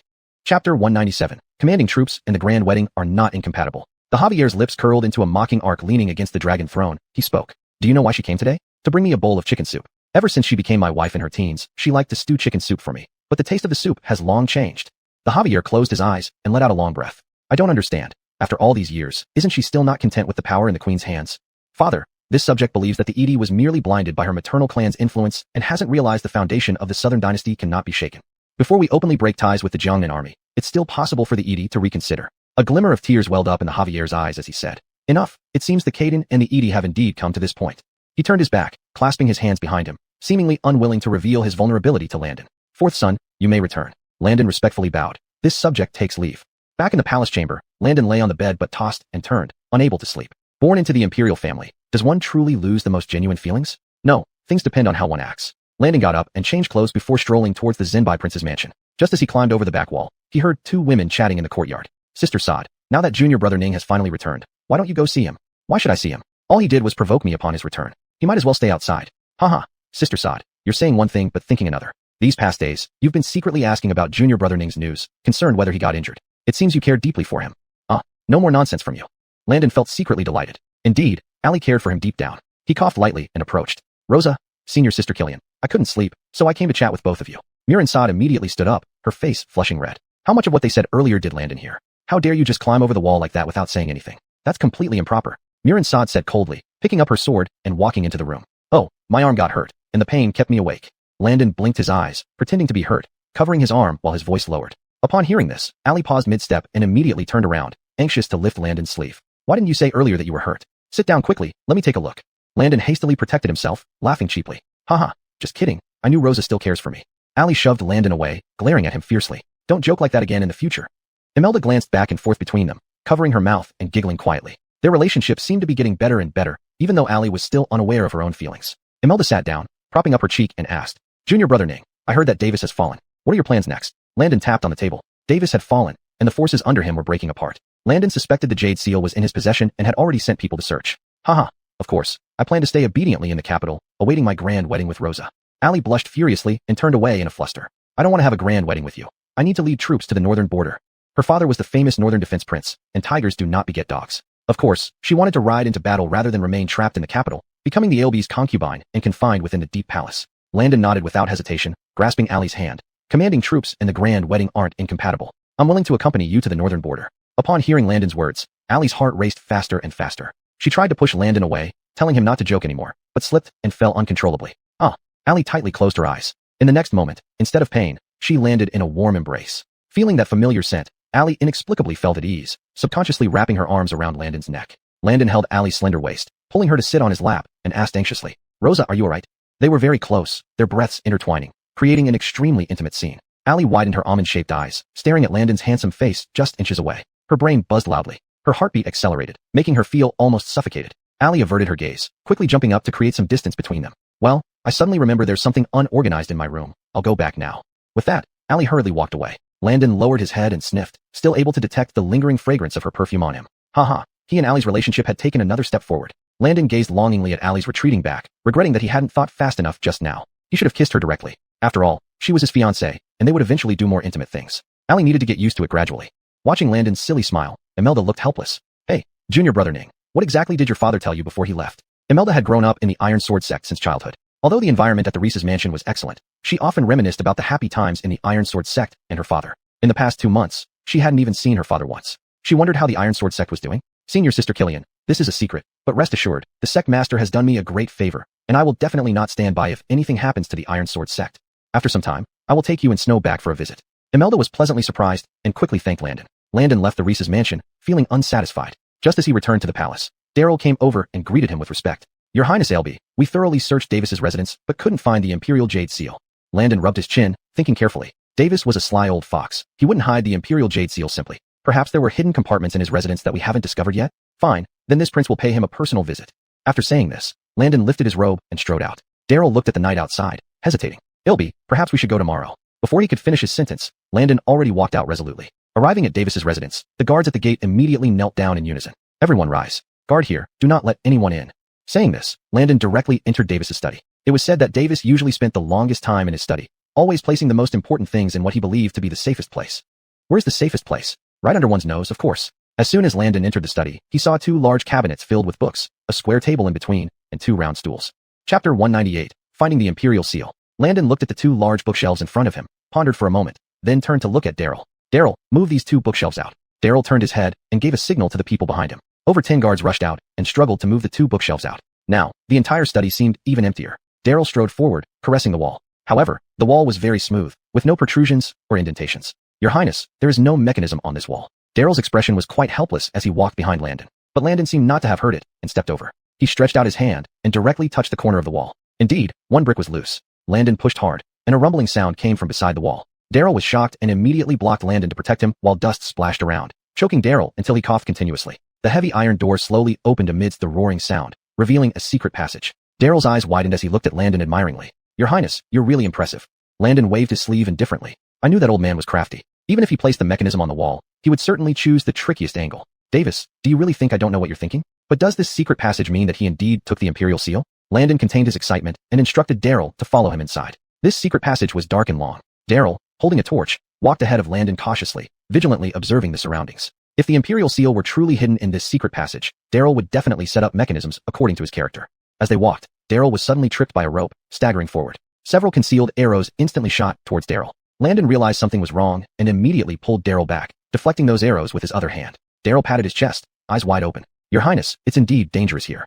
Landon nodded, his eyes calm. Yes, but the more dangerous it is, the more important the things inside could be. Landon became increasingly certain that it had to be the Imperial Seal inside. Daryl swallowed and picked up his sword to continue moving forward. Suddenly, poisoned silver needles slashed across Daryl's shoulder. Daryl winced in pain as his sword clattered to the ground. Landon reached out, grabbed the collar of Daryl, dragging him back. He then waved his sleeve, covering the silver needles. The needles fell to the ground with a clatter. Landon crouched down to check and saw they were blackened, extremely toxic. Landon glanced at Daryl and said, Daryl, practice your martial arts now to expel the toxins. Daryl nodded, straightening his body, but he was trembling in pain with pale lips. Landon sat behind him, transferring internal strength into his body. Phew. Daryl spat out a mouthful of stuff and collapsed lifelessly. Landon felt helpless. He should have come alone. Taking Daryl had become a burden now. Daryl supported himself with the wall beside him. Your Highness, let me explore for you again. Landon did not take him seriously. He stopped Daryl and said sternly, Daryl, your body cannot hold on. Go back now. Your Highness can manage alone. Daryl hesitated. Landon was the precious fourth prince, while he was just a guard. Was he really going to retreat and leave Landon here alone? Seeing he was still dazed, Landon grew impatient and pushed him. Stop hesitating. Dispatch people to guard here, and don't let anyone in. I will investigate today. After saying this, Landon strode forward. Daryl bit his teeth and dragged his injured body outside. Landon moved forward alone, becoming more agile. After passing through about a dozen mechanisms, he finally saw the end. A huge rock held a red sandalwood box covered by a cloth. Landon stretched out his hand, first pulling off the cloth, then carefully opened the box, fearing there might be hidden traps. Nothing happened in the box. As Landon slowly opened it, the Imperial Seal indeed appeared. Landon was very excited, subconsciously reaching out to grab it. But upon closer inspection, the luster of the Imperial Seal was off. It looked as if wax had been applied to the jade seal. But considering Davis, the old man wouldn't have used wax. It must be poison. How ruthless he is, making sure the next person who touches the seal will die from poisoning. Landon lifted his robe and tore off a strip of cloth. He wrapped the Imperial Seal with the cloth strip, put it in his pocket, and hurriedly walked out. As he was about to reach the exit, he saw a person standing ahead. Landon was on high alert. Could it be that the many guards outside failed to stop this person? But upon reflection, it seemed impossible. He had mobilized all the guards inside and out. Who could have such extraordinary skills to break in here? Landon took a deep breath and steeled himself to move forward. The man standing at the door raised his saber and laughed loudly. Christ, I suppose you have already obtained what you came for. Hand it over. After saying this, he reached out his hand. Landon swallowed hard and pretended to be calm.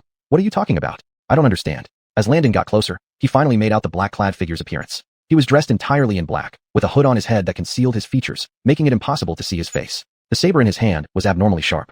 The black-clad man sneered, clearly unwilling to believe Landon. Christ, if you continue to play dumb, don't blame me for being rude. Landon's expression turned colder. Then who are you? How did you find this place? Davis's family had been seized, and this mansion was left undisturbed by anyone. Tonight, he secretly left the palace, came to this mansion, wanting to retrieve the Imperial Seal. Could someone have leaked his whereabouts? Seeing that Landon was still hesitant, the black-clad man immediately raised his saber and lunged at Landon. Since you won't hand it over, I'll kill you and take the Imperial Seal back to report. Landon dodged swiftly and looked back at him. What Imperial Seal? Landon's frown deepened. He thought the Imperial Seal would remain a secret known to very few people. Who are you? How do you know about the Imperial Seal? Landon demanded. The black-clad man ignored him and increased his attacks. Unwilling to back down, Landon immediately retaliated. In the first few moves, he deliberately tested the man's strength. Hey, this guy is just a second-rate expert, yet he dared to threaten him. Landon no longer held back, striking the man with one palm to the ground and then pressing his acupuncture points. Chapter 199. Someone learned the news and pursued to kill. The black-clad man's whole body stiffened, and he fell to his knees with a thud. He looked at Landon, fuming with anger. You, how can you have such strength?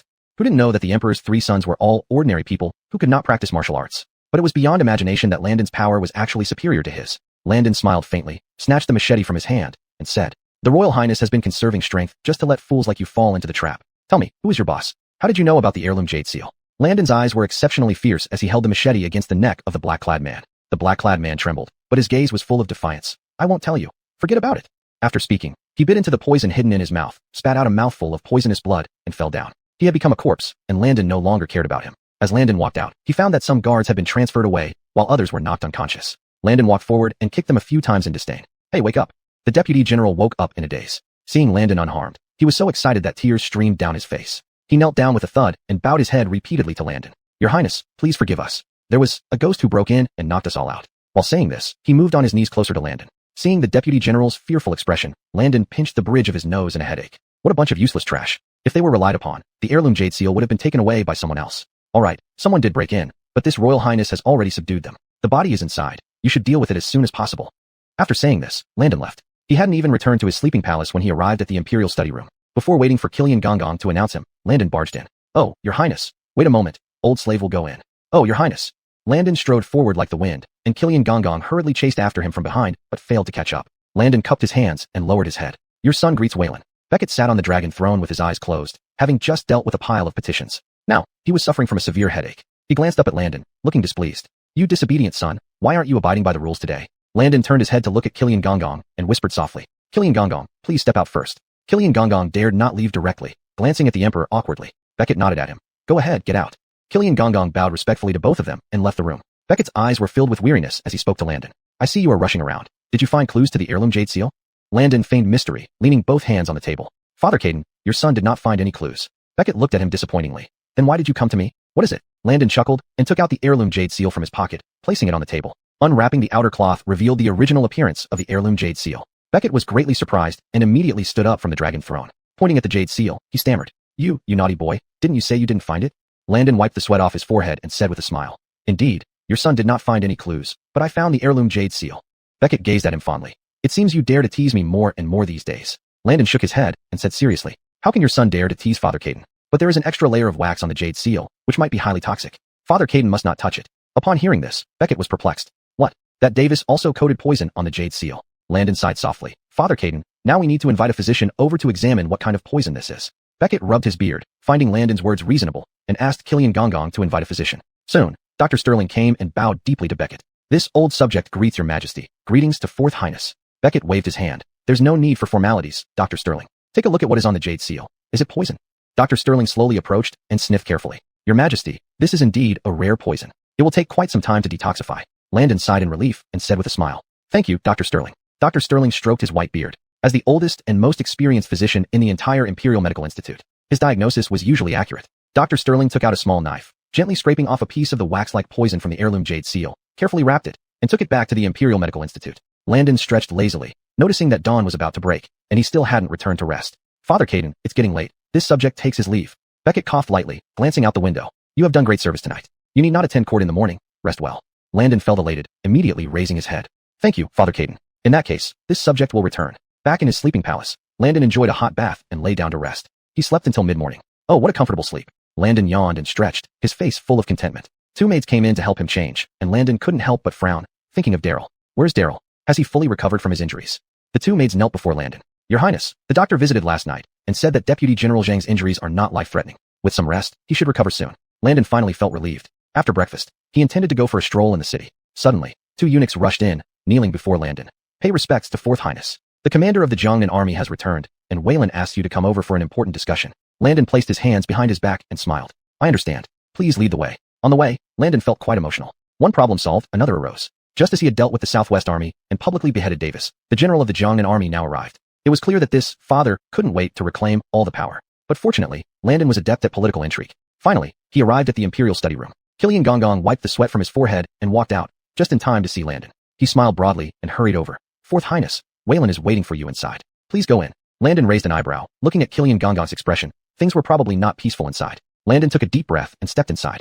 Chapter 200. For 2 pulls, 1,000 Gene. Entering the Imperial study, Beckett sat on the dragon throne, his expression very somber. Jamal stood straight and tall with an arrogant demeanor. Landon walked over. Actually, this was his first time meeting Jamal. Jamal had a rugged appearance, a robust figure, and an unconstrained look. He was still wearing armor, seemingly having rushed into the Imperial study without changing clothes. Or perhaps he deliberately didn't change to appear more imposing before the Emperor. Landon retracted his gaze and bowed to Beckett. Greetings, Your Majesty. Beckett's expression eased considerably as he waved his hand. Fourth son, you're here. This is General Zhou of the Jiangnan army. Landon turned his head and spoke calmly.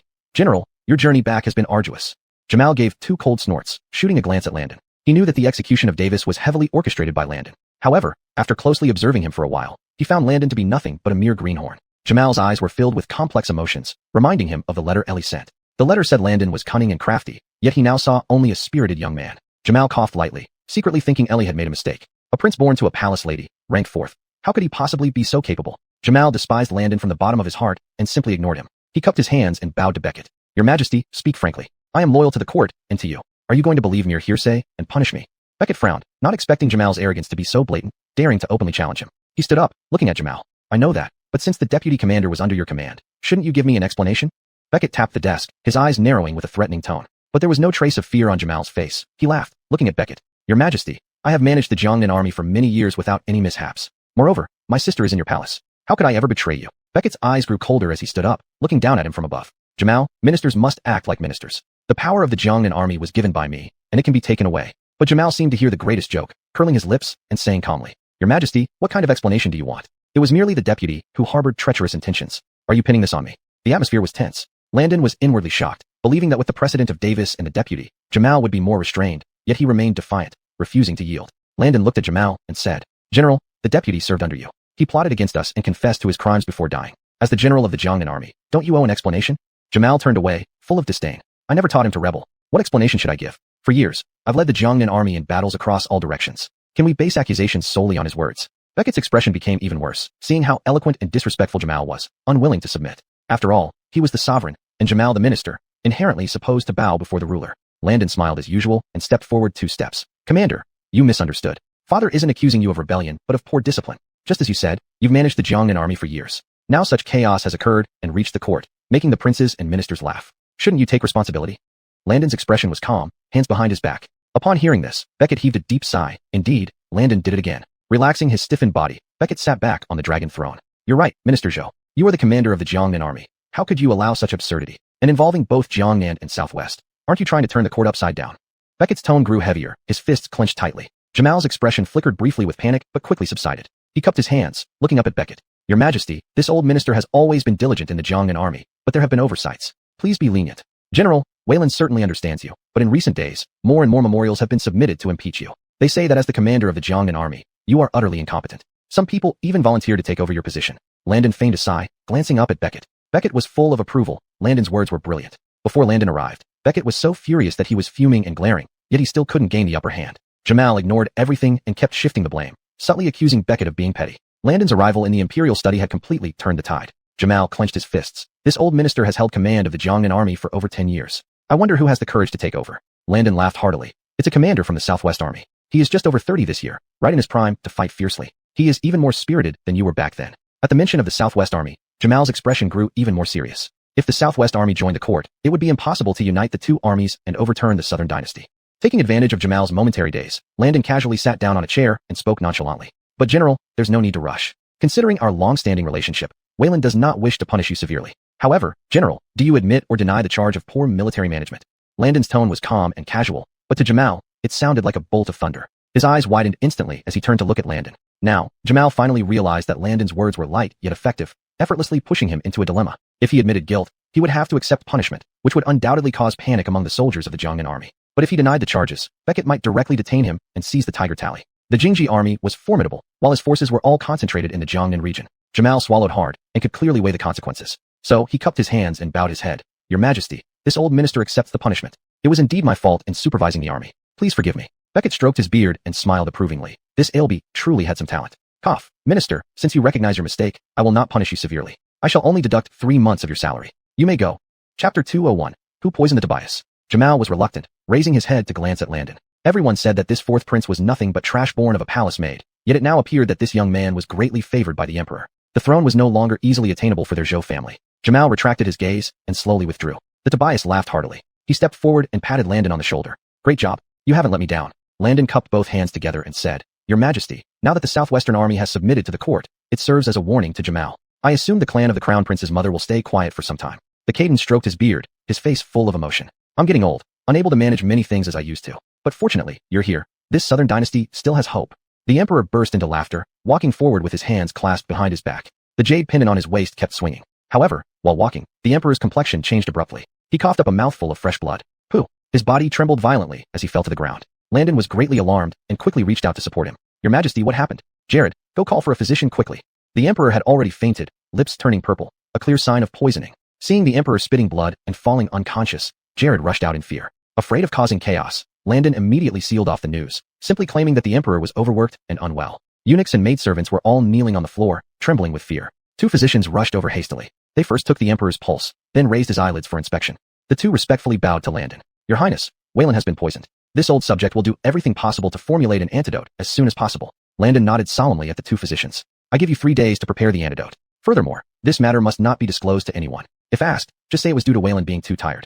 The two physicians bowed respectfully and hurried back to the Royal Medical Institution. Landon sighed helplessly, sitting by the bedside. He pondered who could have the audacity to poison the Emperor at such a critical juncture. Jared brought a basin of warm water and fell to his knees, loudly declaring, "This servant deserves 10,000 deaths, allowing Wayland to encounter such danger. Please punish me, Your Highness." Landon stepped forward and helped Jared up. Being the most loyal person around the Emperor, Jared always served him closely. Whether it was princes and ministers at court or concubines in the harem, they all referred to him as Jared. There were plenty of people who wanted chaos in the Southern Dynasty. How could Jared prevent everything? "Do not blame yourself. Please get up." Landon spoke softly, maintaining his composure. Thinking about it, had someone from within the court, perhaps under the orders of General Bill whom they had just defeated, orchestrated this? Moreover, considering the Emperor's daily routine, which revolved around reviewing documents in the study, it was likely someone had poisoned his food. "Jared, what did my father eat today?" Jared rambled on, but each meal had been checked for poison with a silver needle. Jared looked distressed, tears streaming down his face. "I truly failed. No matter how cautious I was, I couldn't prevent it." Suddenly, he raised his head, lowering his voice. "Ilby, Queen Mother was rather unusual yesterday, especially delivering a bowl of chicken soup.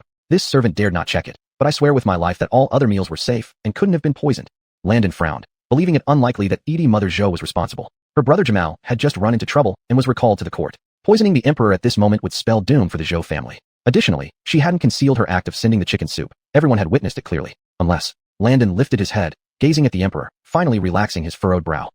So the adoptive old man left this move. Landon exhaled, looking at Jared. It absolutely couldn't have been Mother Edie. She and father shared deep marital affection. There's no reason for her to poison him. "Jared, don't mention this again." Jared blushed and lowered his head even more. "This servant knows it was wrong of me to speak." Before he could finish, hurried footsteps echoed from outside. Landon curled his lips, further confirming his suspicion. Sigh. Earlier he had checked the Emperor's pulse and confirmed poisoning. It turned out the Emperor went so far as to take part in the plan to frame the Jo family. A eunuch's high-pitched voice announced from the entrance. "The Queen Mother is here," immediately followed by the sound of everyone kneeling. The door of the imperial study was pushed open, and Ramona, along with two maidservants behind her, walked in. She was breathing slightly heavily, hurrying forward and collapsing by the South Caden's bedside.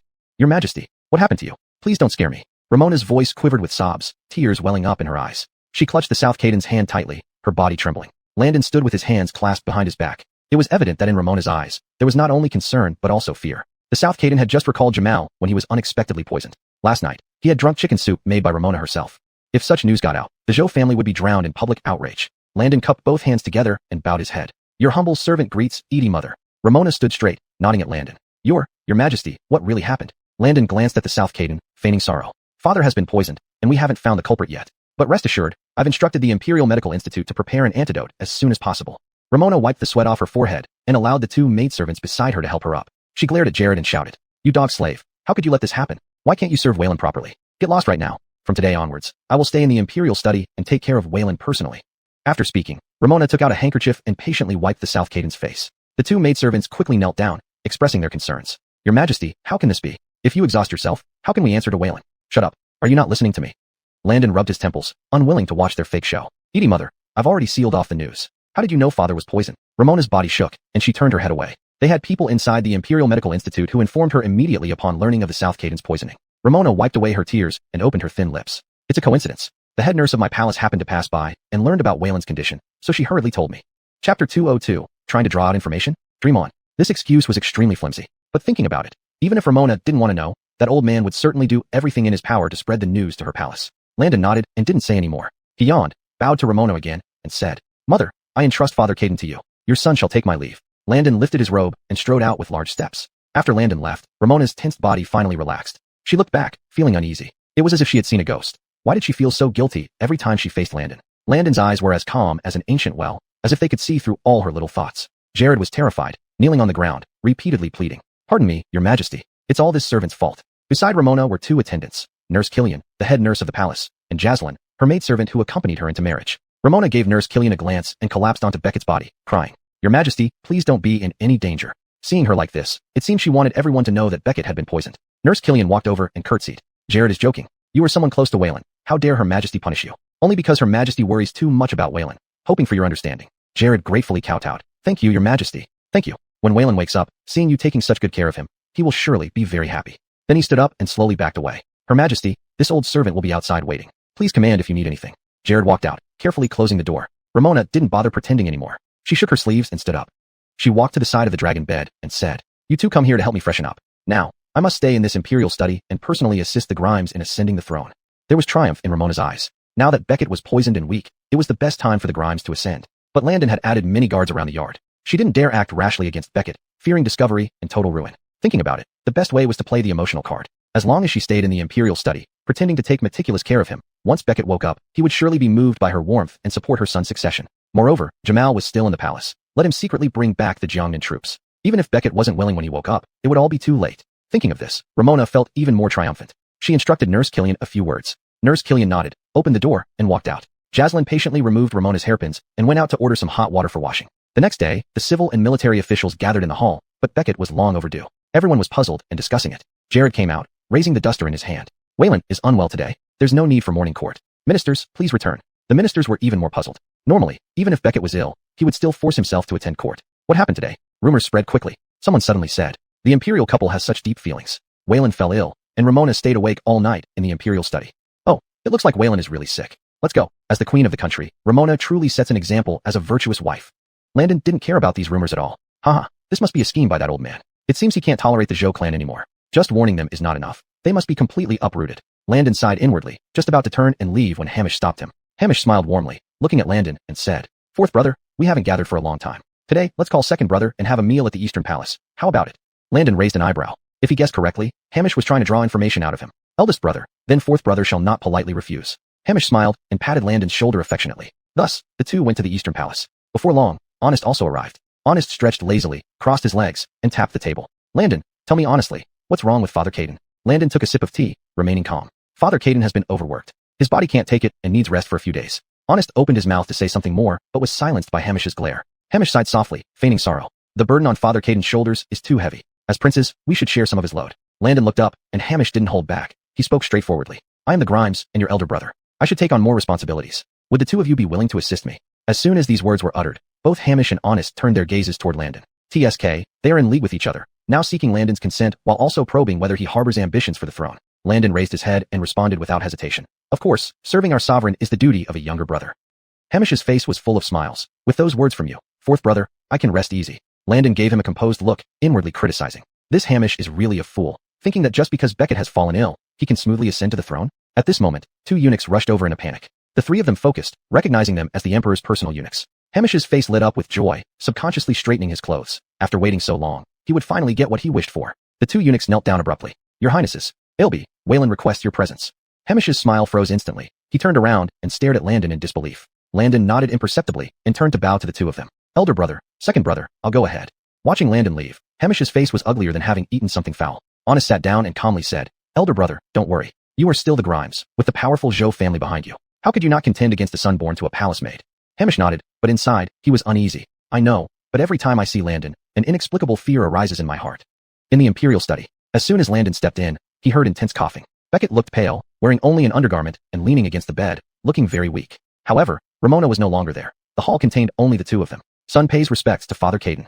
Chapter 203. Do you know what I am doing? Fourth son, there's no need for such formality. After saying this, Beckett lifted the blanket, intending to get out of bed. Landon quickly stepped forward to assist. Your Majesty, you should rest in bed. Fourth son, do you know what I am doing? Beckett's voice was soft but firm. Landon smiled. His adoptive father indeed understood him. I know, father, but isn't this approach too risky? Landon had originally planned to gradually dismantle the Zhou family's power bit by bit. But he didn't expect Beckett's method to be so radical, as if he couldn't wait to cast the Zhou family into hell. Beckett clenched his fists, his body trembling slightly. I can't wait any longer. More than half of the court is controlled by the Zhou family, which angers me more than even the Southwest Army. Beckett slowly closed his eyes. Although Jamal was despicable, the harm done to Beckett was far less compared to that of Ramona and the Grimes. His wife and children abandoned him for power. How could Beckett not hate them? With a heavy sigh, Beckett spoke. Fourth son, my health is deteriorating day by day. If I can reclaim the Jiangnan army's influence through this crisis, it would be worth it. Landon looked troubled. The Zhou family wielded considerable influence both in the palace and the court. Could they really bring them down this time? Father, don't worry. Even if we can't eliminate them entirely, this time we'll at least strip them of some power.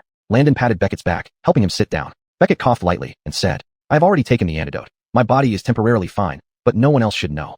Suddenly, Beckett grabbed Landon's hand, looking earnestly at him. Fourth son, you should understand my thoughts. If the Grimes falls, you are the only one I can rely on. Landon hadn't expected his adoptive father to speak with such sincerity. Landon smiled and replied, I understand. Your son will never let you down. As Landon left the Imperial study, he happened to see Ramona. Ramona maintained her dignified demeanor, with two maidservants carrying tonics following behind her, heading in his direction. Seeing Landon, Ramona smiled. You've come. How is Waylon feeling? Landon respectfully bowed to Ramona. Mother, father's health is truly frail. We need your care. Ramona shook her head with a smile. It's only proper. After all these years of being married to Waylon, now is the time when I should help him. Cough, cough, cough. The sound of coughing came from inside the room again. Ramona's face changed, showing concern as she walked in. Landon was too lazy to listen to her nonsense and returned directly to his quarters. He kicked off his boots, lay down on the bed, and closed his eyes. All he needed to do now was wait. There were always people who were more anxious than they were. Just then, Daryl knocked on the door. Your Highness, I have important news to report. Landon sat up. Come in. Daryl handed Landon a secret letter. It was sent by Killian Maokai, stating that the Southwest Army was now near the capital, awaiting Landon's orders. Landon laughed heartily. They had arrived just in time. If they were plotting rebellion, the Southwest Army could serve as a powerful counterweight. Landon waved his hand, instructing Daryl to burn the secret letter. Settle the Southwest Army properly. Don't tell anyone about this. Daryl nodded without hesitation. Understood, sir. The Imperial Guards within the palace outnumbered the Southwest Army, but were equally brave. Combined, the Southwest Army and the Imperial Guards, could they not defeat the Jiangnan Army? And the Northern Frontier Mansion was not to be underestimated either. Not only did it have Landon's fiancée, but also his senior sister Imelda. If necessary, Imelda could summon disciples from the Iron Sword sect for assistance. Landon stretched lazily, feeling this was almost a sure thing. It had been a long time since he last visited the Iron Sword sect. Once things were settled, he would visit Master Killian. A day apart felt like 3 autumns. By evening, Landon wandered to the Northern Frontier Mansion. Allie and Imelda, sword in hand, were about to leave when they saw Landon. They were momentarily stunned. Ning Jr. brother, why have you come? Imelda was delighted and hurried over. Allie moved awkwardly in front of Landon. These past few days, every time she thought of Landon, her heart raced. Allie even felt like she was ill. Landon glanced at Allie and smiled. I missed you guys, so I came to see you. Imelda pouted teasingly. Is it because you miss your fiancé? Allie blushed, clutching her sword tighter. Stop making things up. Landon took a couple of steps forward and whispered. There's going to be a change in the palace soon. You two should limit your movements. Senior sister, I have another request. Imelda looked up anxiously. Ning Jr. brother, please say what's on your mind. Initially, to avoid the pursuit of Lonnie, the two had moved to the town North Prince's mansion. This was the first time Landon had come to ask for her help. Landon looked around and lowered his voice. Let's talk inside. Allie knew a little about the news from the palace, worry inevitably showing in her eyes. Landon, how is your situation then? Landon smiled, feigning ease. Of course, I will stand with Father Caden. Don't worry, I have 100% confidence that we won't fail.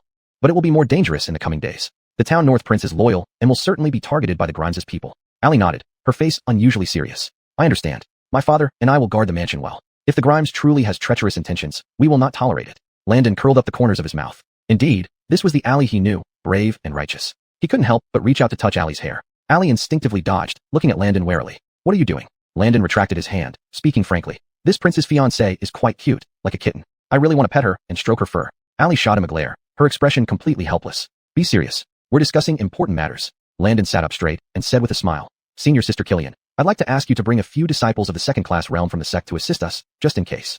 Imelda nodded without hesitation. All right. I'll write to Father now. You've done so much for the Iron Sword sect. We should repay the favor. The three chatted for a while before Landon stood up, a smile on his face. It's getting late. I'll take my leave then. Just as Landon turned to leave, Allie called him back. Landon, wait. The palace is full of dangers now. I have 2 personal bodyguards here. Let them protect you. The 2 bodyguards appeared instantly, kneeling before Allie. Miss, no way. We were assigned to you by the prince. Allie gave them a cold look. Everyone in the town North Prince's mansion stands with Waylon and Ailby. Now the palace is even more dangerous. It is only right for you to go there. The 2 guards bowed their heads, unsure how to respond. Chapter 204, Too Impatient. Noticing the dilemma of the 2 guards, Landon smiled and shook his head. Rosa, thank you for your kindness. But there are many skilled experts in the palace. I don't need any help. Moreover, these personal guards assigned to you by Neil, I can't possibly take them away. Otherwise, he might come looking for me, his soon-to-be son-in-law, to answer for it. Landon pretended to be helpless and shrugged. Murmur Kylie blushed and retorted angrily. I haven't agreed to marry you yet, so you're not a son-in-law yet. Landon laughed heartily and waved at the 2 of them. It's getting late. You should go back to rest now. I'll return to the palace. Landon put his hands behind his back and walked straight back into the palace. As he passed the Imperial study, Landon went inside, inwardly muttering. I wonder how my dear old father is doing. He pushed the door open only to see Hamish sitting by the bed, feeding Beckett medicine. Seeing Landon arrive, Hamish set down the medicine bowl and said with a smile, Fourth brother, you're here. Landon nodded, cupped his hands together, and said, This humble son pays respects to your majesty. Cough, cough. Killian till 4. There's only your eldest brother here, no outsiders. No need for such formalities. Landon glanced at the medicine bowl and said with a smile, Big brother really has thoughtfulness in mind. Even coming here specifically to feed our father medicine. Hamish shook his head humbly. I worry about father's health. Even crows know to repay their parents' care. As the Grimes, I must set an example for all sons under heaven. Beckett's eyes showed approval. That's well said. A sudden joy flashed through Hamish's heart, and he said subconsciously, Father, from now on, I will come every day. Beckett waved his hand and said, As Grimes, how could you waste time here every day? Have you mastered all the scriptures that Grand Tutor gave you? Hamish lowered his head, showing shame. Father, this son will definitely pay more attention. Beckett stroked his beard, wearing a serious expression. You are the Grimes. If you continue being confused all day long, how can I entrust you with the realm? Hamish was secretly elated and instantly raised his head. He looked at Beckett, stuttering a bit as he spoke. Father, this son will do his utmost to not disappoint your expectations. Beckett wore a satisfied look. All right, then go back and study diligently. Let the fourth son stay here and chat with me. Hamish nodded without hesitation. This time when he looked at Landon, there wasn't a hint of envy or jealousy in his eyes. Internally, Hamish felt delighted. No wonder Beckett calls fourth brother to the imperial study every day. Apparently, it's not always for discussing important matters. The emperor still favors him. Overwhelmed by immense joy, Hamish hurried back to the bedroom, completely forgetting about all previous perplexing events. After he left, Beckett stood up and looked at Landon, saying, "Has the army from the southwest arrived?" Landon nodded seriously. "Yes, father. They are arranged by me near the capital city, awaiting orders." Beckett laughed loudly, looking approvingly at Landon. "Good job. Entrusting things to you makes me feel reassured." Suddenly, Killian Gungon's voice sounded outside the door. "Your Majesty, Prince, Neil has arrived." Beckett nodded and whispered, "Let him in." The maidservants and eunuchs at the doorway kneeled on the ground. Neil strode in, directly entering the room and kneeling before Beckett. "This subject pays respects to your Majesty." Seated on the chair, Beckett said, "Minister, please rise." Neil got up, his face calm. "Your Majesty, may I ask why you summoned this subject?" Beckett took 2 steps forward and said, "The recent events in the palace must not be unfamiliar to you. Currently, Bayong troops are constantly probing around our borders, testing our bottom line. I want to recall 1/3 of the northern border army." Beckett was still uncertain. This time would mean thoroughly confronting the Zhou family. But the Zhou family had deep roots, one being a general of the cavalry, the other the empress, and their power extended far and wide. Completely uprooting them wouldn't be easy. Compared to them, bringing down Bill would be a piece of cake. Beckett was extremely troubled. Only by gathering as much military strength as possible could his worries be alleviated. However, upon hearing this, Neil showed difficulty on his face. At present, they were sparing no effort to resist the attacks of Bayong. Both sides were evenly matched, so Bayong didn't dare make big moves. If 1/3 of the troops were recalled to the capital, Bayong's cavalry might trample over the southern dynasty. Neil gritted his teeth and suddenly knelt down. "Your Majesty, forgive this subject, but I cannot agree. Bayong is eyeing our territory eagerly, hoping to divide it among themselves. If too many Bayong troops are brought back, the border may fall." Neil glanced at Beckett, feeling complicated emotions. He didn't expect Beckett to be so ruthless, willing to use the northern border army just to deal with the Grimes. But the northern frontier is to resist foreign enemies. As long as the city does not fall in a day, even if the palace turns upside down, this land will still belong to the southern dynasty. Beckett sighed lightly. He knew that with internal and external troubles, favoring one over the other was never right. But thinking of Hamish's longing gaze made his heart ache with inexplicable anger. What an ungrateful son. If I don't strike at the power behind him, it's really hard for me. Cough, cough. Beckett became agitated, starting to cough violently again. Landon stepped forward, helping Beckett to calm down while speaking. "Father, please stay calm. This humble son also believes that the northern frontier troops should not be recalled. At least the Edian Grimes are loyal to you, but the northern Yin hates you to the bone. Even if we can't completely eliminate the Zhou family now, there will be plenty of time later. But if northern Yin breaks through the northern frontier troops and invades our territory, it will be an irreparable loss." Neil gratefully glanced at Landon, inwardly admiring his future son-in-law's articulate speech. Neil cupped his hands together and loudly said, "Your Majesty, the ALB makes a valid point." Hearing their advice, Beckett sighed helplessly. He massaged his aching temples, realizing his previous thoughts were too impulsive. Beckett looked at Neil and softly said, "It's my fault for being too impatient. Your Excellency, you may go back first." Neil nodded, glancing at Landon before turning to leave. Beckett felt deeply unsettled. After all, being betrayed by those closest to him was painful. The Zhou family's influence grew larger every day, showing less respect for him as emperor. Even the affection between him and Ramona from their youth had turned into mere mutual exploitation. "Father, wait a little longer. Now is not the best time. Only when they make the first move can we reveal their true colors as rebels in a justified manner. Killing until 4, I know. You go back first and let me have some peace." Chapter 205. Truly worthy of being mother and son. After saying this, Beckett closed his eyes. He leaned back on the dragon throne, utterly lifeless. The internal and external troubles of the southern dynasty in recent times had truly left him mentally and physically exhausted. Landon bowed and then rose, returning to his quarters. A few more days passed. The days seemed calm, but in reality, they were filled with underlying tensions. Everyone in the palace harbored their own thoughts, and even the ministers began to openly take sides. That afternoon, Jared helped Beckett to the rear garden to bask in the sun. General Jamal arrived with a troop. He kept one hand on his sword at his waist and gave a cursory bow to Beckett. Jared was enraged, stepping forward 2 paces and pointing at Jamal, saying, "How dare you? You came to pay homage to Wayland, and yet you still have your sword? People, take his sword away." 2 eunuchs behind him quickly moved forward, but were blocked by Jamal's soldiers before they could touch him. Jared was taken aback. What did Jamal mean by this? "General, this old servant reminds you that this is the realm of the southern dynasty, the realm of Wayland." "Ha ha, this old minister knows that well enough without your reminder. In my haste to come here, I forgot to remove my sword. What's so serious about it?" Jamal's attitude was extremely arrogant, as if he was certain that Beckett was nothing and that his nephew Hamish would soon be in power, taking over the entire southern dynasty. Thinking of how he would soon become the great uncle-in-law, Jamal couldn't help but laugh. Beckett only watched coldly, his lips pressed into a straight line. "Your Majesty, this old minister is considering your safety. Patrols in the rear garden are busy, and if some servants obstruct my way, what punishment should they face?"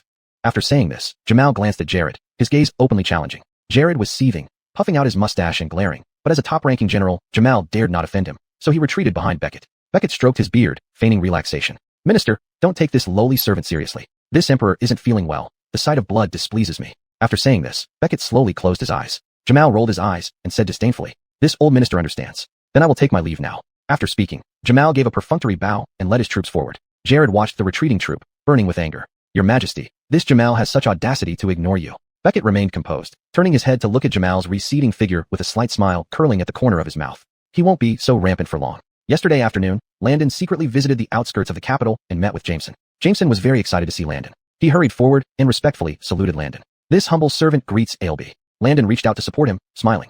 There's no need for ceremony. Are you all adjusting well here? Now the Southwest Army was spread across various villages outside the capital, dressed as peasants, with no one questioning their identity. Jameson led Landon into the courtyard and said with a smile, the environment here is much better than in the Southwest borderlands. Everyone is content and ready for your command.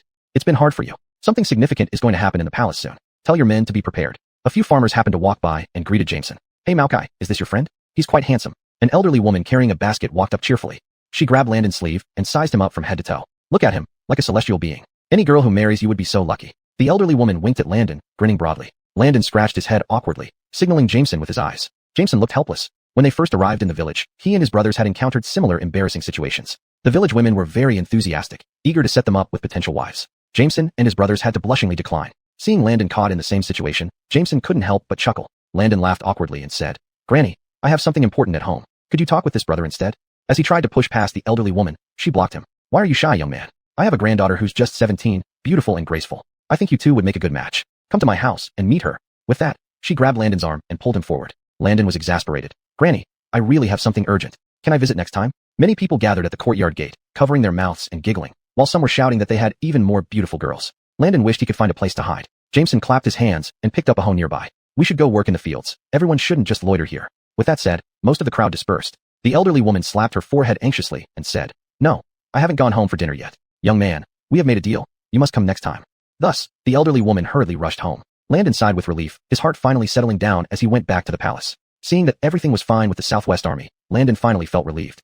Just then, two maids came over. They curtsied and greeted Landon. Ailby, Her Majesty the Queen Mother asked you to come over. Landon put down the melon seeds and straightened his clothes. Ah, it's Mother calling me. Lead the way. Landon entered the cunning palace and bowed to Tilda. Your presence, Mother. Tilda smiled and nodded, beckoning him forward. Hasten to be seated. Please give Ailby a seat. Landon did not make any formalities and sat down directly. Mother, why did you call me here today? Tilda extended her jade-like finger and lifted the teacup on the table. Howard, you're an independent child. Today, I called you here because I want to ask you something. Landon nodded and replied straightforwardly. Mother, feel free to ask anything. I will answer all questions without reservation. Tilda showed satisfaction. Indeed a good child. Now, Waylon's health is getting worse and worse. He hasn't attended court for several days. If this continues, the civil and military officials will surely be dissatisfied and may cause unrest. I am deeply worried about it and couldn't sleep at night, so I wanted to talk to you. Landon sighed lightly, silently mocking in his heart. It was no wonder they were mother and son. Hamish had just probed him earlier, and now, Tilda came. Chapter 206. Landon is the only right choice for the throne. Landon stood up and respectfully bowed. Mother Edie, I believe Father Caden's health condition has hindered him from handling state affairs for days. It would be better if eldest brother takes over, and I am willing to do my best to assist him. This hit right at what Ambria wanted. She was both shocked and delighted, quickly standing up. Howard, you truly are willing to assist Conroy? Landon nodded calmly without showing any change in his expression, but inwardly he thought, can I really say no now? Ambria had summoned him here to warn him not to covet the throne. This throne could only belong to their Zhou family. Landon directly set out her thoughts, so as not to waste time. Of course, Mother Edie, rest assured that I will spare no effort. Ambria's face showed satisfaction. Indeed, Landon knew how to act properly. Now it seems there was no need to deal with him. Relief washed over Ambria. With a smile, she said, Howard, this Edie always knew you were a big picture-minded child who would never disappoint me or Waylon. Landon exchanged some pleasantries casually before walking away. Ambria patted her chest, watching Landon's departing figure with an ever-growing smile on her lips. Landon's eyes were clear, revealing not the slightest hint of desire for power. It seemed she had overthought things before, mistaking Landon as a rival all along. Now everything had settled down, and the throne was destined to be Hamish's. But just after Landon was called into the Palace of Eternal Peace, Beckett received the news shortly after. In the afternoon, Landon found an excuse to report something to Beckett and entered the Imperial study room. Beckett sat on the dragon throne reading memorials. Seeing Landon come, he put down the memorial. Ailby, today the Edie called you over. What did she tell you? Sure enough, the palace gossip traveled fast, and nothing could remain hidden. Landon bowed respectfully and began to speak. In reply to Father Caden, Mother Edie called me to ask about my stance. Beckett looked puzzled. What stance? Landon recounted the matter in detail. Beckett understood instantly. Humph, doesn't she just want to pave the way for her good son? This time, I will play a long game. After saying that, Beckett piled the memorials on the side of the table and spoke. Shally, go call the Grimes over. Jared got the order and personally went to invite Hamish. After a quarter of an hour, Hamish, dressed in court attire, hurriedly arrived. I, your humble son, greet Father Caden. Beckett pinched his temples, looking exhausted. Grimes, you've arrived. This emperor is indeed weary. Starting from today, are you willing to help me ease the burden? Without hesitation, Hamish nodded. Certainly, to help Father Caden ease the burden is my honor. Beckett pushed the memorials towards him loudly. Truly a fine son of mine. Finish these memorials tonight. After that, Beckett waved his hand. I'm exhausted and need to rest. Ilby, stay here and assist the Grimes. Landon and Hamish bowed respectfully. Bid farewell to Father Caden. After Beckett left, Hamish exhaled deeply. Fourth brother, I owe you a lot. Looking through the window, Landon saw the moon outside and couldn't help but frown worriedly. Not tiring, but life is hard. Startled, Hamish subconsciously asked, Fourth brother, what are you talking about? Landon waved his hand and smiled as he approached to grind ink. Nothing, elder brother. We're brothers and should support each other. Until midnight, there were still half a person height worth of memorials. Landon felt utterly frustrated. He suspected very much that Beckett claimed illness and called Hamish to the study just to torment him. With so many memorials, wouldn't Hamish know it's impossible to finish? But Hamish was full of energy and occasionally discussed the content of the memorials with Landon. Landon was genuinely sleepy. When he yawned for the 12th time, Hamish opened his mouth apologetically. Fourth brother, you should go back to rest. Landon feigned politeness for a couple of sentences before getting up to leave. Watching Landon's departing figure, Hamish felt even more certain that he truly had no interest in the throne. After finishing reviewing the memorials, Hamish eagerly went to Beckett to claim credit. Greetings, Father Caden. I have reviewed all the memorials. Please review them. Beckett's complexion was rosy as he looked at the pile of memorials in front of him like a small mountain, picking up a few randomly. However, after seeing the content reviewed by Hamish, he couldn't help but frown. Grimes, Cian County has been suffering from drought for 2 years. You want to spend the national treasury's silver to hire sorcerers to bring rain. Hamish stood straight and said, Yes, I believe that inviting sorcerers to summon rain for the villagers is the most time and labor-saving method. Beckett sighed lightly. There have already been 2 failed attempts at rain summoning. How do you know this time will succeed? Hamish's face turned bright red, and he stammered for a long time before burying his head down. Your humble son does not know, but if we cannot invite rain, we can still use other methods later. What methods do you have in mind? Beckett sat up and continued questioning. Hamish felt as if he were sitting on pins and needles, his mind in complete disarray, unable to come up with a single method. Beckett sighed disappointingly and picked up a few more memorials. It could only be said that Hamish's thoughts were too naive. He was not yet ready to shoulder the responsibility of the Southern dynasty. But the Zhou family behind him couldn't wait any longer, constantly pushing and urging for Hamish's early succession. In the end, Beckett threw the memorials on the table and looked at Hamish. You've worked hard. Wasn't fourth brother with you last night? Hamish stood up, maintaining his composure. Yes, fourth brother stayed with me all night, but he was drowsy. I reviewed all the memorials by myself. Noticing his attempt to take credit, Beckett casually praised him a few times before letting him leave. However, the memorials Hamish had reviewed were far from satisfactory. Jared cautiously approached. Your Majesty, should these memorials be re-reviewed? Beckett laughed heartily and directly pushed the memorials away. No need. Let the Grimes' party see his true capability and decide whether this emperor should entrust the Southern dynasty to him. Now Beckett was even more convinced that Landon was the only right choice for the throne. Because he didn't have to attend the morning court, Landon had been sleeping in these days. But as soon as he opened his eyes, he heard Jared's summons. Arriving at the Imperial study room, Landon hadn't even had time to greet when he heard Beckett's voice. Fourth brother, no need for formalities. Come and take a look at these memorials. Landon glanced at them. Weren't these the ones Hamish spent the whole night reviewing? But after reading the content of the memorials, Landon's expression was equally difficult to describe. These were the memorials the Grimes reviewed last night. It seemed he had lived too long in a sheltered environment, completely unaware of the suffering of the common people. His solutions were superficial and failed to address the root problems. Chapter 207, The South to North Water Diversion Project. Beckett put his hands behind his back. Joey, what do you think of the Grimes' decisions? Landon immediately placed the petition on the table as if it had burned his hand. Father, I feel that some of eldest brother's policies don't align with public sentiment. They sound impressive but lack practical effect. Beckett hummed in acknowledgement. Let's talk about the petition concerning the 2 years of severe drought. If it were you, what would you do? Landon hesitated for a moment before smiling. Father, there is an engineering project called the South to North Water Diversion. Our southern regions frequently suffer from floods, while the northern areas often face droughts. Why not use this project to solve the problems on both sides? Landon bowed deeply to Beckett. What does father think of this suggestion? Beckett stroked his beard, deep in thought. Tell me more about the South to North Water Diversion Project. Landon laughed. Fortunately, he came from the future. His geography was pretty good back then, and building the South to North Water Diversion Project wasn't much of a challenge for him. But every time he thought about constructing such a grand project under his guidance, a sense of superiority welled up within him. Father, give me 2 days, and I will definitely present you with the blueprint for the South to North Water Diversion Project. Beckett's eyes were filled with appreciation as he helped Landon up. Good son, if what you say is true, this could resolve our nation's long-standing water resource issue. Natural disasters were unpredictable, which was one of Beckett's greatest concerns. He often dispatched shamans for divination, checking celestial signs, yet he always felt uncertain. As a pragmatic ruler, Beckett disliked abstract ideas. Now that Landon proposed a concrete solution to the water resources problem between the North and South, Beckett couldn't help but be thrilled. Thus, Landon returned to his study. Seated at his desk, he pondered over the details of the South to North Water Diversion Project for a long time until they gradually became clear in his mind. With a smile, Landon confidently sketched out the engineering blueprint, going through several dozen sheets of paper until the plans were finally completed. He spread out the blueprints, covering half of the study. Landon let out a sigh of relief and looked at Daryl beside him. Daryl, carefully keep these blueprints safe. Daryl nodded and examined them cautiously for a long time, still not quite understanding what they were. Ilby, why did you draw this? As he rolled up the blueprints, Daryl asked. Landon smiled and explained seriously. These are the blueprints for the South to North Water Diversion Project. This prince intends to construct a major engineering project to solve the water resource issues in both the North and South. After speaking, Landon sat down, closed his eyes, and rested. Daryl was taken aback. He turned to look at Landon and stammered. Ilby, you mean to divert water from the South to the North?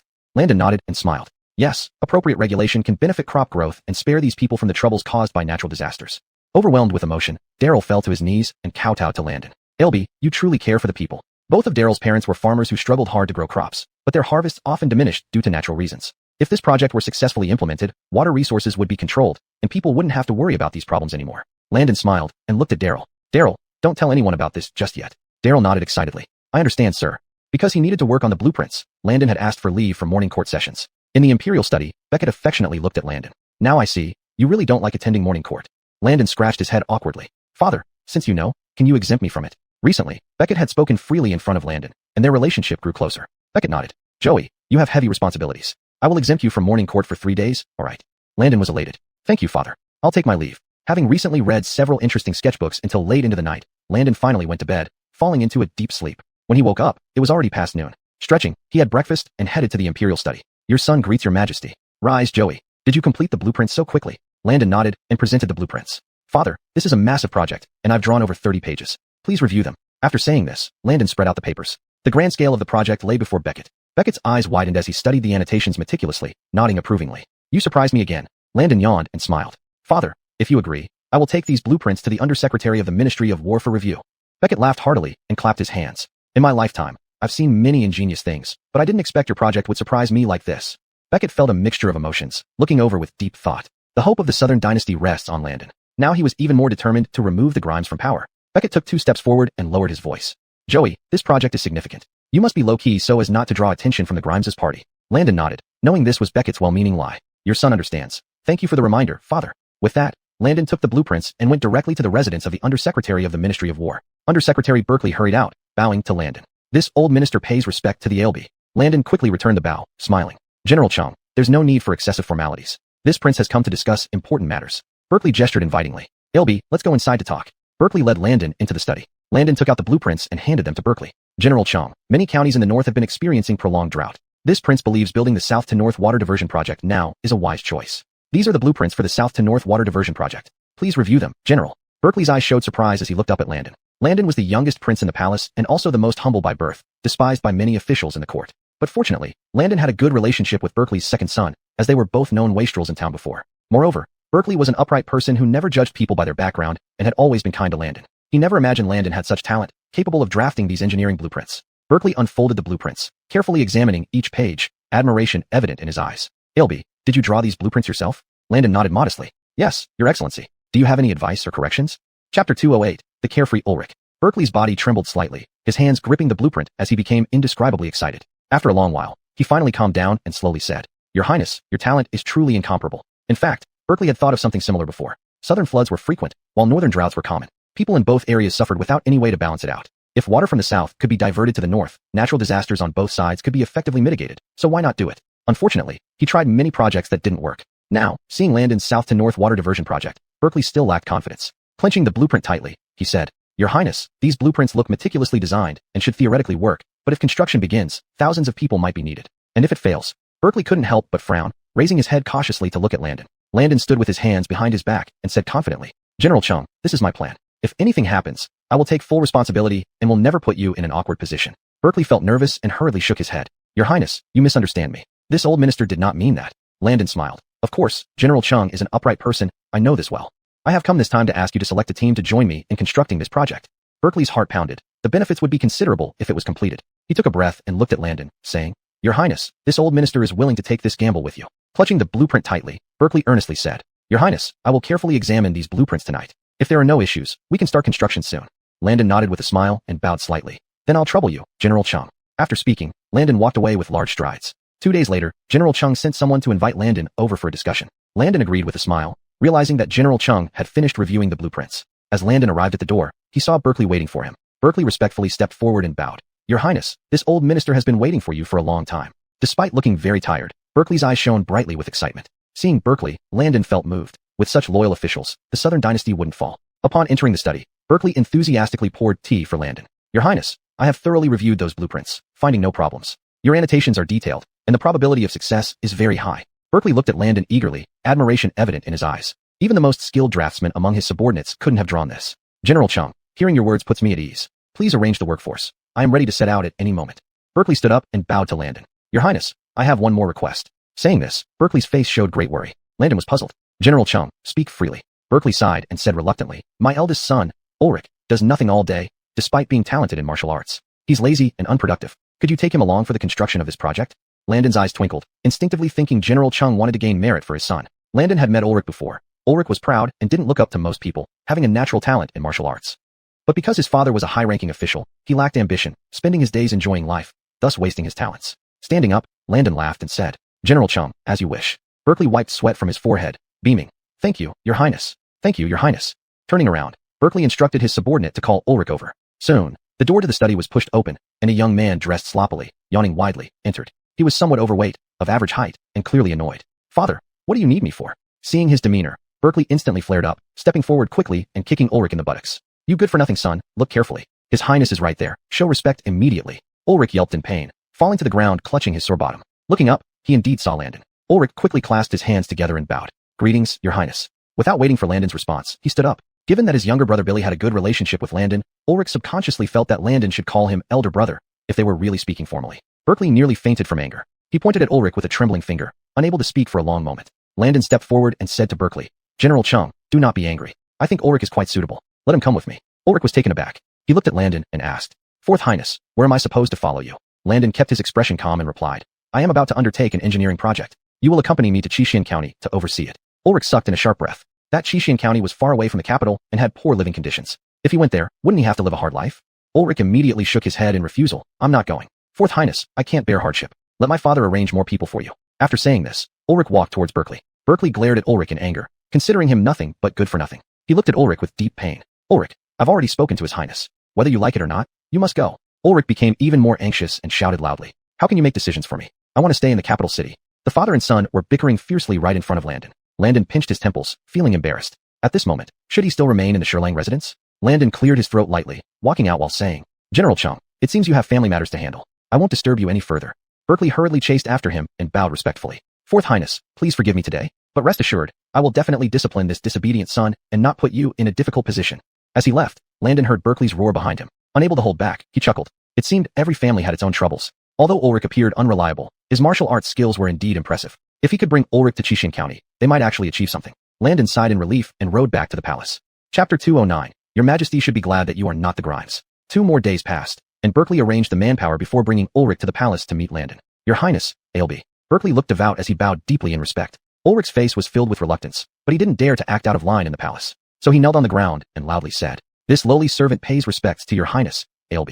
Landon waved his hand. Please rise, both of you. Berkeley gave a glare to Ulrich, indicating for him to move forward. Ulrich's legs felt like they were filled with lead. He took 2 heavy steps forward and knelt down again in front of Landon. ALB. This lowly servant knows his mistakes now. The south to north water diversion project is a significant project. This lowly servant will do his best to assist and will certainly not cause trouble. Landon nodded and smiled contentedly. Good, if you provide efficient assistance this time, I will petition the Caden for a position for you. Ulrich's eyes instantly brightened, and he excitedly kowtowed twice to Landon. Berkeley informed Landon that all the manpower for the project had been arranged and was ready to depart at any moment. Thank you very much, General Chung. After seeing off the father and son, Landon proceeded to the imperial study. Beckett frowned deeply while sitting on the dragon throne, sipping tea. Seeing Landon bowing, he waved his hand. Joey, old 4. No need for formalities, please sit. Father, what is troubling you? Beckett pulled out 2 slips of paper from his sleeve and handed them over to Landon. A few days ago, the Zhou family was still ambitious, wanting to take advantage of Beckett's illness to quickly put Hamish in power. But these past few days, the Southern Army suddenly returned halfway through its journey, and even Ramona stopped coming to the imperial study to curry favor. Beckett stroked his beard, asking puzzledly, What's going on with them? I thought they would go all out this time. Finishing his words, Beckett leaned back against the dragon throne, visibly relaxing. For several days, he had been constantly tense, fearing that the Zhou family would rebel at any moment. Landon laughed and handed the slips of paper back. Father, it's because you were too eager and showed your hand. Beckett stroked his beard without hesitation. It's impossible. I've stayed in this imperial study all along. Even Killian hasn't noticed anything unusual. Landon smiled, saying helplessly, Father, the Zhous are cunning and have deep roots in the court. Would they really not know you were pretending to be ill? Beckett clenched his fists tightly, veins popping out on his arms. No wonder they suddenly abandoned their plan. Humph, it turns out my scheme was too clumsy. Beckett pounded the table fiercely with his fist. It was clear he was on the verge of exploding. Landon breathed a sigh of relief and said softly, Father, I reminded you earlier not to be too hasty. Fortunately, there's no loss yet. To bring down the Zhou family, we need to take it slowly. Beckett's furrowed brows eased somewhat. He rubbed his temples, sounding extremely weary. I understand, Joey, perhaps I am getting old. Landon could see the problem at once, but Beckett couldn't figure it out despite racking his brain. Beckett lifted his head, scrutinizing Landon seriously. Indeed, Landon had a remarkable appearance and was both courageous and strategic. He was undoubtedly the best choice for the throne. A profound sense of exhaustion welled up within him. How he wished he could pass the throne to Landon right now. Landon stood up, speaking consolingly. Father, the one who wins the hearts of the people gains the world. Now I must oversee the construction of the south to north water diversion project and ensure everyone knows it's your decree. These words visibly improved Beckett's expression. Keegan nodded, looking quite moved. Joey, I should be glad that you are not the Grimes. If Hamish had even half of Landon's intellect, he would only be a puppet on the throne. A puppet controlled by the Zhou family. Landon laughed heartily. Father, even if I were the Grimes, I would always stand by your side. Finally, Beckett smiled, his eyes full of indulgence. You little rascal, always talking nonsense. By the way, when do you plan to set off? Counting on his fingers, Beckett figured that 3 days later would be appropriate. Father, I have decided to set off in 3 days. General Chung has completed all preparations and is waiting for departure. Beckett smiled in satisfaction, stepping forward to pat Landon's shoulder earnestly. This journey is tight and critical. As a prince, you must pay attention to your safety. Landon replied solemnly. I shall keep father's advice in mind. Leaving the imperial study, Landon took a deep breath of fresh air and walked confidently forward. He rode his horse straight to Rhys's mansion. Seeing Landon arrive, Rhys was delighted, unable to close his mouth. This lowly minister greets your highness, Ailby. Landon hurriedly returned the courtesy. Rhys, no need for such formality. I came today to visit you and Rosa. In front of his future father-in-law, Landon always maintained humility, fearing that any displeasure might cost him his fiancée. Rosa is in the back courtyard. Your highness, please make yourself at home. Landon nodded and walked towards the back courtyard without hesitation. Watching Landon's retreating figure, Rhys's eyes were filled with approval. During this period, Landon had gained the deep trust of the Caden, making him the most likely candidate for the throne. If his daughter were to become the Edie, ruling above all but one, he would certainly dedicate himself more diligently to guarding the northern border. Arriving at the back courtyard, Landon saw them practicing swordsmanship. Their sword techniques flowed like clouds and water, their movements graceful. Landon stood under a tree, hands behind his back, admiring their performance. Feeling that intense gaze, Allie turned her head and met Landon's eyes. Her heart skipped a beat, and her movement slowed slightly, causing her scabbard to fall to the ground. Imelda withdrew her force as she thrust forward, puzzled. Todd, why are you not focused? Following Allie's gaze, she spotted Landon. Haha, junior brother Ning, you've arrived. Allie squatted down to pick up her sword. Landon clapped his hands. Senior sister Killian, your sword skills and Rose's have indeed improved. You two are truly impressive. Imelda smiled modestly. Although we are staying in the princely residence, we cannot afford to waste time. Allie lifted her almond-shaped eyes and whispered softly. Do you have something important? Knowing the unrest in the palace recently, Allie was very worried. But given her status, visiting the palace to see Landon would surely cause gossip. If malicious people took advantage of it, it might even drag down Rhys's mansion. Landon reached out, intending to pinch Allie's cheek. But fearing it might offend her, he retracted his hand. Haha, I just missed you guys and came to visit. In 2 days, I will head south to Chi County to oversee the south to north water diversion project, so I thought I'd come and say goodbye. Allie looked surprised. You're going personally?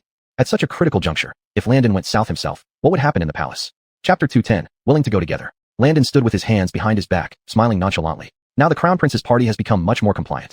The Emperor was too hasty, and they must have noticed something suspicious. In a short period, the Zhou family won't make any moves. After all, the court had just regained control of the southwestern army, and the commander of the northern frontier forces, Duke Shinbei, was loyal to the court. There was also the metropolitan garrison. Unless absolutely necessary, the Zhou family would never move their troops as long as Hamish sat in the position of Grimes. What benefit would weakening the southern dynasty bring them? Allie finally felt relieved. That's it. Then for this trip to Qixing County, do you need any help?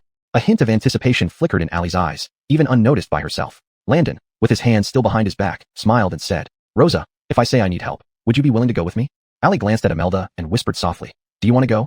Imelda's eyes lit up instantly. Over the years, she had always stayed within the Iron Sword sect, longing to experience the mundane world. Sure, it's also a good chance for me to see what a major imperial project looks like. Allie turned her head away, pretending not to care. Then we'll go with you. Father has a swift steed in the courtyard. This time we can try riding it. Landon nodded and smiled. Rosa, let's meet in 3 days. Landon waved his hand and walked out. He returned to his quarters, yawned twice, and rested on the bed. By evening, 2 eunuchs approached, bowing respectfully to Landon. Your Highness, the Grimes invites you to play chess. Landon stretched lazily, surprised that Hamish had such leisure, nodding and saying, Please lead the way, gentlemen. Arriving at the Eastern Palace, Landon entered and raised his hands in salute. Hamish laughed and stood up, waving his hand. Fourth brother, it's just the 2 of us here, no need for formalities. Sit down quickly. Landon walked over and sat opposite Hamish. Big brother, why are you in such high spirits today? Hamish smiled and handed the black stones to Landon. In my free time, I thought about playing chess with you. Oh, am I bothering you? Without hesitation, Landon shook his head and placed a black stone on the board. Of course not. I enjoy playing chess with Big Brother. The 2 of them conversed casually like ordinary brothers while playing chess. After 15 minutes, Honest placed a white stone and changed the subject. Fourth brother, I heard you're going south to Qixing County in 2 weeks to build water conservancy projects? Landon nodded, having no intention of hiding it. Yes, Big Brother. Floods and droughts are the most troublesome. If we can build the water diversion project, it will greatly alleviate the burden on the people. Hamish's eyes darkened slightly as he tightened his grip on the chess piece. Fourth brother, when will you return? Landon stared intently at the board and placed the black stone down. As soon as possible. It could be a month, or it might take longer. Does Big Brother have anything to instruct? Hamish shook his head, smiling stiffly. No special matters. Just make sure to take care of your safety. Hamish looked up at Landon, his eyes filled with complex emotions, envy and jealousy. Born into the imperial family, despite sharing the same bloodline, there were distinctions of rank and status. Hamish's mother was Ramona, the legitimate wife of the Javier, making him the Grimes from birth. However, Landon was merely born to a palace maid, yet his talents and wisdom far exceeded his own. Hamish lowered his head, feeling even more bitter. Landon glanced at Hamish, knowing exactly what he was thinking. But if he hadn't mentioned the water diversion project, it would only provoke more dissatisfaction from Hamish. Moreover, Hamish was overly indecisive, believing only in the teachings of the Grand Tutor and ruling by virtue. But he underestimated human wickedness. Decisiveness was crucial when needed. Therefore, despite Hamish being the Grimes backed by his powerful maternal clan, the Javier did not favor him. After finishing a game of chess, Hamish looked up and smiled. Fourth brother, did you yield to your older brother? Landon shook his head, looking at the densely packed chess pieces on the board, and said, Big brother, how could you think that? I gave my best effort, but was simply inferior in skill. Still immersed in the game, Hamish suggested another round. Landon nodded in agreement. With nothing better to do, passing time playing chess wasn't bad. By evening, Landon stretched and stood up. Big brother, it's getting late, I should head back. Hamish smiled and patted his shoulder. Sure, you leave in 2 days, time is tight. Get plenty of rest. Just as Landon turned around, he saw Honest rushing over in a hurry. Eldest brother, I have something important to tell you. That Landon is really bold, he actually wants to. But as he lifted his head and met Landon's calm gaze, his voice faltered and fell silent. Honest's lips twitched, wishing he could find a crack in the ground to disappear into. Landon pretended not to hear and took 2 steps forward. Second brother, why have you come? Honest wiped the sweat off his forehead, giving an awkward smile. Fourth brother, second brother just came to chat with eldest brother about old times. You're here too. Landon raised an eyebrow and said, Second brother, what have I done to make you so startled? Honest scratched his head, looking up at the sky and down at the ground. About that. I heard you're going south to personally manage some project, and I didn't expect you to be so skilled, even able to draw engineering blueprints. Landon breathed a sigh of relief and feigned admiration. That blueprint wasn't drawn by me alone. A few carpenters helped. I'm not capable of such things. With a smile, Landon added, bowing slightly to both of them. If there's nothing else, fourth brother will take his leave.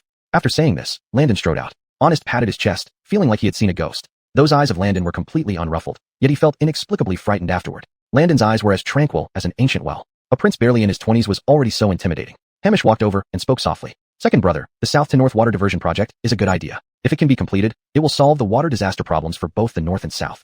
Honest turned his head and exclaimed loudly. But I see Father Caden values him more and more. Eldest brother, aren't you worried? Hamish shook his head helplessly. What use is worry? Landon indeed has talent. You mustn't speak of this again, lest others become suspicious. After speaking, Hamish picked up a scripture book and began reading quietly. His heart felt like it was weighed down by a heavy stone, full of gloom. How many more hidden talents does Landon have that he doesn't know about? Sitting beside him, Honest noticed the reluctance in Hamish's heart and spoke. Eldest brother, I heard Father Caden allocated 200 million taels of silver from the national treasury for this project. If it fails, all that silver will be wasted. Will Landon still enjoy Father Caden's favor as before? Chapter 2:11. Ambition never faded. He tapped the table with his fingers, a bright smile on his face. Hamish paused mid-motion, lifting his head to look at him, his eyes filled with complexity. Honest had once rebelled before. Although the Javier had pardoned him for his crimes, his ambitions never faded. Noticing Hamish's hesitation, Honest directly snatched the scripture from his hands. Eldest brother, don't you really plan to take action? Hamish's mind was in chaos. He stood up and looked out of the window. Second brother, stop talking. Let me think about it. In recent days, Hamish's sense of crisis had become increasingly heavy. Although he relied on the powerful Zhou family, the emperor had already regarded them as a thorn in his side. His attitude towards him was no longer as warm as when facing Landon. If Landon truly ascended the throne, he would surely oppress the Zhou family's power just like the Javier. Unease gnawed at Hamish's heart. To outsiders, the Grimes appeared kind and benevolent, treating everyone courteously, but only he knew that all of this was an act. Just like now, upon learning that the Javier allocated 200 million taels of silver for Landon to oversee this project, jealousy raged inside Hamish. He was clearly the Grimes, so why should such a lucrative opportunity go to Landon? He wanted to sabotage it, but feared being caught, ruining his reputation of kindness. Hamish felt a headache. He sat down, pinching his eyebrows. Honest continued to incite him. Eldest brother, the struggle for the throne is between you and the fourth brother now. He is merely the son of a palace maid, of lowly status. Would you really let him inherit the throne? Honest's face was full of disdain. If Landon were to ascend the throne, it would be more unbearable than death. Hamish glanced at Honest, seemingly conceding. So what do you propose we do? Honest laughed, knowing Hamish had made up his mind. Eldest brother, Landon is heading south. You stabilize the ministers at court, and leave the rest to me. I'll make sure Landon exhausts himself, but still fails. Honest's face was full of satisfaction. Hamish sighed with relief, struggling internally. He whispered, all right, but your methods shouldn't be too extreme. After all, he is our fourth brother. Honest patted his chest and smiled. I understand, eldest brother. Look, only someone as kind-hearted as you can sit on the throne. Inside the imperial study, Landon sat on the chair, sipping tea. The Javier put down his pen and glanced at him. What did the Grimes call you to the East Palace for? Landon placed the teacup down and replied, Your Majesty, eldest brother invited me to play chess. A hint of confusion flashed in the Javier's eyes. Just for chess. Landon nodded and chuckled. Yes, I didn't expect him to have such refined tastes either. The Javier lightly sighed and asked again, Did he mention the south to north water diversion project? He did ask, and I told him everything honestly. Landon replied again. The Javier held the petition in his hand, looking calm. Regarding the south to north water diversion project, Landon hadn't planned to hide it from the beginning. But now, as he took personal charge of the project, it became a live target, and those with ulterior motives would surely use this chance to attack him. Landon smiled indifferently. Father, you needn't worry. No matter what happens, I can handle it calmly. The Javier's expression softened somewhat. Noticing the jade pinned around his waist, he said with a smile. By the way, will the Daryl's daughter go with you? Landon felt rather embarrassed. Indeed, nothing escapes your majesty's keen eye. I'm taking Emily along. It's also a good chance to build feelings and get her pregnant for you soon. Landon joked. The Javier glanced at Landon, his tone tender. I haven't bestowed the marriage yet, but remember, as Mo Rome Sod is the Daryl's daughter, you must not mistreat her. Over the years, the Javier had seen the loyalty of the Daryl and felt confident letting Mo Rome Sod marry Landon. Landon nodded without hesitation. Rest assured, Father, I will treat Emily well. They chatted casually for a while longer before Landon left. 2 days passed quickly. Berkeley approached and respectfully bowed to Landon. Beside him stood Ulrich in armor. This time, Ulrich's resistance seemed less intense. He bowed to Landon, mounted his horse, and followed behind. Seeing his actions, Berkeley was very satisfied. He looked at Landon and spoke. Ilby, I entrust my son to you. Landon smiled and nodded. General Chum, rest assured, I will take good care of Ulrich. Ulrich waved to Berkeley, his eyes filled with reluctance. Father, please go back. I will surely return after establishing military merits. Landon spoke softly to Daryl for a few moments. Daryl rode his horse and immediately came to the town North Prince's mansion to inform Ali and Imelda to set off. Both were in military attire, riding horses as they came before Landon. Landon, let's go. Ali held her sword, her hair tied high, with an indomitable air unmistakable in her eyes. Landon smiled and nodded, saying, set off. And thus, they traveled southward. Along the way, the civilians, upon learning that Landon was going to build the South to North Water Diversion Project, were very excited, even spontaneously bringing food and clothes to them, fearing that the soldiers would not have enough to eat or wear. The soldiers were deeply moved, hugging the items tightly in their arms. Landon shook his head and ordered these soldiers to return the items. This time heading south, they had ample supplies of grain and silver totaling 200 million taels. How could they take from the civilians who relied on farming for self-sufficiency? Daryl walked over, anxiously saying, Your Highness Ailby, this is everyone's goodwill. Why should we not accept it? Landon sat on his horseback, looking very calm. Haven't you seen? The civilians are all wearing coarse cloth. Those things were saved up by them through frugality. We have the allocated funds from the court. Why should we take their things? Daryl fell silent for a moment, then instructed his subordinates to return all the items. Ali couldn't help but look at Landon with new respect. Landon, you truly understand the hardships of the common people. A faint smile lingered on Landon's lips. Of course. Without these civilians, there wouldn't be today's Southern dynasty. Imelda yawned and couldn't help applauding. Junior brother Ning, what you said really makes sense. Oh yes, now that General Bill has fallen, Father sent me a letter asking us to return home and accompany him when we're free. Ali nodded, speaking softly. Sure, indeed it has been a while since we last returned to the Iron Sword sect. Landon also laughed and agreed. After 3 days and nights of travel, they finally arrived at Qixing County. Chapter 212, Gratitude of the Commoners. The commoners here received the news early that Landon was going to construct the South to North Water Diversion Project in this area, so they all waited by the entrance. In the distance, when they saw Landon's entourage approaching, they excitedly rushed forward, and with a thud, they knelt down, repeatedly bowing their heads to the ground before him. Your Highness, Ailby, this lowly subject pays homage to you. Landon quickly stepped forward and helped them up. Please rise quickly. There's no need for such formalities. Tears welled up in the commoners' eyes from excitement. For many years, floods and droughts had troubled them. And because of the great drought, Qixing County had suffered total crop failure. Families relied on stored grain just to get by. After 2 years, the stored grain was exhausted. People could only peel off tree bark to fill their stomachs, and there were even cases where children were exchanged and eaten. Landon felt deeply grieved. He dismounted his horse and personally helped everyone to their feet. Everyone, please rise. A few women wiped their tears and slowly approached. Your Highness, you've finally come. We are saved. Yes, Your Highness, once this project is completed, we won't have to worry about lacking water for irrigation anymore. Indeed, the imperial court hasn't abandoned us, nor has Wayland forsaken us. Emotions ran high among the people, and tears streamed down their faces. Seeing this scene, Landon felt a mix of emotions. If it hadn't been for the hardships faced by the commoners, he should have built this water diversion project earlier. Gentlemen, please rest assured. Within 1.5 months at most, this water conservancy project will be completed. But during this period, I hope everyone can ensure the children do not cause any disturbances. Landon smiled warmly, making people feel as if they were basking in spring sunshine. After comforting the commoners, Landon led his entourage onward. They finally arrived at the Central River. The Central River was the only river running through both the north and south, making it the most suitable place to build the South to North Water Diversion Project. By evening, Landon was instructing the soldiers behind him to set up tents. Suddenly, several villagers holding torches came over. They looked at Landon timidly and said, Your Highness, if you don't mind, you could stay at our homes. Yes, Your Highness, being a prince, how could you stay in a tent? We've already prepared a good room for you in our homes. Please come stay with us. Your Highness, please follow us. They bowed respectfully to Landon, with sincere attitudes. Daryl took a few steps forward and lowered his voice. Your Highness, your esteemed royalty and indeed shouldn't live like the soldiers. Landon shook his head and interrupted resolutely. Daryl, precisely because I am the Ailby, I mustn't leave. Landon clasped his hands and said earnestly, Thank you all for your concern, but I'm just a man, not as precious as you think. Please don't worry. It's late and the road is heavy, so please return home quickly. After saying this, Landon waved his hand. Landon understood the commoners' goodwill, but he truly didn't want to inconvenience them. Moreover, there were inns nearby. If he really found the tent uncomfortable, he could always stay at an inn. He absolutely couldn't trouble these commoners. The commoners hesitated, and Daryl quickly stepped forward, loudly saying, Everyone, please go back. We'll take good care of the Ilby. The commoners exchanged glances and had no choice but to leave reluctantly.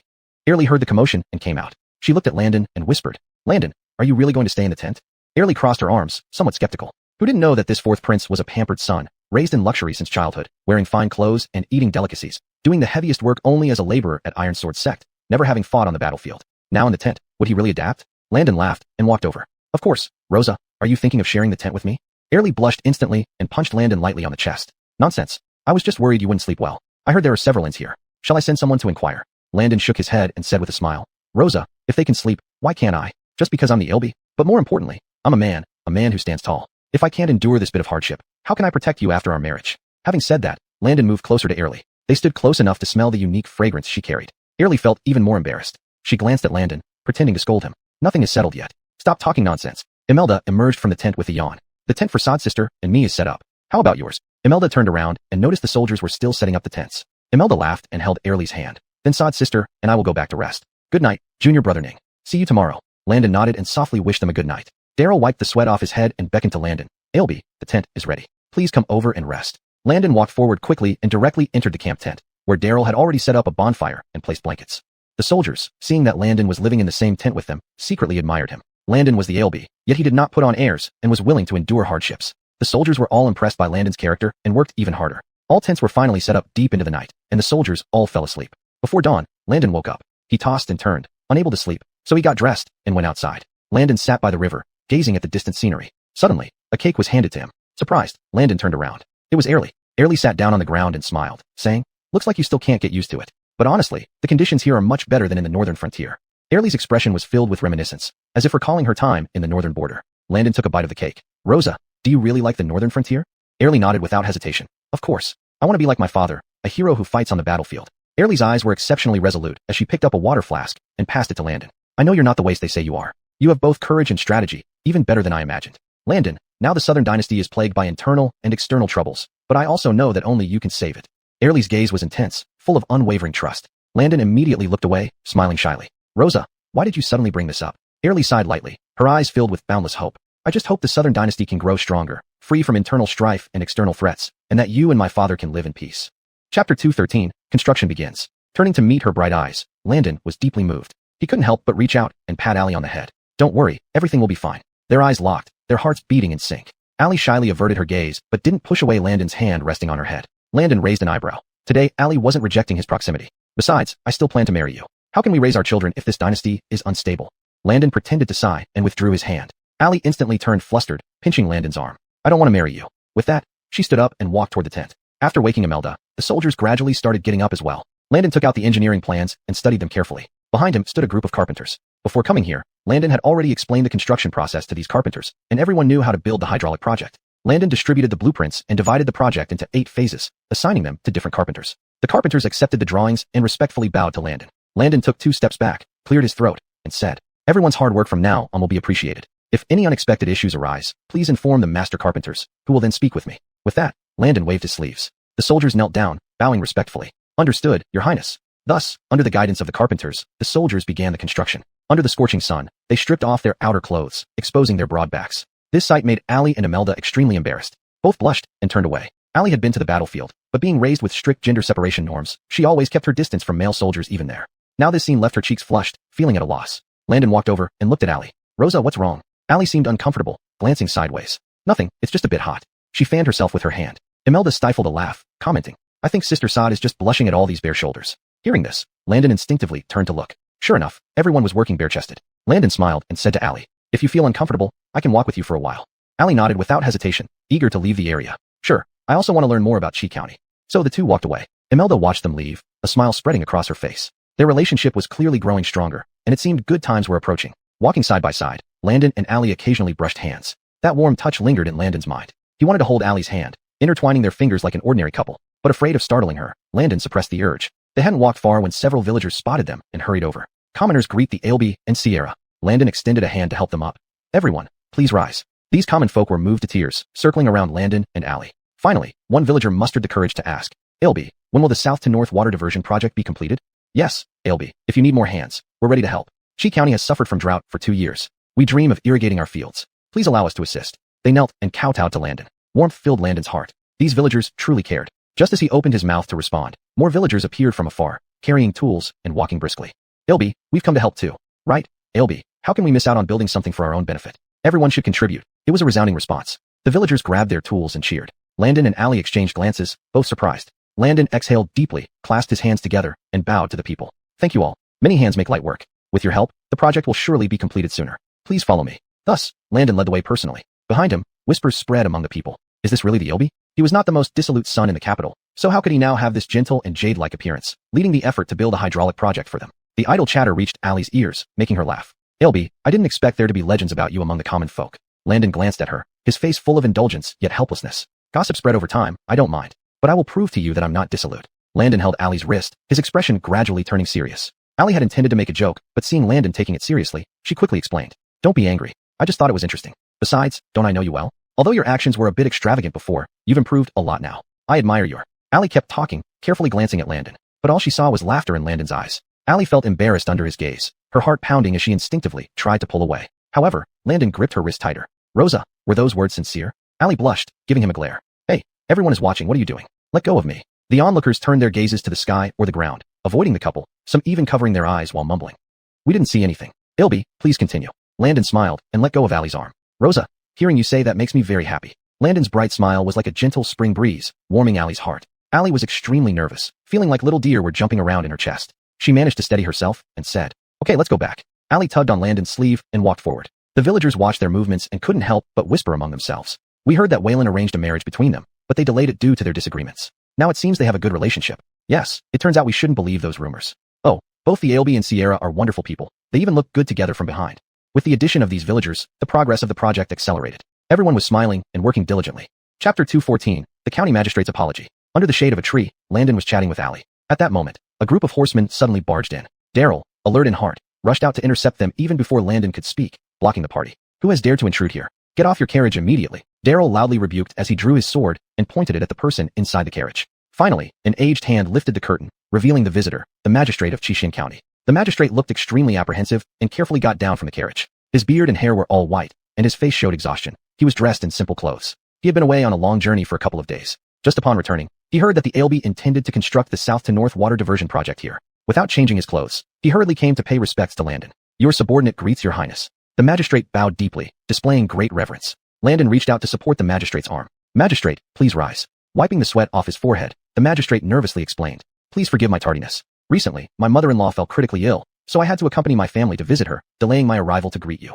He felt like crying yet laughing, not expecting that such an important water project would be constructed in this tiny county. Had he known earlier, he should have sent his family ahead while he remained to finish his work. Landon smiled and said softly, no harm done. My living and eating alongside these soldiers actually makes it interesting. The magistrate hastened forward, urgently saying, how can you, a prince of royal blood, stay here? Please follow me, your highness. Once again bowing respectfully, the magistrate gestured to invite Landon. Landon nodded and followed. The magistrate first set up a feast to entertain them thoroughly, and then arranged a mansion for their stay. The magistrate anxiously instructed the servants, you must not fail to attend to the Ilby properly, otherwise, heads will roll. By evening, everything was well arranged. Wiping the sweat from his brow, the magistrate looked at Landon with trepidation. According to protocol, he, as magistrate, should have arranged all matters early and waited for Landon's arrival. But unexpected events had caught him off guard. Moreover, he was merely a subordinate official. If Landon was displeased, a single word could end his life. Thinking this over made the magistrate even more fearful. Glancing at Landon, he knelt down with a thud. Your subordinate is guilty. Please punish me, your highness. Shaking his head, Landon smiled nonchalantly. Magistrate, you don't need to do this. It's late, go rest. Relieved, the magistrate let out a deep breath, finally easing his worried heart. He stood up and bowed to Landon again. Thank you for understanding, your highness. I wish you and Sierra a lasting union. Landon's lips curved upward, glancing at Allie. Sitting to one side, Allie didn't speak, but wore a calm expression. After the magistrate left, only Landon and Allie remained in the room. Imelda had not returned, claiming she would supervise the soldiers' work on their behalf. In truth, Landon understood her intention not to disturb their two-person world. Rosa, why don't we practice swordplay? Allie's eyes lit up, picking up the sword from the table. You really want to spar with me? Gripping the sword firmly, Allie's eyes shone brightly. Understanding Allie's passion for practicing swordplay, Landon nodded smilingly. Of course, let me practice with you today. Having said that, Landon extended his hand like a claw and lunged at Allie. Allie instantly dodged and countered with her sword. Landon exerted only 5/10 of his strength, just enough to match Allie evenly. They exchanged blows repeatedly. A smile graced Allie's face as she enjoyed herself. Seeing her radiant smile, Landon couldn't help but smile as well. Meanwhile, Honest paced around the palace. Two spies were reporting on Landon's situation in Chishian County. Honest stroked his chin. So you say my fourth brother has led the men to Chishian? Ha ha ha, that makes things easier from now on. Honest beckoned with his finger, and the two spies leaned closer, listening to his whispers. understanding Honest's instructions. The Bjorn can rest assured. We will not fail our mission. Honest laughed, feeling quite nostalgic. Fourth brother, you may be smart sometimes, but not always. Thinking this south to north water diversion project is a golden opportunity. This time, you might lose at my hands. Honest strutted confidently into the eastern palace. Prince Hamish was reading scriptures when he saw Honest approaching, asking casually, "Second brother, why are you here?" Honest leaned in, chuckling, and said, "Elder brother, the fourth brother has already arrived and is working on the south to north water diversion project in Chishin County. I've arranged for a few people to go there and cause trouble, to give the fourth brother a taste of hardship." Honest clasped his hands behind his back, speaking with evident delight. Once the south to north water diversion project is truly established, that will be the beginning of the fourth brother's nightmare. Hamish secretly rejoiced, but had to feign sternness. He glared at Honest and said seriously, "The LB is our own brother. You can let him have a taste of hardship, but you must not harm him." Honest nodded without hesitation. "Elder brother, rest assured. I know my limits. I merely want to punish the fourth brother. Of course, I wouldn't dare to harm him." Chishin County. The sky was barely dawn, and Daryl rubbed his sleepy eyes, dressed up, and walked out. But upon seeing the foundation submerged in dirty water, he couldn't help but be greatly shocked. All his drowsiness vanished as he angrily demanded, "Who did this? Who dared to sabotage the foundation like this?" His outcry stirred everyone in the camp. People came out one by one, catching the foul smell from the destroyed foundation even from a distance. They instinctively covered their noses and mouth, stepping backward. Realizing it was a deliberate act of sabotage, Daryl immediately reported to Landon. Soldiers and villagers stood aside, dejected. Landon rode swiftly to the scene, asking without dismounting, "What happened exactly?" Daryl promptly stepped forward and saluted, his expression grave. "Report to His Highness, someone deliberately sabotaged it. When I woke up today, the foundation looked like this. Your Highness, find the culprit. We cannot let them off lightly." The villagers clenched their fists and echoed unanimously, "Yes, yes. Everyone is looking forward to the completion of the south to north water diversion project, but someone dared to sabotage it, which is simply abhorrent. Your Highness, please don't let them go unpunished."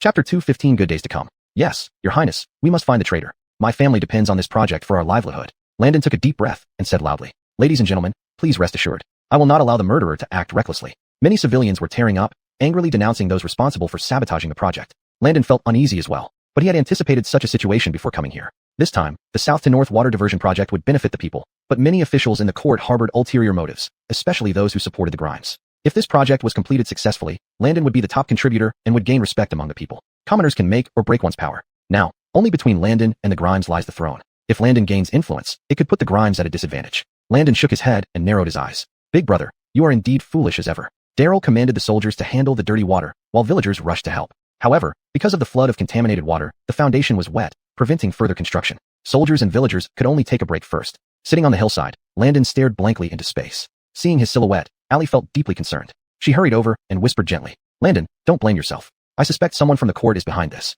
Landon nodded slightly and replied softly, "Rosa, I know, and I have already sent a message to father. He knows what to do." Landon smiled mysteriously, stood up. "Rosa, with the project halted and nothing much happening, how about we enjoy some drinks?" Allie nodded with a smile, relieved to see that Landon wasn't troubled by today's incident.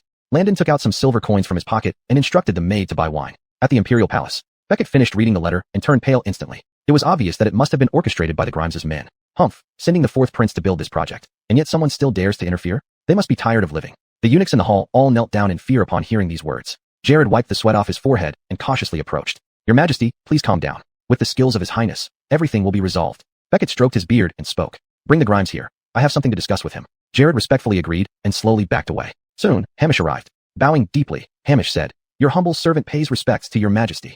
"Haha, I don't see you respecting your father as emperor." With that, Beckett picked up the document on the table and hurled it directly at Hamish. Startled, Hamish covered his swollen forehead in panic and asked uneasily, "Father, what does this mean?" Recently, Hamish had taken on the responsibility to ease the Caden's worries, arranging matters in an orderly manner. He thought that by doing so while Landon was away, he would win more favor with the Caden. But unexpectedly, just as he entered the study, he faced this ordeal. Beckett's eyes were cold as ice. "Did you meddle with the south to north water diversion project?"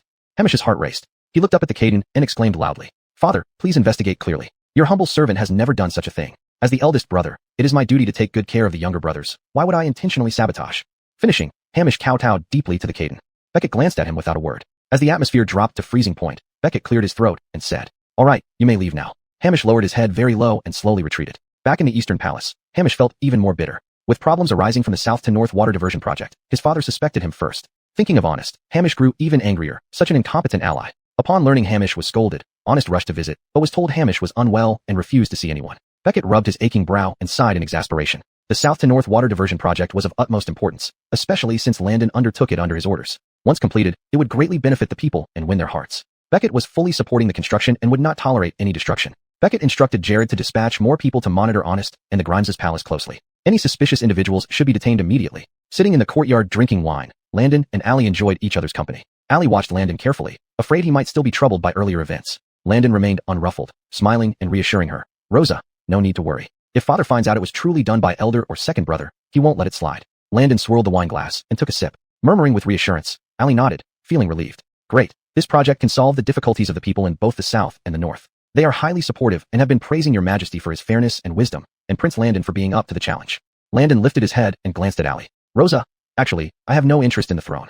After all, Landon had come from another world and knew that not everyone could bear the burden of emperor. Pausing, Landon continued, but elder brother is not suitable for that position. If he ascends the throne, the southern dynasty will only meet its downfall. Landon shook his head helplessly. He wished for an easy life as a carefree prince, enjoying wealth and honor without worries. But given the current state of the southern dynasty, if he didn't rise to the occasion, they would soon become vassals of a conquered land. Stretching lazily, Landon's face showed deep emotion. If elder brother could be relied upon, I would marry into the Jinbaofu. Jinbaofu needs clarification. As a son-in-law, have 2 children within 3 years, and live happily with you and our children.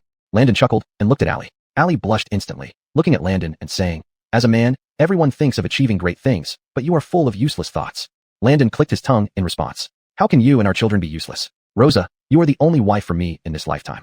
Allie became even more bashful and avoided Landon's loving gaze. Stop talking nonsense and drink your wine. The next morning, after days of gloom, the sun finally appeared in the sky. Daryl was overjoyed and came to Landon, bowing respectfully. Report to His Highness, the weather is excellent today. We should be able to start work tomorrow. Landon waved his sleeves lightly and said softly, good, let the soldiers rest and regain their strength. Under no circumstances should we delay the start of work tomorrow. Understood, Your Highness. Daryl walked away quickly. Landon looked up at the sky. Yes, better days are ahead.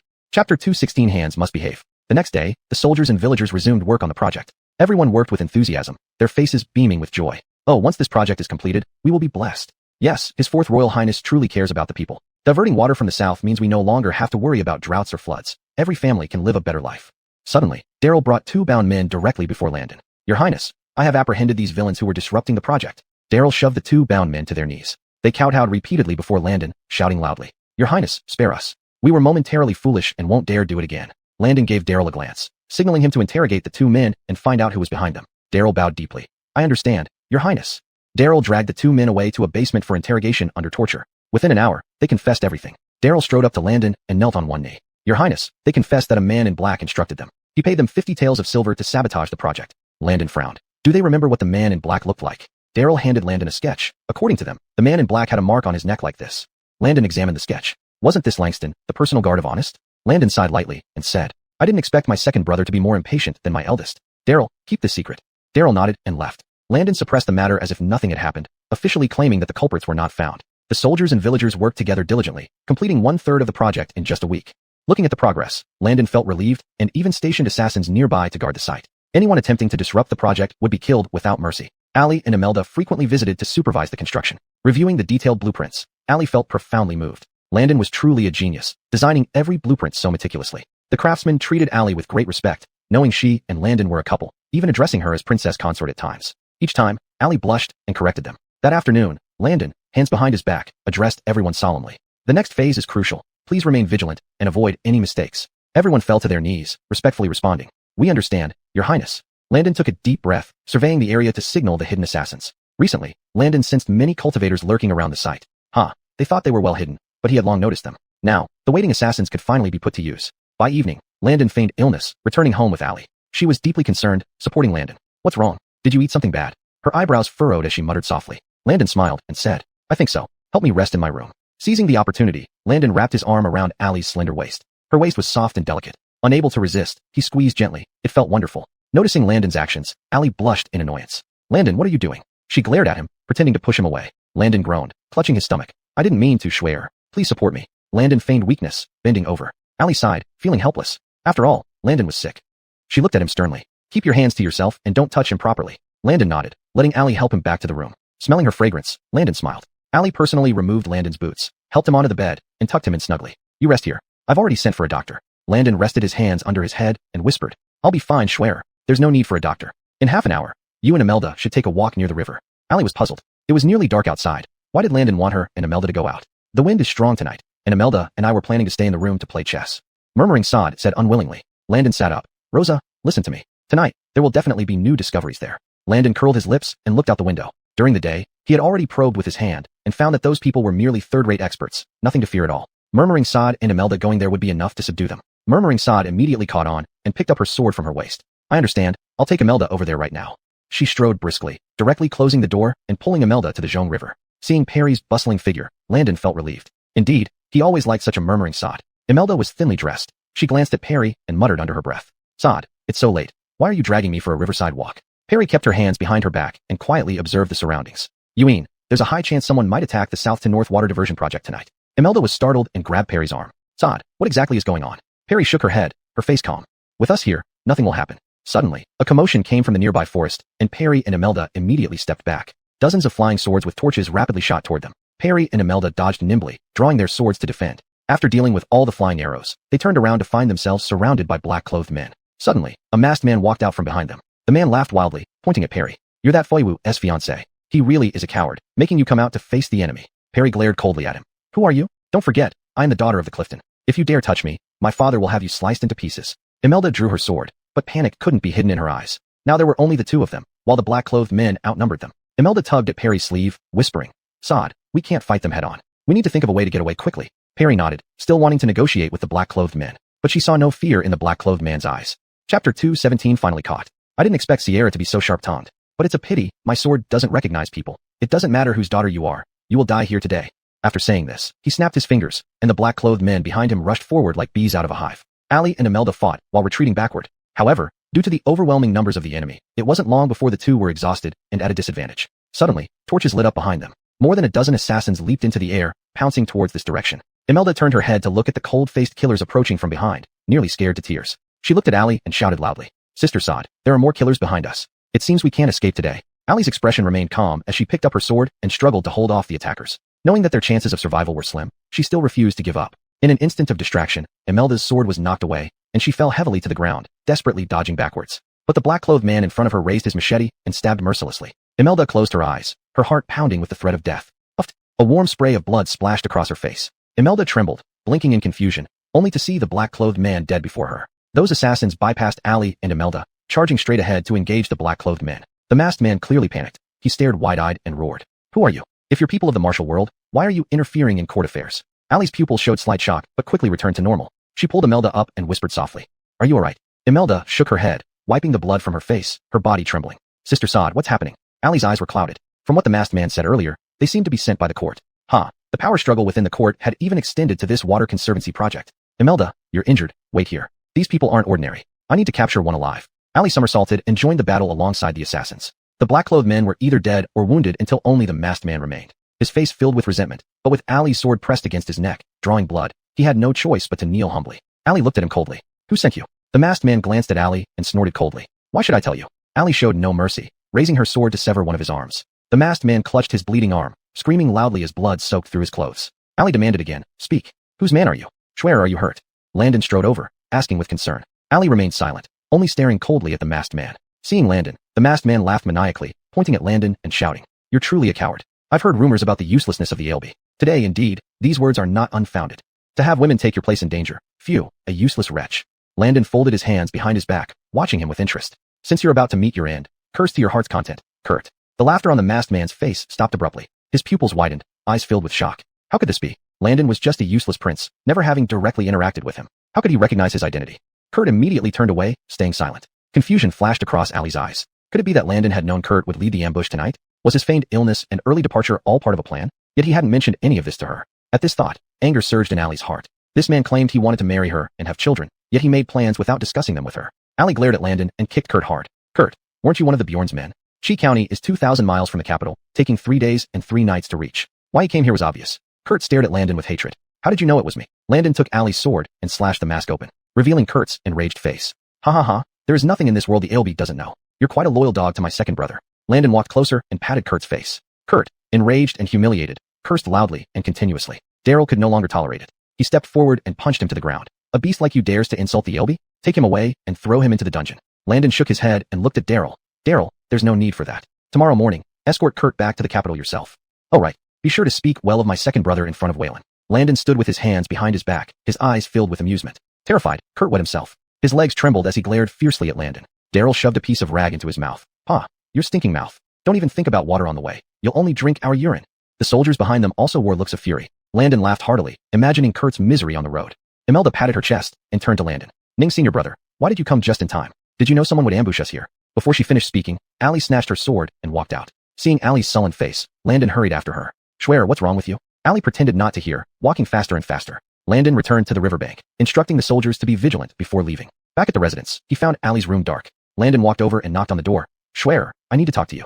Soon, the candle was lit again. Allie, wearing an outer robe, opened the door. She frowned at Landon. What do you want now? Hearing the impatience in her voice, Landon propped himself against the doorframe. Schwer, I didn't mean to hide things from you, and I certainly didn't put you and Imelda in danger on purpose.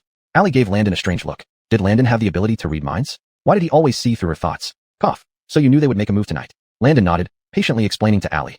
Chapter 218, Sabotage? Honest is put under house arrest. Allie finally calmed down. She looked up at Landon and asked. So that's how it is, but how did you figure out they were third-rate experts? Allie looked puzzled. Landon, staying at the Iron Sword sect, could only do miscellaneous chores. Now he could even determine who the third-rate experts were? Landon smiled and said, Schwer, I don't want to hide anything from you. Nowadays, my prowess has reached first-rate. Landon gazed intently at Allie. Allie was extremely surprised, stumbling to her feet, never expecting Landon's skills to surpass hers. But thinking of tonight's events, Allie's face instantly turned cold. As a first-rate expert, wouldn't dealing with those troublemakers be child's play for Landon? Yet Landon didn't appear in time. He only came forward after the fight was over. Allie walked out, her face cold. Landon immediately reached out, grabbing her arm. Schwer, hiding it from you wasn't my intention. I just didn't want to alarm them, fearing they might take even more outrageous actions. Allie nodded. She was someone who considered the bigger picture and knew that the Grimes' faction now saw Landon as a thorn in their side. I understand, Landon. Allie looked at Landon, her eyes complex. She hadn't expected Landon to think so thoroughly. Thinking about how she previously saw him as a spoiled brat, Allie felt deeply ashamed. Having explained everything, Landon breathed a sigh of relief and headed back to his room to rest. A few days passed. The figures around the river were still busy, with no bandits coming to cause trouble. Landon was very pleased. Inside the palace, Daryl escorted Kurt to see Beckett. At first, Beckett didn't want to meet him. After all, as an emperor, he was unwilling to deal with such trivial matters. But learning that Kurt was Honest's personal guard and had been ordered to sabotage the South to North Water Diversion project, Beckett flew into a rage and immediately summoned Daryl. Daryl knelt down with a loud thud and loudly proclaimed, Your servant pays respects to your majesty. Today, I have taken the liberty of bringing Kurt before you. He led a group of black-clad men to ambush the South to North Water Diversion project in an attempt to sabotage it. However, the ALB had foresight, protecting the project and capturing him. Understanding the full story, Beckett clenched his fists. He turned his gaze toward Kurt, his eyes icy cold. Kurt, do you have anything to say? Kurt shook his head frantically, his face filled with fear. Just then, Jared approached and whispered in Beckett's ear. Your Majesty, the Bjorn has arrived. Beckett slammed the table. Bring that disobedient son in. Honest strode forward boldly. He glared at Kurt, clasped his hands, and bowed to Beckett. This humble son pays respects to Father Caden. Humph, do you even respect this Father Emperor? Disobedient son, kneel now.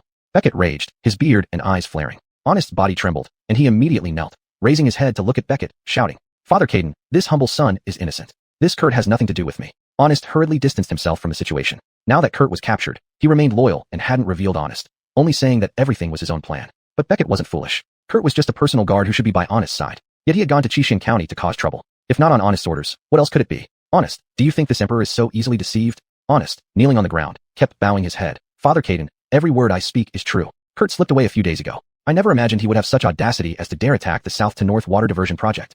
Beckett stood up, looking down at him. Honest, you have truly disappointed this emperor. Go back to the palace and remain under house arrest. You are not to leave without this emperor's command. Saying this, Beckett waved his hand. Honest sighed helplessly and lowered his head. Walking along the path, Honest couldn't help but mutter curses. Truly despicable. He had arranged for Kurt to launch a surprise attack, with someone aiding from the inside, destroying the project and escaping undetected, leaving no trace for Landon to find. This plan was flawless. Where did it go wrong? Honest couldn't figure it out, so he returned to his quarters. Hearing that Honest had been placed under house arrest, Hamish was very surprised. In the afternoon, he visited Honest's palace. Honest stood up. Elder brother, you've come to see me. Hamish nodded, speaking softly. What happened? Honest sat down, frowning deeply. I don't know where it went wrong, but I was caught red-handed by Landon. Now Honest is in jail, and I'm under house arrest. All this is Landon's fault. He slammed the table in a rage. Hamish glanced at Honest and said, Honest, you should stop interfering. Hamish now understood clearly that Honest was just a liability, offering no help whatsoever, only dragging them down. Honest spat, unable to swallow his resentment. Big brother, he has caused me so much trouble. How can I just let it go? Hamish pinched his aching temples. Seeing that Honest was still deluded, he left without another word. Hamish knew that when it came to cunning, Honest was no match for Landon. Yet he insisted on showing off, which would only end in greater disaster. Hamish's eyes darkened. It seemed like it was time to get Uncle involved. Days passed, and the project was finally halfway completed. The villagers were overjoyed, with some even traveling far distances to see the construction. As the project reached its most critical phase, Landon specially invited several craftsmen to discuss with them. After talking all evening until his throat was dry, Landon finally saw understanding dawn in the craftsmen's eyes. They rose one by one, holding their blueprints and bowing to Landon. Thank you, Your Highness. We shall take our leave. Once they were gone, Landon gulped down his tea, breathing a sigh of relief. Early approached, handing a letter from her sleeve to Landon. This is a letter from the Iron Sword sect. Surprised, Landon quickly opened it, recognizing Hillary's handwriting. With the crisis at the Iron Sword sect resolved, Hillary wished for Airlie and Imelda to return as soon as possible to revitalize the sect. Landon looked up at Airlie. Schwer, what do you think? Airlie rested her chin in her hand, speaking seriously. Send Imelda back first. I'll stay here to help you guard the south to north water diversion project. Just then, Imelda walked in. She looked at the two and declared firmly, Sister Sod, you and Master Ning are staying, so I will too. We'll leave together after the project is completed. Chapter 219 proceeding smoothly. Landon stroked his chin. They had overthrown Maverick and retrieved the heirloom jade seal, which turned out to be the domain stabilizing stone from back then. Before leaving, Hillary gave him the immortal passage talisman. With the domain stabilizing stone, they could open the path to the legendary immortal sect. Landon let out a sigh of relief, stood up, and said with a smile, Great. Once this water conservancy project is completed, we will return to the Iron Sword sect. Allie's expression was blank, but her beautiful eyes shimmered with emotion. Landon knew that she missed her fellow disciples at the Iron Sword sect. Rosa, if there are no accidents, this project will be completed in half a month. Allie sighed in relief and shot him a glance. With you, an elite practitioner around, what accident could possibly happen? Imelda was greatly surprised. She looked up at Landon and stammered. You, Brother Ning, you're an elite practitioner? Landon sat on the chair, looking modest. Yes, but please keep it a secret for me, Sister Killian. I don't want more people knowing about this, to avoid unnecessary troubles. Landon sighed lightly. If news spread, the Crown Prince's faction would certainly become restless. But now the Southern Dynasty was unstable, and the Zhou family had only their eyes on the imperial throne. Landon dared not overestimate human nature. To secure the throne, the Zhou family might even collude with Northern Yin, turning the Southern Dynasty into a state full of holes. Imelda was both surprised and delighted, promising without hesitation. I know, Brother Ning, I definitely won't tell anyone else. But I'm genuinely happy for you from my heart. After saying so, she stepped forward and patted Landon on the shoulder.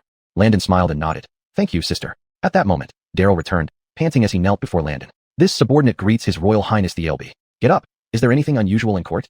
Daryl took 2 steps forward and lowered his voice. This subordinate has learned that recently calls for Grimes have been increasing. They wish to take advantage of your absence from the capital to further solidify his position. But Beckett ignored it all because of issues related to the project, restricting Honesta's movements. So that's it.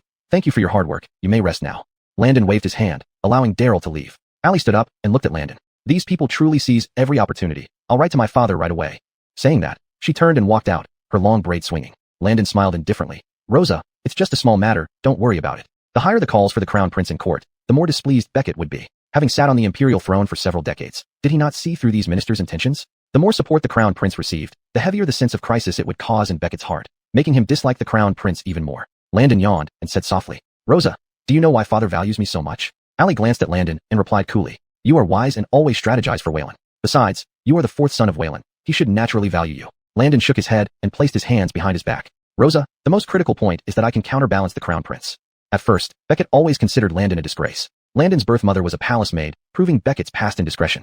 But later, as the Crown Prince's faction grew stronger and began threatening Beckett, along with Honesta's treason attempt, only Landon, a seemingly mediocre 4th son, remained. From then on, Beckett started to cultivate Landon intentionally. Fortunately, Landon proved worthy, replacing the originally dull-minded 4th prince after traveling through time. Through his strategic planning, the rule of the Southern Dynasty became more stable, and Beckett's power gradually grew, putting pressure on the Crown Prince's faction. Landon smiled, speaking casually. Sigh, I can see that father still favors elder brother, but due to power conflicts, he has no choice but to favor me a little more. Allie suddenly realized, looking at Landon with sympathy in her eyes. Nowadays, Landon was the prestigious LB and the next leader of the Iron Sword sect, seeming to achieve everything effortlessly. But beneath it all was exploitation. Allie patted Landon on the arm earnestly. Landon, the higher one goes, the lonelier they become. And besides, I'm with you. The corners of Landon's mouth curled upward as he looked at Allie triumphantly. Sure enough, Allie was like that, cold-faced yet warm-hearted. Seeing Landon's bright smile, Allie instantly got angry.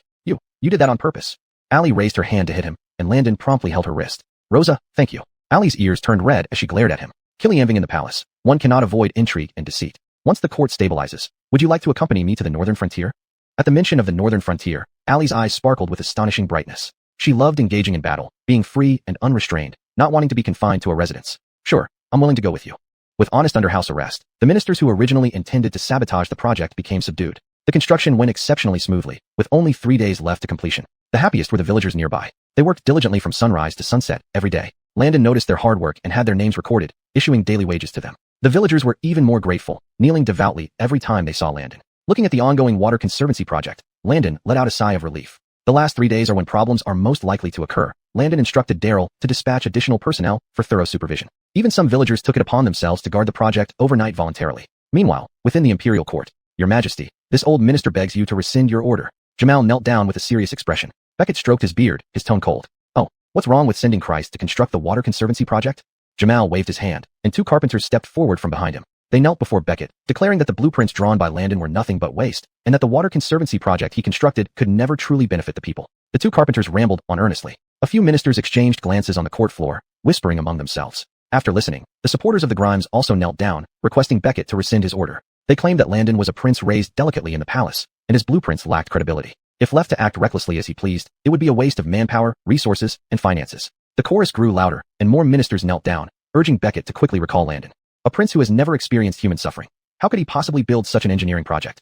Chapter 220 All petitions against Landon. Caden's expression darkened further. Initially, the blueprints drawn by Landon had won unanimous approval from these carpenters. They all believed that this project could indeed be constructed. Once completed, the south-to-north water diversion project would regulate droughts and floods, benefiting the people. Now, the project was in its final stages, having taken considerable time and effort. However, at this critical juncture, Jamar declared that the project was unfeasible and even brought a few craftsmen to testify. This meant that all the previous efforts would be in vain. For a moment, everyone in the court was extremely dissatisfied with Landon. This ALB is simply being reckless. Though his intentions were good, he acted too rashly. How could such a project be completed based on just his drawings?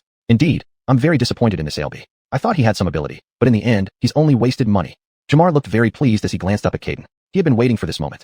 Since his earlier attempts to sabotage had failed, now was the time to strike a heavy blow against Landon. Facing pressure from so many ministers, how could Caden remain unmoved? Moreover, Landon was just a useless prince. Though he occasionally showed insight in court matters, like fortuitously recovering the Southwestern Army, professional work should be left to professionals. Landon knew nothing about engineering. How could he complete the south-to-north water diversion project? Caden stood up, his face pale with anger. This is my imperial decree, ordering the ALB to oversee the water conservancy project. Now, are you saying I was wrong?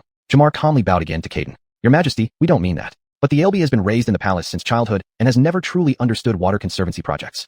He once boasted that this project could be completed within a month. Yet, after more than a month and a half, he hasn't returned. Caden lowered his head, pondered for a moment, and said, I will send someone to urge him. Ministers, is there anything else you wish to report? Caden's face was unusually calm. He understood Landon. Landon never did things without confidence. Once completed, the south-to-north water diversion project would effectively regulate the water supply between the north and south, a great achievement. Just then, Hamish stepped forward.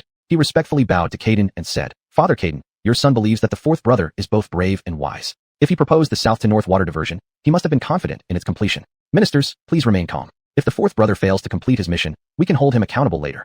Caden glanced at Hamish and couldn't help but sneer inwardly. Good, the Grimes faction was trying both hard and soft tactics. Jamar turned to look at Hamish. Grimes, you and the ALB are indeed close siblings, but this time, he might disappoint you. After saying this, Jamar snorted coldly. Caden could no longer listen and directly dismissed the court. Jamar pressured Caden in the court and immediately ordered his subordinate, Montague, to poison the river Zhanghe upon returning to his mansion. Jamar stroked his beard, satisfied. Landon, let's see how you can complete the south-to-north water diversion this time. Montague led a few second-rate martial artists and hurriedly set off. They wore plain clothes and arrived at Qixing County. Initially, they thought poisoning the Zhanghe River would be easy. Just wait for a dark and windy night and throw 2 bags of toxic powder into it. However, they found soldiers guarding the entire area around the Zhanghe River, and local villagers also held tools, preventing anyone from getting close. Montague was very frustrated. For several days, he and his men tried every possible way to sneak through, but all attempts were blocked. With no other options, he returned to report to Jamar. Jamar fumed. But then he thought, Landon lacked genuine talent, so the south-to-north water diversion project was impossible. Jamar laughed loudly, saying, this south-to-north water diversion has no real use. I don't believe a worthless man like him has such capability. He'll just wait for punishment when he returns to court. In reality, the project was already complete. Landon didn't want to reveal this prematurely and only said the project needed 3 more days to finish. That night, on Landon's order, Daryl cut the ropes, and the south-to-north water diversion began operating. At first, the southern water level was much higher than the northern side. After flowing overnight, they found the water levels on both sides were almost equal. Daryl was delighted. He calmed the agitated soldiers and then visited Landon, shouting loudly, Ilby, it's done. The south-to-north water diversion is a success. Landon laughed heartily. Wasn't this expected? All right, let the soldiers continue to guard, and send a group to report this good news to Father Caden. Daryl nodded without hesitation and passed on Landon's orders. Caden looked at the pile of memorials before him, his expression growing increasingly gloomy. Jared stood beside him, cautiously asking, Your Majesty, shall this old servant put these memorials aside for now? Caden shook his head and picked one up at random. No need. These are all impeachments against the LB. They truly do not respect me. He finished reading each one and tossed them all onto the ground. Look, now even assigning someone to oversee construction is a challenge. Jared knelt down in fear, too scared to speak. At that moment, another eunuch came hurrying in, respectfully presenting a letter. Your Majesty, this letter is from the LB. He insists that only you should read it. Caden's expression eased. He stroked his beard and instructed Jared to take the letter. After finishing the letter, Caden was greatly pleased. He placed it on the table and couldn't help but clap. My son indeed did not disappoint. Caden stroked his beard again, looking at Jared. Killian, burn this letter. The LB will return soon. Landon didn't want certain people to know about the project yet. The south-to-north water diversion was already completed and could effectively regulate the water supply between the north and south. Moreover, Landon had intentionally drawn out the process to make the court's old foxes relax their guard. Now, he must not give any reason for troublemakers to interfere. After burning the letter, Caden felt thoroughly relieved. Meanwhile, Landon assigned Daryl and others to closely monitor the area to prevent anyone from deliberately sabotaging the project. He returned secretly to the capital with Allie and Imelda. Entering the Imperial study, Landon bowed respectfully. Your son pays respects to Father Caden. Caden's eyes were full of approval. He stepped forward quickly, personally helping Landon to his feet. Ilby, I indeed did not misjudge you. Father Caden, the south to north water diversion has been completed and can effectively regulate the water supply between the north and south. There's no need for you to worry about this anymore. Chapter 221, Heading to the Iron Sword Sect. Beckett stroked his beard, his eyes welling up with tears. The south to north water diversion project was a boon for the people, and the common folk no longer had to worry about droughts and floods. Landon smiled and nodded, then spoke. Father, I would like to pay a visit to the Iron Sword Sect. Beckett nodded without hesitation. You have my permission. Christ, travel safe. Knowing that the completion of the water diversion project would incite envy from the Grimes' faction, leading them to seek trouble with Landon, it was better for him to take refuge at the Iron Sword Sect. Landon heaved a sigh of relief, bowing once more to Beckett. I take my leave. Landon turned around and left in big strides. After packing their belongings, the three set off on their journey. In just half a day, they returned to the Iron Sword Sect. Landon smiled as he looked at Allie. Rosa, we're finally back. Allie felt a huge weight lifted off her shoulders. Only here at the Iron Sword Sect did she feel the breath of freedom. Together, they walked inside. In the main hall, the three moved in unison to greet Hillary. Hillary beamed, hurriedly stepping forward. Please rise quickly. He gave Landon a meaningful look and whispered. Even though I'm here at the Iron Sword Sect, I've been closely following your progress. It's said that the south to north water diversion project is going smoothly, and you three deserve much credit. Landon chuckled sheepishly. Patriarch, you are indeed well informed. Thereafter, the three sat down and chatted with Hillary. Upon learning that everything was well at the Iron Sword Sect, Allie and Imelda felt relieved. Hillary sent the two out, leaving Landon alone. Landon knew what Hillary wanted to ask, and thus said directly, Patriarch, I have found the domain stabilizing stone, which is also known as the Imperial Seal. Hillary was greatly pleased. I knew you could do it. Now with the Transcendental Talisman and the domain stabilizing stone, we can open the path to the cultivation sections. However, Landon disagreed. At present, he was merely a first-class expert, not having truly reached the realm of master. Even if the path to the cultivation sects were open now, he wouldn't be qualified to enter. Landon cupped his hands in a formal gesture. Patriarch, given my current level, I find it difficult to qualify for entry into the cultivation sections. I need more time to cultivate. Hillary nodded in agreement, relieved. With a serious face, he added, You may go ahead. The position of Patriarch will always be reserved for you. Landon wore a troubled expression. Even if he agreed, Hillary could only hold a nominal title here. He couldn't stay day in and day out. Hillary was quite forthcoming, glancing at Landon and smiling. The fact that you agree to take up this position makes me very happy. Only by entrusting the Iron Sword Sect to you can I rest assured. At that moment, Elder Casimir approached. Casimir stroked his beard and smiled. Ilby, welcome. Landon nodded. Elder, there's no need for such formality. I am not just the Ilby but also a disciple of the Iron Sword Sect. You can call me by my name. Landon maintained a humble attitude, taking 2 steps back. Casimir glanced at Hillary and said softly, Patriarch, I have something to tell you. Without lifting his head, Hillary calmly replied, Landon is not an outsider. Speak directly. Cough. Silver Moon Sect, which has always been against us, is in trouble. Elder Schwangen was killed, and they claim to have found your jade pendant at the scene. Hillary was greatly shocked. That was impossible. He hadn't been to Silver Moon Sect recently. Someone must be framing him. Casimir sighed helplessly. Yes, Patriarch, but they say it happened, and they insist the Iron Sword Sect is responsible. Hillary sighed lightly, looking helpless. Landon stepped forward calmly. Don't worry. A jade pendant alone cannot convict you. Hillary looked at Landon and asked softly, What do you think should be done? Landon sat on a chair, his expression unusually calm. For now, we wait. If Silver Moon Sect truly comes to confront us, they will be in the wrong. Seeing Landon so composed, Hillary finally felt relieved. I'll follow your lead. Landon returned to his room, lying on the bed with his eyes closed. Soon, someone knocked on the door, and it was Imelda. Imelda grabbed Landon's arm and shouted, Ning Jr. brother, hurry. People from the Silver Moon Sect are here. Landon yawned. He had anticipated this. Senior sister, don't panic. They are in the wrong. A thin layer of sweat appeared on Imelda's forehead, and tears filled her eyes as she gazed at Landon. My father just recovered, and they're already pushing so hard. How can I not be worried? Ning Jr. brother, you must have a way to save my father. She anxiously shook Landon's arm. Landon nodded hurriedly and followed her to the front hall. Elder Gary of the Silver Moon Sect was seated alongside Hillary, both with unusually cold expressions. Behind Gary stood several senior disciples of the Silver Moon Sect. Seeing Landon arrive, Allie's tensed body relaxed somewhat. Landon strode quickly to Hillary and said, Patriarch, I'm here. Hillary's furrowed brows eased, and he nodded, looking at Landon and saying, It's good that you're here. Beside him, Gary couldn't sit still any longer. He pounded the table and pointed at Landon, asking, Are you the current Elby? Though he phrased it as a question, his tone was full of disdain. Landon nodded and replied calmly, Yes, this is indeed the Elby. Huh. The Elby actually aids in evil deeds by siding with the Iron Sword Sect. Does this represent the Imperial family's will? Landon folded his hands behind his back, unperturbed. This is merely my own decision. Why involve the Imperial family? Besides, why have you stormed into the Iron Sword Sect so boldly? What's your business? Gary pulled out a jade pendant from his sleeve and presented it to Landon. Elby, I heard you serve as a servant here at the Iron Sword Sect. You must be familiar with this jade pendant, right? Landon glanced at it and calmly nodded. Indeed, I have seen this jade pendant before. Humph. This jade pendant belongs to Hillary. It was found in Elder Schwangen's room within our sect, and when it was discovered, Elder Schwangen was lying in a pool of blood. Surely, all this must be the doing of Hillary. Gary's eyes blazed with fury as he angrily pointed at Hillary. Landon chuckled, took the jade pendant, and examined it, then calmly said, Just a jade pendant. It could have been stolen by one of your sect members and used to frame someone. Do you have any other evidence? You? Fine. I see now. You, the Ailbe, are determined to protect him.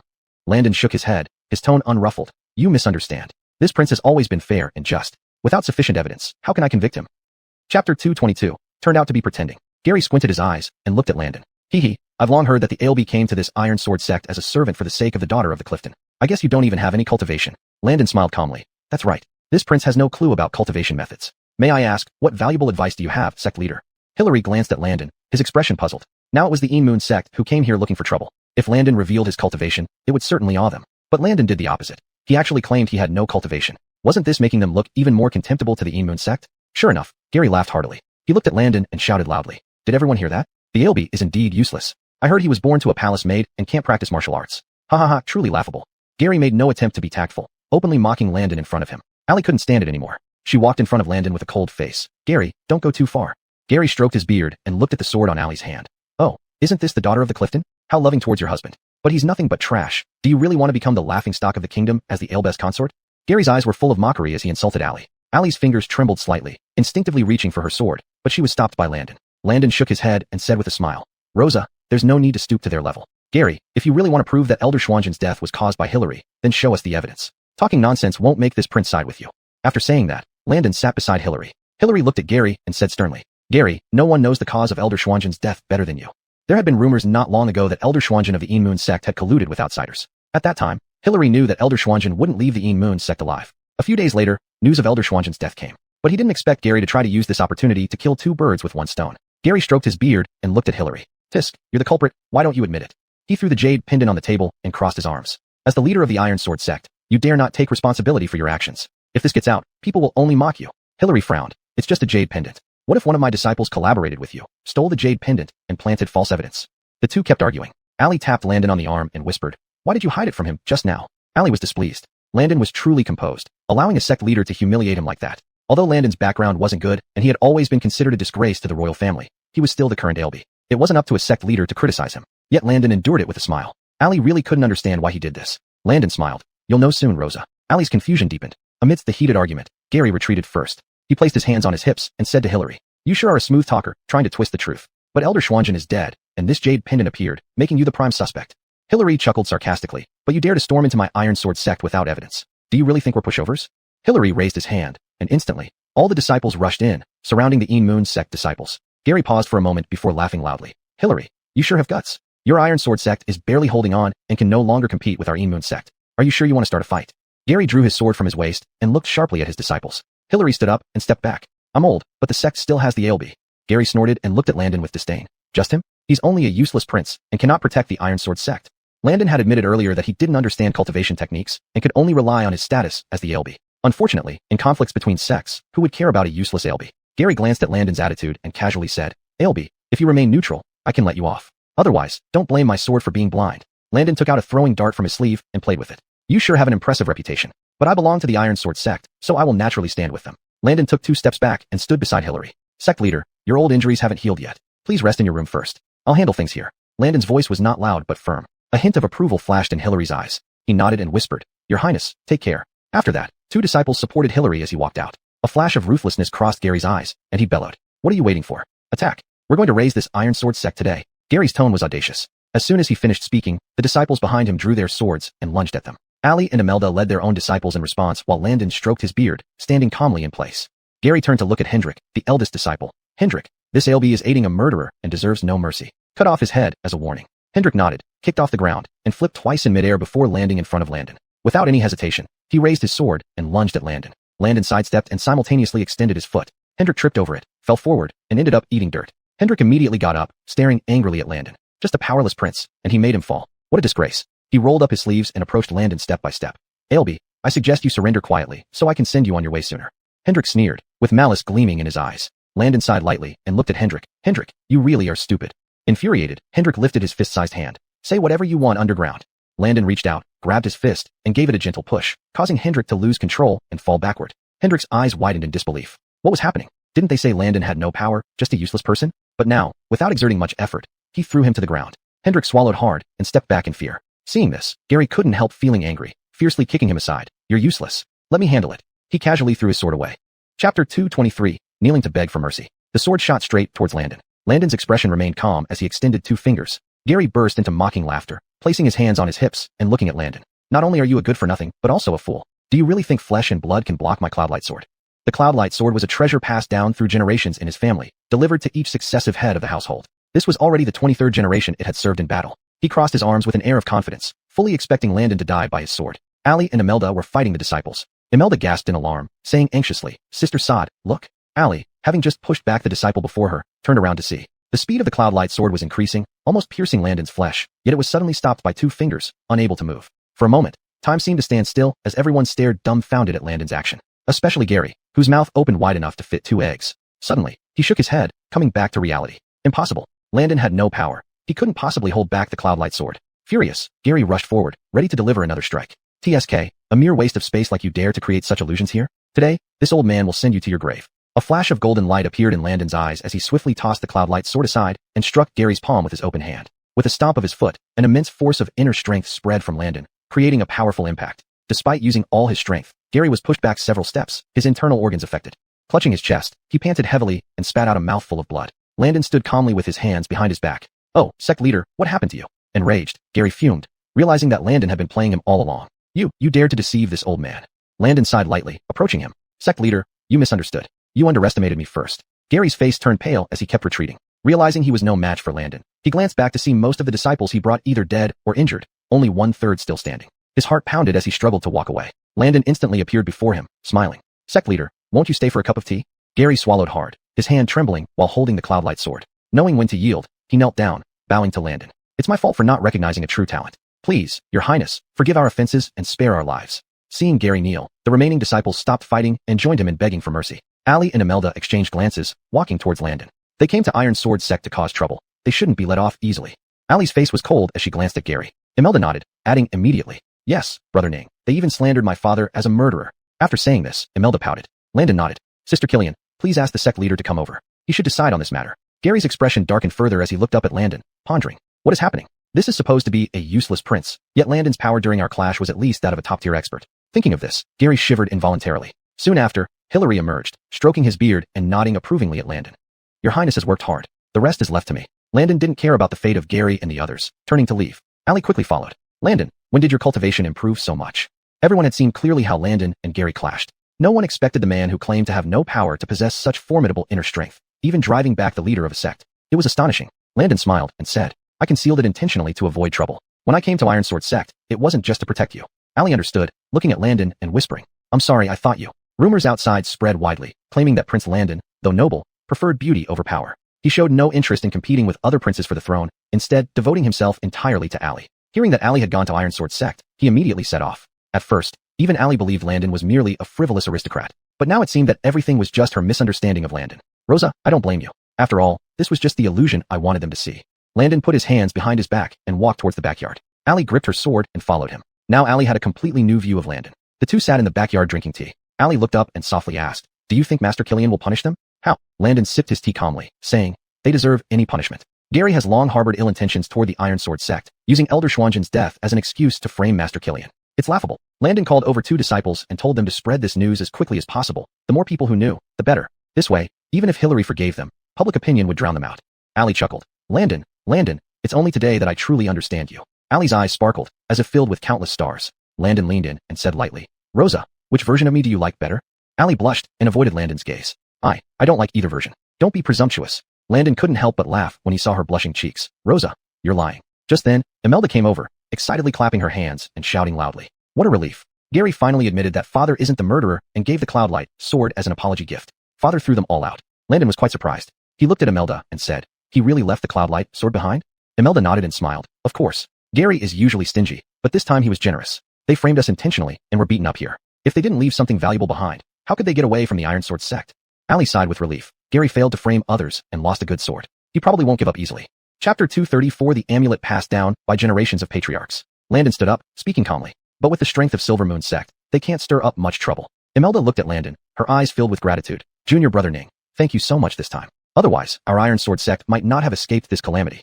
Heaven knows how scared Imelda was when Gary led many disciples to rush in. She thought her father was really going to be taken away. Fortunately, Landon stood out and timely held the big situation, even defeating Gary in one move. Junior brother Ning, you're really amazing. No wonder father wants to pass the position of patriarch to you. I have no objection. Landon smiled helplessly. Senior sister Killian, you are the best choice for this position. The Southern Dynasty's regime is not yet stable. Even if I became the patriarch, I wouldn't be able to stay here every day. Imelda exclaimed and lowered her head dejectedly. Ali patted her back, smiling, and said, don't worry. When you become the patriarch, Landon and I will also help you. Imelda held Ali's arm, whispering, Sister Sod, you must keep your word. So, the three sat down and talked merrily. Not long after, Hillary came. He stroked his beard and looked at Landon, saying, Ailby, do you have some time? Landon nodded. Patriarch, what's the matter?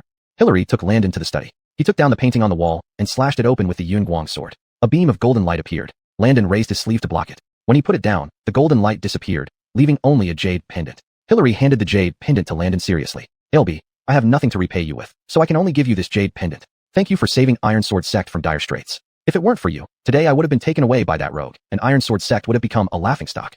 Hillary sighed heavily. Landon accepted the jade pendant and examined it carefully. The patterns on it were exquisite, and it felt warm and smooth. Patriarch, what is this jade pendant? This jade pendant is an amulet passed down by the previous patriarch. Now, you need this jade pendant more than me. Landon frowned, not understanding Hillary's meaning. Patriarch, Iron Sword Sect is still in danger now. Why are you giving me this amulet? Hillary smiled bitterly twice. My body cannot hold out anymore, but thankfully there are still elders and disciples in the sect. Iron Sword Sect is relatively safe. But Ailby, your future road is still long. This jade pendant would be more useful to you. Hillary's hands trembled slightly, full of expectations in his eyes. Landon did not refuse, directly putting the jade pendant on his waist. Thank you, Patriarch. Walking out of the study, Landon felt very emotional. If there could be more righteous people like Hillary, would the court be more stable? In the evening, Landon sat by the window drinking tea. A white dove cooed and landed on the windowsill. Landon took off the letter tied to its leg and let it fly away. Opening it, he found it was written by Daryl. Daryl wrote that everything was fine with the South to North Water Diversion Project, which could regulate the water sources between the North and South. The great drought in Qixin had finally been resolved, and the people knelt down to thank the Emperor and the Ailby. Landon felt gratified. On the way to Iron Sword Sect, he had heard many praises. For rulers, public sentiment is very important. Similarly, some people in the court should also be getting anxious. In the Imperial study, Beckett rubbed his sore temples, speaking hoarsely. Why hasn't the Grimes arrived yet?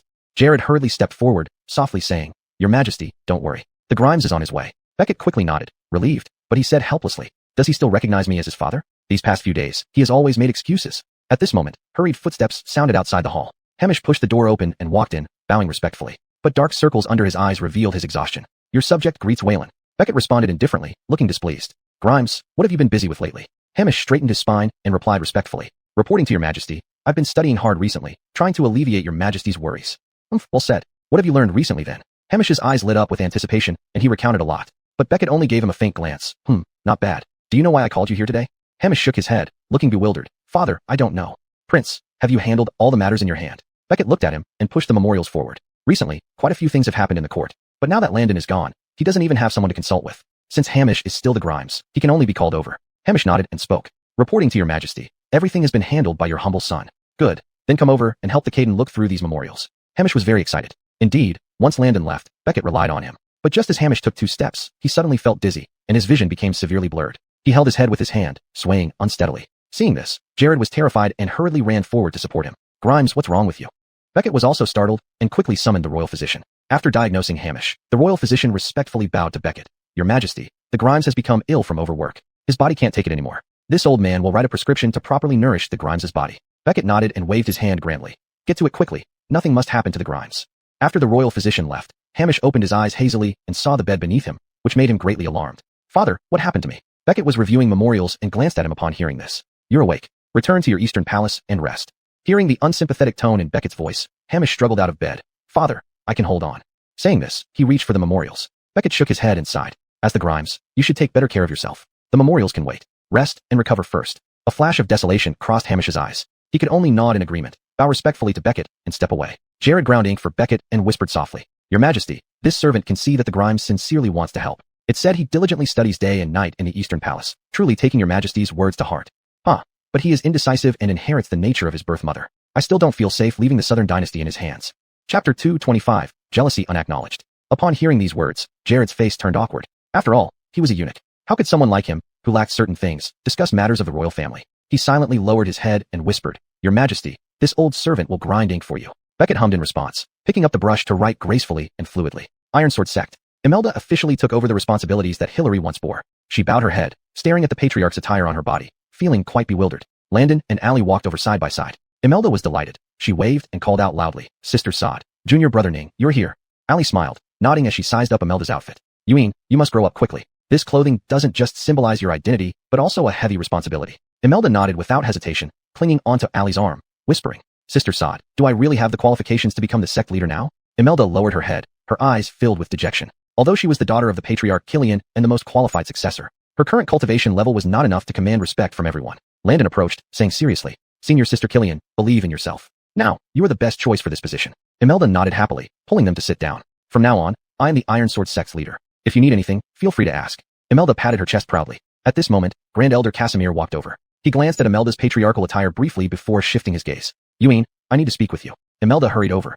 Grand Elder, what is it? Cough. Patriarch Killian has re-entered seclusion. From now on, you'll handle all affairs big and small within the sect. But with your current standing and skills, it might be difficult to gain the disciples' trust. How about holding a major competition? This way, they can truly accept you. Imelda looked troubled, eyeing Casimir timidly. Grand Elder, you know my cultivation is only second-rate. Won't hosting this competition only embarrass me further? Imelda couldn't help but feel despondent. Though second-rate was decent within the Iron Sword sect, there were still 2 gifted disciples above her, considered first-rate experts. If she lost, how could she secure her position as the leader? Landon stepped forward, looking at Casimir. Grand Elder, Senior Sister Killian has just taken over. The major competition can be postponed. Landon knew that for Imelda to firmly hold her position, the competition was necessary. Only by earning the disciples' heartfelt respect would she truly deserve the title of leader. Casimir glanced at Landon and smiled. Christ makes sense. Let's postpone it until the end of the month. He looked down at Imelda, as if asking for her opinion. Imelda clenched her teeth and agreed. Grand Elder, rest assured. I will practice diligently to achieve breakthroughs soon. Once Casimir left, Landon pulled out a medicine bottle from his sleeve and handed it to Imelda. Senior Sister Killian, take one of these pills daily, and you'll break through to first-rate status within half a month. Imelda was incredibly surprised and immediately grabbed the bottle. Junior Brother Ning, are these pills really so potent? Landon nodded, absolutely. Otherwise, why do you think I've been so obsessed with the medicine cabinet and Iron Sword sect all along? Imelda became even more excited, jumping into Landon's arms. Junior Brother Ning, thank you so much. Now that father is in seclusion, you and Sister Sod are the only ones who can support me. Imelda sighed, understanding her father's intentions. Now, many coveted the leader's position, and only securing her assent could discourage them. Yet with Imelda's current cultivation, defeating all disciples was beyond her capabilities. Landon folded his hands behind his back, smiling. I think Patriarch is reassured to enter seclusion because he knows I have methods to help you secure your position. Imelda's eyes curved with happiness. Junior Brother Ning, thank you in advance. Imelda eagerly picked up her sword and headed to the backyard to practice. Landon watched her leave, a smile spreading involuntarily. Though Imelda was older than him, her temperament was always childlike. Over the years, having stayed in the Iron Sword sect and being doted on by Patriarch Killian had somewhat spoiled her. Landon turned. Rosa, let's go back too. Ali's expression was cold, acknowledging him with a soft before walking ahead. Sensing something off with Ali, Landon hurried to catch up. Rosa, what's wrong with you? Murmuring a denial, Ali maintained her composure. Nothing, I'm just tired and want to rest. She quickened her pace and returned to her room. The moment she closed the door, her mind was still in turmoil, constantly recalling the embrace between Landon and Imelda. Though she knew their relationship was innocent and they were merely ordinary fellow disciples, the sight of them being so close left an uncomfortable feeling in her heart. Ali sighed lightly, shaking her head helplessly. What was happening to her? Lately, she had been acting stranger and stranger. Landon propped his hands behind his head, carefully reflecting. Had he done something wrong recently that upset Ali? After some thought, he realized it could only be the embrace between him and Imelda. Is Ali jealous? Landon sat up abruptly and walked out the door. Knock knock. Hearing the knock, Ali pinched the bridge of her nose before going to open the door. Who's there? It's me, Rosa. Landon's voice came from outside the door, causing Ali's heart to flutter again. Standing there, she seemed to suddenly realize something. Recently, she had become more concerned about Landon, wanting to know every detail about him. Perhaps she had fallen for Landon. Her heart pounded as she clutched the doorknob, unsure if she should open it. This was her first time having feelings for a man. Each time she saw Landon, her heart would stir with an unusual sensation. While she was lost in thought, Landon knocked on the door again. Rosa, why aren't you opening the door?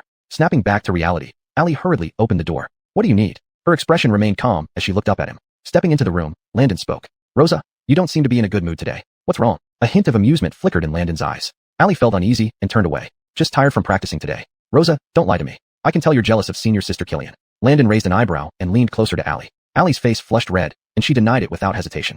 Chapter 226, Searching for the Millennium Snow Lotus. It's impossible, don't talk nonsense. What are you talking about being jealous? We merely have a betrothal agreement. This betrothal is a burden to both of us. Even if you and Rosalind have something going on, I would wish you both well. Ali spoke stiffly, avoiding Landon's gaze. Landon crossed his arms behind his back and looked at her helplessly. Rosa, is this betrothal really a burden to you? Ali hesitated for a long time before slowly uttering a single word. Yes. Landon laughed bitterly. He had always been a master planner, but today he clearly made a mistake. Landon took 2 steps back and looked at Ali. I understand. If you truly don't want this, I'll ask Waylon to rescind the order. I won't put you in such a difficult position. I've disturbed you today. With that, Landon pushed open the door and left. He was the esteemed Ailby. What kind of woman couldn't he obtain? Since Ali didn't have any feelings for him, he wouldn't persistently pursue her either. Landon lay on the bed and had a comfortable sleep. Indeed, it felt light without love. He sat by the window sipping tea, listening to the drizzle outside, feeling quite content. Now Hillary was in seclusion and would not be out for at least half a month. The Grand Sect competition was also postponed until the end of the month. After calculating the time, Hillary would just finish her seclusion and be able to participate in the Grand Sect competition. It seemed all this was within Killian C. Ming's calculations. It was evident that Killian C. Ming desperately wanted the position of sect leader. But considering his age, it would be most appropriate to pass the position to a younger disciple. Killian C. Ming had 2 disciples under him. One was Killian Qinghe and the other Alvin, both first-class experts. Compared to them, Imelda was an entire realm lower. If she practiced diligently during this time, coupled with the elixirs he had prepared, surpassing the first-class realm would be no problem. Currently, Landon was at the peak of the first-class realm, just half a step away from the master level. Landon sighed with relief and couldn't help but sigh. Hillary sure trusted Imelda enough to hastily pass the position of sect leader to her and let her handle everything big and small while directly closing herself off for seclusion, oblivious to external matters. But as long as Landon was there, those who coveted the position wouldn't succeed. Landon picked up the medical book on the table, flipped through a few pages, and suddenly stood up. Using Angelica sinensis, white attractalodes, and adding the final ingredient, the Millennium Snow Lotus, makes it a powerful tonic, highly beneficial for cultivators. Landon nodded, smiling with satisfaction. Just recently, he found out the whereabouts of the Millennium Snow Lotus. Landon took out a map, marked the location of the Millennium Snow Lotus, and went to find Imelda. He informed her of his intention to leave, which made Imelda very anxious. She grabbed Landon's sleeve and whispered, "Ning Jr. brother, if you leave, what will happen to Iron Sword Sect? With just Sister Sod and me, we can't protect the Iron Sword Sect properly." Finishing her words, Imelda lowered her head. Landon wasn't bothered by this. He looked at Imelda seriously and said, "Senior Sister Killian, since the sect leader entrusted this position to you, it means you're capable of managing Iron Sword Sect. Don't worry, I'll be back in at most 2 days. With Rosa, Sod helping you, Iron Sword Sect will be fine." Landon smiled and patted Imelda's shoulder. Imelda was very confused why Landon and Allie were acting so distant all of a sudden. "Ning Jr. brother, what happened between you and Sister Sod?" Landon shook his head. "We didn't quarrel. Our betrothal agreement caused distress to Rosa. I don't want things to stay this way. From now on, we'll be sincere friends." After saying this, Landon waved at Imelda and turned to leave. He changed out of his cumbersome court attire and wore the disciple clothes he used to wear when training at Iron Sword Sect, then left carrying his pack. After Landon left, Allie came out from behind the screen.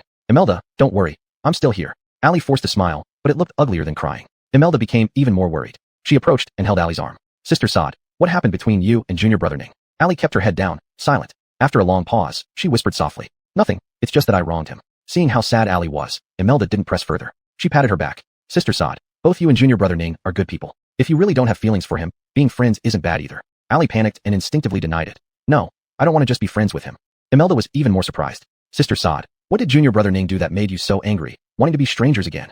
Allie blushed, not knowing how to explain to Imelda. Her heart was in chaos, but hearing Landon's words earlier, she involuntarily felt a sting of pain. Mermong Sada's eyes instantly turned red. She wiped them randomly and walked back to her room. Landon held the map in his hand, and his journey was going smoothly, until he entered a forest. The forest was filled with poisonous fog. Landon took out a pill from his pocket and swallowed one.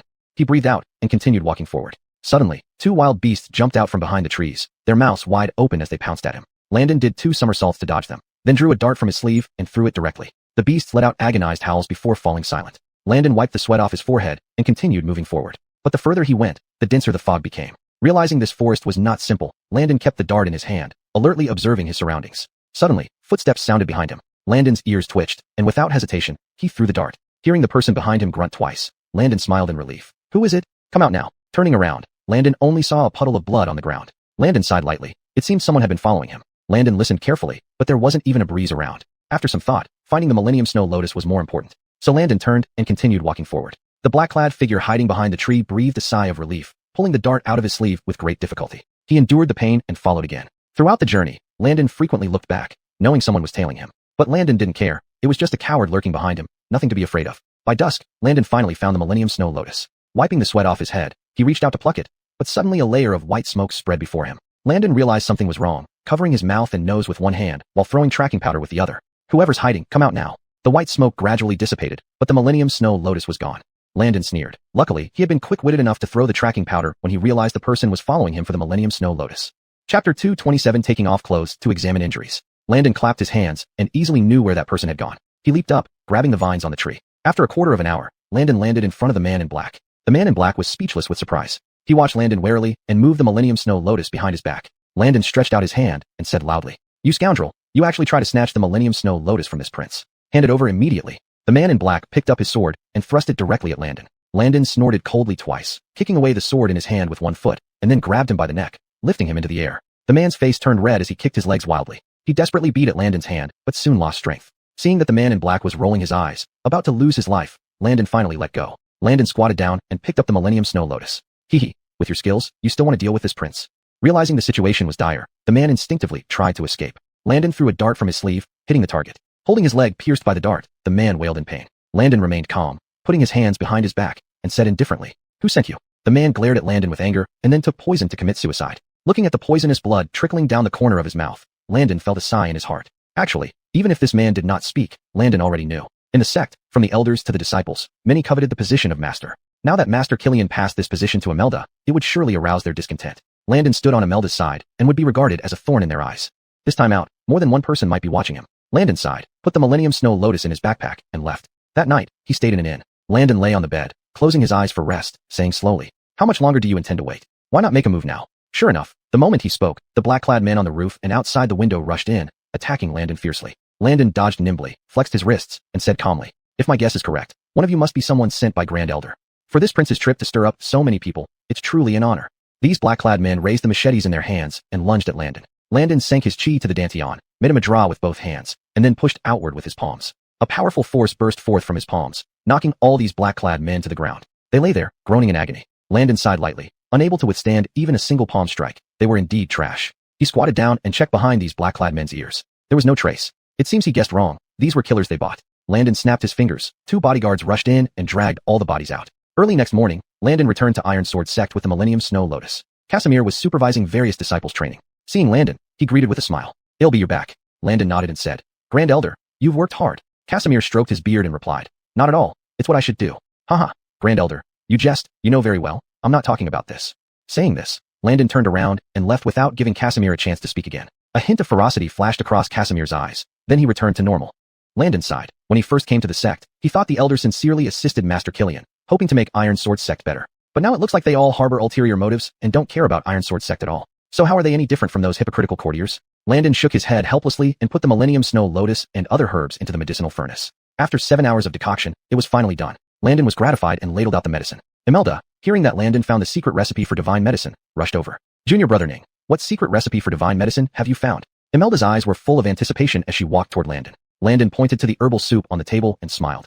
"Drink this medicine quickly. It tastes bitter, but it will greatly benefit your cultivation." Imelda leaned in to smell it, frowning deeply. "Junior brother Ning, this medicine is too bitter." Landon pushed the bowl closer. "Good medicine tastes bitter. Drink this soup, and your power will advance at least 2 minor realms." Landon tapped the table with his hand. Imelda's eyes lit up. She hadn't expected this bowl of soup to have such a significant effect. Without hesitation, she lifted the medicine and gulped it down. Landon took out some candied fruit he had prepared earlier. "Senior Sister Killian, eat this quickly." Imelda put the candied fruit into her mouth and chewed, feeling somewhat better. She patted her chest and looked at Landon. "Junior brother Ning, why does this medicine still carry a cool sensation? It feels like this power is gathering in my chest." Landon coughed lightly and explained, "One of the herbs inside is the Millennium Snow Lotus. It can aid in cultivation and has a naturally cooling nature." Imelda raised her head and said gratefully, "Thank you so much, Junior brother Ning." At that moment, Landon noticed a figure lingering outside the door. He walked out and met Ali's gaze. "Rosa, oh no Sod, why don't you come in?" Imelda heard the voice and jogged out. "Senior Sister Sod, Junior brother Ning is really amazing. He brought back the Millennium Snow Lotus in just 1 day." Landon smiled faintly and said modestly, "It's just a minor matter, not worth mentioning."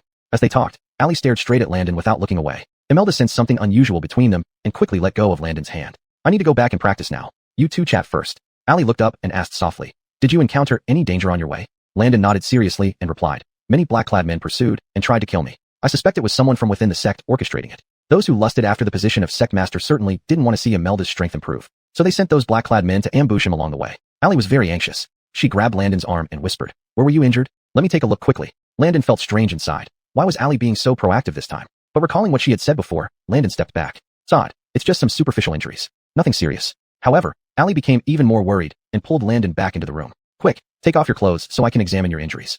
Chapter 228, finally expressing her feelings. Landon was taken aback. Although the two had set a marriage contract, they had never acted intimately. Moreover, just a few days ago, Ali said that this contract troubled her and that she wanted to annul it. Landon adjusted his clothes and smiled. "Sod, I'm really fine. You don't need to worry." Perceiving the distance in Landon's eyes, Ali grew even more anxious. "I've realized that. In fact, I don't want to annul our marriage contract at all." Ali grabbed Landon's arm, looking serious. "It was my folly that I didn't realize my feelings for you until now." Landon turned his head and smiled. Finally, Ali admitted it. Actually, some time ago, Landon had noticed the change in Ali's attitude towards him, knowing that she had started to care for him deeply. But just the other day, due to jealousy, Ali deliberately said things she didn't mean. Landon understood that Ali had just begun to fall in love, but hadn't yet seen her true feelings clearly. So he went out to search for the 1,000-year-old Snow Lotus, partly to give both of them some time to cool off. Now, it seemed his intuition had been right. Landon looked at her with laughter in his eyes and said, "I know, Rosa. Allie looked surprised, slowly releasing Landon's arm. How did you know? Her face flushed red as she avoided Landon's gaze. Landon laughed heartily. Your little actions were too obvious. It would have been hard not to notice. Landon stroked Allie's hair and pulled her to sit down. Embarrassed, Allie still gathered her courage and leaned over to kiss Landon's cheek. So, can we not annul the marriage contract? Allie held Landon's hand, her eyes full of anticipation. When Landon went down the mountain to find the 1,000-year-old snow lotus, Allie couldn't think about tea or food, waiting by the window every day for Landon's return. Imelda had joked that Allie had caught a case of lovesickness. It wasn't until later that Allie realized how deeply she had fallen for Landon. Afraid of losing him if the contract was annulled, she rushed to express her feelings as soon as Landon returned. Ha ha, Rosa, how could I ever want to annul our contract with you? Landon gently pinched her smooth cheek. But hearing your honest words today makes me very happy. Just then, fighting sounds came from outside. Landon and Allie exchanged glances, tensely standing up and walking out. In the courtyard, they saw blood splattered on Imelda's clothes, and 2 broken swords lying on the ground. Imelda wiped herself hurriedly and waved at the 2. Sod, brother Ning, come quickly. Allie ran forward and held Imelda's hand. Yuin, are you hurt? Imelda shook her head loudly. I'm fine, but 2 assassins just broke in. They weren't a match for me and fled after dropping their swords. Imelda squatted down, picking up the 2 broken swords. Brother Ning, you're knowledgeable, come take a look. Whose swords are these? Landon took them, examining carefully, noticing a Guang character on the hilts. Didn't expect him. Imelda and Allie exchanged puzzled glances. Who was Landon talking about? Landon dropped the swords calmly. Elder Killian Guangshi, the proud disciple of the great elder. Imelda was startled, shaking her head subconsciously. Impossible, he has always taken care of me. Why would he try to assassinate me? Besides, his skills surpass mine. If we had met, I would be in grave danger. Imelda shrank back, hiding behind Landon. Landon sighed lightly and spoke. I suspect Killian Guangshi isn't here to kill you. He also has his misgivings. He must be under someone else's control. Speaking softly, Landon reached into his sleeve, taking out a dart and hurling it. A muffled groan came from the tree, followed by the sound of something heavy hitting the ground. Realizing something was wrong, Imelda dashed over and found a black-clothed man unconscious. Imelda kicked him fiercely. You damned rat, sneaking into Iron Sword sect to eavesdrop. Removing the mask, an unfamiliar face was revealed. Imelda no longer hesitated, reaching for her sword to pierce his heart, but was stopped by Landon. Brother Ning, you're going to spare this kind of person?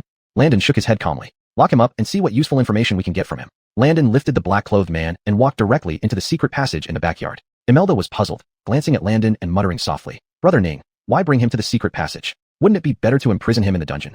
Landon sighed lightly. Senior Sister Killian, you're really too naive. If he was truly sent by someone from the sect, locking him in the dungeon would just get him killed soon after. Imelda suddenly understood and scratched her head awkwardly. Junior Brother Ning, you are indeed more thorough in thinking. Walking to the end of the secret passage, Landon picked up an iron chain and bound the black-clothed man's hands and feet. Imelda lifted a basin of cold water and splashed it over him. The black-clothed man shivered and woke up, trembling. Seeing the 3 people before him, he was terrified. What do you want to do? Landon took 2 steps forward and calmly said. You should be asking yourself that. You aren't from the Iron Sword sect, so why are you here? The black-clothed man stammered for a while before forcing himself to say. Ailby, this humble servant only wanted to see the grandeur of the Iron Sword sect. I saw clearly with my own eyes that you were hiding in the tree eavesdropping. Quickly tell me, who sent you?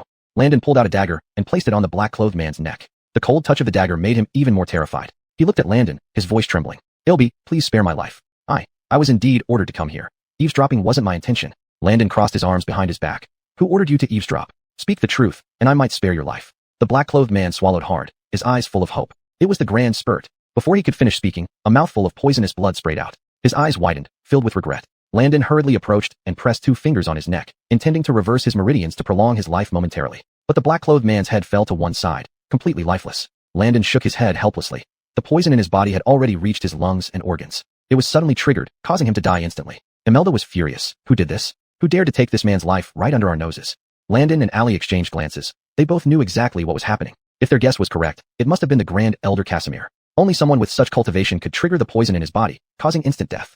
Apart from Casimir, there was no one else. Imelda realized belatedly and abruptly raised her head. But upon reflection, for all these years, Casimir had always stayed by her father's side without revealing any ulterior motives. Could the murderer be him?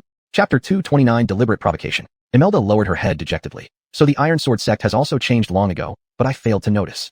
Allie put her arm around Imelda's shoulder and whispered, Don't worry. With Landon and me here, we'll definitely protect the Iron Sword sect for you. Imelda nodded and held Allie's hand. With you 2 here, I feel very reassured. At this moment, 2 disciples walked over and bowed to Imelda. Patriarch, Elder Killian invites you to come over. Imelda remained calm. Understood. I'll be there shortly. After the 2 disciples left, Imelda looked at Landon with a downcast expression. Junior Brother Ning, what should I do now? Landon placed his hands behind his back and smiled. Senior Sister Killian, don't worry. I'll go with you. After all, Landon was the 4th prince of the current dynasty. If Casimir really wanted to trip up Imelda, he wouldn't dare to act recklessly with Landon present. Imelda finally felt relieved and went to the grand hall with Landon. Casimir sat on his chair, stroking his beard. Hearing footsteps from outside, he looked up. He noticed Imelda and Landon coming together. Casimir stood up and clasped his hands. Your Highness Ailby. Landon shook his head and laughed. Elder Killian, in this Iron Sword sect, there is no prince. I'm just a disciple of the Iron Sword sect. Casimir gestured for them to take their seats. Then please take your seats. Imelda and Landon sat down together. Elder, you asked me to come. What's the matter? Imelda asked softly, placing her hands on her legs. Casimir cleared his throat and said earnestly, recently, many disciples have come to me wanting the sect competition to be held as soon as possible. I wonder how prepared you are, Patriarch. The corners of Imelda's mouth twitched. It wasn't the disciples who were impatient. It was this old man himself. She glanced at Casimir, her voice tinged with resentment. Elder Killian, I am the Patriarch now. Father is still in seclusion, so matters big and small within the sect need your assistance. If the disciples are anxious, you can easily deflect them with a few words. The sect competition is scheduled for the end of the month. Why do you seem more anxious than they are? Imelda narrowed her eyes. She wanted to see what reason Casimir would give next. Casimir coughed twice, surprised by Imelda's sharp tone. When did she become so articulate? He quickly masked his surprise and replied, I'm not used to the new Patriarch. That's why I didn't instruct my subordinates well. Please do not blame me. Imelda nodded, feeling gratified. Elder, recognizing your mistake is good. Also, once the date for the sect competition is set, it should not be changed. While saying this, Imelda felt extremely nervous. But she knew that she had to uphold the authority of the Patriarch, or these people would never fully respect her. The sect competition was set for the end of the month, which was nearly half a month away. Imelda couldn't help but feel discouraged. Casimir looked at Imelda and smiled. Indeed, Patriarch has grown. Rest assured, I trust you now. He raised both arms and bowed to Imelda. I understand, Patriarch. Imelda and Landon left together and returned to their room. Imelda patted her chest and said anxiously, Junior brother Ning, was my performance just now satisfactory? Landon nodded with a smile, great job. Even Elder Killian was taken aback. Senior Sister Killian, by the end of the month, you must reach the realm of top-notch expert. Imelda sat down, supporting her cheeks. I know, but leaping across such a major realm is too difficult. Imelda frowned deeply, lowering her head. Landon took out 2 manuals from his sleeves. Study the cultivation techniques in these 2 manuals diligently. Add the pills I specially prepared for you, and in no more than 10 days, you will reach the realm of top-notch expert. Imelda was stunned. She took the 2 manuals and gazed at Landon in amazement. Junior brother Ning, how many more surprises do you have? When Landon first came to the Iron Sword sect, he knew nothing. But after only a few short months, Landon was already at the peak of the top-notch expert realm, even stepping halfway into the master realm. His alchemy skills were unparalleled, surpassing even the elders. Ali pushed the door open and entered, carrying steaming medicinal porridge. Yuin, drink this medicinal porridge quickly. Imelda was flabbergasted. Sister Sod, did you make this especially for me?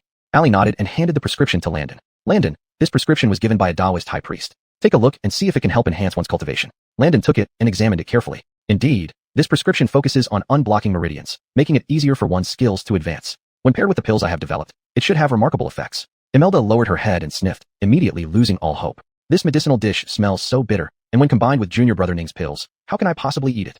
Imelda started to reconsider. She looked up at Landon and said helplessly, Junior brother Ning, it seems that I am not destined for the position of Patriarch. Let me give it to you instead. Landon shook his head with a smile. Senior Sister Killian, I cannot take over this position, but rest assured, within these half a month, I will definitely find a way to help you reach the top-notch realm. Ali held Imelda's hand and said earnestly, Yuin, Patriarch Killian is still in seclusion. You cannot easily give up. Faced with their determined gazes, Imelda felt a spark of hope rekindle. She picked up the medicinal dish and pinched her nose as she drank it down. Then she hugged the 2 manuals to her chest. So I'll go practice in the backyard now. Within this short half-month, I can hold on. Watching Imelda walk away, Landon and Ali exchanged amused glances. Ali blushed and handed the sachet to Landon. This is our token of affection. Ali's voice was soft as she watched Landon's reaction. Landon took the sachet and looked at the crooked stitching, unable to stop laughing. Ali felt both shy and angry, twisting his arm. Don't laugh. I sewed this last night. It was her first time doing needlework, and she had even called for an old nanny to guide her. After a sleepless night, she finally finished embroidering the sachet. Landon quickly regained his composure and said, Very good. These 2 ducks look very lifelike. I like them very much. Landon handed the sachet back. Come, tie it around my wrist yourself. Ali examined it for a long time, unsure. Do they really look like ducks? I thought I embroidered mandarin ducks. Landon couldn't hold back any longer and laughed heartily. Ali became even more furious, clutching the sachet tightly. If you don't like it, forget it. I'll sew a new one for you another day. With that, she turned and left. Landon quickly grabbed her sleeve. No, I really like it. Chapter 230, show the magnanimity of the clan head. Mayan Sod finally showed a smile. She held Landon's hand, speaking shyly. This is my first time being so intimate with a man. If there's anything that displeases you, please tell me. Mayan Sod looked at Landon nervously. Now that she had acknowledged her feelings, she wished to be by Landon's side all the time. Rosa, after we've dealt with the matters of the Iron Sword sect, let's go back and have Father grant us our marriage. What do you think? Mayan Sod lifted her head, her eyes exceptionally bright. All right, I'm willing. The days passed one by one. Imelda diligently practiced, sometimes even seeking advice from Landon. Landon shared everything he knew, and it was evident that Imelda had made progress. With only 5 days left until the end-of-month sect competition, Imelda felt quite anxious as she timidly approached Landon. Ning Jr. brother, quickly take a look. Has my skill reached the top tier? Her eyes full of anticipation, she extended her arm. Landon nodded with a smile, waving his hand in the air. A surging force permeated around Imelda, confirming that he was now at the top-tier realm. Senior Sister Killian, congratulations on your breakthrough. Mayan Sod was also very happy. Wonderful, Yuin. There are only 2 opponents left for you in 5 days. She then took out a dossier. This is their attacking habits. Get familiar with them first. Imelda was surprised and turned to look. Sister Sod, how did you obtain these? Mayan Sod lifted her head proudly. I have my ways. Imelda read through it earnestly. Suddenly, two people walked out side by side, and upon closer inspection, they were none other than the two top-tier disciples. Greetings, sect head. Greetings, fourth imperial prince.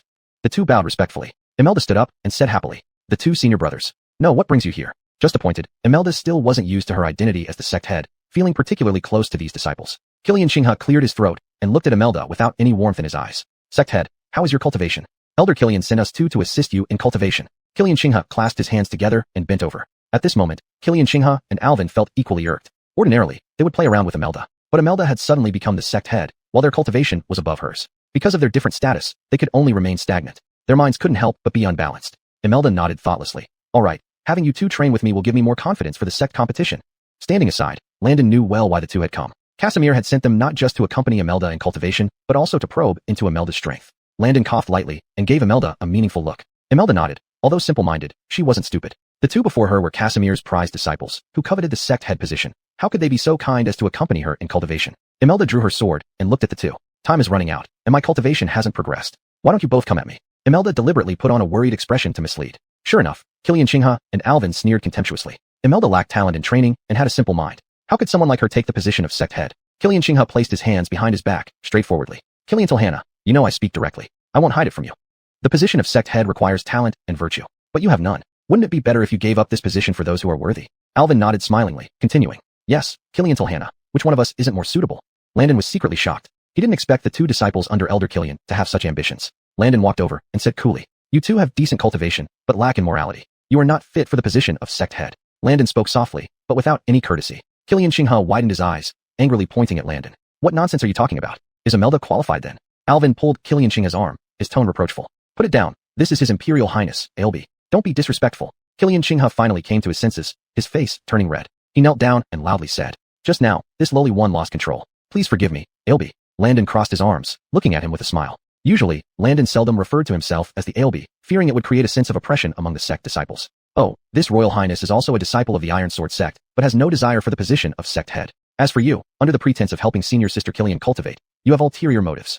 Landon straightened up, looking down at him from above. Without Landon's order, Killian Xinghe did not dare to stand up and could only lower his head. Alvin knelt on one knee, clasped his hands together, and said with a serious expression, Your Highness, this was just an unintentional remark by Killian Xinghe. You shouldn't take it too seriously. After saying this, he glared at Imelda. Imelda was enraged. She took quick steps forward and grabbed Alvin's ear. Hey, I'm the sect head now. Do you two think you can boss me around and treat me like your subordinate? Don't think I don't know your sinister ambitions. Once father comes out of seclusion, I'll definitely ask him to give you both a good lesson. Imelda finally stood up to them, even kicking Alvin hard. Alvin cried out in pain and fell to the ground. Killian Xinghe realized something was wrong and moved his knees backward. Wait, why was Imelda suddenly so assertive? Landon gave Imelda an approving look. Not bad. As the sect head, you should indeed show some magnanimity. Imelda glared at them and shouted loudly. Haven't you both had enough? Get lost before you become an eyesore. Aware of their humiliation, Killian Xinghe and Alvin slunk away. Imelda stood tall and yelled. Tell Elder Killian that he should stop coveting this position of sect head. If he truly has malicious intentions, he should first ask if the Ailby beside me agrees. Landon raised an eyebrow. Imelda sure knew how to use his name for her advantage. As they saw Killian Xinghe and Alvin move faster and disappear from sight, Imelda sighed in relief, feeling completely relaxed. She turned to Landon. Ning Jr. brother, using your title really works well. Imelda felt delighted, picking up the manual next to her and reading. Fine, since so many people in the sect look down on me, I will prove myself by making a stunning debut and give them all a good beating. Chapter 231. The Javier is worried. Suddenly, two men in black clothes leaped down from the roof. Allie immediately drew her sword, but put it away when she recognized them as Landon's personal guards. The two guards knelt on one knee and saluted Landon, then handed him a note before disappearing. Imelda pouted and muttered under her breath. These guards really have no manners, jumping down without a word. Landon was used to it. He tucked the note into his sleeve and said with a smile, My apologies, senior sister Killian. My guards always act like this. Landon yawned and looked at the two women. Since there's nothing else, I'll be heading back to my room. Allie and Imelda nodded at him. Back in his room, Landon closed the windows and doors, then took out the note. Fourth son, you've been at the Iron Sword sect long enough. When are you coming back? Landon chuckled. It was indeed written by his adoptive father. He took out ink and paper and scribbled a few lines before giving it to the guard to deliver. Standing by the window with his hands behind his back, Landon knew something must have happened in the capital for his adoptive father to be so anxious about his return. But with the Southwestern Army reined in and the Northern Frontier Army loyal, and the South to North Water Diversion Project completed, the people were suffering less. The only concern was the Grimes' uncle, Jamal, commander of the Jiangnan army. But Jamal had returned to the Jiangnan region and wouldn't likely cause much trouble. Thinking about it, what could happen in the capital? Probably just that his adoptive father missed him. Meanwhile, the Javier frowned deeply as he looked at the folded petition on the floor. He glanced at Jared, his tone displeased. Haven't heard back from the fourth son yet. Jared approached respectfully. Your Majesty, Ailby has not yet replied. He may be busy with matters at the Iron Sword sect. Please remain calm. Humph, he's so at ease, bringing Ali along to the Iron Sword sect, leaving me to deal with these old fools. The Javier threw the petition on the table and massaged his temples in frustration. For days, no one offered advice during court, and the minister's questions almost overwhelmed the Javier. Though Grimes Davin was very attentive, his way of handling problems was highly unsatisfactory. Everything fell on the Javier's shoulders. Without Landon around, the Javier felt uneasy. What important business does the Iron Sword sect have? Bring me some paper and ink. I want to ask him. Just as Jared was about to fetch them, another eunuch hurried over with a letter. Your Majesty, this is the reply from LB. The Javier's expression softened. Killian, why aren't you handing it over? Jared bowed and presented the note to the Javier. Upon reading it, the Javier was greatly pleased. Fourth son will be back in a few days. I thought he might stay there as the head of the sect.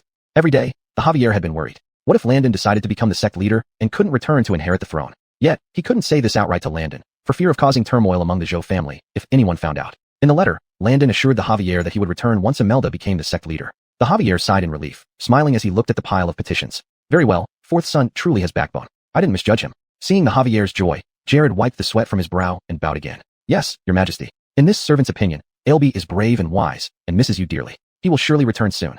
The Javier nodded slowly, unable to hide his smile. At the Iron Sword sect, Imelda was extremely nervous, holding a scripture but unable to focus. Ali and Landon entered hand in hand. Senior sister Killian, we came to visit you. Imelda was pleasantly surprised, quickly standing up and grabbing Ali's arm. You two finally arrived. I've been feeling very uneasy. Father is still in seclusion, and if I can't handle the disciples, I'll lose face and fail father's expectations. Imelda covered her face, looking dejected. Ali gently patted her back. Yui, don't worry. Whatever happens, Landon and I will support you. Landon smiled and nodded, checking Imelda's strength. Senior sister Killian, don't be afraid. You are now the strongest person in the Iron Sword sect, except for me, of course. Imelda looked up sharply. Junior brother Ning, are you serious? Landon sat down and brought out the herbal soup. Of course, try this soup. Snow cooked it specially for you. Murdoch Sod held Imelda's hand, smiling brightly. This prescription was written by Landon, and both of us trust you. Faced with their expectant gazes, Imelda felt a surge of courage. She took the medicinal dish and drank it all in one go. For nearly half a month now. Though the medicinal dish remained as bitter as ever, Imelda had grown accustomed to it, even beginning to appreciate its bitterness. Imelda breathed a sigh of relief. She lifted her head and said with utmost seriousness, yes, I must win this grand competition within the sect. Landon and Murdoch Sod exchanged a smile. Imelda exhaled deeply, looking at Landon with unusually bright eyes. Ning Jr. brother, would you be willing to practice with me? Landon placed one hand behind his back and replied with a smile. Of course, let's see how much you've improved.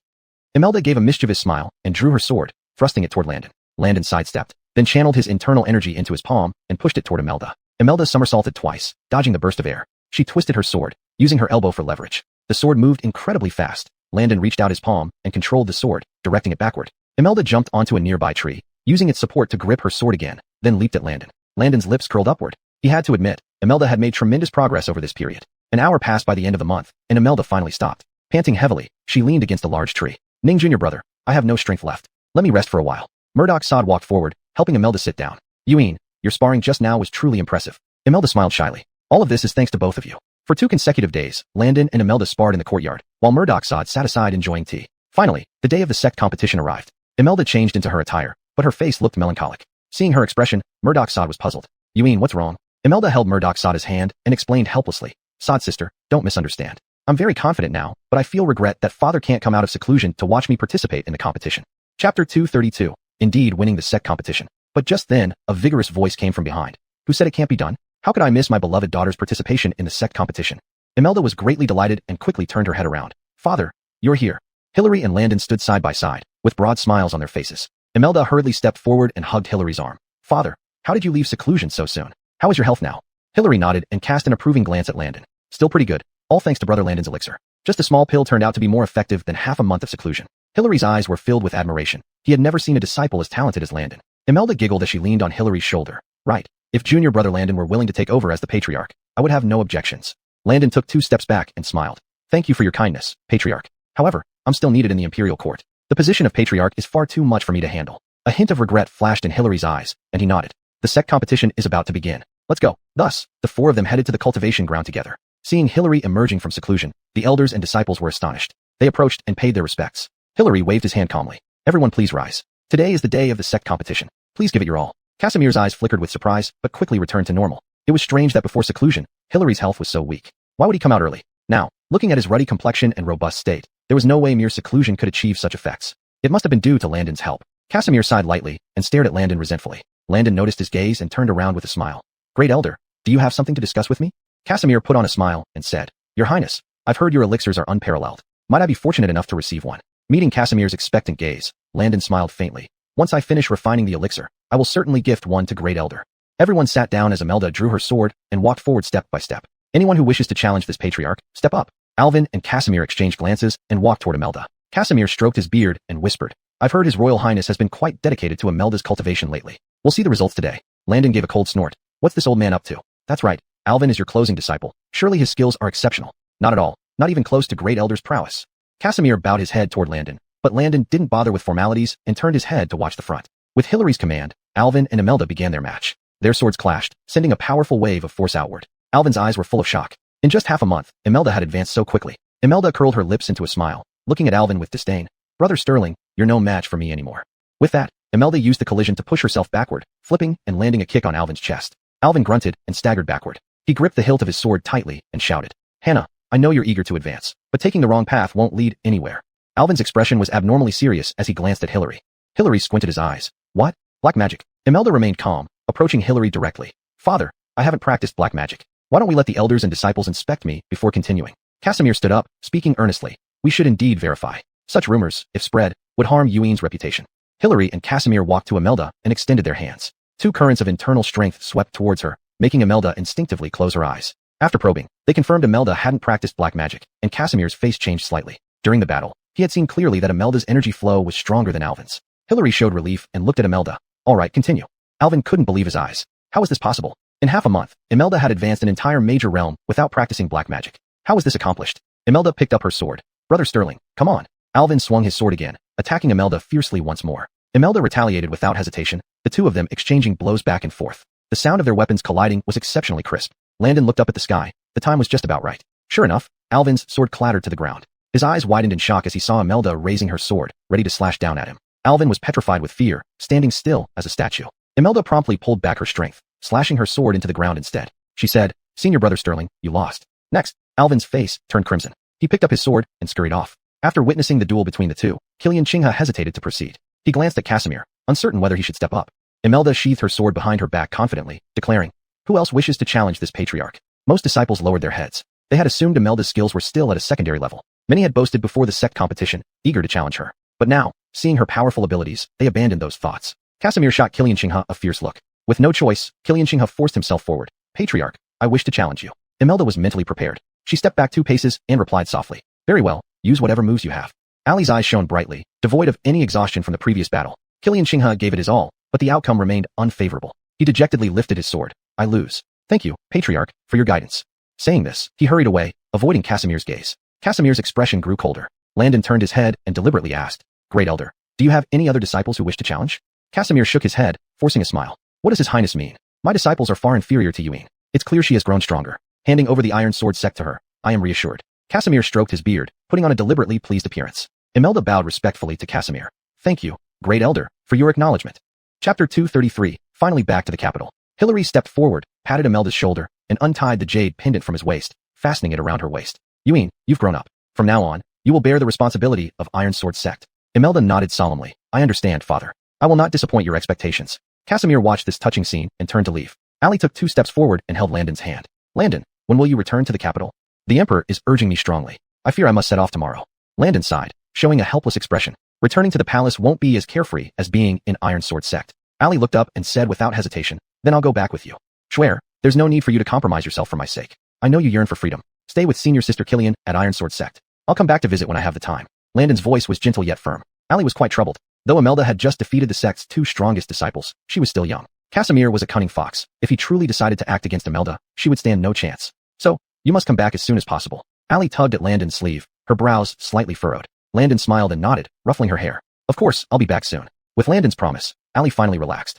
Knowing that Landon would leave tomorrow, Imelda felt very reluctant to part with him. Junior brother Ning, are you leaving so soon? Hillary stood nearby, understanding that Landon had important matters in court, so he did not speak. Senior sister Killian, don't be sad. I'll come back in a while. Landon let out a light sigh. He had stayed at Iron Sword Sect for nearly a month, and now his father was urgently calling him back. How could he refuse? Imelda nodded and grabbed Ali's hand. Junior brother Ning, rest assured. I'll take good care of Sister Sod for you. Ali blushed and murmured quietly.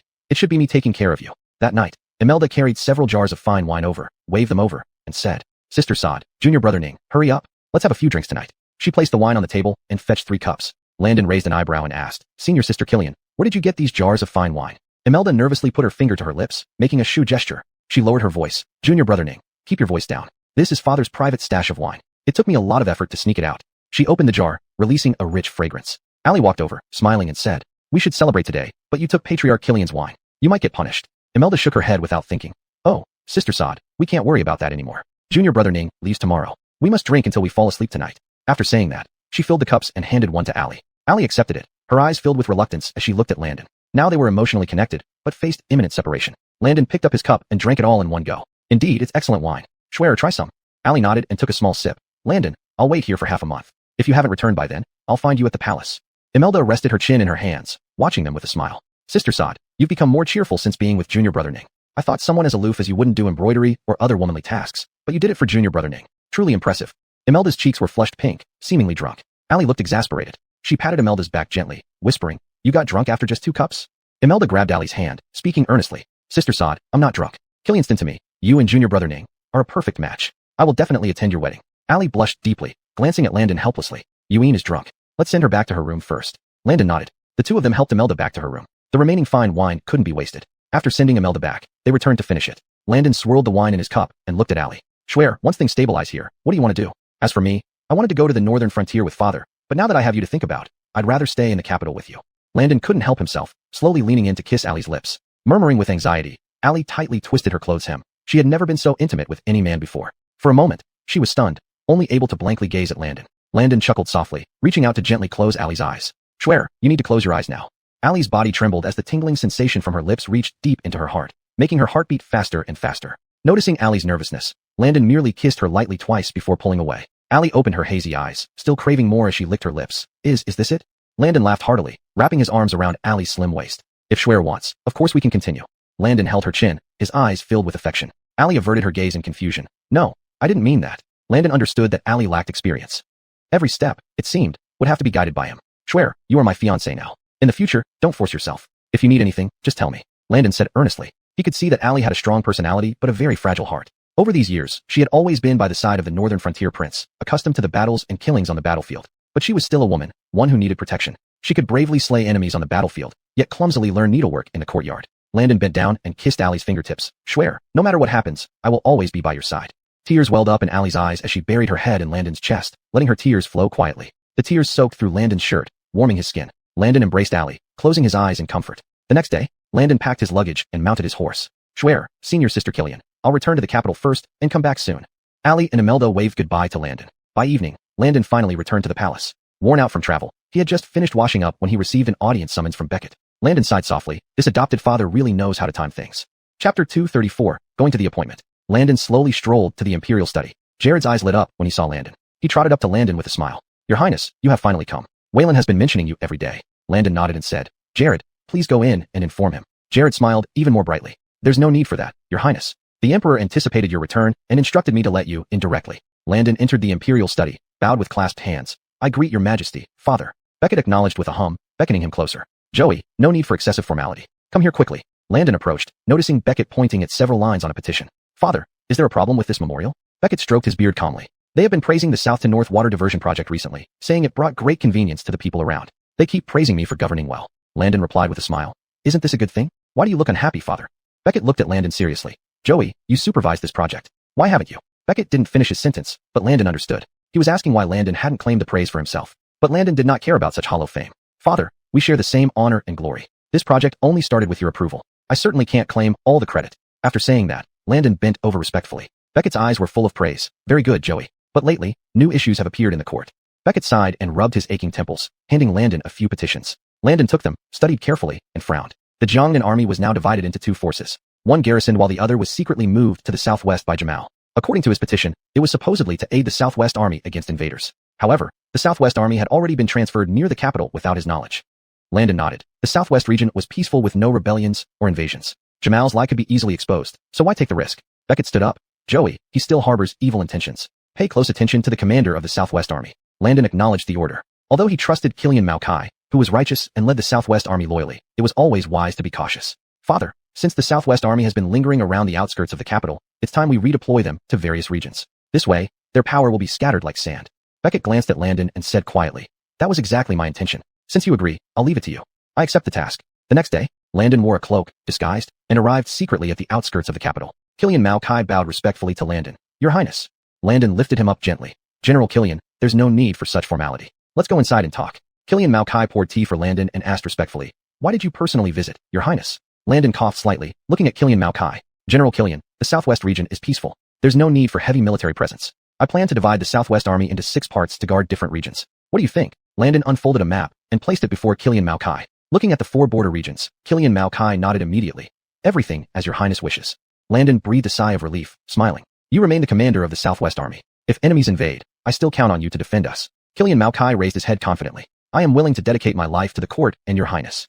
Landon assigned the division of the Southwest Army and set the departure dates. Everything arranged, Landon left. But as soon as Landon left, Killian Mao Kai received an unsigned letter. Recognizing the handwriting, Killian Mao Kai identified it as from Killian Ensure, deputy under Jamal. Frowning, Killian Mao Kai gave a couple of instructions to those around him and then mounted his horse. Previously, Killian Ensure and Killian Mao Kai had some friendship within the army camp, but later they parted ways after joining different teams. Now, Killian Ensure riding unexpectedly must not have had good intentions. Yet Killian Mao Kai wanted to investigate the situation inside the Jiangnan army, so he decided to take the risk. But before leaving, he still sent someone to deliver a message to Landon. In case anything unexpected happened, it would be good to have Landon as his fallback. What? Jameson went to the appointment. Landon frowned and stood up. A soldier knelt before him, speaking loudly. Yes, Your Highness, General sent a few people to keep watch. But if anything unexpected happens, we hope that Your Highness can offer assistance. Landon nodded, with a serious expression. Then you must keep an eye on things. Come and report as soon as there's news. It was still that familiar tavern. Jameson pushed the door open and walked in, indeed finding Killian Ungshi sitting at the table. Killian Ungshi raised his wine glass with a smile. Brother Mao Kai, it's been such a long time. Jameson nodded, securing his sword at his waist, then walked over to him. It has indeed been a long time. How have you been lately? Killian Ungshi bought Jameson a cup of wine and replied, pretty good. And you? They reminisced about old times, their tones calm. Suddenly, Killian Ungshi lifted his head. Jameson, you should know why I came to find you this time. Jameson glanced at him, deliberately feigning ignorance. I don't know. Ha ha ha. Brother Mao Kai, you're still the same. I've mentioned it to you before. In the Southwest Army, you have no future. Now, the court is going to dismantle your forces. Why not come and join us? Killian Ungshi clenched his wine glass tightly, veins bulging on his arms. With your abilities, you shouldn't be buried here. If you agree to our terms, once the crown prince ascends the throne, you will be a founding general, enjoying equal glory with me. Killian Ungshi's eyes were full of anticipation, his voice enticing. But Jameson remained unmoved. Once the words were out, the mood for drinking was ruined. Jameson placed the wine glass on the table and said, Killian Ungshi, this is treason. Once a minister, always a minister. You want me to serve as a rebel and traitor? I can't do it. After saying this, Jameson glared at him, picked up his sword, and started to walk out. But just as he reached the door, he felt an overwhelming heaviness in his legs. Severe double vision appeared, making him dizzy. Jameson steadied himself against the door frame, glaring back at Killian Ungshi. Killian Ungshi, what did you put in this wine? Killian Ungshi chuckled lightly, turning his wine glass upside down on the table. Chapter 235, Rescuing Jameson. Brother Mao Kai, if you are unwilling, I have my own ways. After a quarter of an hour passed, Jameson still hadn't come out. The people staking out nearby sensed something was amiss. They concealed daggers up their sleeves and pretended to be servants as they pushed open the door, only to find that the room was empty. Trouble. It must be Killian Ungshi who has kidnapped Jameson. A few people hurriedly rushed into the palace to inform Landon. Landon immediately pulled out a map, looking at its winding paths. His mind raced until it suddenly landed on an important point. It's this intersection. Send men there now to intercept. Landon's face was unusually serious. He draped on his robe and strode out swiftly. Now, Jameson is the main general of the Southwest Army. Should he appear among the Jiangnan forces, it would be impossible to explain. Landon spurred his horse and arrived at the intersection as quickly as possible. He breathed a sigh of relief, lifting his head to look ahead. Sure enough, a black silhouette was spotted. Isn't that precisely Killian Ungshi? On Killian Ungshi's horseback, someone else could be seen. As he got closer, he discovered it was Jameson. Killian Ungshi's face changed, attempting to pull the reins and turn back. Landon scoffed twice, then leaped up, directly blocking Killian Ungshi's path. Killian Ungshi, put Jameson down now. Killian Ungshi's eyes were filled with disdain as he glared at Landon, shouting loudly. You're nothing but a worthless prince. You think you can stop me? Go back obediently, or don't blame me for being impolite. With that said, he drew his sword. Landon scoffed twice again. Being half a step into the Grandmaster realm, he wasn't afraid of this mere deputy general. Taking 2 steps forward, Landon spoke each word clearly. Killian Ungshi, put him down now. Hardening his resolve, Killian Ungshi dismounted from his horse. Since his intentions were already discovered, and the other party was the Ailby. If he didn't kill Landon, he wouldn't be able to leave alive today. Thus, Killian Ungshi gripped his sword tightly and stepped forward. Your Highness, this subordinate shall offend today. A mocking smile graced his lips as he approached Landon. Landon scoffed. Killian Ungshi truly remained obstinate. Leaving him alive would indeed be a disaster. So at the moment Killian Ungshi thrust his sword, Landon extended his hand, using only 2/10 of his internal strength to send Killian Ungshi flying. Killian Ungshi's body collided with a tree, spitting out blood forcefully before landing on the ground in a sorry state. Killian Ungshi's eyes filled with disbelief as he struggled to raise his head, looking at Landon. How did you do it? Landon placed his hands behind his back, walking towards Jameson. Mounting the horse, Landon looked at Killian Ungshi. Killian Ungshi, your organs have been shattered by me, certain death awaits you. In the next life, hope you become a good person. Killian Ungshi clenched his fists, staring viciously at Landon, unable to utter a single word. Landon glanced at Jameson, shaking his head helplessly. Fortunately, Jameson had been well prepared, notifying him in advance. Otherwise, when Jameson woke up in the Jiangnan camp, not even 8 mouths would suffice to explain the situation. Landon took Jameson back to the palace. Upon waking, Jameson found himself in Landon's bedroom, greatly surprised. Landon walked over and asked Jameson, "General Killian, how do you feel?" Jameson knelt down, bowing deeply. "This subordinate pays respects to your highness. Please forgive this subordinate." Landon smiled and lifted him up. "No need for such formality. Luckily, you were smart enough to send someone to notify me in advance. That Killian Ungshi has been dealt with. Sit down and take your medicine." Jameson showed shock. "Your highness, you single-handedly saved me?" Landon laughed calmly. "Yes, Killian Ungshi felt so ashamed that he committed suicide right in front of me." Jameson nodded, putting aside his doubts. After taking the medicine, Jameson bowed again to Landon, getting up and returning to the outskirts of the capital. Landon then went to the Imperial study, reporting the day's events to Beckett. Beckett threw the document on the table, slamming it angrily. "This is utterly ridiculous. The Jiangnan army seems to have a divided heart. Although you have taken care of that deputy general, did you find any other clues?" Landon shook his head, honestly replying, "I was too anxious to bring Jameson back safely. General Jameson is a loyal minister. The Jiangnan leader must have failed to recruit him and wanted to frame him." Beckett glanced at Landon, saying, "Old Four, you've chosen a good commander for me." Landon lowered his head respectfully. "It was what I should do." They chatted for a while, then Beckett waved a hand, looking at Landon. "Old Four, go back first. The method you proposed today was too risky. I still need to consider it." Landon nodded, clasping his hands together. "I understand, father. I will withdraw first." Back in his bedroom, Landon sat by the table sipping tea. He had never imagined that the Jiangnan army would be so aggressive, attempting to either recruit Jameson or kill him and frame him with a trumped-up charge. Sometimes it takes a devil to deal with a devil. If he only killed Killian Ungshi this time, it wouldn't have any deterrent effect on the Jiangnan army. He needed to get to the root of the problem, catching the thief by catching the king. Landon wanted to bind several of Jamal's subordinates, toss them into the Southwest Army camp, and create a scene where they appeared to have kidnapped Jameson. At that moment, Jameson would firmly claim that they had tried to force him to join the Jiangnan army. As the commander-in-chief of the Southwest Army, Jameson's words carried weight. Even if this couldn't completely bring down Jamal, it could tarnish his reputation and make everyone curse him. Falling into a pit, one gains wisdom. Landon intended to fight fire with fire. However, Beckett believed there were too many loopholes in this plan and it couldn't be implemented. Landon shook his head, feeling a wave of sighs. He hadn't really planned to rely on this method to take down Jamal. Jamal's foundation was deep-rooted. Any effort to reduce his power would be beneficial. For several days, Landon frequently visited the Imperial study. Finally, one afternoon, Hamish couldn't sit still anymore. "Your Majesty, your son greets you." Hamish showed great respect, bowing deeply. Beckett hummed approvingly. "Grimes, you're here." Hamish wore a full smile, glancing sideways to find Landon half asleep in a chair. Beckett pretended to glare at Landon angrily. "You disobedient son, get up immediately." Landon hastily put down his book, wiped away some drool, and bowed to Hamish. "Brother, you finally come. These memorials are making my eyes blur." Landon feigned helplessness and moved closer to Hamish. Hamish sighed with relief, approaching Beckett. "Father, recently Mother said she wants to select a concubine for me and hoped you could approve." Having said that, Hamish handed over a booklet. Beckett was pleased, nodding at him. "Excellent. I trust your mother's judgment." Chapter 236, True Longing. He took the ledger and carefully flipped through a couple of pages. The profiles presented were all daughters of influential ministers and distinguished young ladies. The Javier quickly lost interest, putting down the ledger as he said, "Selecting a crown princess for you is no trivial matter. Let this emperor and your empress mother deliberate." Hamish nodded with a smile, bowing to the Javier once more. "Father Caden, if there are no other matters, this minister will take my leave first." His eyes brimmed with anticipation. Nowadays, Landon often stays in the Imperial study, and many high-ranking officials have begun to shift their focus towards Landon, thinking he would be the next crown prince. But Landon's birth mother was merely a lowly servant. If such a person ascended to the position of Grimes, it would only invite ridicule from the nobles of the Southern dynasty. Thus, many officials vacillate between Landon and Hamish. Hamish's gaze darkened slightly. He was the rightful crown prince, the heir apparent of the Southern dynasty. Landon was merely born of a servant. What qualification did he have to vie for the imperial throne? Seeing Landon staying daily in the imperial study, he did not wish for his relationship with the Javier to grow even more distant. Yet, the Javier merely glanced at him and calmly said, "If there's nothing else, return to the Eastern Palace. I'll summon you when needed." A hint of desolation flashed in Hamish's eyes. This subject takes his leave. As soon as Hamish left, Landon straightened up and came before the Javier. "Father Caden, where were we?" After half an hour, with Landon talking until his throat felt dry, he sat down to drink tea, hearing the Javier sigh. "Joey, who do you think is the best candidate for the Grimes?" Landon was stunned. This was about selecting a bride for the Grimes, not himself. How would he know the best candidate for Grimes? Landon shook his head and looked at the Javier. "Father Caden, aren't you joking? You should ask eldest brother that." But the Javier did not seem to care. He tossed aside the ledger, his expression growing colder. The daughters of these high-ranking ministers, if they were to marry the Grimes, wouldn't it fulfill their wishes perfectly?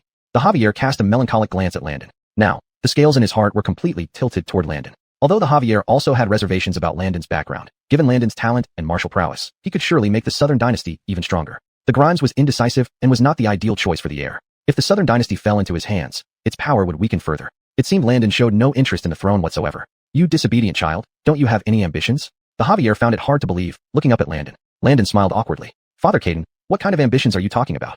This time, I indeed have something to ask you." Landon stood up formally, bowing to the Javier. The Javier looked puzzled. "Joey, what is it?" Landon smiled bashfully. Father Caden, Emily, and Rosa developed feelings for each other at the Ironsword sect. We hope you can choose a day for us and grant us permission to wed. Hearing this, the Javier rolled his eyes. What had gotten into this boy, thinking only of love? Joey, now that you are the most trusted person by this emperor, shouldn't you? The Javier did not finish his sentence, fearing Landon might catch on to his true intentions. After all, the heir was still the Grimes. Some words, once spoken, cannot be taken back. The Javier shook his head and said, forget it. It's getting late. You may rest now. Landon raised his head anxiously. Father Caden, you haven't agreed to grant us the wedding yet.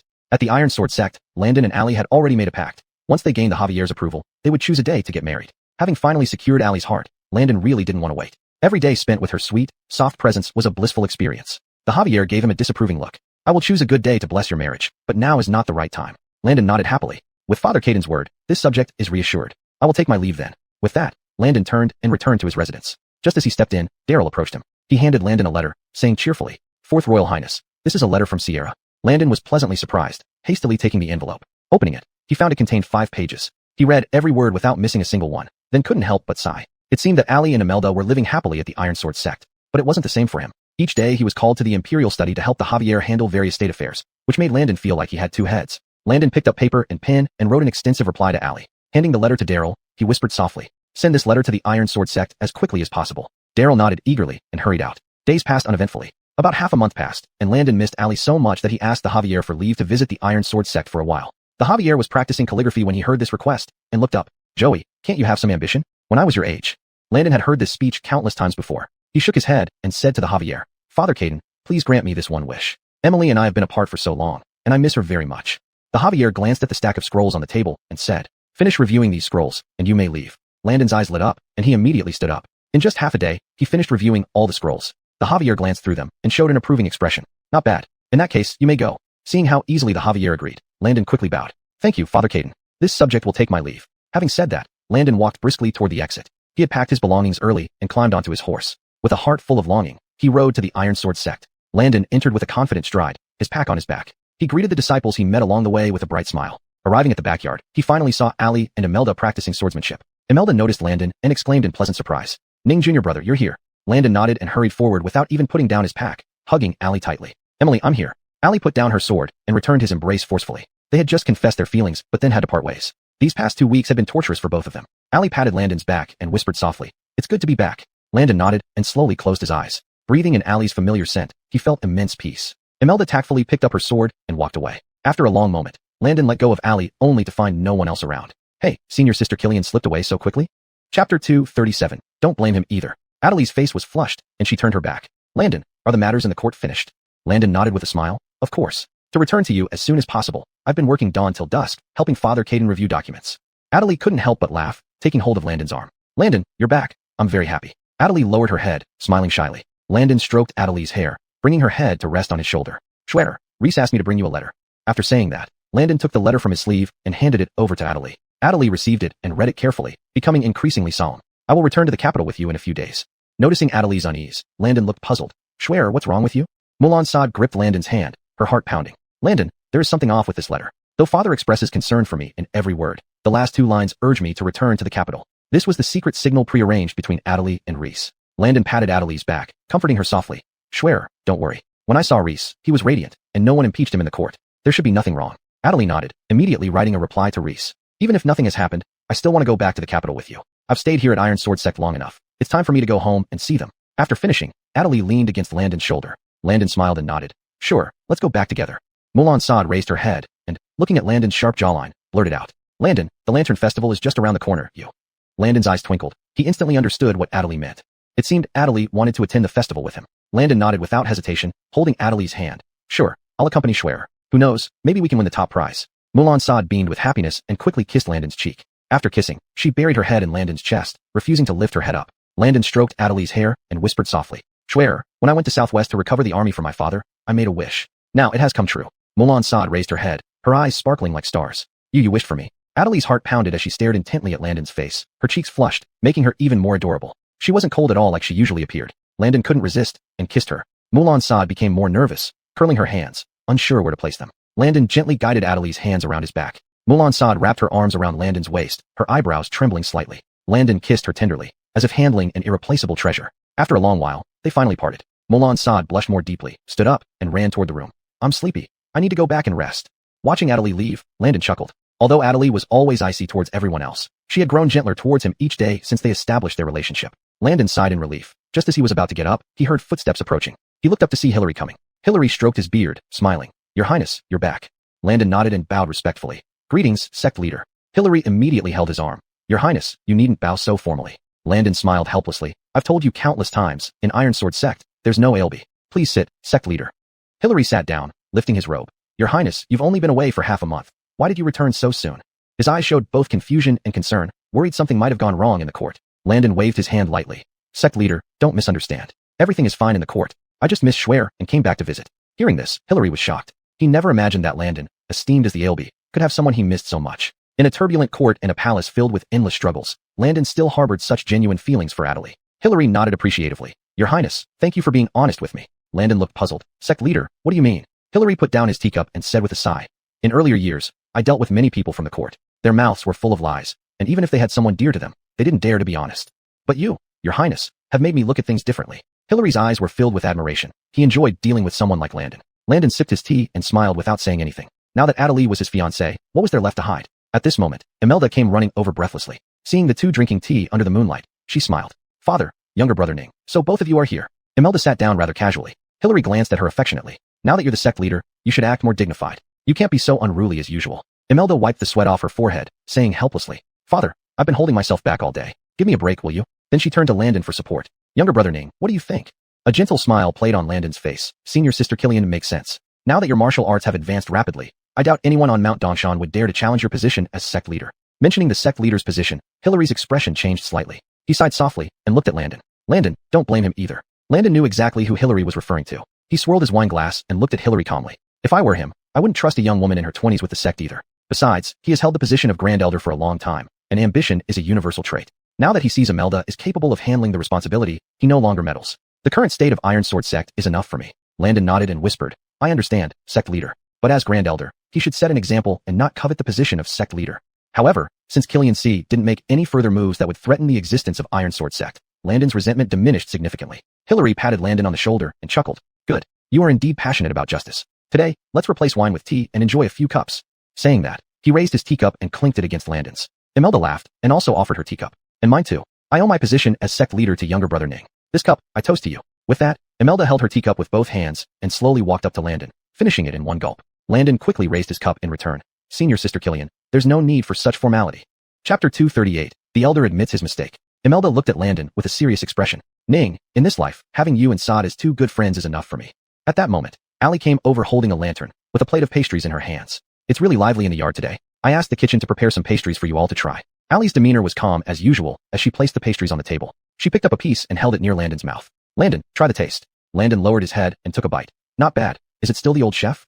Yes, it's still the same one from before. His cooking always suits our taste. They gathered around the square table, laughing and chatting. Night fell. Hillary stood up, still immersed in the fun. It's getting late. You should all get some rest early. We know, Patriarch, you also rest well. After Hillary left, Imelda yawned. Both of us have to supervise the disciples' cultivation. Saad, Ning, I'll go back first. Imelda waved at the two of them and hopped toward her room. Landon and Allie leaned in together, their noses bumping into each other. The subtle fragrance from Allie filled Landon's nostrils, making him restless. In pain, Allie moved backward. Landon anxiously grabbed her hand. Rosa, are you okay? Allie shook her head softly. I'm fine. Let's go back to rest. Arriving at the door of the room, they were both reluctant to part. Rosa, why don't you come to my room for a while? Allie released Landon's hand, her face flustered. No need. You rest early. I'll go back first.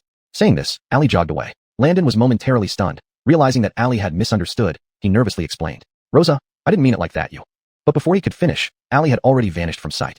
Landon helplessly rubbed his forehead. Indeed, what he said earlier could easily be misunderstood. He felt frustrated but then thought, since Allie was his fiancée, there was nothing wrong even if they slept in the same room. Straightening up instantly, his tone became firmer. Yes, Rosa is my fiancée now. I can do whatever I want.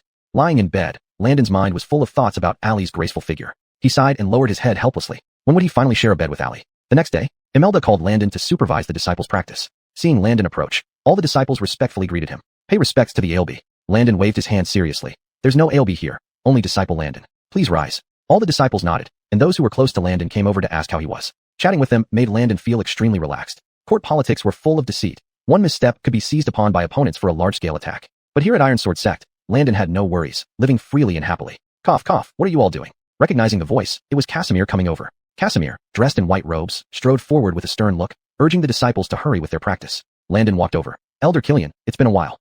Casimir nodded heartily. Indeed, Your Highness, please sit. Landon and Casimir sat down side by side. Looking at Landon, Casimir hesitated. Landon glanced at him and said lightly, Elder Killian, I'm not the ALB, just a disciple of Iron Sword sect. Speak your mind freely. Casimir stroked his beard, looking ashamed. Your Highness is intelligent and insightful. You must have seen through it. At that time, I was blinded, thinking it wasn't right for the Iron Sword sect to be handed over to Yuan. But I didn't expect Yuan to work so hard, breaking through to top tier under your help, and now managing the affairs of Iron Sword sect much better than an old fool like me. Casimir's expression softened. Recently, I've been troubled. He looked up at Landon, gauging his reaction. Landon smiled faintly. Elder Killian, you've truly cared. The Patriarch told me he doesn't blame you, nor do I. As long as we all work together, Inshan's sect will surely become stronger. Touched, Casimir stood up and bowed respectfully to Landon. Thank you, Your Highness. Landon helped Casimir up. Elder Killian, there's no need for such formality. Seeing their actions, Imelda was quite surprised. Elder Killian, Ning, what are you talking about? Standing straight, Casimir looked at Imelda and said, Master, I have sinned. I hope you will punish me. Imelda scratched her head, looking very puzzled. Elder, what do you mean? Casimir lowered his head even deeper, and Landon gave Imelda a meaningful glance. Imelda understood in her heart. It turned out that Casimir was apologizing for the incident half a month ago. Imelda had long forgotten those unpleasant things. Grand Elder, you needn't be so. In recent years, you've dedicated yourself to Iron Sword sect, which my father and I have seen and deeply appreciated. After saying this, Imelda clasped her hands together and paid a respectful bow. No one is perfect. Who can be without fault? Besides, at that time, my power was too weak. It's understandable that you didn't fully trust me. Imelda smiled bashfully. She had blamed and resented him before, but thinking from his perspective, if she were in Casimir's position, could she really be free from distractions and wholeheartedly support her? The answer was no. Imelda sighed with relief. Grand Elder, let's work together in the future to make Iron Sword sect even greater. Casimir was very surprised, as if he hadn't expected Imelda to forgive him so quickly. Master, you really don't blame me? Imelda nodded without hesitation. Of course not. You've done so much for Iron Sword sect. I should be grateful. The heavy stone in Casimir's heart finally dropped, and his furrowed brows smoothed out. If that's the case, then I'm relieved. Master, please accept my another bow. Casimir bowed deeply again. Imelda was filled with fear. This couldn't be. Casimir was well over 50, yet he was paying such a grand salute to her, a junior. This would shorten his lifespan. She hurriedly pulled Casimir up and loudly said, Elder, absolutely not. Please stand up. Imelda sat down and looked at the disciples in front of her. The disciples of Iron Sword sect were diligent. They practiced for 3 hours straight and only left in groups at noon. Turning her head, she noticed that Imelda had already changed into ordinary clothes and playfully looked at Landon. Junior brother Ning, today I'll take you and Sister Sod down the mountain. Chapter 239, Martial Arts Competition for Marriage. He had barely finished speaking when Ali emerged, holding an umbrella. Yuan, you called me over in such a hurry. What's the matter? Ali closed her umbrella, and Landon took it from her. Sister Killian said she would take us down the mountain to play today. Landon smiled and held Ali's hand. Ali turned to glance at Taijian's sect and whispered, Do you have time today? Imelda nodded without hesitation and walked over, taking Ali's hand. Big Sister Sod, as you know, I've been diligent these past 2 weeks, handling sect matters. Now that Father and Hideo are helping, of course, I have time. Imelda patted her chest. Hideo really surprised me today. I thought he wouldn't mention this anymore. Back then, everyone knew about Hideo's ambition. But after Imelda won the sect competition, he started assisting wholeheartedly. Imelda had long since let go of any resentment toward him. Yes, Hideo is indeed courageous. Landon smirked and began walking out. If so, we shouldn't waste this fine day. Ali and Imelda nodded with smiles. They descended the mountain. The streets were bustling, with vendors on both sides hawking their goods nonstop. As they walked, Landon caught an unusual scent and immediately stopped. On closer inspection, he saw a crowd gathered ahead. Ali and Imelda also looked surprised. What was happening there? The three approached and discovered that a young miss was holding a martial arts competition for marriage. The champion would not only marry a beautiful young lady, but also gain the qualification to enter a cultivation sect. Landon chuckled softly and shook his head. Impossible. It's all a scam. Imelda pursed her lips in agreement. Junior brother Ning is right. Cultivation sects are mysterious and require 2 treasures for entry. Even disciples in our sect aren't qualified, let alone ordinary people. Imelda sighed and lowered her head. Entering a cultivation sect was everyone's dream, but in hundreds of years, only a handful of people had made it, mostly those who had achieved great deeds in Southern Dynasty. Imelda glanced at Landon, confident. Junior brother Ning, I think you have the talent for cultivation and should be able to enter a cultivation sect. Landon opened his mouth to speak, but heard a sneer from the side. Based on him. All 3 were taken aback and turned to see a cultivator-style disciple. The disciple wore his hair tied up high and carried a sword, dressed in the style of Huashan's sect. Huashan's sect, one of the top orthodox sects, was here for a martial arts competition for marriage? Landon folded his hands behind his back, unfazed. Brother, you're from Huashan's sect. Why are you participating in this? The disciple looked down at Landon coldly. I didn't expect you to recognize me, though I don't know which obscure sect you come from, but I value the opportunity to enter a cultivation sect above all else. His tone grew even prouder as he spoke. Imelda couldn't hold back a chuckle. Brother, aren't you too confident? Not everyone can enter a cultivation sect. She crossed her arms, scrutinizing him. For some reason, this person seemed familiar, like she'd seen him somewhere before. The disciple rolled his eyes disdainfully at Imelda. I know that, but I'm from Huashan's sect. Do you know who my master is? Ali tugged at Imelda's arm and whispered, Yuan, don't argue with him. He's probably just a lunatic. This enraged the disciple further. Pointing at Ali, he yelled, Don't think you can spout nonsense just because you're a woman. My master is Brandan, and I am his personal disciple. Landon raised an eyebrow. So you're Chuck then?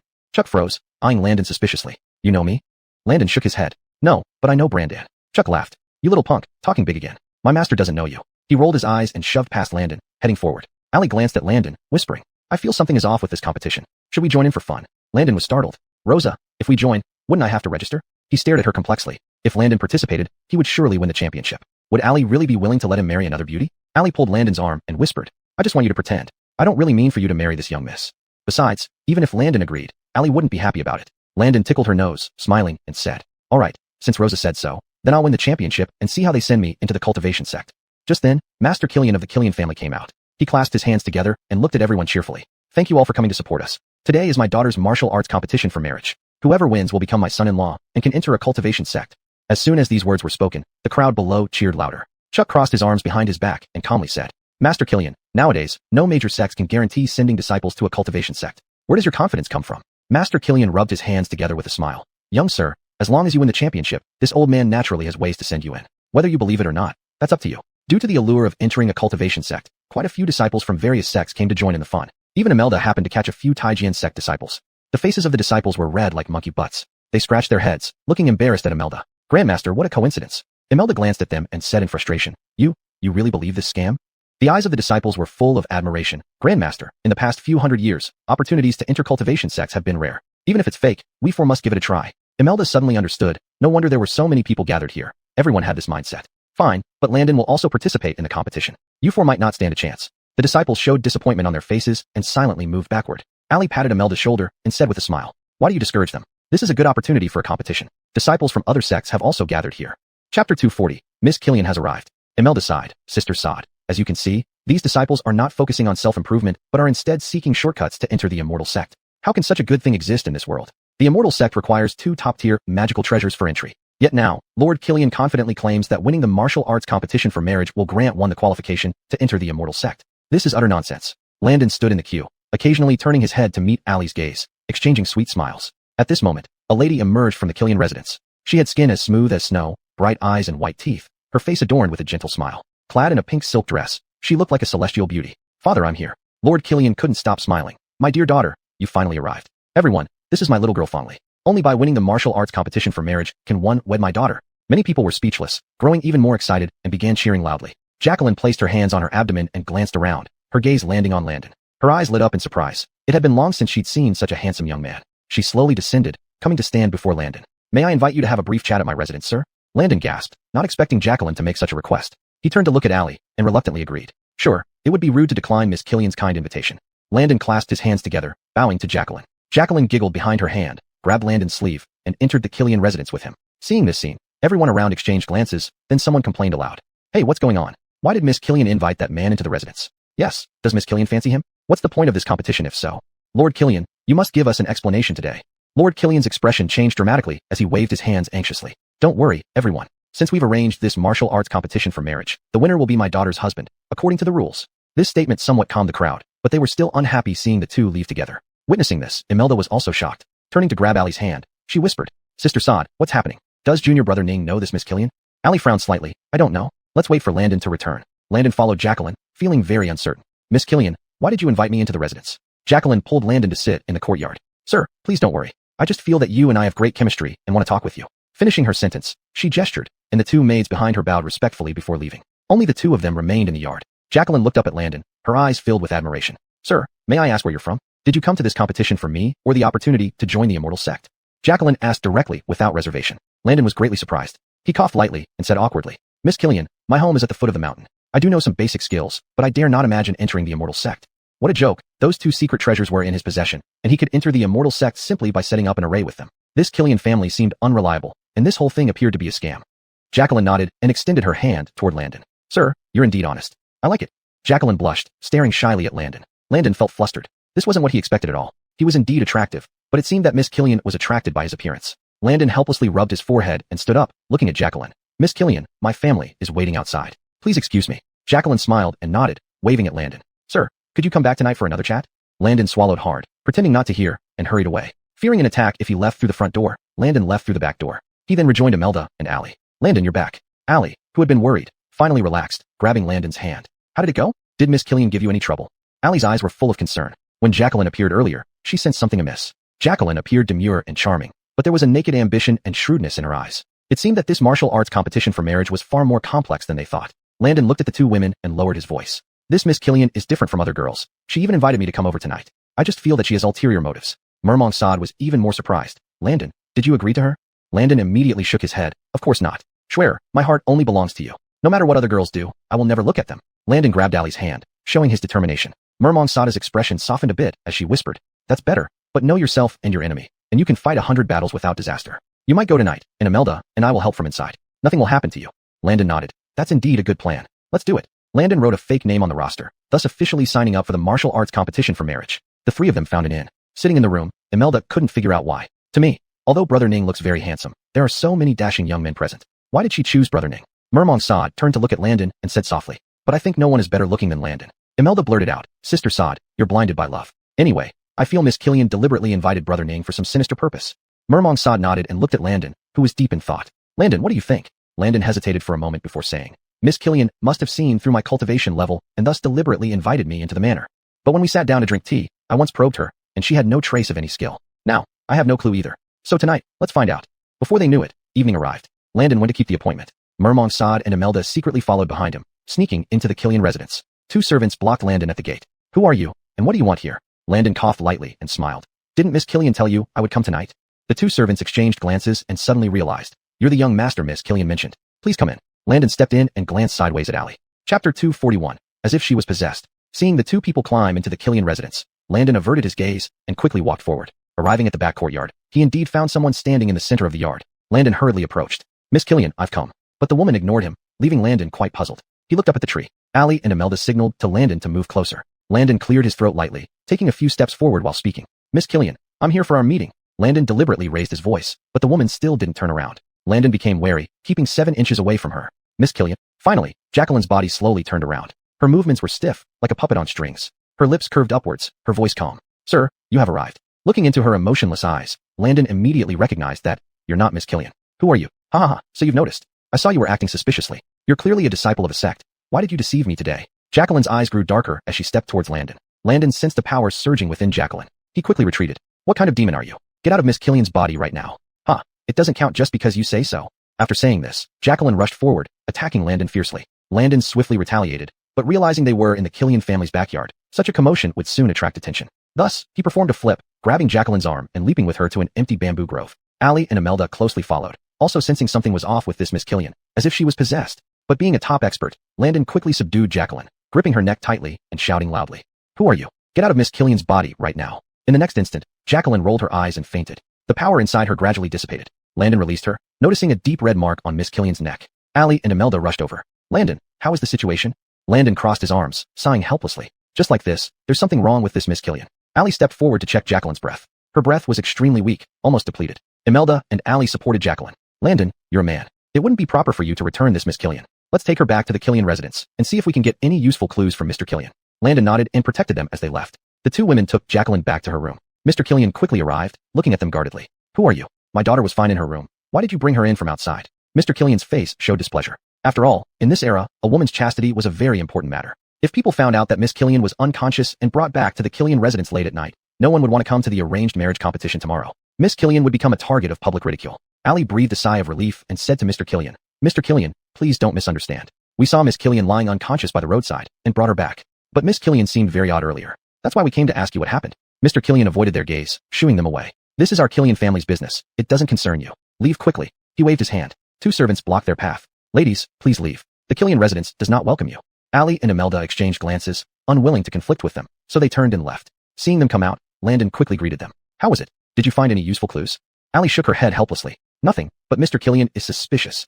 Imelda frowned in agreement. Yes, Mr. Killian's reaction was strange. He seemed to know about Miss Killian's condition but didn't want to talk about it. The three returned to the inn. After long discussions, they still had no leads. Landon stood up, looking serious. Tomorrow is the day of the arranged marriage competition. Miss Killian will definitely attend. We'll observe her carefully then. Ali and Imelda nodded in agreement. Early the next morning, the three went to the competition site. Jacqueline stood to one side, greeting everyone with a smile. She seemed to be in fairly good spirits. Landon was even more puzzled. Yesterday, Jacqueline had fainted, and her body was very weak. But today, her face was rosy, with no trace of fatigue. Landon exchanged a glance with Ali, both seeing surprise in each other's eyes. Suddenly, Jacqueline waved her hand and said excitedly, Sir, you have come.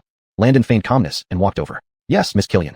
Jacqueline gently tugged at Landon's sleeve and said, blushing, Sir, I invited you last night. Why didn't you come?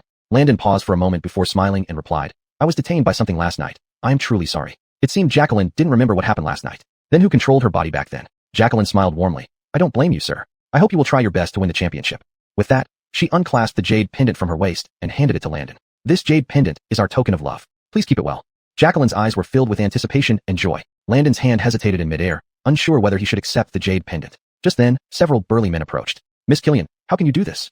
Yes, Miss Killian, this man has no relation to you. Why are you giving him a jade pendant? It has been said, this is a martial arts contest for marriage. Are you going to break the rules? These men exerted immense pressure, glaring angrily at Landon. Landon took 2 steps back. Thank you for your kindness, Miss Killian, but I still want to win the championship by my own ability before taking this jade pendant. Jacqueline nodded and smiled, taking back the jade pendant. My mistake, please forgive me. The men's expressions eased slightly as they returned to the group. At the same time, Landon became their target. Miss Killian likes this kid. We'd better get rid of him first, or Miss Killian won't marry any of us willingly. Chapter 242, The Love of Beauty is Universal. Indeed, but I really can't see what's so great about this guy. Why would Miss Killian fall in love with him at first sight? Forget it. We will take action against him soon. We mustn't let this troublemaker go. Landon wiggled his ears and easily overheard their conversation clearly. Landon put his hands behind his back, sighing deeply. It's a calamity out of the blue. Miss Killian has a one-sided infatuation. I haven't done anything, yet they view me as a thorn in their side. Allie nudged Landon's arm and whispered, Landon, did you find anything unusual when you interacted with Miss Killian earlier?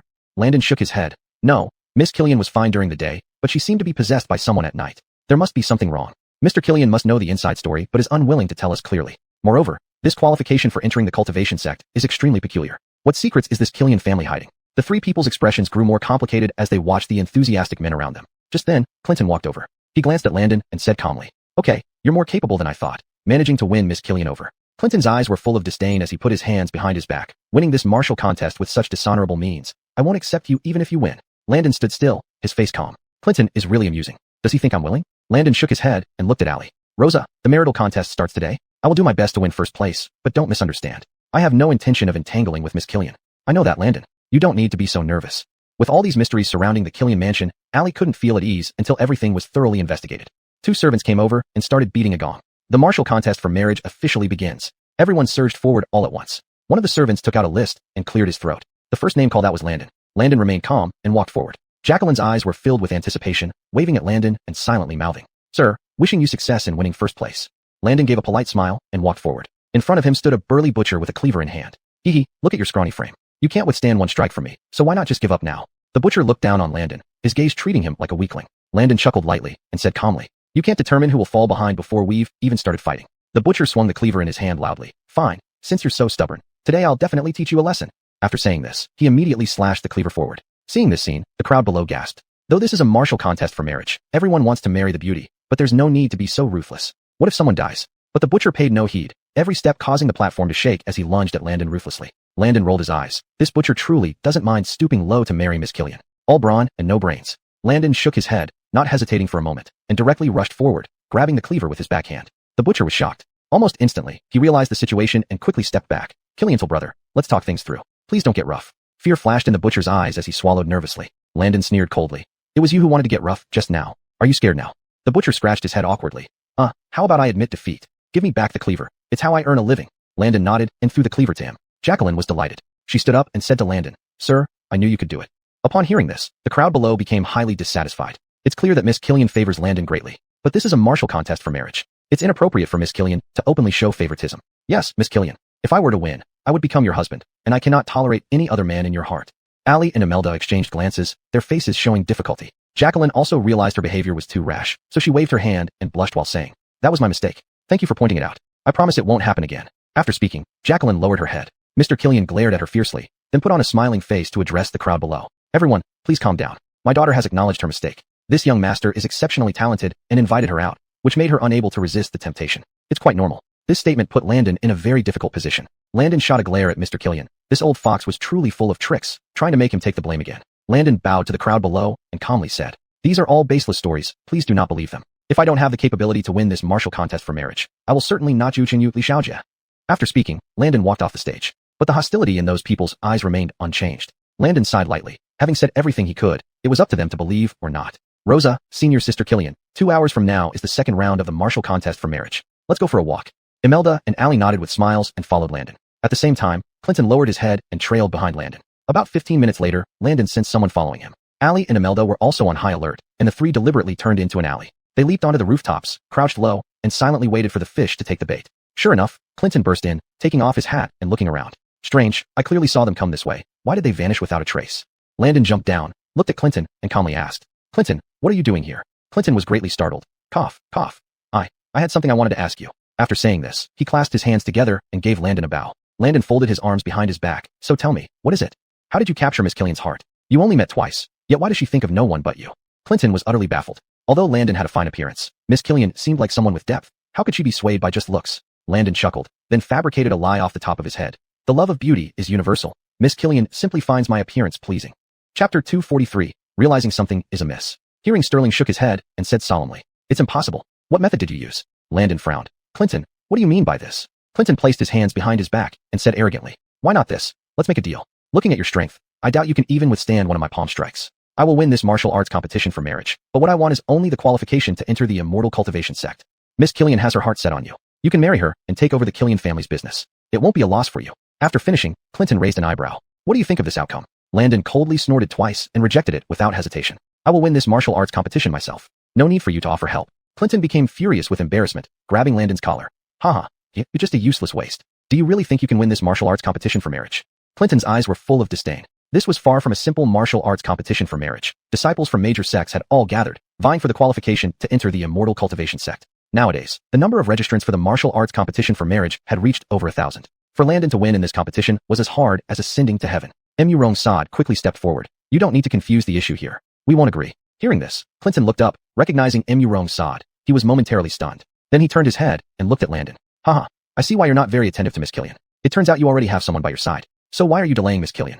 The disdain in Clinton's eyes grew deeper. He had long noticed that although Landon looked like a decent person, he certainly wasn't straightforward. Landon remained calm. This is my business, no need for your concern. And our goals are the same, both aiming for the opportunity to enter the immortal cultivation sect. We too will inevitably compete. Landon took Emurong Sada's hand and turned to leave. Imelda hurriedly followed behind, waving her hand at Clinton. Get lost. We won't give you this chance. And so, the three returned to the inn. Landon pinched his aching brow and said helplessly, I see Clinton truly believes the Killian family's nonsense. Moreover, more and more disciples are signing up. I always feel that the Killian family is hiding some huge conspiracy.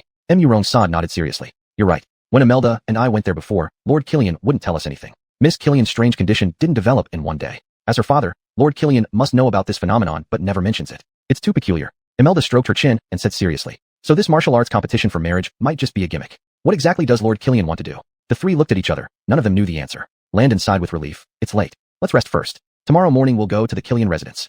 Each of the three returned to their rooms. A good night's sleep. Early next morning, Landon dressed and opened the door to find Imelda and Emurong Sad waiting outside. The three went to the Killian family together. Although the martial arts competition for marriage had already begun, many still came to sign up. But Lord Killian, still maintaining some principles, sent these people away. Landon smoothly defeated his opponent and advanced to the next round. While stepping down, he sensed a sharp gaze. Looking up, Landon saw that it was indeed Clinton. Clinton clenched his fists, his eyes full of hostility. Landon smiled slightly, not taking him seriously. At that moment, Jacqueline emerged. She looked at Landon and softly said, Sir, please stay. Lord Killian stood up cheerfully, rubbing his beard and said, Oh, it's you two young ladies. You saved my daughter back then. Why don't you come in for a chat today? Emurong Sad and Imelda exchanged glances, both curious about his hidden agenda, and they agreed with a nod. Thus, the three entered the Killian family. Outside, the martial arts competition for marriage was raging on, while they sat leisurely drinking tea in the courtyard of the Killian family. Landon put down the teacup and said, Miss Killian, perhaps we were destined to meet on that road. Jacqueline blushed, gazing at Landon affectionately. Sir, perhaps it's destiny that brought us together. How about we share a cup? Jealousy flashed in Emurong Sada's eyes, but thinking of the oddities within the Killian family, she suppressed her feelings. Landon nodded in agreement, picked up the teacup, and drank it all. Miss Killian, why were you out that night? Landon wanted to probe whether Jacqueline knew what happened that night. Jacqueline shook her head and said apologetically, Sir, to be honest with you, I have had a strange illness since childhood. At night, I tend to sleepwalk and end up lying down somewhere unknown, always to be found and brought back by father's men. Father did not dare to speak of this openly for fear that no one would dare come forward to marry me. This time, he has put all our family assets into this martial arts competition for marriage. As she spoke, Jacqueline's voice became choked with emotion. Landon immediately looked up. Miss Killian, is the qualification to enter the immortal cultivation sect genuine? Jacqueline wiped away the tears from the corner of her eyes and nodded earnestly. Of course it is. The Killian family has been merchants here for generations, enjoying very high prestige, and would absolutely never lie to you. Jacqueline picked up the teacup and continued pouring tea for the three of them. Landon coughed lightly twice and said, But I heard entering an immortal cultivation sect is not easy, requiring two extremely powerful treasures in the world. Could it be that the Killian family also possesses these two treasures? A gentle smile graced Jacqueline's face. Miss, you misunderstood. How could the Killian family have such power? The two treasures are owned by either the royal family or cultivation sects, while we are merely commoners. But once, by chance, Father saved an elder from an immortal cultivation sect. The elder promised Father that one person could be sent to the immortal cultivation sect for training and left a jade pendant as a token of trust. Landon and Allie exchanged glances and nodded. So that was it. It seemed that this time, Lord Killian was indeed candid about the martial arts competition for marriage. Jacqueline covered her mouth and giggled, looking at Landon. Sir, if you win this martial arts competition for marriage, then all these things will be yours, including me. You will train in the immortal cultivation sect for 3 years, and I will wait faithfully for your return. Miss Killian held Landon's hand, her eyebrows curved in delight. Imelda patted Allie's arm and whispered, Sod, don't take it to heart, it's all just acting for now. Allie chuckled. She certainly knew they had to focus on the bigger picture. Moreover, Miss Killian appeared very sincere, but she was not sleepwalking at night. Rather, it felt more like she was possessed. Imelda picked up the teacup and took a sip, casually asking, Miss Killian, do you really sleepwalk at night? Do you have any recollection? Chapter 244, Not Telling the Truth. Jacqueline nodded helplessly. Yes, once I fall asleep, I can't control my body. Over the years, Father has found many doctors, but none of them have helped. After a long time, I've gotten used to it. Jacqueline lifted her head and looked at Landon anxiously, afraid that he might reject her because of this habit. Miss Killian, don't worry. This isn't your fault, and I will find a way to cure it, Landon said firmly. Jacqueline's eyes lit up with hope as she nodded with a smile. After the conversation, the three of them walked out together.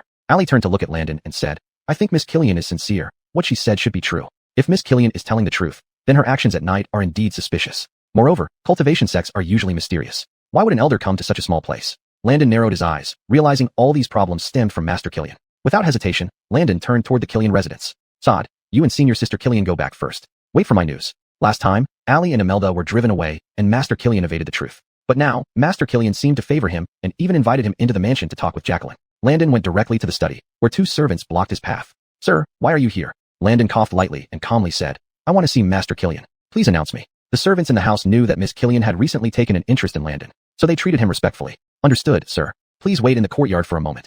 They went to announce him and returned shortly after. Sir, please proceed. Landon acknowledged with a hum and walked in. Entering the study, Master Killian greeted him with a smile. He waved his hand and said, Sir, please take a seat. Landon sat down and said softly, Master Killian, I apologize for disturbing you. But Master Killian didn't mind. He poured Landon a cup of tea and said casually, I can tell that Sir has real skills. You will surely protect the Killian family well. If you win this martial arts contest for marriage, please take good care of my daughter. Master Killian stood up and bowed politely to Landon. Landon was shocked and hurriedly stopped him. Master Killian, please don't. If I really win this contest, I will certainly take care of the Killian family and Miss Killian.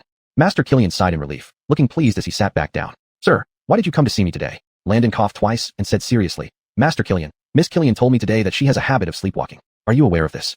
Master Killian's expression changed, almost as if he regretted Jacqueline revealing this information so early. If Landon rejected her because of this, what would happen? Landon waved his hand and explained, Master Killian, don't misunderstand. I'm not rejecting Miss Killian because of this. I just feel that this sleepwalking isn't normal. Master Killian's expression softened slightly. He stroked his beard and asked, Then sir, how is it not normal? Normal sleepwalkers can still be woken up and recognize people. But on that night, Miss Killian seemed fully awake yet didn't recognize us, acting like someone else entirely. This isn't simple sleepwalking. Master Killian, if you don't want anything to happen to Miss Killian, you should tell me everything you know. Landon's expression was exceptionally serious as he stood up. Master Killian's face changed. He turned away and said quietly, Sir, you're overthinking it. My daughter has grown up peacefully. As for what you mentioned, I have nothing to say. He touched his beard, trembling slightly as he reached for his teacup. However, the teacup slipped and fell to the ground with a thud. The water spilled out but quickly disappeared. Landon sensed something was wrong and immediately knelt down. What was happening here? What secrets was the Killian family hiding? Crossing his arms, Landon looked at Master Killian and said, Master Killian, your forehead is dark. If you don't tell me the truth, even if I have great abilities, I won't be able to save your life when the time comes. Master Killian shivered and slowly closed his eyes. After a long pause, he waved his hand and shouted loudly, Sterling, show our guest out. Landon's face turned from hopeful to disappointed. He looked at Master Killian and said regretfully, Master Killian, I urge you not to be so stubborn. If you change your mind, you can always find me. Landon turned and left. Master Killian stared at Landon's back, his gaze deep and unfathomable. Outside the Killian residence, Allie and Imelda were waiting at the gate. Landon, how did it go? Allie walked over, anxiously asking. Landon glanced around and said softly, Let's go back to the inn. I'll tell you there. Back at the inn, Landon sat down and recounted his conversation with Master Killian. Allie nodded and said quietly, To me, Master Killian definitely knows something but is unwilling to tell us. Imelda clenched her fists and stood up. This Master Killian is truly despicable. Does he not care about his own life and his daughter's? Landon sighed lightly. Also, that cultivation sect spot might be real, but the truth is far more complicated than what Master Killian told us. I suspect it still has something to do with Miss Killian. That night, the three of them sneaked into the Killian residence. Landon entered Master Killian's study and began searching. Allie went to the back courtyard to look for any secret passages, while Imelda kept watch from the rooftop. Landon was growing anxious as he flipped through everything in the study, but found nothing. Wiping the sweat from his forehead, He was about to leave when he noticed a stone on the windowsill out of the corner of his eye. Landon frowned. Master Killian was certainly peculiar. In a merchant household like theirs, feng shui was highly valued. Why would he place this stone on the windowsill? Landon picked up the stone and found a rune beneath it. Realizing the stone was significant, Landon put it in his pocket and turned to leave. Back at the inn, Landon took out the stone and placed it on the table. Look at this. It's the stone Master Killian placed on the windowsill. Its position affects the feng shui, which is quite strange. Chapter 245, Learning the Truth. Ali and Imelda hurried over, examining the stone closely. Apart from the runes at the bottom, there was nothing particularly special about it. Ali raised her head and asked, puzzled, Landon, what do the runes under that stone mean? Landon shook his head helplessly. I can't make them out either. But if this stone is really important, Mr. Killian will find out soon enough. We'll have to play it by ear when that happens. Ali and Imelda nodded hastily. The next day, as soon as they arrived at the martial arts contest venue, they heard that Mr. Killian had lost a treasured item. He was now searching everywhere for it. Landon arched an eyebrow, standing silently among the crowd. Ali and Imelda exchanged glances and retreated into a shop opposite. Suddenly, Mr. Killian came out in a panic, clutching his chest as if struggling to breathe. I kept a protective stone in my study. Who took it? Give it back immediately, or I won't forgive you. Mr. Killian was so angry that he was almost frothing at the mouth. Jacqueline, who stood nearby, was very anxious. She supported Mr. Killian's arm and spoke softly. Father, don't worry too much. I've instructed all the household servants to look for it. We'll get results soon. Mr. Killian nodded. Landon focused and noticed that Mr. Killian looked much more haggard, with more white hair than before. In contrast, Miss Killian seemed to be in slightly better spirits than usual. A thought crossed Landon's mind, but he quickly shook his head to dispel it. It can't be possible. Parents in the world all love their children. How could they trade their daughter's life for their own?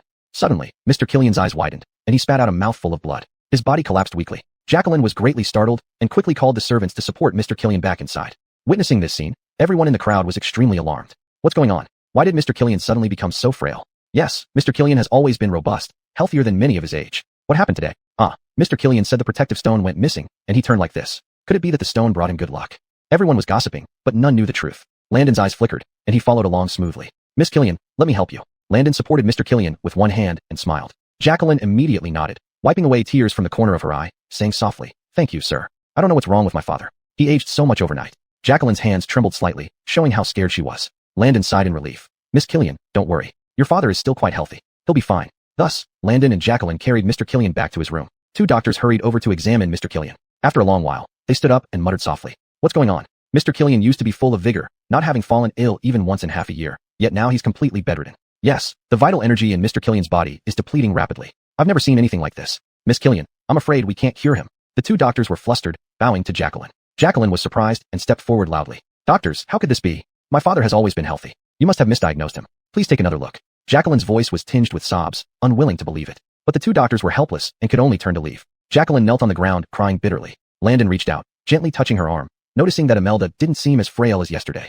Recalling what Mr. Killian said about his daughter being sickly and unable to carry on the family business, Landon realized her vital energy had likely been drained. With this thought, Landon sneered inwardly, becoming more certain that Mr. Killian was the culprit. Miss Killian's current state was entirely due to him. Landon sent a message to Ali using a talisman, urging her to bring the stone as soon as possible. Chaos reigned in the Killian household. Ali slipped the stone back into place unnoticed by everyone. Within half a day, Mr. Killian woke up, looking much healthier. Jacqueline coughed lightly and held Mr. Killian's hand. Father, are you feeling better? She looked pleasantly surprised, leaning against Mr. Killian's chest. Mr. Killian showed a gratified expression and nodded. Is it because the stone has returned? Jacqueline looked astonished. Father, what stone are you talking about? Now that you're just recovering from a serious illness, you should focus on resting and not worry about the stone. Landon walked over and looked at Mr. Killian, saying, Mr. Killian, shouldn't you give Miss Killian an explanation for this matter? As soon as he said that, Mr. Killian's face changed. He glanced at Landon disdainfully and replied, Sir, what do you mean by that? Landon gave two cold snorts and directly revealed the secret of the stone. You used Miss Killian to defy fate, which is simply absurd. Moreover, this stone is inherently evil. Who taught you this method? Jacqueline was instantly stunned. She turned her head to look at Mr. Killian, her face full of disbelief. Father, is what Sir Ning said true? Mr. Killian shook his head hurriedly, looking at Jacqueline anxiously. My dear daughter, how can you believe such nonsense? Over these years, you know very well how I've treated you. Mr. Killian clutched Jacqueline's hand tightly. Jacqueline sighed in relief, nodding. Father, you're right. It seems this young master has misunderstood. Jacqueline turned her head and looked at Landon, saying, Sir, this is my father. He has always been kind to me. Even though I had a strange illness since childhood, he never gave up on me. As she spoke, tears filled Jacqueline's eyes. Landon wasn't convinced. Holding the stone in his hand, he said, Miss Killian, if I smash this stone today, your strange illness will be cured. Mr. Killian struggled to sit up from the bed. You, on what grounds do you ruin the things in my household? Get out immediately. My house is not welcoming to you. Mr. Killian was so angry that he even started coughing violently, still commanding his servants to snatch the stone from Landon. This action was extremely suspicious. Jacqueline took 2 steps back, speaking softly. Father, I know you've always regarded this stone as a treasure, but you've never told me why. Mr. Killian became even angrier. You're my daughter, yet now because of someone else's words, you turn around to suspect me? Chapter 246, Unveiling the Truth. Landon shook his head and looked at Killian Flaunting, saying, Sir Killian, how long do you plan to keep up this act? Killian Flaunting was so angry that he puffed out his cheeks and glared. You rogue, don't talk nonsense. What is your motive? Why are you causing chaos in my Killian family? You know best in your heart. Also, the opportunity to enter a cultivation sect you spoke of is nothing but a lie. The person you met back then was not an elder from a cultivation sect, but a misguided Isaiah. That Isaiah gave you this stone merely to extract essence blood from it. Landon touched the stone and knew something was off. Killian Flaunting was abnormally agitated. He stood up, pointing at Landon, and said, Nonsense. Someone, hurry up and drive them away. Jacqueline stood up, trembling all over as she looked at Landon. Young master, what are you talking about? Landon felt compassionate, looking at Jacqueline. Miss Killian, I'm not deceiving you. The reason why he held the martial arts contest for marriage was to find the next person for him to draw essence blood from. Ali and Imelda exchanged glances, unable to help shaking their heads. This Killian Flaunting is truly detestable. He doesn't just bleed his own daughter dry, he also wants to take advantage of others. Struggling to stand up, Killian Flaunting said, My dear child, don't listen to his nonsense. Your father would never harm you. These many years, we have depended on each other. Holding this martial arts contest for marriage was also to find someone reliable to entrust you to. As he spoke, Killian Flaunting's voice choked up, stretching out his hand towards Jacqueline. Jacqueline lowered her head, softly saying, Father, naturally your daughter trusts you. Since childhood, I've been frail and ill. It was you who took great care of me, allowing me to live. Landon snorted. Sir Killian, how do you explain this stone then? Killian Flaunting's eyes bulged round with anger as he roared. You rogue, shut your mouth immediately. This stone is a treasure used to stabilize our home, obtained by your humble servant from a feng shui master, and my daughter knows about it too. Jacqueline gripped Killian Flaunting's hand, tears welling up in her eyes as she looked at Landon. Indeed, young master, could there be some misunderstanding here? Suddenly, the stone emitted an eerie emerald green glow. Jacqueline screamed in terror, hiding behind Landon. Young master, what's wrong with this stone? Landon patted Jacqueline's back, gently saying, Miss Killian, don't be afraid. It's only because there is evil chi hidden inside the stone. Young master, can you remove this evil chi? Of course, as long as we destroy this stone. No, absolutely not. Killian Flaunting roared angrily, calling out to the servants in the courtyard. One must ask the owner before hitting the dog. If you want to destroy this stone, you should also ask if your humble servant agrees. Landon's eyes flashed with disdain as he pulled out a jade pendant. It's only a stone used to stabilize the home. Could this humble prince not compensate? His voice wasn't loud, yet everyone in the courtyard heard clearly. The crowd was astonished. Isn't this his highness, the Ailbe? Killian Flaunting did not dare to be reckless, kneeling down in awe. Your humble subject pays respect to the Ailbe. The butler and servants behind him knelt on the ground even more, not daring to raise their heads. Killian Flaunting, this prince orders you not to conceal anything, and tell everything clearly. Killian Flaunting instantly broke into a sweat. His chest heaved up and down, eyes full of terror. Your highness, your humble subject doesn't understand what you're talking about. Jacqueline was very surprised. F.O.L.B.? Landon placed his hands behind his back, revealing a wave of pressure. Yes, this prince went incognito and didn't expect to discover this matter. And this prince has already thoroughly understood the situation. A few of your household servants have been bought off. If you don't believe it, call them out for questioning. Ali waved her hand, and several elderly men came forward. They respectfully bowed to Landon. Your humble subjects pay respects to the Ailbe. Landon waved his hand. You are all old servants around Killian Flaunting. Tell everything you know. Jacqueline raised her head to look. Indeed, they were all familiar faces. With every sentence they uttered, Jacqueline's face grew paler. Finally, his legs turned soft, almost falling to the ground. It was Landon's quick reflexes that supported her arm. Jacqueline looked bewildered, tears welling up in her almond-shaped eyes. Father, is what his highness says true or false? Killian Flaunting immediately became anxious. My dear child, you were born with a strange illness. All these years, your father has never given up and kept searching for medicine for you. How can you? Uncle Sterling put his hands together and bowed to Jacqueline. Miss, I watched you grow up. Now I really cannot bear to hide it any longer. Killian Flaunting suddenly pointed at Uncle Sterling, his finger trembling. Why? You actually dare to betray me. Jacqueline's tear-filled eyes turned to look at Killian Flaunting. Father, is this true? Killian Flaunting sighed and turned away. Dear daughter, father only wanted to extend his life to stay with you. You can rest assured, for I have invited the best doctors for you, ensuring that you will not be in danger. A low voice echoed. Boom. Jacqueline stood stunned on the spot. After a long while, her body trembled as she looked at Killian Flaunting and said, Father, so, you are the one responsible for all this. Landon glanced at Jacqueline and said, Miss Killian, you didn't sleepwalk at night. You were possessed by someone. It was the Isaiah practicing evil arts who did it. Ali and Imelda could no longer bear to watch. Killian Flaunting, how can you be so selfish? To satisfy your own desires, you've wrecked your own daughter's health. Is it worth it? Killian Flaunting flicked his sleeves and said coldly, This is our family matter. Barker, take the young miss back to her room to calm down. One day, she will understand my well-meaning intentions. Two maids came forward to pull Jacqueline. Jacqueline pushed them away and grabbed Landon's sleeve, her voice trembling. Your highness, please, take me away. Landon nodded and smoothly removed his robe, draping it over Jacqueline's shoulders. Miss Killian, I will take you away. This Killian residence will soon face catastrophe, and I don't wish to get my hands dirty. But if any of you dare to reveal my identity, there will be no survivors left in the Killian family. Landon glanced at Killian Flaunting and led Jacqueline out. Once Jacqueline left, Killian Flaunting's body would quickly weaken, plagued by illness, and within a month, he would die from bleeding through 7 orifices. That's the price he should pay. Killian Flaunting panicked instantly and tried to chase after them, but his steps were unsteady, nearly causing him to fall. The butler rushed forward to support him. Sir, please be careful. Miss is just upset. But Killian Fontang's face was full of panic. No, stop her immediately. Now, everyone is outside attending the martial arts contest for marriage. If they see Fongli leaving with the ALB, wouldn't it look improper? If it ruins the Killian family's reputation, I'll hold you responsible. Chapter 247 Finally leaving. After speaking, Killian Fontang glared at Barker. Barker wiped the sweat from his head and quickly walked out. I understand, sir. I'll stop Miss immediately. Barker jogged to block Jacqueline's path. Miss, you cannot leave. You have no kinship with His Highness the ALB. This goes against all rules. Jacqueline lifted her tearful eyes and looked at Barker, saying, Manager, you've watched me grow up since childhood. Now, are you going to help him confine me here? Jacqueline sobbed softly, burying her head in Landon's chest. Seeing this scene, Allie felt a twinge of jealousy. But considering Jacqueline's current situation, Allie went straight forward and said coldly, Move aside. Barker raised his head, meeting Allie's icy gaze, shivering involuntarily. But remembering Killian Fontang's instructions just now, he didn't dare to step back. Your Highness, Miss, please don't make it difficult for me. This is Sir's order, which I must follow. Barker spoke stiffly. He kept bowing, hoping they would relent and let go of Jacqueline. Jacqueline tightly clutched Landon's clothes. Ilby, please take me away. I don't want to stay in this man-eating Killian family any longer. Jacqueline's tone was resolute, with tears streaming down. The people at the entrance who were watching the martial arts contest turned their heads to look into the courtyard, sensing something amiss. Killian Fontang coughed twice and walked out. Ilby, Fongli is my daughter. It's inappropriate for you to get involved. After saying this, he came forward to pull Jacqueline's arm, but was avoided. Jacqueline lifted her head and stubbornly said, But your nature doesn't make you fit to be a father. Today we will break our relationship by striking hands. Jacqueline raised her hands. But after uttering those words, her eyes quickly filled with tears. Her mother had passed away long ago, and it was Killian Fontang who raised her single-handedly over these years. The two relied on each other, and he was the person Jacqueline trusted most. But Jacqueline had been suffering from a strange illness since childhood, enduring immense pain. Her body was still being controlled by Isaiah practicing black magic, and the root cause of all this turned out to be her beloved father. Jacqueline felt as if the sky was falling, unable to accept it. Daughter, father apologizes to you.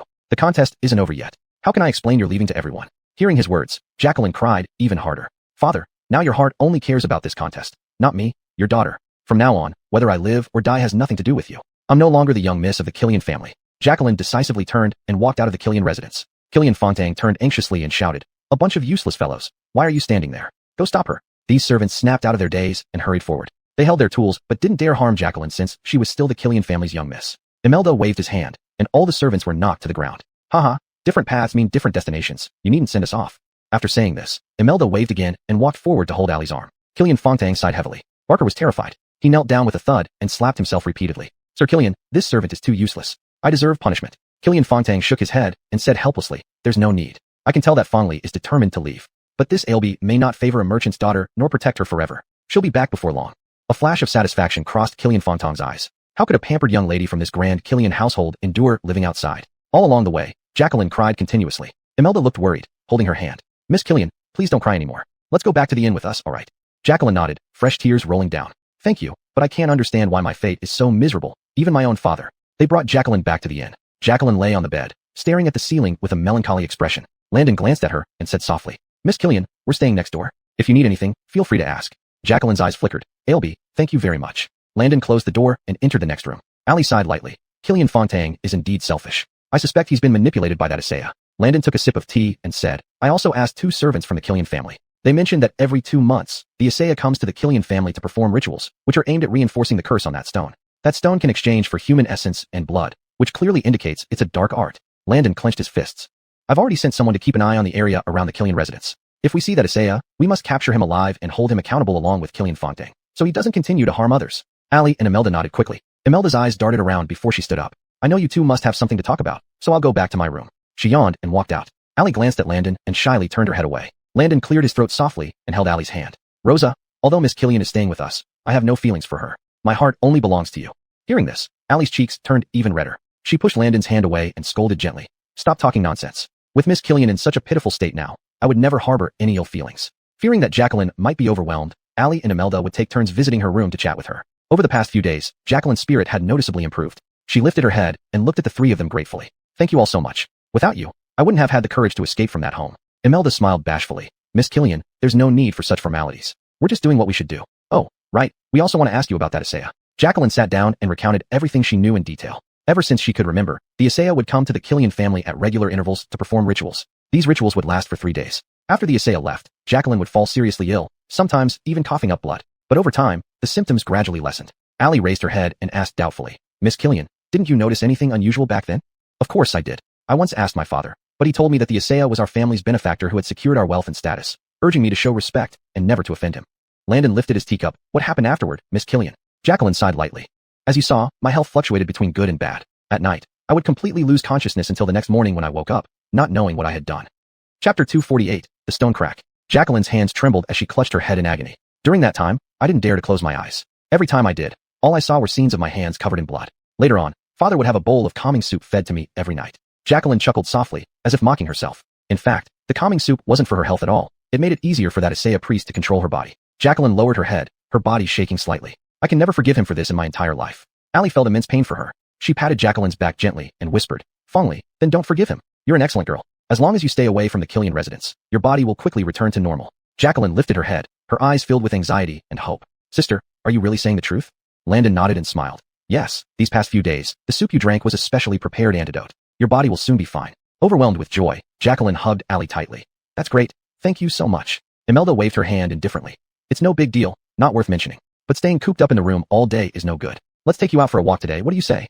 That sounds good. These past few days have been quite boring. I also want to stroll around town with you guys. Jacqueline smiled shyly and held Imelda's hand. Allie and Imelda exchanged glances and both broke into smiles. Imelda led the way with Jacqueline while Landon walked behind with Allie. Their hands kept brushing against each other. Landon mustered up his courage and wanted to hold Allie's hand. Suddenly, Jacqueline turned around. Your Highness, do you think this hairpin looks nice? Her eyes shy, she handed over the hairpin. Allie's face cooled, crossing her arms. Seeing that Allie was jealous, Landon quickly said, Miss Killian, I don't understand these things, but my fiancé has studied them. Ask her instead. With a warm smile, he stood beside Allie. Allie froze, not expecting Landon to be so straightforward. Sure enough, Jacqueline's eyes widened. Your Highness, you are this young lady's fiancé? Landon nodded awkwardly. Sorry, Miss Killian, I've kept it from you for so long. We only participated in the competition because we sensed something odd about the cultivation sect. And here, you don't need to call me your Highness. Allie looked at Jacqueline carefully, afraid she wouldn't accept it. A trace of disappointment flashed across Jacqueline's eyes, but she quickly recovered. Then I congratulate you both. I'm sorry, I've been disrespectful. Jacqueline blushed furiously, too embarrassed to look up. Allie chuckled lightly and took Jacqueline's hand. It's all right. Ignorance is no fault. Jacqueline held Allie's hand. Sister, you two are such wonderful people. Despite my repeated advances towards your Highness, you've never shown any hostility. As she spoke, Jacqueline felt more ashamed. Why hadn't she realized they had feelings for each other? Imelda crossed her hands behind her back and laughed. Miss Killian, you're a good person too. We're all happy to save you. While talking, they continued walking forward. Allie nudged Landon's arm, appearing uneasy. You were too direct just now. Aren't you afraid that Miss Killian? Before she could finish, Landon had already pulled her aside. Landon intertwined his fingers with Allie's, grinning widely. Schwerer, I wish everyone knew you're my fiancé. Besides, Miss Killian would eventually find out, so it's better to tell her sooner. Allie lowered her head, her lips curling upwards. Schwerer, you're the most precious person in my life. There may be other misses in the future, but my heart belongs to you. Landon leaned close to Allie's ear, whispering softly. Every word quickened Allie's heartbeat. She clutched her chest, cheeks flushed. Stop it, we're on the street. Don't talk nonsense. Imelda and Miss Killian are far ahead. Let's catch up. She tried to pull her hand away, but Landon gripped it even tighter. Landon laughed softly. Schwerer, are you shy? Allie bit her lower lip, refusing to answer. Imelda turned around, waving at them. Why are you two walking so slowly? Hurry up. Allie and Landon tightened their hands and quickened their pace. They strolled until evening, still feeling reluctant to part as they returned to the inn. Upon opening the door, they saw a letter on the table. Landon rushed over and opened it. It was from the spy he had sent. The spy told Landon that today a Isaiah priest had sneaked into the Killian residence. Landon burned the letter and turned to look at Allie. That Isaiah is here, let's go check it out. Imelda couldn't wait to grab her sword. I want to go with you. Allie glanced at Jacqueline and said softly. Eween, stay here to protect Miss Killian. How and I will be enough to subdue that Isaiah. Jacqueline stood up nervously. There's no need to leave someone behind to protect me. I've already caused you enough trouble and can't slow you down anymore. She timidly pulled out a dagger from her sleeve. This is what I brought out from the Killian residence. I can protect myself. Jacqueline's eyes were unusually determined, but they still couldn't feel at ease, so Imelda agreed to stay with Jacqueline, urging Landon and Allie to be careful. Jacqueline felt very guilty. I'm sorry, it's my fault for wasting your time. Imelda was unperturbed. Miss Killian, don't say that. I am the master of the Iron Sword sect. If I stand by without helping, wouldn't that tarnish the reputation of the Iron Sword sect? Landon and Allie changed into appropriate attire and easily climbed over the wall into the Killian residence. They noticed that the study was still brightly lit, so they made their way to the rooftop. Landon carefully lifted a tile, just in time to see Killian Flaunting talking to the Isaiah. My daughter doesn't listen to me at all and even ran away secretly. But rest assured, she will definitely come back in a few days. The Isaiah stroked his beard, looking very impatient. How do you manage as a father? Why did you let her escape? The longer it takes, the worse it will be for your body, and even I. The Isaiah sighed, shaking his head helplessly. He held the stone in his hand, chanting a spell. The stone emitted a fluorescent green light again. Landon stretched out his hand, sending a gust of palm wind directly toward the stone. Crack. The stone developed a crack. The Isaiah was startled and immediately stood up.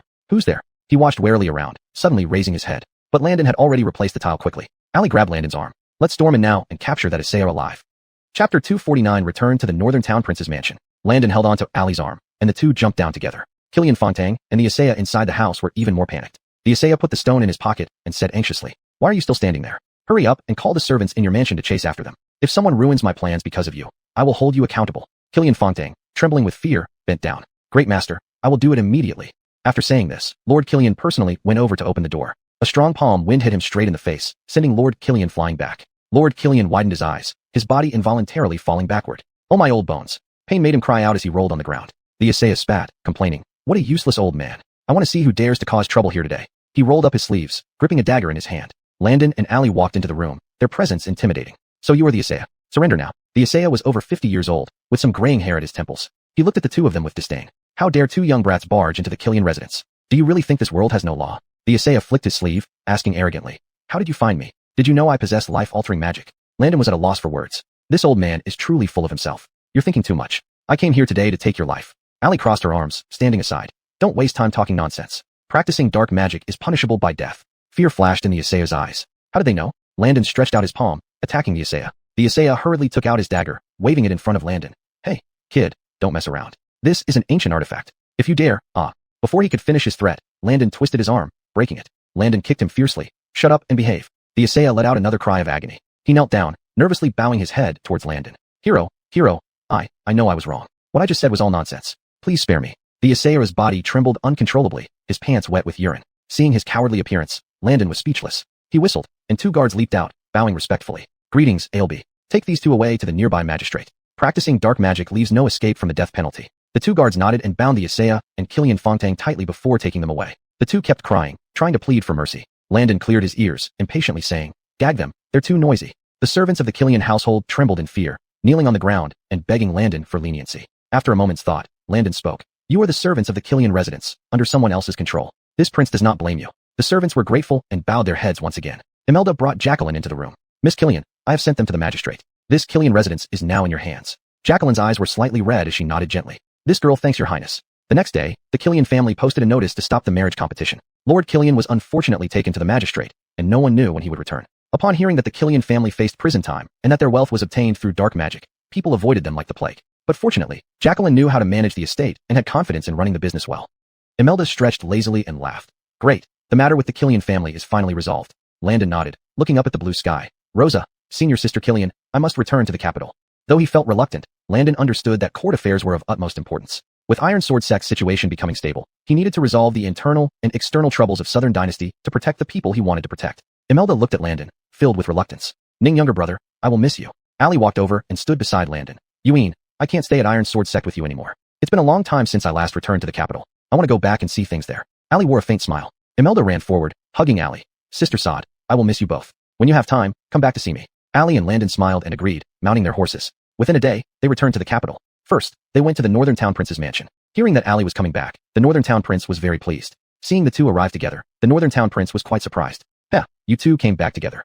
Dismounting from his horse, Landon strode forward and held Allie's hand. Rosa, get off the horse. Allie smiled at him and jumped down from the horse. Turning their heads, they noticed Jareth standing at the door, and there was a moment of awkwardness in the air. Landon let go of her hand and bowed. Jareth approached with a chuckle and returned the greeting. Ilby, there's no need for such formality. I am immensely grateful to you for escorting my daughter back to the capital. Allie blushed and walked into the mansion. Father, have you prepared tea for me?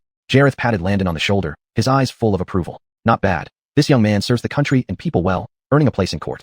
Now he has won over Allie. Recently, Jareth had been deeply worried about his daughter. Allie's cold personality and frequent presence in the army made it difficult for her to find a suitable match. Fortunately, the Emperor arranged for Allie and Landon to be married, giving Jareth some comfort. This time, their relationship seemed even stronger. The prince couldn't stop smiling as he hurriedly invited Landon to sit down. Ilby, since you left, Waylon has repeatedly mentioned to me that he wishes to arrange your wedding soon. What do you think? He rubbed his hands together, feeling anxious. Then he glanced at Allie. His daughter was beautiful, but had an unconventional temperament. Many suitors had been deterred by her icy attitude. Landon turned to look at Allie and smiled. I have no objections. What about you, Rosa? Allie sat upright, nervously twisting her dress. She hesitated for a long time before speaking slowly. I think it's too soon. If I become a princess, I won't be free anymore. Thinking of the towering palace walls, Allie felt an unexplained fear. She did love Landon, but she didn't want to give up her freedom. Upon hearing this, Landon kept his smile. Rosa makes a good point. I also don't want to be confined within the palace. A real man has ambitions beyond the four seas. Once the political situation stabilizes, I will take Rosa on a journey around the world. Chapter 250, The Sword Cannon of Elder Wanjian. Xander's eyes lit up as she stared intently at Landon. The Clifton frowned, his face showing unease. Was Landon truly unaware, or was he feigning ignorance? Waylon had been summoning him daily to the Imperial study to help manage state affairs precisely because he recognized Landon's capabilities and intended for him to ascend to the position of Grimes. Not only did the Clifton notice this, most of the court officials were well aware of it too. The Clifton stroked his beard and asked casually, Your Highness Ailby, please do not think me too forward. If you were to take the position of Grimes, what would you do? Xandra looked bewildered. What? Landon, being the fourth prince, came from a background far less prestigious than the other three princes. Was there really a chance for him to become the Grimes? The atmosphere became awkward in an instant. Landon glanced at the Clifton nonchalantly. Clifton, you needn't worry. If I were to become Grimes, I would ensure that Snow lives freely without the constraints of palace rules. Landon held Xandra's hand, his eyes filled with tender affection. Xandra blushed, but did not pull away. The Clifton clapped his hands in approval. Indeed, befitting his Highness Ailby. I'm just a rough man who leads troops in a battle, unable to speak eloquently. But tonight, let's enjoy a couple of cups together. Seeing Landon's genuine feelings for Xandra, the Clifton felt relieved and even suggested Landon live with Xandra. Both were taken aback. Xandra glared at the Clifton, muttering, Father, you've lost your mind. I'm not talking to you anymore. I want to go back to my room. Landon wiped the sweat from his brow, his eyes darting around. While he also wanted to share a sweet night with her, their relationship hadn't progressed to that point yet. The Clifton was indeed overly eager. He rubbed his chin and said, Oh dear, my little girl is just too stubborn. Your Highness, please don't mind her rudeness. Tonight, I will arrange for you and Landon waved his hands hurriedly.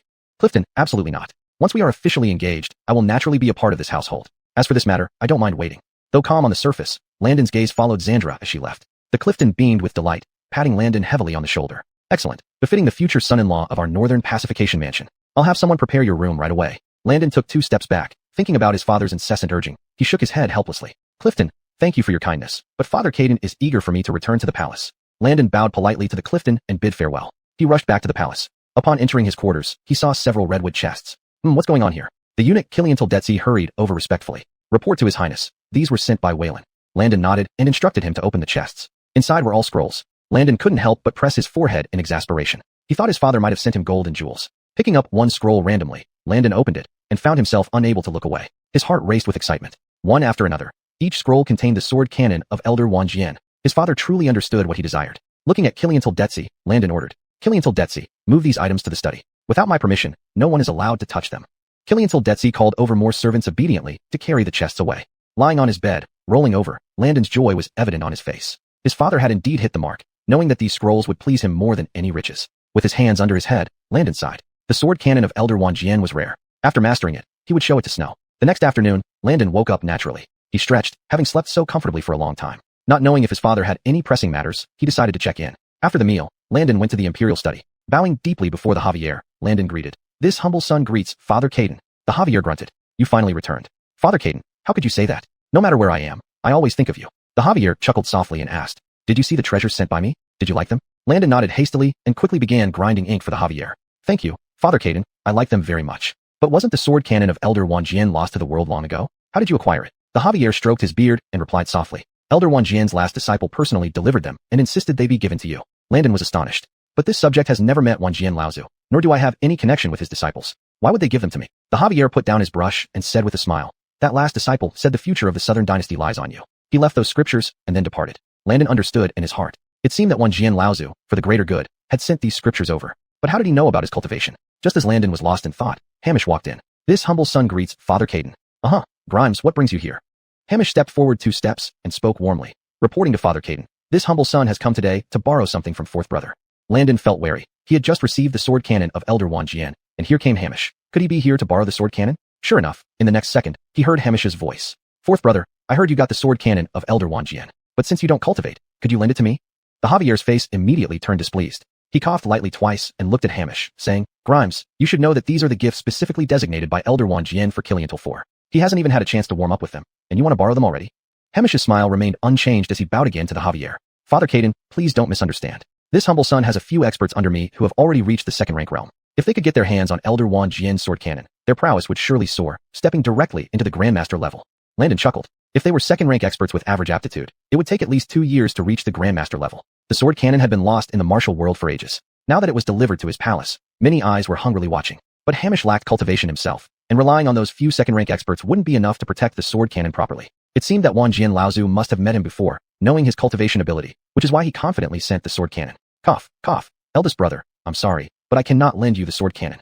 Chapter 251, Deliberate Probing. Hamish's face changed as he sized up Landon. Landon had really made a name for himself. He had only been away on a trip and received the true teachings of the sword scripture from venerable myriad swords. Now he even dared to refuse him outright. Fourth brother, what do you mean by this? Hamish's voice was low, with hidden anger. Lately, he felt increasingly nervous, always feeling that the position of Grimes would be snatched away by Landon at any moment. During the time Landon was away from the capital, he couldn't sleep at night, studying east and west with the Grand Tutor. But Caden treated him with the same lukewarm attitude, only showing appreciation when it came to Landon. This filled him with jealousy to the point of madness. Seeing that Hamish's mood was off, Landon hurriedly bowed in greeting. Elder brother, don't misunderstand.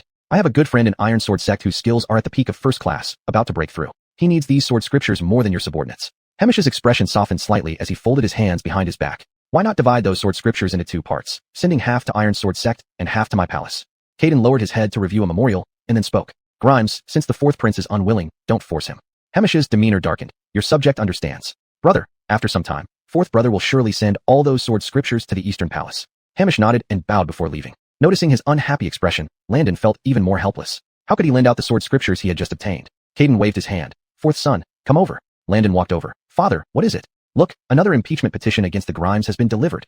Caden's gaze was particularly sharp as he looked at Landon. Did Landon also start forming factions? Landon took the petition calmly, only to find it was from 5th rank Minister Killian Shershuan. Killian Shershuan had previously disagreed with Hamish in court over the punishment of criminals, leading Caden to accept Killian's suggestion, but isolating Killian afterward due to the Grimes faction. Since then, Killian Shershuan had continuously submitted petitions impeaching Hamish. Putting down the petition, Landon said indifferently, Father, 5th rank minister still holds a grudge over that matter. You can choose to ignore it. However, Landon knew clearly that Caden deliberately showed him this petition, not only to test if he had pulled 5th rank minister to his side, but also because he had already developed bias towards the Grimes. It was just a matter of saying it through the petition. 4th son, I am getting old. The future of the Southern Dynasty depends on you all, but do you think the Grimes can truly shoulder the great responsibility? Landon lowered his head, feigning difficulty. Father, I am the 4th son, unqualified to comment on elder brother. Caden snorted. I order you to speak. There's no need to care about formalities. Landon cleared his throat and spoke. Father, in my view, elder brother is too kind-hearted and indecisive. If he sits on the throne, the Southern Dynasty may fall into chaos. Caden narrowed his eyes, looking at Landon. Landon thought his words were too heavy and wanted to correct them, but saw Caden stand up slowly, speaking gently. Yes, you're like me. I also feel that although the Grimes relies on power, he is not the best candidate for the throne. 4th son, what about you? Upon hearing this, Landon raised his head sharply. What? Was father asking if he had any intention of the throne? Father, I dare not imagine it. I only wish to focus on defending against foreign enemies and making our Southern Dynasty stronger. Haha, you have deep thoughts but never speak openly to me. Well, I know you are brave and wise, yet lack ambition, an ambition to seize the throne. Caden's tone grew heavier. Landon glanced at him, not daring to respond. What nonsense was this adoptive father spouting? Was he suggesting he compete for power with the Grimes? Landon pretended not to understand, raising his head. Father, I'm dull-witted. You ingrate. I've said so much, why?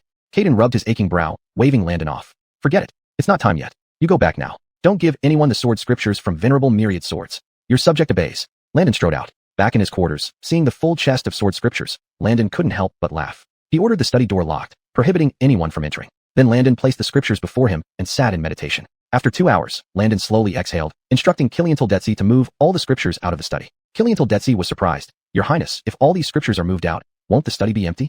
Yes, I have other uses for them. Quickly move these scriptures out and don't ask any more. Killian Tildetzi called in a few eunuchs, who moved all the scriptures out of the study into the adjacent guest room. Landon came to the guest room and saw those scriptures neatly arranged on the bed. Killian Tildetzi stood by the side, beaming with pride. Your Highness, if you need any scripture, just let me know and I'll find it for you.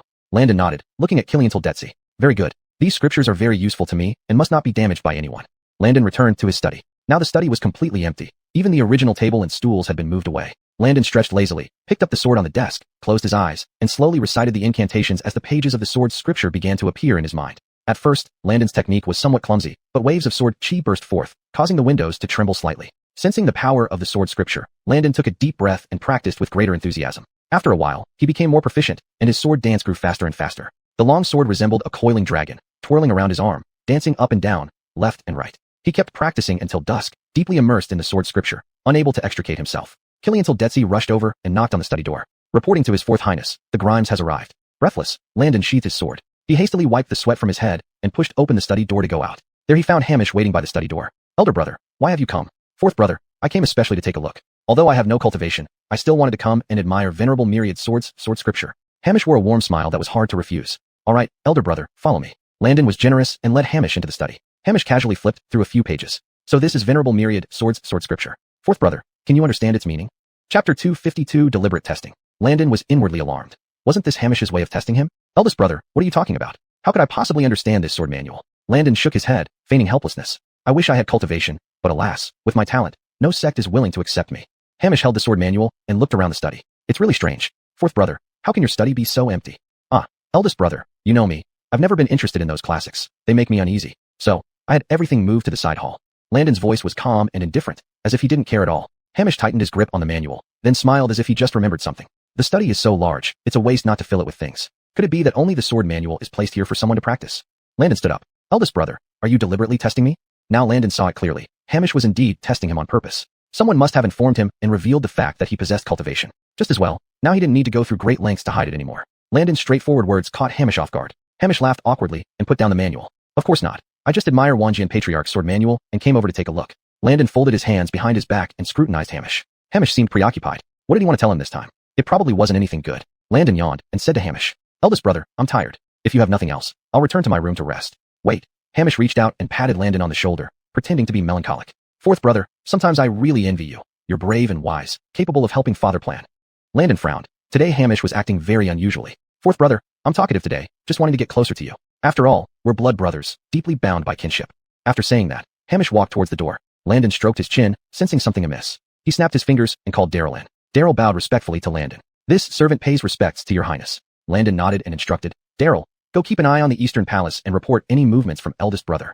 This servant will obey. Daryl turned and hurried away. Sitting in the study, Landon felt his thoughts becoming more chaotic. Although he had revealed his identity in Killian family manner, those commoners would surely not speak up for fear of losing their heads. Unless someone had been following him since he went to Iron Sword Sect and reported this matter to the Crown Prince. Landon massaged his aching temples. What a wonderful brother I have. No wonder he deliberately proposed borrowing the sword manual and came to test me here. Landon sighed in relief and stood up. Well, even if Hamish knows, he certainly won't disclose this matter. Currently, the court was divided into two factions, one supporting him and the other supporting Hamish. And Hamish had no cultivation and was inferior to him in dealing with people and matters. If it were known now that Landon was nearly a master-level cultivator, a rare talent, it would only make Hamish appear more mediocre as the Crown Prince. Landon picked up the sword on the table, setting aside his concerns, focusing entirely on practicing the sword manual. That night, Landon lay in bed, tossing and turning, unable to sleep. The power of the Wanjian Patriarch's sword manual was immense. To fully master it would take at least 2 months. Then his strength would advance from peak first rank to second rank master. Tomorrow, he would visit the Daryl's mansion and share this good news with Allie. The next day, after morning court, Landon was about to leave when Hamish stopped him. Hamish approached Landon slowly and said with a smile, Fourth brother, you seem to be in such a hurry. Where are you going? Landon bowed respectfully to Hamish and answered candidly, I'm going to see Rosa. Eldest brother, do you need something? Fourth brother, remember not to stick your head out too far. As princes, we should always bear this in mind. Landon looked puzzled. Why would Hamish say this out of nowhere? A sense of foreboding crept over Landon. Could it be that the Zhou family had decided to launch a coup? And was he the outstanding bird he was referring to? Landon remained composed, bowing his head. Thank you for your advice, eldest brother. I will keep it in mind. As he walked along, Landon found it quite amusing. He could tell that Hamish was both warning and reminding him. But Hamish was too mediocre to deserve the throne. Instead of warning him, he should spend more time gaining favor with the emperor. Recently, the Zhou family had been eerily quiet, as if they had never harbored ambitions before. But Landon was clear in his mind that now they were waiting for the best opportunity to elevate the crown prince to the throne. Recently, the Northern Frontier Army had won a victory, and it was heard that Northern Yen was sending envoys to sue for peace. To say that the Zhou family had no connection with Northern Yen, Landon definitely did not believe it. Could it be that Northern Yan's conditions for surrender were related to the crown prince's ascension? On the way, Landon thought of many things as the carriage stopped in front of the Zhen Beiwangfu, governor's mansion. He snapped back to reality, lifting the curtain of the carriage and got down. Upon learning that Landon had come to the governor's mansion, Allie was very pleased and hurried out to welcome him. Landon, you're here. Landon nodded and held Allie's hand. Yes, Rosa, I'm here. How are you living in the mansion? Are you used to it? Allie nodded and smiled. Of course. The first 2 nights were a bit uncomfortable, but now it's much better. You came to see me today, is there something? Landon took out a sword manual from his sleeve and handed it to Allie. Rosa, you must have heard that Wanjian Patriarch sent his disciples to deliver this sword manual to me. This is the first one, and I just finished studying it, so I brought it over for you. Gratitude surged in Allie's heart. Thank you, Landon. She reached out to take it and gently flipped through it. Various sword techniques appeared before her eyes. Surprised and delighted, she hugged the sword manual to her chest. It was like a dream. Previously, she never dared to hope that she could obtain Wanjian Patriarch's sword manual. Moved by emotion, she opened her arms and tightly embraced Landon. Landon's heart skipped a beat, then he laughed and returned her embrace. The governor came to the backyard and saw this scene. He quickly turned away, blushing. Landon caught sight of the governor out of the corner of his eye and hurriedly released Allie. Rosa, someone's here. The governor stroked his beard and laughed heartily. Your Highness Ailby, you're here. Landon nodded and clasped his hands. Governor, I came today to deliver the sword manual. The governor looked surprised and cautiously observed the surroundings. The sword manual your Highness speaks of, is it Wanjian Patriarch's? Exactly. Governor indeed foresees events like a deity. Chapter 253. What a grand chess game. The Jerry heaved a sigh of relief. Your Highness, so many people are eyeing the sword manual in your possession with covetous intent. You must be extra cautious. Many thanks for your reminder, Jerry. I will be careful and ensure that this sword manual does not fall into the wrong hands. Hearing this, the Jerry showed an expression of satisfaction. In that case, I am relieved. Allie, feeling somewhat bashful, walked over. Father, why have you come? The Jerry stroked his beard and said with a happy demeanor. Knowing that your Highness has arrived, how could I not come to pay my respects? Landon waved his hand and nervously said, there is no need for such formality. As a future son-in-law of this princely household, it's only right that I should come to pay respects to you. The Jerry couldn't stop smiling. Seeing him there, Landon and Allie felt quite awkward, so he casually found an excuse and turned to walk out. Seeing how approving the Jerry was of their marriage, Landon couldn't help but feel relieved. Swear, once I finish studying the remaining part of the sword manual, I will also send it over to you. Allie shook her head. There's no need to rush. My skills are inferior to yours, and it might take me quite some time to comprehend this sword manual of Ancestral Swordmaster 1. A thought flashed across Landon's mind. This was a perfect opportunity to strengthen their bond. He walked over and sat beside Allie. Swear, if there's anything you don't understand, I can teach you. Both were fully engaged as they studied together, completing 3 pages before it grew dark. Allie escorted Landon out of the residence. Hand in hand, they were reluctant to part. Swear, I'll come see you again tomorrow. Allie nodded, gazing at Landon tenderly. Landon swallowed hard. Such a gaze made it hard for him to leave. Drumming up her courage, Allie hugged Landon tightly, wrapping her arms around his muscular waist. A fragrance wafted towards Landon, making him involuntarily smile. Swear, do you miss me?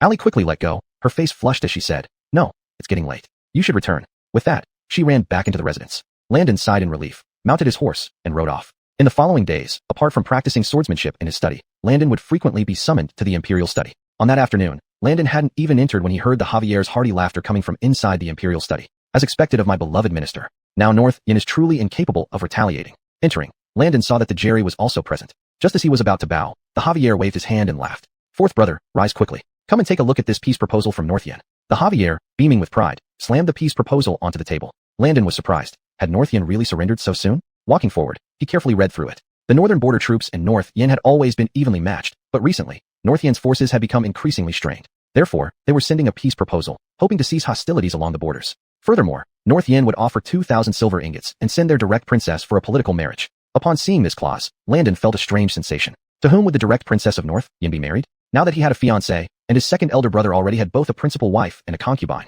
that left only the third brother and the Grimes. Landon frowned, suspecting that North Yin's peace proposal wasn't as simple as it seemed. Noticing Landon staring at the peace proposal in thought, the Javier looked displeased. Fourth brother, what are you thinking? Landon snapped back to reality, hurriedly shaking his head. Father, this subject is just elated. After nearly 3 years of fighting, North Yin has finally capitulated. The Javier stroked his beard and said with satisfaction, Indeed, I never expected that North Yin, with its stubbornness, would one day seek peace with our southern dynasty. Landon stepped back 2 paces and stood alongside the Jerry. Cough. Minister, North Yin is offering its direct princess for a political marriage. Who do you think is the most suitable candidate? The Javier's eyes were filled with approval as he looked at the Jerry. The Jerry bowed and respectfully replied, Your Majesty, both the Grimes and third imperial prince have reached marriageable age, but the Grimes appears more composed, making him the best choice for this political marriage. Landon's face showed understanding. The Zhou family has indeed played a grand chess game. No wonder Hamish's actions were so unpredictable recently, first probing and then playing emotional cards. If his guess was correct, the direct princess of North Yin was aimed at the Grimes. The third brother had no interest in marriage, ignoring any attempts to persuade him otherwise. But recently, news of the Grimes' impending engagement had already spread. Only 3 days later, North Yin submitted its peace proposal and offered to send the direct princess for a political marriage. Tilda held several banquets in the palace, inviting various noble maidens from prominent families. Landon had met a few of them. Those girls were all dressed up, hoping to marry the Grimes and rise to prominence. But now it seemed that Tilda's actions were merely a smokescreen. The true choice for the Grimes' consort was the direct princess of North Yin. In this light, everything made sense. Landon suppressed his emotions, not daring to speak out. The Javier sighed lightly. Although the Grimes seems more suitable, I still feel. The Javier also had a vague feeling that something was off, but he couldn't pinpoint what it was. Lately, things had been going well. House Show was no longer stirring up trouble, and North Yin had submitted a peace proposal. Fourth brother, in a few days, the direct princess of North Yin will arrive. You must entertain her more. Among these princes, only you can shoulder this important task. Landon handled affairs very appropriately, earning the most trust from the Javier. Landon nodded and respectfully bowed. This subject understands. Exiting the imperial study, Landon was deeply preoccupied. Hamish came walking towards him. Seeing Landon's appearance, he asked with a smile, Fourth brother, what's troubling you? Hearing this familiar voice, Landon snapped back to reality. Elder brother, you're here. Hamish nodded. Yes, I came to discuss matters concerning North Yin with father. North Yin seeks peace and wishes to send their direct princess over. Josue isn't interested, and both you and second brother are already engaged, so... Hamish didn't finish his sentence, but Landon understood clearly. I know, elder brother. It's quite the sacrifice for you. Hamish smiled nonchalantly and walked towards the imperial study. Returning to his quarters, Landon thought deeply. If Hamish married the direct princess of Yin, he would not only gain a reputation as a patriot, but also secure support from North Yin. At that time, the political situation would definitely be turbulent.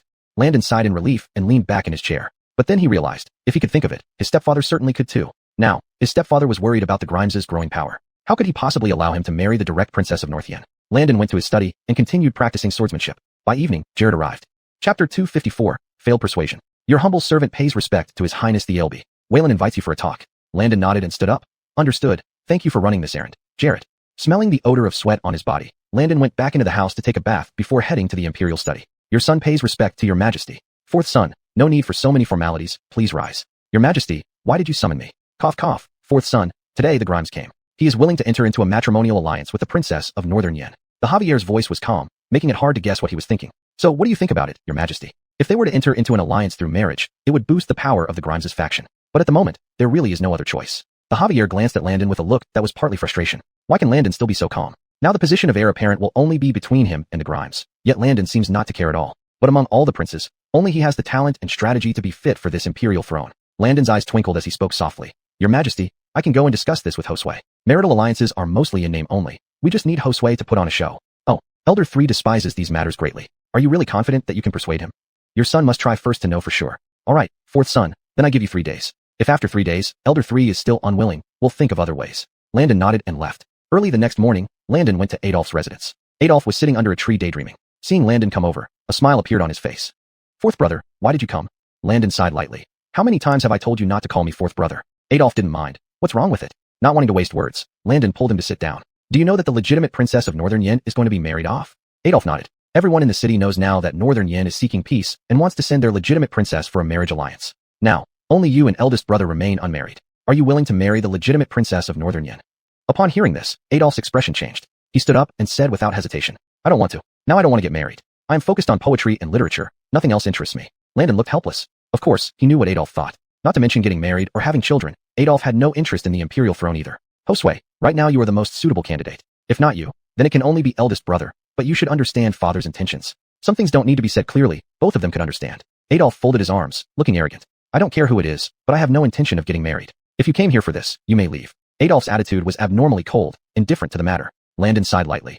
Josue, please reconsider carefully, and this marital alliance is just a show. It won't burden you. But before Landon could finish, Adolf walked into the room. Seeing his rejection, Landon could no longer persuade him and turned to leave. Just when he returned to his residence, he found Allie there. Allie nervously walked over. Landon, I heard that in a few days, the legitimate princess of Northern Yen will arrive. Yes, Snow, I just tried to persuade Josue, but he is unwilling. Looking helpless, Landon held Allie's hand and walked inside. Allie felt uneasy, but we two have a marriage agreement, and you are also unmarried. What if the legitimate princess? Landon laughed heartily. Snow, are you worried? Allie bit her lower lip, unwilling to admit it. Don't worry, now that I have made this engagement with you, I belong to you. It's impossible for me to be involved with any other woman. Even if she is the legitimate princess of Northern Yen, I absolutely will not compromise. Allie took a breath of relief, finally putting her mind at ease. After learning that the legitimate princess of Northern Yen would come to arrange a marriage with one of the current princes, she became very anxious and rushed to Landon's residence. Snow, your worry pleases me, Landon said. Allie blushed and leaned against Landon's shoulder. They enjoyed a warm moment together. Then Allie pulled out a sword manual from her sleeve. Actually, I still have some places in this sword manual I don't quite understand, so I came here specifically to ask. Landon nodded and went to the study with Allie. The two practiced sword dancing together, moving gracefully like swallows. Landon personally guided Allie's movements, gradually heating up the atmosphere. By evening, Allie got up to leave. In the following days, Landon stayed in the study practicing the sword manual. In the evening, he went to the imperial study. The Javier's face was full of worry, even not noticing Landon's greeting. Your Majesty? Oh, fourth son, you're here. The Javier stood up and pointed at the map in front of him. Tomorrow, the legitimate princess of Northern Yen will arrive. Even though they are the ones seeking peace, we should still show them full respect. You go to greet her with the Grimes. Thinking about his second and third son's behavior, the Javier felt a headache coming on. Those two don't need to go. They should stay in the palace and not come out to make fools of themselves. Landon nodded in agreement. Your son obeys. The next day, Landon and Hamish met at the city wall. Hamish kept adjusting his clothes, looking quite excited. Landon took a quick look down. This Hamish really had some tricks up his sleeve, even wearing new clothes as if he was afraid the legitimate princess of Northern Yen wouldn't recognize him. Noticing Landon's gaze, Hamish turned to look at him. Fourth brother, you came too. Thank you for accompanying me today. Landon shook his head and spoke softly. Eldest brother, it's nothing. It's what I should do. At that moment, a grand procession approached from ahead. Taking a closer look, it was indeed the flag of Northern Yen. Hamish walked forward, followed closely by Landon. Northern Yen also sent one of their top generals named Daol for escort. Daol, rugged-looking, bowed respectfully to the two of them. Greetings, your highnesses. Hamish waved his hand and smiled. General, please don't be so formal. We have specially come to welcome the princess. A palanquin stopped behind them, and a woman stepped out. This woman was Ainsley, the legitimate princess of Northern Yen. She wore Northern Yen's attire and walked over with the help of her maidservant. So, you are the Grimes, indeed handsome. Ainsley winked at Hamish. Hamish pretended not to notice and extended his hand forward. Princess, please. Ainsley beamed, then turned to look at Landon, unable to move her gaze. There actually exists such a handsome man in this world. Ainsley suddenly became very interested and left Hamish aside. I suppose you must be the talented and handsome Ailby. Chapter 255, taking a fancy to him. Hamish's expression was slightly dejected, and he shot Landon an extremely quick glare before retracting his gaze. Princess, your father is still waiting for you in the main hall. Ainsley nodded but did not take her eyes off Landon. Instead she asked with interest, what does his fourth highness usually like to do? Do you have any favorite ladies? Seeing this demeanor of hers, Hamish felt even more aggrieved. His hands, hidden under his sleeves, were clenching tightly. Why could Landon so easily win everyone's favor? Despite being the crown prince, all those around him merely pretended to be friendly. They were only close to him for power and influence. There wasn't a single person who treated him sincerely. Even Ramona, his birth mother, only wanted him to become emperor, going as far as causing a rift between him and his father. The resentment in Hamish's heart grew heavier, and he quickened his steps. Noticing his abnormality, Landon lightly coughed twice. "Your Highness, let's go faster. Don't keep father and mother waiting." Ainsley pouted, lacking enthusiasm. She had no interest in court matters in the first place and did not want to come to this place for a marriage alliance at all. But this was her father's command, which she could not disobey. Before coming, her father repeatedly instructed her to choose the Grimes as her husband if possible, because he was the future emperor, and Ainsley would also become empress, second to none and above 10,000 others, enjoying endless wealth and honor. But she touched her chin. The more she looked at Landon, the happier she became. TSK, who says the Grimes must definitely be the future emperor. It seemed to her that his fourth highness possessed more imperial qualities than the Grimes. Ainsley's eyes rolled. If becoming empress was the goal, then supporting his fourth highness to be the emperor should work too, right? Thinking of this, Ainsley couldn't help but smile broadly. "Your Highness, I heard you are already engaged but haven't married yet, right?"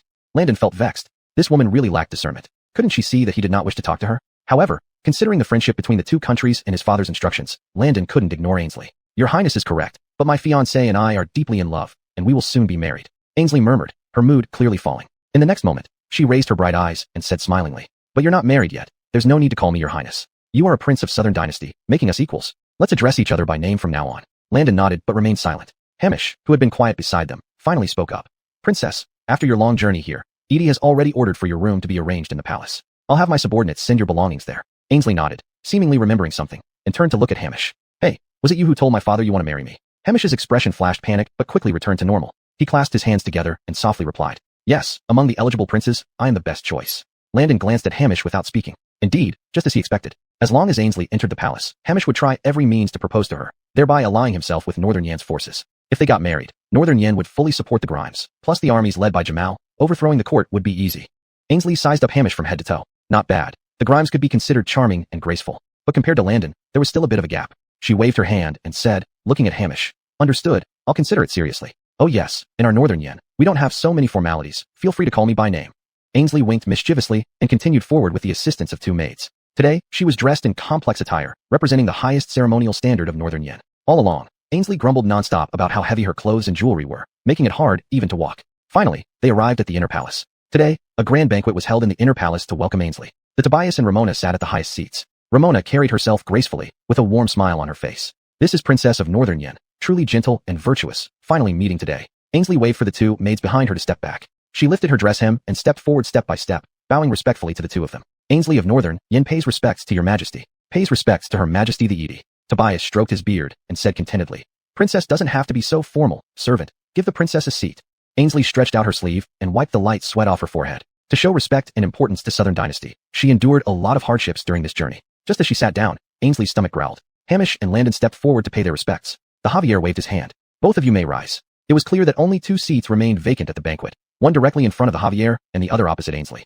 Hamish took the lead, walking straight towards Ainsley. Taking his seat, he raised his wine cup with a smile. "Princess, it feels like we've known each other for ages at first sight. I toast to you with this cup of wine." Finishing his words, he tipped back his head and drank the wine in one go. Ainsley gave an awkward smile. "Grimes, I'm sorry, but I don't enjoy drinking." After speaking, she lowered her head and started eating her meal quietly. Landon, sitting beside them, couldn't help but find their conversation amusing. Hamish really couldn't hold his impatience. He made a move so quickly. He glanced up at the Javier and noticed that the Caden's expression had changed slightly.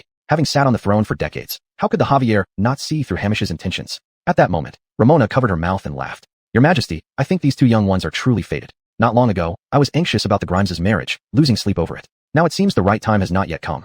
As she refilled the Javier's tea, she cautiously observed his expression. The Javier calmly hummed in response. In fact, Ramona's little machinations were transparent to him. Seeing an opportunity, Ramona wanted to add more fuel to the fire. But the Javier lifted his hand and said calmly, "The two young people have just met. There's no need to rush. Princess Shangwan has just arrived in our Southern Dynasty. Let her adjust first." Ainsley looked up sharply, excitedly saying, "Indeed, Your Majesty. Thank you for your understanding." She stood up and respectfully bowed to the Javier. When she sat down again, Ainsley's eyes were red. She had traveled for half a month with just a few maidservants to reach the Southern Dynasty. Understanding the weight of her mission, she didn't wish to entrust her life matters hastily to anyone else. The Javier looked at her with satisfaction. "In this palace, you shall be treated like my own children. There's no need to be so restrained." Chapter 256, Marrying a Monarch. Ainsley sniffled, barely holding back her tears. "Thank you, Your Majesty." Landon sat to the side, eating in silence while his mind raced with thoughts. It seemed that the Zhou family and Beiyin had discussed this hastily. They hadn't even confirmed Ainsley's feelings before rushing to arrange the marriage between the two. But it was clear that Ainsley had no interest in Hamish. This situation still held hope. Hamish sat in front of Ainsley, trying desperately to make conversation. But Ainsley showed no interest, sometimes not even responding. Hamish felt extremely awkward and could only fall silent. The banquet had not yet ended when Ainsley stood up and curtsied. Your Majesty, your Edie, after such a long journey, I am quite exhausted and wish to retire to my room. Go ahead. Thank you, your Majesty. Watching Ainsley leave, Ramona felt very disappointed. Losing her appetite, she let the nurses escort her away. Landon, on the other hand, enjoyed his meal heartily. The Javier descended from his throne, seeing Landon relishing his food, couldn't help but chuckle lightly. Fourth brother, it seems you are very hungry today. Landon hurriedly stood up. Father, you jest. The dishes here are truly delicious, and I love them very much. The Javier nodded approvingly, smiled, and left for the imperial study. After eating until he was almost full, Landon finally stood up. Honest tapped Landon's arm. Fourth brother, didn't you notice how unusual Princess Shangwan looked at you? Landon remained unperturbed. Second brother, don't forget, I already have Rosa, and I will never love any other woman in this lifetime. Honest snorted and crossed his arms. Having multiple wives and concubines is normal for men. Besides, we are princes. Having 5 or 6 concubines wouldn't be a problem at all. Landon shook his head and glanced at Hamish. Knowing Hamish was listening, he spoke loudly. I only want to spend my life with Rosa. 2 people are enough for love. Adding a third person just ruins it.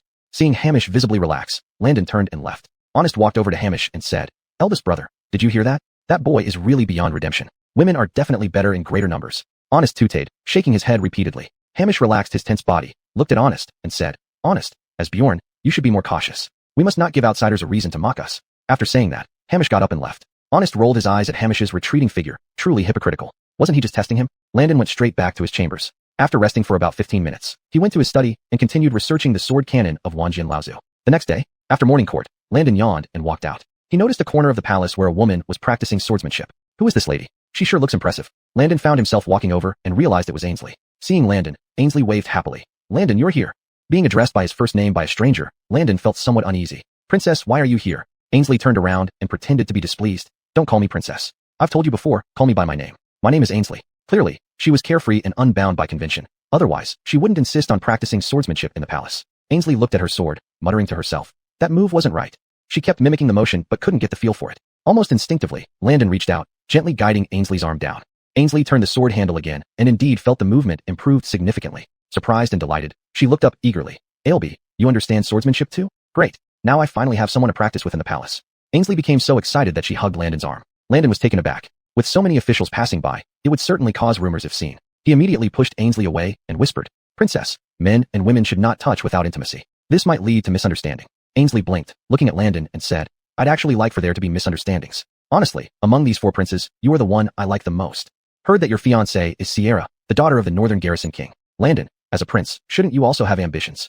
Hamish folded his hands behind his back, staring confidently at Landon. You should know that marrying me offers a greater advantage than marrying her. I can give you time to think about it. If Landon raised his hand and interrupted without hesitation. Your Highness, this is not something you should be concerned about. Ambition should be pursued through one's own strength, not by relying on women. I have matters to attend to, so I'll take my leave. Landon gave a cursory salute and turned to leave. Ainsley instantly became anxious. Landon, aren't you going to reconsider? Landon did not turn back, walking faster. He was not like that waste of flesh Hamish. Hamish lacked the ability and could only seek external aid, attempting to strengthen his position as Grimes by marrying the Princess of Bayen in hopes of ascending the throne smoothly. As Landon stepped into his chamber, he heard a eunuch calling from behind. Ailby, Wayland requests your presence at the Imperial kitchen. Arriving at the Imperial study, Landon bowed respectfully. This son pays respects to your Majesty. Old 4 rise. You've met the Princess of Bayen today. What do you think of her? I believe that Princess Bayen is free-spirited and straightforward, making her an excellent young lady, but she would not be a suitable choice for Grimes. The Javier nodded. I see it too. This girl is natural and honest, looking down on Hamish. At the banquet, she kept glancing at you. Did you 2 know each other before? Landon sighed helplessly. Father, I grew up in the Southern Dynasty since childhood. When did I ever go to Bayen? We have no connection. The Javier chuckled, stroking his beard. Old 4, I've thought about it. Although we've arranged the marriage between you and Saad, you 2 are yet to be wed. If the Princess of Bayen insists on you, I plan to. No. Landon immediately knelt down and shouted. Father, my heart belongs only to Rosa, and there is no room for anyone else. The Javier sighed. Old 4, I have no choice. The Princess of Bayen marries a future emperor, and there are only you and the Grimes. Landon inwardly startled. It seemed his father also considered him a contender for the throne. Chapter 257, Raw rice cooked to a done meal. Your Majesty, you are the son of heaven. Your words are as binding as gold, and once spoken, they cannot be easily taken back like water spilled. Isabella and I have already made wedding vows and developed deep feelings for each other. You cannot separate us. Landon lifted his head and said firmly. Beckett sighed. Chris, you can marry this princess, and marrying Allie later is also not impossible. Then both can be your principal wives together. To Beckett, this was the best solution. Although Northern Yen colluded with the Zhou family, the foundation of their cooperation was mutual benefit. If Ainsley married Landon, Northern Yen would certainly cut ties with the Grimes' faction and support Landon instead. Currently, most ministers in the Southwestern Army stood on Landon's side, while the commander-in-chief of the Northern Frontier Army, Jinbei Sterling, had close relations with Landon. Once Landon married Allie, it would unite three powerful forces. The Grimes, being isolated, could not become the heir apparent. This was what Beckett wished to see. Landon immediately raised his head, looking serious. Your Majesty, your son cannot have everything. Although this princess of Northern Yin has intentions towards me, if I agree, it will hurt Isabella's heart. Would Lord Jinbei then sincerely help me? If he becomes angry and supports the Grimes, it would bring another storm of bloodshed to the Southern dynasty. Please reconsider, Your Majesty. Landon lowered his head, his voice firm. Sitting on the dragon throne, Beckett pondered for a moment before finally relenting. It was too simplistic of me to think about all this. Chris, you're right. You've always been an independent child. Since you've made your choice, follow your heart.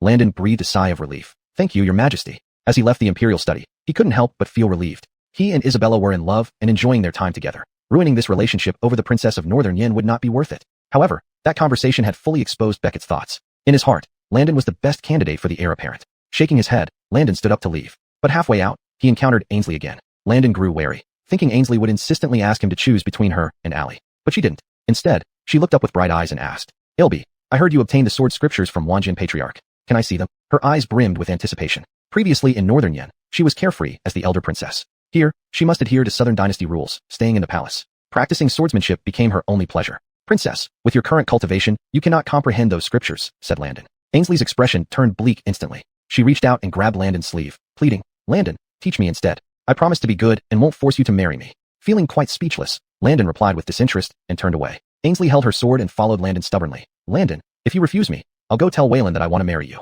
With puffed cheeks, she crossed her arms. Finding himself helpless, Landon stopped and glanced at Ainsley. How do you expect me to teach you? Ainsley was thrilled and quickly stepped forward. Landon, you should spend at least 1 hour every day practicing swords with me, and I won't demand anything more. At least now I am the princess of Northern Yin, coming here without any support. Only through sword practice can I temporarily forget my sorrows. Ainsley looked up, observing Landon's expression. Noticing his feigned indifference, Landon sighed. All right, I'll come tomorrow. Leaving this sentence behind, he walked off. Ainsley was delighted. You must remember to come tomorrow. She hugged her sword tightly and spun around the courtyard. Haha, finally, I have a chance to be alone with Landon. Just then, Hamish approached, holding some pastries. Smiling warmly, he said to Ainsley, Princess, these are famous osmanthus pastries from our Southern dynasty. Would you like to try them? Ainsley nodded and took the pastries. She bit into the osmanthus pastry, finding it delicious indeed. Prince, you truly put effort into this. Thank you. Hamish smiled gently. I'm glad you like it. Tomorrow, would you like to go out for a walk? I have the royal pass, allowing free entry and exit. Ainsley waved dismissively. No need. Tomorrow I'll be practicing swords with Landon. No time to go out. Upon hearing this, Hamish's expression changed. You're going to practice swords with my fourth brother? Princess Ainsley nodded her head and smiled, saying, Yes, I didn't expect Christ to practice swordsmanship too. Great, I finally have a kindred spirit here in the palace. Hamish's mouth twitched, his face turning quite ugly. His hand slowly clenched. Landon, why is it always you who ruins my plans? After eating 2 pieces, Ainsley pushed the remaining osmanthus pastries back. Prince Crown, thank you for your kindness, but these osmanthus pastries are too greasy. I don't like them. Hamish stood up, smiling very Manchangut. How can a gift be taken back once it's given? Princess, do you feel anything towards my fourth brother? Hamish asked cautiously. Ainsley raised her head. I think Landon is pretty good. He's the one I like best among you all. Hamish's hand tightened again, his nails digging into his flesh without him even noticing. He couldn't remember how he bid farewell to Ainsley, or how he left. He only realized he had already arrived at Landon's quarters when he came to his senses. Landon walked out and bowed to Hamish. Eldest brother, why did you come? Hamish coughed lightly twice. Fourth brother, I came to remind you that you and Sierra have a perfect relationship now. Don't ruin this heavenly match because of momentary confusion. He patted Landon on the shoulder, feigning deep concern. Landon nodded, speaking with a serious expression. I know, eldest brother. I will never let Sierra down in this life. Hamish felt uncertain deep down. In every aspect, he was inferior to Landon. Moreover, Ainsley liked swordsmanship, and Landon was skilled in martial arts, while he had nothing to offer. If he couldn't marry Ainsley, the throne would slip through his fingers. Suddenly, an evil thought sprouted in Hamish's mind. Since Ainsley was in the palace, if something could be done to make their marriage inevitable, Hamish felt relieved and turned to leave. Yet, the rumors about Landon and Ainsley still reached the Jinbei Wangfu. Chapter 258, Truly Out of Bounds. Allie sat in her private chamber, feeling melancholy all day long, and even lost interest in practicing swordsmanship, which she usually loved the most. Neil suddenly became furious. Just a few days ago, the two of them were inseparable, yet now, Landon had become so close with Tashana. What was he thinking of Rosa? He quickly walked to Allie's room and gently knocked on the door. Knock knock. Rosa, I know you're sad and like to stay cooped up in your room, but this can't go on forever. Why don't you go to the palace now and ask Landon for an explanation? Allie sat by the bed, shaking her head. Father, I'm fine, don't worry about me. And I trust Landon. He is not a traitor or a hypocrite. Back then, at Iron Sword Sect, Landon's promises to her were still vividly imprinted in her mind. But when she thought about how the elder Shauna came here for a political marriage, and that the position of crown prince would only be between Landon and the crown prince, panic surged in Allie's heart. Neil was getting anxious. He crossed his arms and paced back and forth outside Allie's door. All right, if you won't go, then I'll go personally and demand an explanation from Landon. Neil adored his daughter the most, and he couldn't bear to see her suffer in the slightest. Allie immediately panicked, pushing open the door and loudly saying, Father, don't go. But Neil had already walked far ahead. As soon as he reached the gate, he saw Landon just alighting from his carriage. Seeing him with an angry face, Landon couldn't help but feel alarmed. Neil, what's going on? Neil was taken aback. Well, Landon came at just the right time. He snapped back to reality and sternly asked, Your Highness, you and Rosa have set the wedding date, making you engaged now. But you've been with the buy-in princess. Landon hurriedly interrupted. Neil, truthfully speaking, the buy-in princess does have feelings for me, but in my heart, there is only one person, Rosa, under heaven and earth, I swear. And in this lifetime, my wife will only be Rosa. Landon spoke firmly, looking earnestly at Allie. Allie felt embarrassed and turned away. Neil awkwardly smiled. Oh, it's like that. Then it's all a misunderstanding. You two haven't seen each other for days. Surely there's much to talk about. I won't intrude anymore. After saying this, Neil gave Landon a slight bow and walked out. Landon breathed a sigh of relief and pulled Allie's hand.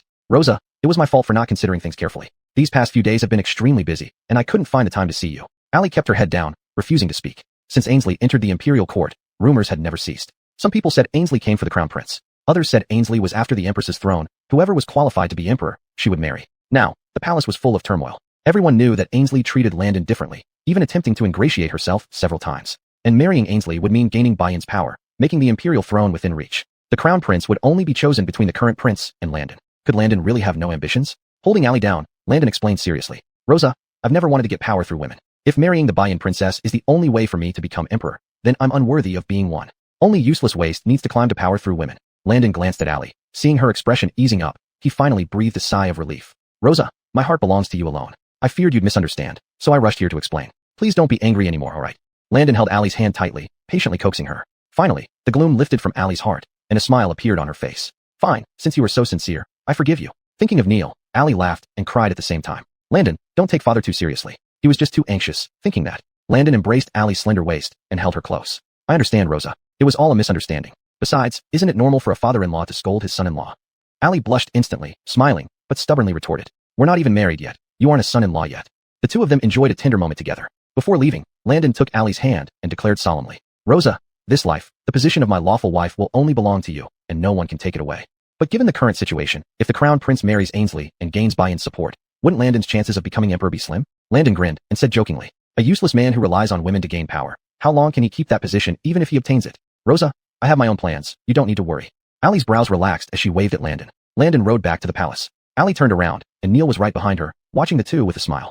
To me, Chris truly has a broad mind. Although he heard my words, he didn't get angry with me. Neil scratched his head awkwardly, as he had been so concerned about his daughter's well-being that he hadn't realized Landon had overheard everything. Allie stepped forward. Father, I told you before, Landon is not that kind of person. Neil stroked his beard, sighing.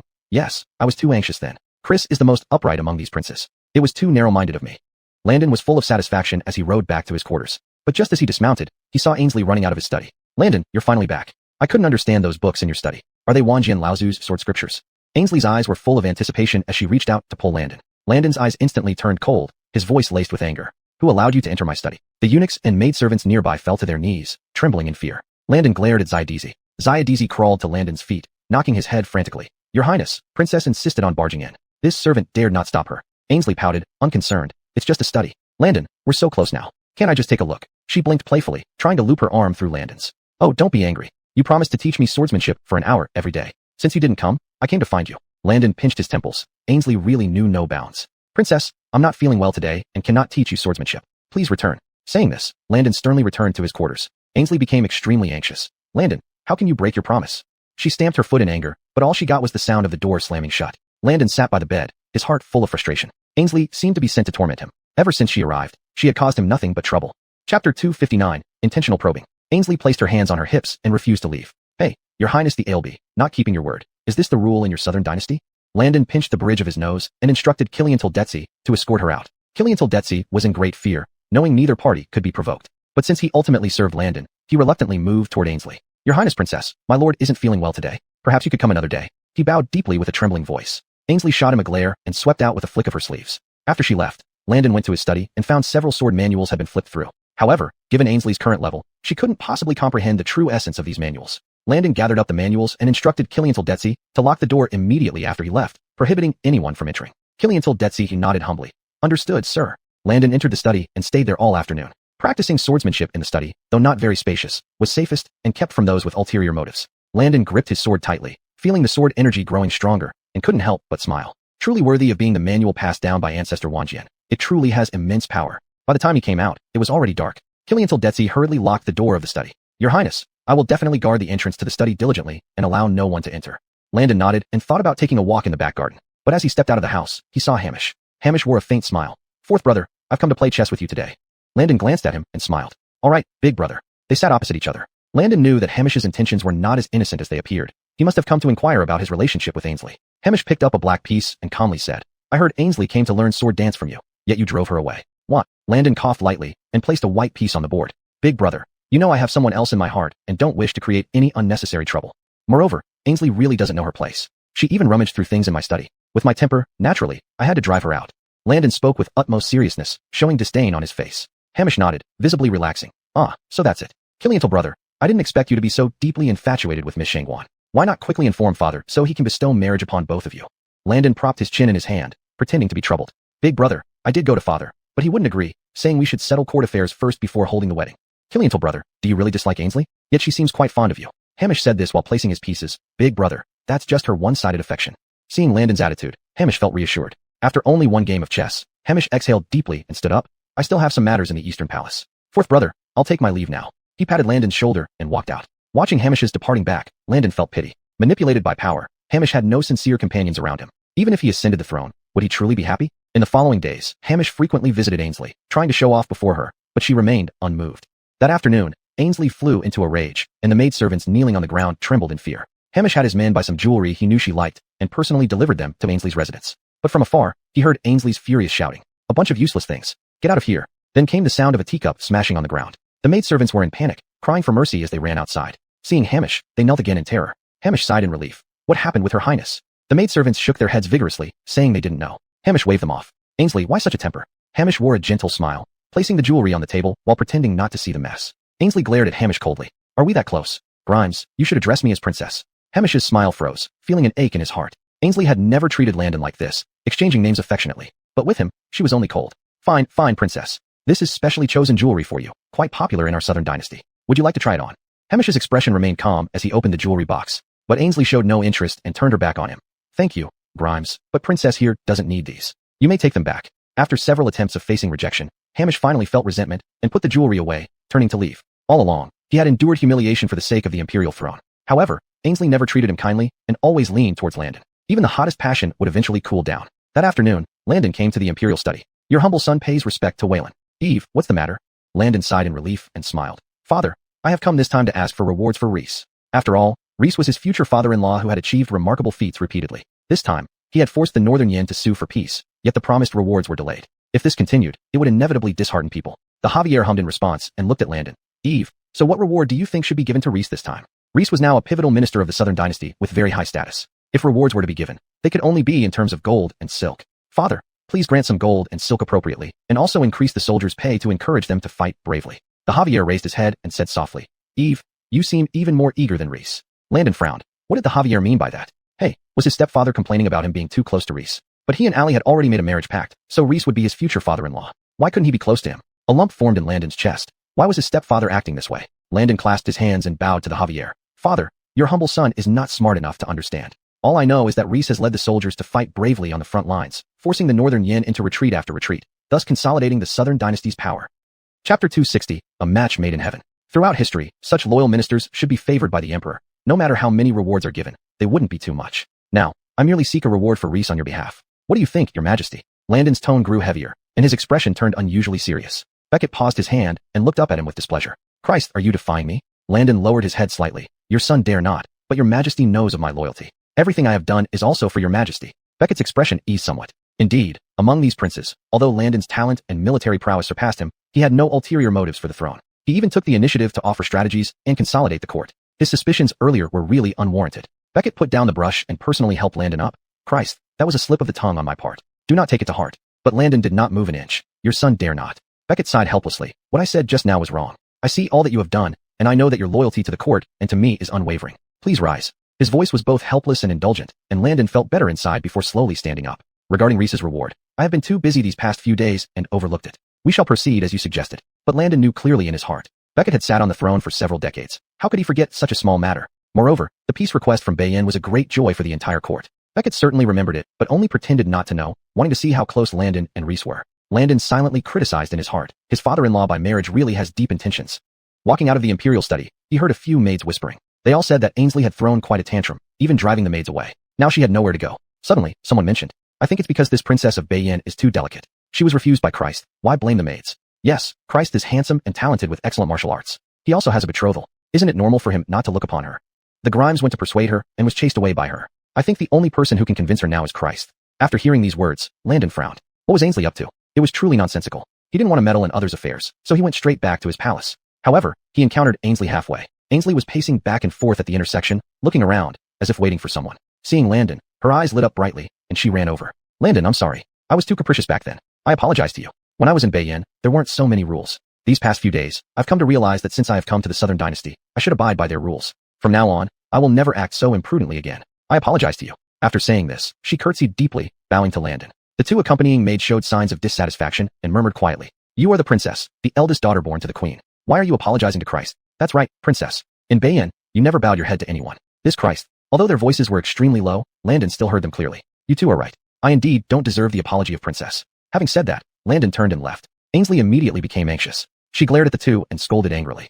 If you continue to talk nonsense, I will order someone to cut off your tongues right now. The two women trembled with fear and hurriedly bowed to Ainsley. Princess, we know we are wrong. Ainsley lifted her skirt and quickly chased after Landon. Out of breath, she waved at Landon. Landon, wait for me. You can't just leave like this. We agreed to practice swordsmanship for an hour every day. You can't break your word. Her voice grew louder, attracting many onlookers. People stared at the two with strange looks. Landon could only force himself to stop. Ainsley, I promise you, but you must not cause any more trouble. Ainsley nodded, following Landon excitedly. Taking advantage of her unawareness, Landon instructed Killian Toldetzi to invite Adolf. As Landon and Ainsley practiced swordsmanship, Adolf held a fan and strolled over slowly. Seeing the two's movements, he couldn't help but sigh. Indeed, your swordplay shines brilliantly. Rutherforth, are you teaching this young lady to practice swordsmanship?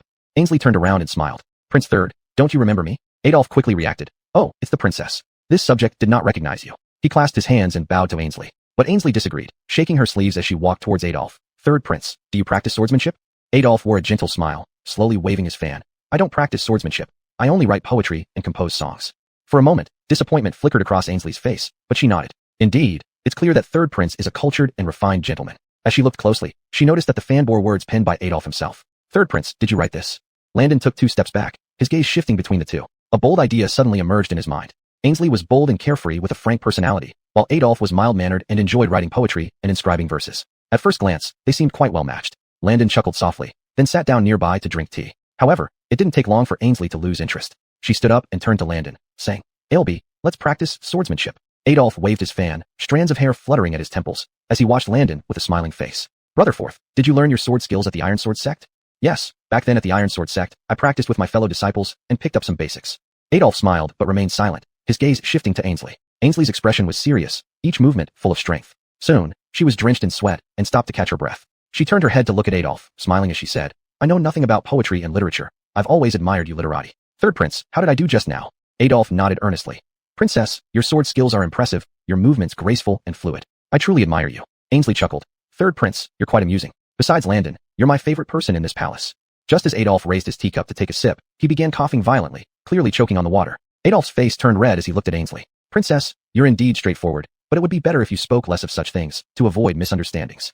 Chapter 261. Flowers have intentions, but water is indifferent. But Ainsley did not find anything amiss with these words. Your Highness, Third Prince, in fact, I understand everything. In this palace, if there are people who do not harbor ulterior motives towards me, it's probably only you and the Ailby. Ainsley propped her cheek with her hand, sighing deeply. She saw through Hamish's attentiveness. He coveted her influence in northern Yen. Ramona had repeatedly invited her to the palace, subtly hinting at a marriage alliance between her and Hamish. Ainsley was truly vexed. She glanced at Landon and whispered softly, Landon, you know my feelings. Why can't you be a bit more worldly and value my influence in northern Yen? Then we could happily unite. Landon shook his head without hesitation. Princess, I already have a betrothal and am deeply in love with my fiancée. I cannot accept your proposal. Adolf waved his fan, his expression filled with sentiment. Truly, flowers have intentions, but water is indifferent. Ainsley turned to look at Adolf. Third Prince, what about you?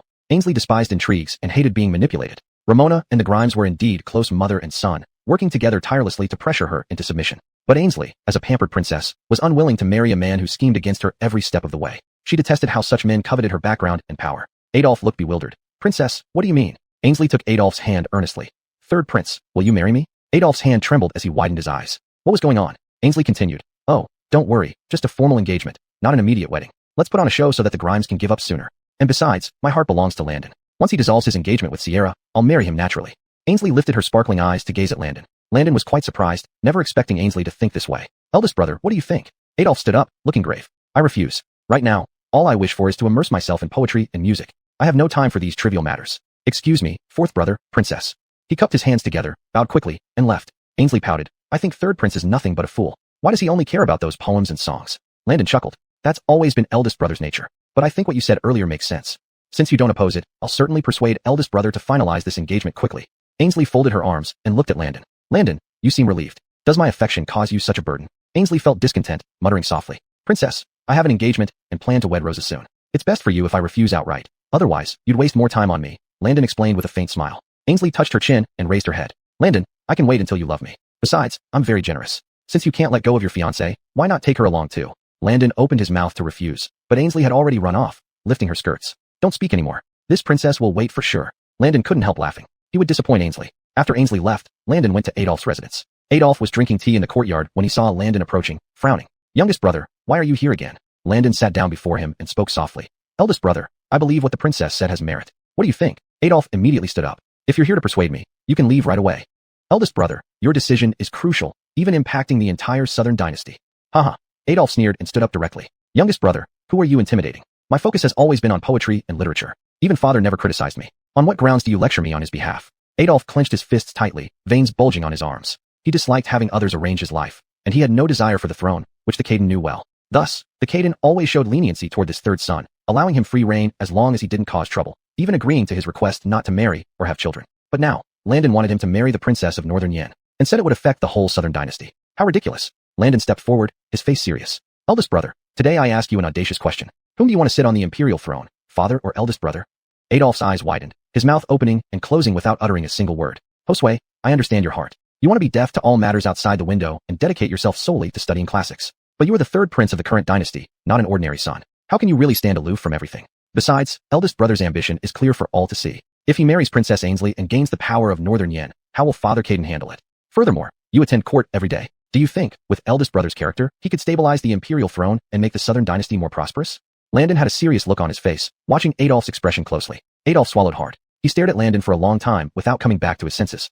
Cough, cough, fourth brother, I got it. You go back first. I'll consider it carefully. After saying this, he turned into the room, but his steps were much heavier. Back in the bedroom, Landon played with the teacup in his hand. In fact, after saying those words, his heart was equally nervous. However, if he didn't wake up Adolf, he feared that Adolf would never know the severity of the matter, and would remain ignorant, muddling through as a prince. Just then, Killiantil Detsy walked over. This servant pays respect to his fourth highness.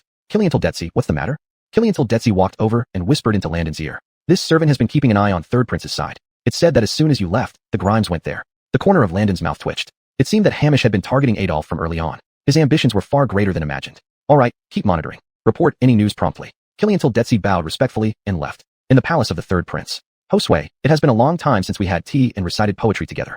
Hamish poured a cup of tea for Adolf and handed it to him with his usual smile. Adolf lifted his head and looked at Hamish with a complicated expression. He was thinking, was what Landon said true? Josue, what's wrong with you? Hamish waved his hand in front of Adolf, who finally came back to his senses. Oh, eldest brother, nothing. We indeed haven't recited poetry together for a long time.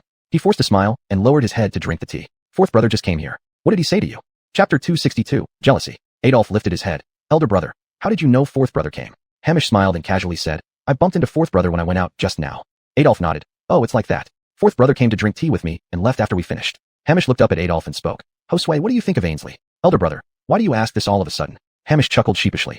I think Ainsley is great. She has an outgoing and genuine personality. I want to marry her. Adolf put down the teacup and looked up at Hamish. Just as Landon said it would be. Hamish is now the Grimes, backed by the Zhou family's power. If he marries Ainsley, it could rally the Northern Yen significantly, putting pressure on the imperial court. Although he has no interest in the throne and only wants to be a carefree prince, if a political upheaval occurs in the court, being from the royal family, he cannot avoid being involved. Elder brother, tell me honestly, do you want to marry Ainsley because you like her or for the influence of Northern Yen behind her? Adolf stood up, his expression serious. Hamish was taken aback. He frowned, his voice tinged with reproach. Josue, what do you mean by that? I am marrying Ainsley for who she is. And as the Grimes now, why would I need to rally the Northern Yen behind her? Josue, has someone told you something? No, elder brother, I'm not feeling well. I'll go rest in my room first. With that, before Hamish could respond, he stepped into the room. Landon, I'm here. Ainsley, holding her sword, walked into Landon's palace. Landon slowly walked out. Princess, what do you want to learn today? Ainsley rubbed her chin, her eyes twinkling. I want to learn some powerful moves. Can you teach me? She tugged at Landon's sleeve after saying this. Landon was thinking when suddenly there was another figure at the door. He looked up and saw Allie approaching. Landon's eyes lit up, and he walked over with a smile. Schwer, why are you here? He reached to hold Allie's hand, but she dodged it. Her Highness the Princess is also here. Allie approached and bowed to Ainsley. This is Allie, paying respects to Her Highness. Ainsley stared at her with interest. So this was Landon's sweetheart. Ainsley quickly reached out to help Allie up. Sister Morong, there's no need for such formality. She examined Allie carefully, admiring her beauty. Sister Morong is truly beautiful. No wonder Landon likes you. Allie glanced at Landon, showing no particular emotion. Today, driven by a certain interest, she had come to the palace to find Landon, but upon entering, she saw Allie and Ainsley standing close together, chatting and laughing. Jealousy welled up inside Allie, yet she did not leave. She walked over and took Landon's hand. It seems you and Her Highness are quite familiar. Landon shook his head nervously. Swear, you've misunderstood. It's not like that. Before he could finish, Ainsley waved playfully. Landon, didn't you promise to spend 1 hour each day teaching me swordsmanship? Come on. Allie huffed, letting go of Landon's hand. Go on then. Her Highness is waiting. She turned around and walked away. Allie simply couldn't bear watching them practicing sword together with such intimacy. Landon, anxious, hurriedly followed after her. Schwerer, listen to me. Allie turned back. What else can you explain? I thought you didn't interact much with this princess. But look at you two alone together practicing swords. Do you still see me as your fiancé? Her voice choked up as she spoke. She shoved Landon away. I never want to see you again. Allie mounted her horse and rode off. Landon, why won't you let me explain a little more? I have nothing with her. She insisted. So I had to agree to teach her swordplay. But Allie did not hear any of it, whipping the horse and riding away. Landon was in a panic. Just as he wanted someone to prepare a horse for him, Ainsley ran up panting. Landon, you haven't taught me yet. Don't go. She stubbornly held onto Landon's clothes, refusing to let go. Ainsley, stop making a scene.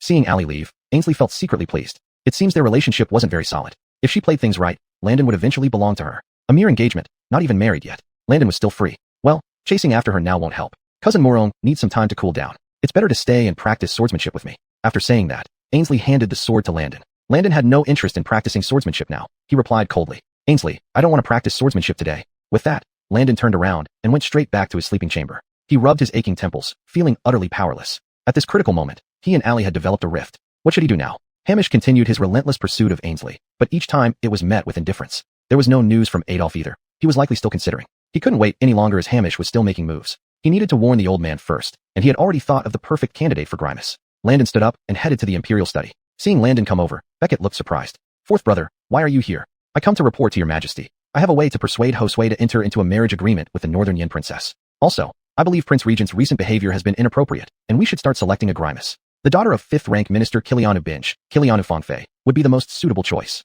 Landon understood 5th-rank Minister Kilianu Binge's integrity. He was incorruptible and loyal to the Southern Dynasty and Beckett. Kilianu Fangfei was also an educated young lady who seldom ventured out. Her readings were limited to the 4 books and 5 classics. And since 5th-rank Minister had little real power, his daughter was the ideal choice. Hamish found it strange how suddenly Landon became so eager. Fourth brother, what's wrong with you today? Landon bowed deeply to Beckett. Father, once we settle on the Grimace, I will actively promote the match between Adolf and Ainsley. In my view, their personalities complement each other. Beckett got the sense that Landon didn't want to be troubled by these matters anymore. You seem very upset today. Did you have a quarrel with Sierra?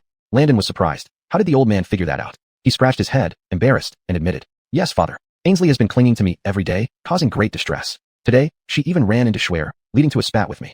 Chapter 263. The one he fancied was not him, but Landon. Seeing Landon hanging his head, Beckett couldn't help but laugh. You, as my prince, shouldn't be full of love and romance. Landon lifted his head and rebutted earnestly. Your Majesty, you are mistaken. Of course, I am devoted to the country, but your son and Rosa are truly in love, without any ulterior motives. This is already very rare in the royal family. Landon was really unwilling to give up this rare relationship. Besides, Allie was an excellent girl. Thinking of being able to spend his life with her, Landon couldn't help but look forward to it. Beckett raised his head and looked at Landon, smiling, and said, What you say makes sense. Nowadays, it's spreading all over the palace that Princess Beiyang has fallen for you. No wonder Sierra is jealous. Your Majesty, what do you think of my suggestion just now? Landon had originally intended to prolong the issue to deal with everything properly, but he found himself in a dilemma and did not want to waste more time. Chris, it's easier said than done. Now everyone knows that Hamish likes Ainsley, while Ainsley's beloved is you. Some people even treat this matter as a joke. Not to mention, Hamish is determined to ally with the forces of Beiyang. Even if I can persuade the 5th-rank minister, the Grimes would certainly not agree. Your Majesty, we should first arrange a betrothal between eldest brother and Princess Beiyang to put an end to Hamish's idea, then raise this matter to the agenda. Surprise flashed across Beckett's eyes. Could Landon really persuade Adolf? Years ago, Adolf made a scene in the Imperial study, refusing to get married, even locking himself in the room without eating or drinking. Finally, Beckett gave in for fear that something bad might happen. After all, as the emperor, raising a son who loved poetry and literature was not a big problem. Over the years, every marriage proposal for Adolf was blocked by Beckett. He knew deep down that Adolf would never agree to marry. But now, Landon spoke so confidently. Could he really have a way? Beckett stroked his beard and smiled. All right, Chris. Seeing how confident you are, I'll give you 5 days to convince Adolf as soon as possible. As long as he agrees to the engagement and I can assist from the middle, the next Grimace will be Kilianu Fangfei. Landon nodded and bowed before leaving after getting his father's approval. Leaving the Imperial study, Landon didn't return to the palace. Instead, he rushed to the town north mansion on horseback. Rosa, I'm here. Allie was sitting in the courtyard lost in thought. Hearing Landon's voice, she instinctively looked up, but still feeling irritable, she turned away coldly and walked into the room. Landon quickly went forward and held Allie tightly in his arms. Rosa, listen to me. Everything I've done is for our future happiness.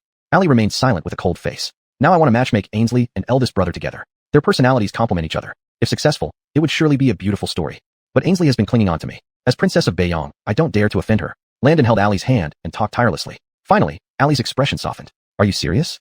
Of course, Rosa. In my heart, there's only you. Landon hugged Allie and whispered soothing words. Half an hour passed. Allie calmed down. Landon sighed with relief. Rosa, please wait a bit longer. Within a month, I will definitely settle everything and ask father to bless our marriage. Allie blushed. Stop it. Who said I'll marry you? In the imperial study, Hamish walked in quickly and bowed respectfully to Beckett. Your Majesty, I pay my respects. Prince, there's no need for ceremony. Thank you, Your Majesty. I wonder why you summoned me. Hamish's expression showed anticipation. Recently, the alliance between Bayong and South Dynasty was common knowledge. Many believed he was the best candidate for marriage with Ainsley. Grimes, what do you think of Kilianu Fangfei, the daughter of 5th-rank minister? Hamish's smile froze for a moment. What? Why Kilianu Fangfei, the daughter of 5th-rank minister? Your Majesty, I don't understand what you mean. Hamish bent lower. Father knows you fancy the Bayong princess. However, our South Dynasty does not like forcing anyone. Ainsley has told me that she doesn't wish to marry you. Yet you are of age for marriage, so the Grimes should be decided now. Hamish clenched his fist slowly. This was not what he and Bayong agreed upon. They initially agreed that when Ainsley came to the palace, they would be united in marriage. However, he didn't expect Ainsley to be so capricious, completely disrupting the plan. It seems that I'll have to send another letter to the King of North Yen, asking him to persuade Ainsley to change her mind. Your Majesty, I only wish to marry a woman I love in this life. But I haven't even met the daughter of 5th-rank Minister Chungshu. It would be too hasty to decide now. Beckett hummed in agreement. You make a valid point, but more and more officials are urging you to choose a Grimes soon. Go back and discuss this matter with the Edie. Yes, as you command. Leaving the imperial study, Adolph's expression grew increasingly grim. He drafted a letter and had it secretly delivered to the King of North Yen. Still, he felt uneasy and decided to visit Ainsley's palace. However, he was told that she wasn't there, having gone to the horse training grounds. Panting slightly, Hamish hurried there, indeed finding Ainsley. Ainsley was petting a fine Akeltech horse, her face glowing with delight. What a magnificent horse. Hamish quickly approached. Your Highness, do you remember the King of North Yen's instructions when he came?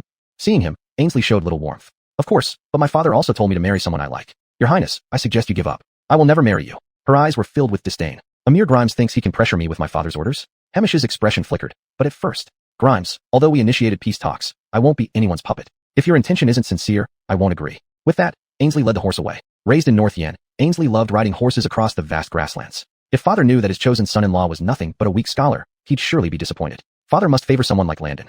Chapter 264. Was it fated to meet or deliberately arranged? But Ainsley didn't notice that Hamish, standing behind him, had a look of fierce determination on his face, his fists clenched tightly. Truly well done. Even this princess from Bayuan has been dazzled by Landon, to the point of disregarding the agreed-upon conditions between the Zhou family and Bayuan. Speaking of which, the Charlie hadn't given an outright promise to marry his daughter off to him. He had only mentioned sending Ainsley over to foster good relations between her and Hamish. Since Ainsley was the youngest daughter of the Charlie, she had been showered with love and adoration since childhood. If Ainsley were to refuse adamantly, the Charlie would certainly not force her, likely taking her back and ceasing any covert plans with the Zhou family. Hamish's heart pounded fiercely. Absolutely not. Now, all the civil and military officials praised Landon unceasingly, while mentioning the Grimes seemed to be met with hesitation. Over time, those supporting him would only diminish. Tilda and Beckett maintained a surface-level calm, but secretly, Beckett kept suppressing the Zhou family's influence, even having a few people dismissed under fabricated charges. Everyone could see that the Zhou family's power had grown excessively, threatening the throne. Therefore, newly appointed officials were reluctant to align themselves with the Zhou family. A sinister idea surfaced in Hamish's mind. Since Ainsley wasn't adhering to the agreement, he would have to resort to some forceful measures. Once the deed is done, no one can break them apart. With this thought, Hamish smiled smugly. He returned directly to the Eastern Palace. For 2 consecutive days, Hamish did not come to trouble Ainsley, but the 2 maids who accompanied Ainsley became restless. Your Highness, if you persist in this obstinacy, Wayland and Her Majesty will certainly be furious. Yes, Your Highness, we came here to cultivate feelings with the Grimes, didn't we? Why have you developed feelings for someone else?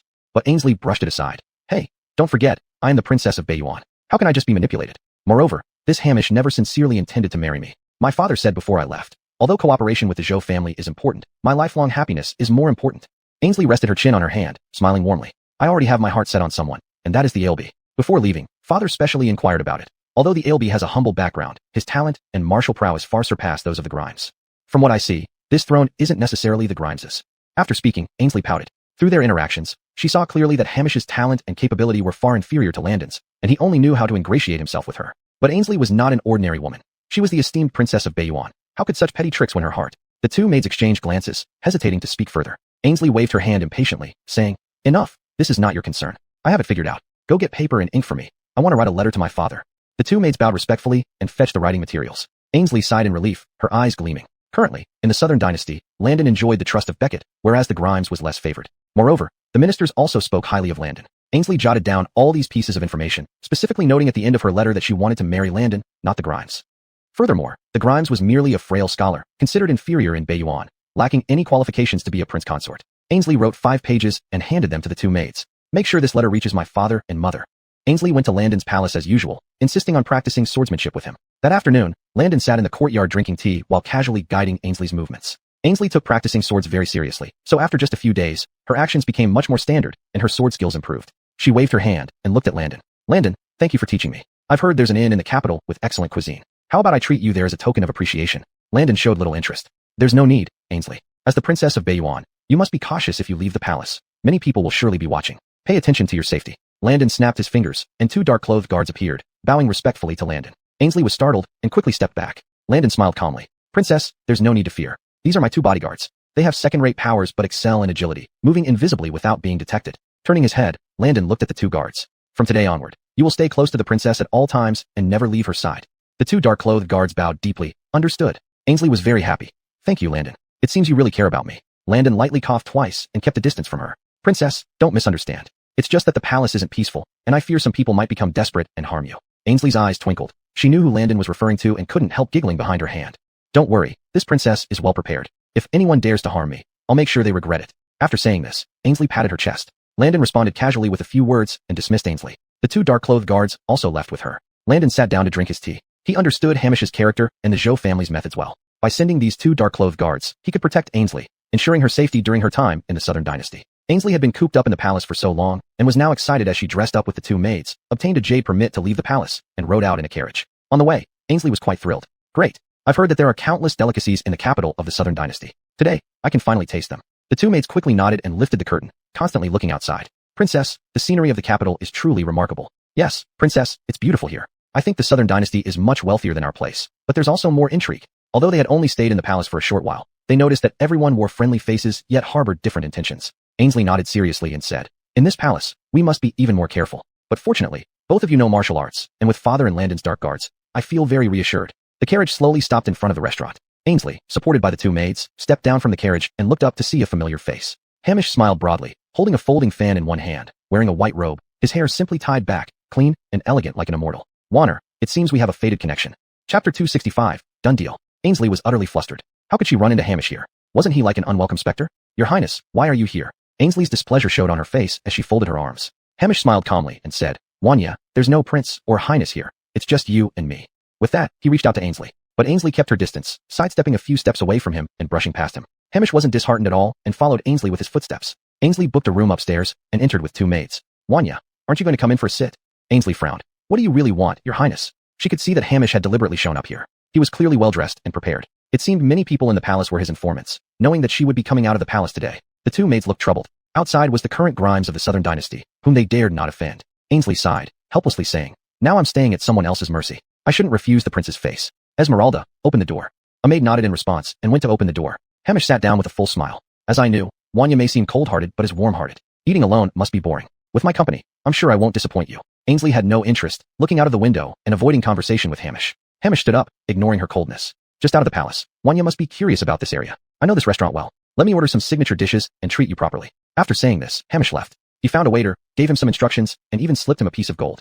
The waiter's eyes gleamed as he quickly agreed. Sir, rest assured, I will make sure you're satisfied. He quietly received the package of white powder, putting it into his pocket. Watching Hamish leave, feeling pleased, little did he know everything had been seen by 2 secret guards. Hamish walked back in. One guard stayed to continue observing, while the other returned to the palace to report to Landon. Landon frowned. What? Hamish really intended to harm Ainsley. He stood up and whispered, prepare my horse. We go to the restaurant now. In the restaurant, the food arrived. Hamish smiled and placed 4 types of sweetmeats in front of Ainsley. These were candied longans, candied Ligeot pears, candied chestnuts, and candied beetle nuts, arranged beautifully. I see girls love sweets. Wanya wouldn't be different. Try these. They're famous sweet treats in the capital. Seeing such appetizing treats, Ainsley couldn't help swallowing her saliva. She nodded and glanced at Hamish. You've really thought things through, Your Highness. Then, I won't hold back. Saying so, she picked up her chopsticks and tried each dish one by one. They tasted indeed good. Hamish smiled satisfactorily. If you enjoy them, eat more. It's rare to get out of the palace. If you want to go out again next time, you can have me as your company. I know the capital well. While talking, Hamish stretched out his hand to serve food to Ainsley. Ainsley glanced at Hamish. Are there any other delicious foods in the capital, Your Highness?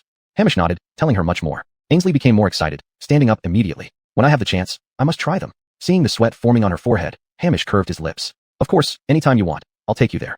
Ainsley's face started to turn red, sweat trickling down her neck, slipping into her collar. It's so hot in here. Esmeralda, Leah, please fan me. The two maids hurriedly picked up the fans and started fanning from both sides. But Ainsley still felt hot, swallowing again and reaching towards Hamish. Your Highness, I feel so hot. Knowing the drug was taking effect, Hamish stepped forward quickly, holding Ainsley. Princess, what's wrong with you? Ainsley opened her blurred eyes, feeling like her body was burning. But when touching Hamish, a cool breeze came to her. Killiank finally seeing a clear spring after walking a long way in the desert. Ainsley tightly hugged Hamish, wrapping her arms around his waist. Your Highness, I feel hot. Holding you makes me feel better. Ainsley started to lose consciousness, murmuring nonsensically. The two maids were astonished. What happened? On the way, Ainsley had said she didn't like the Grimes, but now, she was throwing herself at him. Could it be that Ainsley had finally changed her mind? Ainsley tiptoed and planted a kiss on Hamish's face. The two maids blushed furiously and quickly turned away. Prince, I feel so uncomfortable, so hot. I want to take off my clothes. Ainsley was nearly in tears, pulling Hamish's hand. You two go stand guard by the door, don't let anyone in. The two maids bowed their heads and hurriedly ran out to close the door. Hamish picked up Ainsley and threw her onto the bed. Princess, didn't you refuse to marry me? Why have you turned into this now? Hamish said triumphantly, pinching Ainsley's chin. At present, Ainsley was devoid of any rational thought, clinging tightly to him. Prince, I was wrong. I shouldn't have said those things. Tears filled Ainsley's eyes as she reached for her clothes. Hamish pressed her down. All right, since you initiated this, once we cross the line, you'll have no choice but to be my princess consort. Hamish couldn't contain his excitement. He undid Ainsley's waistband, and just as he was about to lift her clothing, he heard her rapid footsteps outside. But considering this was the most famous tavern in the capital, crowded with people coming and going, Hamish didn't pay it much attention. The two maids guarding the door saw Landon approaching angrily and hurriedly tried to block him. Your Highness, the Grimes and Princess are inside. You can't enter. Landon ignored them and kicked the door open. Bang. Startled, Hamish lost his balance and fell to the side of the bed. Landon burst in with a cold look. Elder brother, what are you doing? Hamish glared at Landon and shouted. Fourth brother, what are you doing? Close the door quickly. Do you want to ruin Wanya? He fumbled to pull Ainsley's clothes back up. The two maids tactfully closed the door again. Hamish stood up, looking at Landon. Fourth brother, why did you come and ruin this moment between the princess and me? Chapter 266, Unrepentant. Landon looked up. On the bed, Ainsley was in obvious discomfort, her body twisting and turning, and she kept murmuring about feeling unwell. Eldest brother, how can you say it was your affair with the princess? It was you who drugged her. Hamish clenched his fists, furious as he said. What nonsense are you spouting? The two maids of the princess just witnessed clearly that it was all initiated by her. If you don't believe me, bring those two maids in for a confrontation. Fine, Audrey, Elira, you two come in. The two maids entered, fearfully bowing to both men. Greetings, His Royal Highness the Grimes, Fourth Royal Highness. Hamish's expression softened somewhat. Speak truthfully, what exactly happened just now? The two maids, still young and inexperienced, blushed deeply as they stammered out their account, confirming that it had indeed been Ainsley who made the first move, hugging and kissing Hamish. Landon tapped on the table. Eldest brother, dare you try the candied fruit on this table? Hamish's face changed. How could Landon know so precisely? Did you have someone spy on me? Eldest brother, I only sent 2 guards to protect the princess, which these two maids also knew about. Conversely, you placed spies in both my palace and the princess's. All of them were captured today. How can you say your appearance here today is just a coincidence? Hamish clenched his fists tighter, his expression growing even uglier. Audrey and Elira exchanged glances, unsure of the situation. Could it be that their mistress suddenly behaved like this because she was drugged? Audrey quickly realized, prostrating herself before Landon. Fourth Royal Highness. This servant recalls that the princess has never liked the Grimes. Yet today, halfway through dinner, she suddenly acted different, saying she felt too hot and uncomfortable. Now, I suspect those symptoms match the effects of being drugged. Audrey, do you realize the crime of falsely accusing the Grimes? Hamish crossed his arms, glaring down at her. Audrey trembled, kowtowing repeatedly. This servant dares not make false accusations. Please, Fourth Royal Highness, find out the truth and clear my name. Landon nodded. Audrey, stand up. As the princess's maid-in-waiting, the Grimes cannot do much to you. You, fourth brother, knowing my character, you actually believe this servant's nonsense. Landon gently cradled Ainsley. Now I will take the princess back to the palace. Once the royal physician examines her, everything will be revealed. With that, Landon walked towards the door. Hamish panicked instantly, blocking Landon's path. He shouted loudly. You cannot take her away. Why? Eldest brother, are you afraid?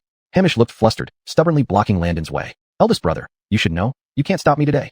Having reached the realm of master, while Hamish had no cultivation at all, yet he still tried to obstruct him. Hamish's body shook, seeming to lose strength as he reluctantly stepped aside. Seeing Landon carry Ainsley away, the two maids hurriedly followed. Back in the palace, Landon immediately summoned the royal physician. After examination, the physician confirmed that Ainsley had indeed been drugged with an aphrodisiac. The two maids prepared the antidote according to the physician's prescription and fed it to Ainsley. Half an hour later, Ainsley woke up groggily. Why am I in Landon's quarters? Ainsley scratched her head, utterly puzzled. The two maids knelt beside the bed, filled with concern. Princess, you're finally awake. How do you feel now? It was the Fourth Royal Highness who carried you back. Otherwise, you would have fallen into the hands of that despicable Grimes. The two maids indignantly recounted the entire incident. If not for Landon, they would have remained in the dark, thinking Ainsley had suddenly changed and fallen for Hamish. Ainsley was livid, throwing off the blanket. What audacity, wanting to marry this princess. He must be mad. Where's he? I will go teach him a lesson right now. Wearing only a thin undergarment, Ainsley got out of bed but stumbled after a few steps, feeling dizzy. Audrey hurriedly supported her, worriedly saying, Princess, please rest well. This time, It's thanks to the timely arrival of the fourth Royal Highness who saved you. We must not fall for the Grimes' lies again. Ainsley lifted her head, recalling how Landon rescued her. She couldn't help but smile. As I expected, Landon appears cold-hearted but is very caring inside. He really cares about me. Where is he? I'm already awake. Why doesn't he come see me? Though pouting, her lips couldn't suppress a smile. The fourth Royal Highness has been summoned by Wayland to seek justice for you. In the Imperial study, Landon stood to the side, while Hamish knelt rigidly on the ground. Beckett, fuming, threw the scroll directly at Hamish. Rebellious son, how could you come up with such despicable means? She is the Princess of Bayong, and you dared to drug her. If it weren't for the ALB arriving in time, your dog life wouldn't be saved. Hamish lifted his head, defiantly said, Father Caden, if not for the fourth brother's arrival, then this would have all been unknown to everyone, and I could marry the Bayong princess. Goodness, you are still unrepentant. Since Ainsley has no feelings for you, why do you insist on forcing her? If you force Ainsley because of you, triggering another war at the border again, you won't be fit for being the Grimes. After saying that, Beckett turned away. Father Caden, your subject only likes Ainsley too much. What's wrong with that? Besides, I've reached marriageable age without getting married. You never asked Ainsley. How do you know she isn't willing to marry me?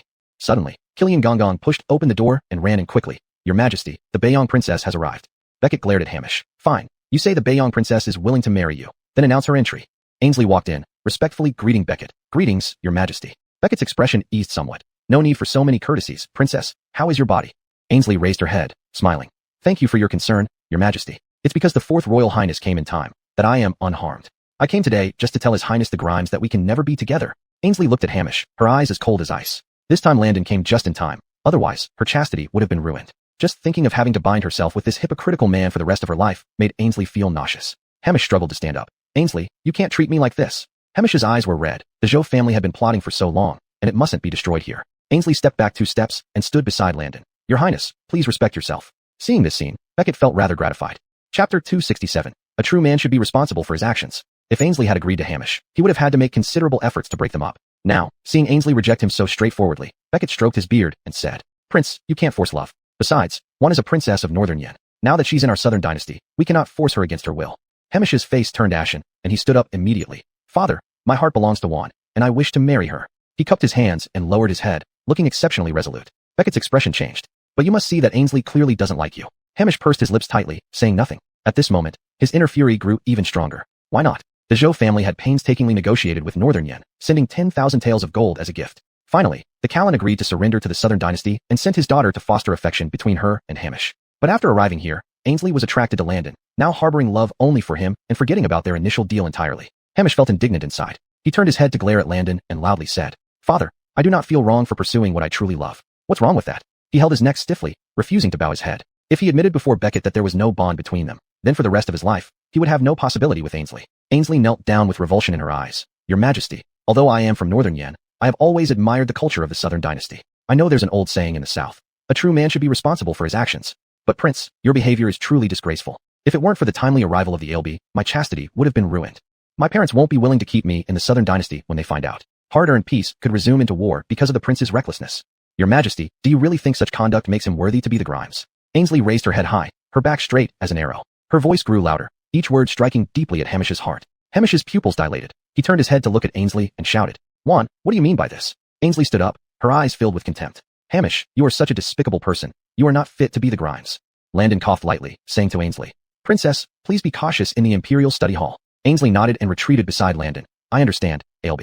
You are my savior, and I shouldn't criticize your elder brother like that. But as the Princess of Northern Yen, I am thoroughly disappointed with this Southern Grimes. Beckett feigned anger, slamming the petition on the table. Enough, all of you speak less. Leave the prince alone. Ainsley grabbed Landon's sleeve, and both walked out. Walking out of the Imperial Study Hall, Ainsley was still indignant. What kind of morals does he have to deserve being the Grimes? Bah, in our Northern Yen, he would have been torn apart by 5 horses long ago. Ainsley folded her arms behind her back and pouted. Landon laughed heartily, looking at Ainsley. Princess, there are some things I want to ask you. Ainsley lifted her starry eyes, adoringly saying, You are my savior now. Ask anything. I will tell you everything. Landon led Ainsley back to the palace. Sitting under a tree drinking tea. Landon, what is it? Cough, Princess, the Zhou family, and Northern Yen. Ainsley immediately became alert, raising her head to look at Landon. Don't misunderstand, I have no ill intent. From the moment you entered the palace, one can tell from the attitudes of the Grimes and Edie that the Zhou family has made some kind of deal with you. Ainsley relaxed her tense body. So you already guessed it. Landon, I don't want to hide it from you. The Zhou family is indeed despicable. They contacted my father in advance, giving much gold and jewels, persuading him to agree to the marriage alliance. But I am my father's beloved child. He would never let me marry a man who got his position through deceit. So, he arranged for me to come here to cultivate feelings. If I didn't favor the prince, he wouldn't become the son-in-law of Northern Yen. Ainsley propped up her cheek, smiling happily. Now I have chosen you. I've already written to my father about it. Landon was very surprised. The news came too suddenly. Ainsley, how can you decide on your own? I have a fiancé and can absolutely not marry you. I know that, Landon, but I won't give up. Moreover, I'm very generous and willing to share you with Sierra. Ainsley grabbed Landon's arm, her gaze burning. Landon, give me a chance. I can do just as well as Sierra. Landon shook off Ainsley's hand, saying helplessly, Princess, don't joke around. In this life, I only want to be with Rosa. Please don't waste your time on me. Ainsley pouted. Why are you always saying things I don't like to hear? Let me tell you, as long as I'm in the Southern Dynasty, I will never give up. After saying that, Ainsley got up and left. Inside the Imperial Study Hall, Beckett picked up the nearby inkstone and threw it at Hamish. Hamish dodged instinctively, but the inkstone still grazed his forehead, leaving a trickle of blood flowing out. Such an ungrateful son, letting the Princess of Northern Yin humiliate you so thoroughly, yet I can't even say a word. You really are my good son. Beckett's face was livid as he strode towards Hamish. Hamish crouched on the ground, saying nothing. Beckett raised his foot and kicked him fiercely. I see you've had enough of being Grimes. Go back to the Eastern Palace for reflection, confined there from today onward. Without my order, no one is allowed to let the Grimes out. Hamish's body trembled, slowly getting up. This subject obeys. With that, he walked out dejectedly. Jared saw the state of the Grimes and wanted to speak, but held back. Beckett sat on the dragon throne, massaging his aching temples. The Grimes truly lacks ambition, blinded by power, and dared to do such outrageous things. Jared hurried forward. Your Majesty, is your headache flaring up again? Allow me to massage it for you. Just as he was about to start, Beckett stopped him. No need, little Killian. Keep a close eye on the Eastern Palace. Also, today's incident must not be leaked. Otherwise, it would damage the dignity of our Southern Dynasty. Jared nodded quickly in agreement. Beckett sighed in relief. Although he also wanted to remove the Grimes from power, Hamish's actions were simply too excessive. If it falls into the ears of those with ulterior motives, it could only result in the court losing more public support. Chapter 268, Spread Out. Hamish was walking back to the Eastern Palace when Ramona came towards him. Hamish's eyes brightened. His mother was here, and she must have come to support him. Mother, you're here. Hamish hurried forward and greeted Ramona with a bow. Ramona's expression remained unchanged. She raised her hand and slapped Hamish across the face. You truly embarrass me. It wasn't easy for me to get you to this position, yet you choose to misbehave. Why didn't you consult me before acting? Ramona seemed heartbroken by his incompetence. If not for the wet nurse behind her restraining her, she would have struck Hamish again. She was always dignified, but this was the first time she had lost her composure so badly that she disregarded her dignity. The surrounding maids and servants did not dare to raise their heads. They were trembling with fear and prostrated themselves on the ground. Hamish raised his head stubbornly. Mother, I don't think I've done anything wrong. But with so many informants around, it wasn't suitable for them to discuss it in detail. Ramona gave him a glare and said, You shall return to the Eastern Palace and reflect on your actions. Then Ramona spread out her arms and let the wet nurse behind her tidy up her appearance before entering the Imperial study. Jared hurried out and respectfully bowed to Ramona. This old servant greets Edie Dowager. Your Majesty is busy with government affairs now and is not convenient to see you. Ramona gave a look to the wet nurse beside her. The wet nurse handed a piece of gold to Jared. Lord, please announce once more for us. Her Majesty has come for something important. Jared took the gold reluctantly. Your Majesty, this old servant will announce once more for you. Jared walked inside quickly, held out the gold, and whispered into Beckett's ear for a few seconds. Beckett said slowly, If that's the case, then let her in. Ramona breathed a sigh of relief and walked into the Imperial study slowly. I greet your Majesty. Beckett hummed, showing an unhappy face. What do you want at this moment? Begging forgiveness for your beloved son. Ramona shook her head and said helplessly, It's right to punish Grimes for his mistake. I have no objection. But your Majesty, no one is perfect. Who can avoid making mistakes? This time Hamish was indeed foolish. I will definitely give him a good lesson later. You must take care of your health. Never be upset about this. Ramona expressed concern in every word and looked hopefully at Beckett. Beckett snorted coldly, saying these words were nice to hear, but this was the consistent trick of Ramona. She just wanted to protect Hamish's position as the crown prince. I understand, Edie. Let me remind you not to go too far. Otherwise, there will be a day when you suffer from your own schemes. If there is nothing else, you may leave first. I still have memorials to review. After saying this, Beckett lowered his head directly without giving another glance at Ramona. Ramona appeared dejected and could only bow farewell. Hearing that Ramona and Hamish didn't get a good response from Beckett, Landon remarked while placing a white chess piece down. Now they conspire together and even overlook Father Caden. Of course, he should take this opportunity to suppress them. The next day, quite a number of palace maids and servants were whispering in the palace. When Landon passed by, they stopped talking and only bowed respectfully. Landon put his hands behind his back and calmly asked, What were you just talking about? The maids and servants changed their expressions and kneeled down in panic, begging for Landon's mercy. You don't need to be nervous. I'm just curious. No matter what you say, I won't blame you. These maids and servants stammered for a long time and whispered about the incident between Grimes and Ainsley. Landon immediately raised his hand and said, There's no need to continue. Who spread these rumors? The maids and eunuchs became more anxious. Ailby, we really don't know. Landon sighed and stopped questioning them, letting them leave. Clearly, his father had ordered the information sealed off and under no circumstances allowed it to leak. But why did so many palace people know? Landon strode forward and saw many ministers standing outside the hall waiting for morning court. A few ministers were clustered together chatting. Seeing Landon coming, they straightened up promptly and paid respects to him politely. We greet the Ailby. Landon waved his hand and smiled. Please don't trouble yourselves. Suddenly, the baker came over. He rolled his eyes and bowed to Landon. Ailby, I congratulate you in advance. Landon quickly understood but still acted puzzled. Historian, what are you talking about? The baker grinned broadly. Oh, Prince, don't pretend with me. Now that the Grimes is confined to quarters, we all know what happened. With his situation, how can he compete with you? The Grand Secretary's face was full of disdain, continuously flattering Landon. Landon's expression changed. He looked at the Grand Secretary and said, "Don't repeat such nonsense in the future." Landon turned around and walked to one side. The Grand Secretary's smile froze on his face as he awkwardly scratched his head, while everyone around glared at him with disdain. What a thankless job this Grand Secretary has. But once news of Hamish's actions spread, all the ministers were enraged. The Grand Southern Dynasty Grimes committed such an outrageous act, yet the punishment was merely house arrest, an outcome none of them could accept. They gathered in the hall, where Beckett sat in his wheelchair with a stern expression. "My dear ministers, what matters do you wish to discuss today?" Everyone exchanged glances, seemingly reluctant to bring it up. "My dear ministers, what is wrong?" Beckett asked with confusion. A few stood forward, their faces solemn. "Your Majesty, Grimes drugged the Princess of Northern Yen. This is no trivial matter. Mishandling it may incur the displeasure of Northern Yen. What are your Majesty's intentions?" "Yes, Your Majesty. Even the Emperor should be subject to the same laws as commoners. Is house arrest the only punishment for Grimes?" Beckett's expression changed as he immediately stood up. He had ordered the news to be sealed off. "Who leaked this? I will consider this carefully and deliberate further. Let us speak about this another day." Beckett maintained a calm demeanor, waving his hand. "My dear ministers, is there anything else?" Those few returned to their ranks, and gradually others stood up to report various local situations. At the end of the court session, Beckett glanced at Landon. "Old Four, stay behind." Landon respectfully complied. Once all the officials had left, Beckett tapped the table. "Old Four, did you spread this information?" Landon immediately shook his head. "Father Caden, you misunderstand. I did not." "Humph, who else could it be besides you?" Beckett crossed his arms, his eyes filled with certainty. Landon was flabbergasted. Why would his father suspect him? Chapter 269, Relationship Breakdown? Since he saved Ainsley, he had been practicing swordsmanship in his room and would only come out if there was something important to deal with. This morning, upon learning of the news spreading, he was equally shocked. "Your Majesty, please consider this clearly. I have never done such a thing." Landon lifted his robe and knelt down. Caden of South's expression eased a bit. "The LB, I will order an investigation. Considering your upright character, you certainly did not tamper with this matter." Caden of South sighed and sat on the dragon throne. If this news gets out, it would definitely become a laughingstock for the entire Southern Dynasty. Should it be relayed back to the Northern Yen territory, Callan would certainly be enraged, welcoming Ainsley back and reprimanding them for being unrighteous. Caden of South pinched his aching brow, looking at Landon. "Ilby, given this situation, what do you think should be done?" "Your Majesty, since the incident has already occurred, the current course of action should be severely punishing eldest brother so that everyone in the world knows that you do not show favoritism.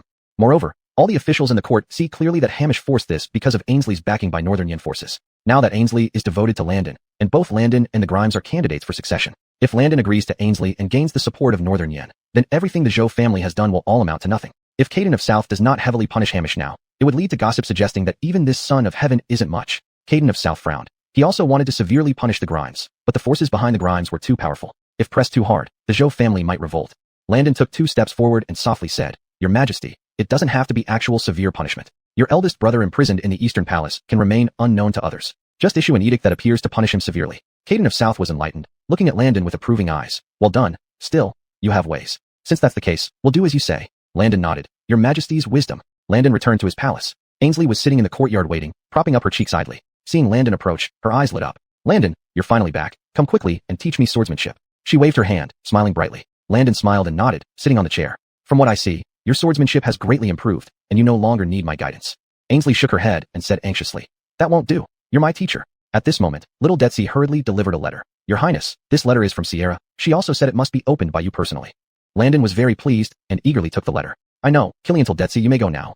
Ainsley put her hands on her hips and pouted. "You two seem to get along really well. Then I won't bother you here." Ainsley left with 2 maids. Landon ignored her, entered the room, and opened the letter. But after reading its content, Landon's smile gradually froze. What happened? Why did Allie suddenly want to sever ties with him? And saying their paths differ, he should be with Ainsley. Landon stood up immediately. Something wasn't right. Allie clearly liked him. They had mutual affection. Why would Allie suddenly write this letter? Landon clutched the letter tightly and galloped towards the Devon's mansion. Devon was sipping tea in the yard. Seeing Landon coming, he quickly stood up. "Oh, Your Highness, I was just about to look for you." Devon was anxious, pulling Landon to sit down. Landon cupped his hands together and looked around. "Devon, where's Snow? I have something important to ask her this time." Devon stroked his beard and said, "Don't worry, I also have something to ask you. Do you truly love my daughter?" Devon's expression was serious, staring at Landon. Landon nodded without hesitation. "Of course, my heart for Snow can be witnessed by heaven and earth." "Devon, tell me quickly, where's Snow? Why did she suddenly want to break off the engagement?" Devon sighed lightly. "I know, you are a good child, Your Highness, but you and that princess of Northern Yen are unclear with each other, which really hurt Snow's heart. I have always spoken well of you in front of Snow, but now she refuses to see me, her own father." Devon lowered his head, helplessly. "Rest assured, there is a misunderstanding in this. I will surely bring Snow back." Following the path indicated by Devon, Landon jogged all the way until he finally arrived at the backyard and found Allie dancing with her sword. Allie's sword dance was swift, cutting down many leaves. Her expression remained cold as usual, except her eyes held more melancholy. Landon walked over and waved. "Snow, I'm here." Allie paused, sheathing her sword. She turned her back to Landon and spoke. "Ilby, why have you come?" "Schwerer, you misunderstood. Your letter doesn't count. Ainsley and I are innocent.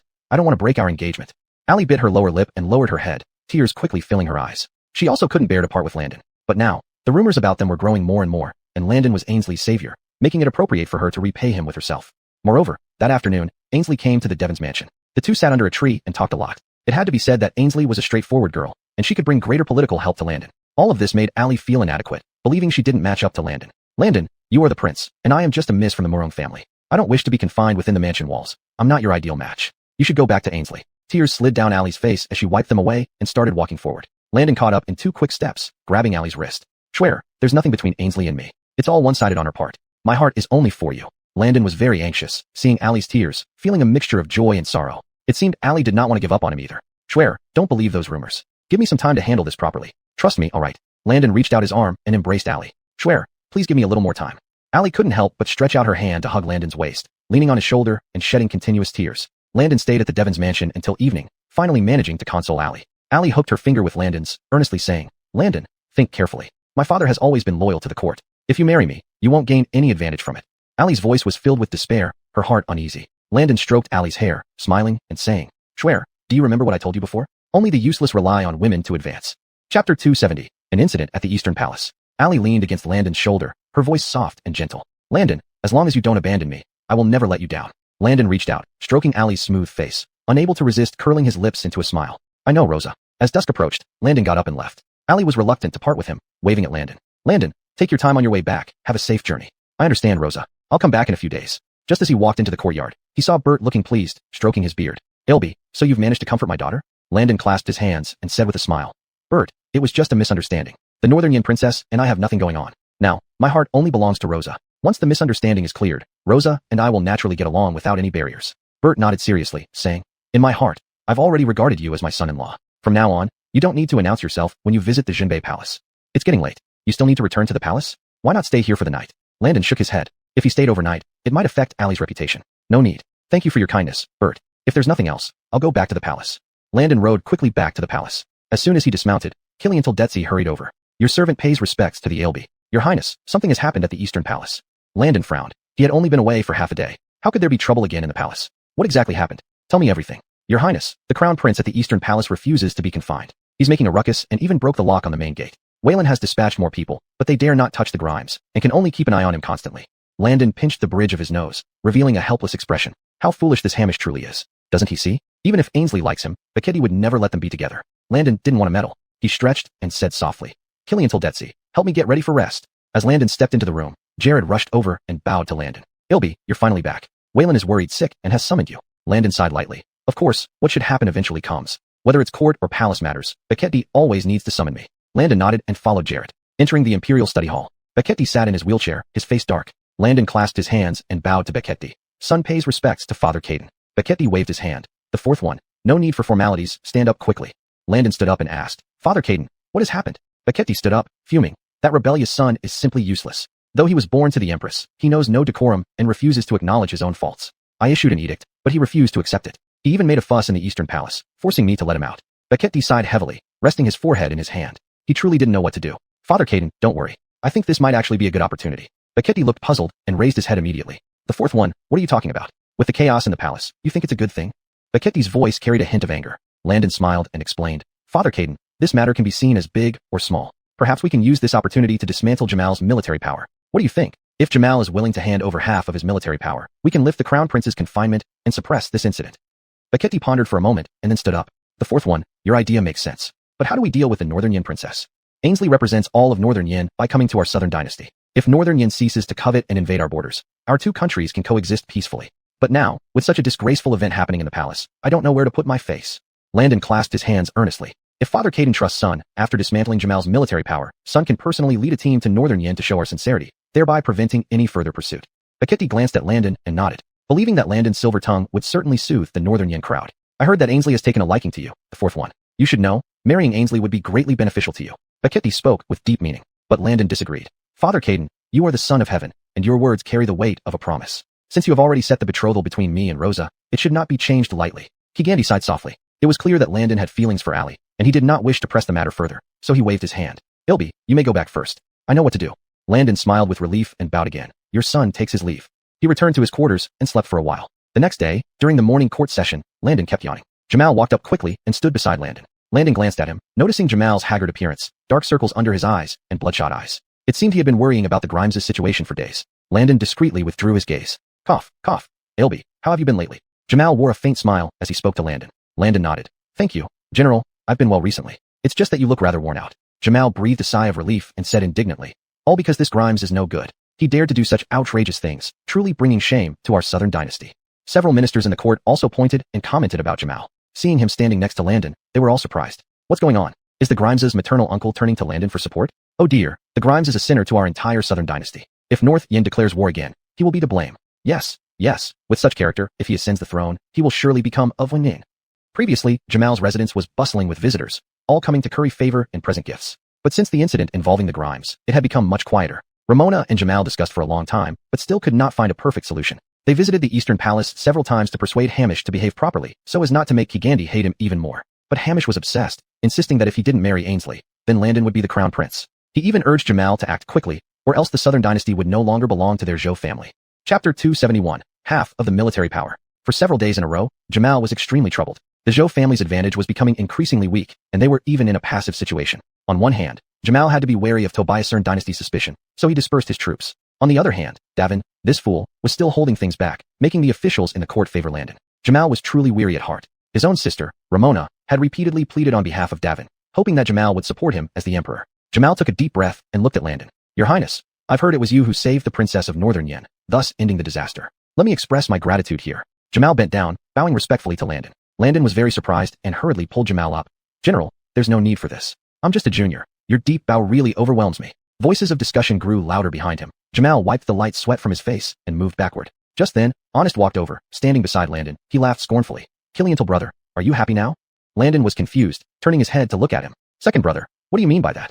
Ha ha ha, we are brothers. Do you have to pretend with me? Now that eldest brother has fallen, you're the happiest one. Honest had always been like this, looking carefree but having everything figured out in his mind. He also had ambitions for the throne, but unfortunately, his previous rebellion was suppressed, and he was imprisoned and suffered hunger and cold. He certainly didn't want to risk it again, so he thought of relying on Davin. But now, Davin was under house arrest, and those who originally firmly supported the Zhou family all became hesitant, even reducing contact with the Zhou family, for fear of being implicated. Second brother, stop speaking in riddles. You know I am not smart enough to understand. Landon straightened his back and did not turn his gaze away. Honest crossed his arms calmly. Killiantal brother, I'm giving you advice. When you reach the highest position, the cold is unbearable. The higher you stand, the more dangerous it becomes. A glint of shrewdness flashed in his eyes, patting Landon's shoulder. Landon understood that Honest was warning him. Now that Jamal was under house arrest, he refused to admit guilt, which made him a laughingstock in the southern dynasty. However, there is a saying, a cornered dog leaps over a wall. If he was pushed too hard, the Zhou family would certainly not sit idly by. Landon curled his lips. Today he had relieved Jamal of half of his military power. The people on the Great Wall were not fools either. When the tree falls, the monkeys scatter. By then, the Zhou family would gradually fall apart. At this moment, the Tobiasern dynasty walked up, sat on the dragon throne, calm and composed. The civil and military officials below kneeled down in a flurry, shouting loudly. We greet your majesty. Long live the Caden. May you reign 10,000 years. The Javier raised his hand. All my ministers rise. What matters do you wish to report today? A fifth-ranking minister stepped forward, respectfully saying, Your Majesty, those rumors are rampant now. Without punishing the Grimes severely, we cannot give the people of the southern dynasty an explanation.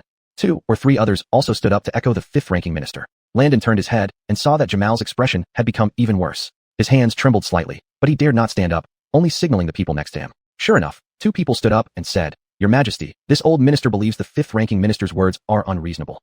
The Grimes is benevolent and has accomplished much for the southern dynasty, beloved by the people. Punishing him severely over such a trivial matter is inappropriate. That's right, Your Majesty. The Grimes must have had a reason. Raised under your protection since childhood, he would not act so rashly. Moreover, it concerns the princess of Northern Yin. This old minister believes it might be a conspiracy of the Northern Yin.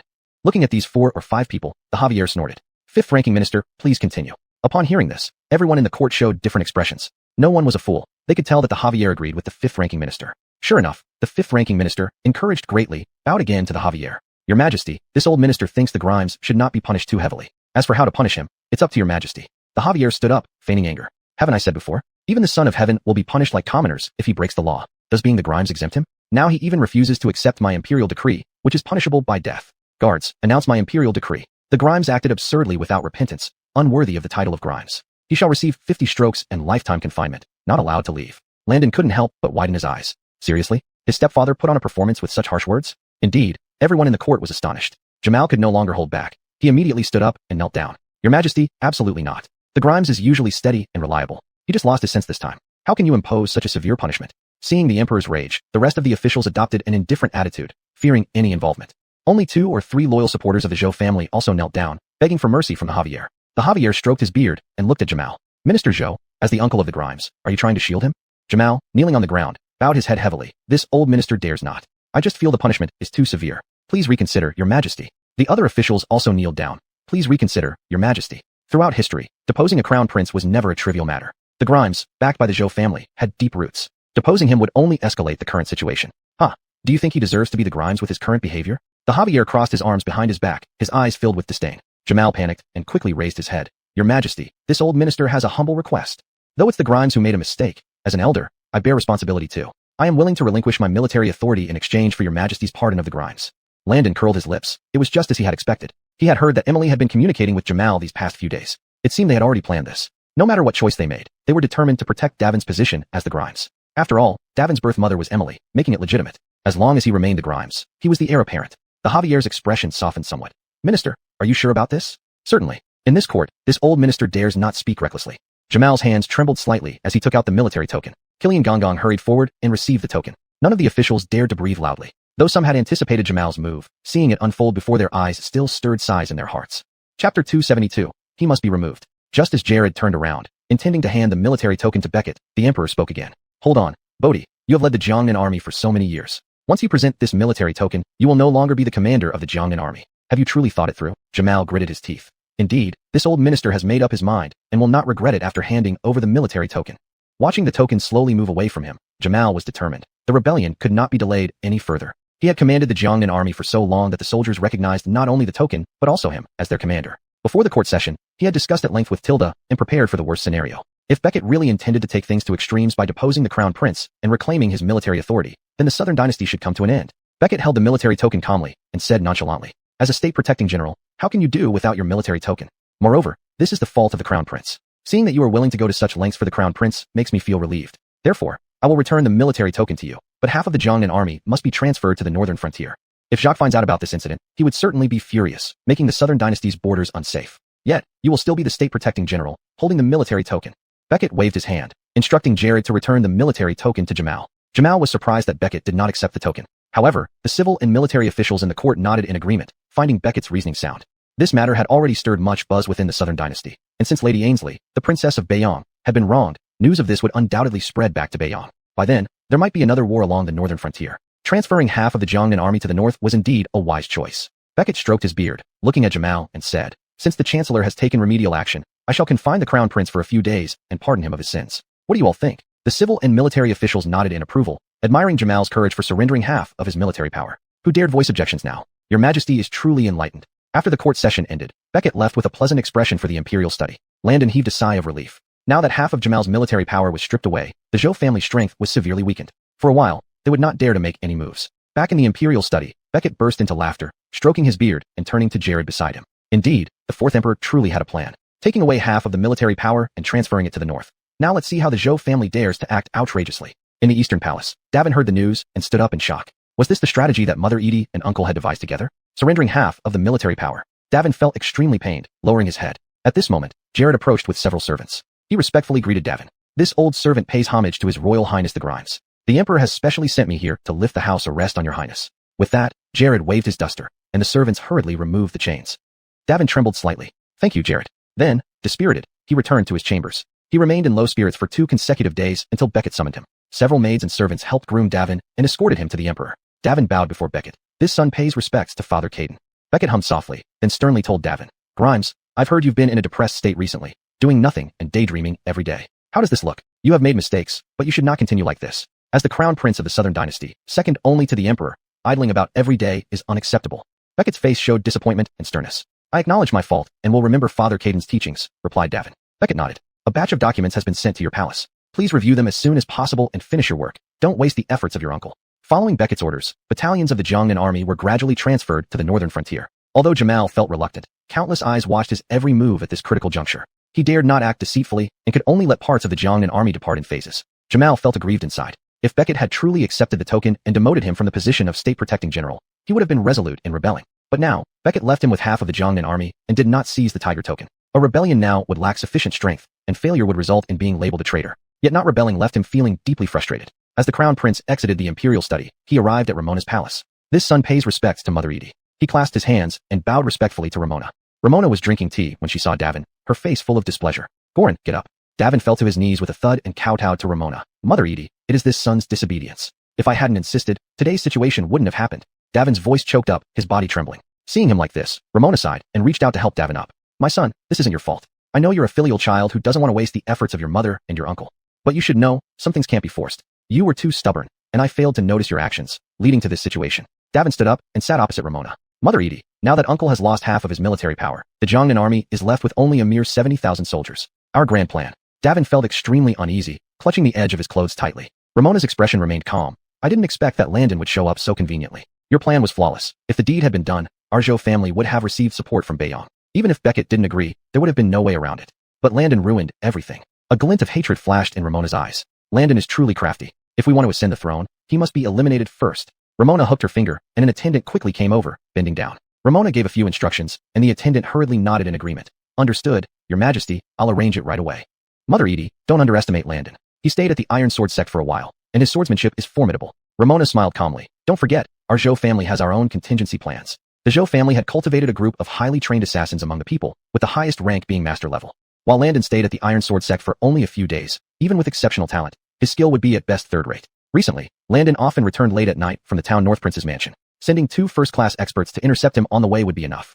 Chapter 273, The Black-Clothed Assassin Emerges. Mother, if Eldon is attacked, Father Caden will surely suspect us. Hamish looked worried and lowered his head. Emily took a sip of tea and said calmly, Rest assured, I won't really take his life. At most, I'll cripple both his legs. I want to see how a crippled man who can't stand up can ascend to the supreme imperial throne.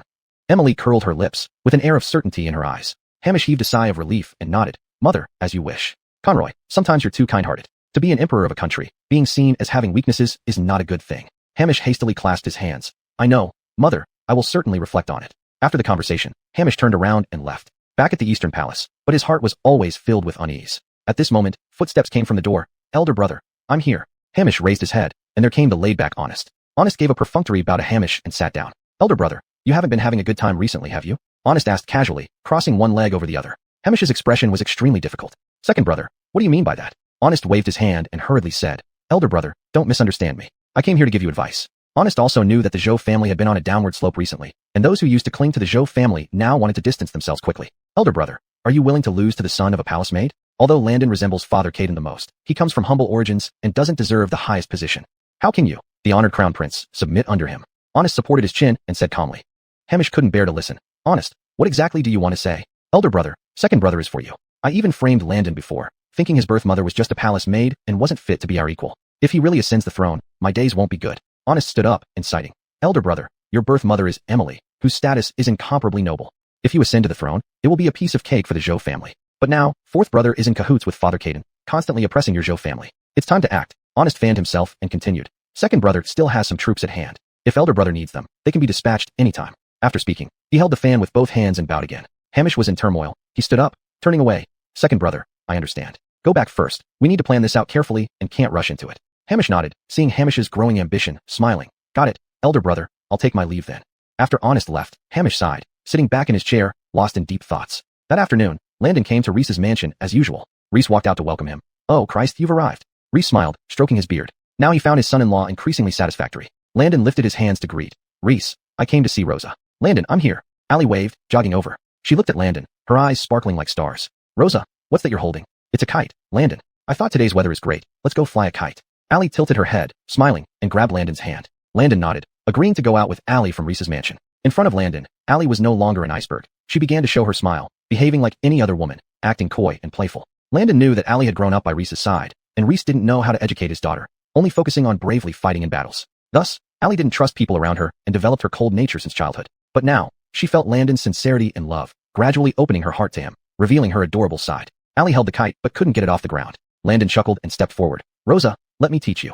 A broad palm enveloped Allie's small hand while the other gradually let out the white string. The kite flew higher and higher, and Allie looked up, laughing beautifully. After flying the kite, the two sat on the grass chatting. Allie leaned on Landon's shoulder, softly saying, Landon, these are such wonderful days. I like them. Landon pinched Allie's cheeks. I like every moment I spend with you. Allie blushed and buried her head in Landon's arms. It wasn't until evening that the two reluctantly returned home. Allie held Landon's hand, reminding him to pay attention to safety on his way back. Landon stroked Allie's hair and smiled. Don't worry. In this capital city, no one can harm me. Recently, whenever he had time, Landon would stay in the study, immersed in the sword scriptures left by venerable Wang Jian. After half a month, Landon's skills advanced rapidly, reaching the 6th rank of master. Ali was pleasantly surprised. Really? You have already entered. Landon quickly covered Ali's mouth with his hand. Rosa, there are too many people around. Don't let this out. Ali hugged Landon's arm and smiled even more happily. After escorting Ali home, Landon skillfully mounted his horse and decided to return to the palace. But halfway through, a gust of sword energy rushed towards him. Landon reacted swiftly, supporting himself on the horse's back and flipping off it. Sure enough, an arrow shot towards the horse's front hoof in the next second. The horse neighed twice and fell to the ground, unmoving. Landon crossed his hands behind his back, calmly surveying the surroundings. Who is there? Come out now. From behind the roadside stalls, several black-clothed figures rushed out, surrounding Landon. The leader, wearing a mask, was broad-shouldered and imposing. Do you know what crime it is to assassinate the current crown prince? Landon's eyes were full of disdain. With just a glance, he determined these black-clothed figures were mostly second- or third-rate fighters. A group of useless people dared to assassinate him? The leader laughed. Ailby, someone paid a high price for your 2 legs. Rest assured, we won't kill you. If you cooperate, you'll suffer less. Landon noticed they held machetes in their hands. If my guess is right, the person you're talking about is the Grimes? My eldest brother has truly put in a lot of effort to deal with me. Landon squinted his eyes, his voice steady and fearless. Chapter 274, Bringing Back to the Palace. Your Highness Ailby, even if you know it, what can you do? Just surrender quietly today. Just as 2 secret guards were about to appear, they saw Landon raise his hand. No need. Today, this prince just wants to try out how the sword classic of immortal myriad swords is. The 2 secret guards had to hide in the darkness again. The few black-clothed men in front seemed to have heard the biggest joke in the world. You are nothing but a waste of royal blood. Do you really think you can get your hands on the sword classic of immortal myriad swords? Your Highness Ailby, why don't we make a deal? If you hand over the sword classic of immortal myriad swords, we will leave 1 leg for you. How about that? The leading black-clothed man looked smug, waving a machete. The black-clothed men behind him became more excited. Yeah, the sword classic of immortal myriad swords being in your hands is simply a waste of talent. Know your place and hand over the sword scripture quickly. A waste like you doesn't deserve it. Landon glanced at them and said, forget it. You're all dead men. What do you want the sword classic for? The faces of the black-clothed men changed abruptly, glaring angrily at Landon. What big talk? It's you who's facing death. Since you refuse to submit, we will give you a proper lesson today. After speaking, the black-clothed men picked up their machetes and rushed straight toward Landon. Landon placed 1 hand behind his back, slowly saying, this prince will let you use 1 hand. Let's see what capabilities you really have. Landon's body suddenly soared. With powerful kicks from both feet, 2 black-clothed men spat blood and fell to the ground, groaning in agony. The rest of the black-clothed men grew even angrier when they saw this. Their attacks became more fierce, but Landon was already at the Grandmaster level. Those movements were nothing but trivial tricks in his eyes. In less than a quarter of an hour, these black-clothed men were all lying on the ground in pain. Landon stretched lazily, sneering. You are truly useless, not even fit to be practice partners for this prince. After saying this, Landon stepped forward, grabbed the leader by the neck, and lifted him into the air. The leader was shocked, kicking frantically. His eyes filled with fear, he loudly pleaded. Your Highness, please spare my life, Your Highness.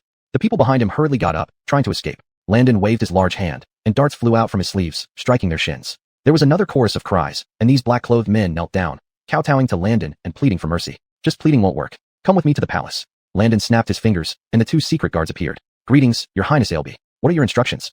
Tie them up and bring them to the palace. This prince needs to report to Father Caden. Landon mounted his horse and returned directly to the palace. He changed clothes and strode into the imperial study room, encountering Hamish at the entrance. Seeing Landon, Hamish forced a smile. Fourth brother, why have you come? Landon coughed lightly and said, Elder brother, I have important matters to discuss with Father Caden. And you? Hamish stood respectfully at the door of the imperial study room, waiting but never hearing Beckett summon him. Hamish knew Beckett was intentionally embarrassing him. Moreover, the recent incident damaged the reputation of the Southern Dynasty. It was normal for Beckett not wanting to see him. Fourth brother, Father Caden is busy now and it's inconvenient to see people. Why don't you? Oh, Your Highness Ailby, you've finally arrived. The Emperor has been thinking of you for quite some time. Please come in quickly. Before Hamish could finish speaking, Jared approached with a warm smile, personally inviting Landon inside. Hamish stood rooted to the spot, momentarily stunned. Landon coughed twice and followed behind Jared. Your son pays respects to Father Caden. Fourth son, you've finally come. Quickly, help me look at this petition.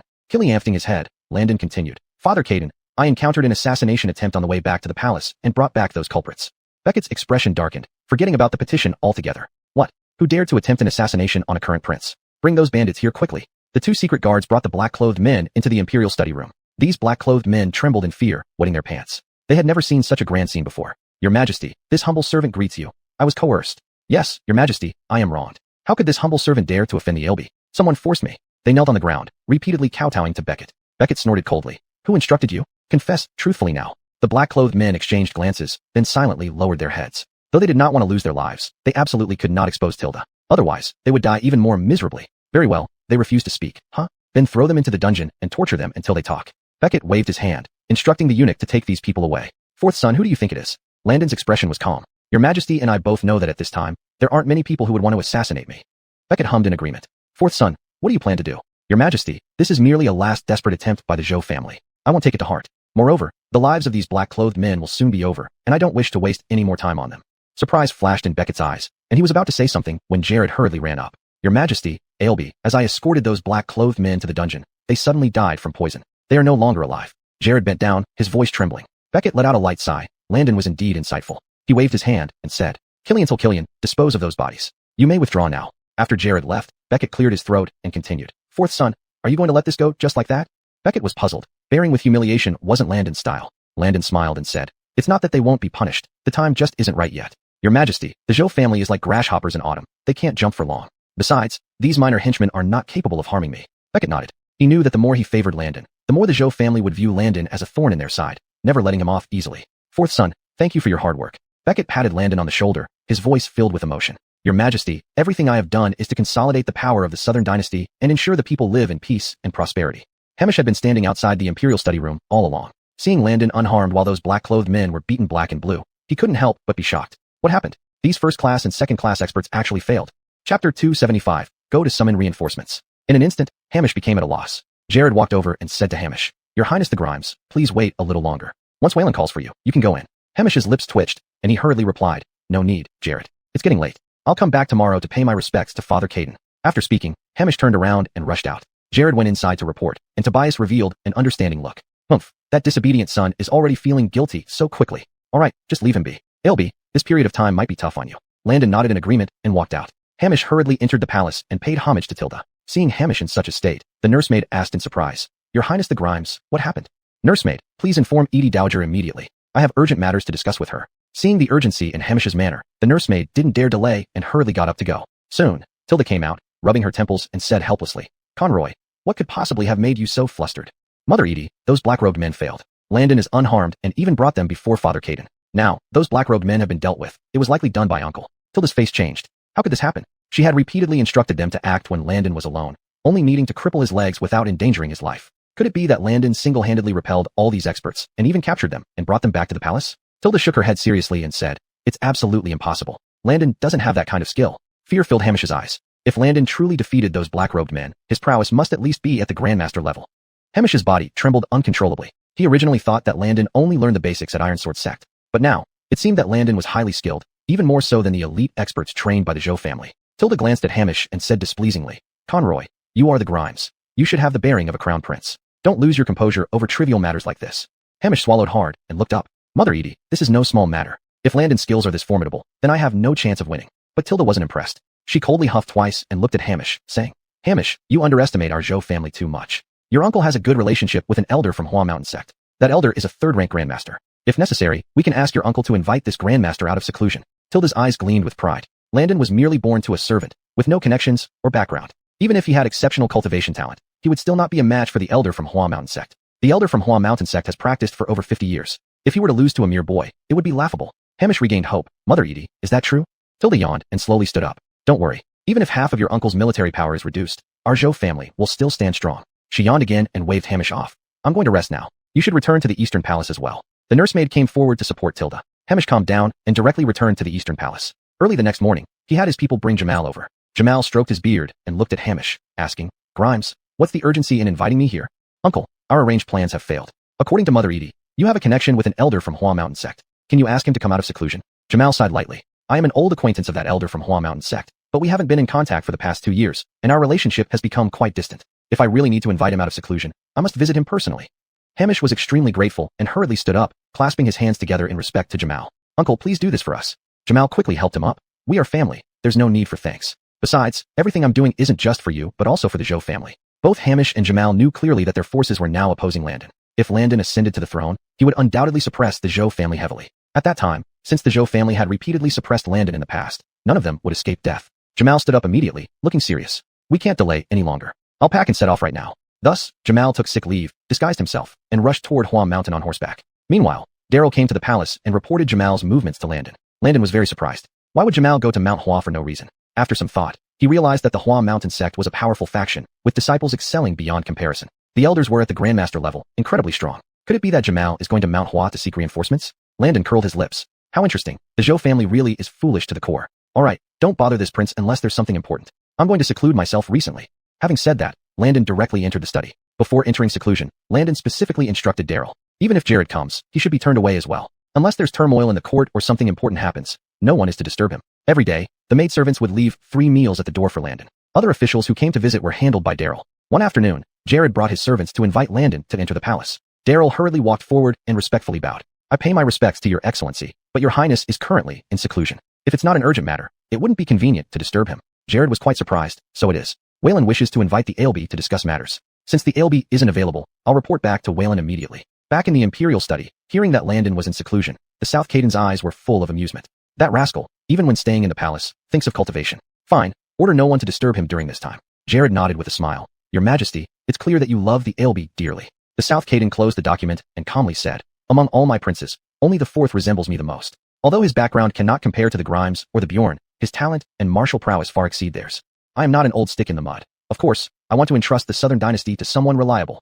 Chapter 276, The Lantern Festival. For several days in a row, Landon practiced swordsmanship in his study. He had finally managed to practice half of the sword manual left by ancestor Wan Jian. Landon heaved a sigh of relief and opened the door of the study. Seeing Landon come out, Killiantal Detsy was very excited. He hurried forward and said respectfully, Your Highness, how do you feel? Is your body uncomfortable? Seeing his anxious look, Landon shook his head.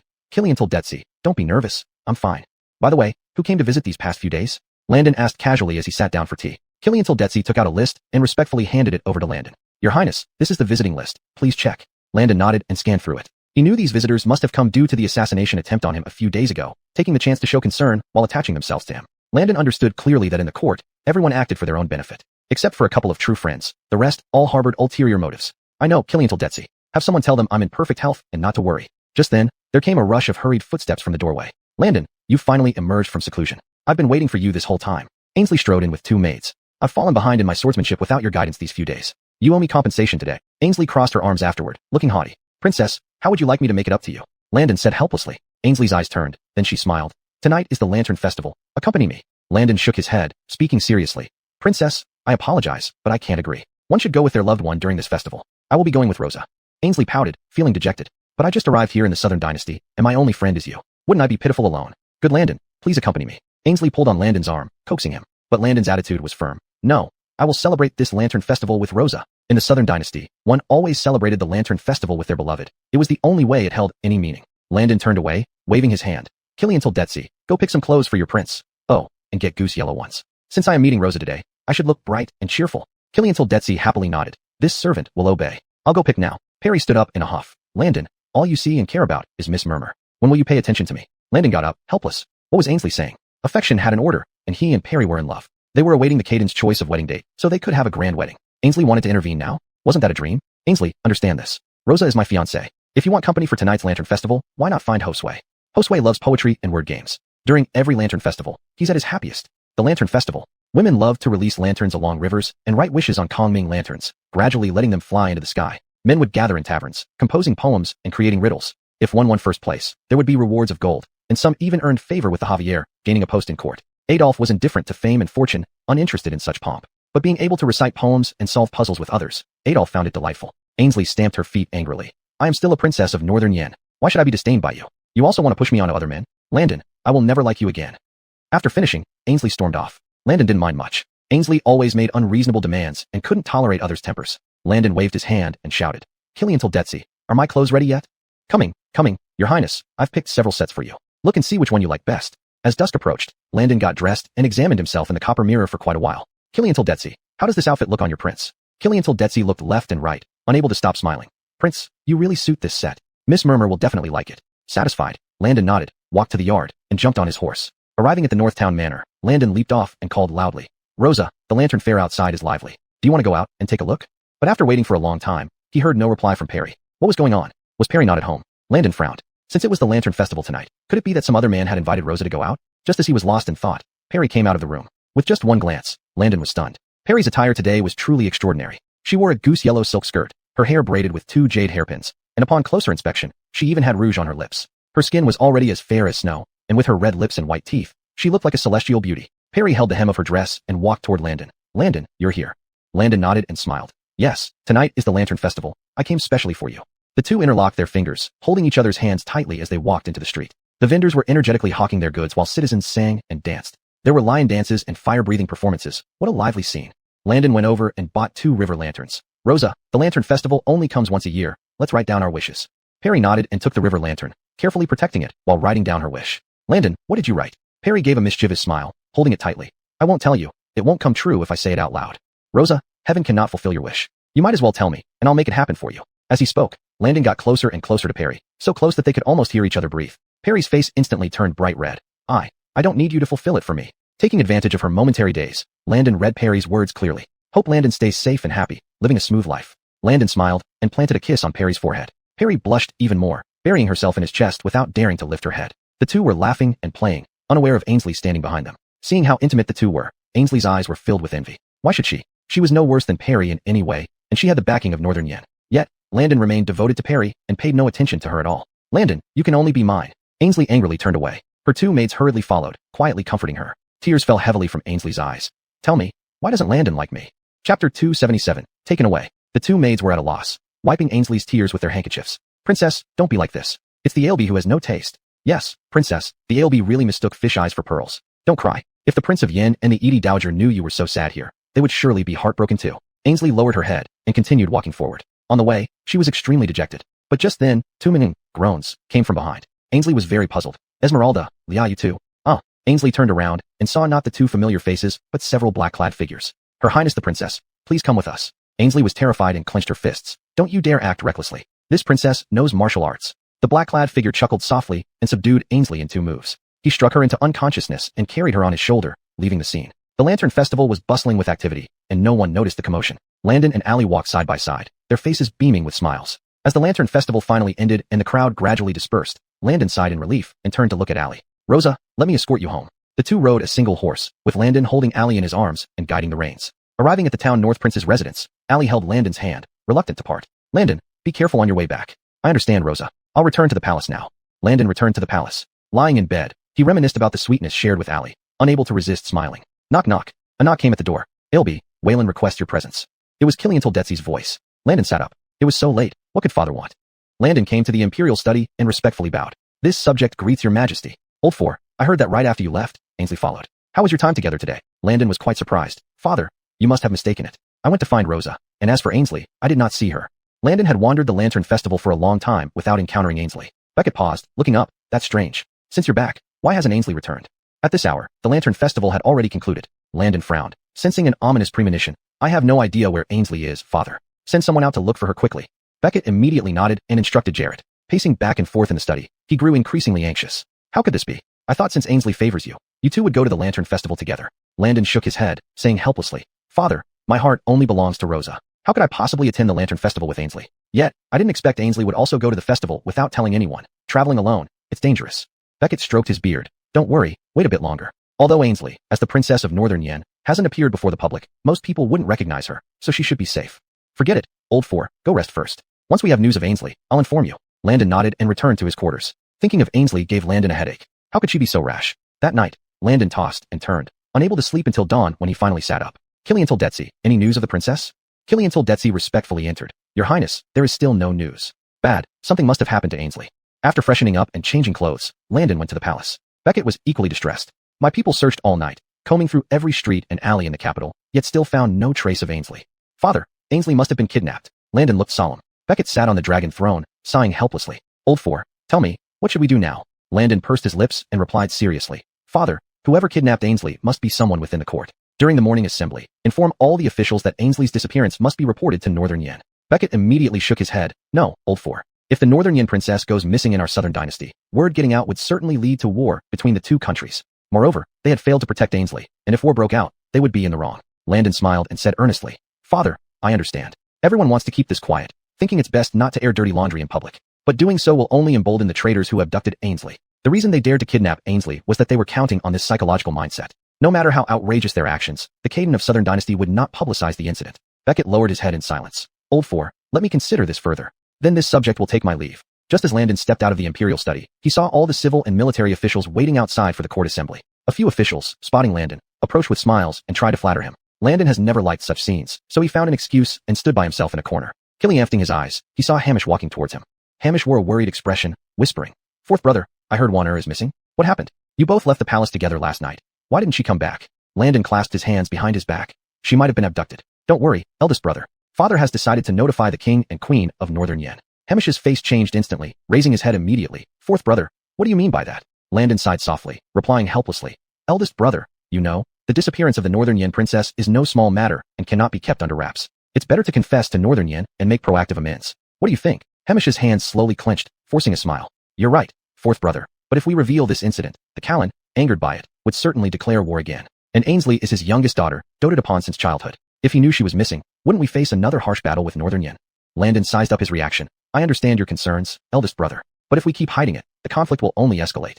Alas, who among the traitors dared to lay hands on Ainsley? Hamish remained unperturbed, nodding in agreement. Finally, it was time for the court assembly. Everyone walked into the grand hall, bowing respectfully to Beckett. Your Majesty, long live the Caden. May the Empire endure forever. Beckett waved his hand. Rise, all my ministers. Thank you, Your Majesty. Last night, the Metropolitan Army searched for Ainsley throughout the city, making too much noise. Now everyone knew about the Northern Yen princess's disappearance and offered advice one after another. Chapter 278. The handwriting of the great general who protects the nation. But no matter how they talked, they ultimately aimed to suppress the news and find the mastermind behind the scenes. Your Majesty, there are no clues at all now. How can we find the person behind this? Some suggested door-to-door investigation, while others proposed setting traps to lure them out. Beckett coughed lightly and calmly said, The Imperial Army is still searching. Everyone, don't panic. I will surely capture the culprit. Landon lowered his head, knowing that Beckett was still considering. If this matter were revealed to Northern Yen, King and Queen of Northern Yen would have a chance to claim compensation from the Southern Dynasty. Upon reflection, Hamish wanted to form an alliance through marriage with Ainsley, so he definitely wouldn't endanger her life. Otherwise, once exposed, even Northern Yen would not spare him. Beckett issued an order that in the capital, any discussion about the missing Northern Yen princess was strictly forbidden. At the same time, a reward notice was posted. Whoever could find the Northern Yen princess would be rewarded with 100 taels of gold. After court, Beckett summoned Landon into the Imperial study. Fourth son, your method is truly too risky. If the Grimes' faction becomes desperate, they might really kill the Northern Yen princess. What would you do then? Landon smiled, his expression calm. Father, Hamish dares not. He wants to ally with Northern Yen's power. How could he possibly harm Ainsley? Besides, you just need to release fake news. You don't have to inform Northern Yen. Beckett shook his head, still feeling that Landon's method had little chance of success. That's enough, fourth son. No need to say more. I understand. Landon left helplessly. Back in the palace, he asked Killian Tildetzi to prepare a map of the capital for him. Landon scrutinized it from all angles. If Ainsley disappeared during the Lantern Festival, she must be hidden somewhere. Since father didn't want to act to reveal the mastermind, relying solely on the Imperial Army's door-to-door search wouldn't yield results in 10 days or half a month. Landon decided to take action himself and rescue Ainsley. He stared at the map, pondering deeply, and suddenly circled an area. Daryl, bring people to thoroughly search this area. Daryl immediately nodded. Understood, Your Highness. I'll start right away. Daryl led a squad and began the search. Finally, on the evening of the next day, Daryl brought back a disheveled Ainsley. Ilby, we found the princess. Landon remained calm, as if he had foreseen this. The princess has been frightened. Send her back to the palace for proper care, and send someone to inform father.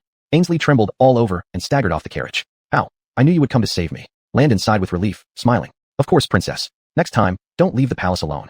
Ainsley was sobbing, throwing herself into Landon's arms. She cried heartbreakingly and soon fainted. Landon arranged for her to rest in a side hall and called the royal physician to examine her. Several doctors examined her and reported that Ainsley hadn't drunk even a drop of water in recent days, leading to exhaustion and fainting. The doctor prescribed medicine and ordered someone to brew it. Leah and Esmeralda, two maidservants, rushed over, kneeling by Ainsley's bed, crying incessantly. Princess, it's our fault for not protecting you well. Yes, princess. You must get better soon. We need to continue serving you. When he heard that Ainsley was found, Beckett was delighted. Haha, fourth son indeed has a way to actually find the Northern Yen princess. Send 2 more maidservants to serve her properly. This must never happen again. Jared hurriedly nodded. Just as he was about to leave, he remembered that Ainsley was staying in Landon's palace. Your Majesty, the princess fainted due to exhaustion in Ailby's palace. She is now resting in a side hall. Should she? Beckett shook his head.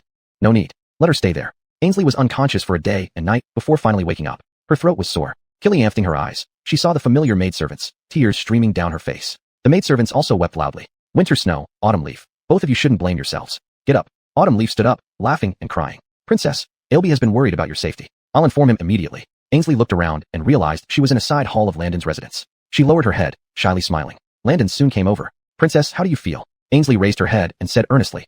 Ailby, thank you. I'm much better now. Landon sat down. Princess, who kidnapped you? Ainsley's hands slowly tightened, wrinkling the blanket. It was a few men in black who took me away. They imprisoned me in a house. Sometimes they would whisper conspiracies, but I couldn't hear clearly. 2 maidservants followed me every step of the way, but I refused to eat or drink and often flew into a rage at them. It was your patrol who discovered us by chance and stormed in to save me. Ainsley sighed as she recounted the events. So that's how it was. You were confined in that residence without seeing anyone else.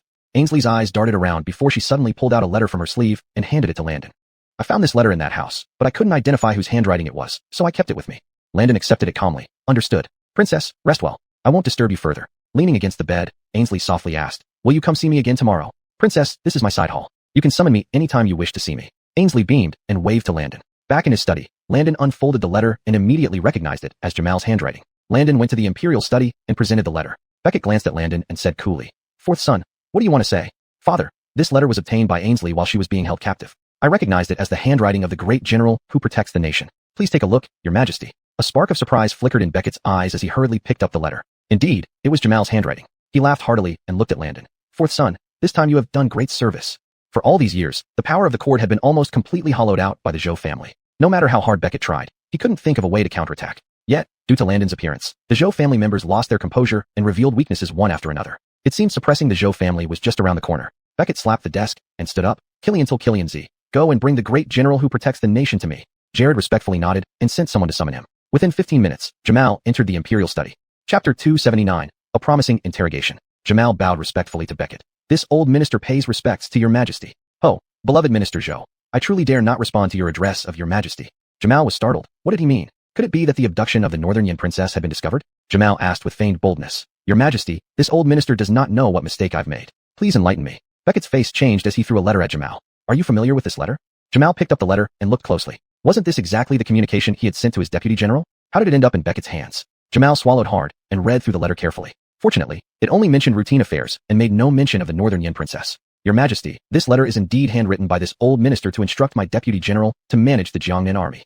Jamal was puzzled. This letter was so ordinary, why would it upset Beckett? Beckett snorted coldly. "Young Fourth, where was this letter found?" Landon calmly replied with folded hands. "The Northern Yin princess gave this to me, saying she found it in the courtyard where she was imprisoned." Boom. Jamal's eyes widened in disbelief. How could this be? He had always been careful with his letters to his deputy. How did this end up there? Jamal fell to his knees and shouted loudly. "Your Majesty, this must be a frame-up. Someone must have thrown this letter before the princess. Please give this old minister justice." Jamal lay prostrate on the ground, kowtowing to Beckett. "Young Fourth, go bring the princess here." Before long, Ainsley arrived at the imperial study. "This girl pays respects to Your Majesty." "Rise, princess. You suffered greatly being imprisoned there. If you discovered anything, tell me immediately. Whoever is responsible will not escape punishment." Jamal's body trembled slightly. He forced himself to remain calm and stood up. "Princess, this letter was written by this old minister, but I never intended any harm towards you." Ainsley frowned. From the first time she saw Jamal, she felt there was something complicated about him. "General, since this letter was handwritten by you and found in that residence, isn't the culprit obvious?" Ainsley pursed her lips, unable to understand what Jamal could still argue. "Princess, that is not true. I will not admit to something I didn't do." Jamal lowered his head again, beads of sweat forming on his forehead. Who could have been so careless as to leave this letter in the courtyard for the princess to find? Now, he could only deny everything to the death. Beckett would have no way to convict him. Ainsley's eyes darted around as she said softly, "Oh yes, I also saw His Royal Highness the Grimes in that residence. His 2 personal guards even mentioned you. Great general of the state. It was you who instructed them to take good care of me, wasn't it?" Aware that Ainsley was fabricating, Landon calmly nodded. "Yes, father, indeed. When I entered the residence to save Princess, I also encountered the Grimes' personal guards." Hearing this, Jamal became frantic. It was absolutely impossible. He had repeatedly warned Davin not to go near that place. If discovered, the Zhou family would be ruined. Davin had agreed, knowing well the consequences of being caught. How could he still go there? In an instant, Jamal realized it was a setup. Landon and Ainsley were trying to trap him into confessing. Jamal knelt down again, lifting his head confidently. "Your Majesty, please investigate this matter clearly. This old minister has done nothing wrong and is willing to stake my life on it." Landon curled his lips. Indeed, Jamal was a tough nut to crack. Making him confess was nearly impossible. But now, there was one more important lead, the Grimes. Landon turned around and bowed to Beckett. "Father, since this involves elder brother, let's call him here for a confrontation. These are clues personally discovered by the Northern Yin princess. If we don't thoroughly investigate, how can we uphold trust between our countries?" Ainsley nodded and quickly joined in. "Correct. This princess traveled 1,000 miles to your court and was imprisoned. If this matter ends inconclusively, if my father and mother learn of this, there might be another war at the border." Recognizing the implied threat from Ainsley, Beckett frowned. Indeed, South Dynasty was at fault here. He sighed and waved his hand. "Fine, go fetch the Grimes." Jared bowed respectfully and personally went to the Eastern Palace to invite Davin. On the way, Davin's mood was extremely uneasy. He heard that Jamal was also in the hall, and now Ainsley and Landon were giving the same account, even saying they had seen him at that residence. Davin was burning with anger. In the past few days, he had been receiving constant updates on Ainsley's movements, and she had never appeared near that residence. Wasn't Ainsley deliberately slandering him? Entering the imperial study, Davin was just about to bow when he saw Beckett wave his hand. "Rise and speak, Grimes." "Your Majesty, I have never done such a thing. Moreover, I have long admired Warner. How could I imprison her? And as the Grimes of the Southern Dynasty, I naturally know how hard won the peace between the Southern Dynasty and Northern Yin is. Why would I harm the Northern Yin princess? Please enlighten me, father. My uncle and I have never done this." Davin knelt down again, bowing alongside Jamal. Ainsley crossed her arms and gave 2 cold snorts. "Do you think I am making it all up, Your Highness? As a princess of Northern Yin, what benefit would it be for me to falsely accuse you?" Davin lifted his head, his expression sorrowful. "Warner, I know you like my 4th brother, but you shouldn't help him frame me and uncle." Davin raised his head and glared fiercely at Landon. "Father, Rumors in the palace have long claimed that the fourth brother is not content with his current status and wants to seize my position as heir. Now it seems he has colluded with the princess to plot against me. Upon hearing these words, Jamal's eyes widened, and he nudged Davin's arm. This was the imperial study, and Davin was speaking without any restraint.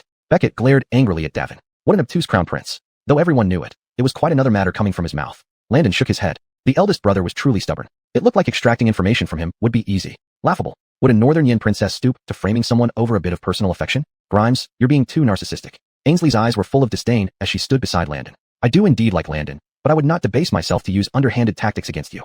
Chapter 280 finally exposed. Landon handed over the letter, whispering, Brother, this letter was found in that mansion. It's indeed in the general's handwriting.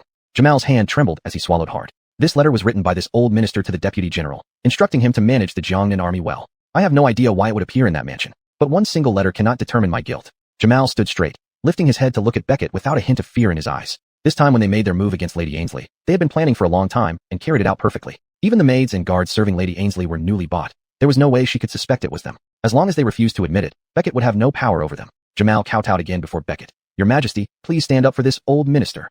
Lady Ainsley took 2 steps forward, coming before Davin. Grimes, I have sharp eyesight. Back at the mansion, I recognized your guards at first glance. Seems like you truly have deep feelings for me, having them monitor every move I make. Lady Ainsley shook her head with sigh. But alas, this princess has no interest in you. No matter what you do, it's all useless. Davin felt uneasy inside, slowly clenching his fists. Princess, I have sincere feelings for you, but you ignore them. Is my fourth brother really so good? Beckett threw the petition on the ground, shouting loudly. Grimes, mind your words. Davin had no choice but to lower his head. Lady Ainsley breathed a sigh of relief, speaking somewhat emotionally. I must say, both the general and the Grimes showed much care towards me while I was in that mansion. But Grimes, this princess told you that I'm allergic to pomegranate flowers. Yet there were large patches of them in the courtyard, making it impossible for me to eat, or even almost killing me in the room. With each sentence, Lady Ainsley took a step forward. Davin remained standing still, not moving an inch. Their bodies were nearly touching. Lady Ainsley held her head high, exuding a strong presence. You still dare to say you love me? From what I can see, you're just coveting the Bayan forces behind this princess. Lady Ainsley showed contempt, pushing him aside. Davin suddenly panicked. No, Warner, there couldn't be pomegranate flowers in the courtyard. I specifically instructed the guards, remembering all your preferences. How could I?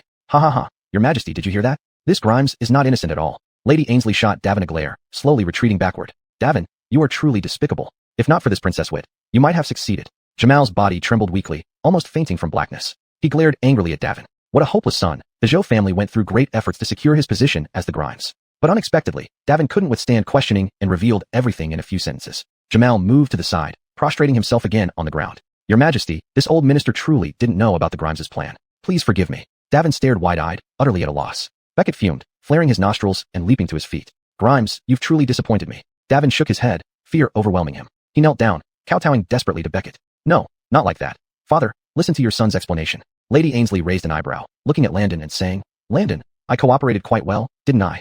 Landon smiled, nodding. Indeed, Princess, you are truly wise. Lady Ainsley flicked her hair, whispering, given that you saved me, I'll forgive you for not accompanying me during the Lantern Festival. Indeed, your highness is magnanimous. Please take good care of your injuries. Southern Dynasty has many festivals ahead, plenty of opportunities in the future. Hearing their intimate conversation, Davin was furious, trembling all over. He lifted his head, glaring at Landon with dissatisfaction. Fourth brother, was all this planned by you? He then looked at Lady Ainsley, his eyes hurt. Warner, why can't you see my efforts? In this Southern Dynasty, only I treat you sincerely. Lady Ainsley rolled her eyes. I don't believe you. You just want the Bayan forces behind me. Grimes, wake up. I am the proud princess of Bayan, not a tool for you to manipulate. With arms crossed, Lady Ainsley looked down at Davin condescendingly. Davin's body weakened, falling directly to the ground. Beckett shook his head, sorrowfully stating, the Grimes kidnapped the Bayan princess, intending to sabotage peace between the two countries. The crime is unforgivable. Take him to the dungeon. Davin slowly closed his eyes, offering no resistance, allowing 2 eunuchs to drag him away. Jamal's expression turned increasingly grim, glaring harshly at Landon. Indeed, Landon is quite devious, collaborating with the princess of Bayan to deceive Davin. But it just so happens that Davin is an unambitious person who fell right into their trap and is now imprisoned. Jamal was in a dilemma. If he pleaded for Davin now, it would surely infuriate Beckett and might result in him being jailed as well. But if he didn't plead for Davin, Beckett's anger might lead him to depose Davin as Grimes. What then? Beckett glanced at him and said, my trusted minister, do you have anything else to say? Jamal's body trembled as he kowtowed again. Your Majesty, I have nothing to say. This Grimes is indeed foolish, and as his uncle, I failed to discipline him properly. It is my fault. Please punish me, Your Majesty. Beckett breathed a sigh of relief and looked approvingly at Landon. Landon truly had a way. He managed to act with the Bayan princess and made Davin reveal the truth. This is the fault of the Grimes, not yours. You may leave. Jamal's legs were numb from kneeling. He stood up and limped out. Landon knew that his father must want to discuss something with him, so he turned to look at Ainsley. Princess, please go back and wait for me. My father and I have some things to talk about. Ainsley nodded understandingly and left. After Ainsley left, Beckett stroked his beard and laughed heartily. Fourth son, you truly have methods. Indeed, I am old. I did not even notice your acting with the Bayan princess just now. Beckett shook his head and caressed the dragon throne beneath him. Now that the Grimes has kidnapped the Bayan princess, this crime is unpardonable. What do you think should be the punishment? Father, even if the son of heaven commits a crime, he shall be punished like a commoner. Moreover, elder brother's character does not deserve the position of Grimes and will only bring more turmoil to the southern dynasty. Landon's face was unusually serious. Even if with the Zhou family's assistance, Davin sits on the imperial throne, with his mentality, he wouldn't last long. Beckett nodded. Fourth son, I also feel the same. But deposing the Grimes is not a small matter. Tomorrow, I will discuss this with all the ministers at court. Chapter 281. I am willing to be a concubine. Landon nodded. Your majesty is wise. Then this minister will take my leave. Returning to the palace, he found Ainsley sitting under a tree drinking tea. Ainsley propped her cheek with her right hand and excitedly waved when she saw Landon come. Landon, you're finally back. Not to mention, Hamish doesn't deserve to be the crown prince at all. How could Beckett think like that? Abandoning you, such a brave and strategic prince, for that fool. Ainsley was always blunt. Hearing these words, Landon couldn't help but laugh and cry. Princess, in the southern dynasty, the successor isn't chosen based on talent or strategy, but lineage. Landon sat down and drank tea with Ainsley. Ainsley blinked and moved closer to Landon. Landon, after what happened, do you like me any better? Landon paused and said helplessly, Princess, I already have a fiancé. Please don't say such things anymore. Ainsley impatiently grabbed Landon's hand. I don't care. According to our Bayong rules, since you saved me, I should repay you with my body. Besides, as a prince, having 3 wives and 4 concubines is quite normal. I, Princess of Bayong, am willing to be your concubine. Ainsley stared at Landon seriously without a hint of joking. Landon withdrew his hand and calmly said, You are the Princess of Bayong with noble status. How can you become a concubine for a person from the southern dynasty? Princess, please do not mention this again. Ainsley was very hurt, tears filling her eyes. It's clear that you don't have me in your heart. You won't even accept me as a concubine. Landon, I don't want to talk to you anymore. With that, Ainsley had her maidservants pack up her luggage in the side hall. Landon sighed. He already had a beloved lady by his side and couldn't respond to Ainsley's affection. Seeing Landon go back to his quarters, Ainsley wiped her tears and stomped her feet angrily. What a stubborn head. Why does he only have Sierra in his heart? Ainsley returned to the palace originally arranged for her by Beckett with 2 maidservants. She lay in bed, tossing and turning unable to sleep. She was still unwilling to give up. Ainsley sat up and instructed the 2 maidservants to help her change clothes. She planned to visit the Junbei mansion. Cyan hastily knocked on the study room door. Ailby, Princess Bayong has left the palace. Landon was practicing swordsmanship inside and said helplessly upon hearing this, Cyan, you needn't report about Princess Bayong to me. No, Ailby, she went to the Junbei mansion. It seems like she's going to confront Sierra. Hearing this, Landon was alarmed and quickly opened the door. He wiped the sweat from his head and asked Cyan, What? When did she leave the palace? Not even a quarter of an hour ago. You can still make it if you go now. Landon had just finished sword practice and was drenched in sweat. After taking a bath and changing clothes, he hurriedly rode to Junbei mansion. In the courtyard, Ainsley boldly sat down and said to Allie, Sierra, no need for ceremony, please get up. Allie poured a cup of tea for Ainsley and softly said, Your Highness, what brings you here personally?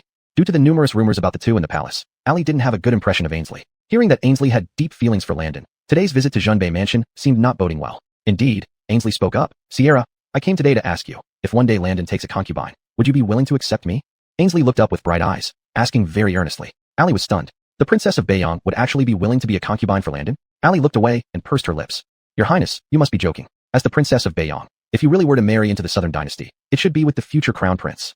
Allie didn't know the political storms in the palace, nor did she know that the Grimes had already been imprisoned. That fool. I wouldn't look up to him. Ainsley spoke resolutely, grabbing Allie's hand. Sierra, rest assured, I won't snatch your position as the principal wife. But I truly love Landon and hope you can agree. Allie's expression turned complicated, not knowing how to respond. Suddenly, horse hooves sounded at the door. They looked up and saw Landon. Landon rushed in and asked Ainsley, Your Highness, what are you trying to stir up? Ainsley stood up proudly. Landon, I'm serious. Sierra can be your principal wife, and I am willing to be a concubine. Landon felt a headache coming on. Your Highness, stop talking nonsense and return to the palace. Now everyone is watching your every move. Ainsley pouted. Landon, I, the Princess of Bayong, am willing to be a concubine. Are you going to refuse me? Her eyes welled up with tears, and she lowered her head. Seeing her pitiful appearance, Allie couldn't bear it and held Landon back. Landon, Princess has such deep feelings for you. If you really want to take her as a concubine, I have no objections. Allie's voice was soft, like a feather landing on Landon's heart, causing an itchy sensation. Landon took Allie's hand and said earnestly, Rosa, I will only marry the one I truly love. Princess is precious and would be too weak to be a concubine. I cannot agree to this. Ainsley became more anxious and clung to Landon's arm. Landon, I promise not to cause any trouble. I will be obedient. Isn't there something about me you dislike? Can I change that? Ainsley kept Juchun ing unreasonably. Finally, Landon was worn out by her persistence and reluctantly agreed. All right, Your Highness. If you wish to become my concubine, you must behave properly. It all depends on your future actions. Ainsley let go, delighted. So you're agreeing? Yes, your injuries haven't fully healed yet. You should return to the palace first. Ainsley nodded and waved at them both. Then I'll go back first. Thank you, Sierra. With that, Ainsley headed to the entrance and climbed into her carriage. Allie sighed lightly. Although she knew Ainsley was being persistent, the thought of Landon taking a concubine still caused her pain. Landon held Allie's hand. Rosa, agreeing to her was just a delaying tactic. Don't worry about it. But Ali looked up seriously. Landon, having multiple wives and concubines is common nowadays. I don't wish to overly restrict you. Since the Bayong princess has such deep feelings for you, I should take on the role of the principal wife. Ali leaned against Landon's shoulder. As long as you keep me in your heart, that's enough. Landon was deeply moved and embraced Ali tightly. Rosa, thank you for understanding, but Ainsley can never be my concubine. Chapter 282, Secret Plot to Rebel. At this moment, deep within the Southern Kingdom's imperial palace, in one of the rear gardens, the surroundings were teeming with numerous guards, and some maidservants were also patrolling the area. Inside a pavilion, Ramona, dressed in lavish attire, wore an expression filled with worry, letting out a heavy sigh. Basil, absolutely nothing must go wrong. He is the lifeline of our Zhou family. Seated before her was Jamal in disguise, who could no longer sit still. The slightest misstep could lead the Zhou family into irrecoverable ruin. Jamal's aged face was filled with rage as he pounded on the table forcefully, shouting. Originally, Basil wouldn't have been in trouble. Who would have thought that he lost his mind and confessed everything? Hearing these words, Ramona's face also contorted with anger. The northern yin slut truly lacks discernment, actually colluding with Landon to frame Basil. Brother, Waylon will now doubt us even more. What should we do? Jamal had secretly come to the inner palace for precisely this matter. Logically speaking, as a military general, he should not enter the inner palace. It was punishable by beheading. However, the current situation was urgent and did not allow for much consideration. After thinking deeply, Jamal signaled to two maidservants beside Ramona. Understanding perfectly, these two servants quickly withdrew and joined the guards outside the door. Sister, our Zhou family has sacrificed much for this country. This position of general was earned through countless battles. Now the emperor suspects us at every turn, and Basil is imprisoned. It might be better to act decisively. As Jamal spoke these words, a murderous aura emanated from him, his eyes turning extremely sinister. Although the Zhou family had always harbored such thoughts, hearing her brother express them directly sent ripples through Ramona's heart, her expression complex. After all, she still held some feelings for the current emperor. Brother, leading a rebellion publicly is a capital offense. Are you certain? Ramona whispered. Jamal snorted coldly, his eyes flashing. There's no other way. With Basil in prison, the Javier will next come for our Zhou family, trying to erode us bit by bit. The Javier thinks taking away half my troops can cripple me. That's merely a joke. Upon hearing the implications, Ramona's face suddenly brightened. Do you mean? That's right. I've already bribed the generals of the Jiangnan army, including those stationed in the northern frontier. They are under my control. A strong sense of confidence spread across Jamal's face. However, now isn't the best time to move. In half a month, it will be the Caden's birthday, and he will likely lower his guard then. Moreover, the Caden will recall some of his trusted military advisors to the capital for celebration, making it the perfect opportunity.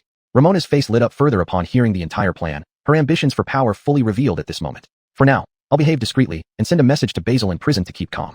Fearing his sister still harbored some affection for the emperor, Jamal sternly said, Sister, the arrow is on the string. There's no turning back. We truly have no retreat. Ramona nodded firmly. Don't worry, brother, I understand. After the plan succeeds, our Zhou family will become the most powerful clan in the world. Only then did Jamal nod satisfactorily. However, we need someone to test the waters for us, causing more chaos in the current situation. You mean him? Ramona understood immediately. At the residence of the Bjorn, Honest sat in a rocking chair, the courtyard desolate, overgrown with weeds. Since the rebellion, his princely residence had grown increasingly deserted. Even though he still had some troops under his command, they were like scattered monkeys after the tree fell, unable to unite. Soon, a figure appeared at his residence. Honest focused his gaze, somewhat puzzled. What wind brought General Zhou here? An honor indeed. Jamal shook his head, looking at the fallen leaves scattered on the ground, full of nostalgia. How things have changed. Back then, Bjorn was so distinguished, accompanied by beauties and fine wine. Now it's come to this. Honest didn't seem to care, remaining very calm. If General came here just to mock me, I'm afraid I cannot entertain you. Jamal smiled wryly, unperturbed, and continued. Sometimes I wish you were my nephew instead of Davin, that fool. If that fool were smart, would he ever have to worry about failing his ambitions? Honest's interest was piqued by this. General, are you not afraid that I might tell others about this? Jamal shook his head. No, I'm not. Today I came to you because I want to help you realize your ambitions. I will give you part of my troops. On the Caden's birthday, you will surround the imperial palace with these troops and launch a coup. What do you think? Honest, whose face usually wore a carefree expression, now showed shock. Jamal actually said all this in broad daylight. Was he completely ready to tear off all pretenses with the emperor? After the last rebellion, Honest had become increasingly cautious. General, you jest. I am nothing more than a dissolute son. I do not have the aspirations you mentioned. Jamal looked at the dejected Bjorn and spoke loudly. At this moment, we are all in the same boat. Once Landon becomes Grimes and stabilizes his position, do you think he will spare you? He will purge all of us, including you, including Davin, including our Zhou family. Honest thought for a while and slowly nodded. The conflict between him and Landon had been brewing for some time. Both sides knew that a bigger confrontation was inevitable. Why would you help me? Because you are more trustworthy and smarter, Jamal said without hesitation. After we succeed, you can be the emperor, but you must not interfere with our Zhou family or our business operations, Jamal continued. Honest pondered for a bit. It made sense, and he felt a little tempted. Being confined in this residence, he was long past being able to tolerate it. Otherwise, he wouldn't have incited Davin to oppose Landon. Very well. If the general has such ambition, this prince is willing to join you. As for the court officials, you don't need to worry about that. After we succeed, scholars loyal to us will stabilize the masses, Jamal coldly stated. Upon hearing this, even though Honest was already somewhat sophisticated, he couldn't hide his excitement. But neither of them knew that a shadow had heard their entire conversation from behind a wall nearby. Chapter 283, Corresponding Strategy. Inside a pavilion of Landon's residence, Daryl recounted everything he knew. Landon frowned instantly, having anticipated this situation before, yet he didn't expect that the old fox Jamal would act so hastily. Daryl continued on the side. Your Highness, why don't we directly take the Imperial Guards and capture them? Landon shook his head. This matter was not as simple as it seemed. The Zhou family has many factions within the military. If we rashly arrest Jamal and his accomplices, it will cause unrest in the army, inevitably affecting the southern border. This was a matter of great importance to the court, leaving no room for carelessness. Daryl nodded in sudden realization. Your Highness, what should we do then? After a moment's contemplation, Landon made up his mind. You continue to keep an eye on Jamal, Honest, and also Davin in the dungeon. Report to me immediately if there are any unusual movements. Daryl respectfully bowed and left. Landon gazed into the distant sky, fearing that another bloody storm was coming. Soon after, he arrived at the palace and directly reported this matter to the Caden of Keegan. The Emperor's dignified face filled with anger as he pounded the table forcefully with his hand. How could such a thing happen? That bastard Jamal, not appreciating the country's grace, is actually thinking of rebellion. I was planning to let him retire in peace, but it seems this old man truly wants to usurp the throne. Landon nodded in agreement. He has been leading troops for a long time and enjoys high prestige in the military. Without sufficient evidence, it might be problematic. The Emperor was alarmed and hurriedly nodded. And the second prince can't hold back either. I was lenient and wanted him to live a life of luxury. Upon hearing this, Landon also shook his head. If only Honest could contentedly be a carefree tycoon, enjoying the vast world. Instead, driven by the desire for power, he walked deeper and deeper into the abyss. As the Emperor, he had means too, his expression growing colder. Chris, we cannot sit idly by. What do you think we should do? Landon's eyes narrowed, making a decisive decision. Father, Jamal relies on the military forces. Why don't we play along? Secretly control all commanders of each division. When he revolts, his crimes will be confirmed. Executing him in front of the whole army will leave no room for gossip. Killian's to this, the Emperor brightened. You speak sense. In these years, I have also planted my men in the dark. They should now have a role to play. Here, I'll give you the list right away for your deployment. After all, as the Emperor, although most of the Jiangnan army generals are under Jamal's jurisdiction, the middle and lower level deputy generals have been bought off by me.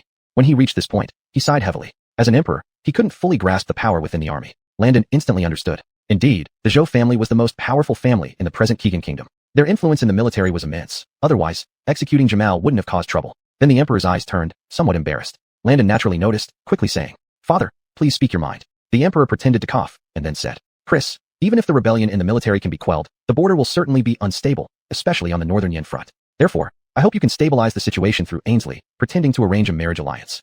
Hearing this, Landon's face showed unwillingness. He was unwilling to deceive a woman using affection. The Emperor, knowing what his son was thinking, was also helpless. Chris, I don't want you to suffer either, but it's normal for men to have multiple wives. Besides, the support from northern Yen can be significant. Landon waved his hand. Father, let's not mention this again. I love only Ali in my life. As for northern Yen, I'll find a way myself. The Emperor sighed upon seeing this, nodding. After Landon returned to his residence from the palace, he took out maps of the Keegan kingdom and neighboring countries for careful consideration. Looking at northern Yen's military strength and deployment, his eyes were filled with helplessness. Northern Yen indeed had a strong military force. Moreover, there were still barbarian tribes harassing the southern borders of Keegan. Solving this problem would not happen overnight. Just as he wanted to continue thinking, a cheerful voice sounded beside him. It was Ainsley, dressed in red, looking particularly enchanting. Originally, Ainsley had a very pretty face with fair and flawless skin that looked soft to the touch. When she returned just now, she specially dressed up, applying some rouge to her cheeks. Landon, how do I look? Am I pretty? Landon took a glance and nodded involuntarily. Ainsley smiled radiantly. Even if she was to be a concubine, she was content as long as she could marry this man before her. What are you thinking about? Why do you look so unhappy? Landon shared his concerns. The Zhou family is likely planning to rebel. I am their top target. How can I not be worried? Upon hearing this, Ainsley was greatly alarmed. What should we do? Should I ask my father to send reinforcements directly? A faint smile appeared on Landon's face. Princess, there's no need to be so anxious. I have already thought of a countermeasure. However, there is one thing that has been troubling me. Oh, this matter is quite tricky, and I don't know what to do at the moment. Ainsley was filled with curiosity. You are so smart. Is there something you don't know in this world? Of course, the matters of the world are numerous. I can't possibly know everything. Landon showed an expression of exhaustion. Ainsley giggled softly, revealing a smile. Well, Landon, of course I know what you're thinking. Don't worry, my northern Yen won't attack. I have already sent a letter to my father informing him of our impending marriage. Landon felt moved and somewhat apologetic. He didn't expect this woman to be so considerate, but he loved only Xiaoya all his life. Even though Landon usually planned strategies from afar, making wise decisions, he found it challenging at this moment. Though Ainsley usually acted carefree, she also had her sensitive side. What? You don't want to marry me, right? Humph. Landon, let me tell you, if you don't want to marry me, I'll stick to you for life. And if you back out in front of the whole world, I, as a weak woman, will lose my honor and won't be able to marry anyone else. Chapter 284, The Bjorn's Ambition. Landon rubbed his forehead. This woman was far too clever. Princess, I am but an ordinary person. What is it about me that you admire? Ainsley couldn't care less about such things and smiled lightly. I don't know. I just like the way you are.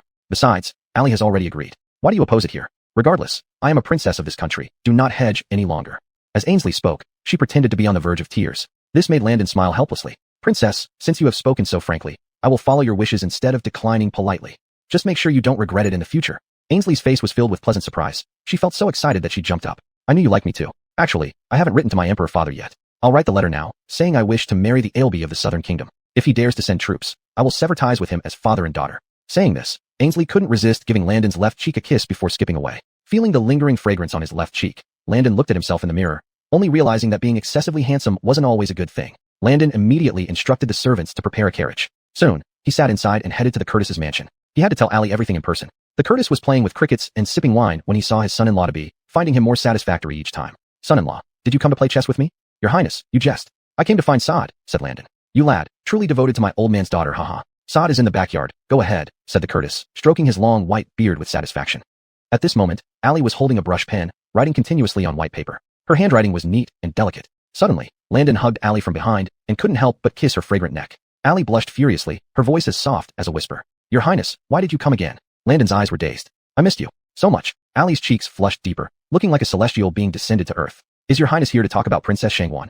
Landon's hands had been rapidly moving over Allie's body, enjoying a tender moment, but stopped upon hearing this. You already know, silly girl. There was some guilt on Landon's face. After all, he had said days ago that he would marry only Allie in his life. Allie turned around, looking at Landon seriously. I don't mind those things, as long as your Highness loves me the most. Yes, you are the one I love the most in my life. I swear to heaven. Landon, looking at this obedient woman, loved her even more, unable to resist further intimate kisses. Ugh. Allie started tense, but gradually responded. Both of them felt heat rising within their bodies, slowly drawing closer together. At this critical moment, a sudden cough broke the silence. It was the Curtis. Young people need to restrain yourselves. This is still the backyard. Father, why did you come? Asked Allie red-faced. If I hadn't come, you'd have been consumed, teased the Curtis. Your Highness, I fully understand the court situation. No matter what, the Northern Town Mansion will support you wholeheartedly. You can rest assured. The Curtis's expression suddenly became very serious. Landon, seeing this future father-in-law, felt deeply moved. Thank you for your support, old general.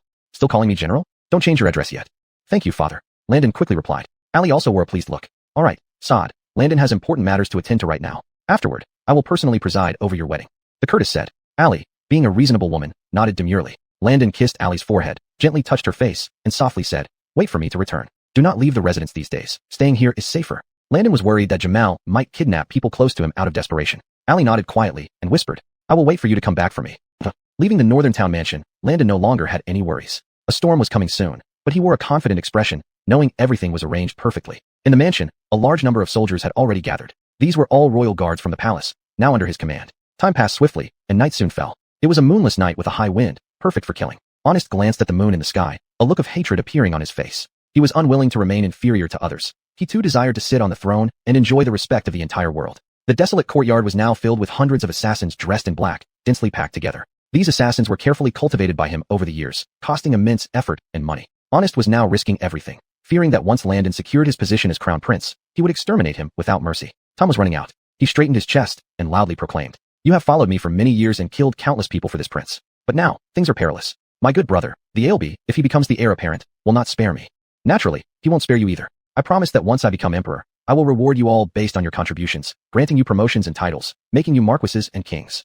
Heavy rewards would certainly inspire bravery. These black-clothed men, with only their eyes visible through their dark attire, now looked like fierce wolves, their eyes gleaming with greenish light. Their blood boiled at the prospect of becoming nobles. Such a future would ensure wealth and honor for their descendants, just like the high-ranking officials they served. Your Highness, we live for you and die for you. On your command, we will carry out the mission without any complaint. Let's do it. A tall black-clothed man stepped forward. He was the leader of the group, nicknamed Braden. Honest felt his own blood boiling as well. He stepped forward and patted Braden on the shoulder. I am not afraid, and neither should you be. In victory or defeat, history has always been written by the victors. Your task is to eliminate the royal guards in the palace. Are you confident you can do it? Willing to sacrifice everything for your Highness, without hesitation.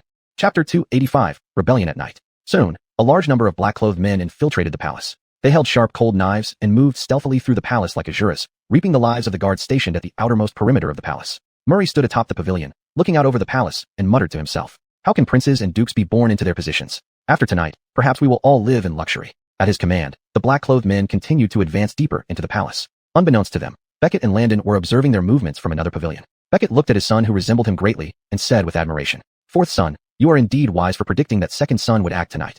At first, feeling pity on him, I spared his life considering his mother. But ultimately, he could not resist the desires within his heart. Landon nodded slowly. Honest had been targeting him from the beginning, devising countless schemes to frame him. After the failed rebellion, although Honest appeared to retreat into silence, he continued to orchestrate minor plots secretly, all of which Landon was well aware of. Previously, there was insufficient evidence to thoroughly suppress Honest. Now, an opportunity had presented itself. Landon had already secretly replaced the palace guards with death row prisoners. If these prisoners survived by chance, it would be considered expiation for their crimes. If they died, so be it. The true palace guards and the Emperor's secret agents were watching this massacre nearby. Landon then spoke to Beckett. Honest is merely a decoy. The real big fish is Jamal. However, since Honest has come forward, it's not right for me to handle this matter. It must be dealt with personally by your majesty.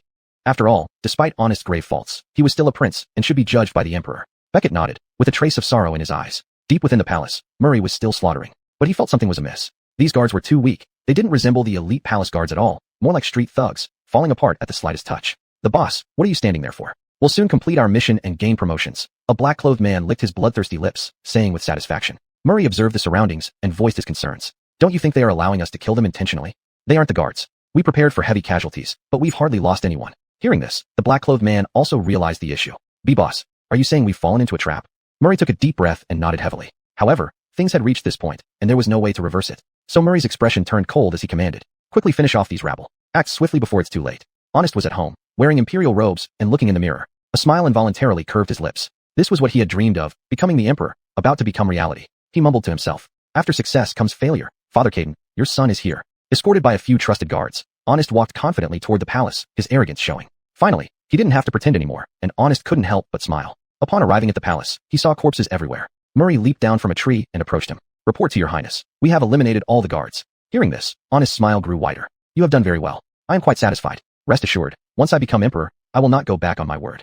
Suddenly, Murray said, Your Highness, something seems off. The guards appear to have been replaced. And during our journey, we didn't see any eunuchs or maids. It's as if someone deliberately led us into slaughter. Honest's smile froze as he glanced around hastily. Is this true? Our plan was foolproof. Fourth son and the Emperor couldn't possibly know. Could there be a spy among us? Murray shook his head firmly. Your Highness, these men were all trained personally by me. There can be no issues. Honest, hearing this, quickly entered the palace, heading straight for the Golden Hall. He wanted to check if his father, the Emperor, was still in the hall. However, halfway through, he suddenly turned back and was terrified. Panic, confusion, and doubt appearing on his face one after another. Father Caden, fourth brother, why are you here? Shouldn't you be sleeping in the bedroom? Beckett stood with his hands behind his back, his gaze growing colder. Second son, I am utterly disappointed in you. I never thought you would rebel again. How could you face your late mother? I know everything about you. Every move you made was under my surveillance. Confess now. As a prince, you should maintain your dignity. I will allow you to commit suicide. Landon also watched everything indifferently without saying a word. Honest looked at Beckett, then at Landon, and began trembling violently. Even his fingers were shaking. He roared loudly. I don't understand how I'm inferior to the fourth brother in any way. Father Caden, it's all because of you. Why are you so biased? Why can't you pass the throne to me? I will govern the country better and expand our territory further. What's the reason? Honest's eyes instantly turned red, and he quickly said to Murray beside him, What are you waiting for? Cut off the head of the Emperor and the fourth brother. Even if we die, we must take them down with us.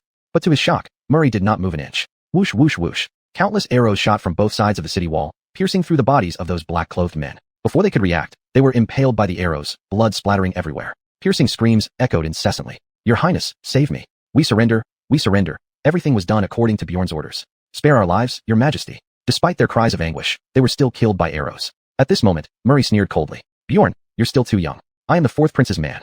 Chapter 286, A Plot Within a Plot. Honest couldn't believe his own eyes, and his lips trembled as he asked. Your Highness has always treated me as a trusted aide. Why did you do this to me? At this moment, Landon laughed faintly. Second brother, because he was mine from the beginning. You indulged in drinking and revelry every day, giving me the chance. Honest instantly understood, his face like ashes. So those people in my army. Landon did not hesitate at all and nodded. Most of them have been bought by me. Those who were still resisting were killed tonight, right next to you. These words referred to those black-clad men. Hearing this, Honest gave a bitter smile. I lost too badly, being played in your palms. How ridiculous, how absurd. I thought I, the prince, was born wise and could escape the chess game. But it seems I can't avoid such an end. Father, I hope you won't be so partial in the next life. After saying this, Honest took out the accessory from his waist and slashed his neck. Blood gushed out instantly, and he fell to the ground. Watching this former rival, Landon wasn't as joyful as he imagined. He only sighed inwardly. Beckett also looked grief-stricken, seeming years older as he stumbled and said, Ilby, handle the rest of the matters. I want to return to the palace and be alone for a while. Landon nodded. It was understandable that Beckett was so sad after all. Blood is thicker than water. At this moment, Robert spoke with excitement on his face. Your Highness, I finally don't have to be an undercover agent anymore. These days have been torturous, but now returning to your command, I feel proud. Robert removed the black cloth from his face, revealing weathered yet youthful features. Landon smiled and said, Rest assured, not one of the rewards promised to you will be missing. However, there's something that needs you right now. Robert knelt down immediately. I am willing to go through fire and water for your Highness. In Jamal's residence. The commotion tonight couldn't be hidden from him. Hearing the report from his subordinates, he showed anger on his face. Prince Second truly couldn't hold his temper. He deserves to die. Originally, he had planned with Honest to act on the Emperor's birthday. But Honest, tempted by benefits, made the first move and was discovered by the Emperor and others. It seems we can't delay that matter any longer. Jamal looked outside at the night, fierce intent flashing in his old eyes. The next morning, in the magnificent palace hall, Upon learning this news, most ministers were shocked. Most officials applauded. At that time, I said Prince Second was too ambitious. Now, he has finally received his punishment, which he truly deserved. Wayland should be glad. Yes, removing such a menace, our fortunes will surely improve. Beketti sat on the dragon throne, watching the cheering ministers. He remained expressionless, even pale. My son is dead, and you are happy? What intentions do you have? Hearing this, the ministers fell silent, none daring to speak. At this moment, Jamal stood up and said, May your majesty mourn appropriately. But indeed, a poison tumor has been removed. If Prince Second staged a mutiny during the war between two countries, it would have been catastrophic. Beketti sneered at the old general before him. Then he shifted his gaze to Landon. Landon stepped forward without showing any emotion. The old general speaks rightly, but when Prince Second rebelled, most of his troops were already gone. He didn't have the ability. There must be accomplices behind him. Feeling Landon's stare, Jamal felt somewhat uneasy, but there were no witnesses and no one saw anything. Jamal soon calmed down and pretended to be angry. Why does LB keep looking at me? Treason has nothing to do with me. Landon smiled.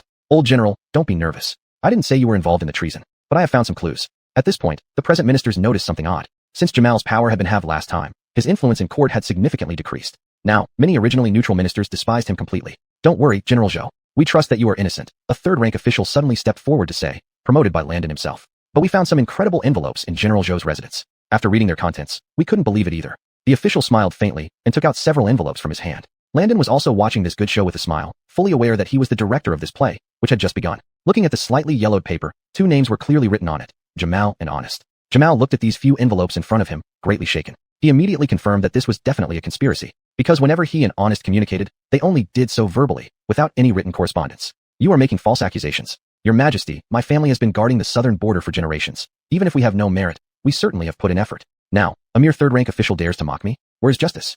Though Jamal was already advanced in age, his voice remained strong and resonant. Many officials were startled by his powerful voice. General Zhou makes a valid point. If General Zhou wanted to rebel, he wouldn't have returned to court. After all, he once commanded hundreds of thousands of troops, said an official who had aligned himself with the Zhou family. The factional struggles within the court had come out into the open. Beketti's stern expression grew increasingly cold. How dare you utter such words about rebellion? What arrogance! Take this man to prison. Soon, two guards came and took away the official who had spoken. The official's face changed dramatically, and he kept pleading, I was telling the truth. Your Majesty, please understand. General Zhou, save me. But Jamal remained silent, acutely sensing that today's court session was a trap set against him. One wrong word could mean disaster for him today. He needed to be extremely cautious. That man was indeed stirring up trouble, and he deserved his fate. Your Majesty is wise, Jamal said expressionlessly. But I will not confess to the false accusations made by Christ and this third-rank official. It is all fabricated nonsense. We can verify the handwriting if necessary. Landon chuckled inwardly. Jamal was indeed crafty, covering all his bases. But he never fought unprepared. Since old General Zhou has said so, let's bring the person directly here. A guard brought forward a robust middle-aged man, who was shackled in chains and bore marks of injuries, into the court. Chapter 287, Jamal's imprisonment. Upon seeing the arrival, Jamal's face was filled with disbelief, which quickly turned into extreme anger. This is Creed, a commander of 10,000 soldiers from the Third Army of Jiangnan. What crime has he committed? Arresting him without due cause might lead to unrest among the troops. Jamal tried to cover his panic with anger. General Zhou, please calm down and hear what this man has to say, Landon said calmly. Creed slowly lowered his head. General Zhou ordered us in the Third Army of Jiangnan to always heed his commands, saying that we should not trust the military tokens and could only mobilize the army upon seeing him personally. Hearing these words, Jamal was so enraged that his beard seemed ready to fall off. He shouted loudly, Your Majesty, my loyalty to the country is as clear as daylight. This man is spouting nonsense. Clearly, someone wants to kill me. And the northern border armies are all my loyal troops. This is clearly a conspiracy by Northern Yan. Some ministers showed a thoughtful expression upon hearing this. They couldn't tell whether Jamal was lying or telling the truth at the moment, as the situation remained deadlocked. Another second-rank official who supported the Zhou family spoke up. General Zhou makes sense. This is surely a trick by Northern Yan to create discord between General Zhou and Your Majesty so they can take advantage of it. The Javier found himself in a difficult position. His gaze swept over the ministers below. Many were still hesitant. After all, for many years, the Zhou family had always been at the forefront of battles, stabilizing the army. If Jamal were suddenly removed, no one could predict the consequences. Jamal acted swiftly. He drew a sword from a nearby guard and slashed at Creed. He thought he would succeed, but a large hand blocked him immediately. It was Landon, who had reached the Grandmaster level and could emit internal energy externally. With another forceful strike, Landon sent Jamal reeling back several steps. Landon said calmly, The matter hasn't been thoroughly investigated yet. Why is General Zhou in such a hurry? Could it be because you feel guilty? As I understand, Creed is one of your trusted men. Did you know how he ended up here? Jamal was stunned. Though he was advanced in age, his martial arts prowess hadn't diminished. He hadn't expected the ALB to easily block his hidden strength. Ilby, saying such things is clearly slanderous. Even if I die by smashing my head against this pillar, I will not tolerate such slander. If so, General Zhou can bash his head right here, and I'll certainly give you a grand funeral, Landon said lightly. Jamal's face changed constantly. The situation wasn't looking good for him. So, I'd like to hear how Creed actually came here. At this point, Creed raised his head, his scarred face showing guilt. General, I had no choice. We were following your orders, along with other commanders, but some senior officers in the Third Army betrayed us to Northern Yan. Some of us were betrayed, and I managed to escape. Hearing this, Jamal was greatly alarmed. How could this be? Those generals were carefully placed by me. Even an imperial decree wouldn't make them rebel. Jamal's face changed again as he realized his mistake. The Javier snorted coldly. General Zhou, you finally admit to having this intention. Landon clapped from the side. Not easy. General Zhou's ambition is truly vast, aiming higher than the emperor. Do you wish to become the Caden Emeritus? Jamal nervously explained. My meaning was that military orders must be obeyed, and they wouldn't dare rebel.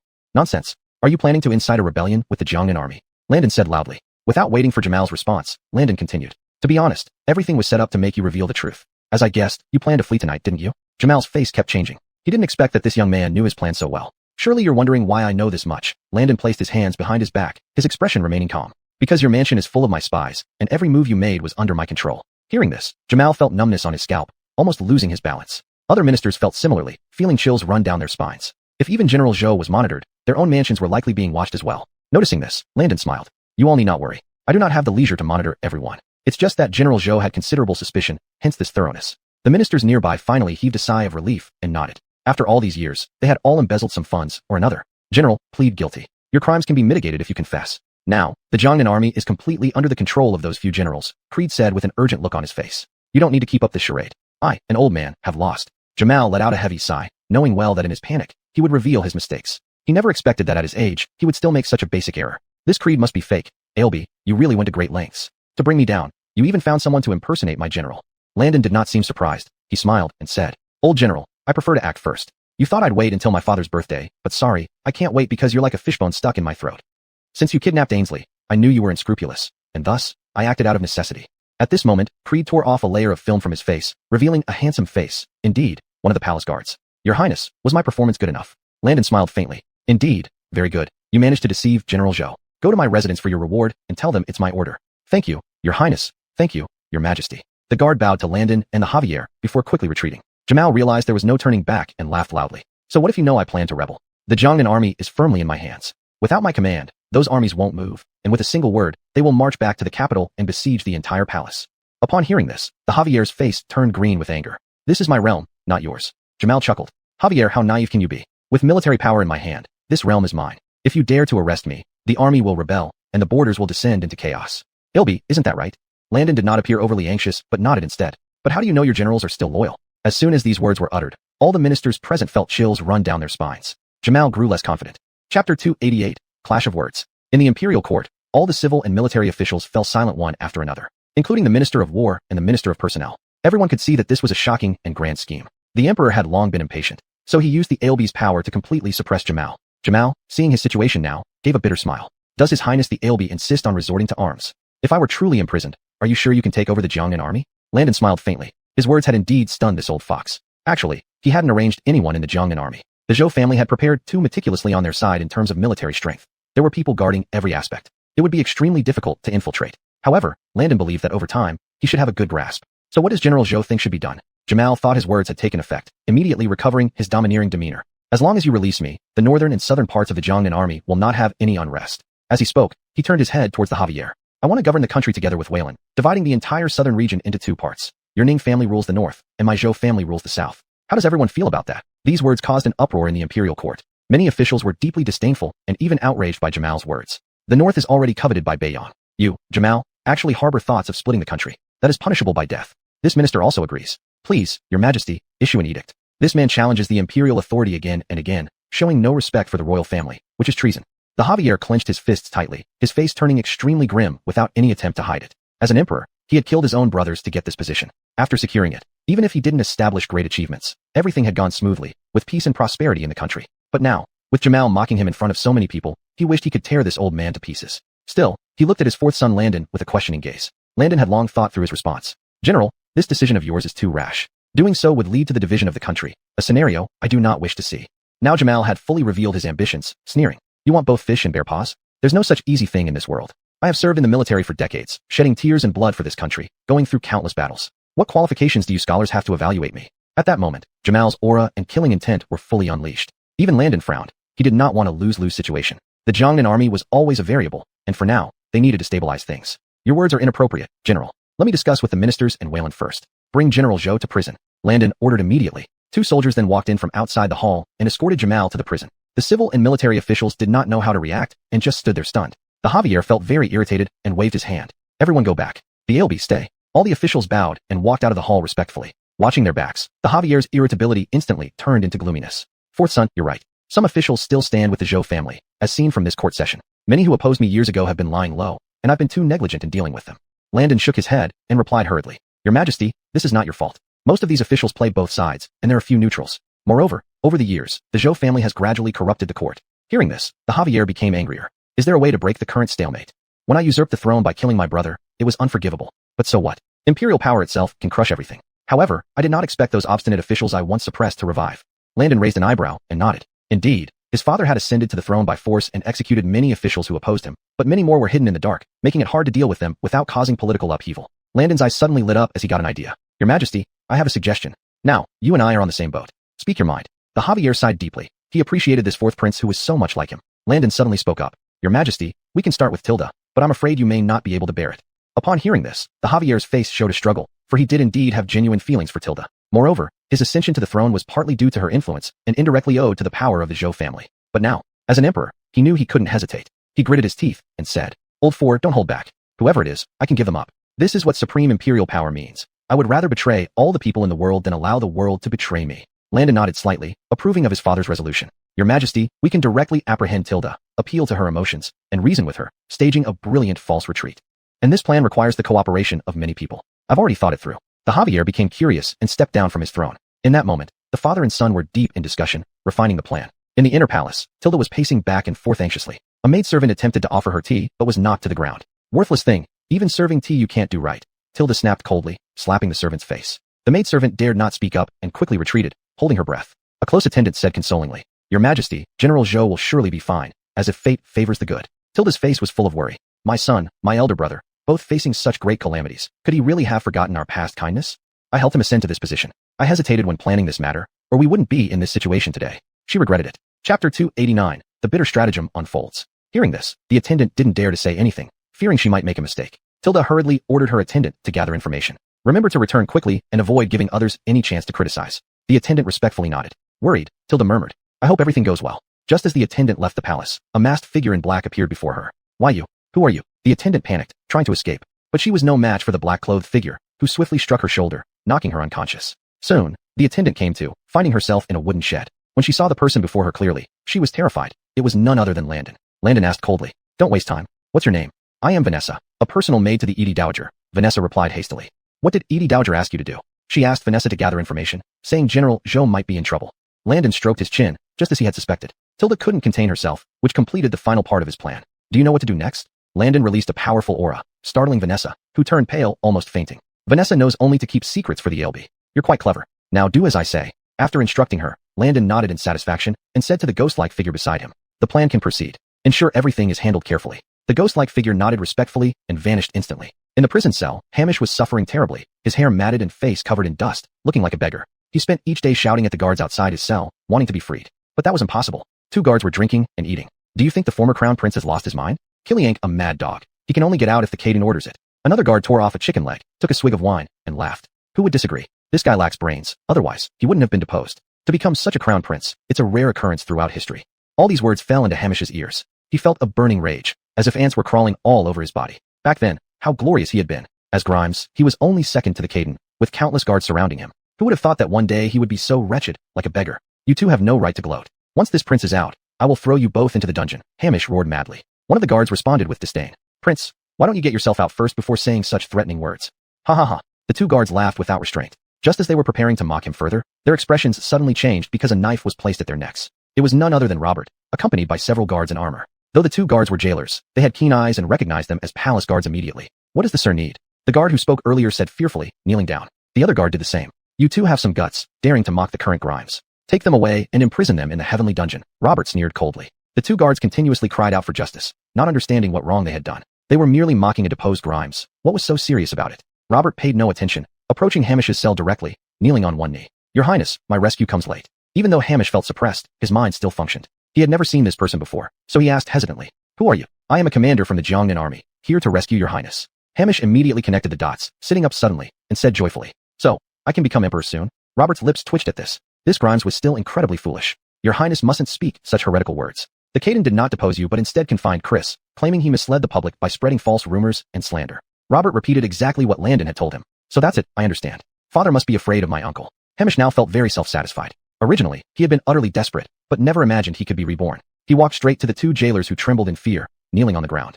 Grimes, we apologize, we couldn't see your greatness. Please spare us.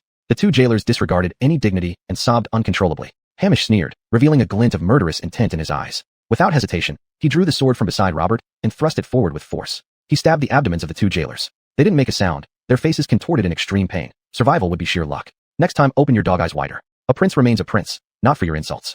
Hamish then happily walked out of the cell. Robert and several palace guards followed closely behind. At this moment, Jamar was imprisoned in another cell. He did not scream or shout. His face remained calm, his mind calculating something. Suddenly, there was a rattling of chains, and Jamar's tightly closed eyes snapped open. General, you may go. The Caden has pardoned you, the jailer said respectfully. Jamar's reputation was formidable, many feared him. Jamar was confused. Could the Caden be afraid? But then he thought, it seemed unlikely after the tumult in the court. Your Majesty, why forgive me? Jamar couldn't help but ask. The jailer shook his head humbly and smiled bitterly. We don't know either. General, ask someone outside. Chapter 290, the Caden's peak performance. After Jamal walked out of the prison, he couldn't believe it and took a deep breath. This dramatic ups and downs came too quickly, leaving him somewhat bewildered. Just as he was pondering this matter, his nephew approached. Davin was still immersed in the joy of being released from prison. Seeing his uncle, he said happily, Uncle, why are you here too? You've been released? The Emperor has pardoned you. Jamal felt even more confused. Thinking about it, there was only one reason. The Emperor feared the Zhou family's prestige in the military. Or perhaps there was new conflict at the northern border, necessitating his presence to stabilize the situation. It seemed there was room for negotiation after all. I've come to get you, to take you out of prison. Jamal hesitated to mention his own brief imprisonment, so he pretended to be very serious.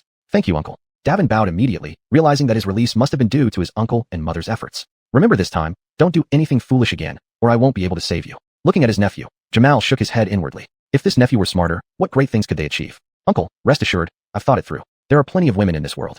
How dare Ainsley not harm me? Once I'm out, I'll make her pay. Davin said with some anger. He now understood that being a lapdog led to no good end. Seeing such a significant change in his nephew, Jamal felt somewhat relieved and couldn't help but smile. You've grown a lot in prison. It seems heaven is still on our side. Let's go ask your mother what happened. Jamal didn't look around. Instead, he headed toward the inner palace. He had many questions himself. Davin followed closely behind, along with Murray and others.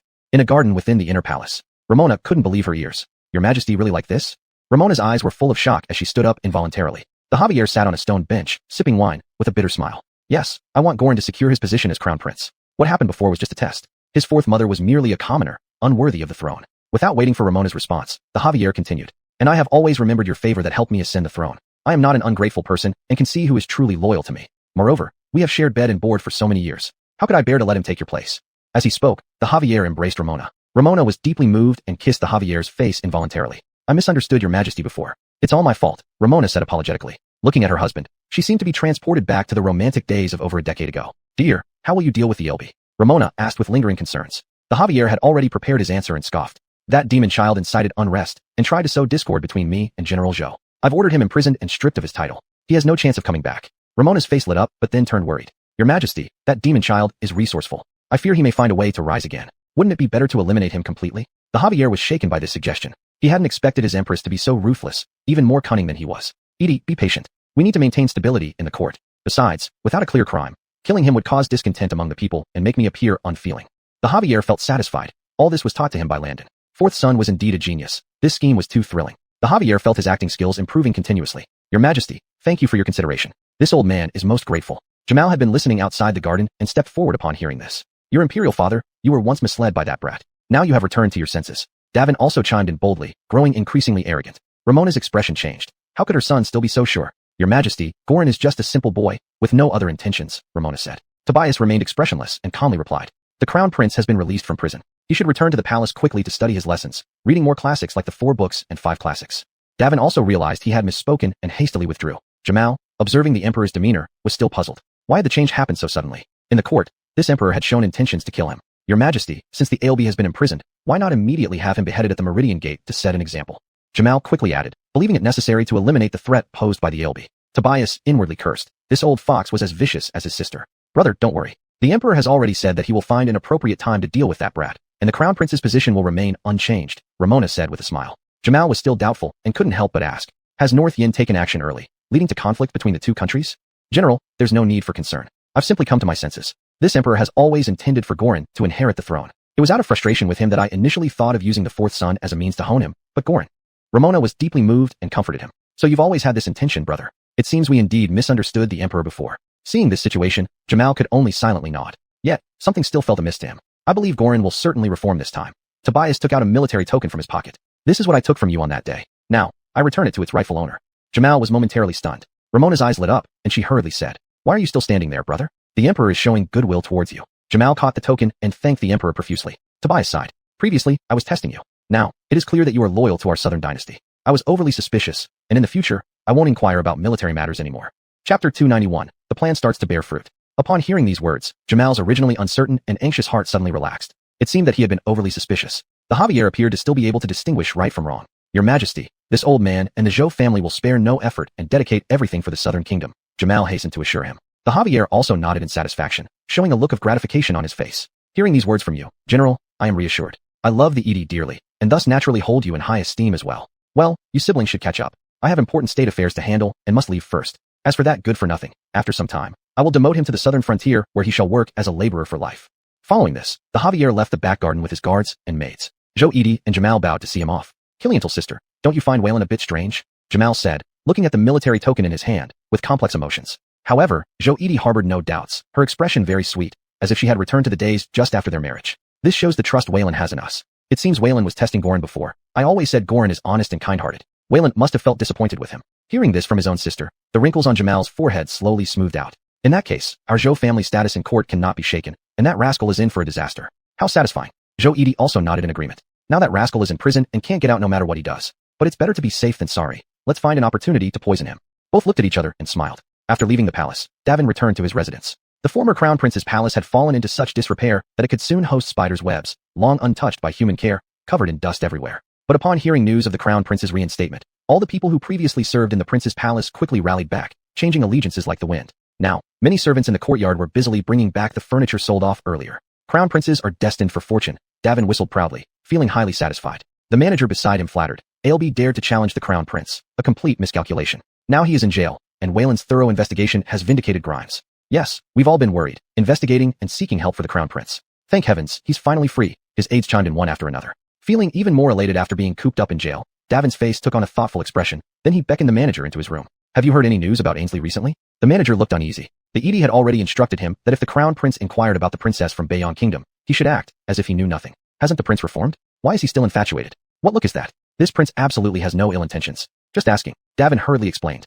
Ainsley lady should still be staying at the Imperial City's Inn. She hasn't been seen outside lately. Pressured by the crown prince's presence, the manager had no choice but to admit. Davin smiled smugly and instructed the manager. "Prepare a carriage quickly. This prince intends to pay a visit to that wench."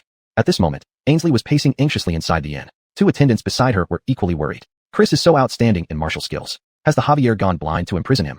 Ainsley couldn't figure it out either. Chris was now her fiancé, and she would never allow any harm to come to him. Hearing this, Esmeralda and Leah, two attendants nearby, felt somewhat embarrassed. Princess truly had courage, speaking whatever came to mind. "Princess, you shouldn't say that. If someone overhears and reports it to the Emperor, we could lose our heads," Esmeralda warned hastily. "Why fear? At worst, we return to Bayon Kingdom and ask my father to pressure them into releasing Landon," Ainsley thought aloud, deeming it the most reliable solution. Leah and Qiuyue were taken aback. Leah shook her head. "Princess, wars between nations are serious matters. Our Emperor won't send troops over this issue." Ainsley felt tears welling up. "But what else can we do? Landon promised to marry me, and nothing can happen to him.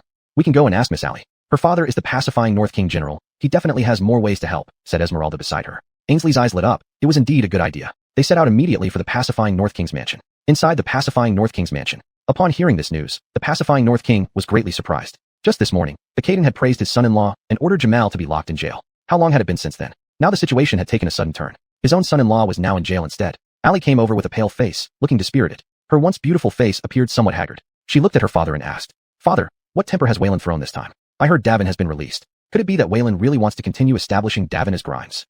The pacifying North King nodded slowly upon hearing this. It wasn't impossible. After all, the Zhou family did have significant influence in the military. Although he was the pacifying North King, he had retired from the front lines long ago. While he still had some subordinates in the military, relations inevitably became distant over time. "Sod, rest assured, I will not give up on this son-in-law of mine. I'll go to Waylon's study immediately and ask why he did this." Allie worried about her father on one hand and about herself on the other. Will Waylon get angry? The Emperor's displeasure is unpredictable. The pacifying North King shook his head right away. "It shouldn't be a problem. I am also a national hero without enough military power in my hands. Waylon wouldn't suspect me, especially since I'm only inquiring about my son-in-law." For a moment, everyone associated with Landon was extremely worried. On a street in the capital city, two carriages were about to collide. The steward of Davin's residence glared angrily at the carriage ahead. "Who are you, blind or what? Can't you see this is the current Grimes's carriage?"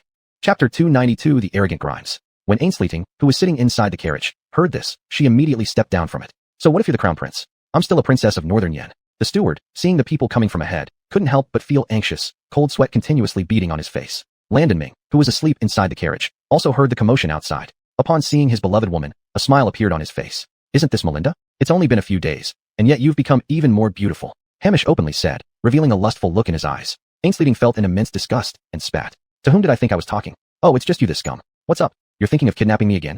Do you believe I won't have my father send troops to arrest you? Melinda, don't get mad. 30 years east of the river, 30 years west of it. Who would have thought that my fourth brother got himself locked up? Now, if he wants out, it's like ascending to heaven from earth, Hamish said with a hint of amusement. Upon hearing this, Ainsleeting unconsciously clenched her fists. There must be some misunderstanding about this matter. Get lost, don't block this girl's path. Seeing his beloved react this way, Hamish's face instantly darkened. In which aspect do I fall short of the fourth brother? Now, he is nothing but a prisoner and might be exiled to the borderlands. He is no longer the noble prince. If you wish for a marriage alliance, it can only be with me. Ainsleeting loudly retorted. You're dreaming in broad daylight. Even if I live alone all my life, I will never look at someone like you, you fatty. Bystanders watched in amusement, many commenting that this girl had quite a nerve. Because in the Southern Kingdom, everyone knew Grimes Hamish was immensely obese. Oddly enough, Hamish's temperament was somewhat peculiar, never admitting he was overweight. Hamish's face flared with anger, yet he knew it wasn't the right moment to vent, especially since he had just come from prison, and the girl before him was the princess of Northern Yen. His fury immediately turned into a smile. Anyway, this prince enjoys my freedom, while the fourth brother cries unheard in prison. Perhaps one day, Melinda will have to beg this prince for mercy. Hamish instructed his carriage to move aside, then left gracefully. Ainsleeting was so furious that her face paled. What a shameless villain. A man like this has no business comparing himself to Landon. Just then, Allie arrived by carriage beside Ainsleeting. Sister, don't be so angry. There must be a turn for the better. My father has already gone to the palace to ask the Caden, and will know soon. As Allie spoke these words, her body trembled. She had just heard that Landon might be exiled to the borderlands, a wilderness where princes basically met their end. Prisoners resentful towards the court often targeted princes. Thinking of this made Allie worry even more. Ainsleeting naturally noticed, and held Allie's delicate hand to console her. Are you not worried too, sister? Don't worry, Landon will be fine. If anything happens, I'll have my father launch a military assault. Allie nodded. If it really came down to a desperate situation, that was the only way. Inside the imperial study hall of the palace, the Bert, dressed in armor, knelt on the ground. This armor was originally bestowed upon him by Beckett for defending the northern frontier with great merit, along with a token exempting him from capital punishment. Wearing this now clearly held deeper intentions. Your Majesty, Landon is very smart and wouldn't dare to overstep boundaries. There must be a tremendous misunderstanding here, the Bert said anxiously. If he lost this son-in-law, his daughter would surely take her own life. Beckett, looking at the old general before him, felt a certain satisfaction. He hadn't expected the fourth prince to receive such high support from the Bert, indeed showing similarity to his younger self. This isn't a misunderstanding. The fourth prince has been excessively arrogant, constantly trying to sow discord between me and the Grimes. He thinks his methods are cunning enough to deceive me, which is simply laughable. Beckett replied with a sneer. The Bert's heart sank. He had come here to gauge the Emperor's stance. Who knew the Emperor had become this cautious regarding Landon? It looked like this matter would be tricky to handle. What does your Majesty intend to do with Landon? The Bert asked quickly. General, your loyalty is commendable, but are you questioning me? Beckett's expression turned cold. The dignity of the Son of Heaven was not to be questioned. The Bert hurriedly bowed. Never would I dare. That's enough. I will decide what to do with the fourth prince. You may return. Beckett waved his hand, dismissing him. The Bert still hesitated to leave, taking out a golden token from his bosom. On it were two prominent characters, immunity. I wish to exchange this token for the life of Prince Hao. I humbly request your Majesty's grace, the Bert hastily said without any hesitation. Beckett was also quite surprised inside. He didn't expect that Landon had become so well regarded. This father-in-law was truly being very considerate. Even offering the immunity token, he, the Emperor, felt a little jealous. This token can only exempt members of your Morong family from death. It cannot be used for others. Do not break the rules, General. Leave quickly. I am about to rest.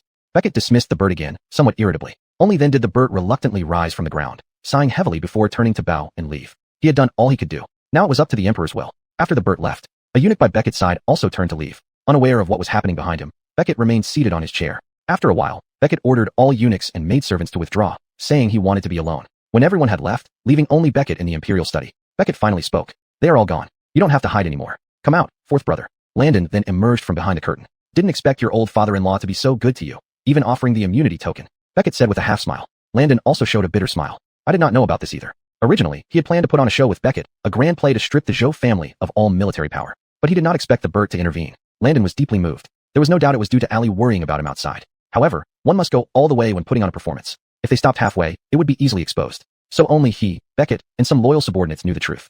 Chapter 293, Assassination in the Dead of Night. Beckett said with a tinge of sentiment. Your presence makes me almost envious. You always seem to get along well, wherever you go. I heard you've even got close with Ainsley. Landon quickly replied. Your humble son did this for the sake of our southern kingdom, to alleviate the pressure on our northern borders.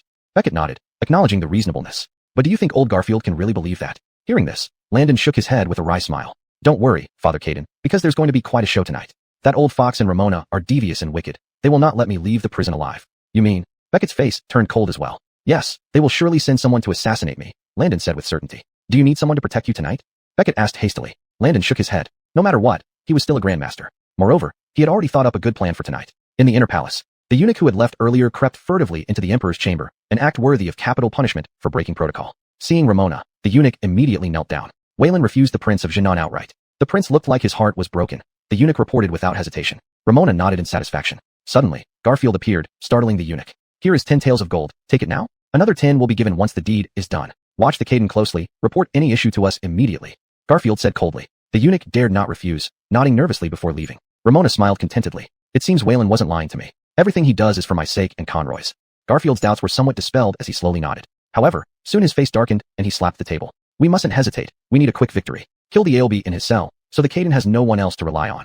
With that, Prince Conroy's position as crown prince will be secure. Ramona agreed wholeheartedly, laughing softly. The brat must be crying out for help in his cell. After killing him, we'll deal with his mother. We Zhou family always finish what we start. Their laughter echoed in the back courtyard. Night quickly fell. The prison holding the Ailbe was guarded by layers of soldiers. Many guards watched the imprisoned Ailbe with pity. In their eyes, the Ailbe was suave and handsome, far superior to the current Grimes. No one expected him to meet such a tragic end. They had heard that during court assembly, the Ailbe was still fine until the Caden became enraged for unknown reasons, sending him to prison. Daring not to speculate, they remained loyal to their duties. Is there any wine?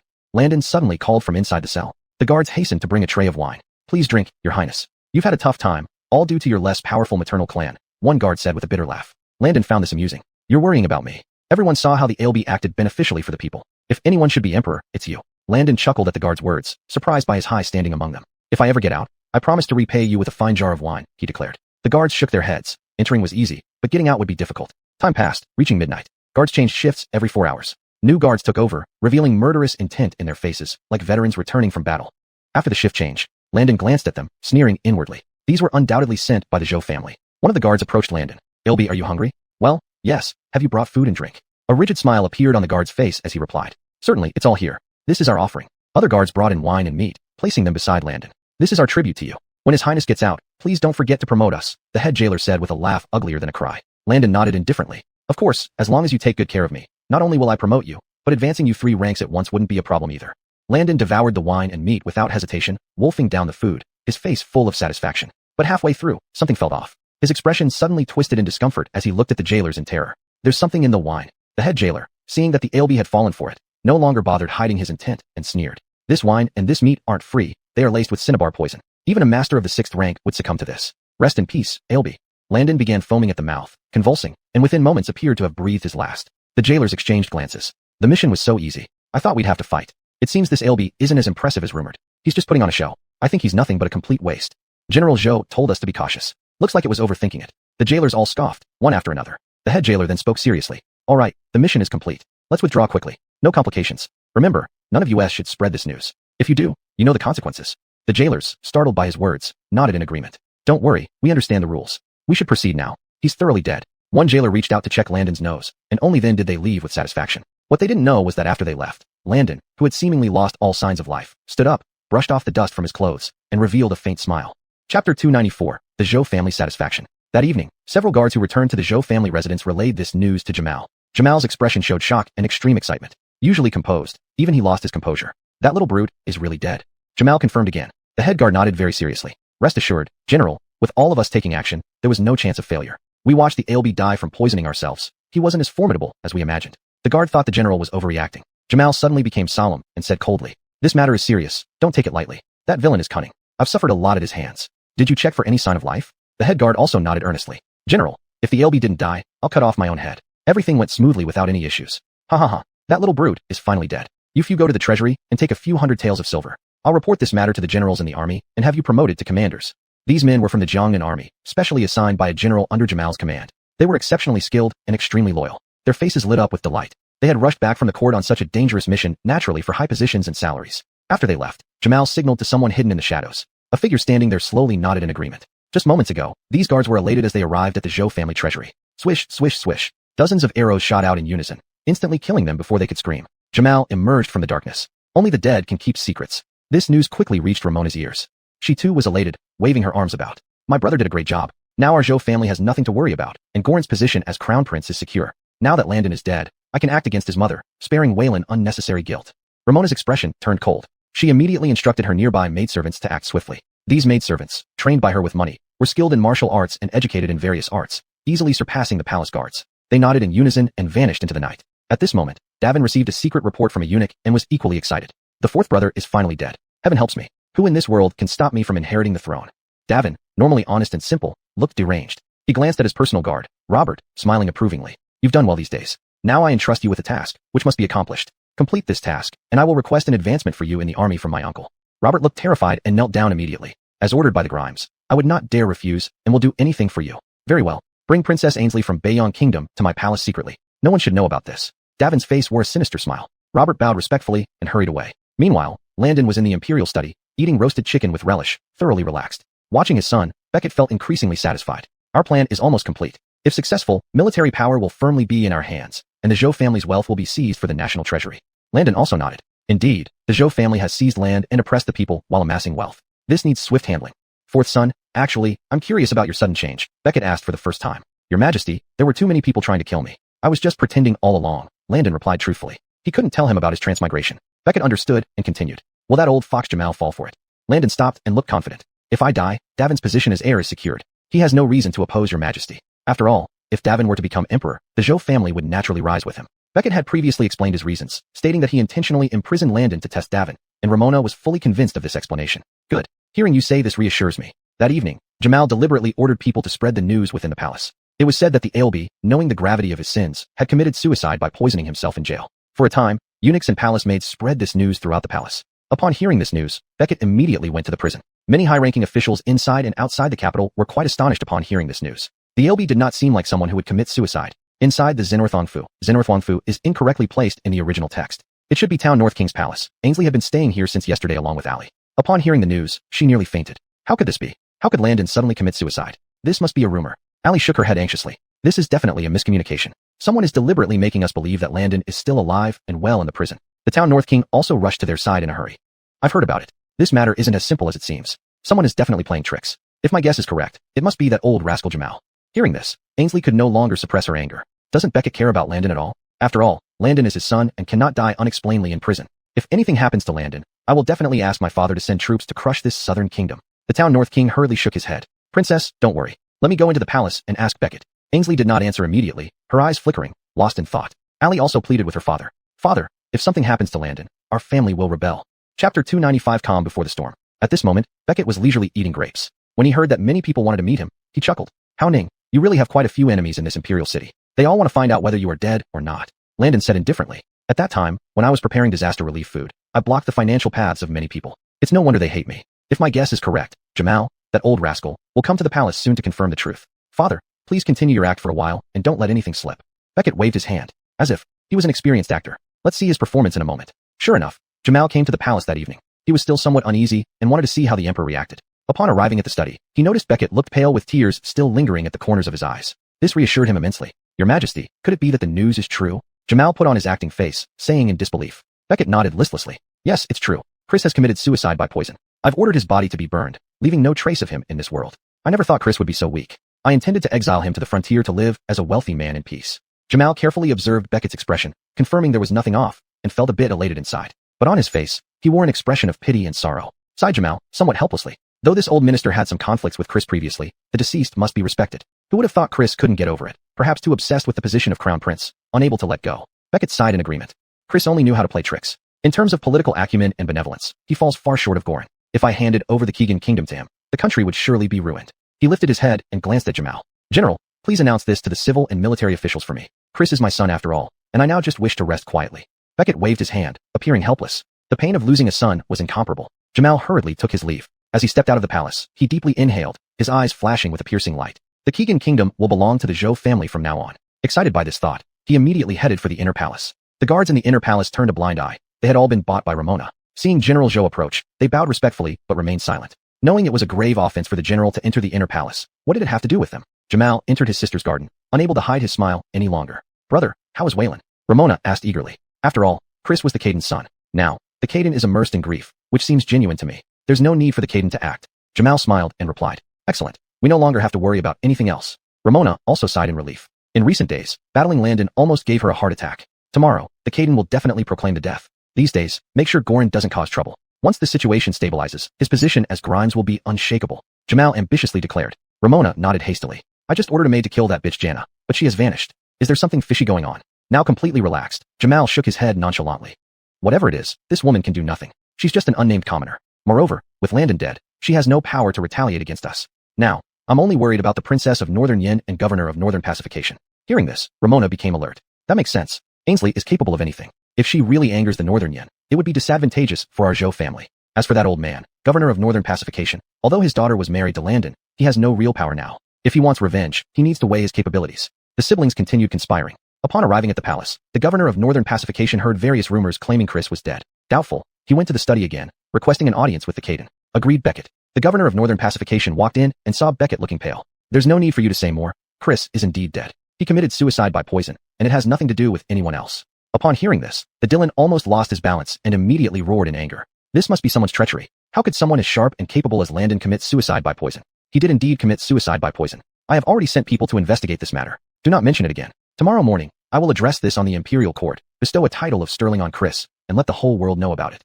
All right, we will discuss anything tomorrow at the Imperial Court. Dylan, please go back now. Beckett frowned, saying weakly. The Dylan felt extremely reluctant, but could only bow and leave. Once back at his own palace, Allie hurriedly asked her father about the situation. Landon is indeed dead.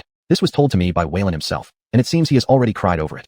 This can't be. Allie choked up, barely able to stand. The Dylan tried to support his daughter, but she had already fainted. Bring the doctor here to take care of Miss. The Dylan immediately ordered. Seeing his daughter's gaunt appearance, he felt an immense pain in his heart. Ainsley also heard the news in her room. Her originally rosy face instantly turned deathly pale. You promised to marry me. You wouldn't dare die, she muttered, tears streaming down her cheeks. Audrey and Chun Shui quickly supported Ainsley. Your Highness, please don't do anything rash. I won't. Ainsley wiped away her tears and her face became cold. Killianving or dead, I want to see him. I'm going to the palace. If he is really dead, I will make the entire Keegan kingdom pay the price. Without delay, Ainsley set out for the palace, with Audrey and Chun Shui following closely behind. Chapter 296, From Heaven to Hell. Early the next morning, officials in the court all learned of this matter, feeling numb. The waters within this court were indeed too deep. Many officials wisely chose silence. A few days ago, the eloquent and lively Ailby had committed suicide. No one would believe it if told. Jamal was the first to stand up and say, the death of a prince should be dignified. I suggest we establish a symbolic tomb for the Ailby and commend his accomplishments. Jamal spoke passionately, as if no one knew he had a very close relationship with the Ailby. Many officials noticed and kept it in mind. This Jamal was too cunning and extremely hypocritical. Who didn't know he previously had conflicts with the Ailby? However, from the look of things, Davin's position as crown prince was now certain. It seemed they couldn't afford to offend the Zhou family in the future. Many officials harbored such thoughts. Beckett nodded weakly. Let General Zhou handle this matter. I am somewhat tired. Sire, did the Ailby really die naturally? The resounding voice of the Daryl echoed in everyone's ears. Many officials ceased their bickering at this moment. Time seemed to freeze. Although everyone was aware, saying it aloud carried different implications. Jamal's eyes quickly narrowed as he retorted. My Lord Charlton, what do you mean? Is there someone daring enough to harm the Ailby? The Daryl replied calmly. I'm asking Waylon, not you. Beckett frowned. Charlton, don't be disrespectful. I've already told you that the Ailby indeed committed suicide out of fear of punishment. Don't cause unnecessary trouble, or you might lose your position. This statement by Beckett indicated his stance. The Daryl hesitated but ultimately sighed, his eyes dimming. All the officials were watching this great drama unfold. Many people were puzzled. Previously, Beckett had despised Jamal. Who would have thought that just after a few days, their relationship would become so intimate? Seeing the Emperor defend him, Jamal swept away his earlier dejection, his gaze scanning the officials arrogantly. The Zhou family's fortune would certainly soar from now on. I feel unwell, and will take my leave, the Daryl suddenly said. Ailby is the son-in-law of the Daryl, so his reaction is understandable. Gentlemen, there's no need for surprise, Jamal remarked nonchalantly. The surrounding officials hurriedly nodded in agreement, following Zhou's lead. The court session dispersed soon after. In his room, Grimes Davin looked at this woman, exuding triumph. Ainsley was tied up again, but unlike before, her eyes blazed with fury. Miss Ainsley, who would have thought we'd meet again? Davin chuckled, his sinister expression becoming more obvious. You didn't think much of me back then, did you? Now your beloved Ailby is dead, and with our powerful countries uniting through marriage, wouldn't that be a fine match? Davin grinned maliciously. Ainsley spat at him, her eyes reddening. Tell me, wasn't it you, beast, who plotted against Landon? Ainsley screamed. So what if it was me? So what if it wasn't? Davin snorted coldly, showing no care. In any case, Landon is dead. A dead man can't speak. Davin sneered. He planned to harm me before, so he got what he deserved. I'm going to take you now and sleep with Allie later. Even if Landon's soul lies beneath, he won't rest easy. Saying this, Davin swiftly undressed, looking gleefully satisfied. Ainsley, bound tightly, felt terrified. My father is the Caden of Bayong. If you lay a hand on me, he will tear you limb from limb. Davin leered, approaching step by step. Only heaven, earth, you, and I know this. No one else will. I'll keep you here to grow old with me and bear my children. Ainsley's face showed despair as she watched Davin get closer. She felt increasingly disgusted and wanted to bite her tongue to end her life. At this moment, a cold voice sounded behind Davin. Brother, you still haven't changed your beastly nature. Landon. Seeing the arrival, Ainsley's despair turned into disbelief and relief. How are you not dead? Davin spun around only to be kicked to the ground by Landon. If I die, who will play with you? Landon smiled faintly. Davin hurriedly shouted loudly. Someone, go tell my uncle that Landon is not dead. Go catch him. Go catch him. Someone, where are the people? Landon shook his head. There's no need to shout. Everyone outside has already been dealt with by me.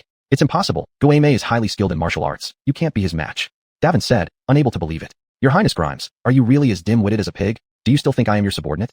Gueme's leisurely voice suddenly rang out. Landon nodded in satisfaction and said to Gueme, as expected, you're naturally suited to be a spy. You've done well this time. This prince will reward you generously. Gueme was almost in tears. Ever since following the fourth house, he had been lurking around others every day, either on the road gathering intelligence or doing lackey work. Your Highness, can I stay by your side now?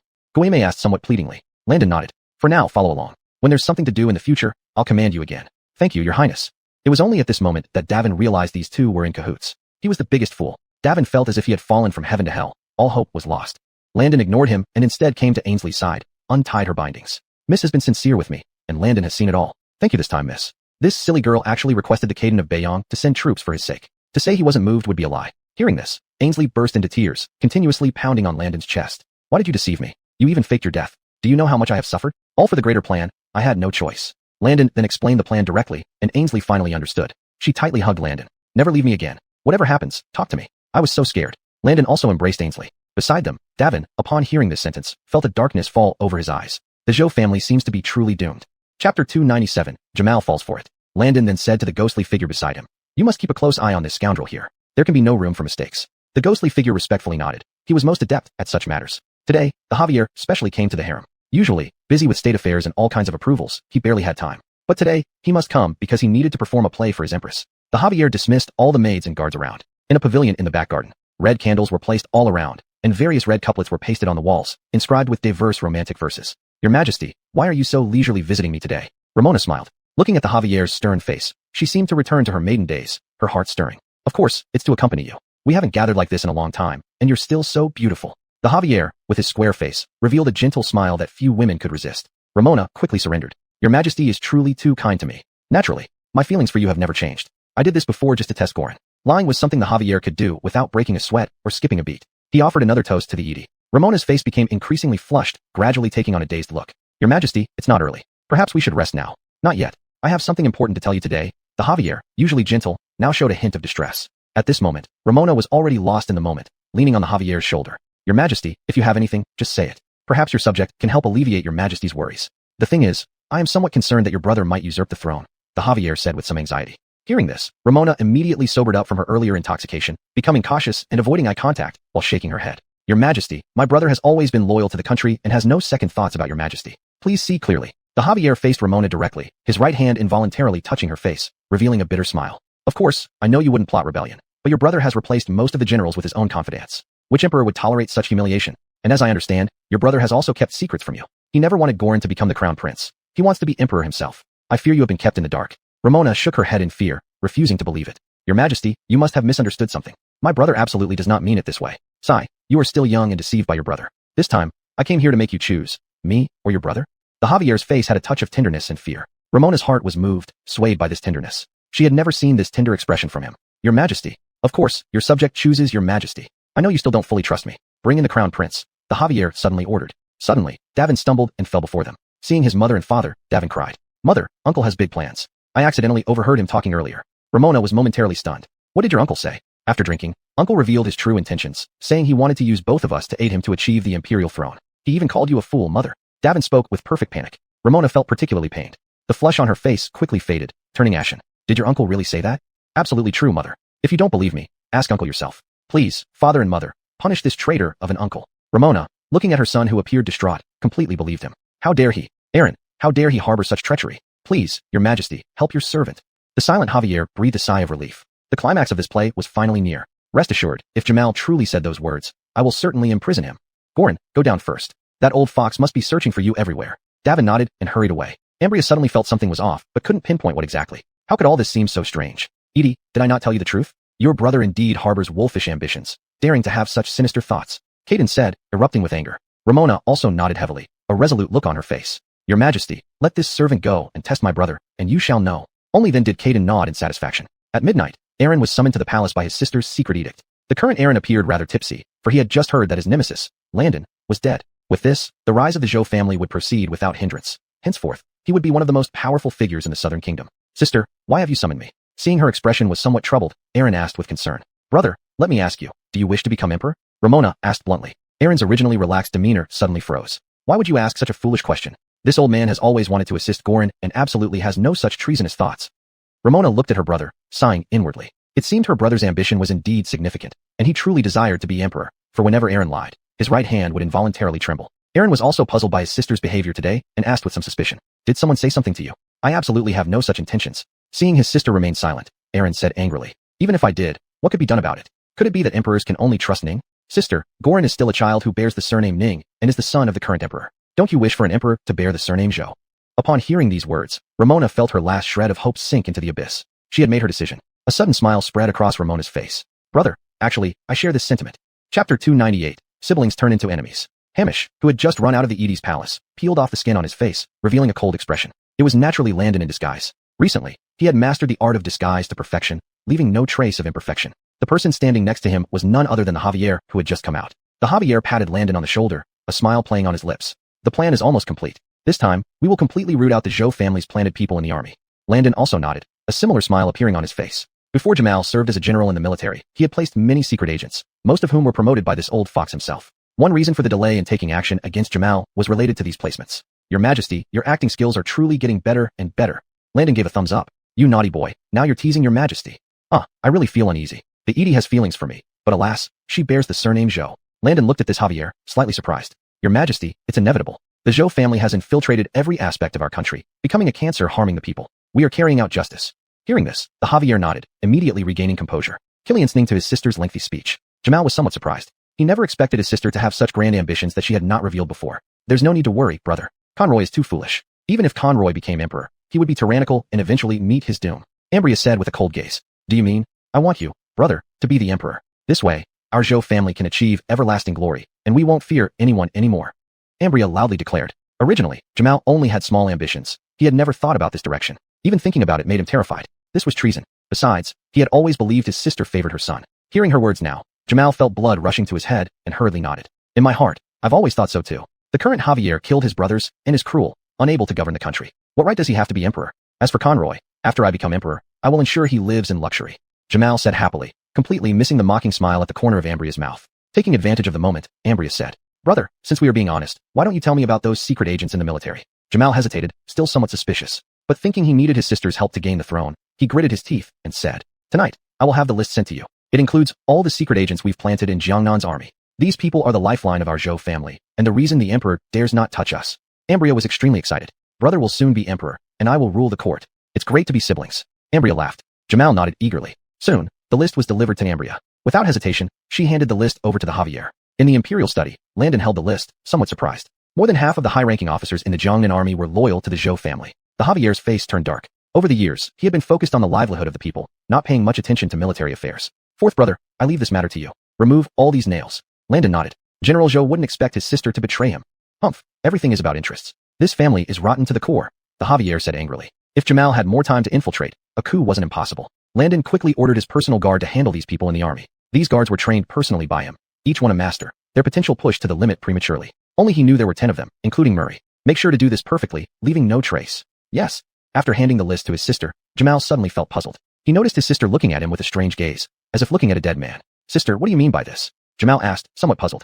Jamal, you old scoundrel, how dare you plot for the throne? I have already reported everything to Waylon and handed over the list of names. Ambria said with a cold laugh. Jamal was utterly shocked by this statement and immediately stood up. He said, almost disbelievingly, Sister, are you out of your mind? If these lists are given to the emperor, we won't have any chance of survival. Jamal, wake up. How dare you even think about the imperial throne and plan to kill Conroy? I cut ties with you long ago. We are not on the same path. Ambria responded coldly. Jamal burst into laughter, suddenly realizing something, his face turning pale and then red. Suddenly, he slumped to the ground, roaring in anger. How treacherous this old emperor is. How could it be like this? You fool, you damn traitor. You've been tricked, yet you still feel proud. Ambria thought her brother had suddenly gone mad, unable to accept the truth. Just admit your guilt. The Caden will be here soon. Waylon has arrived. A eunuch outside shouted loudly. The Javier strode in swiftly, accompanied by some guards. Ambria hurriedly came to the Javier's side, holding his arm. Your Majesty, I am loyal to you. I never expected my brother would really want to be the emperor. Of course, I helped your Majesty. The Javier did not speak, but withdrew his hand from under Ambria's arm. Jamal, do you confess? Jamal laughed wildly. I should have known. This woman is so foolish. I never imagined the Zhou family would be ruined by me. You are such a treacherous emperor. This was all your setup. Perhaps Hamish was just one of your disguises. Jamal finally realized what had happened. At the time, he found the emperor's sudden change in attitude very strange. Returning the military seal to him seemed too out of place. Everything felt abnormal. Chapter 299. The Zhou family stricken from the records. Jamal suddenly realized something and looked ahead with disbelief. Is that brute Landon not dead?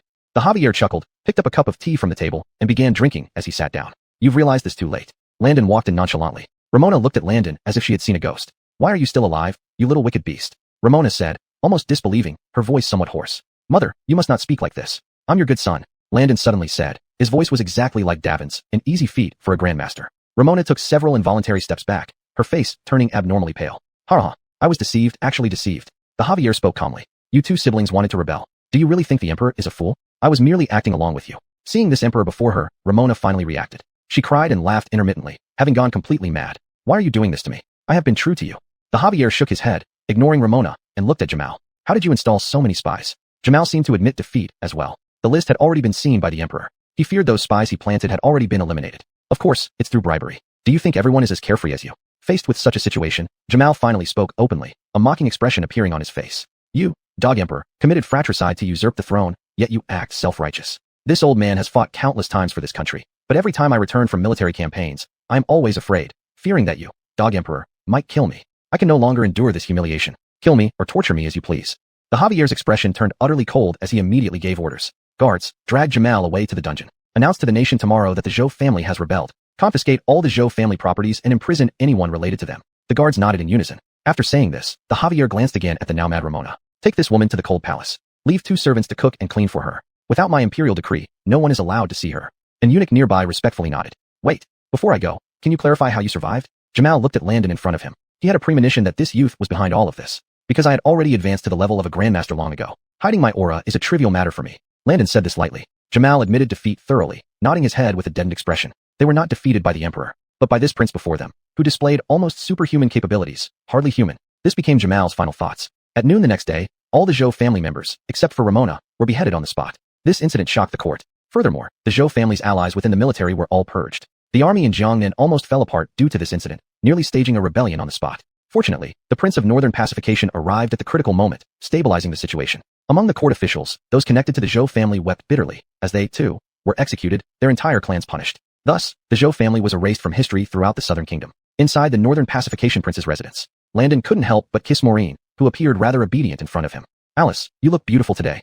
Does that mean I wasn't before? No, you grow more beautiful each day. Landon couldn't resist kissing Maureen's ruby lips, feeling overwhelmed by the fragrance around them, both lost in the moment. Don't leave me again, okay? When I heard you were dead, I almost killed myself. Maureen clung tightly to Landon's shoulders, tears streaming down her cheeks. Don't worry, I will never leave you. Landon's large hands roamed over Maureen's body, feeling a sudden urge. Just then, Ainsley saw this scene and didn't seem to mind. Do you want me to join? Landon was taken aback by her words. Why did Miss Ainsley come here? Warner, I was extremely worried about you. We almost asked her father, the Emperor, to send troops south to rescue you. Maureen explained hurriedly. Thank you, Miss Warner. Landon said seriously. Ainsley's expression darkened slightly. You promised to marry me, and Sister Alice agreed. You cannot go back on your word. Maureen nodded in agreement.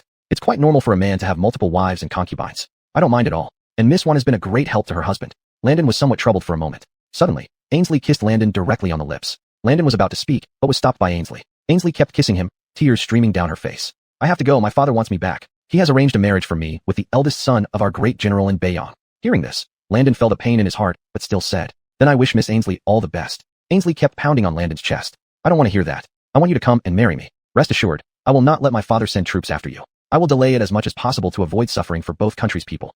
You must remember to come and marry me. If you don't, I will hate you for life. Ainsley kissed Landon's lips again and left with reluctance written all over her face. Actually, I really don't mind. Miss One really likes you. Landon held Maureen's jade-like hand. I don't know how to face it either. In the afternoon, Ainsley left the Southern Kingdom in a carriage, her 2 maids following closely behind. For this purpose, the Javier even dispatched some guards to protect her. In the Imperial Garden, the Javier looked at Landon. The Princess of Bayonne has left. Aren't you going to chase her back? I've heard some news. Fourth son, you should be more courageous in this aspect. Landon smiled bitterly. Father, please don't tease me anymore. This time, you played a huge role in dismantling the Zhou family. Speak up, what reward do you want? Landon shook his head. As expected of you, always thinking of the country and its people. You are truly my son. The Javier then said seriously. I have a task for you regarding the martial arts world. What happened? Some sects in the martial arts world are not obedient. I want you to check out the situation. Landon raised an eyebrow. What happened? Chapter 300, Departure. Inside the Imperial Palace, Landon looked at the Javier in front of him, somewhat puzzled. Father, there are many martial arts sects within the borders of the Southern Kingdom. Normally, they coexist peacefully. How could such a situation arise? The Javier sighed and said, the current situation is not as it was before. I have devoted most of my efforts to the nation's economy and border security, which has led some martial arts sects within the kingdom to entertain thoughts of dili choutingdang. You must understand, these people have become lawless, especially in Qigan Haisao Prefecture, where local troops can no longer control them. After hearing these words, Landon frowned deeply. It seemed the situation had indeed escalated beyond control. Do you need the dragon guards? There are also a few others I have secretly trained, all masters. Landon shook his head. Your Majesty, this time I will go undercover with no other purpose. I will thoroughly investigate the situation in Qigan Haisao Prefecture. Hearing this, the Javier couldn't help but pat Landon on the shoulder. Joey, now you're the only useful son I have left. After leaving the palace, Landon immediately gathered all his subordinates. Among those who came were Robert and several other masters, totaling 10 men, all trained by him in secret. We have an important mission to carry out on the Emperor's command, Landon said bluntly. These men had been following him for years, all seasoned veterans who had faced countless dangers. They naturally had no hesitation. Landon nodded, satisfied. This mission is dangerous. Once we reach Qigan Haisao Prefecture, you will all spread out to gather information. Report back to me if there's any unusual activity. Yes. Next, Landon went to visit his mother to explain the situation. My son, please be very careful, Jana said anxiously, looking at her son with concern. These days, she had been worried sick over what her son was doing for the Empire. Don't worry, mother. Nothing will happen to me. When you have free time, you can visit the palace. I've already informed father that you will have a residence in the harem. Jana was visibly moved, tears welling up in her eyes as she hurriedly nodded. She felt incredibly proud of her son. Landon then visited Jinbei Wangfu. Mu Yun-sad wore a light yellow dress today, looking graceful and beautiful, yet a hint of reluctance showed on her delicate face. Will you come back? Mu Yun-sad asked her husband, her voice choking with emotion. They had only just reunited after a short while, yet they were separating again because her husband's competence made him invaluable to the Emperor. Don't worry. This trip should take no more than 2 months. Landon kissed her forehead gently. After exchanging a few whispers, they bid farewell outside Jinbei Wangfu. Qigan Haisao Prefecture was one of the lowest-ranking prefectures in the Southern Kingdom. Here, bandits, robbers, and various martial artists mingled, making it a place of mixed company. Even imperial merchants carrying the emperor's orders dared not easily pass through here, as some locals did not recognize kinship or authority, only money. 2 days later, Landon arrived in Qigan Haisao Prefecture with his subordinates. The fishermen here lived off fishing, and numerous fishermen could be seen coming and going. Your Highness, take care. We'll depart now. His 9 masters spoke in unison. Landon kept Robert with him, as he was the most familiar with him. All right, go and report any information you find.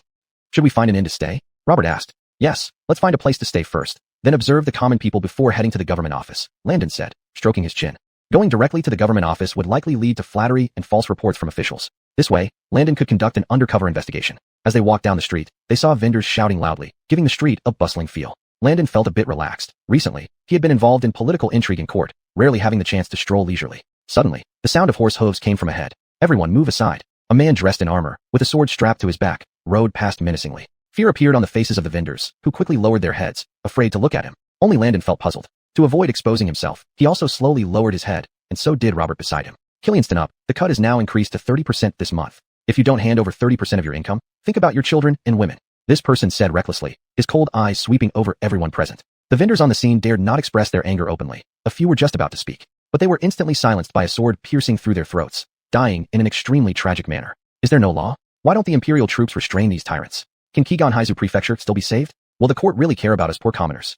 An old man with a cane shouted out loud. The brute holding the sharp sword turned to look at the old man and sneered. Don't dream here. Even if the emperor himself came, he wouldn't dare to act recklessly here. Upon hearing this, the old man's face immediately turned even more grim. I'll fight you, beast. The old man charged at the thug with his cane. However, it was clear that the old man was courting death, as he was also killed on the spot by a swift slash across his throat. Landon watched this happen and frowned deeply. Yet he still did not interfere.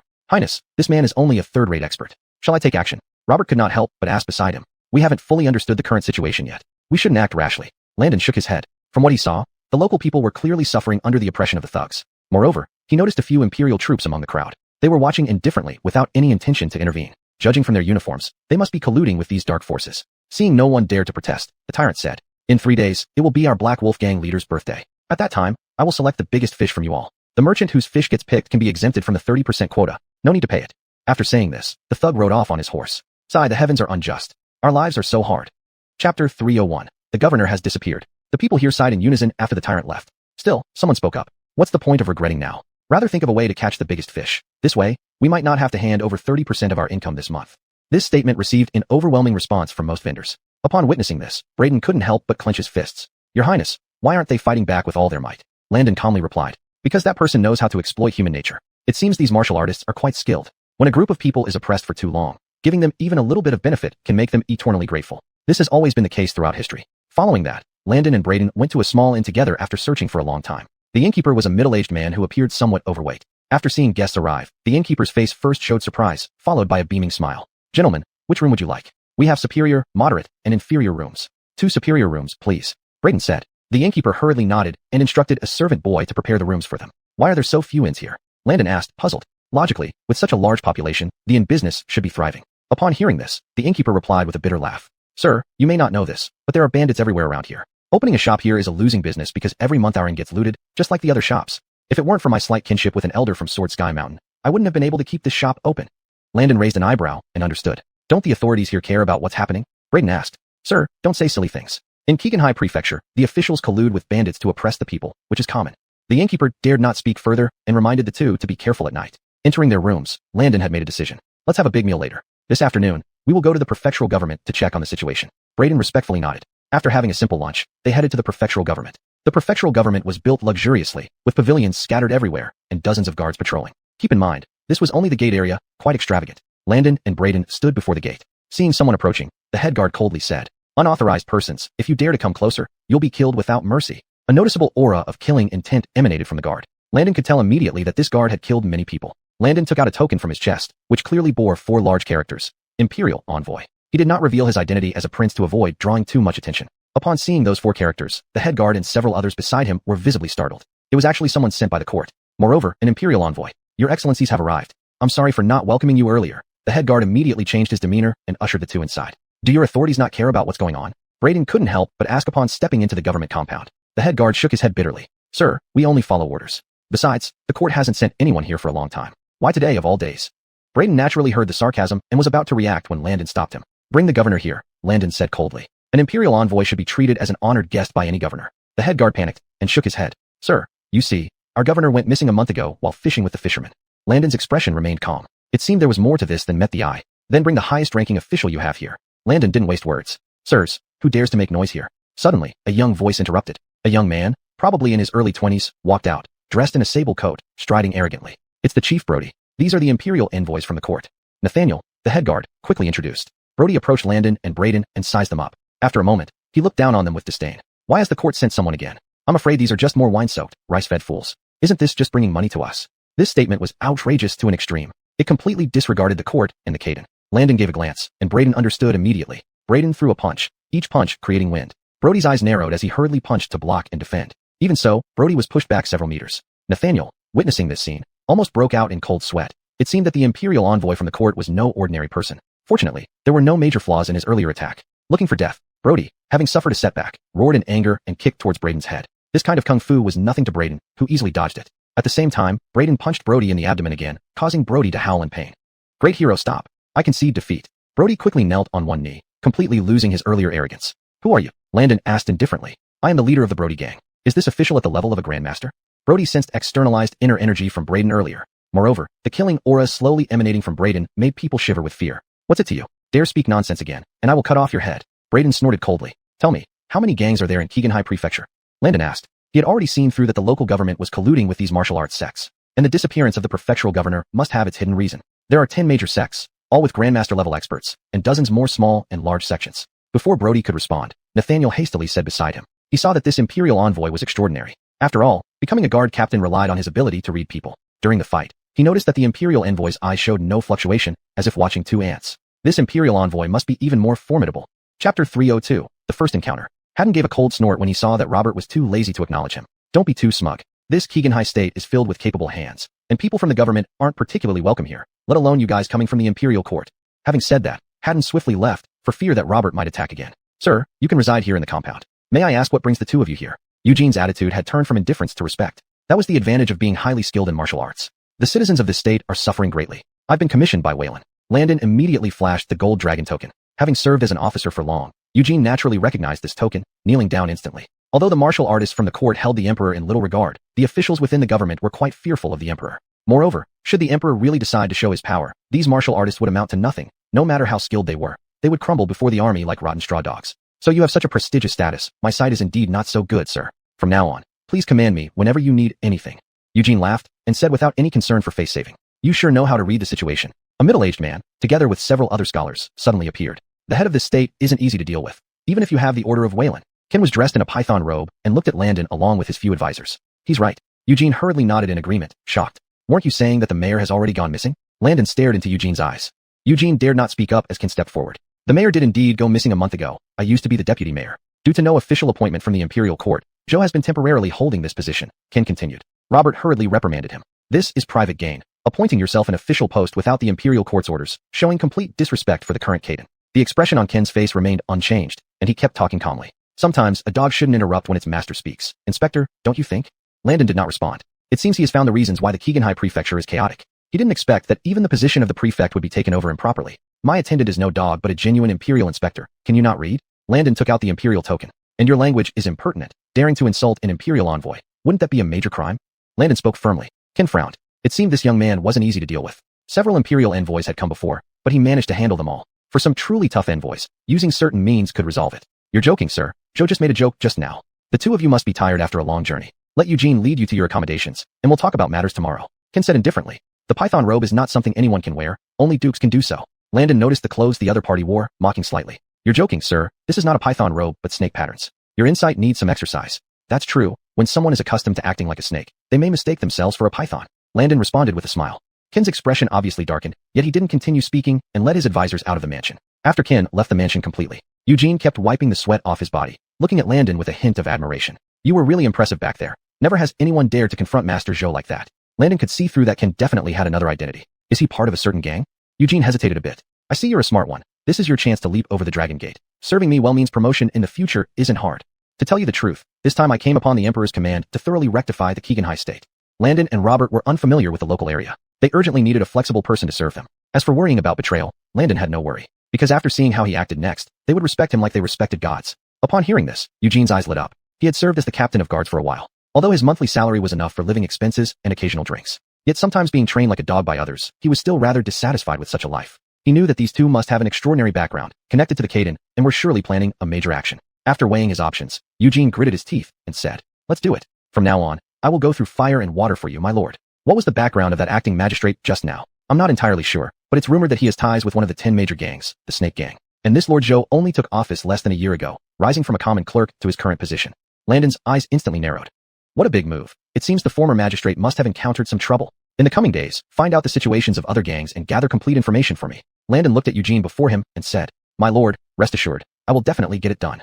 Eugene was somewhat excited, then immediately left. The two settled in the west wing of the mansion. There were many servants in the South Sea State Mansion, but this western area appeared quite desolate. Before leaving, Eugene whispered softly, this is what Ken intentionally arranged. Landon understood as well. Sir, why don't we call over the other 9 people and kill all those who abuse their power? Robert asked with some confusion. According to his belief, force could suppress everything. Landon helplessly shook his head. I thought after being a spy for a few days, your brain would improve, but it turns out you are still like a blockhead, only thinking about fighting and killing. Robert scratched his head. Sir, what should we do then? Landon's eyes suddenly became profound. They don't move, neither do we. We'll wait for the right opportunity. Tomorrow when Eugene brings back the intelligence, I'll make a decision. Moreover, these martial arts sects certainly have great masters, even I might not be their match. We need to first solve the problems inside the prefecture, gather the power of the government, and then act together against outsiders. They play dirty with us, we have to be dirtier than them. Upon hearing Landon's words, Robert was also very excited. Who can be more devious? Who could surpass the ALB of Keegan High? It looks like there will be a big confrontation ahead.